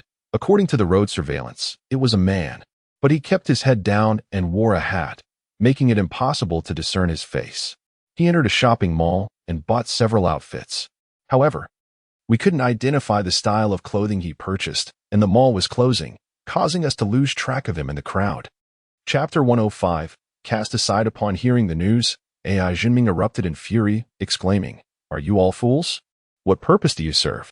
Even a mere person can slip away from you. Haodong lowered his head and continued, Commander, we have discovered that the abduction occurred in the eldest young master's shopping mall. However, we have only been able to access the surveillance footage from the parking lot for a brief moment before it was sabotaged. All we saw was the young lady being confronted by a man. Then investigate that man. Hurry, must I teach you how? AI Zhiming seethed. We have already looked into it. His name is Zhong Yuling. He just arrived at our location this morning. He is the owner of a newly established trading company, and our inquiries confirm the existence of this company. During their conversation, a cleaner overheard them. The cleaner mentioned he merely intended to invite the young lady for drinks. But she declined, and they parted ways. Currently, this Zhong Yuling is at the Nighthawk bar, drinking while embracing a waitress, having spent over 10,000 just to keep her company. He clearly exhibits the traits of a playboy, Haodong reported. That is hardly useful. Is there no other information? AI Zhiming shouted, angrily shattering his cup on the ground. None, Haodong replied. Then get to work. If you can't find him, don't bother returning. AI Zhiming furiously swept the documents off the table. Haodong left the room, dejected. AI Zhiming rubbed his temples, realizing he could only wait for the kidnappers to contact him. He surmised that it must be the same group that had taken his daughter. But the person who had been in contact with him had been executed on television just the day before. It was evident that unless they reached out, he had no means of contacting them. At that moment, a flamboyantly dressed woman entered, locking the door behind her as she approached AI Zhiming. I know everything, she said. Oh, Xiaolin, why did I have to have such a daughter? If only she were half as capable as her two sisters. AI Zhiming lamented. Lu Xiaolin stepped behind him, gently massaging his temples. Xiaowan is still young. She will understand as she grows up. 20 years old and still young. Enough of that. I wonder where Xiaodong has been. It has been ages since I last saw him. That rascal has blocked both me and his mother. It infuriates me. The next time I see him, I swear I will knock him out. AI Zhiming said, eyes closed in exasperation. Upon hearing AI Xiaodong's name, Lu Xiaolin's hand trembled slightly. But she quickly composed herself and replied, I don't know. I haven't had any contact with him. Indeed, that boy has inherited none of my traits. Yet when it comes to women, he has surpassed me. Alas, my greatest headache is him and Xiaowan. AI Zhiming nodded. Trust me, he will mature. Now, shall we ease your anger? Lu Xiaolin smiled, embracing him from behind. Without a word, AI Zhiming stood, lifting her as they walked toward the sofa. Where to next, handsome? The woman in his arms gazed at Zhong Yuling with dreamy eyes. Wherever you wish, my darling. Zhong Yuling laughed, planting a kiss on her lips. Wherever you go, I shall follow you tonight. The waitress replied with a smile. Just as Zhong Yuling was about to speak, he noticed a man named Long Gu ascending the stairs to the second floor. He realized the target might be returning. Come along, accompany me to the restroom. He cheerfully suggested. Oh, you naughty boy, don't linger there. It would be troublesome if we were caught. Let's go outside. The waitress playfully chided, giving him a light punch. You are mine tonight. I have the authority, he declared, pulling the girl toward the staircase. Upon reaching the stairs, Zhong Yuling heard footsteps approaching. He recognized that Kylan was descending and immediately embraced the waitress, pinning her against the wall as he kissed her. The waitress was startled but unable to resist, wrapped her arms around his neck. Zhong Yuling, however, was mentally repeating, Xiaoxue, forgive me. Brother is merely acting for the mission. This is all a charade. At that moment, a couple descended the stairs. Upon seeing the two entangled figures, they barely reacted, accustomed to such sights in a bar. They continued their descent, but as they approached, Zhong Yuling blocked their path, lost in a kiss. Hey, buddy, if you want a kiss, do it elsewhere. You're blocking the way, Long Gu remarked, eyeing Zhong Yuling. Zhong Yuling looked up, recognizing the woman as Kylan, but remained silent, continuing to kiss. The waitress, upon seeing Long Gu and the boss, panicked and urged, Let us go somewhere else, brother. We can go to the restroom. You can do whatever you wish there. Get lost. I came here to enjoy myself. What is the problem with staying here? I have money, Zhong Yuling retorted, resuming his kiss. Long Gu approached and shoved Zhong Yuling, causing him to fall. You bastard. How dare you push me? I'll kill you. Zhong Yuling shouted as he got back up. The waitress, now terrified, rushed to him, saying, Boss, Long Gu, I apologize. He*s drunk. Brother, let us go? I can take you somewhere fun. Get lost. You're the boss here? Not bad. You're quite a beauty. Name your price for a night. Zhong Yuling grinned, approaching Kylan. Upon hearing Zhong Yuling's words, Long Gu raised his fist to strike him, but Kylan intervened, stating, "Dear boss, I welcome your presence at our bar, but please don't overstep. How about this? You can spend time with Xiaoxua. I'll arrange a luxury room for you. If she isn't sufficient, I can call in a couple more girls to keep you company. Oh, I have money. I don't need your help to book a room. What's the price? I can acquire any woman, even without Zhong Yuling assistance." He reached out to grab Kylan. Long Gu immediately rushed over. During the scuffle, Zhong Yuling discreetly slipped something into Long Ji's pocket. Kylan, already irate from waiting for the kidnappers and now encountering this drunkard, snapped at Long Gu, "Along. Get rid of him." "Understood, boss." Long Gu called for a few men, lifting Zhong Yuling and heading towards the exit of the bar. The surrounding patrons merely glanced before resuming their drinking and merriment. The waitress, pale-faced, approached Kylan, saying, "Boss, I'm sorry. It's not your fault. No need to follow us outside. You can keep the money." Kylan nodded. "This doesn't seem right." The waitress insisted, glancing at the door. "It's rare to find a catch like him. If I don't go out now, I may never have another chance. If you wish to leave, go ahead." "All right, along, let us go." Kylan observed the girl's intentions and smiled. The girl nodded and headed toward the bar's entrance. However, upon reaching the door, she found no trace of Zhong Yuling. Frustrated, she stamped her foot and returned inside. Meanwhile, Zhong Yuling hid behind a tree, sighing in relief once the waitress was inside. "Thank goodness. Xiaoxua, brother has preserved his innocence." He then picked up his earpiece. Addressing his team, "Attention, the mouse has emerged. Tina, I have placed a tracker on Long Gu. Commence tracking." "Are you back at Nighthawk again?" Kai Yiling inquired. "Yes. I've abducted someone and then traveled here. Otherwise, the mall's footage would have captured me with the victim. I need the investigators to perceive me merely as a wealthy heir, casually flirting with the kidnapped individual." Chapter 106. Let AI Xiaodong answer the phone. The target appears. At that moment, Lin Ping's voice resonated in the earpiece. "All right, Lin Ping, keep close but maintain a safe distance. We have a tracker, so we need not worry about losing her." "That brother Long must have been a soldier," Zhong Yuling remarked. "I just tested it out." "Understood," Lin Ping responded promptly, maintaining a distance of 6 or 7 meters behind the duo. Zhong Yuling spoke again. "Sister, when Lin Ping arrives at your location, you will switch places with them. If Lin Ping leaves, do not continue following." Thus, they exchanged positions, and after a series of transitions, they finally trailed the two to the parking lot.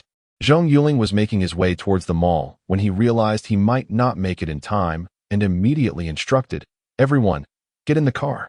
Just follow from a distance. Our mission tonight is to ascertain Kylan's residence before proceeding with the capture."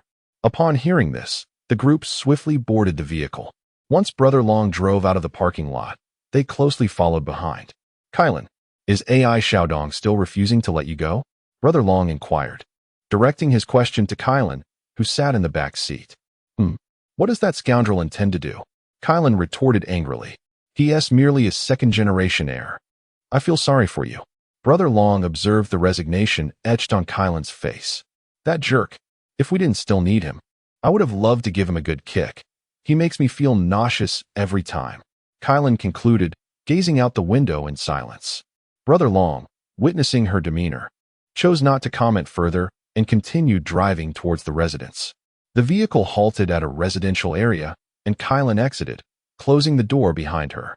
She approached the driver's side and asked, "Care for a drink?" "No, you've been awake for 2 days. It's best to rest early and avoid drinking," Brother Long replied. "Do you think I'm dirty?" Kylan bit her lip. "Not at all. In my eyes, you are still that pure angel. Once this mission is over, I shall marry you," Brother Long declared, gently caressing her cheek. "I don't believe you." Kylan pouted and planted a kiss on Brother Long's cheek. "All right, I'm leaving now. Considering the time, the second-generation heir should be back soon. It would be troublesome if we run into him. Don't worry. Those people with him should be fine. He probably just wants some benefits," Brother Long reassured as he started the car. Watching the taillights fade into the distance, Kylan sighed. She retrieved her keys, unlocked the door, and stepped inside. What she was unaware of was that Brother Long was currently blocked by a car obstructing the road. "Apologies." The car broke down and is being repaired. It'll be ready soon. Here, brother, have a smoke. A man approached, extending a cigarette with a sheepish grin. Hurry up, Brother Long replied as he took the cigarette. Soon. I wonder which jerk left nails on the road. Thankfully, I managed to brake in time. Or else we would have flipped. The man cursed. Brother Long ignored him, lighting the cigarette while waiting. Suddenly, he noticed something amiss with the car. If it had indeed braked suddenly, why were there no tire marks? Panic surged through him as he reached for his waist, but it was too late. A sharp pain pierced his neck, and then darkness enveloped him as he slumped in the driver's seat. All set, Zhong Yuling declared, holstering the tranquilizer gun as he addressed the group standing by the car. All right, drag him out and take him back. Zhong Yuling scoffed. That scoundrel Zhong Yuling. He just places the tracker and expects us to clean up his mess. Earlier, Zhong Yuling had suddenly messaged them, insisting they must capture Brother Long tonight. He remembered he had a tracker in his pocket. If discovered, the rat would surely flee. Thus, it was imperative that Brother Long join them for tea that evening. Oh, thanks to Yuling's tracker, we nearly lost him a few times. Zhong Yuling chuckled, absolving Zhong Yuling. You're all as black as crows. Don't cover for him. Now, let us drive. Zhong Yuling shot him a glare. Just as they finished clearing the scene, Zhong Yuling sprinted over from a distance. To avoid being seen by a taxi, he had instructed it to stop a kilometer away and made his way on foot. You all take him back. I'll meet Kylan myself, Zhong Yuling declared. By yourself? That's too dangerous. Zhong Yuling protested. No worries. Tina modified my earpiece to mimic AI Xiaodong's voice. Once that's done, you all can head back. I intend to have some fun with this woman. Zhong Yuling laughed heartily. Tina had discovered that this house was purchased by AI Xiaodong for Kylan, intended as a secret love nest. Moreover, the location was quite remote, devoid of surveillance cameras, making it obvious to any discerning eye what was happening. Yet, this inadvertently aided Zhong Yuling and his team. After the others left, Zhong Yuling dialed Kylan's number with a smile. You scoundrel, what on earth do you want? Kylan erupted as soon as she answered. Oh, darling, it's been a few days, and you're so fiery. Need my help? Zhong Yuling chuckled. You bastard, AI Xiaodong. What do you want from me? Are you not afraid I'll kill you? Kylan cut straight to the point. I just returned. I wanted to enjoy some quality time with you. Kylan, seething, retorted, fine. But you must release them first. I'm home. As long as you let them go, you can have whatever you want. No. I'm in the mood for something thrilling today. I've sent someone to pick you up. Just come down. There's a car not far from the house. Get in, and they will bring you to me. Zhong Yuling grinned. Hearing this, Kylan approached the window and lifted the curtain. She noticed a car parked not far below, and through the window, Zhong Yuling caught sight of her. He grinned. If you don't come down in 10 minutes, I'm afraid your information will end up on my father's desk, and then there will be no escape for you. AI Xiaodong, may you meet a wretched end. Kylan cursed into the phone, dropping the curtain, grabbing her bag, and making her way downstairs. Zhong Yuling ended the call with a smile and exited the vehicle. As it was night and the surroundings lacked streetlights, Kylan failed to recognize Zhong Yuling as the man who had been thrown out of the bar. Her mind was consumed with thoughts of what AI Xiaodong might do to her. He was a pervert who frequently made outrageous demands, all of which she had previously rejected. Back then, they had been in a cooperative relationship, and upon seeing her refusal, he had not pressed further. This time, however, she was in his clutches, and she could only concede to his wishes. The recollection of potential scenarios made Kylan's cheeks flush. AI Xiaodong sent you, didn't he? Kylan murmured, keeping her head down and avoiding eye contact with Zhong Yuling as she attempted to open the car door. Oh, who do we have here? Isn't that the boss from earlier? How come you rejected me at the bar and now find yourself in my car? Zhong Yuling's playful tone prompted Kylan to lift her gaze. In the pale moonlight, she recognized him as the troublemaker from the bar, the very one who had been thrown out by Brother Long and his companions. What are you doing here? AI Xiaodong deceived me. Did AI Xiaodong inform you? Hee. I told you, there's no woman I cannot have. Get in. The night is still young, isn't it, darling? Zhong Yuling chuckled, opening the car door. You scoundrel. Let me speak to AI Xiaodong. Realizing the situation, Kylan concluded that this despicable man must have found AI Xiaodong, and they had undoubtedly struck a deal to sell her out. Chapter 107 Blushing Ha. If you think AI Xiaodong can take your call now, then go ahead and dial. Think it over before you get in the car. Zhong Yuling laughed heartily as he entered the vehicle. Kylan stared at the car, then at the unanswered call on her smart device. She realized she had been betrayed. A wave of disgust washed over her at the thought of AI Xiaodong. Was she merely his tool, discarded when no longer needed? She had once been the pride of the Federation. Now, she had been reduced to a plaything exchanged by others. She felt as though her heart had ceased to exist. Her thoughts drifted to the man who had stood by her side from the very beginning, patiently waiting for her. He had just declared his intention to marry her. But could she still be worthy of him, now that she was no longer pure? He came from a distinguished background. Would his family accept a woman like her into their ranks?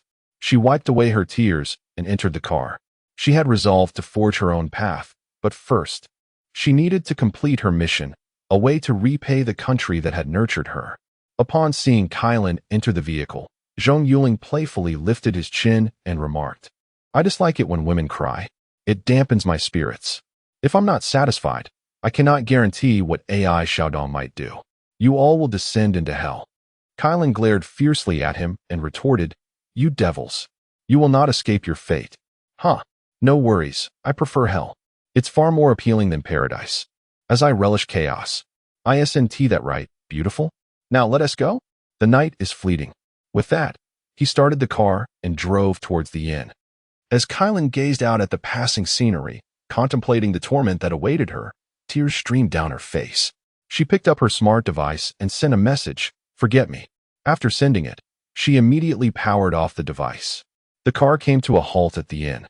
Zhong Yuling cheerfully opened the door and said, "Ladies first. I want to see AI Xiaodong." Kylan declared as she looked at him. "He will appear once we conclude our business. Come on. You know you have no other choice." Zhong Yuling laughed heartily as they entered the inn.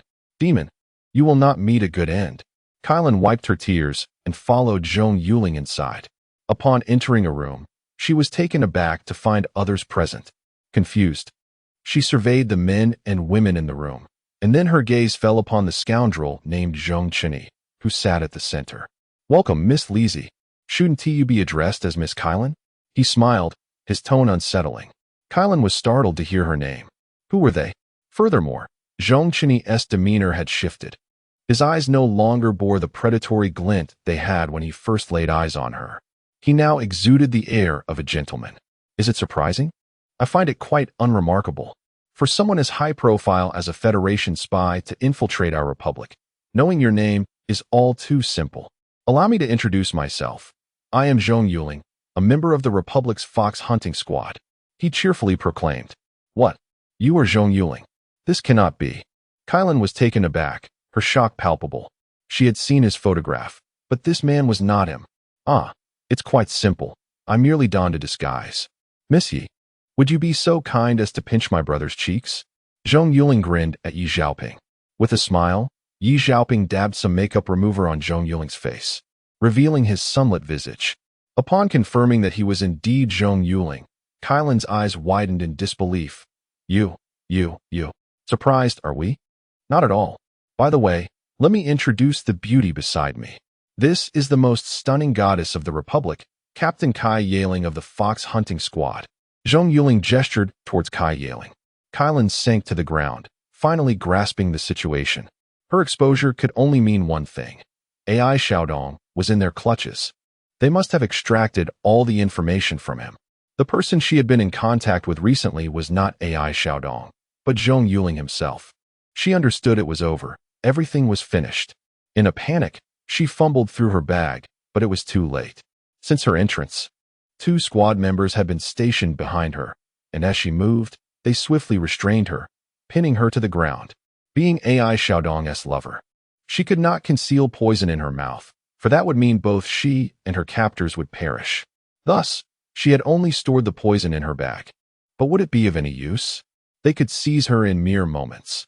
There was no way she could retrieve the drug, let alone ingest it. All right, Miss Kylan. Rest assured, we will not harm you.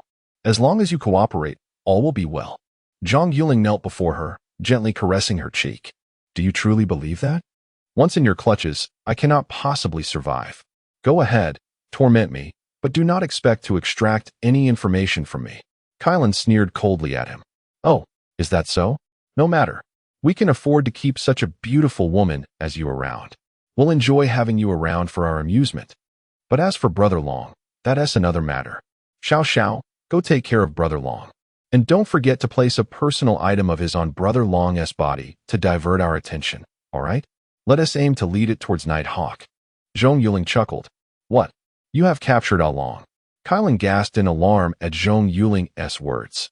Indeed, we shall thank him. He will help us divert attention from someone, Zhong Yuling said with a grin. All right, take her away. We have plenty of time for a slow interrogation. After he commanded them to escort Kylan away, she struggled, shouting, You devils! You will not escape your fate. Release Ah Long. I beg you, let him go. Then reveal your secrets, and we might consider it. Zhong Yuling turned to her. I can accompany you, or any of the men here, if only you release him. Kylan pleaded.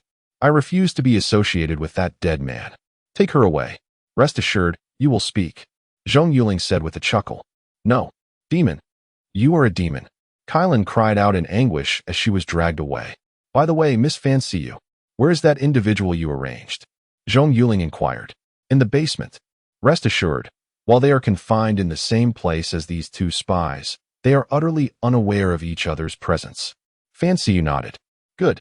Keep an eye on her. Don't let her starve. She is, after all, a young lady of privilege. Zhong Yuling laughed. All right, let us rest. We'll handle the rest tomorrow. What about Brother Long? Shall we dispose of him? Zhong Xiaoling asked. Dispose of him? Nonsense. For Kylan, Brother Long is a living anchor. If you kill him, she will undoubtedly take her own life, and we will gain nothing. Tomorrow, we'll find a lackey at Night Hawk, eliminate him, and place AI Xiaowan's personal effects on him. Let AI Zhiming assist us in dismantling that Federation hideout. Zhong Yuling smiled broadly. Brilliant. Truly brilliant. Zhong Xiaoling lauded, giving a thumbs up. At that moment, Kai Yaling, who had been escorting Kylan, returned. Zhong Yuling looked at her and asked, Did they meet Brother Long face to face? Yes. Their encounter resembled a dramatic farewell. Quite touching. Kai Yaling chuckled. Oh, so you possess a sentimental side. Did our Hua Jiaming melt your icy heart? Zhong Yuling laughed heartily. Hua Jiaming approached and kicked Zhong Yuling lightly, saying, Shut up. Do not speak nonsense. Zhong Yuling, now that you are the captain, I shall allow you a moment to gloat. When you return, just wait. Kai Yaling turned to leave, but Zhong Yuling noticed his sister's cheeks had flushed red. Chapter 108. The Eastward Diversion of Calamity in the Basement. A man and a woman were gazing at each other through iron bars. Kylan looked at Long Gu and said, Ah Long, I have brought this upon you. You need not have come. It is I who have led you into harm's way. Long Gu shook his head as he regarded her. I have always said that no matter where you go, I shall be by your side. Like a knight sworn to protect you. Kylan let out a bitter laugh. You are truly foolish. You know what my mission entails. Ah Long, I am so sorry. Rest assured, if they kill you, I shall follow you into the afterlife. No, Kylan, do not act recklessly. Long Gu exclaimed, grasping the bars with urgency. It is futile. I will still meet my end. I would suffer less torment and death. Do you know who they are? They are not affiliated with AI Xiaodong. They are the hunters. You should understand what that means. I fear I may not be able to keep the secret. Kylan looked at the man with tenderness. I regret not giving you my most precious possession. What? They are the hunters? What of AI Xiaodong? Long Ji's eyes widened in astonishment upon learning they were the hunters. Perhaps he has been captured or killed. Moreover, those who infiltrated from the Federation may already be in their hands. Our plan has inevitably failed. Kylan sat on the ground, hugging her knees. No, we still have another group. Just as she was about to speak, Kylan quickly interrupted. Ah Long, be silent. Long Gu realized he had let slip a critical detail. Cold sweat trickled down his brow as he fervently hoped no one had overheard. But could that be possible? Zhong Yuling observed the screen and remarked, Look, there is an additional piece of information. Another group is involved. Quickly, inquire about their whereabouts. Otherwise, we may face trouble if they head to Asphodel. Hua Jiaming anxiously pressed. Fool. Zhong Yuling shot him a glare. I suspect it is in Ni Dalin's possession. Are you saying AI Xiaodong tasked Ni Xiaoyu with this? Kai Yaling's eyes sparkled with realization. Close enough. Only people can ensure Ni Xiaoyu's safe retrieval. If it were an object, even Ni Xiaoyu would find it difficult to manage. Zhong Yuling nodded in agreement. As soon as he finished speaking, a prompt for a call from the intelligence system chimed. Zhong Yuling picked it up, smiling as he said, "Look, here it is." He answered, "Uncle Dalin." "Ah, Yuling. We have detained the item. I never expected it to be." Ni Dalin began before Zhong Yuling interrupted, smiling. "Let me guess, it must be a person, and a key figure at that. I assume you have discovered their target is Shui Ling's acquaintance?" "Ah, you knew?" Ni Dalin gazed at Zhong Yuling in surprise.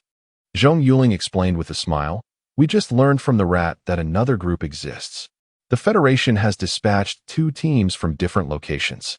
One has been captured by us, and the other is likely the one you have. Indeed, I have reported this to the old chief, and he was extremely furious upon hearing it. By the way, was the rat captured?" Ni Dalin inquired. "Yes, he was caught not long ago. We are currently devising a way to return him discreetly." "Uncle Dalin, do you have any suggestions?" Zhong Yuling asked, knowing that the priority was to bring Kalin and Long Go back for interrogation to prevent further complications. "It is difficult. If I enter now, I will raise suspicion. You must extract them," Ni Dalin replied. "AI Jinming has become excessively vigilant along our borders. I recently received reports that he dispatched 2 fleets of warships to patrol the area. I believe I understand the situation now. His daughter has been kidnapped. It is likely the same on your side, as he suspects smugglers are responsible. Our borders are precisely where those smuggling routes are located, so he fears they may take his daughter away." Zhong Yuling chuckled. "It was you who did this, wasn't it?" Ni Dalin shot him a sidelong glance. "Yes. I happened to capture the rat while I was at it, intending to sow chaos among their ranks." Zhong Yuling boldly admitted to the kidnapping of AI Xiaowan. "Impressive. That was a clever move. Yuling, I envy the Republic for having such a capable son. Meanwhile, my own child spends all his time in the laboratory, busying himself with trivial experiments." Ni Dalin shook his head in exasperation. "Oh, is Yuping focused on research?" Zhong Yuling inquired, knowing that Ni Dalin had a son named Ni Yuping, 2 years his senior. "Indeed, he can rival your uncle in enthusiasm for research, but his results are far from satisfactory. I cannot fathom how many military devices he has ruined. It nearly drives me to despair." Ni Dalin lamented, his frustration evident. However, Zhong Yuling had a different perspective. "Research personnel are precisely what we currently lack. We must bring him in." He said to Ni Dalin, "Uncle, I have a confidential matter to discuss. Although it is classified, as my uncle, you can be trusted. I plan to form a special operations team soon. If you trust me, please send Yuping my way for training." Upon hearing this, Ni Dalin immediately nodded. "Very well, no problem. If he can be half as good as you, I will be immensely grateful. Whenever you establish that team, let me know so I can send him along." "Agreed. If you trust me, I shall take charge," Zhong Yuling affirmed, and after a lengthy discussion with Ni Dalin, he ended the call with the intelligence system. "You charmer. You are after Ni Yuping for his research skills, aren't you?" Kai Yaling shot Zhong Yuling a knowing glance. "Of course, but he must also undergo training. Sometimes, a balance between work and rest is essential." Zhong Yuling stroked his chin. "Enough of this. Everyone, please get some rest. Tina and Xiao Miling, you two take turns keeping a close watch on their intelligence systems. Alert me immediately if there is any activity," he said, yawning as he exited the room. The following day, in AI Jinming's office, he was perusing some documents as he asked, "Haodong, you say Xiaowan is at this bar?" "Commander, it is quite likely. Someone discovered a corpse in the artificial lake at noon. After retrieving it, they found this in its pocket," Haodong said, producing a bracelet and handing it to AI Jinming. "Indeed, this is the bracelet I bought for Xiaowan's birthday last year. It even bears her name." LV Meili exclaimed with excitement upon seeing the bracelet. "Then why are we still standing here? Surround that bar at once." AI Jinming ordered Haodong. "Commander, this bar is ostensibly owned by a woman named Lisa, but our investigation reveals she is the mistress of the second young master. In truth, this bar belongs to him." Haodong presented a document to AI Jinming. "What? Xiaodong's. AI Jinming exclaimed in disbelief as he examined the document. Yes. Furthermore, since the bar opened, numerous young women have gone missing here. But the second young master has suppressed the incidents. Commander, I suspect he is involved in illicit activities. Haodong said, his teeth clenched in frustration. Scoundrel! How many times must I say this is off limits? Why does he not listen? Is he intent on driving me to madness? AI Jinming slammed the document onto the table in anger. Chapter 109. You cannot drive me away. Haodong observed the furious AI Jinming as he brandished a document, exclaiming, Commander, you must brace yourself for what comes next. What else is there? You can't possibly leave it at that. AI Jinming shouted. The day after the previous vessel was intercepted by the hunter, another ship was seized, one that had also departed from our location. The person in charge of its release claimed they possessed your document. Commander, Haodong explained. What? My document? That is impossible. I have only signed one document recently. AI Jinming exclaimed in disbelief. He vividly recalled issuing an exit document each time he assisted those vessels, knowing full well that the release personnel must return the document to facilitate passage. Yet, he distinctly remembered that he had signed only one, which now lay in the brazier beside his desk. It must be the second young master. He may have found a way to obtain your document, allowing him to leave discreetly without your knowledge. Haodong paused momentarily. But what? AI Jinming pressed impatiently. After being intercepted by the hunter, that spacecraft chose self-destruction. Only one girl survived. The rest perished. This information was relayed by our contacts within the independent division, Haodong stated. What? Upon hearing this, AI Jinming felt darkness envelop him, collapsing into his chair. If what Haodong said was true, that Xiaodong had already. No, that ship might not have belonged to Xiaodong. But if it wasn't Xiaodong's, how could they possibly have their own exit documents? Especially when he had been unable to contact him recently. Could it truly be the case? Did that person send back any information on the deceased? AI Jinming inquired. None. It is said their bodies were completely obliterated. The other side did not conduct an examination and simply placed them into a freezer. They are currently in the cruiser S morgue, Haodong continued, looking at him earnestly. Commander, I understand this is difficult for you to accept, but I believe it must be the second young master. He must have feared being captured and the repercussions it would have on you. That is why he rigged the civilian spacecraft to self-destruct, intending to obliterate his identity and make it appear as if he were merely an ordinary smuggler, thus avoiding further investigation. Enough. I understand. Find a way to discreetly retrieve the bodies, bring back what you can, and dispose of the rest. After speaking, he leaned back in his chair. Lu Meili approached, wrapping her arms around his head, saying, Do not be saddened. This may be for the best. We can find peace in this. What I fear most now is that the other side has already conducted a clandestine investigation and is simply biding their time. I hope it is not as I dread. This scoundrel. I told him not to meddle, yet he refuses to listen. Was he not given any money at home? Go inform Xiao Mei about this matter. AI Jinming sighed. All right. I will tell my sister. I just hope Xiao Wan is safe. Haodong remarked. That place may very well be a nest for the Federation. It must be eradicated. Furthermore, it ought to be widely publicized. Lu Meili addressed Haodong. Yes, madam. I shall proceed at once. Haodong nodded, as Haodong and his team made their way towards the Night Eagle bar. Zhong Yuling and her companions were seated in a hotel, engrossed in the screen before them. After a night of diligent work by Tina and Xiao Miling, Long Gu and Kylan's smart brains had been cracked, revealing information that invigorated everyone. Long Ji's smart brain contained limited useful data, primarily related to their personnel deployment at Z-1795, but Kylan's was a treasure trove.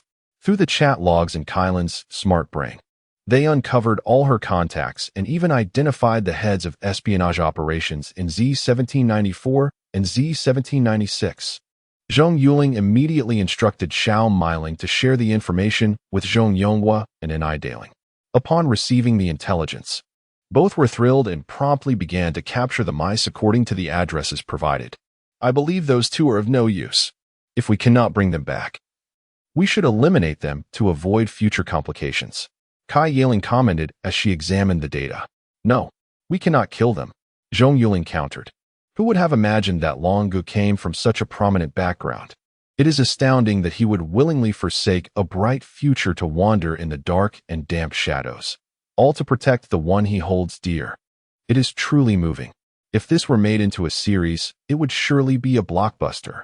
That is why I prefer to remain single. Love can lead one astray and compel one to act against their own will. Being single is delightful, free of burdens. Kai Yaling sighed, shaking her head. Sis, if you keep saying such things, someone will end up crying under the covers tonight. Zhong Yuling teased, glancing at the nearby Hua Jiaming. Shut up. I'm not crying. Hua Jiaming retorted sharply. Hey, did I mention you? Why are you getting all worked up? Don't take it personally. Zhong Yuling shot back with a mischievous smile at Kai Yaling. Look, someone is getting anxious upon hearing your words. I've realized you can't go 3 days without causing a ruckus. Kai Yaling rolled her eyes at Zhong Yuling. Enough of that. What shall we do with those two? Kai Yaling swiftly redirected the conversation. Simple.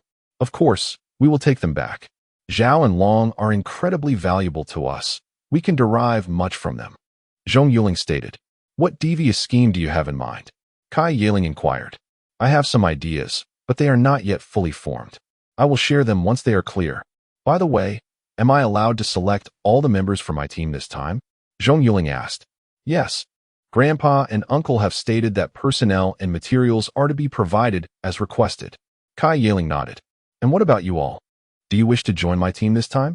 Zhong Yuling asked her companions in the room. Yes. Me. I volunteer as the first to join, Captain. Xiao Miling immediately raised her hand. I want to join too. I was already with you. Tina nodded. I also wish to join. We have been together since Team 50. I do not want to separate. Hua Jiaming asserted. Captain, I wish to return as well. Lu Dao stated. Lu Dao, what do you mean? Are you uncomfortable working under me? Lin Ping glared at Lu Dao, fuming. No. But these recent missions have made me realize I am better suited here. Lu Dao fervently shook his head. Lin Ping, why not join us too? Zhong Yuling smiled. I believe you would fit well in our team. Get lost. Why would I give up being a captain to become your subordinate? I must be out of my mind. Lin Ping shot him a glare. Get your brother to leave. He irritates me. Ping, I would willingly forsake a bright future for you. Wherever you go, I shall follow. Zhong Yuling placed a hand over his heart. Get lost. Lin Ping kicked him. Lin Ping, since Yuling has spoken, then you should join as well. I want to join too. Kai Yaling said with a smile. Oh no. Sis, are you joking? You won't be the captain anymore. Just go back to being your captain. Upon hearing that, Kai Yaling also wished to join. Zhong Yuling shook her head vigorously. No way. How can I manage with the female tyrant joining? Should I heed her or my own instructions? Grandpa approved. Besides, I will merely be an observer. When there are missions, I will accompany you. I will still manage my team. Kai Yaling said with a smile. Then that won't do. If that's the case, you won't learn as much, and the missions are dangerous. Zhong Yuling replied. Can you outmatch me in solo combat? I only need to learn the theory. All right, suggestion denied. You cannot drive me away. Kai Yaling declared with a smile. Chapter 110. Your daughter is in my hands. Upon hearing Kai Yaling's words, Zhong Yuling felt a wave of frustration wash over him. Is there truly no escaping this? Oh, let her come if she wishes. One can teach just as well as a group. Kai Yaling's individual competence is indeed commendable, as she said. As long as the training theory is sound, it suffices. Lin Ping, come here. I desire your presence. Zhong Yuling called out to Lin Ping. I can join. But he cannot. Lin Ping pointed at Zhong Shaoling. I never intended to take him in. Zhong Yuling nodded in agreement. Hey, you can't do this. What is wrong with me? I performed admirably this time. Why won't you accept me? Zhong Shaoling exclaimed, increasingly anxious. There's no time for impatience. He realized that accompanying Zhong Yuling was far more enjoyable than patrolling in a fighter jet during the fox hunt. Besides, if Lin Ping is involved, he must join too. You are too foolish. Zhong Yuling shot him a disdainful glance. If you wish to come, it must be with Lin Ping's consent. She is far superior to you, and I would prefer her over you any day. You cannot be serious. Ping, let us all join together, shall we? Please. Zhong Shaoling suddenly grasped Lin Ping's hand. Let go. I don't want you. Just seeing you annoys me. Lin Ping shook off his hand. I won't. If you don't agree, I won't release you. Zhong Shaoling held onto her firmly. Let him join you. I have said it before. Only you can keep him in check. Zhong Yuling reassured Lin Ping. Rest assured, all of your ranks will change. This team holds great significance, and you, the first batch, will be etched in history. Kai Yiling chuckled. Captain, you can't just pair people haphazardly. Well, do as you wish. Lin Ping, feeling cornered, secretly harbored interest in this squad. She had merely hoped to rid herself of this imbecile, but since that proved impossible, she decided to let it be. After all, no matter how he pursued her, she found him utterly unappealing. May I join? At that moment, Yi Xiaoping unexpectedly raised her hand. Of course, I had no intention of letting you go. Even if you hadn't said anything, I would have transferred you. Zhong Yuling replied with a smile. But I am only a civilian. Will I hinder your progress? Yi Xiaoping asked. Then train. Have faith. You can do it. Moreover, my team comprises not only combat personnel, I will also recruit from logistics. Even medical staff are essential, Zhong Yuling assured her. Isn't this a bit too mixed? The members' capabilities are too varied. Kai Yiling looked at him in confusion. No, it is necessary. Variability allows for training. If one realizes they cannot keep up, they will train harder. Sister, have you forgotten what I said? Logistics personnel have their own purposes. Look at Yi Xiaoping. Could we have strolled in so boldly without her? And roles, without them on our last mission, wouldn't our ship have escaped? As for the medical staff, they understand various medications and first aid, ensuring our team receives timely treatment during missions. Moreover, pharmacology is not only beneficial for us, it can also serve as an invisible weapon. And as for Xiao Miling and the others, our every operation relies on them. Not to mention, I also need main combat troops. Each division must coordinate effectively to maximize the combat capabilities of the unit. Zhong Yuling explained while helping Yi Xiaoping with her makeup. Indeed, that holds some merit. All right, when we return, draft a regulation outlining the types of personnel we need, and I will arrange it. Kai Yiling nodded. What shall we do now? Zhong Xiaoling inquired. What else? Hee. I'm off to have a chat with AI Xiaowan. Zhong Yuling grinned as he left the room, heading towards where AI Xiaowan was detained. Upon reaching AI Xiaowan's isolated room, Zhong Yuling noted that it was soundproof, as Fan Xiyu had mentioned. No matter how much she screamed, those outside would hear nothing. Peering through a one-way mirror, he saw AI Xiaowan sitting in the corner, tears streaking down her face as she hugged her knees. Zhong Yuling smiled and opened the door, stepping inside. Upon hearing the door creak open, AI Xiaowan lifted her head and, upon seeing Zhong Yuling, angrily exclaimed, You scoundrel! Release me, or my father will kill you. Haha, Miss AI. Perhaps you should first assess your own predicament. Zhong Yuling grinned as he approached her, taking her hand and pulling her up. Let go of me. What do you intend to do? AI Xiaowan protested, struggling against his grip. What do you think? A man and a woman in a completely soundproof room. What could possibly happen? Zhong Yuling smiled as he tilted her chin up. AI Xiaowan panicked at his implication. If he truly intended to act upon such thoughts, she would have nowhere to turn. She feigned composure and retorted, You wouldn't dare. Really? Should we test that theory? Zhong Yuling pressed her against the wall. Release me. What do you want? AI Xiaowan continued to struggle. You shall find out shortly, he replied, stepping outside only to return moments later with a bundle of rope. Fear gripped AI Xiaowan as she saw the rope. What was his intention? Did he have peculiar interests? Zhong Yuling disregarded her thoughts, pinning her down as he bound her with the rope, then produced a black cloth to blindfold her and a piece of cloth to gag her. Once satisfied with his work, he left the room, returned with a chair for her to sit in, and used the remaining rope to secure her to it. Throughout the entire ordeal, AI Xiaowan struggled desperately, but her efforts were futile against Zhong Yuling's strength. Bound to the chair, she emitted muffled cries of despair. Zhong Yuling, admiring his handiwork, took out his intelligent device to capture the moment. After filming, he untied her from the chair, removed the blindfold and gag, and exited the room with the tools of his mischief, shutting the door behind him. However, he did not release the ropes binding AI Xiaowan's limbs. Thus, she could only writhe helplessly on the ground, cursing his retreating figure. May you meet a wretched end. Rest assured, I shall thrive. Your fate, however, is uncertain. Behave yourself. If I see any mischief on the surveillance, I will let my brothers come in and have a chat with you. Zhong Yuling called back, unfazed by her outburst as he approached Tina. Tina, please process the video and add AI Jinming using a new account. He has already helped us eliminate the Federate den. Now, we must inform him that he has apprehended the wrong person. Zhong Yuling laughed heartily. You are truly wicked. All right, it will be ready in a few minutes. Tina responded as she began to manipulate the computer. At that moment, AI Jinming was comforting a woman named Yumei, who was his second wife and the biological mother of AI Xiaodong. Upon receiving the news of AI Xiaodong's possible demise from Lu Meili, Yumei had fainted several times from grief. Enough tears. What is done is done. I will find a way to bring his body back. AI Jinming assured her. Oh, my lord. Xiaodong died such a tragic death. Yumei wept as she clung to AI Jinming. Sigh. It was his own doing. I warned him not to meddle, but he refused to listen. Now, rest well. I shall come by later tonight. AI Jinming gently laid her down on the bed. Just then, a notification ping sounded from AI Jinming's intelligent device. Confused, he opened it to find a friend request message, accompanied by the words, Commander AI, how do you like the grand gift I sent you? Congratulations on dismantling the Federate den. By the way, I want to inform you that your daughter is in my hands. Chapter 111.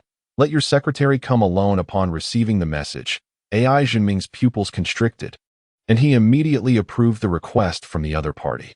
Shortly after, a message arrived. Commander AI, do you like the gift for your meeting? Who are you? Release my daughter. State your demands. AI Jinming typed furiously as he walked towards his office. Who are we? I believe you are well aware. Hundreds of millions. Just like that gone. Confirming their identity as smugglers, AI Jinming replied, My brother, you cannot blame me. The goods were intercepted in another defense zone. You should be looking for Zhong Yuling. They were the ones who seized your cargo. Is that so? But you received the money. Therefore, you must ensure our safety, right? All right, let me show you something.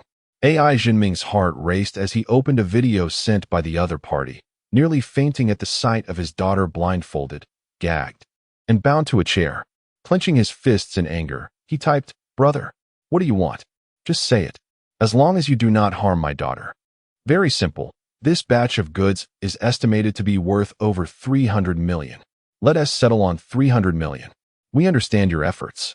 You will pay us 100 million. Once we receive that amount, we will release your daughter. Rest assured, our business must continue. I will not harm your daughter. Fine. I will pay. Provide me with an account, and I will transfer the money immediately. Relieved that the other party only wanted money and had indicated future cooperation, AI Jinming felt a glimmer of hope. He could afford the 100 million. His daughter's safety was worth even 200 million.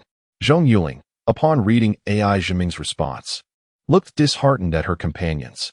Am I going to lose out? I expected a bargaining session, not such a straightforward agreement. Yes, you are losing out. Zhong Yuling nodded in agreement. Damn, is this old rogue really that wealthy? Zhong Yuling was speechless, realizing she had underestimated AI Jinming. Tina advised, we shouldn't accept a bank transfer. We only take checks. Zhong Yuling turned to Tina, who nodded and began typing on the keyboard. Seeing that they only wanted a check, AI Jinming immediately inquired, a check is acceptable, but how do I deliver it to you? Provide me with an address, and I will send someone over. Additionally, you must release my daughter upon handing over the check. Commander, rest assured, we will become business partners. I will not harm your daughter. Once the check is in my hands, your daughter will return home safely. You have no bargaining power here.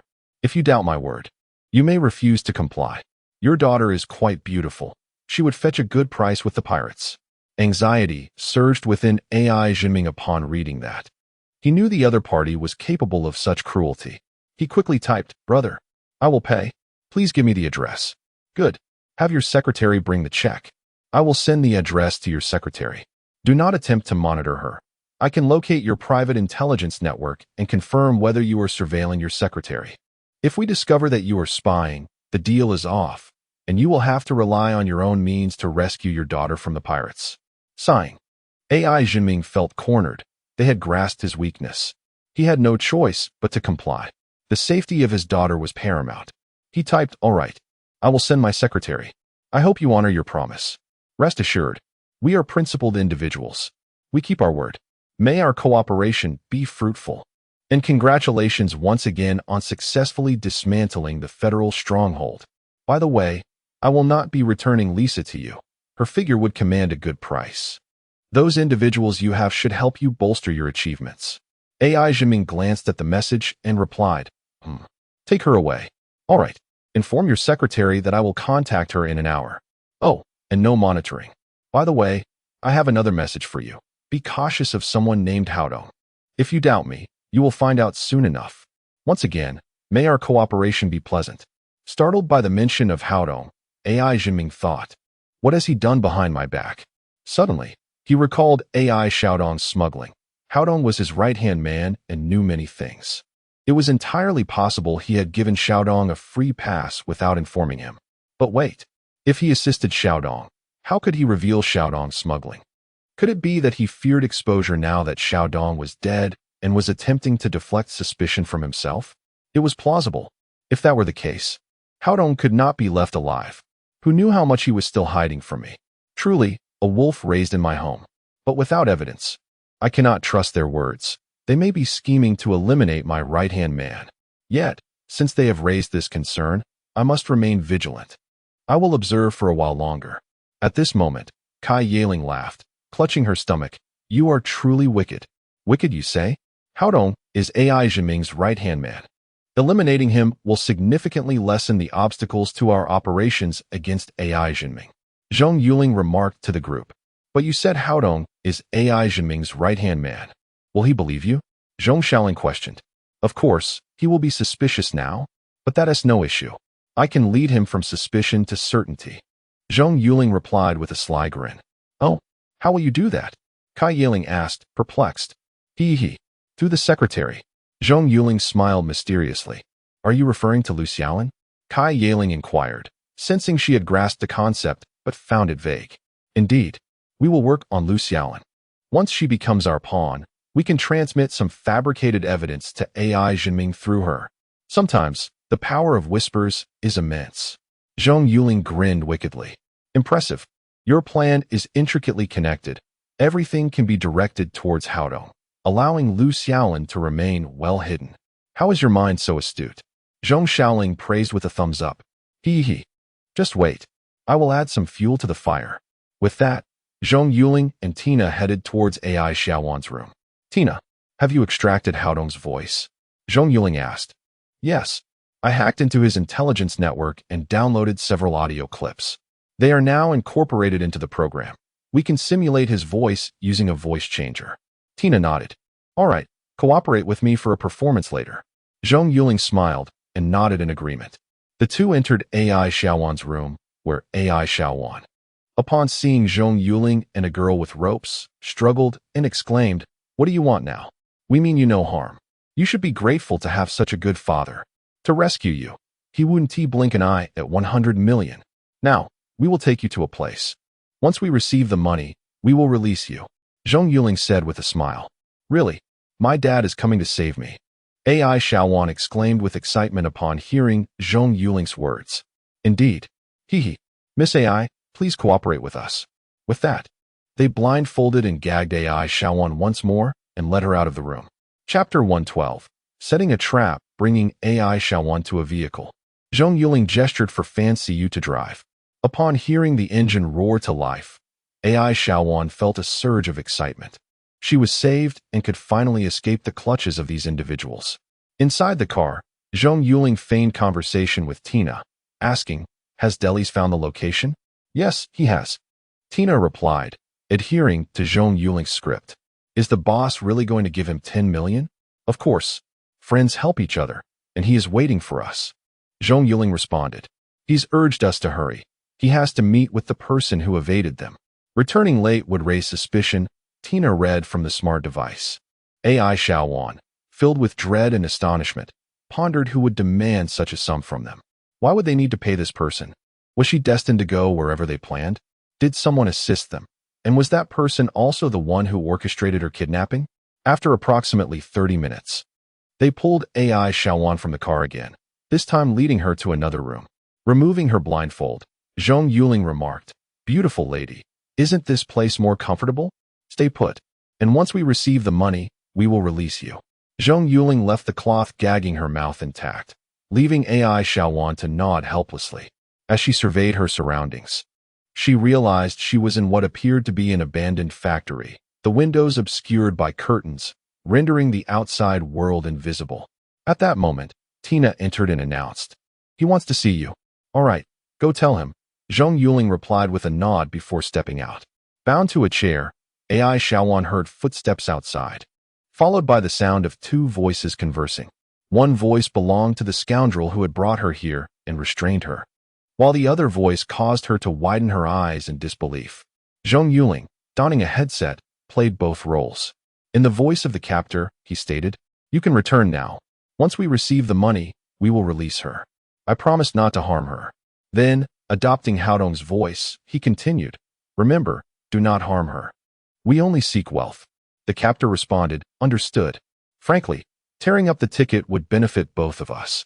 Why not let me do it? We wouldn't even need to involve the surname AI." Haodong replied, "No, the commander has treated me well. Though I feel guilty, I still hope his family remains unharmed." The captor chuckled, "If he finds out about all of this, do you think you can escape his wrath? The one with the surname AI is ruthless." Haodong insisted, "He won't find out." The captor scoffed, "His son has become a corpse because of you. If he discovers the truth, you're finished." Haodong retorted, "He won't be able to trace it back to me. I've always disdained that spoiled brat. His demise would benefit the commander." The captor laughed, "All right, you can leave for now. Remember to help us escape safely later. I will pay you." Haodong exclaimed, "Don't just let them go. I will come to rescue her myself." The captor laughed heartily, "A noble thought. Consider this a small gift for your friend. A pleasant collaboration." Listening to their exchange, AI Xiaowan was stunned. How could it be him? Despite the barrier of the wall, she heard every word clearly. No, he must have intended for her to overhear. It was impossible. He was her father's trusted aide and would never commit such an act. Surely, the other party was deceiving her. Otherwise, he would not speak so loudly, fearing she might overhear.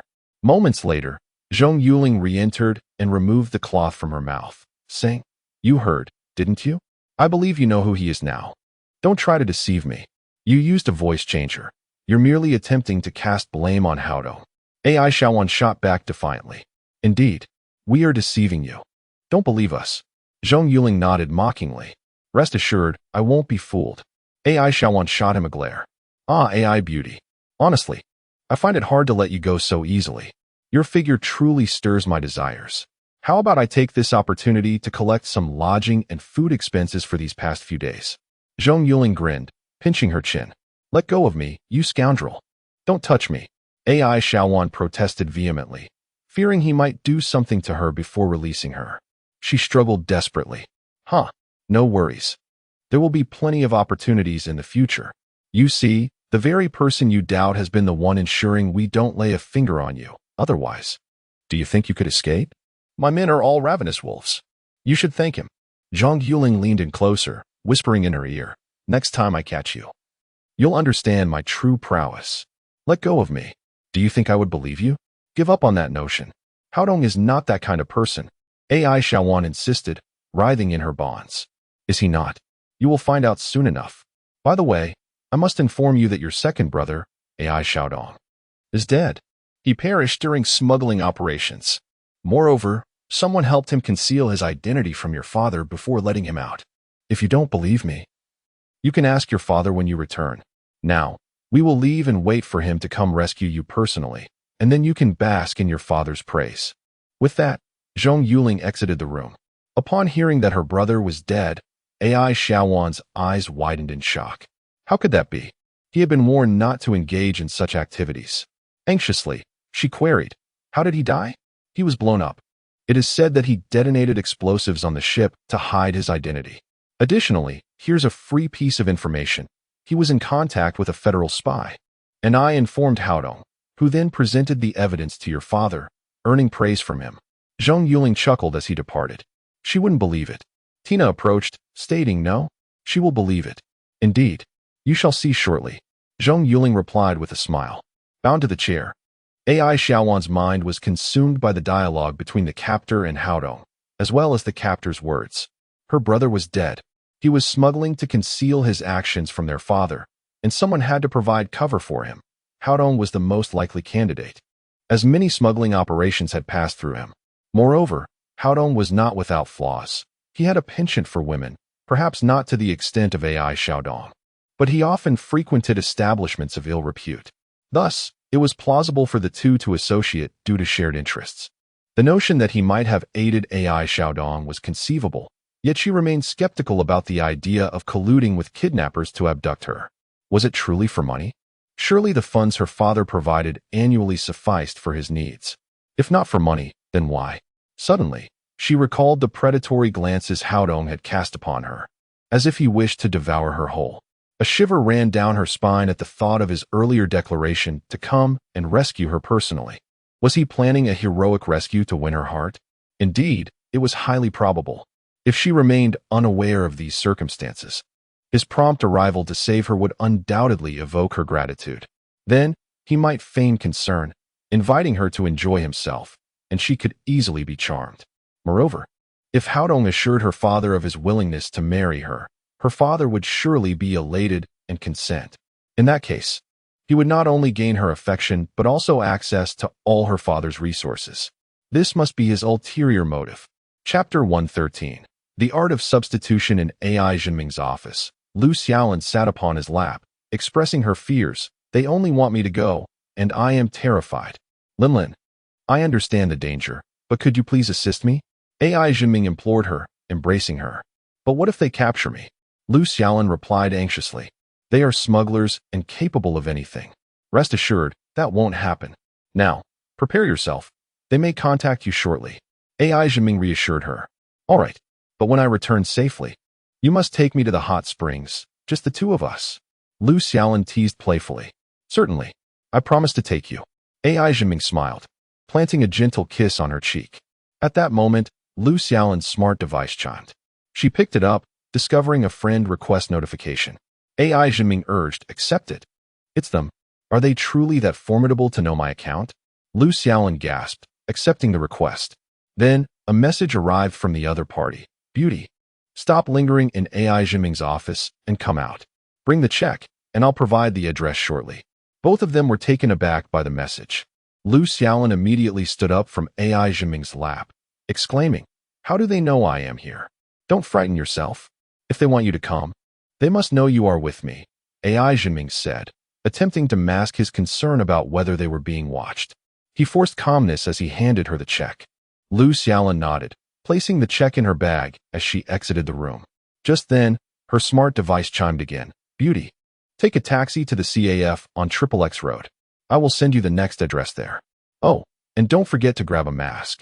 After reading the message, she tucked her smart device away, retrieved a mask from her backpack, and walked out of the military office building to her car. She took out her keys. But then another message arrived. Beauty, I said to take a taxi, not drive yourself. Alarmed, she dropped her keys to the ground, now certain that they were monitoring her. Sweating profusely, she picked up the keys and exited, waving for a taxi not far from the compound. Once inside, she told the driver her destination. It was then that she noticed the driver was a young woman.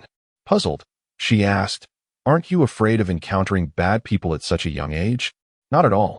Our taxis are equipped with surveillance, and to protect us female drivers, the company installs devices to prevent any ill intentions towards us. And did you know? We undergo self-defense training before taking the job. The driver replied with a smile. Really? I think it's still too dangerous. Would you like me to help you find a safer job? Lu Xiaolin suggested, seeking to alleviate her own anxiety by engaging in conversation. Sure. Actually, I drive during the day, and my father drives at night. Daytime is definitely safer. The driver responded. Indeed. Well, let's find you a better job that pays even more. Lu Xiaolin continued chatting with the driver until they reached their destination. As Lu Xiaolin stepped out of the car, she asked, would you mind waiting for me? I need to grab something inside before we head to another place. Of course. I'll wait here, the driver replied, smiling as she parked the car. Once inside, the driver smiled slightly and picked up her earpiece. Brother Yuling, the target has entered. Understood. And don't call her little brother. Now, she is captain, Zhong Yuling stated. It still rolls off the tongue. The female driver responded. This driver was a member of the Phoenix team, and since they were to lead Lu Xiaolin in circles today, all the female members of Phoenix were participating. Zhong Yuling ignored her and typed a message into the smart device. Wear a mask and enter the mall through the back door of the CAF. In the second stall of the restroom on the first floor, there is a set of clothes waiting for you. Change and come back out. Though puzzled by the instructions, Lu Xiaolin complied, exiting the CAF and heading to the restroom. Upon entering, she noticed someone inside but ignored them, proceeding directly to the second stall. Suddenly, a cloth was pressed over her mouth, and upon inhaling the scent, her pupils dilated as she struggled. However, her strength was no match for her assailant, and soon she succumbed to unconsciousness in their embrace. At that moment, a janitor wheeled in a cleaning cart, placing a "Do Not Enter" sign outside the restroom. All right, remove her smart device and clothes. Fair, come out. The woman who had subdued Lu Xiaolin commanded. The door of the first stall opened, revealing a girl whose physique, hairstyle, and facial features closely resembled Lu Xiaolin's. She was a member of Phoenix, specifically chosen by Zhong Yuling for her resemblance to Lu Xiaolin. With Yi Xiaoping's skilled touch, she was transformed to match Lu Xiaolin's appearance. This was the intention of Zhong Yuling and her team. The Lu Xiaolin appearing on surveillance cameras would be this female team member impersonating her, while the real Lu Xiaolin had been stripped of her clothing and hidden in the cleaning cart, taken back to the hotel. The team member named Fair changed into Lu Xiaolin's clothes, donned her smart device and mask, and exited the mall, hailing a taxi to another location. Meanwhile, Lu Xiaolin, confined within the cleaning cart, was brought to a storeroom where Yi Xiaoping awaited. She transformed Lu Xiaolin into an elderly woman, fitting her with a wig and dressing her in women's clothing. At that moment, Hua Jiaming entered, pushing a wheelchair. The woman seated in the wheelchair stood up, removing her makeup to reveal a beautiful face. The girl began changing clothes, while Lu Xiaolin was placed in the wheelchair, and Hua Jiaming wheeled her out of the mall and into a car, disappearing into the distance. This was the art of substitution. Who would have thought that such a swap could be executed in this manner? Kai Yaling observed the operation via surveillance, jotting down notes beside Zhong Yuling.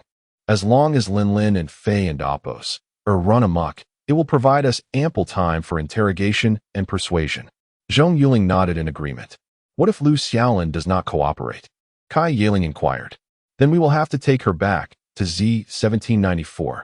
After all, they are smugglers, and Lu Xiaolin is not of paramount importance to AI Jinming.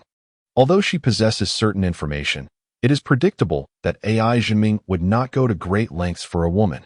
Zhong Yuling shrugged. Then, will AI Xiaowan be released? Kai Yaling asked. Yes, she was never of any use to us. Our target is solely Lu Xiaolin. I will have Tina send a message to Haodong with AI Xiaowan's location.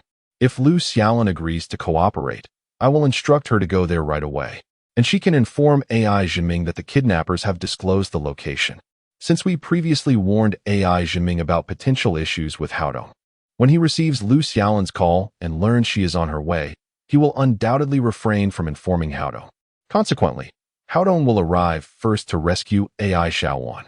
And with AI Xiaowan hearing my previous remarks, one can only imagine AI Jinming's thoughts. Zhong Yuling chuckled wickedly. Brother, I find that those who oppose you rarely meet with a favorable outcome. Kai Yaling shuddered, drenched in cold sweat after hearing his words. Chapter 114. Kill me, but now? The only challenge lies with Lu Xiaolin. I find it somewhat difficult to persuade her. Nonetheless, it's not an issue. If persuasion fails, we can simply take her back and cast the blame onto Haodong. Furthermore, I have already located the original version of that video with AI Jinming. I shall send it to AI Jinming to have a look. Zhong Yuling said with a mischievous grin. Disgusting. Kai Yaling rebuked him. Sister, don't hit. It's foolish.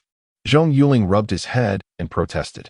At that moment, Tina addressed Zhong Yuling. Yuling, Haodong's location has been pinpointed. He is currently at a secret place rendezvousing with a woman. Oh, Zhong Yuling nodded in response. Is it that singer who has squandered all his money? I truly cannot comprehend why one would degrade themselves for the sake of a mere singer.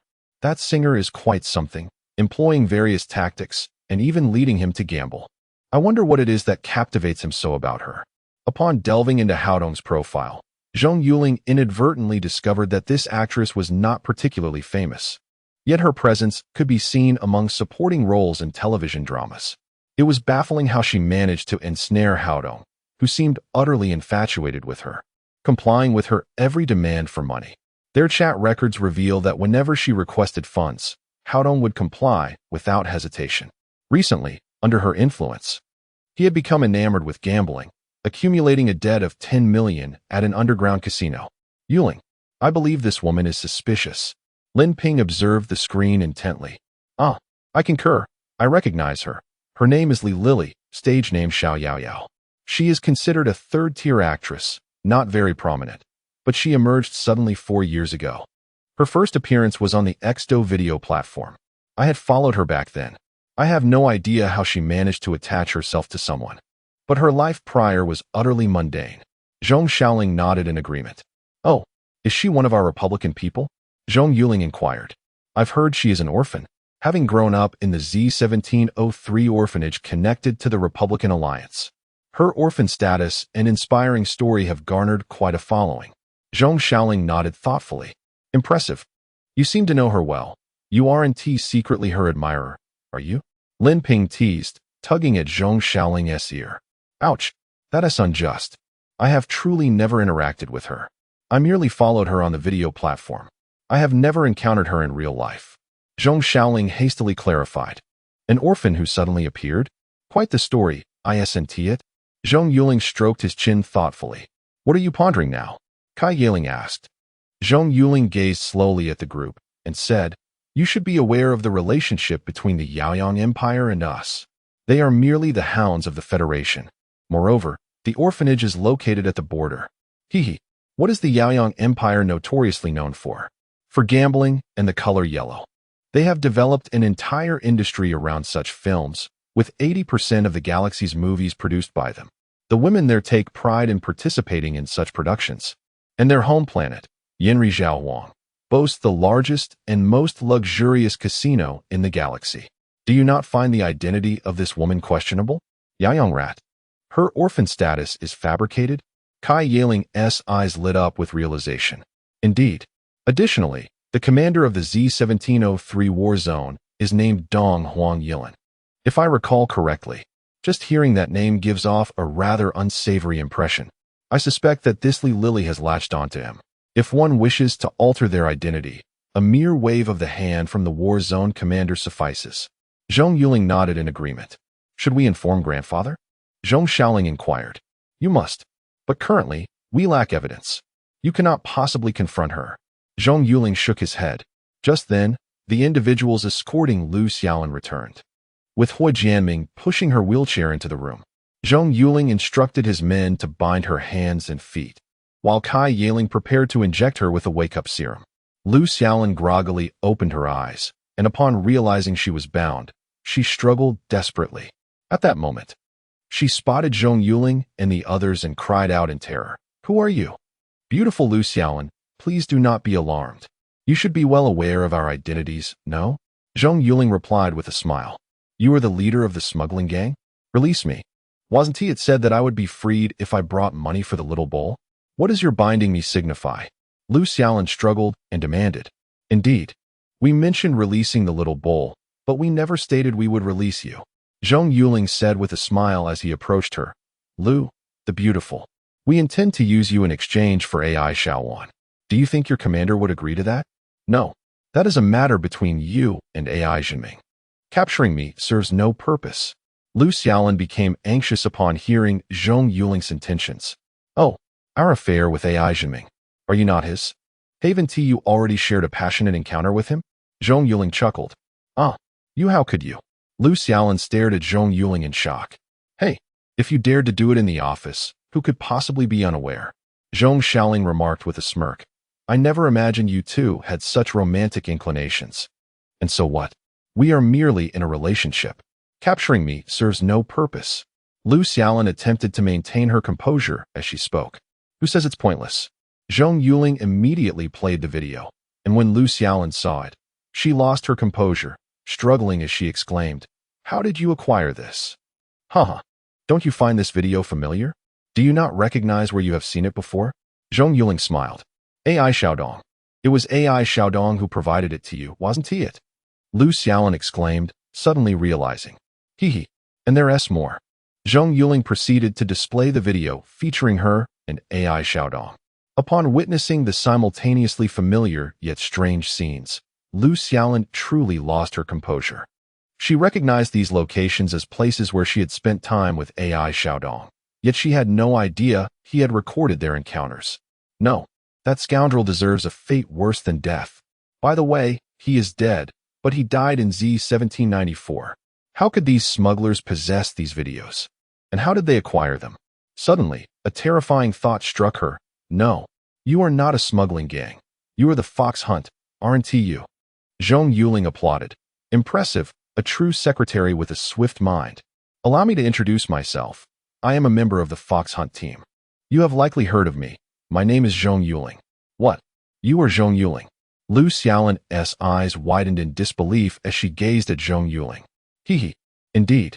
It's merely my face altered through special means. Have you heard the saying that there is nothing we, the Fox Hunt, cannot uncover? Do you still believe capturing you is futile? Zhong Yuling laughed heartily. Upon hearing his words, Lu Xiaolin was genuinely frightened. Yes, the Fox Hunt. Unless one were to die, it is impossible to deceive them. Are you so certain you can take me out of here?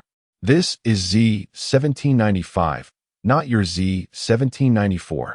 Do you think you can leave safely? Lu Xiaolin feigned calmness as she spoke. As long as you assist us, escaping should be a simple endeavor, no? Zhong Yuling smiled. Kill me then. I will not utter a word. Do not presume I will assist you. I would rather die than betray my commander, Lu Xiaolin declared, closing her eyes resolutely. Chapter 115. The unbearable beauty. Observing her demeanor, Zhong Yuling realized that persuading her was likely futile. She was evidently someone who loved AI Jinming to the extent of sacrificing herself for him. Such individuals are beyond the realm of persuasion. Even if they were to be swayed, it would merely be a facade, potentially exposing them to danger. Very well. Once we reach Z-1794, we shall have ample time for inquiries. Take her away. Oh, and do send her video to AI Jinming and her husband, Zhong Yuling stated in her presence.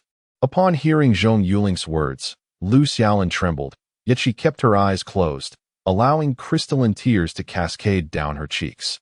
Let it be. Just take her back. We must not subject her to such torment, Kai Yaling remarked, understanding the depth of Lu Xiaolin's suffering as a fellow woman. No, her husband is the brigade commander of Z-1795, stationed at the edge of I-745. If he learns of this, he could sever AI Jinming's smuggling route. I believe AI Xiaodong chose her precisely because of her husband's position there. A leader cannot afford to display mercy. This is war, Zhong Yuling unabashedly declared before Lu Xiaolin. You demons, you shall descend into hell. Lu Xiaolin opened her eyes and roared in anguish. Huh, are you not the same? Smuggling goods is one matter, but what about those women? Have you ever considered what their futures hold? Zhong Yuling approached her, gripping her chin with malice. Do you know? After AI Xiaodong's ship exploded, those women suffocated to death, some grasping their necks and gasping for air, others wide-eyed, fingers curled in desperation. Have you ever seen their expressions? As a woman, how can your heart be so callous? To label me a demon. With that, he released her and gestured to those around. Upon hearing Zhong Yuling's words, Kai Yaling's sympathy evaporated. Indeed, upon witnessing the lifeless bodies brought back, her heart had ached profoundly. The youngest among them was merely 15. They should have been growing up carefree, yet were victimized by traffickers, ending up in cold storage. Even if they survived, their subsequent lives would be nothing short of torment. Lu Xiaolin, with hollow eyes, was led away by several men. Zhong Yuling paid her no further mind. After all, they were to depart by ship shortly. Upon reaching Z-1794, they would be taken away, never to meet again, with only bullets or nooses awaiting them. Tina, erase all communication between us and AI Jinming, and instruct the outside personnel to change into designated attire and assemble. Has Fan Siyu contacted the cargo container? Zhong Yuling inquired. It has arrived. The container belongs to the Liu family. No one dares to inspect it, and the mercenary group transporting it is Zifeng, ensuring a smooth passage back to Z-1794. Fancy, you nodded. Good. Drug all three of them, load them into the vehicle, and take them to the container. Let Nais take the pickup order and pilot the ship to the cargo station. We are going home. Zhong Yuling nodded. What about AI Xiaowan? Kai Yiling asked. She remains bound. After we board the ship and depart, we will message AI Jinming. Remember to inform AO Dong first. Once he rescues AI Xiaowan, we will notify AI Jinming. The videos should be sent to AI Jinming and Liu Xiaolan's husband once we return to Z-1794. Otherwise, our exit could become problematic. If AI Jinming gets furious, he might close all routes, making it challenging even for the Liu family. Zhong Yuling nodded. Will AI Jinming not search for Liu Xiaolan if she does not return? Zhong Yuling asked. He will. But by then, we shall have already left. Toss her intelligence device into the artificial lake. Let them fish it out, Zhong Yuling declared. Upon hearing this, the group began to act. Kailin and the others were once again rendered unconscious, and they were loaded into a cargo truck. With the Liu family's shipping documentation, the truck swiftly gained access to the cargo station where Nais awaited them. They secured the three within the container, and Zhong Yuling and his companions boldly entered the Phoenix warship. The container was safely hoisted onto the warship, and everyone quickly secured the unconscious trio, confining them. Just as they believed they were safe and awaiting the ship's departure, a message arrived indicating someone wished to speak with the captain. Everyone was taken aback. Nais picked up the headset and said, "Hello, I am Kailina, the leader of the Zifeng mercenary group. How may I assist you?" "Greetings. My name is AI Xiaolan. I heard that you will be passing through I-840. Could you possibly give me a lift? Rest assured, I will compensate you adequately." A woman's voice echoed through the headset. Upon hearing her introduction, Zhong Yuling and the others exchanged glances. Could it be AI Xiaolan, the female tyrant of Z-1795? AI Jinming's second daughter? Had she unwittingly walked into a trap? Zhong Yuling quickly nodded to Nais, who responded, "May I ask if it is just you?" "Yes. Is that acceptable? I was delayed and missed my ship, and I heard you were passing through, so I hoped for your assistance." AI Xiaolan replied, "Certainly. Please come aboard." Nais nodded. After hanging up, Zhong Yuling immediately instructed Yi Xiaoping. "Xiaoping, prepare makeup for the three." "All right. I will attend to it now." Yi Xiaoping nodded and headed towards the confinement area. "Nais, clear a room away from the three for AI Xiaolan to stay in. Tina, find a way to hack into her intelligence device. Her trip to I-840 must have some ulterior motive, or she wouldn't be splitting up her approach. It is imperative we procure information about their mission." Zhong Yuling addressed the group. "Old rivals, but they are far inferior to me. It's simpler to take them down directly. Why complicate matters?" Kai Yiling scoffed. "Sister, we are civilized individuals. We must first ascertain their movements. Moreover, we must do so discreetly. If they target Z-1794, we can deploy preemptively. If discovered, they might alter their strategy, leaving us defenseless." Zhong Yuling shook his head. "Do you mean to suggest we let her off at I-840? Kai Yiling inquired. "Of course. What do you propose we do? Keep her?" "I said we are here to gather intelligence, not to capture. Besides, didn't grandfather say the AI family must not be touched?" Zhong Yuling shot her a look. At that moment, Nais led a tall girl, approximately 175 centimeters, into the room. Zhong Yuling glanced at this woman, who could rival his cousin in stature. My goodness, those long legs and that figure truly compete with my cousin. Her short, sharp hairstyle framed an angelic face, exuding an effortless grace, complemented by an air of spirited confidence. "These are my team members. Lingyu, quickly escort this beautiful lady to her quarters." Nais instructed Zhong Yuling, as they had completely destroyed the materials used in Z-1795, replacing them with the names of Zifeng mercenary group members. Even their makeup had been redone.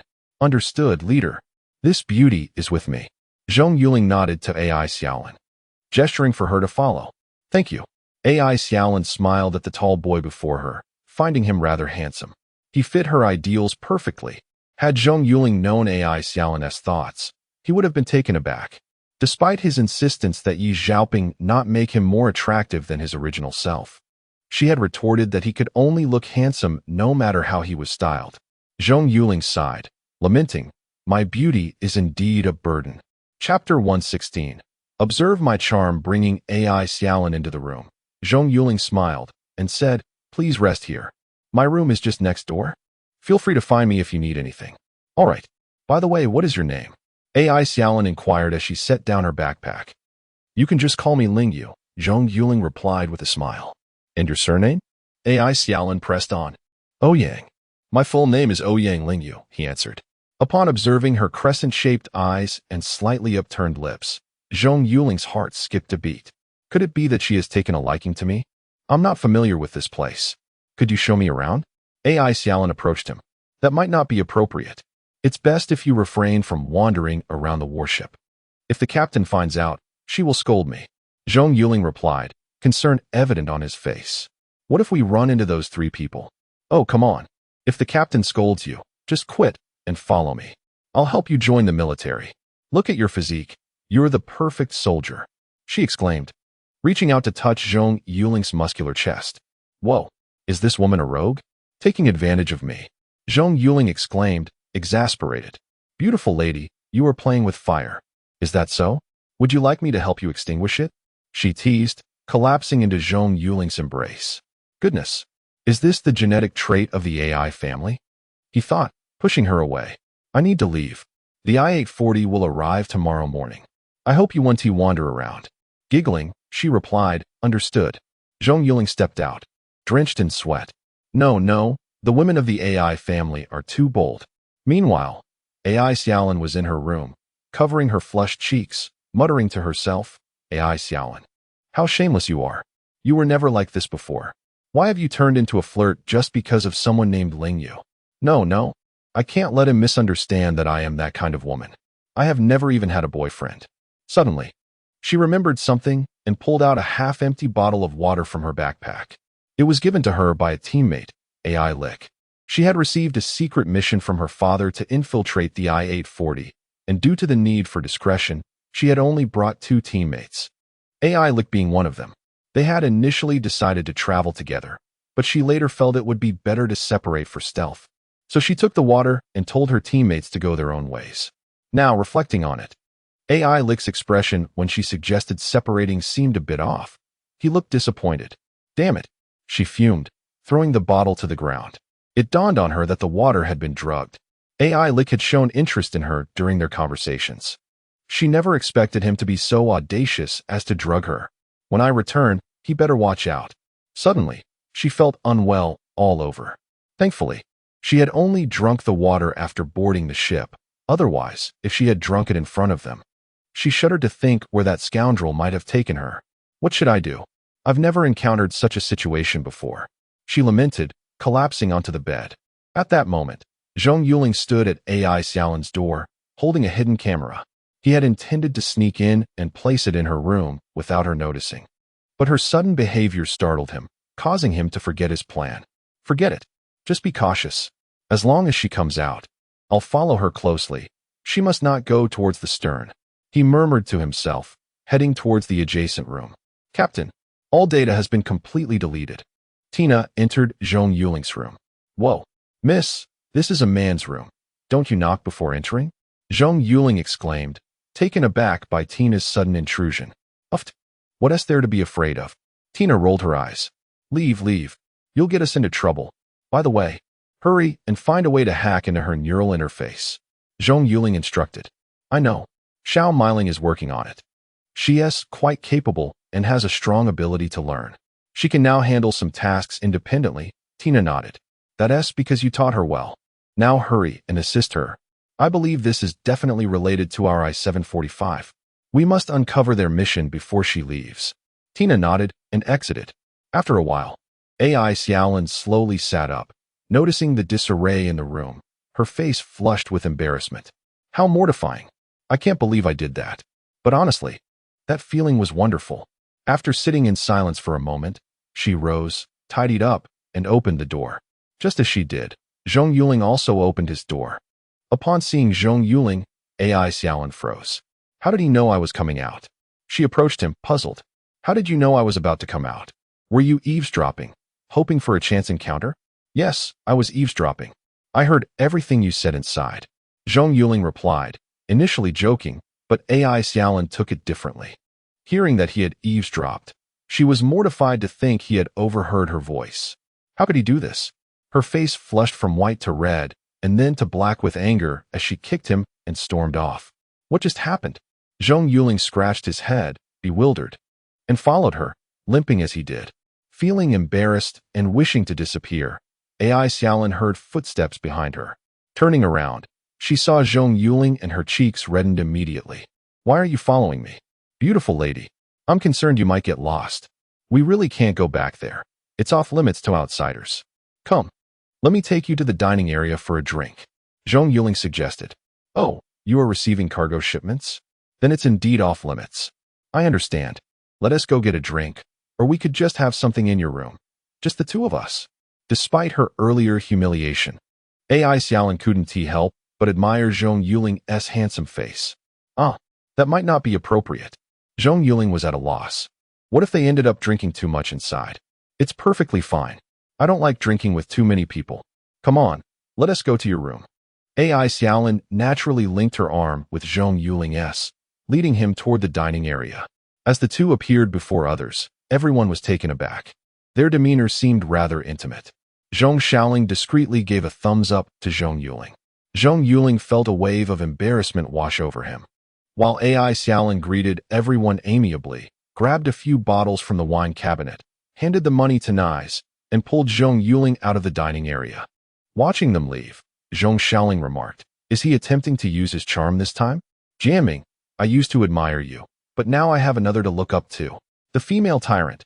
Not everyone can handle her. Zhong Xiaoling, are you trying to get yourself killed?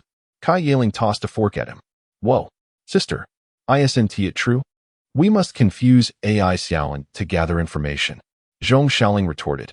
Zhong Yuling's strategy is remarkable. Indeed, if he were to sacrifice himself like someone else, it would be even more impressive. He could benefit while pretending to be the victim. Men are all the same. Lin Ping shot him a glare. Chapter 117. The corpse retrieval come. Ling Yu, let us raise a toast. AI Xiaolin exclaimed, lifting her glass toward Zhong Yuling. Cheers. You can't possibly refuse after clinking glasses. Can you? That would be quite unreasonable. Ling Yu, why not disembark with me at I-840 this time? Leave the mercenary life behind and join my unit. AI Xiaolin gazed earnestly at Zhong Yuling. No thanks.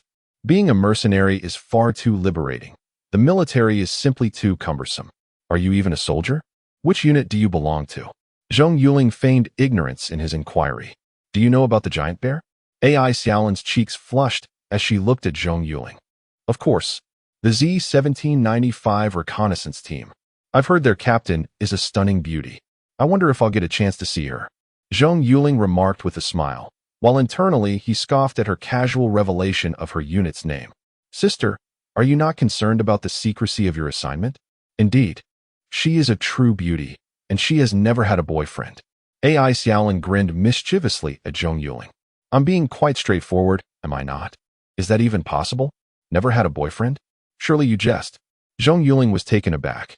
You, who practically clings to every man you meet, claim to have never dated?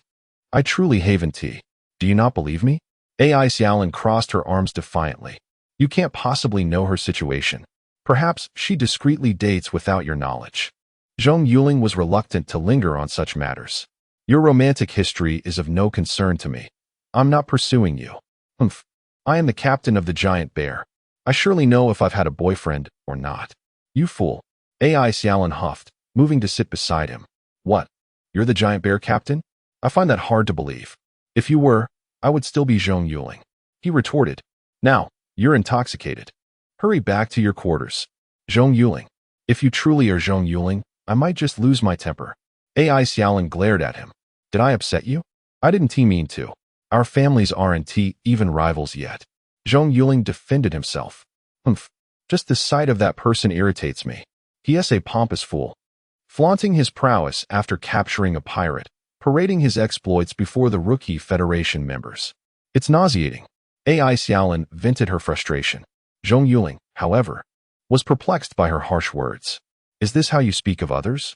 You've yet to experience the might of my brother. Otherwise, you would surely praise him. Enough. Let us drink and refrain from discussing that fool. AI Xiaolin declared, raising her glass once more. Are you truly the captain of the giant bear? Shouldn't you be aboard a warship instead of hitching a ride?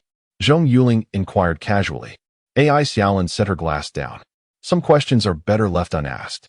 If you don't leave after I 8:40, you can stay. Rest assured, I will ensure you're well taken care of until I finish my matters. Interested in hearing more? No. I have no desire to know. I'm merely a lowly mercenary. Now, it's late. You should return to your quarters.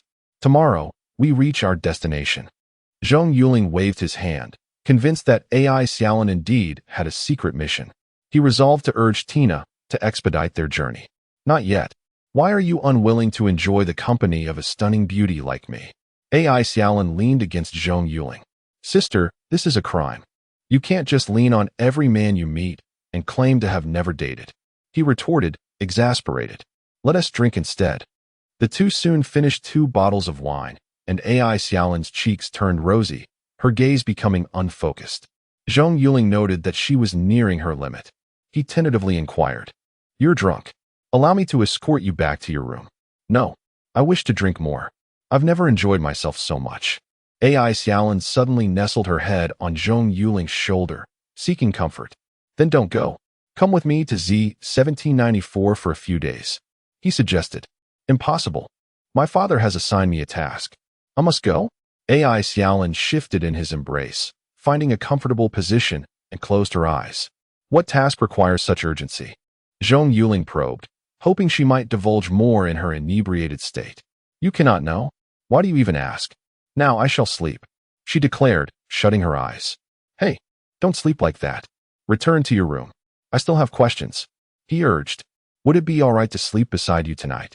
AI Xiaolin said playfully, pouting as she leaned toward Zhong Yuling. Wait, you're attempting to kiss me?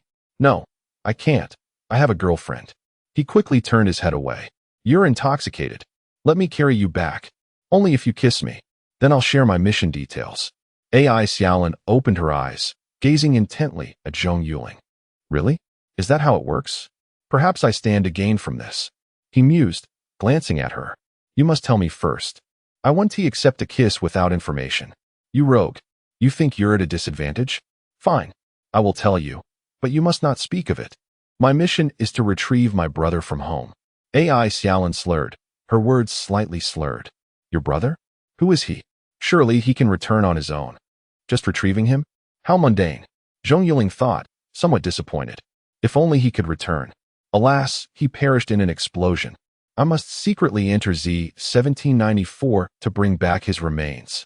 AI Xiaolin exclaimed, before suddenly pushing Zhong Yuling back and sealing his lips with hers. However, Zhong Yuling was lost in thought, shaken by the revelation. So, she intends to bring back the corpse of AI Xiaodong? This implies that AI Jinming's people are present at Z-1794. Who could it be? Is it the Independent Division or the Fox Hunt? He resolved to discuss this with his sister later. Hey, what are you doing? AI Xiaolin pouted as she sat up. Didn't we just kiss? Now, let me take you back to sleep. Zhong Yuling helped her up. That doesn't count. You, as a man, cannot renege on your word. She protested, once again pushing him back down. Gazing out at the starry sky, Zhong Yuling sighed. He resolved to abstain from alcohol in the future. It truly muddled one's judgment. He looked at the delicate figure lying on his bed, her tears glistening in her peaceful smile. So I've inadvertently seduced AI Xiaoya. Well, I shall take it one step at a time. After all, I may never see her again. Perhaps this is merely a beautiful misunderstanding. He sat up, donned his clothes, and stepped out of the room, knocking on Kai Yaling's door. She opened it, rubbing her eyes. What is the matter? She asked upon seeing Zhong Yuling. Sister, I have important news, he announced as he entered her room. Did you find out something? Kai Yaling quickly closed the door, intrigued. Yes, AI Xiaolin has received orders from AI Jinming to retrieve AI Xiaodong's remains. There are agents of AI Jinming aboard the warship, Zhong Yuling stated, his expression serious. Chapter 118. I will find you what? Kai Yaling exclaimed, rising abruptly. Are you saying AI Xiaodong's remains have been stolen? Not yet, perhaps, but it appears imminent. The crucial point is identifying the mole and their numbers, Zhong Yuling stated, his brow furrowed. Indeed, I suspect it's someone from the independent division, not the fox hunt unit. The vetting process for fox hunt is exceedingly rigorous. A rat couldn't possibly infiltrate, Kai Yaling asserted, dismissing the notion of a mole within fox hunt. The stringent background checks made entry nearly impossible, unlike regular combat units, where infiltration was more plausible. Sister, I believe we should inform L and have them discreetly guard AI Xiaodong's remains to unmask the mole, Zhong Yuling suggested. Agreed. I'll contact L immediately. The moment they spot the mole, they are to apprehend and interrogate them, Kai Yaling affirmed, reaching for her datapad. No, sister, no need to apprehend them. Let them have AI Xiaodong's remains. Let the mole linger, Zhong Yuling countered. What are you implying? Kai Yaling asked, perplexed. Sister, AI Xiaodong's remains are no longer of use to us. Since Grandpa forbade us from touching the AI family, the remains are inconsequential. I have an idea. We can use the mole to relay information we want AI Zhiming to receive, Zhong Yuling said with a wry smile. You're referring to the mole? Kai Yaling inquired, understanding Zhong Yuling's intent. More than that, this mole has multiple uses. Moreover, if we gain control of the mole's datapad, wouldn't the intelligence we gather be far more valuable than simply apprehending them? Zhong Yuling chuckled. Excellent point. I'll have L and his team dispatched immediately, Kai Yaling responded. I believe Rhodes should be involved as well, given his affiliation with the independent division. His surveillance would be more effective than ours. And inform Li Zhonglin, Zhong Yuling added. Understood. I'll contact them now. Also, while you're amusing yourself, don't betray Xiaoxue and Mingming. Don't develop feelings. It's untenable, Kai Yaling said pointedly, before contacting the others. Upon hearing Kai Yaling's words, Zhong Yuling realized she was aware of his involvement with AI Xiaoan. I didn't intend for it to happen, but in that situation, how could I have stopped myself? I'm only human. Understood. I'll head back then. If she wakes up and doesn't see me, she might wander off and encounter the trio later, which would be problematic. With that, he hastily left the room. Upon receiving Kai Yaling's instructions, L immediately roused his team. The captain has assigned us a task. The mission is as follows. Rhodes also received Kai Yaling's assignment. He, too, gathered several trusted confidants and headed towards the morgue. Li Zhonglin was listening to Kai Yaling's message with a furrowed brow. Yaling, is this verified? Yes, it is. Uncle Zhonglin, Yuling and I have devised the following plan. Kai Yaling explained their strategy. Understood. Yuling is correct. It's better to let them linger than to apprehend them. Damn it. To think there's a rat in my unit. Does AI Zhiming have a death wish? Li Zhonglin exclaimed, incensed. Fortunately, we discovered it in time. Uncle Zhonglin, I've dispatched people to stake out the area. I'll notify you once they relay information about the mole's identity, Kai Yaling confirmed. Very well. I won't send any additional personnel. Too many people might deter the mole from acting. Yaling, I await your information, Li Zhonglin acknowledged. Concluding her call with Li Zhonglin, Kai Yaling realized that if there was a mole within their ranks, there was a high probability that Ni Dalin's side was also compromised. She immediately contacted Ni Dalin. Yaling, what's the matter so late? Are you facing difficulties? Ni Dalin, who was about to retire for the night, answered the call promptly. Uncle Dalin, I apologize for disturbing you at this hour, but it's urgent. The situation is as follows. Kai Yaling recounted the entire sequence of events. I understand your concern. You suspect there may be someone working for AI Zhiming on my side? I find that highly probable, but apprehension here will be challenging. It's difficult to catch them before they make their move, Ni Dalin's side after listening. Kai Yaling nodded, realizing the difficulty of catching the mole on Ni Dalin's side. After considering, she suggested, Uncle, how about this? I'll consult Yuling and see if he has any ideas. He's quite resourceful. Very well. See how he suggests handling it. By the way, Yaling, I was planning to contact you tomorrow. Through the interrogation of those individuals, we've obtained information indicating that the Federation is determined to assassinate Princess Shui Ling. The teams you apprehended and we apprehended are only two of them. There's another team that entered from a different war zone, bypassing Kalen. We don't know if they've entered yet. I've already notified the old commander, and Dalan revealed. Another team? Kai Yaling exclaimed in shock. Yes, but they reportedly didn't enter through the Federation's borders. They don't know where they entered from. The team is led by the Snow Fox of the Behemoth. You should be familiar with Snow Fox. I won't elaborate, and Dalan confirmed. That madwoman. This is troublesome. She's a lunatic with exceptional intelligence, the Behemoth's chief strategist. My grandfather needs to be alerted. Snow Fox will stop at nothing to complete her mission, Kai Yaling replied. Her brow furrowed. The Behemoth had both brawn and brains. The brawn was their commander, the Crocodile Azure, and the brains was the Snow Fox, Hu Lingxue. Azure was known for single-handedly eliminating 3 squads, while Snow Fox rose to fame several years ago for orchestrating the assassination of a Republic Warzone commander. Not only did she succeed, but she also filmed the event and broadcast it throughout the galaxy, shocking the entire galaxy. The Republic placed a bounty of 100 million star credits and an A-level medal on her head. The most terrifying aspect was that Snow Fox was only 17 years old at the time, a new recruit in the Behemoth. Indeed, the old commander is also deeply concerned. The main issue is that we don't know if they've already entered the Republic.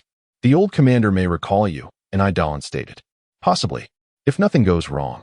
I can return to I-745 in 2 days, but I fear it may be too late, Kai Yaling sighed. Let's hope it's in time. Now, consult Yuling on how to handle the mole situation. I await your response, and Dalan concluded. Understood. Rest early, uncle. I'll hang up now, Kai Yaling replied. They exchanged goodnights and ended the call. After ending the call, she checked the time. It's too late. I'll contact Grandpa tomorrow. She turned off the lights and returned to bed. The next day, Xiaolin awoke from her slumber. Upon opening her eyes and seeing Zhong Yuling embracing her, she smiled sweetly. Her memories of the previous night were hazy, but she remembered initiating the encounter. Gazing at his familiar face, she leaned over and kissed him. The kiss startled Zhong Yuling awake. Seeing Xiaolin smiling at him, he said, You're awake. Yes. You must take responsibility for me, Xiaolin said. Staring into Zhong Yuling and Apos' eyes. Don and Apos, want to leave the mercenary group. My family is on Z-1794, Zhong Yuling replied, looking at her. I know. Don and Apos, worry. I'll find you. Don't even think about running, Xiaolin said before kissing him again. Chapter 119. Luring them out an hour later, Xiaolin emerged. Her arm entwined with Zhong Yuling's. The rosy hue on her cheeks had yet to fade, eliciting a variety of expressions from the onlookers. While Kai Yaling and the other women rolled their eyes at Zhong Yuling, Zhong Xiaoling and his companions gave him a thumbs up. Zhong Yuling felt a wave of frustration wash over him. Everyone was aware of the incident, and it was imperative that it didn't reach the ears of those 2 women, lest it spell disaster for him. Nisi approached Xiaolin, saying, Miss Ai, you have 1 hour until I-840. You should prepare yourself. Ah, so soon? Lingling truly does not want to part with you. Remember to wait for me. I'll come find you soon. You mustn't avoid me. Xiaolin pouted at Zhong Yuling. Understood. If I'm free of tasks when you arrive, I shall meet you. Now go prepare. Zhong Yuling, in fact, wished for her departure. Find me? You would be quite the miracle worker. Oh, I'll go get ready. She stood and headed towards her quarters. The hours slipped away swiftly, and as the warship docked at I-840, Xiaolin staggered toward the spaceport, glancing back at Zhong Yuling every few steps. He waved at her, but soon noticed 2 figures approaching her. Upon seeing them, Xiaolin's demeanor darkened. Without a word, she drew her pistol and pulled the trigger at the man advancing towards her. The crowd was left in shock, especially the companion of the man who had been shot. Trembling, he gazed at the body sprawled in a pool of blood, stammering, Captain, what happened? Why did you kill Alec? You scoundrel. Why would I kill him? He drugged my water. Do you think I should let him live? And you, were you aware of his actions? She leveled her gun at the team member. I didn't know. I just arrived. We were separated. Captain, I truly had no idea. Panic gripped the man as he grasped the situation. That's for the best. Someone throw this scoundrel into space. Whoever dares to collect his body will meet the same fate. Xiaolin glared at the onlookers. Shaolin, what happened? I just received reports that you killed a soldier. A military officer rushed over, breathless. Uncle AI, this scoundrel drugged my water, but luckily I boarded another ship. Otherwise, I would have been in peril. Do you think I should let him live? AI Xiaolin stated, her gaze fixed on the officer. What? He drugged you. Scoundrel. Execute him. By the order of Captain AI. Throw this man into space. The officer, incensed, commanded those around him. Uncle AI, I must thank my friends. They are transporting goods. So there's no need for an inspection. I came here on their ship. I know everything inside. It belongs to the Liu family. AI Xiaolin informed the officer. Good. If you are aboard their vessel, then there's no concern for contraband. You may proceed. The officer nodded at the soldiers preparing to inspect Zhong Yuling's warship. Yuling, remember, I will seek you out. Let us keep in touch. AI Xiaolin waved her smart device cheerfully. All right, we're off then. Thank you. Zhong Yuling finally snapped back to reality, realizing this was AI Xiaolin's true nature. Indeed, the fierce woman transformed into a gentle lamb only in his presence. He wondered what would happen if AI Xiaolin discovered he was the very person she most wanted to eliminate. Would she pull the trigger on him without hesitation? After exchanging farewells, he turned and returned to the ship, urgently instructing Nai Si to prepare for departure. He felt a genuine fear, for the sake of his life. He needed to distance himself from the formidable woman. Shaolin, your father has encountered trouble again. The officer informed AI Xiaolin, who was staring intently at the departing ship. What happened? AI Xiaolin inquired. Shaolin has been rescued. However, the secretary who was ransomed was taken by the opposing party. My subordinate, Wang Ming, who is also the secretary's husband, is in a state of panic. That's why you may have noticed an increased security presence at the spaceport. They are searching for departing ships. The commander has ordered inspections of all ships immediately upon docking. The officer elaborated. Oh, the ship I'm on is fine.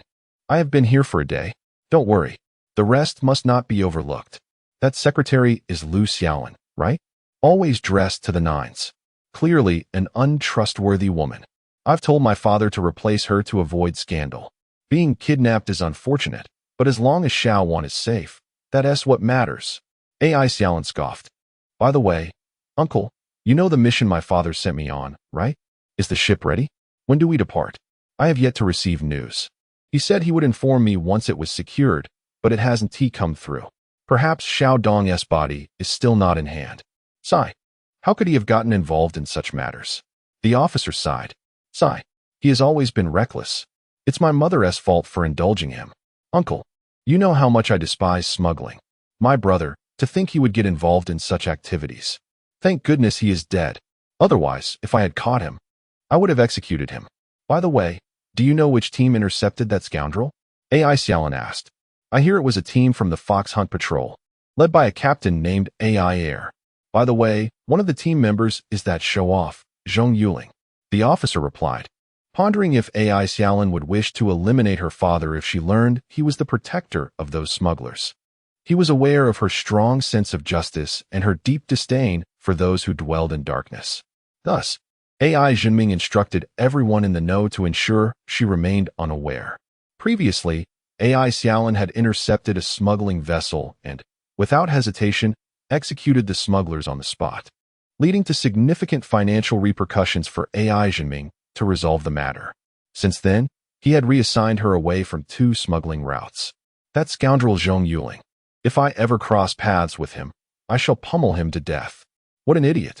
AI Xiaolin seethed upon hearing Zhong Yuling and Appo's name. Achoo. Zhong Yuling, seated on the ship, suddenly sneezed. Damn, who is thinking of me? I believe someone is cursing you. Kai Yaling shot him a glance. Perhaps it's because I kicked off the blanket last night and caught a cold. Zhong Shaoling chuckled, sharing an understanding look with Zhong Yuling. Enough. Let us return to serious matters. Sister, you mentioned you had something important to tell us? Zhong Yuling asked Kai Yaling as she sought him out post-takeoff. Indeed. The matter is, Kai Yaling recounted the news she had received the previous night. Uncle Delin is concerned that the rats are not emerging from their holes and wishes to know if you have any ideas. Zhong Yuling pondered for a moment before responding. If they want to come out, we must lure them out. How do we do that? Kai Yaling inquired. Tell Uncle Delin not to rush. It's not time to force their emergence yet. We can wait for the right opportunity to draw out the rats. We must provide the bait. What is AI Jinming primarily involved in? Smuggling. If we can intercept a smuggling ship, that will create an opportunity to lure them out. Let Uncle Delin focus on capturing a smuggling vessel first, Zhong Yuling concluded after a moment of contemplation. Chapter 120. The Journey of Shui Bingling'o. By the way, there's something else. Yesterday, Uncle Dalian received news. This time, the Federation's assassination involves 3 groups. Another group is currently unaccounted for, led by Shuahu. Kai Yiling stated. Shuahu? Who is that? A woman, right? Zhong Yuling looked at her in confusion. Ah, Shuahu. This time the Federation is determined. Lin Ping exclaimed, her mouth agape in disbelief. Is Shuahu really that formidable? Zhong Xiaoling asked, perplexed. She's a lunatic. A true madwoman. She employs any means necessary to achieve her goals, and once a task is assigned, she spares no effort to complete it, indifferent to the number of casualties. Kai Yiling explained. A few years ago, her assassination of the commander in the Republican war zone shocked the galaxy. That was her debut. So she's an old lady then? Zhong Xiaoling scoffed. She's the same age as your 2 brothers. Her name is Hu Lingxue, a person of extraordinary intelligence. She completed all courses in the galaxy by the age of 12. While her solo combat skills are mediocre, scoring only a C in flying combat, she was still selected to join the Crocodile and became its second in command. Her worth is 100 million, plus an A-class Xiaolong. Impressive. Do we have her picture? Zhong Yuling inquired. We do, but it's of no use. Each photo presents a different appearance.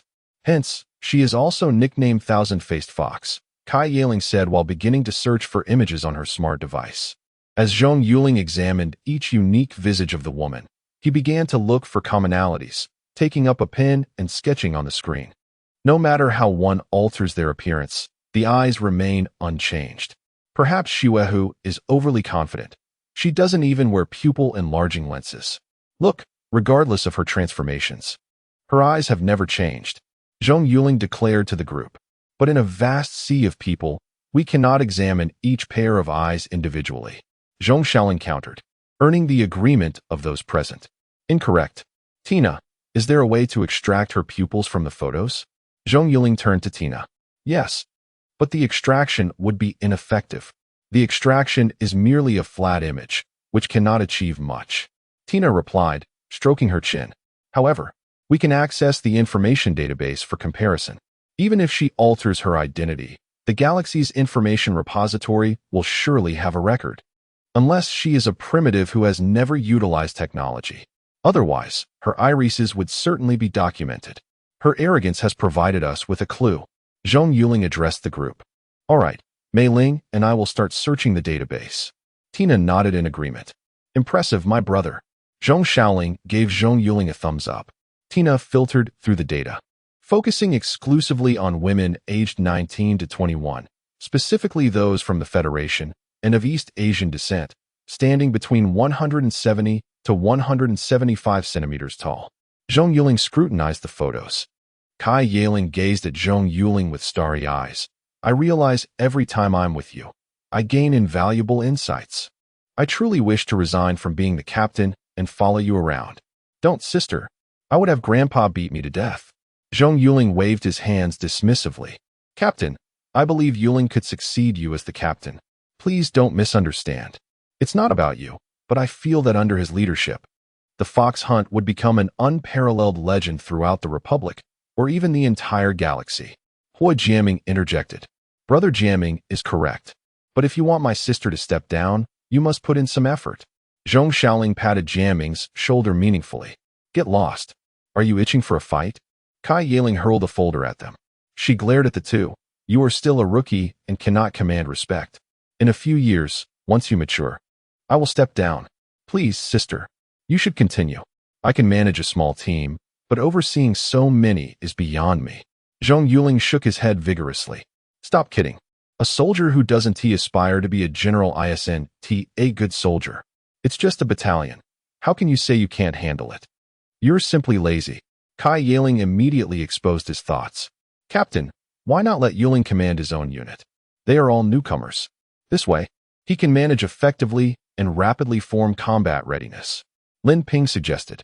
Hey, we're talking about Xuehu. Why is this about me? Zhong Yuling looked at everyone in exasperation. Don't decide everything for me without consulting me. Isn't this waiting for results? Unless you have something to add? Kai Yiling asked. None. The information on Xuehu is too scarce. We can only proceed step by step. Zhong Yuling shook his head.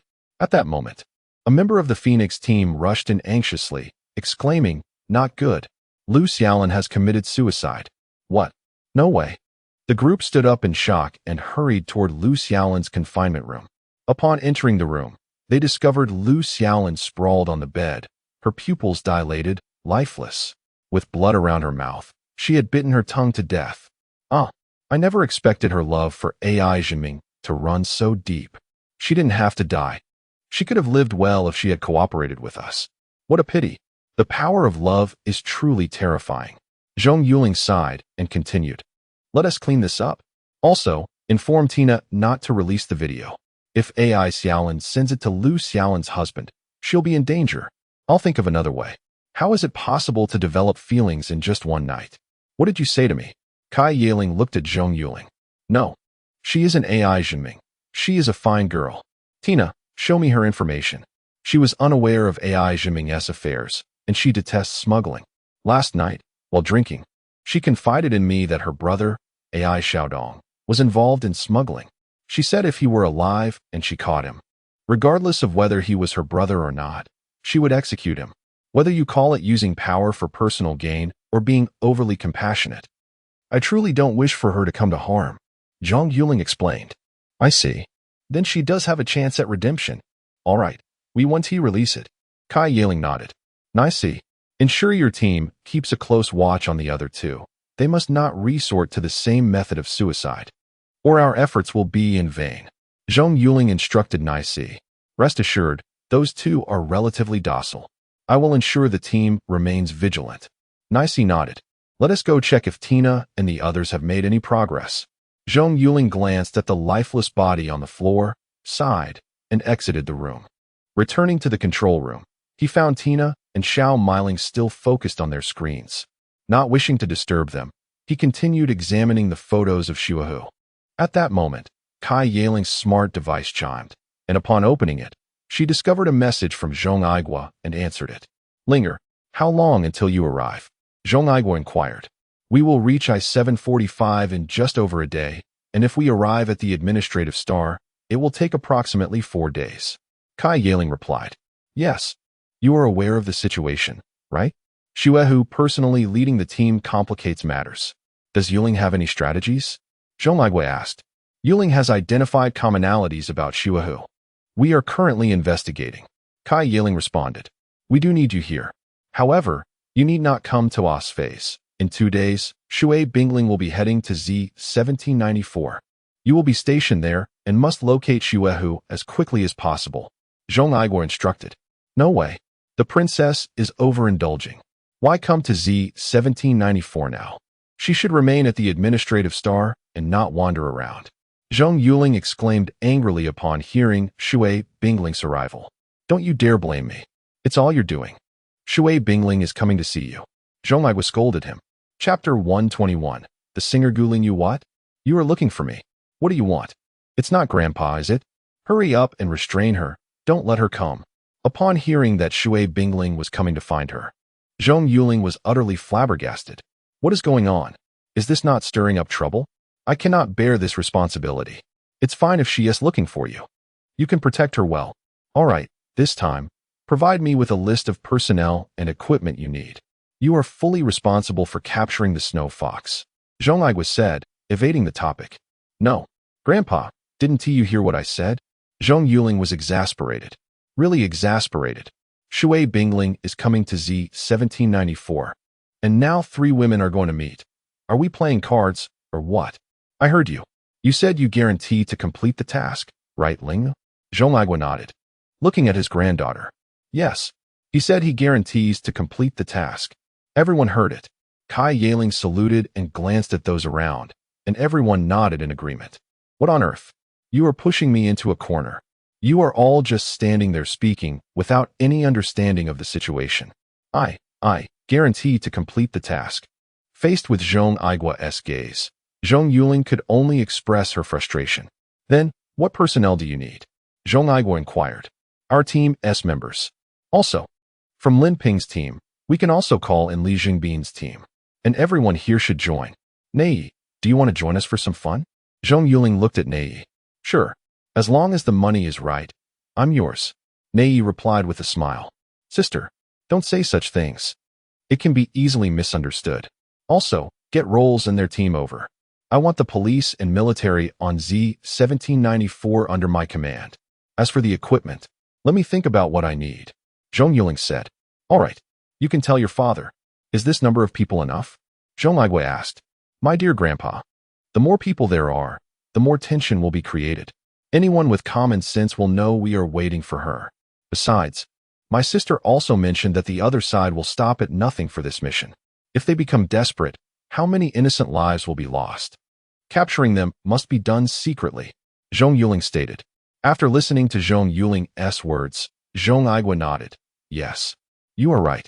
All right, you take charge of everything. I trust you. At this moment, Kai Yiling spoke up. Grandpa, we were just discussing a matter. I believe Zhong Yuling can lead her own team, or she could lead my squad. Honestly, after these few encounters with her, I've realized I only have muscle without brains. I am somewhat unfit for the title of reconnaissance squad leader. Sister, don't say that. You are great. I just think better on my feet. But my individual combat skills are truly lacking.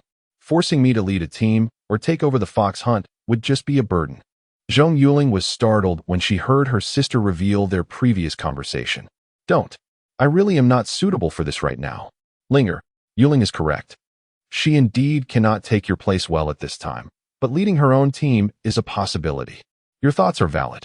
Instead of forming a separate unit, he can establish a department within the fox hunt. He can serve as the captain of this department, initially setting the number at around 5 squads. Still under the fox hunt designation, Zhong Yuling contemplated and stated, That works. Grandpa, I agree. Zhong Yuling nodded. All right, we will discuss this later. Grandpa, when will Shui Bingling arrive? She will probably arrive before you, but just a few hours earlier. No worries, your father has ensured the security arrangements. Zhong Yuling assured. No way. It's too dangerous. The Snow Fox must have received news of her coming to Z-1794. If she uses this method, it would be easy for the Snow Fox to find an opportunity. Let the spaceship of the delegation secretly wait for me in space. We can go to space to pick up Shui Bingling. I have a makeup artist who can prepare her. Then the delegation will continue their journey to Z-1794. Zhong Yuling contemplated. Yes, I will contact the spaceship. All right, you all hurry and make arrangements. Yiling, go get the personnel Yuling needs. Zhong Yuling instructed Kai Yiling. After ending the video call, Zhong Yuling turned to Kai Yiling and said, Sister, please don't mention stepping back again. I really am not ready. I have only been in the military for less than a year, and suddenly placing such a burden on me would give others an excuse to attack us. Do you understand Grandpa's intentions? Zhong Yuling sighed as she spoke to Kai Yiling. I understand. I indeed oversimplified things. But you also see, with my intellect, it is indeed inappropriate for me to be the squad leader. Kai Yiling slowly sank into a chair. Don't worry. I'll help you. With both literary and martial talents, ISNT that right? Our fox hunt can do the same. Sometimes, what I can achieve from behind the scenes is much more effective than being in the front line. Zhong Yuling smiled. Captain, I've filtered the candidates. 5 individuals with similar eye characteristics. I've downloaded their records. Take a look. Tina raised her head at this moment. Zhong Yuling opened her smart device and, after reviewing the profiles of the 5 girls, remarked, This name, Hu Lingxue, is one she adopted after joining the Snow Fox, right? It should be. I believe she also changed her name upon entering the Federation. Furthermore, keeping her identity secret is quite simple. Kai Yiling replied. That means it's possible she uses her original name and appearance in daily life. That's why the Galactic Database doesn't have Hu Lingxue. Zhong Yuling nodded and began selecting from the photos of the 5 girls. The facial structures of the 5 girls varied significantly, but the one constant was their eyes. Zhong Yuling compared them with the snow fox's eyes. They indeed bore a resemblance, though there were slight differences that were not easily noticeable without careful observation. These three can be ruled out. Their facial shapes are off. Zhong Yuling pointed at three of them and continued, although the size of their pupils is similar. Their face shapes differ from the snow fox's oval face. That leaves these two, Li Yun and Gu Lingyu. Both are beauties. Moreover, Gu Lingyu is quite a popular singer. I've listened to her songs. Zhong Yuling mused while stroking her chin. Smiling. Check to see if Gu Lingyu has any recent travel plans to Z1794 or through Z1794. Zhong Yuling smiled. What? You're saying Gu Lingyu is the snow fox? Zhong Yuling exclaimed in surprise. Yes. You see, how can one quietly infiltrate local power?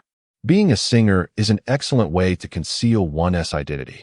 And every singer is accompanied by staff and security.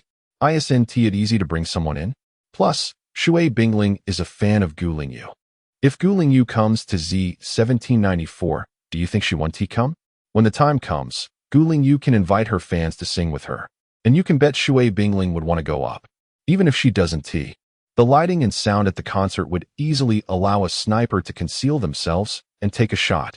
Zhong Yuling chuckled. Indeed, that is quite possible.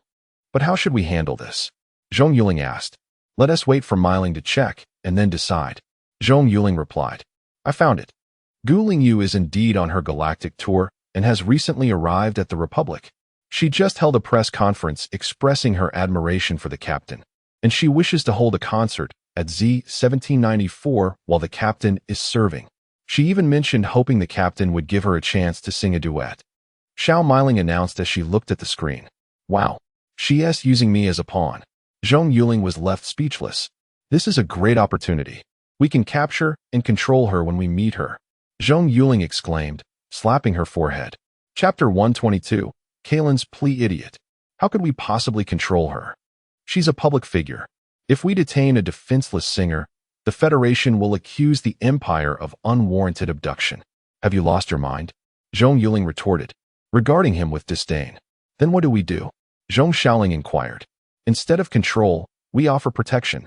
Provide her with round-the-clock security. Deploy troops or police around her hotel. Claiming we received intelligence of an assassination or kidnapping plot against Gu Lingyu. We're merely ensuring her safety, Zhong Yuling said, a smile playing on his lips. Ideally, we orchestrate an incident upon her disembarkation from the ship. Gu Lingyu won't abandon her mission to assassinate Shui Bingling, so she'll undoubtedly stay. This gives us a pretext to protect her, significantly restricting their movements. That's a viable strategy, Kai Yaling acknowledged. But what kind of incident should we stage? An assassination attempt. A charade. Not a genuine attempt to kill Gu Lingyu. But her bodyguards and entourage are fair game. They're likely affiliated with the Kraken. Eliminating them is of no consequence. Zhong Yuling said with a sinister grin. I like it. Will they arrive before or after us? Zhong Shaoling asked. Likely before. I need to inform my father to initiate their preparations, Zhong Yuling said, activating his wrist-mounted device. Father, has grandfather spoken with you? Yes, he has, Zhong Yongguo affirmed. We've identified Snow Fox. She's, so you. Zhong Yuling proceeded to outline his plan. Are you certain it's her? We can't afford to make a mistake. Zhong Yongguo cautioned, stroking his chin thoughtfully. If Snow Fox is indeed Gu Lingyu, Zhong Yuling's plan is feasible. Otherwise, it could backfire and create an opportunity for the Real Snow Fox. 80% certainty. We'll prepare for both scenarios, Zhong Yuling replied. Very well. I'll handle it. By the way, I heard Lu Shaoling committed suicide? Zhong Yongguo inquired. Yes, she bit her tongue. We intended to persuade her, but she was too deeply devoted. Had we known, we wouldn't have apprehended her, Zhong Yuling sighed. Never mind. I'll begin preparations immediately. You need to expedite your efforts. I'll inform you of Shui Bingling's location upon her arrival, Zhong Yongguo instructed. Understood. Also, Father, instruct the delegation to proceed slowly. Don't rush. Linger in space. The numerous ships coming and going will obscure our intentions. If Snow Fox gets wind of our plans, we're finished, Zhong Yuling cautioned. Understood, he said, ending the communication. Zhong Yuling settled into his chair, meticulously reviewing the deployment for any potential flaws. Kai Yeling's device chimed. She answered, "We've identified them?" "Affirmative. It's Wu Howie, a company commander in the Independent Division, along with several of his men. They successfully stole the remains," Elle reported. "Inform Li Zhongling. Then, you Lin Ping and Vini's squad prepare to depart for the Z-1794 Administrative Star. Also, include Ross's squad. Report to the commander upon arrival," Kai Yeling instructed. "Understood. Captain, may I inquire about the mission?" Elle asked. "The commander will brief you. Yuling is our overall commander this time. You'll know everything when you arrive," Kai Yeling said. "What? Yuling is our commander?" Elle exclaimed in disbelief, staring at Kai Yeling. Zhong Yuling approached, looking annoyed. "Don't be so surprised, Captain. How can I not be?" "Understood. I'll lead them there," Elle said, rolling his eyes before ending the call. An hour later, the 4 squads boarded a transport ship bound for Z-1794. En route, Hao Shaoling inquired, puzzled. "Yuling is in command? What's going on?" "How should I know? Just follow orders," Elle said, nodding before closing his eyes. That evening, as they were dining, a mercenary approached. "Yuling, that woman wants to see you." "Kalen, what does she want with me?" Zhong Yuling asked, rising and heading toward Kalen's cell. "I heard you wanted to see me," Zhong Yuling said, pulling up a chair and sitting down, observing Kalen, who was bound and lying on the bed. "What is it?" "I have information regarding AI Zhiming's smuggling operations. I want to exchange it for Along's freedom," Kalen said. "Why not exchange it for your own freedom?" Zhong Yuling asked with a smile. "I know you won't release me, but I want him to live. If you release Along, I'll reveal the location of the information." Kalen said, "Oh, we obtain the information, release Along, and then you commit suicide after ensuring his safety? That way, your secrets remain safe. Am I correct?" Zhong Yuling asked, smiling. Kalen remained silent. Zhong Yuling had accurately discerned her intentions. She said, "I presume you've already cracked my device. All my secrets are there. It's pointless for me to say anything, isn't it? You desperately want that information, but only I know its location. Along knows nothing. He was merely protecting me. Apprehending him is futile." Kalen sat up against the wall and continued, "Release him, and you'll receive all the information. You can even have me before I die. I have no interest in you. Besides, is Along truly useless? The son of the L-7894 Warzone commander is of no value to us?" Zhong Yuling asked with a smile. "Impressive. You discovered that. But you're primarily interested in AI Zhiming's information, aren't you? He's your priority, I believe. I'm certain you're more interested in that information than in exploiting Along's father, who has no connection to the Republic," Kalen countered. "No, we'll acquire AI Zhiming's information eventually. The evidence we already possess is sufficient to execute him. We're simply choosing not to. As for Along, or Zhao Helong, once we release him, recapturing him will be difficult. Your information is inconsequential to us," Zhong Yuling said, rising. "Very well, I'm leaving." "Don't go," Kalen exclaimed, panicked. If what he said was true, she had no bargaining chips. She didn't want Along to die. She owed him too much. "Something else?" Zhong Yuling asked, turning around. "I beg you to release Along. I'll do anything you want. I implore you," Kalen said, kneeling on the bed and kowtowing to Zhong Yuling. "That's futile. We've already reported your situation. It's impossible to release him," Zhong Yuling sighed. "When you came here, you must have considered the consequences. Kalen, I'm genuinely moved by your love. But we're enemies. I'm sorry, but I can't release either of you." Tearfully, Kalen looked up at Zhong Yuling and asked, "Is there any possibility we can survive?" "Unlikely, but not impossible. I can help you. You won't die, but you'll be imprisoned forever. You and Along will never see each other again. Do you still want it?" Zhong Yuling asked. Chapter 123. Kylan's sister, is there nothing else? Kylan sighed, kneeling on the bed. "Rest assured, Aaron will not die. He will live, albeit without freedom. And as for you, should you wish to avoid death, you shall be confined indefinitely. We cannot possibly release you. Yet, I imagine this existence is not one you desire. It is more agonizing than death." Zhong Yuling sighed in response. "Indeed, it is more painful than death. Yet at least I am alive. The information is in the hotel room that AI Xiaodong and I frequently visit, concealed in the ceiling compartment of the bathroom. There lies a USB drive containing records of AI Jinming's smuggling activities and a list of smugglers, Kylan informed Zhong Yuling. Very well. I shall assist you as much as I can. Zhong Yuling nodded before departing. Upon returning to his room, he opened the contact for Fan Siyu. Yuling, what is it? Fan Siyu inquired, puzzled by Zhong Yuling's call. Fan Siyu, I need a favor. Could you go to room 801 of the XX Hotel? There is a USB drive in the ceiling compartment of the bathroom. Could you retrieve it and send it to me? Zhong Yuling asked. Of course. I will keep you updated. By the way, Lu Yong has instructed me to follow you. When shall I report for duty? Fan Siyu replied with a smile. Really? Just a few days ago, I asked the fat man for assistance, and he hung up on me. What made him change his mind? Zhong Yuling questioned, recalling that Fan Siyu had demonstrated impressive counter-surveillance skills that day, prompting him to contact Lu Yong for assistance. Lu Yong had immediately declined, leaving Zhong Yuling infuriated for half an hour. Actually, he had already agreed when you mentioned me coming over. He merely wanted to irritate you. Fan Siyu giggled. That rotund fellow. I will remember this. When I see him, I will ensure he picks up the soap. He thinks he can toy with me. Just wait and see. Zhong Yuling fumed. All right. I will retrieve the USB, but you must reimburse me. Staying in room 801 costs 20,000. I don't have that much money. Fan Siyu stated. Agreed.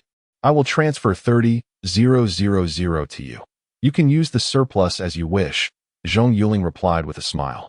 Once you have it, come to Z1794 Administrative Star and find Zhao Mingming. I will pick you up and send you Zhao Mingming's contact details shortly. Thank you, boss. Please remember to call me for such matters in the future, she exclaimed before hanging up. After transferring the money, Zhong Yuling connected with another contact. Is there something you need? Grandfather, I wish to secure Kylan's safety, Zhong Yuling stated. Why? Zhong Igui asked. I aim to recruit her. Kylan is a trained spy, a top student from the Federation's Espionage Academy, the finest in the galaxy. I wish to have her teach here, Zhong Yuling explained. She is a spy. Is that feasible? Zhong Igui scrutinized him. If it seems impossible, we shall make it possible. Zhao and Long are in our hands. She will comply. I am confident I can persuade her, he asserted, though he felt uncertain. The first lesson in espionage school is loyalty, and convincing a spy is a formidable task, yet he was willing to attempt it.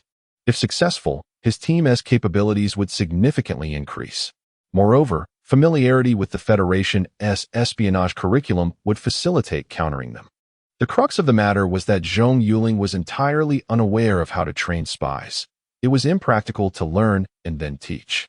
Do not bring Zhao and Kylan to me. You have 1 month to persuade her. If she remains unyielding after that, I will bring her back and deal with her.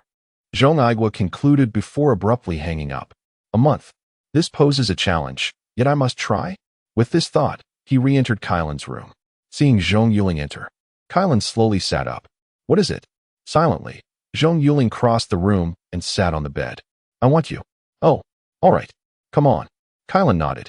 Wait. You misunderstood. I do not mean it that way. As Kylan closed her eyes and leaned closer, Zhong Yuling realized he had misspoken. Kylan opened her eyes, looking puzzled at him. What I mean is, I want you to help me train my team. If you agree, you need not face death, and you shall have the opportunity to bask in the sunlight once more. Should you refuse, I can only offer you a month of safety, Zhong Yuling said, gazing into her eyes. You know what our first lesson teaches us about spies, Kylan replied, equally locking eyes with him. I am aware, Zhong Yuling nodded. Kylan smiled. Do you think that is possible? How can we know without trying? Zhong Yuling leaned against the bed. I relish challenges, transforming the impossible into the possible. Kylan shook her head. You are quite confident. Yet, many things cannot be achieved solely through confidence. If you wish to stay tonight, you may. If not, you are free to leave. With that, she lay back down and closed her eyes, lapsing into silence. You know I do not wish to give up. I shall await your response, he declared before turning to exit the room. Upon hearing the door close, Kylan opened her eyes, staring blankly at the door. Do I really have only 1 month? 1 month it is. I hope to persuade him to allow me to meet Aaron a few times during this month. He should agree. Zhong Yuling stepped out of the room, aware that immediate persuasion would be challenging. He needed to find a way. Even the hardest of hearts have their vulnerabilities. He approached Tina's room and knocked. When she opened the door, Zhong Yuling said, "Please help me investigate whether Kylan has any relatives left in the Federation." "Sure. Do you need it immediately?" Tina asked. "The sooner, the better," Zhong Yuling affirmed. With that, he followed Tina into her room. Tina powered on her computer and began her search. Before long, she announced, "Found it." She has a sister studying in the interstellar capital. Their parents passed away when they were very young, and Kylan entered the espionage school to secure better education for her sister, as there are subsidies available. She sends money to her sister every month. Coincidentally, tomorrow is the day she usually sends her sister funds. "What is her sister's name?" Zhong Yuling inquired. Eyes fixed on the screen. "Katie. She excels academically, a top student at the Interstellar Academy, just like you." Tina replied. "Excellent. I want her," Zhong Yuling declared, taking out his intelligence device. "Brother, what is going on?" Lu Yong asked, confused by Zhong Yuling's message. "What flavors and shapes of soap do you prefer? I'll buy some for you to pick up." Zhong Yuling glared at him. Haha. I use body wash. I don't use soap. Let someone else pick it up." Lu Yong laughed, sensing Zhong Yuling's intent. "Enough. Let us get serious. Secure this girl for me," Zhong Yuling commanded, sending over her photo and details. "Wait, brother, are you serious? Why kidnap a girl? Are you hiding a beauty? Aren't you afraid Mingming will kill you?" Lu Yong questioned, bewildered by the girl's profile. "Enough. Can you do it or not?" Zhong Yuling replied tersely. "It's difficult. This is the interstellar capital. But I can think of something. Where should I take her after?" Lu Yong asked. "Bring her to Z-1794 Administrative Star," Zhong Yuling instructed, nodding. Chapter 124. Delivering a message to AI Jinming brother. "Who is this person? Quite stunning. Are you truly considering keeping a beauty hidden away?" Lu Yong inquired. "Get lost. This girl is of significant importance to us. Now stop your incessant chatter. I await your good news. I have faith in your abilities," Zhong Yuling affirmed, before abruptly ending the call. Staring at the black screen of the intelligence device, Lu Yong felt speechless. "You merely need to speak, and I am exhausted beyond measure. How could you even conceive of this? This is the interstellar capital. Can one simply kidnap someone at will?" At that moment, the intelligence device chimed once more. He opened it to find a message. "This is the sister of the captured Chiron. Tomorrow is her scheduled time to receive money from her sister. You can use this to lure her out. She is aware of her sister's undertakings." "Brother, my dear brother, why didn't you mention this sooner?" "No problem. I guarantee it will be handled flawlessly." Upon receiving Zhong Yuling's message, Lu Yong swiftly composed and sent a reply, confident that this information would make fooling the girl a mere task. Zhong Yuling, after reading the message, closed the intelligence device and addressed Tina. "Transfer 10 million to Haodong's private account. Are you truly going to give it to him? Once he receives it, won't he seek out AI Jinming? If he does, they will discover someone is attempting to undermine their relationship." Tina objected. "Not at all. Haodong is currently troubled by financial woes. 10 million is precisely the amount he borrowed from loan sharks. He will undoubtedly use the money to repay his debts first." Zhong Yuling replied with a smile. Having said that, he opened the intelligence device again and entered another social application. "What are you up to?" "Just about to undertake a mission. I'm so glad you contacted me. I've missed you." The response came instantly. "Yes, I miss you too. Stay safe. Engaging in violence is not suitable for girls. I sincerely hope you refrain from going. Allow me to take care of you." Zhong Yuling sent the message, betraying his own conscience. The person he was messaging was indeed AI Xiaolin. "Really? I find that hard to believe. You men are all the same. Well, I must proceed with my mission." AI Xiaolin replied. "Wait, I have some information to share with you. I just received it. But you must promise me not to disclose that it came from me, or I will be in grave danger," Zhong Yuling insisted. What is it? Is there a problem? Tell me. I can help you. If it's too much, come to me. I can protect you," AI Xiaolin urged, her voice tinged with concern. "No. Last time you mentioned your hatred for smuggling, but I have a friend who is involved with a smuggling group," Zhong Yuling revealed. "What? Ling Yu, you know I detest smuggling. Tell me, are you involved?" AI Xiaolin responded, and Zhong Yuling could sense her anxiety and anger. She was furious at the thought of him associating with smugglers and anxious about whether he had become one himself. No, I am not. That friend is merely a childhood companion, and I have consistently advised him against such activities. Upon hearing your disdain for it, I sought him out, hoping he would reconsider. He mentioned contemplating withdrawal. Zhong Yuling explained. Good, then let him quit. Ling Yu, I must tell you, if I capture your friend, I won't care about his relationship with you. I will deal with him directly. Don't say I didn't warn you. AI Xiaolin retorted. Understood. By the way, he shared some information with me, and I believe I must relay it to you. Zhong Yuling said, a smirk forming on his lips. AI Xiaolin, what information? Zhong Yuling. He said his boss intends to transfer 10 million to someone from your Z-1795 unit, who assisted them during the incident on Administrative Star. It seems to be connected to your family, but he is unaware of the specifics as he was not involved in that matter. His boss mentioned it upon returning. AI Xiaolin, 10 million. Assistance. Could it possibly be related to that event? Ling Yu. Thank you. This information is critical. I will investigate immediately. Zhong Yuling, Xiaolin. I believe you should refrain from investigating directly. Just inform your father, and let him handle it. AI Xiaolin, why not? You scoundrel. Are you hiding something from me? Zhong Yuling, no. Xiaolin, I know your temperament. You detest these matters. If you investigate, you will undoubtedly confront and eliminate that individual. But killing him serves no purpose. Provide the information to your father. He will have his own plans. Don't disrupt his strategy. Understanding the web of connections is far more crucial, wouldn't you agree? By the way, I also heard from my friend that this time his boss brought back 2 women. One of them seems to be your father's confidential secretary. It was said that she initially did not wish to return, but that person persuaded his boss to take her, claiming her presence would hinder their operations. Sister Xiaolin? Yes, Sister Xiaolin has been captured. It's certain she is involved with that group. By the way, could you ask your friend to assist in rescuing her? AI Xiaolin exclaimed. Her excitement palpable. Alas, it's too late. It is rumored that several individuals entered that woman's room that night. I believe you can guess their intentions. She was found the next morning, completely unclothed, having taken her own life by biting her tongue. Zhong Yuling disclosed.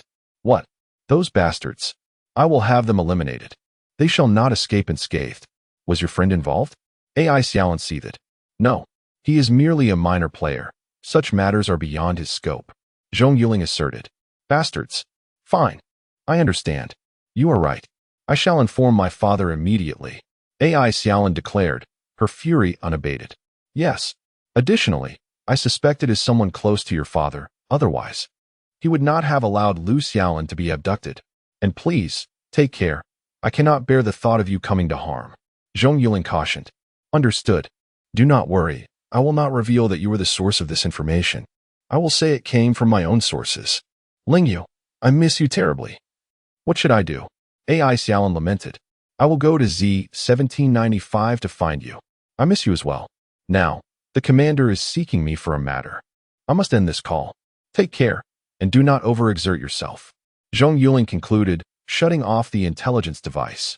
What a scoundrel you are. To deceive a girl who loves you in such a manner. How could you? I truly pity AI Xiaolin for being involved with a knave like you. Tina chastised, kicking Zhong Yuling. This is all for the mission. Moreover, how have I deceived her? It is merely a benevolent lie. Alas, I now have a headache. How will I face her in the future? She is a kind-hearted woman. Zhong Yuling sighed. One can only say she is unfortunate to have met a scoundrel like you. Tina retorted, kicking him once more. The money has been transferred. Very well. I refuse to believe AI Zhiming will not grow suspicious. Zhong Yuling replied with a grin. Meanwhile, AI Zhiming received a message from his second daughter. As he listened to her report, his brow furrowed. Lu Xiaolin's demise was inconsequential, merely a woman. And her knowledge was too vast. Her death was perhaps for the best. However, the revelation that someone within his circle was involved infuriated him. Is the information accurate? AI Zhiming inquired. Indeed, it was uncovered by my associates. Father, you know my zero tolerance for smuggling. I have dispatched several to monitor the situation, and they have reported back. The 10 million has already been transferred to that individual. You should investigate who among your circle has received an unexpected 10 million. AI Xiaolin urged. Enough. Attend to your own responsibilities. Who granted you the authority to send spies?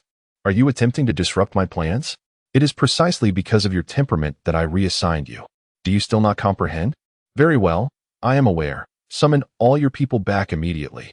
If I discover you have failed to do so, you can forget about your position as captain. AI Zhiming fumed. Chapter 125. The distressed Zhong Yuling reluctantly. Zhong Yuling ended the call with her father. How annoying. Am I really that formidable?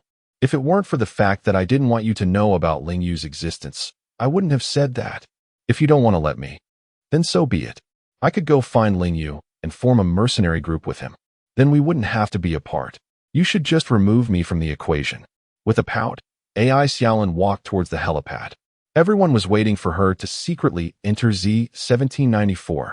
Meanwhile, AI Zhenming sat in his chair, contemplating the information he had received. Who could it be? Was his daughter's news accurate?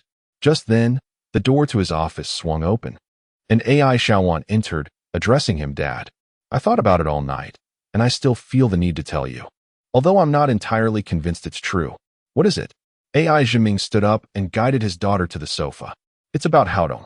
That day I overheard something. AI Xiaowan recounted everything she had heard that day. Upon hearing this, AI Zhenming's brow furrowed. The last time that person mentioned Haodong, he hadn't taken it seriously, thinking it was impossible for Haodong, whom he had nurtured himself, to betray him. But now, with both of his daughters delivering similar news and both mentioning a sum of 10 million, he could no longer dismiss it. What if Haodong truly was a problem? Did they really mention 10 million? AI Zhenming asked AI Xiaowan. Yes, and when Haodong told that person he would come to rescue me, he did arrive first. You saw that he was indeed the first one there. Plus, he was quite inappropriate, touching me under the pretense of untying me. Though he claimed it was to free me, it was clearly just him taking advantage. AI Xiaowan exclaimed, her anger evident. I understand. Your sister just sent me a message saying that someone transferred 10 million to someone close to me, and Lu Xiaolin was indeed abducted by those people, who tortured her to the point of suicide. Ah, those scoundrels. AI Zhenming sighed deeply. What? Lu Xiaolin is dead? Upon hearing that Lu Xiaolin had been tortured to death, AI Xiaowan grew frightened. That scoundrel had told her that if it weren't for Haodong preventing them from touching her, she would have. The thought made her tremble all over. Seeing his daughter's distress, AI Zhenming comforted her. It's all right. It's all in the past. You need to learn to be more cautious. Don't associate with those unsavory characters anymore. Yes, Dad, I understand. By the way, is my sister going to retrieve my brother's body? I heard Zhong Yuling intercepted him, right? AI Xiaowan inquired. Yes, it was their squad that intercepted him. Zhong Yuling is truly remarkable. What a pity that AI Zhenming, lacked the fortune. AI Zhenming sighed after speaking. I'm sorry, Dad. It's all my fault. He is indeed quite handsome. But I don't know what got into me that day. AI Xiaowan reminisced about her encounter with Zhong Yuling, sighing in regret. Enough of that. Just keep this to yourself. I'll look into it. He rose and walked to his desk, dialing a number on his smart device. After relaying a few instructions, he hung up, pondering how to handle the situation. Haodong knew too much, and his position was precarious. If he were to suddenly confront him, his subordinates would certainly harbor grievances, and the situation could spiral out of control. Ultimately, it could lead to his family's downfall or worse. All right, Dad, I'm heading out. By the way, Ling Yu is coming to Z-1794 for a concert. Can I go see it? Don't worry, I'll bring some people along. AI Xiaowan approached her father, tugging on his arm. You dare go? Haven't you had enough of this situation? You must not attend. AI Zhenming glared at her in frustration. I want tea. You said those people have already left. I'll be safe going to Z-1794. Besides, how could anything happen if I take a few people with me? Please. AI Xiaowan pleaded, her voice sweet. Fine. Fine. You've truly exasperated me. You may go, but I will arrange your companions. And you must return immediately after. AI Zhenming sighed, observing his daughter's expression. Yay. I knew Dad was the best. She exclaimed, planting a kiss on his cheek. I really need to find someone to keep you in check. Now go. I have work to do. AI Zhenming shook his head helplessly. After AI Xiaowan left, AI Zhenming reopened his smart device. Dad, you found out so quickly? Who is it? AI Xiaolin, already aboard a spaceship heading to Z-1794, received her father's message. This is none of your concern. After you bring your brother back, I have a task for you. Your sister wants to go to Z-1794 to see that singer, Guling Yu. Take a few female team members to accompany her. AI Zhiming said sternly. All right, I'll go.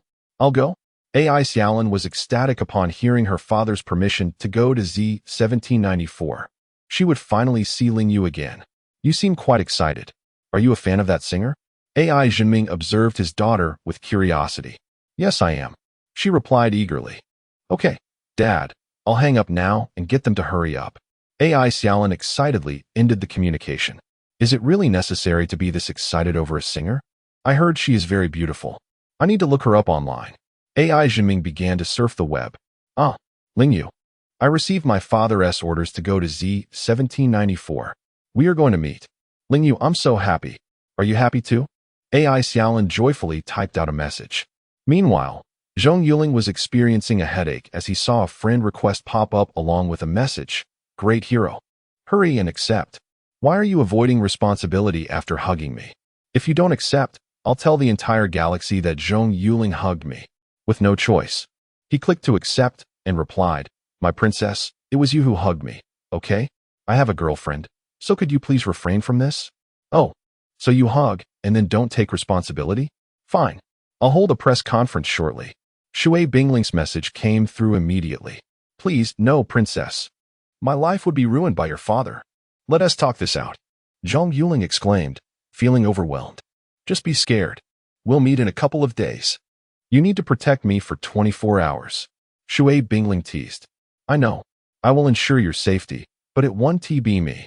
I have a mission. We'll meet in a couple of days. Zhong Yuling replied. I don't want anyone else. I only want you to protect me. Shui Bingling protested, unwilling to let him evade her. I'm sorry. It's a task. I have to go. I'm busy now. He ended the conversation abruptly. But just as he was about to close it, a message from his alternate account appeared. Upon opening it, he found it was from AI Xiaolin. Seeing the message, he felt disheartened. A game of cards had turned into a game of mahjong. I miss you, but I might not be around. Our team has received a mission to go to Yasphius. Sorry, Linlin. I want to see you too. He typed and sent the message. Can you talk to your team leader about it? I only need 2 days. AI Xiaolin quickly replied. That's a bit difficult. I'll try. He responded, then hung up the call, feeling frustrated. Sometimes, I really hate being me. Being too handsome isn't always a blessing. Chapter 126. The arrival of Shui Bingling upon entering the control room. Zhong Yuling addressed Kai Yaling, saying, AI Xiaolin and AI Xiaowan are coming to Administrative Star. I heard AI Xiaowan wants to attend a concert, and AI Zhiming has asked AI Xiaolin to accompany her. Oh, then you can set up a meeting. Xiao Ping chimed in, reminding Zhong Yuling to make his younger brother look handsome. Get lost. Are you trying to stir up trouble? Zhong Yuling retorted indignantly. They're coming. So what are you worried about? Once we return, Ouyang Lingyu will vanish from this world. Are you really getting emotionally involved? Kai Yaling glared at him. To deny it would be self-deception. Moreover, although Lu Xiaolin has passed, the disruption of Haodong and AI Zhiming's relationship must not cease. Therefore, I will use Ouyang Lingyu's identity to convey messages to AI Xiaolin for her father. Zhong Yuling declared. Scoundrel, regardless of the past. Is it truly right to exploit her like this? AI Xiaolin must have brought you nothing but misfortune, Kai Yaling exclaimed, kicking him in frustration. Alas, I know I owe her an apology, but what can I do? Our stances are irreconcilable. The most I can do is ensure her safety when my grandfather and the others target AI Zhiming. She is indeed innocent. I am merely preparing to protect her in the future, when I can argue that she is one of us, aiding in collecting evidence against her father. Then, she won't face imprisonment, Zhong Yuling sighed. At least you still possess some humanity. Perhaps you should marry her later. Kai Yaling nodded in agreement. Whether I marry her or not is a matter for the future. If she finds out about all this, I would be fortunate if she doesn't shoot me. Zhong Yuling shook his head with a sigh. I heard from grandfather that you wish to protect Kylan. Aren't you afraid of drawing fire upon yourself? Kai Yaling asked, startled by Zhong Yuing's revelation. It was indeed a dangerous game to have an enemy spy so close. She had initially opposed the idea. insisting they send Long Gu and Kylan to their grandfathers for safety. However, after Zhong Yuling explained the rationale behind Zhong Yuling's decision to protect her, she reconsidered. Yes, we need someone like her. I assure you, I will exercise discretion. Tina must have informed you about my upcoming plans, Zhong Yuling replied with a smile. Kidnapping. Every time. It's the same tactic. You might as well change careers to become a kidnapper. Kai Yiling rolled her eyes. Indeed, our team will frequently engage in such operations. Don't forget, I mentioned before that the special unit I am forming includes kidnapping as a mandatory course. Do not underestimate its importance. Had we not successfully kidnapped a few individuals this time, would we have been so fortunate? If we hadn't abducted AI Xiaowan, how could we have captured Lu Xiaolan so swiftly? While we did not foresee subsequent events, my strategy at the time was indeed successful, Zhong Yuling asserted. Yes, I understand. Do you intend to meet AI Xiaolan this time? Kai Yiling inquired. No, I told her I would be in Yasfius, not on Administrative Star, Zhong Yuling replied. Oh no, I thought you were going to meet her. She just contacted me asking to give you time off, and I agreed. At that moment, Nisai looked at Zhong Yuling apologetically. Heavens, you are putting me in a bind. Zhong Yuling gazed at Nisai in disbelief. Why are we even playing mahjong when we should be playing cards? Are you trying to drive me to my doom? Just as he finished speaking, a message from the intelligent brain arrived. Without needing to guess, Zhong Yuling knew who it was. He opened it and sighed. I understand. Our captain has spoken.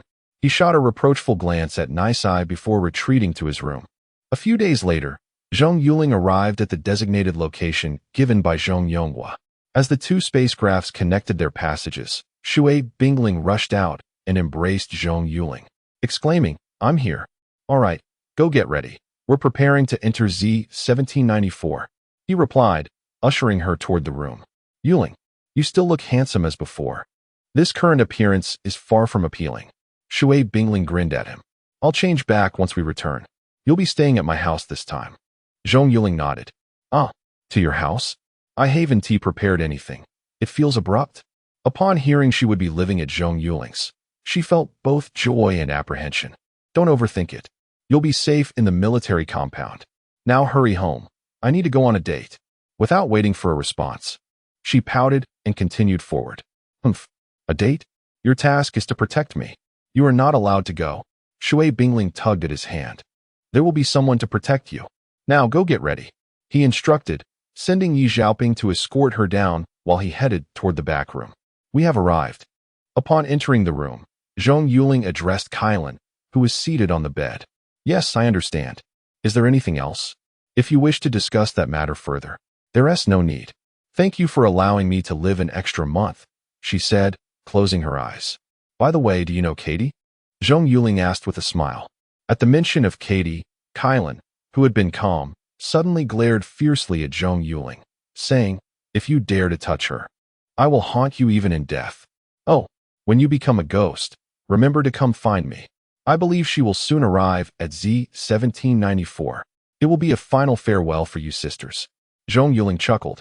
You will have a miserable end. She is innocent. You scoundrel, I will kill you. Kylan struggled in rage, but her limbs were bound, rendering her unable to rise, and she lay on the bed, her features contorted as she roared in frustration. I have stated it before. I will have you. As long as you agree, both you and your sister will be safe. Bringing your sister here is to protect her. Do you think she would be safe if you were captured? I know she is your only sister, and you wouldn't want her harmed. At least with me. She will lead a happy life, Zhong Yuling declared before exiting the room. The sound of Kylan's screams faded as the door closed. Gazing at the door, Zhong Yuling smirked slightly, convinced she would eventually submit to him. Kylan stared vacantly at the closed door, realizing the gravity of her situation. Her sister was in the hands of this scoundrel, leaving her with an agonizing choice. Agreeing would ensure her sister's safety, but if the Federation discovered her, it would lead to relentless pursuit for both of them. Conversely, refusing meant death for herself and possibly her sister as well. With the two closest people in her life held captive by this scoundrel, there was no choice to be made. Tears streamed down her face as she gazed at the door, whispering, You win. Unbeknownst to Zhong Yuling, he was currently video calling Zhong Yonghua with the intelligent brain. Father, how is it going? Has Gu Lingyu's spacecraft arrived? Zhong Yuling inquired. Soon. Just 1 hour left. Everything is ready on this end. You've done well this time. I hear you've taken in AI Jinming's second daughter? Zhong Yonghua asked with a smile. Oh, who told you that? Dad, it's not what you think. I was in a position where I couldn't refuse. Besides, AI Xiaolin is genuinely a fine girl. She has remained untainted by her family's corruption. I truly want to save her. Alas, I am at a loss for what to do next, Zhong Yuling sighed. Yes, I know. Tina shared her information with me. She is indeed a remarkable girl. I'm pleased to see you are a responsible young man. Don't worry, she won't come to harm. Your grandfather and I will assist you, Zhong Yonghua assured. Chapter 127. The Celebrity Under Attack Father. What should I do? I am feeling quite overwhelmed. Sighed Zhong Yuling. What to do? Just marry her. What else can you do? I don't believe you are an irresponsible man. Our family lacks such genes, replied Zhong Yonghua. Oh, just like Aunt Tang Xiaowan, is it? Zhong Yuling smirked mischievously. You rascal. How did you find out? It must have been that big mouth of Ling. Zhong Yonghua scolded playfully. Indeed. So just marry her. But what about Xiaoxua? I feel indebted to her for the obvious reasons. Yet you said our family lacks such genes. This is quite difficult for me, Zhong Yuling lamented. We'll talk about it later. They've already arrived. I'm hanging up, Zhong Yonghua concluded, and both nodded as they shut off their smart devices. Yuling, am I pretty? At that moment, Shui Bingling burst into Zhong Yuling's room. Goodness. Sister, is it permissible to intrude into a man's room like this? And can you please change that childish voice of yours? Otherwise, people will recognize you by just your voice. Zhong Yuling looked at her in disbelief. After being made up by Yi Xiaoping, her doll-like face was no longer visible, but Zhong Yuling felt something was off. Her alluring visage and petite figure seemed somewhat discordant. This won't do. Your figure cannot quite manage such a face. Have Yi Xiaoping change it for you. Zhong Yuling shook his head. Oh, I asked Yi Xiaoping to help me with my makeup, and she also said it wouldn't work. I thought you preferred a more mature look. I'll just change. Shui Bingling pouted. Sister, this is not a masquerade. Someone is trying to assassinate you. Could you please follow our arrangements? You really shouldn't be here. Zhong Yuling exclaimed angrily upon realizing she had requested such makeup. This is Snow Fox, a genius in intelligence. One careless move, and she might see through it. You're scaring me. I just wanted to see you. Shui Bingling said, tears welling in her eyes. What have I done to deserve this? Zhong Yuling sighed. Shui Bingling, we really can't be together. I have a girlfriend. I know you like me, but I cannot accept it. That's for you to decide. Whether I follow you or not is my own affair. You're such a villain, scaring me. Shui Bingling wailed, sitting down on the floor and crying. Alas, Zhong Yuling was at a loss for words. After a considerable time of consolation, she finally ceased her tears. Meanwhile, Gu Lingyu's spaceship slowly approached the spaceport. Observing this, Zhong Yonghua instructed those around him, prepare yourselves. Remember, only engage those around her. Do not harm Gu Lingyu. Commander, is that wise? Gu Lingyu's influence throughout the galaxy is immense. If news of her assassination spreads, it would reflect poorly on us. One person remarked. I understand. But you know better than I who is more important, Snow Bingling or Gu Lingyu. Rest assured, no one has summoned her here, and she comes so ostentatiously. Does she think our republic lacks vigilance? Zhong Yonghua waved his hand dismissively. The man nodded in response. He was Zhong Yonghua's confidant, and was aware that the assassin might indeed be Snow Fox. Since she was coming so openly, it was essential to teach her a lesson. An officer adjusted his earpiece and said, Commander, should we disperse the crowd?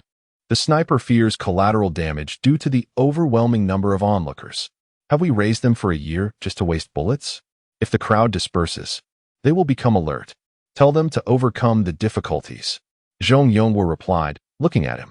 Understood. The man said before speaking into his earpiece, overcome the difficulties. At that moment, the cabin door gently opened, revealing several robust men in sunglasses and matching black suits. Zhong Yonghua nodded upon seeing them. One can tell at a glance they are military personnel, and they are quite young. Such individuals must currently be serving in the military and cannot possibly have retired so early. Hence, she must be Snow Fox, with an 80% certainty. Indeed, the soldier affirmed. After the group of black-clad individuals stepped down and parted the crowd, a woman dressed in a gray tracksuit, wearing a cap and sunglasses, emerged. She waved at the fans holding signs below. "Is that Gu Lingyu? She seems rather casual," Zhong Yuling remarked. "Yes, indeed. That's why she is often referred to as the most down-to-earth singer. Moreover, she participates in charity work annually, specifically aiding orphans who have lost their parents in wars. She has received donations from all forces across the Federation." The officer elaborated. "Do you believe she is genuinely philanthropic?" "Humph. Go investigate and see if those orphans are all accounted for." Zhong Yuling was scoffed. "Commander, do you imply she is utilizing philanthropy to recruit soldiers for the Federation?" The officer immediately grasped Zhong Yuling's implication. "Yes. Children are the most innocent and naive, lacking a sense of belonging to the nation. Secretly bringing them back to the Federation for education could mold them into the Federation's finest soldiers." Zhong Yuling nodded.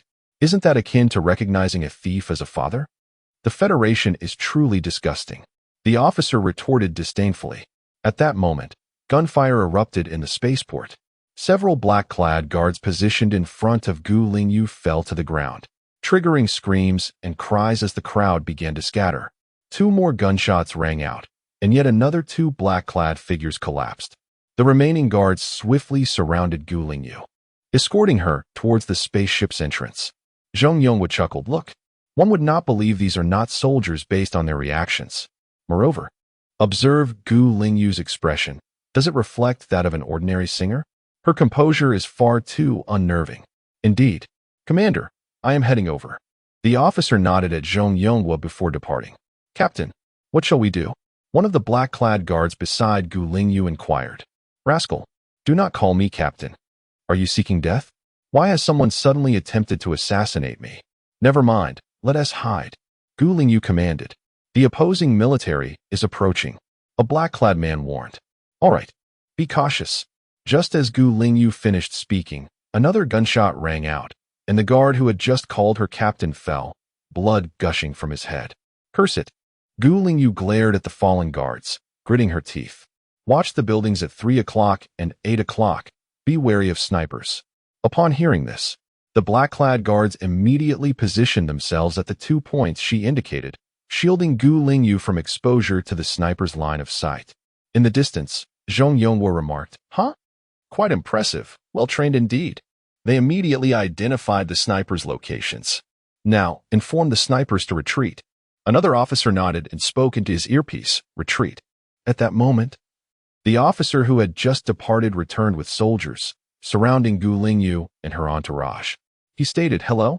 I apologize, Miss Gu, for the fright you have experienced. We have already sent people to apprehend the assassins. Rest assured, you will now accompany us, and we will ensure your safety." "Thank you. I appreciate your assistance." Gu Lingyu trembled as she peeked from behind a black-clad guard. Observing her demeanor, the officer internally smirked. "Hee, your facade is of no use now. We clearly witnessed your earlier state." He waved his hand, and the soldiers began to escort them towards an armored vehicle. Chapter 128. The revelation of exposure after being escorted into the armored vehicle by the soldiers. Gu Lingyu remained silent as the vehicle gradually made its way to the hotel arranged by Zhong Yuling. She cast a glance at the fully armed soldiers surrounding her and let out a sigh. The sudden turn of events had left her mind in disarray.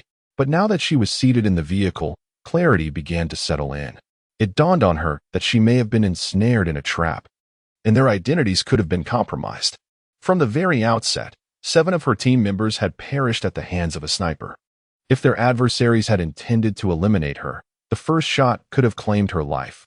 Her position had been fully exposed within the sniper's scope. Yet, they refrained from pulling the trigger, likely due to their desire to control her, coupled with the hesitance to eliminate her on the spot due to her status. She sighed again. They were indeed aware of her identity. How could they have discovered it? She had always donned a disguise, so what had betrayed her? There was no time for contemplation now. She could only follow them to the hotel prepared for her. She understood that once she entered, freedom would be stripped from them all. The fact that the other 2 teams had yet to contact her only solidified her suspicion that they had been captured. Yet, she could not fathom how her true identity could be known. as only the team members here were privy to it. The other members of the crocodile faction had never seen her true form. What method had been employed to pinpoint her? As the armored vehicle glided into the underground parking lot of the hotel, Gu Lingyu's heart sank further upon observing her surroundings. It was clear that her identity had indeed been compromised. The reason they had not apprehended her was due to her current guise, but they were intent on thwarting her mission, preventing her from completing her objectives until the target had vacated the Z-1794 administrative star. While it was certain she would not be detained by the Republic this time, her ability to operate under the guise of Gu Lingyu would be forever lost. Yet, a faint smile curled at the corners of her lips. Did they truly believe they could ensnare her so easily? The Republic underestimated her capabilities. Very well, let the games begin. She would see what other tricks they had up their sleeves. At that moment, several fully armed soldiers approached her. The leading Caucasian soldier stepped forward and addressed her.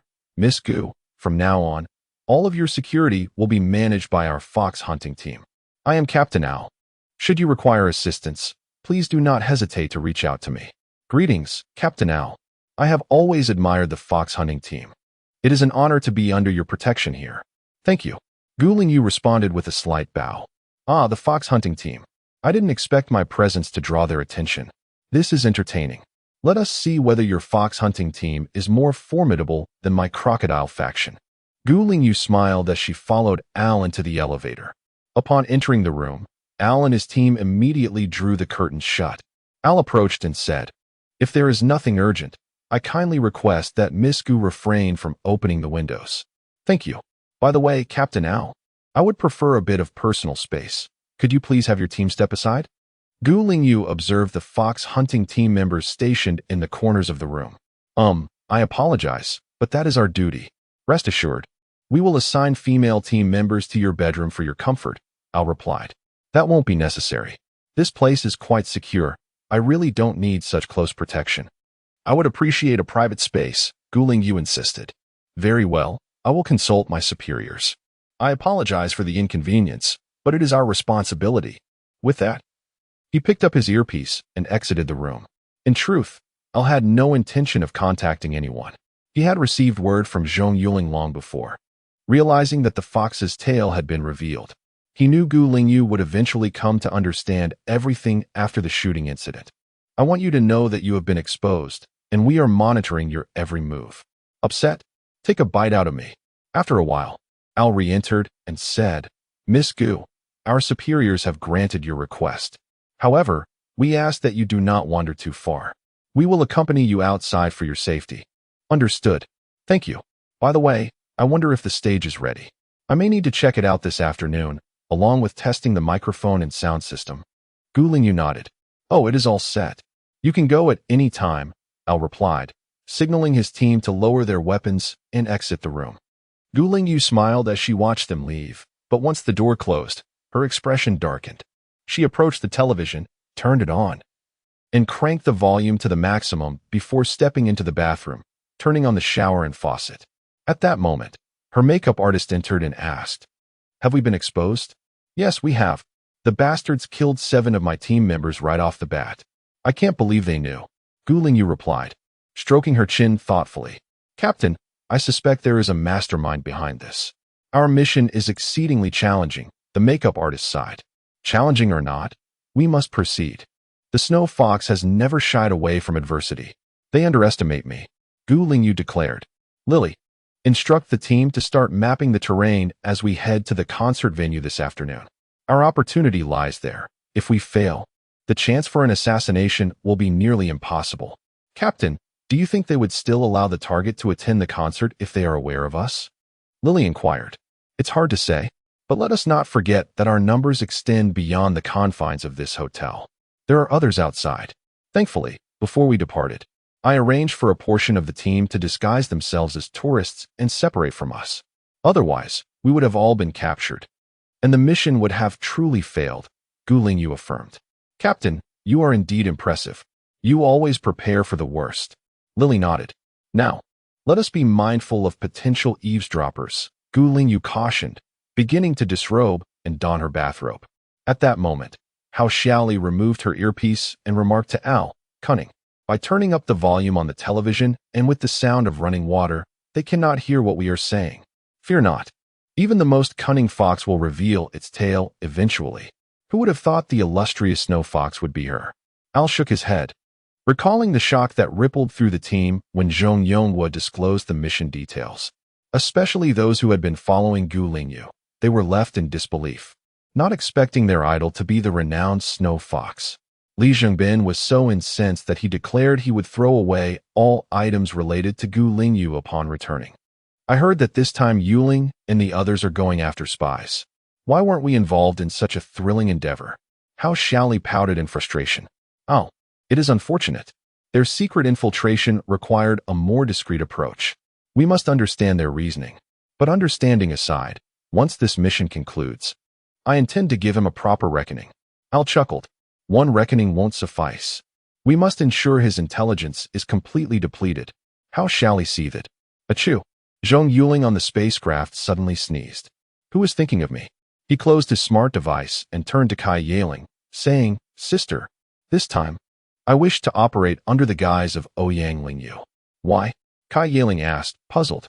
If I remain undisclosed, Shui Bingling will also remain safe. No one would suspect her to be in the company of a mercenary. Zhong Yuling grinned. Chapter 129. Arrival at Administrative Star. Upon hearing Zhong Yuling's words, everyone nodded in agreement. Indeed, who would imagine a princess standing beside an ordinary mercenary? What if the princess needs to appear before the public? Zhong Xiaoling inquired. Then we'll switch back. I'll switch back too. But for the most part, we'll maintain our current appearances. And Shui Bingling, you must not attend the concert of someone who wishes to harm you. Zhong Yuling asserted. Not going. But her singing is delightful. Shui Bingling pouted, gazing at Zhong Yuling. Sister, she is a killer. Why would you go? You're not allowed. If you disobey, I'll send you away to prevent everyone from fussing over you. Zhong Yuling shot her a glare. Fine, I want to go. You always shout at me. Shui Bingling huffed, turning away, her expression revealing her annoyance. Princess, Yuling is only looking out for your well-being. Do not be angry with her. It's true that the other party is an assassin, and with so many people around, what if a killer is hiding in the crowd? Kai Yaling remarked. However, as soon as Kai Yaling finished speaking, Zhong Yuling suddenly gasped. Right. If an assassin is concealed within the crowd, it would indeed be difficult to defend against. And Snow Fox is clever enough to have considered this. Sister, your words have enlightened me. Zhong Yuling frowned. Who is Snow Fox? She is a cunning being. She certainly understands the adage of not placing all eggs in one basket. She would undoubtedly send someone to masquerade as an ordinary citizen to infiltrate Z-1794. We must quickly contact my father and alert him. Isn't that illogical? Wouldn't that just disperse their forces? Kai Yaling queried, puzzled. Sister, do not approach this with a combat mindset. Snow Fox's intent is assassination. The essence of assassination lies in concealment. If I were in her position, I would also scatter everyone. This not only allows for better concealment, but also distracts our attention. Rest assured, believe me, there are certainly assassins lurking in the crowd. Zhong Yuling explained. All right, I will contact my uncle immediately. Kai Yaling nodded and promptly picked up her smart device. Upon receiving the news, Zhong Yuling understood the gravity of the situation and began screening individuals who had recently entered Administrative Star Z-1794. Meanwhile, Gu Lingyu was secretly sending messages to everyone using her smart device. When AI Air intercepted her messages, his head buzzed with confusion. Morse code. How do we decode this without a cipher? He swiftly contacted Zhong Yuling. Upon learning that the code was the same one Zhong Yuling had mentioned previously, he found himself in a quandary. He finally grasped the practical difficulties of that code. With no alternative, he reached out to Zhong Yuling to inquire if there was any way to resolve the issue. Zhong Yuling simply replied with 2 words, chill it. Without a cipher, how can you decipher their messages? They aren't gods. Yet, he still asked Zhong Yuling to forward Gu Lingyu's messages for her to examine. Gazing at the series of numbers, Zhong Yuling was truly at a loss. Clinging to a glimmer of hope, she picked up the Galactic Miscellany to cross-reference. The translated sentences seemed nonsensical. This one do, without a cipher, I can't find the key. Zhong Yuling sighed. We must hasten. We need to quickly enter Administrative Star, Z 1794. Tina and Mei Ling. Once we arrive at the Administrative Star, go report to AI Air. Your mission is to do everything possible to hack into her and her team's smart devices, tracking the recipients of their messages, prioritizing those with numerical records. After finishing, she turned to Kai Yeling, saying, Sister, have my father contact Dai Lily to gather a few outstanding programmers for Tina and Xiao Miling to lead. Otherwise, 2 people will take too long. Kai Yeling nodded and contacted Zhong Yonghua. Upon receiving the message, Dai Lily began selecting candidates within the bureau. Upon hearing that it was her daughter leading the operation, she nodded with pride. Ever since her daughter had aligned with Zhong Yuling, she had successfully completed several significant missions, leaving her exhilarated for days upon hearing the news. If you are to change identities, you cannot stay at your house. Kai Yeling interjected. Indeed, I'll find Mingming. She has extra rooms for us. Shui Bingling responded. From now on, you shall be called Ouyang Lingling. You are my sister. Do you understand? Zhong Yuling instructed Shui Bingling. Can't I be your girlfriend or wife instead? Shui Bingling asked. No, you can only be my sister. That is settled. I'll contact Mingming. With that, she picked up her smart device. What happened to you? You're not handsome at all, Zhao Mingming remarked, pouting upon seeing Zhong Yuling's appearance. It's for the mission. Do you have any spare rooms at Administrative Star? I need a place to stay for a few days. By the way, has Fan Siyu arrived? Zhong Yuling inquired. Come to my place. I have plenty of empty rooms. Siyu is here, Zhao Mingming excitedly responded. Upon learning that Zhong Yuling wanted to borrow a room. No, this is a mission. I can't stay with you. All right, I've spoken to my father. After the mission, I'll have half a month of vacation to spend with you. Zhong Yuling shook her head, knowing she couldn't stay with Zhao Mingming for her safety. Oh, that is fine. I have a 3-story villa right next to the shopping mall. I initially wanted it to be closer to the company, but I couldn't get used to it, so it's been vacant. I'll have someone clean it up. Hearing this, Zhao Mingming felt disappointed but understood the necessity of Zhong Yuling's decision and did not press further. Also, for the next few days, you absolutely cannot come find me. Mingming, the opponent this time is formidable. I must ensure the safety of my charge, and I fear for your safety as well. I haven't even informed Xiaoxue about this. Zhong Yuling looked at her earnestly. Understood. You focus on your mission. I'll wait until it's over to seek you out. Now, I'll have someone go clean up. As for the keys, I'll grant you access shortly. You can manage it yourself. Zhao Mingming nodded. Thank you. Zhong Yuling acknowledged with a nod. And I should be thanking you. Now, you focus on what you need to do. I'll await your return. With that, she ended the call. I envy you. Zhao Mingming is truly a wonderful girl. Brother, you must not take her for granted. After they hung up, Zhong Xiaoling sighed, having overheard their conversation. Indeed, I heard she has loved Yuling for 10 years. How devoted. Lin Ping nodded. Yes, she truly is a good girl. That's why I refer to myself as a scoundrel, Zhong Yuling chuckled. At that moment, Shui Bingling fixed her gaze on Zhong Yuling. After observing him intensely, she slowly declared, I would give up anything for you. Don't. Sister, just be a good princess.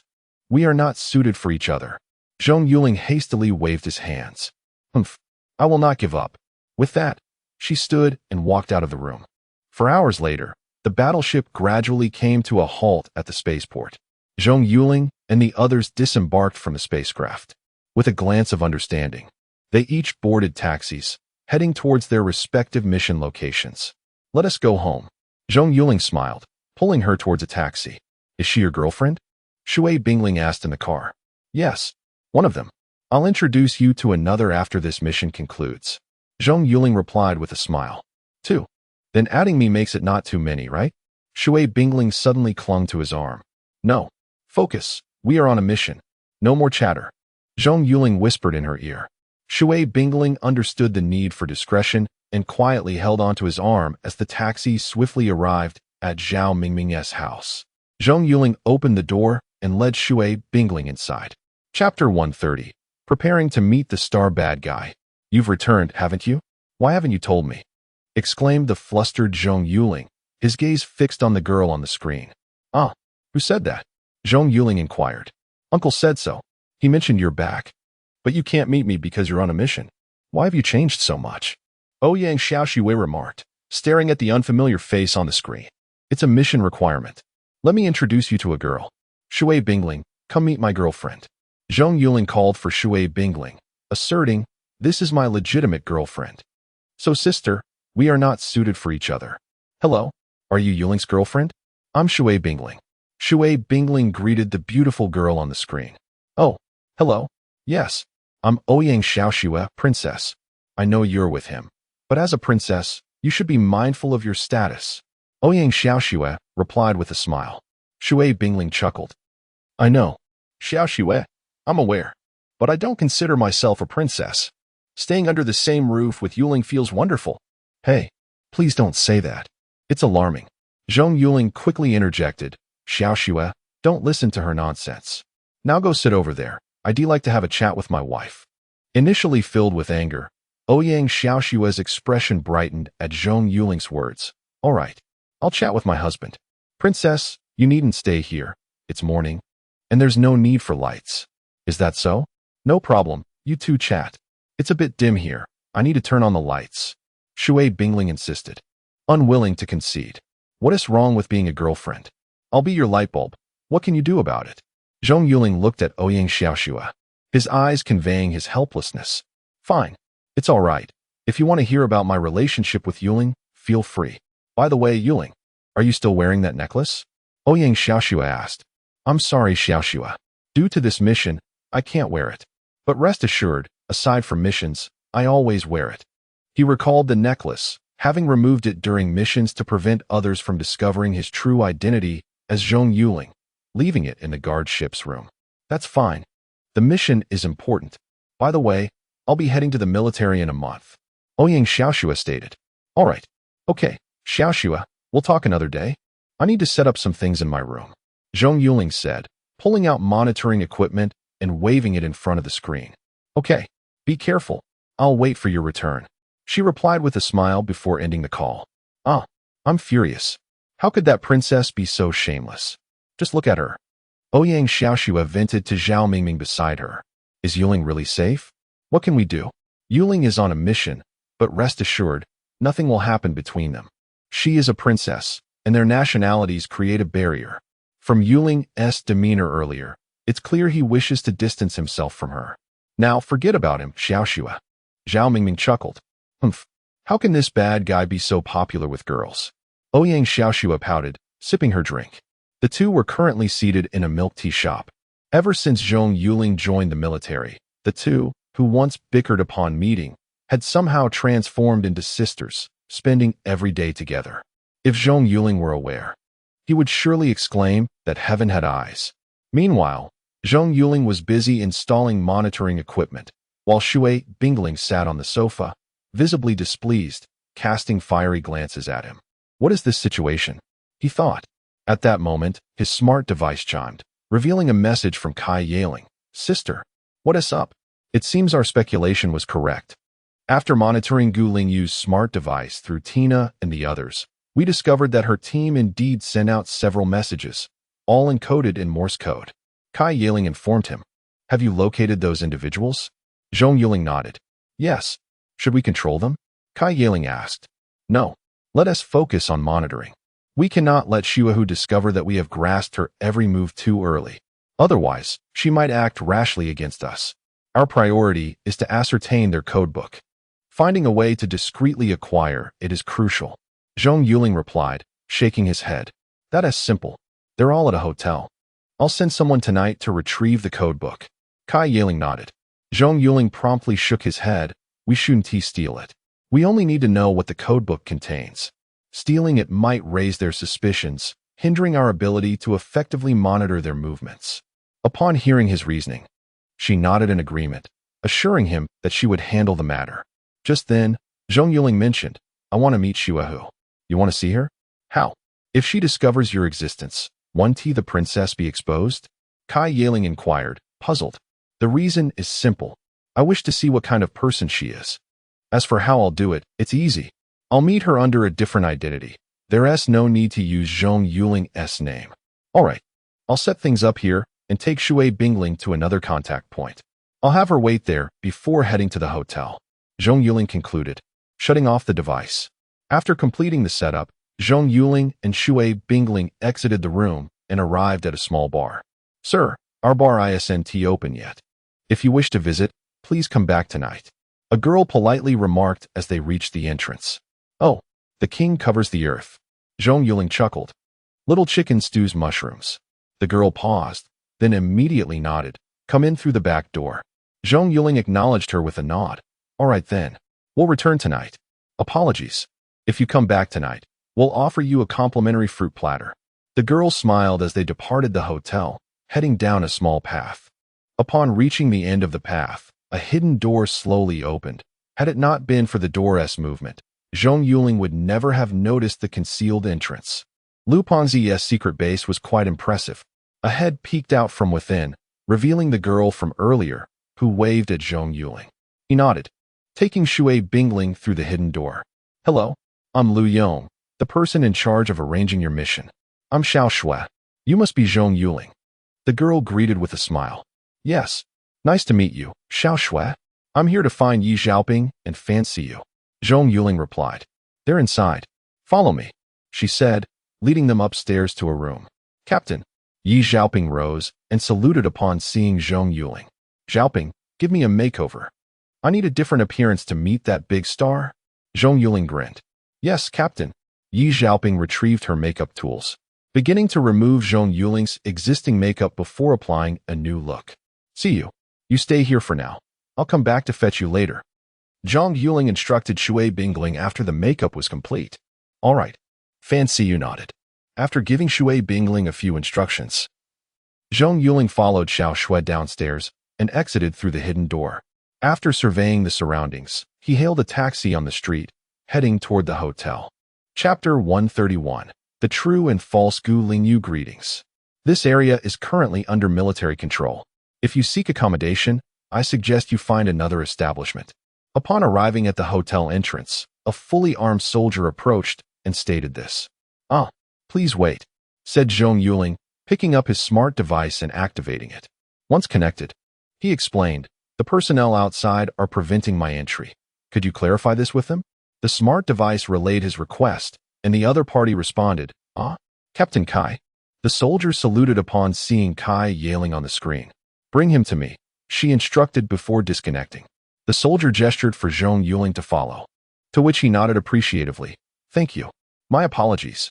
It is our duty, the soldier replied with a smile. Not at all, it is to be expected. The two men proceeded inside. Arriving at a room, the soldier knocked, and upon receiving the invitation to enter, he opened the door, gesturing once more for Zhong Yuling to enter. Welcome. Upon seeing Zhong Yuling, Kai Yuling nodded and remarked, just now, Gu Lingyu reached out to AI Air, expressing her desire to visit the concert stage. Very well, let us accompany her. I too wish to meet our legendary snow fox beauty. After saying this, Zhong Yuling donned his gear and exited the room with those present, heading towards Gu Lingyu's quarters. Yuling, you look rather peculiar, exclaimed Hao Xiaoli, observing Zhong Yuling. Alas, the demands of duty. Sisterly, do you miss your brother? Zhong Yuling draped an arm around her shoulder. Not at all. You wretched scoundrel. You never include me in your fun escapades. This makes me quite angry, Hao Xiaoli retorted, casting him an annoyed glance. Next time, there will be plenty of opportunities ahead. Now, remember to call me Mu Yun and refrain from using my real name. Upon spotting several members of the fox hunting team standing at Gu Lingyu's door, Zhong Yuling remarked. The two soldiers saluted upon seeing Kai yelling and opened the door. Everyone stepped inside, and Zhong Yuling noticed a casually dressed girl in athletic wear lounging on the sofa. Upon seeing Kai yelling, the girl asked, Captain Kai, are we ready to leave? Indeed. The vehicle is prepared and ready to depart at your convenience. Let us go, Miss Gu. For your safety, it is best to return promptly. Kai Yuling replied with a nod. Gu Lingyu stood and followed the group out of the room. Yet Zhong Yuling scrutinized her intently, sensing something amiss. His mind raced as he compared the image of Gu Lingyu he had seen previously with the girl before him, feeling there was a discrepancy. What is it? Kai Yuling inquired softly, noticing Zhong Yuling's expression. I cannot quite articulate it. Something feels off. Was she alone in her room? Zhong Yuling asked. There is a makeup artist who remained inside earlier. This time, Gu Lingyu did not bring her along, Kai Yaling explained. Observing Gu Lingyu ahead, Zhong Yuling suddenly questioned, is her height the same? Yes, but the other girl has a round face, and her figure does not compare, Kai Yaling responded. Zhong Yuling nodded silently, recalling that Yi Xiaoping had mentioned that makeup must align with one's facial structure. A round face cannot easily be transformed into an oval one, regardless of cosmetics. Wait, Zhong Yuling suddenly realized. While the face cannot be altered to an oval shape, certain tools can disguise and create the illusion of a slimmer face, such as hairstyles or transparent tape. Gu Lingyu is currently wearing her hair down, effectively concealing the sides of her face, making it appear smaller. A smirk crept across Zhong Yuling's lips as he discerned the source of the difference. Yes, it is indeed the eyes, as I have stated before. No matter how much the face may change or how well the voice may be imitated, the eyes remain unchanged. This Gu Lingyu is an imposter. It must be the makeup artist. As for the physique, it is simple. Gu Lingyu prefers athletic wear, not out of passion, but because it is loose-fitting, allowing her to better conceal her figure. Leave a team behind for me, Zhong Yuling whispered. What is it? Kai Yaling asked. It is difficult to explain. Just trust me and assign a small team, Zhong Yuling replied. Very well. I will allocate Lin Ping's team to you. Should Tina accompany you as well? Kai Yaling inquired. Let Xiao Miling follow me. Now hurry, Zhong Yuling urged. As he watched the armored vehicle depart with the group, Zhong Yuling addressed Lin Ping. Lin Ping, monitor Gu Lingyu's room closely. Are there any ventilation ducts in this area? Have Xiao Miling retrieve the schematics and locate the duct exits for discreet surveillance. What is happening? Lin Ping asked, puzzled. Why is my team assisting Zhong Yuling? Gu Lingyu is with the captain, so what is there to be concerned about? That person is not Gu Lingyu, Zhong Yuling replied with a smile. Lin Ping and Appo's mouth dropped open in disbelief. No way. She is clearly Gu Lingyu.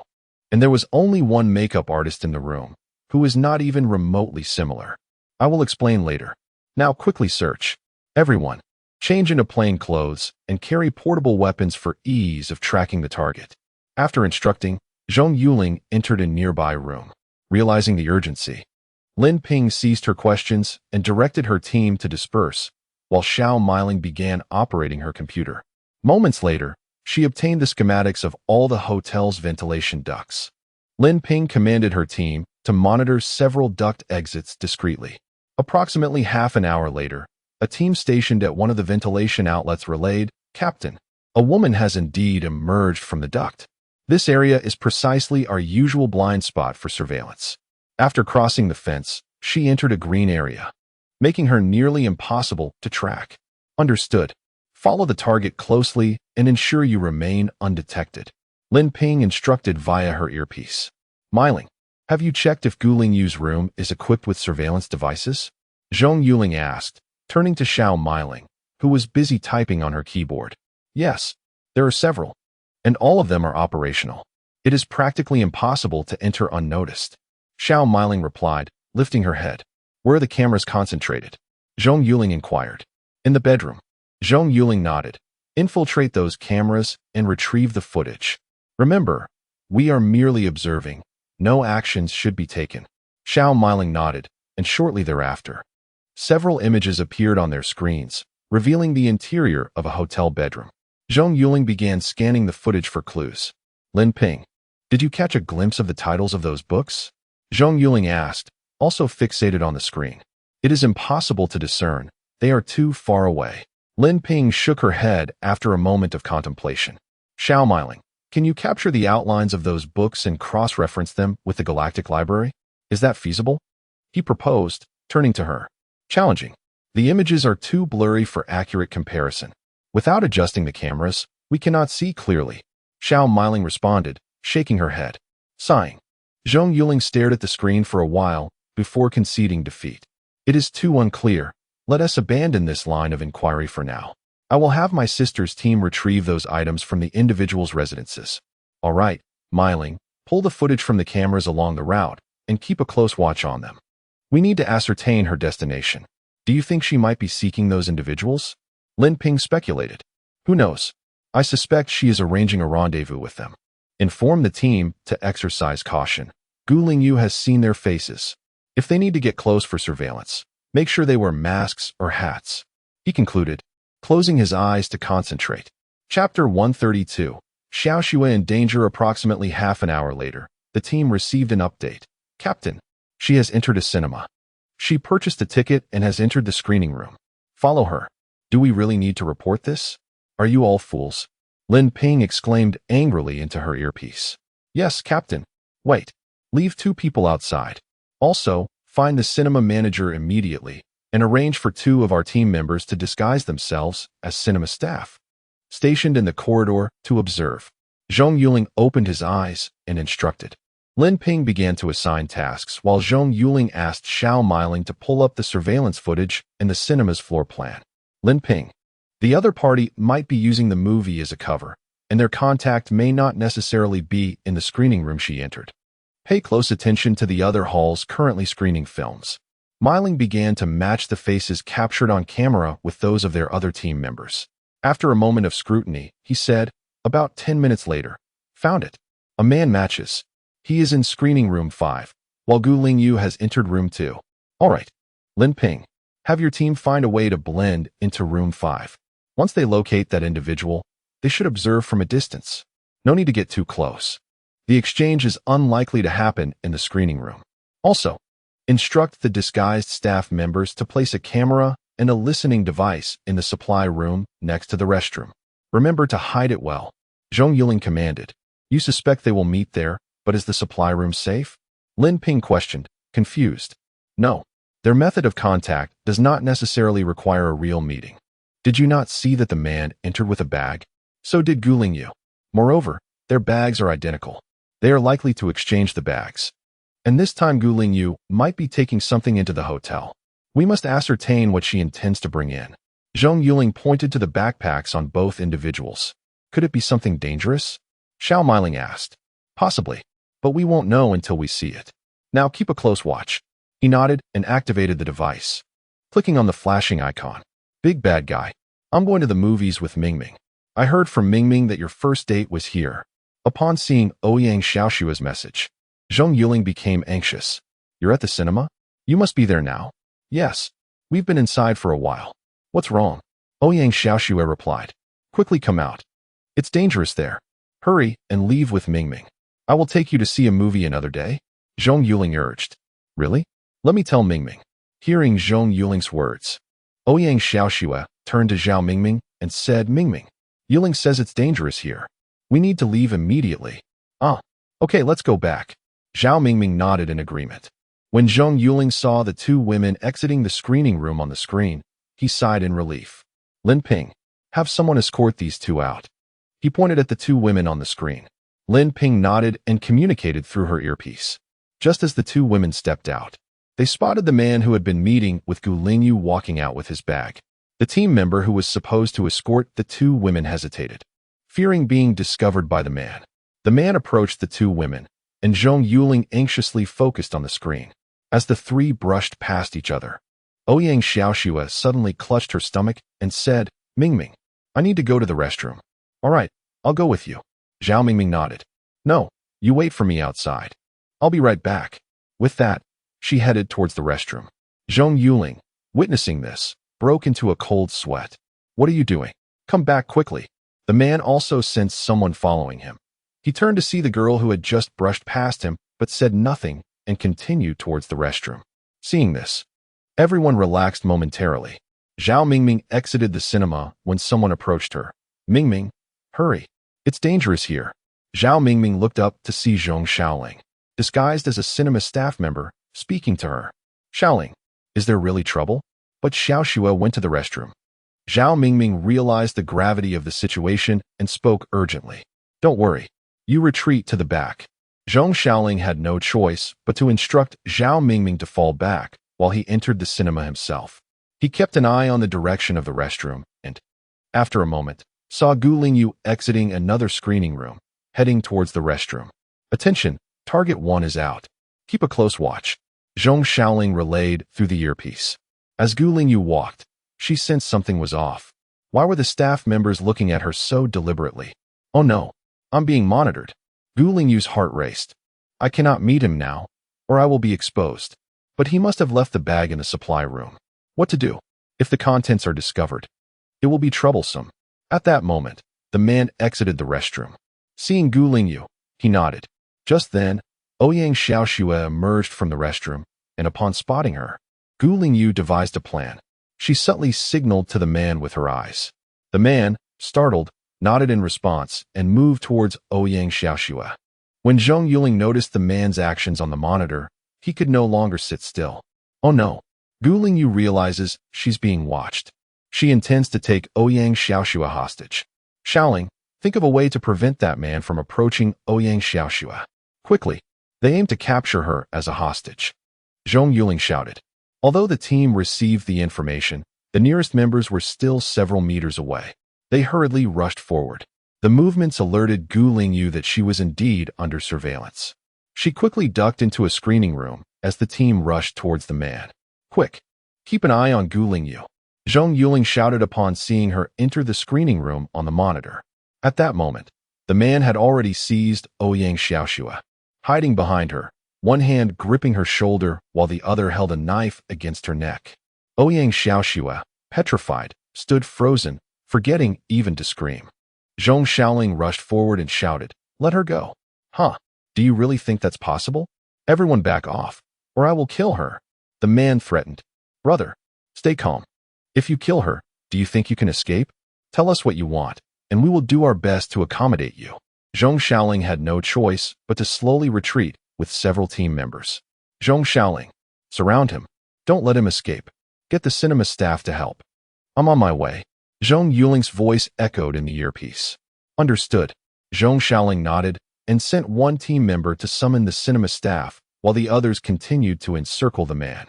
Meanwhile, Zhong Yuling was anxiously en route. He picked up the earpiece and contacted Zhong Yongwadad. Deploy a few snipers and a company of troops to XX Mall. Xiaoxue has been taken hostage by those scoundrels. What happened? Okay, I will send them over right now. Hearing this, Zhong Yonghua immediately contacted the troops. Don't worry, Xiaoxue will be fine. Lin Ping reassured him. Yes, I know. It's my fault. I should have had someone follow her. Those scoundrels. If anything happens to Xiaoxue this time, I will make that woman pay. Zhong Yuling angrily slammed his fist against the car door. Gu Lingyu, you better watch out. You have truly crossed me this time. Chapter 133. Arriving at the mall, The bewildered Ouyang Xiaoxue finally grasped the situation, her sudden scream causing the man's hand to tremble. Silence. Scream again, and I shall end your life. The man steadied his dagger against Ouyang Xiaoxue's throat. Upon hearing this, she quivered, feeling the icy sharpness pressing against her neck, and ceased her cries. Brother, you cannot escape. Surrender. Zhong Xiaoling called out to the man. Haha, now that you've discovered me, returning is no longer an option. Taking a beauty down with me wouldn't be so lonely. He dragged Ouyang Xiaoxue slowly towards the storeroom. Zhong Xiaoling, we cannot allow him to enter the storeroom. His bag must contain something dangerous. He must not reach it. Zhong Yuling, glued to the screen, shouted as he noticed the man and Oppo's movements. Zhong Xiaoling and several team members nearby rushed towards the storeroom. The man realized that they were aware of the bag's significance, meaning he had been under surveillance from the start. In a panic, he pulled Ouyang Xiaoxue closer to the storeroom, but with a hostage in hand, his speed was hindered. He could only watch helplessly as Zhong Xiaoling reached the storeroom door and blocked his path. He understood that retrieving the bag was now impossible. Quickly, he shoved Ouyang Xiaoxue in front of him and leaned against the wall, aware that this might be his last stand, hoping the captain could escape safely. Meanwhile, Zhong Xiaoling entered the storeroom and opened the backpack, immediately breaking into a cold sweat. Damn it, this is a bomb. A whole package. If it detonates, the mall and surrounding buildings will surely be affected. This is too ruthless. Thankfully, we intercepted it. Had this man obtained it earlier, we would surely be doomed. Yuling, hurry. Inform Uncle to call in the bomb disposal unit. A complete package of explosives. They must handle this. Zhong Xiaoling communicated through his earpiece. Understood. Keep an eye on that woman. Not a single one of them is allowed to leave. The troops are on their way. I'm not letting her return today, Zhong Yuling said angrily. Ending the call, he immediately contacted Zhong Yonghua. Upon hearing of the bomb, Zhong Yonghua broke into a cold sweat. That damn snow fox. This crazy woman truly will stop at nothing for the mission. At that moment, Zhong Yuling was wiping his face with makeup remover. He had initially hesitated to remove his disguise, but given the circumstances, it was necessary to revert to his true appearance. Otherwise, if the military arrived and found an unfamiliar commander, it would be a troublesome explanation. Damn it. If anything happens to Xiaoxua, Snow Fox, you're finished. Zhong Yuling exclaimed in anger. Captain, don't say that. You know she cannot die now. Lin Ping pleaded, genuinely fearing that Zhong Yuling might act rashly. Their plans had already been set in motion, and if Xiaoxua were to be killed, it would throw everything into disarray. I know. But what of it? If she dies, she dies, Zhong Yuling stated, continuing to watch the screen. Lin Ping recognized his fury and quickly sent a message to Kai Yaling. Upon receiving it, Kai Yaling replied succinctly, trust him. Sighing at the message, Lin Ping earnestly hoped Xiaoxua would be safe. Otherwise, it would truly become a complicated matter. Captain, it's bad. We can't find that woman. A team member reported. Zhong Yuling cursed, are you fools? You can't keep track of a defenseless woman? We entered the screening room. But fearing panic, we didn't stop the movie or turn on the lights. However, once inside, we couldn't find her. Yet, I'm certain she is still inside. I found her bag, and in it, there were clothes and a wig she had changed out of. The team member explained. Then control everyone in that screening room. Not a single one is allowed to leave. What else was in the bag besides clothes and a wig? Zhong Yuling demanded. Just makeup items. The team member replied. Understood. Keep an eye on it. Try to identify the single individuals. Zhong Yuling instructed. The armored vehicles slowly entered the mall, which was now surrounded by military personnel. Several fully armed soldiers approached the armored vehicle as Zhong Yuling disembarked. Lieutenant Li Linyu, 8th Company, 3rd Battalion, 86th Division. Please direct me, sir. Lieutenant Deng Ming, Sniper Company, 86th Division. Please direct me, sir. Sergeant Hao Xiaoyong, 1st Squad, Sniper Company, 86th Division. Please direct me, sir. Zhong Yuling returned their salute and said, Li Linyu, begin evacuating the crowd. There's a complete package of explosives inside. Although we VE intercepted it, I still fear potential danger. Deng Ming and Hao Xiaoyong, follow me. Yes, sir. The three responded in unison. Is it just the two of you from the Sniper Company? Zhong Yuling asked during their journey. Report, sir. All of Hao Xiaoyong's squad is here. Deng Ming replied. Good. Hao Xiaodong, I now order your squad to divide into 3 teams and take positions at the surrounding high points. I suspect there may still be hostiles inside the mall. The rest will accompany me inside. I'm not familiar with sniping. Find your own vantage points once inside. The target is in the cinema on the 5th floor. Zhong Yuling commanded. Yes, sir. Deng Ming, you'll accompany me to the cinema. You'll relay my commands to Hao Xiaoyong and his team. Zhong Yuling nodded. Understood. Hao Xiaoyong immediately ran to gather his squad and assign tasks. Zhong Yuling led Deng Ming and Lin Ping into the mall. Yuling, save Xiaoxua. It's all my fault. I should have gone with her. Zhao Mingming rushed over, crying as she spoke to Zhong Yuling. Don't worry. No need to cry. Xiaoxua will be fine. It's not your fault. No one anticipated this situation. If anyone is to blame, it's me for not letting you all out. Zhong Yuling comforted her, embracing her. Yes, you must save Xiaoxua. Zhao Mingming nodded, rising to follow a few team members out of the cinema.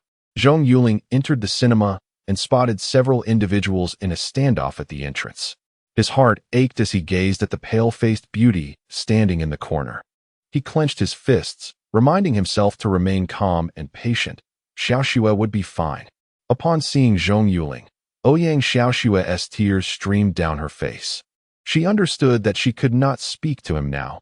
Revealing their connection would place him in a perilous position. Noticing her reaction eased Zhong Yuling's tension. He had prepared for her to yell upon seeing him, potentially giving the man leverage, but thankfully, she remained silent, preventing him from becoming too vulnerable. Yuling, what is the plan now? Zhong Xiaoling asked, approaching him. What about the bomb? Zhong Yuling inquired. It's been taken out. It's too dangerous to keep it here. That bastard is hiding behind Xiaoxua. We have no way to take him out. Zhong Yuling replied. Deng Ming, is there any good strategy? Zhong Yuling asked. Sir, there are no cover points here, making us easy to spot. We must lure him out of the cinema for a shot. Deng Ming surveyed the surroundings, shaking his head. Understood. By the way, is that woman still inside? Zhong Yuling asked Zhong Xiaoling. Yes, but we cannot locate her. However, she must still be inside. As there's only one entrance to the screening room. We sealed it off as soon as she entered. Zhong Xiaoling confirmed. Be cautious. She may be armed. We must ensure the safety of the civilians. Zhong Yuling nodded. Chapter 134. The rescue. Zhong Yuling approached the man and declared, Release her. We will let you go. The man chuckled coldly. Are you foolish, or am I? I know that the moment I step outside, a skilled sniper awaits me. Zhong Yuling replied.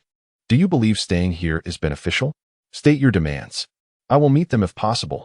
Everyone must leave, and the entire audience in the cinema must vacate. Otherwise, I will sever her arteries immediately. The man insisted. I understand your demands. Give me time to discuss with everyone. Zhong Yuling responded before walking back. Deng Ming, if you were to lie behind me and shoot through my legs, do you have the confidence? Zhong Yuling inquired. That is worth a try? Deng Ming pondered for a moment before nodding. Observing his expression, Zhong Yuling discerned that the other party had never attempted such a maneuver. However, the only feasible approach now was to obstruct the man's line of sight using people. He patted Deng Ming's shoulder and said, All right, give it a go. I will devise a way to divert his attention. But Chief, if I lie behind you, he will see me when he looks at you. Deng Ming replied thoughtfully. Zhong Yuling nodded. I am aware. Therefore, Xiaoling, you will negotiate with him, attempting to shift his focus away from me. Deng Ming, think of a method to position yourself behind me. More people standing together. I don't necessarily have to shoot between your legs. I can fire through the gaps in the human wall, but everyone must have faith in me and not panic.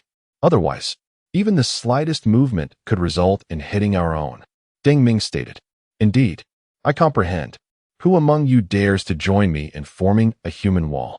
Zhong Yuling asked, raising his gaze to those around him. I will. Count me in. Lin Ping exclaimed without hesitation. Captain, I am in as well. Lu Dao stepped forward. I can do it too. Xiao Miling joined in. And I. At that moment, a female squad member emerged. Zhong Yuling remembered her name was Kailina, a member of Lin Ping's team. It cannot be all women. His gaze may shift towards them. Zhong Yuling shook his head. Then I will go. A male team member declared. Good. So it will be me, Lin Ping, Lu Dao, and you. What is your name? Zhong Yuling inquired with a smile. Hello, Captain Yuling. My name is Xiaoling. The team member replied. Excellent. Prepare yourselves. Xiaoling, keep his focus fixed to the left. We must not let him see us. Additionally, we should stand closely together. He must not discover Deng Ming. Zhong Yuling commanded, nodding. Ping Ping. Be cautious. Zhong Xiaoling said nervously as he glanced at Lin Ping. Shut up. Mind your own business. Lin Ping shot him a glare. Zhong Xiaoling moved towards the left. Upon noticing Zhong Xiaoling's approach, the man shifted his gaze and shouted, Don't come any closer. Brother, honestly, you are merely stalling for time. We are processing your demands. It has been over an hour. Are you not thirsty? Would you like some water? He said, shaking a bottle he retrieved from his bag. Huh. There is something wrong with that water. You think I'm a fool? You only want to distract me with the water to capture me. Sorry, but I'm not thirsty. The man sneered. Oh well, I was just trying to be kind. If you don't want it, I will drink it myself. Zhong Xiaoling said, opening the bottle and taking a sip. Seeing him drink, the man involuntarily swallowed hard. The tension of over an hour had indeed left him parched. Yet, he dared not move, knowing that reaching for the water would provide the other party an opportunity to capture him. Noticing the man's predicament, Zhong Xiaoling realized that he was indeed trained. Attempting to capture him with water was futile. He capped the bottle and said, See? No additives. I'm tossing the bottle over. If you wish to drink, you'll have to come and get it. He tossed the bottle, which rolled to where he and Ouyang Xiaoxua stood. The man glanced at the bottle but, despite his thirst, resisted reaching for it. At this point, Zhong Yuling and the others had taken their positions. Deng Ming initially intended to lie on the ground, but found the angle for shooting unfavorable. Since the man was crouched behind Ouyang Xiaoxue, he could not aim at the vital parts, so he changed to a half-squat position. However, it was difficult to stabilize the rifle in that stance. A team member approached and squatted in front of him, saying, "Rest your rifle on my shoulder." "That won't do. The gunfire will damage your ears." Deng Ming protested. "It's fine. I'll block my ears," the team member insisted, resolutely placing the sniper rifle on his shoulder. Seeing this, Deng Ming said nothing and began scanning for opportunities through the scope. "Zhong Yuling, you need to move a bit more to the left. His head is still not visible." After searching for a while and finding no angle, Deng Ming called out to Zhong Yuling. Hearing Deng Ming, Zhong Yuling pulled out a cigarette, lit it, and leaned against the wall to the left, saying, "Brother, this stalemate is pointless. If you all withdraw, I will release her once I am in a safe place." The man retorted, "We are reporting this. It takes time, doesn't it? By the way, do you smoke?" He waved the cigarette in his hand. "No need." The man dismissed him, ignoring the question. "Chief, there's no way. He isn't giving me any chance. He is too cunning, never showing himself." Deng Ming expressed his frustration. "Deng Ming, you don't necessarily need to aim for his head. Shoot his legs to take him down," Zhong Yuling suggested after a moment of contemplation. "But what if he harms the hostage before he falls?" Deng Ming replied. "That's the only way. We must take the risk. Everyone, as soon as the gun fires, rush in to rescue the hostage." Zhong Yuling sighed. This was the only option left. "All right, aiming for the legs is simpler. I am about to fire. Everyone prepare yourselves." Deng Ming exhaled slowly, gradually lowering the rifle's muzzle. As the rifle pointed at the man's calf, he adjusted his breathing rhythm. The moment the crosshair steadied, he decisively pulled the trigger. Bang! The sound of the gunshot echoed through the cinema's corridor. The man attempted to evade upon hearing the gunfire, but it was too late. The bullet pierced through his calf. He let out a pained scream, his body collapsing toward the side where he was shot. In midair, he realized this was the end, but he would take someone down with him. He lunged at Ouyang Xiaoxue with his dagger. Zhong Yuling and the others rushed forward. However, due to insufficient distance, even Zhong Yuling, closest to Ouyang Xiaoxue, could not reach her before the dagger struck. Bang! Another gunshot rang out. The bullet whizzed through the gaps between the rushing crowd. The previously grinning man suddenly tilted his head back, and Zhong Yuling witnessed a gaping hole in his skull. "Splendid. Deng Ming, I will commend you when we return," Zhong Yuling exclaimed with excitement, turning to Deng Ming. "Thank you, Chief." Deng Ming smiled as he stowed away the sniper rifle. "Brother, my ears are ringing. Why didn't you put on a silencer?" The team member assisting with the rifle complained, rubbing his ears. "Clearly, you haven't undergone sniper training. Using a silencer would affect the bullet's trajectory. The gap left by the chief and the others wouldn't allow for a silencer." Deng Ming chuckled. "Impressive." The team member gave a thumbs up.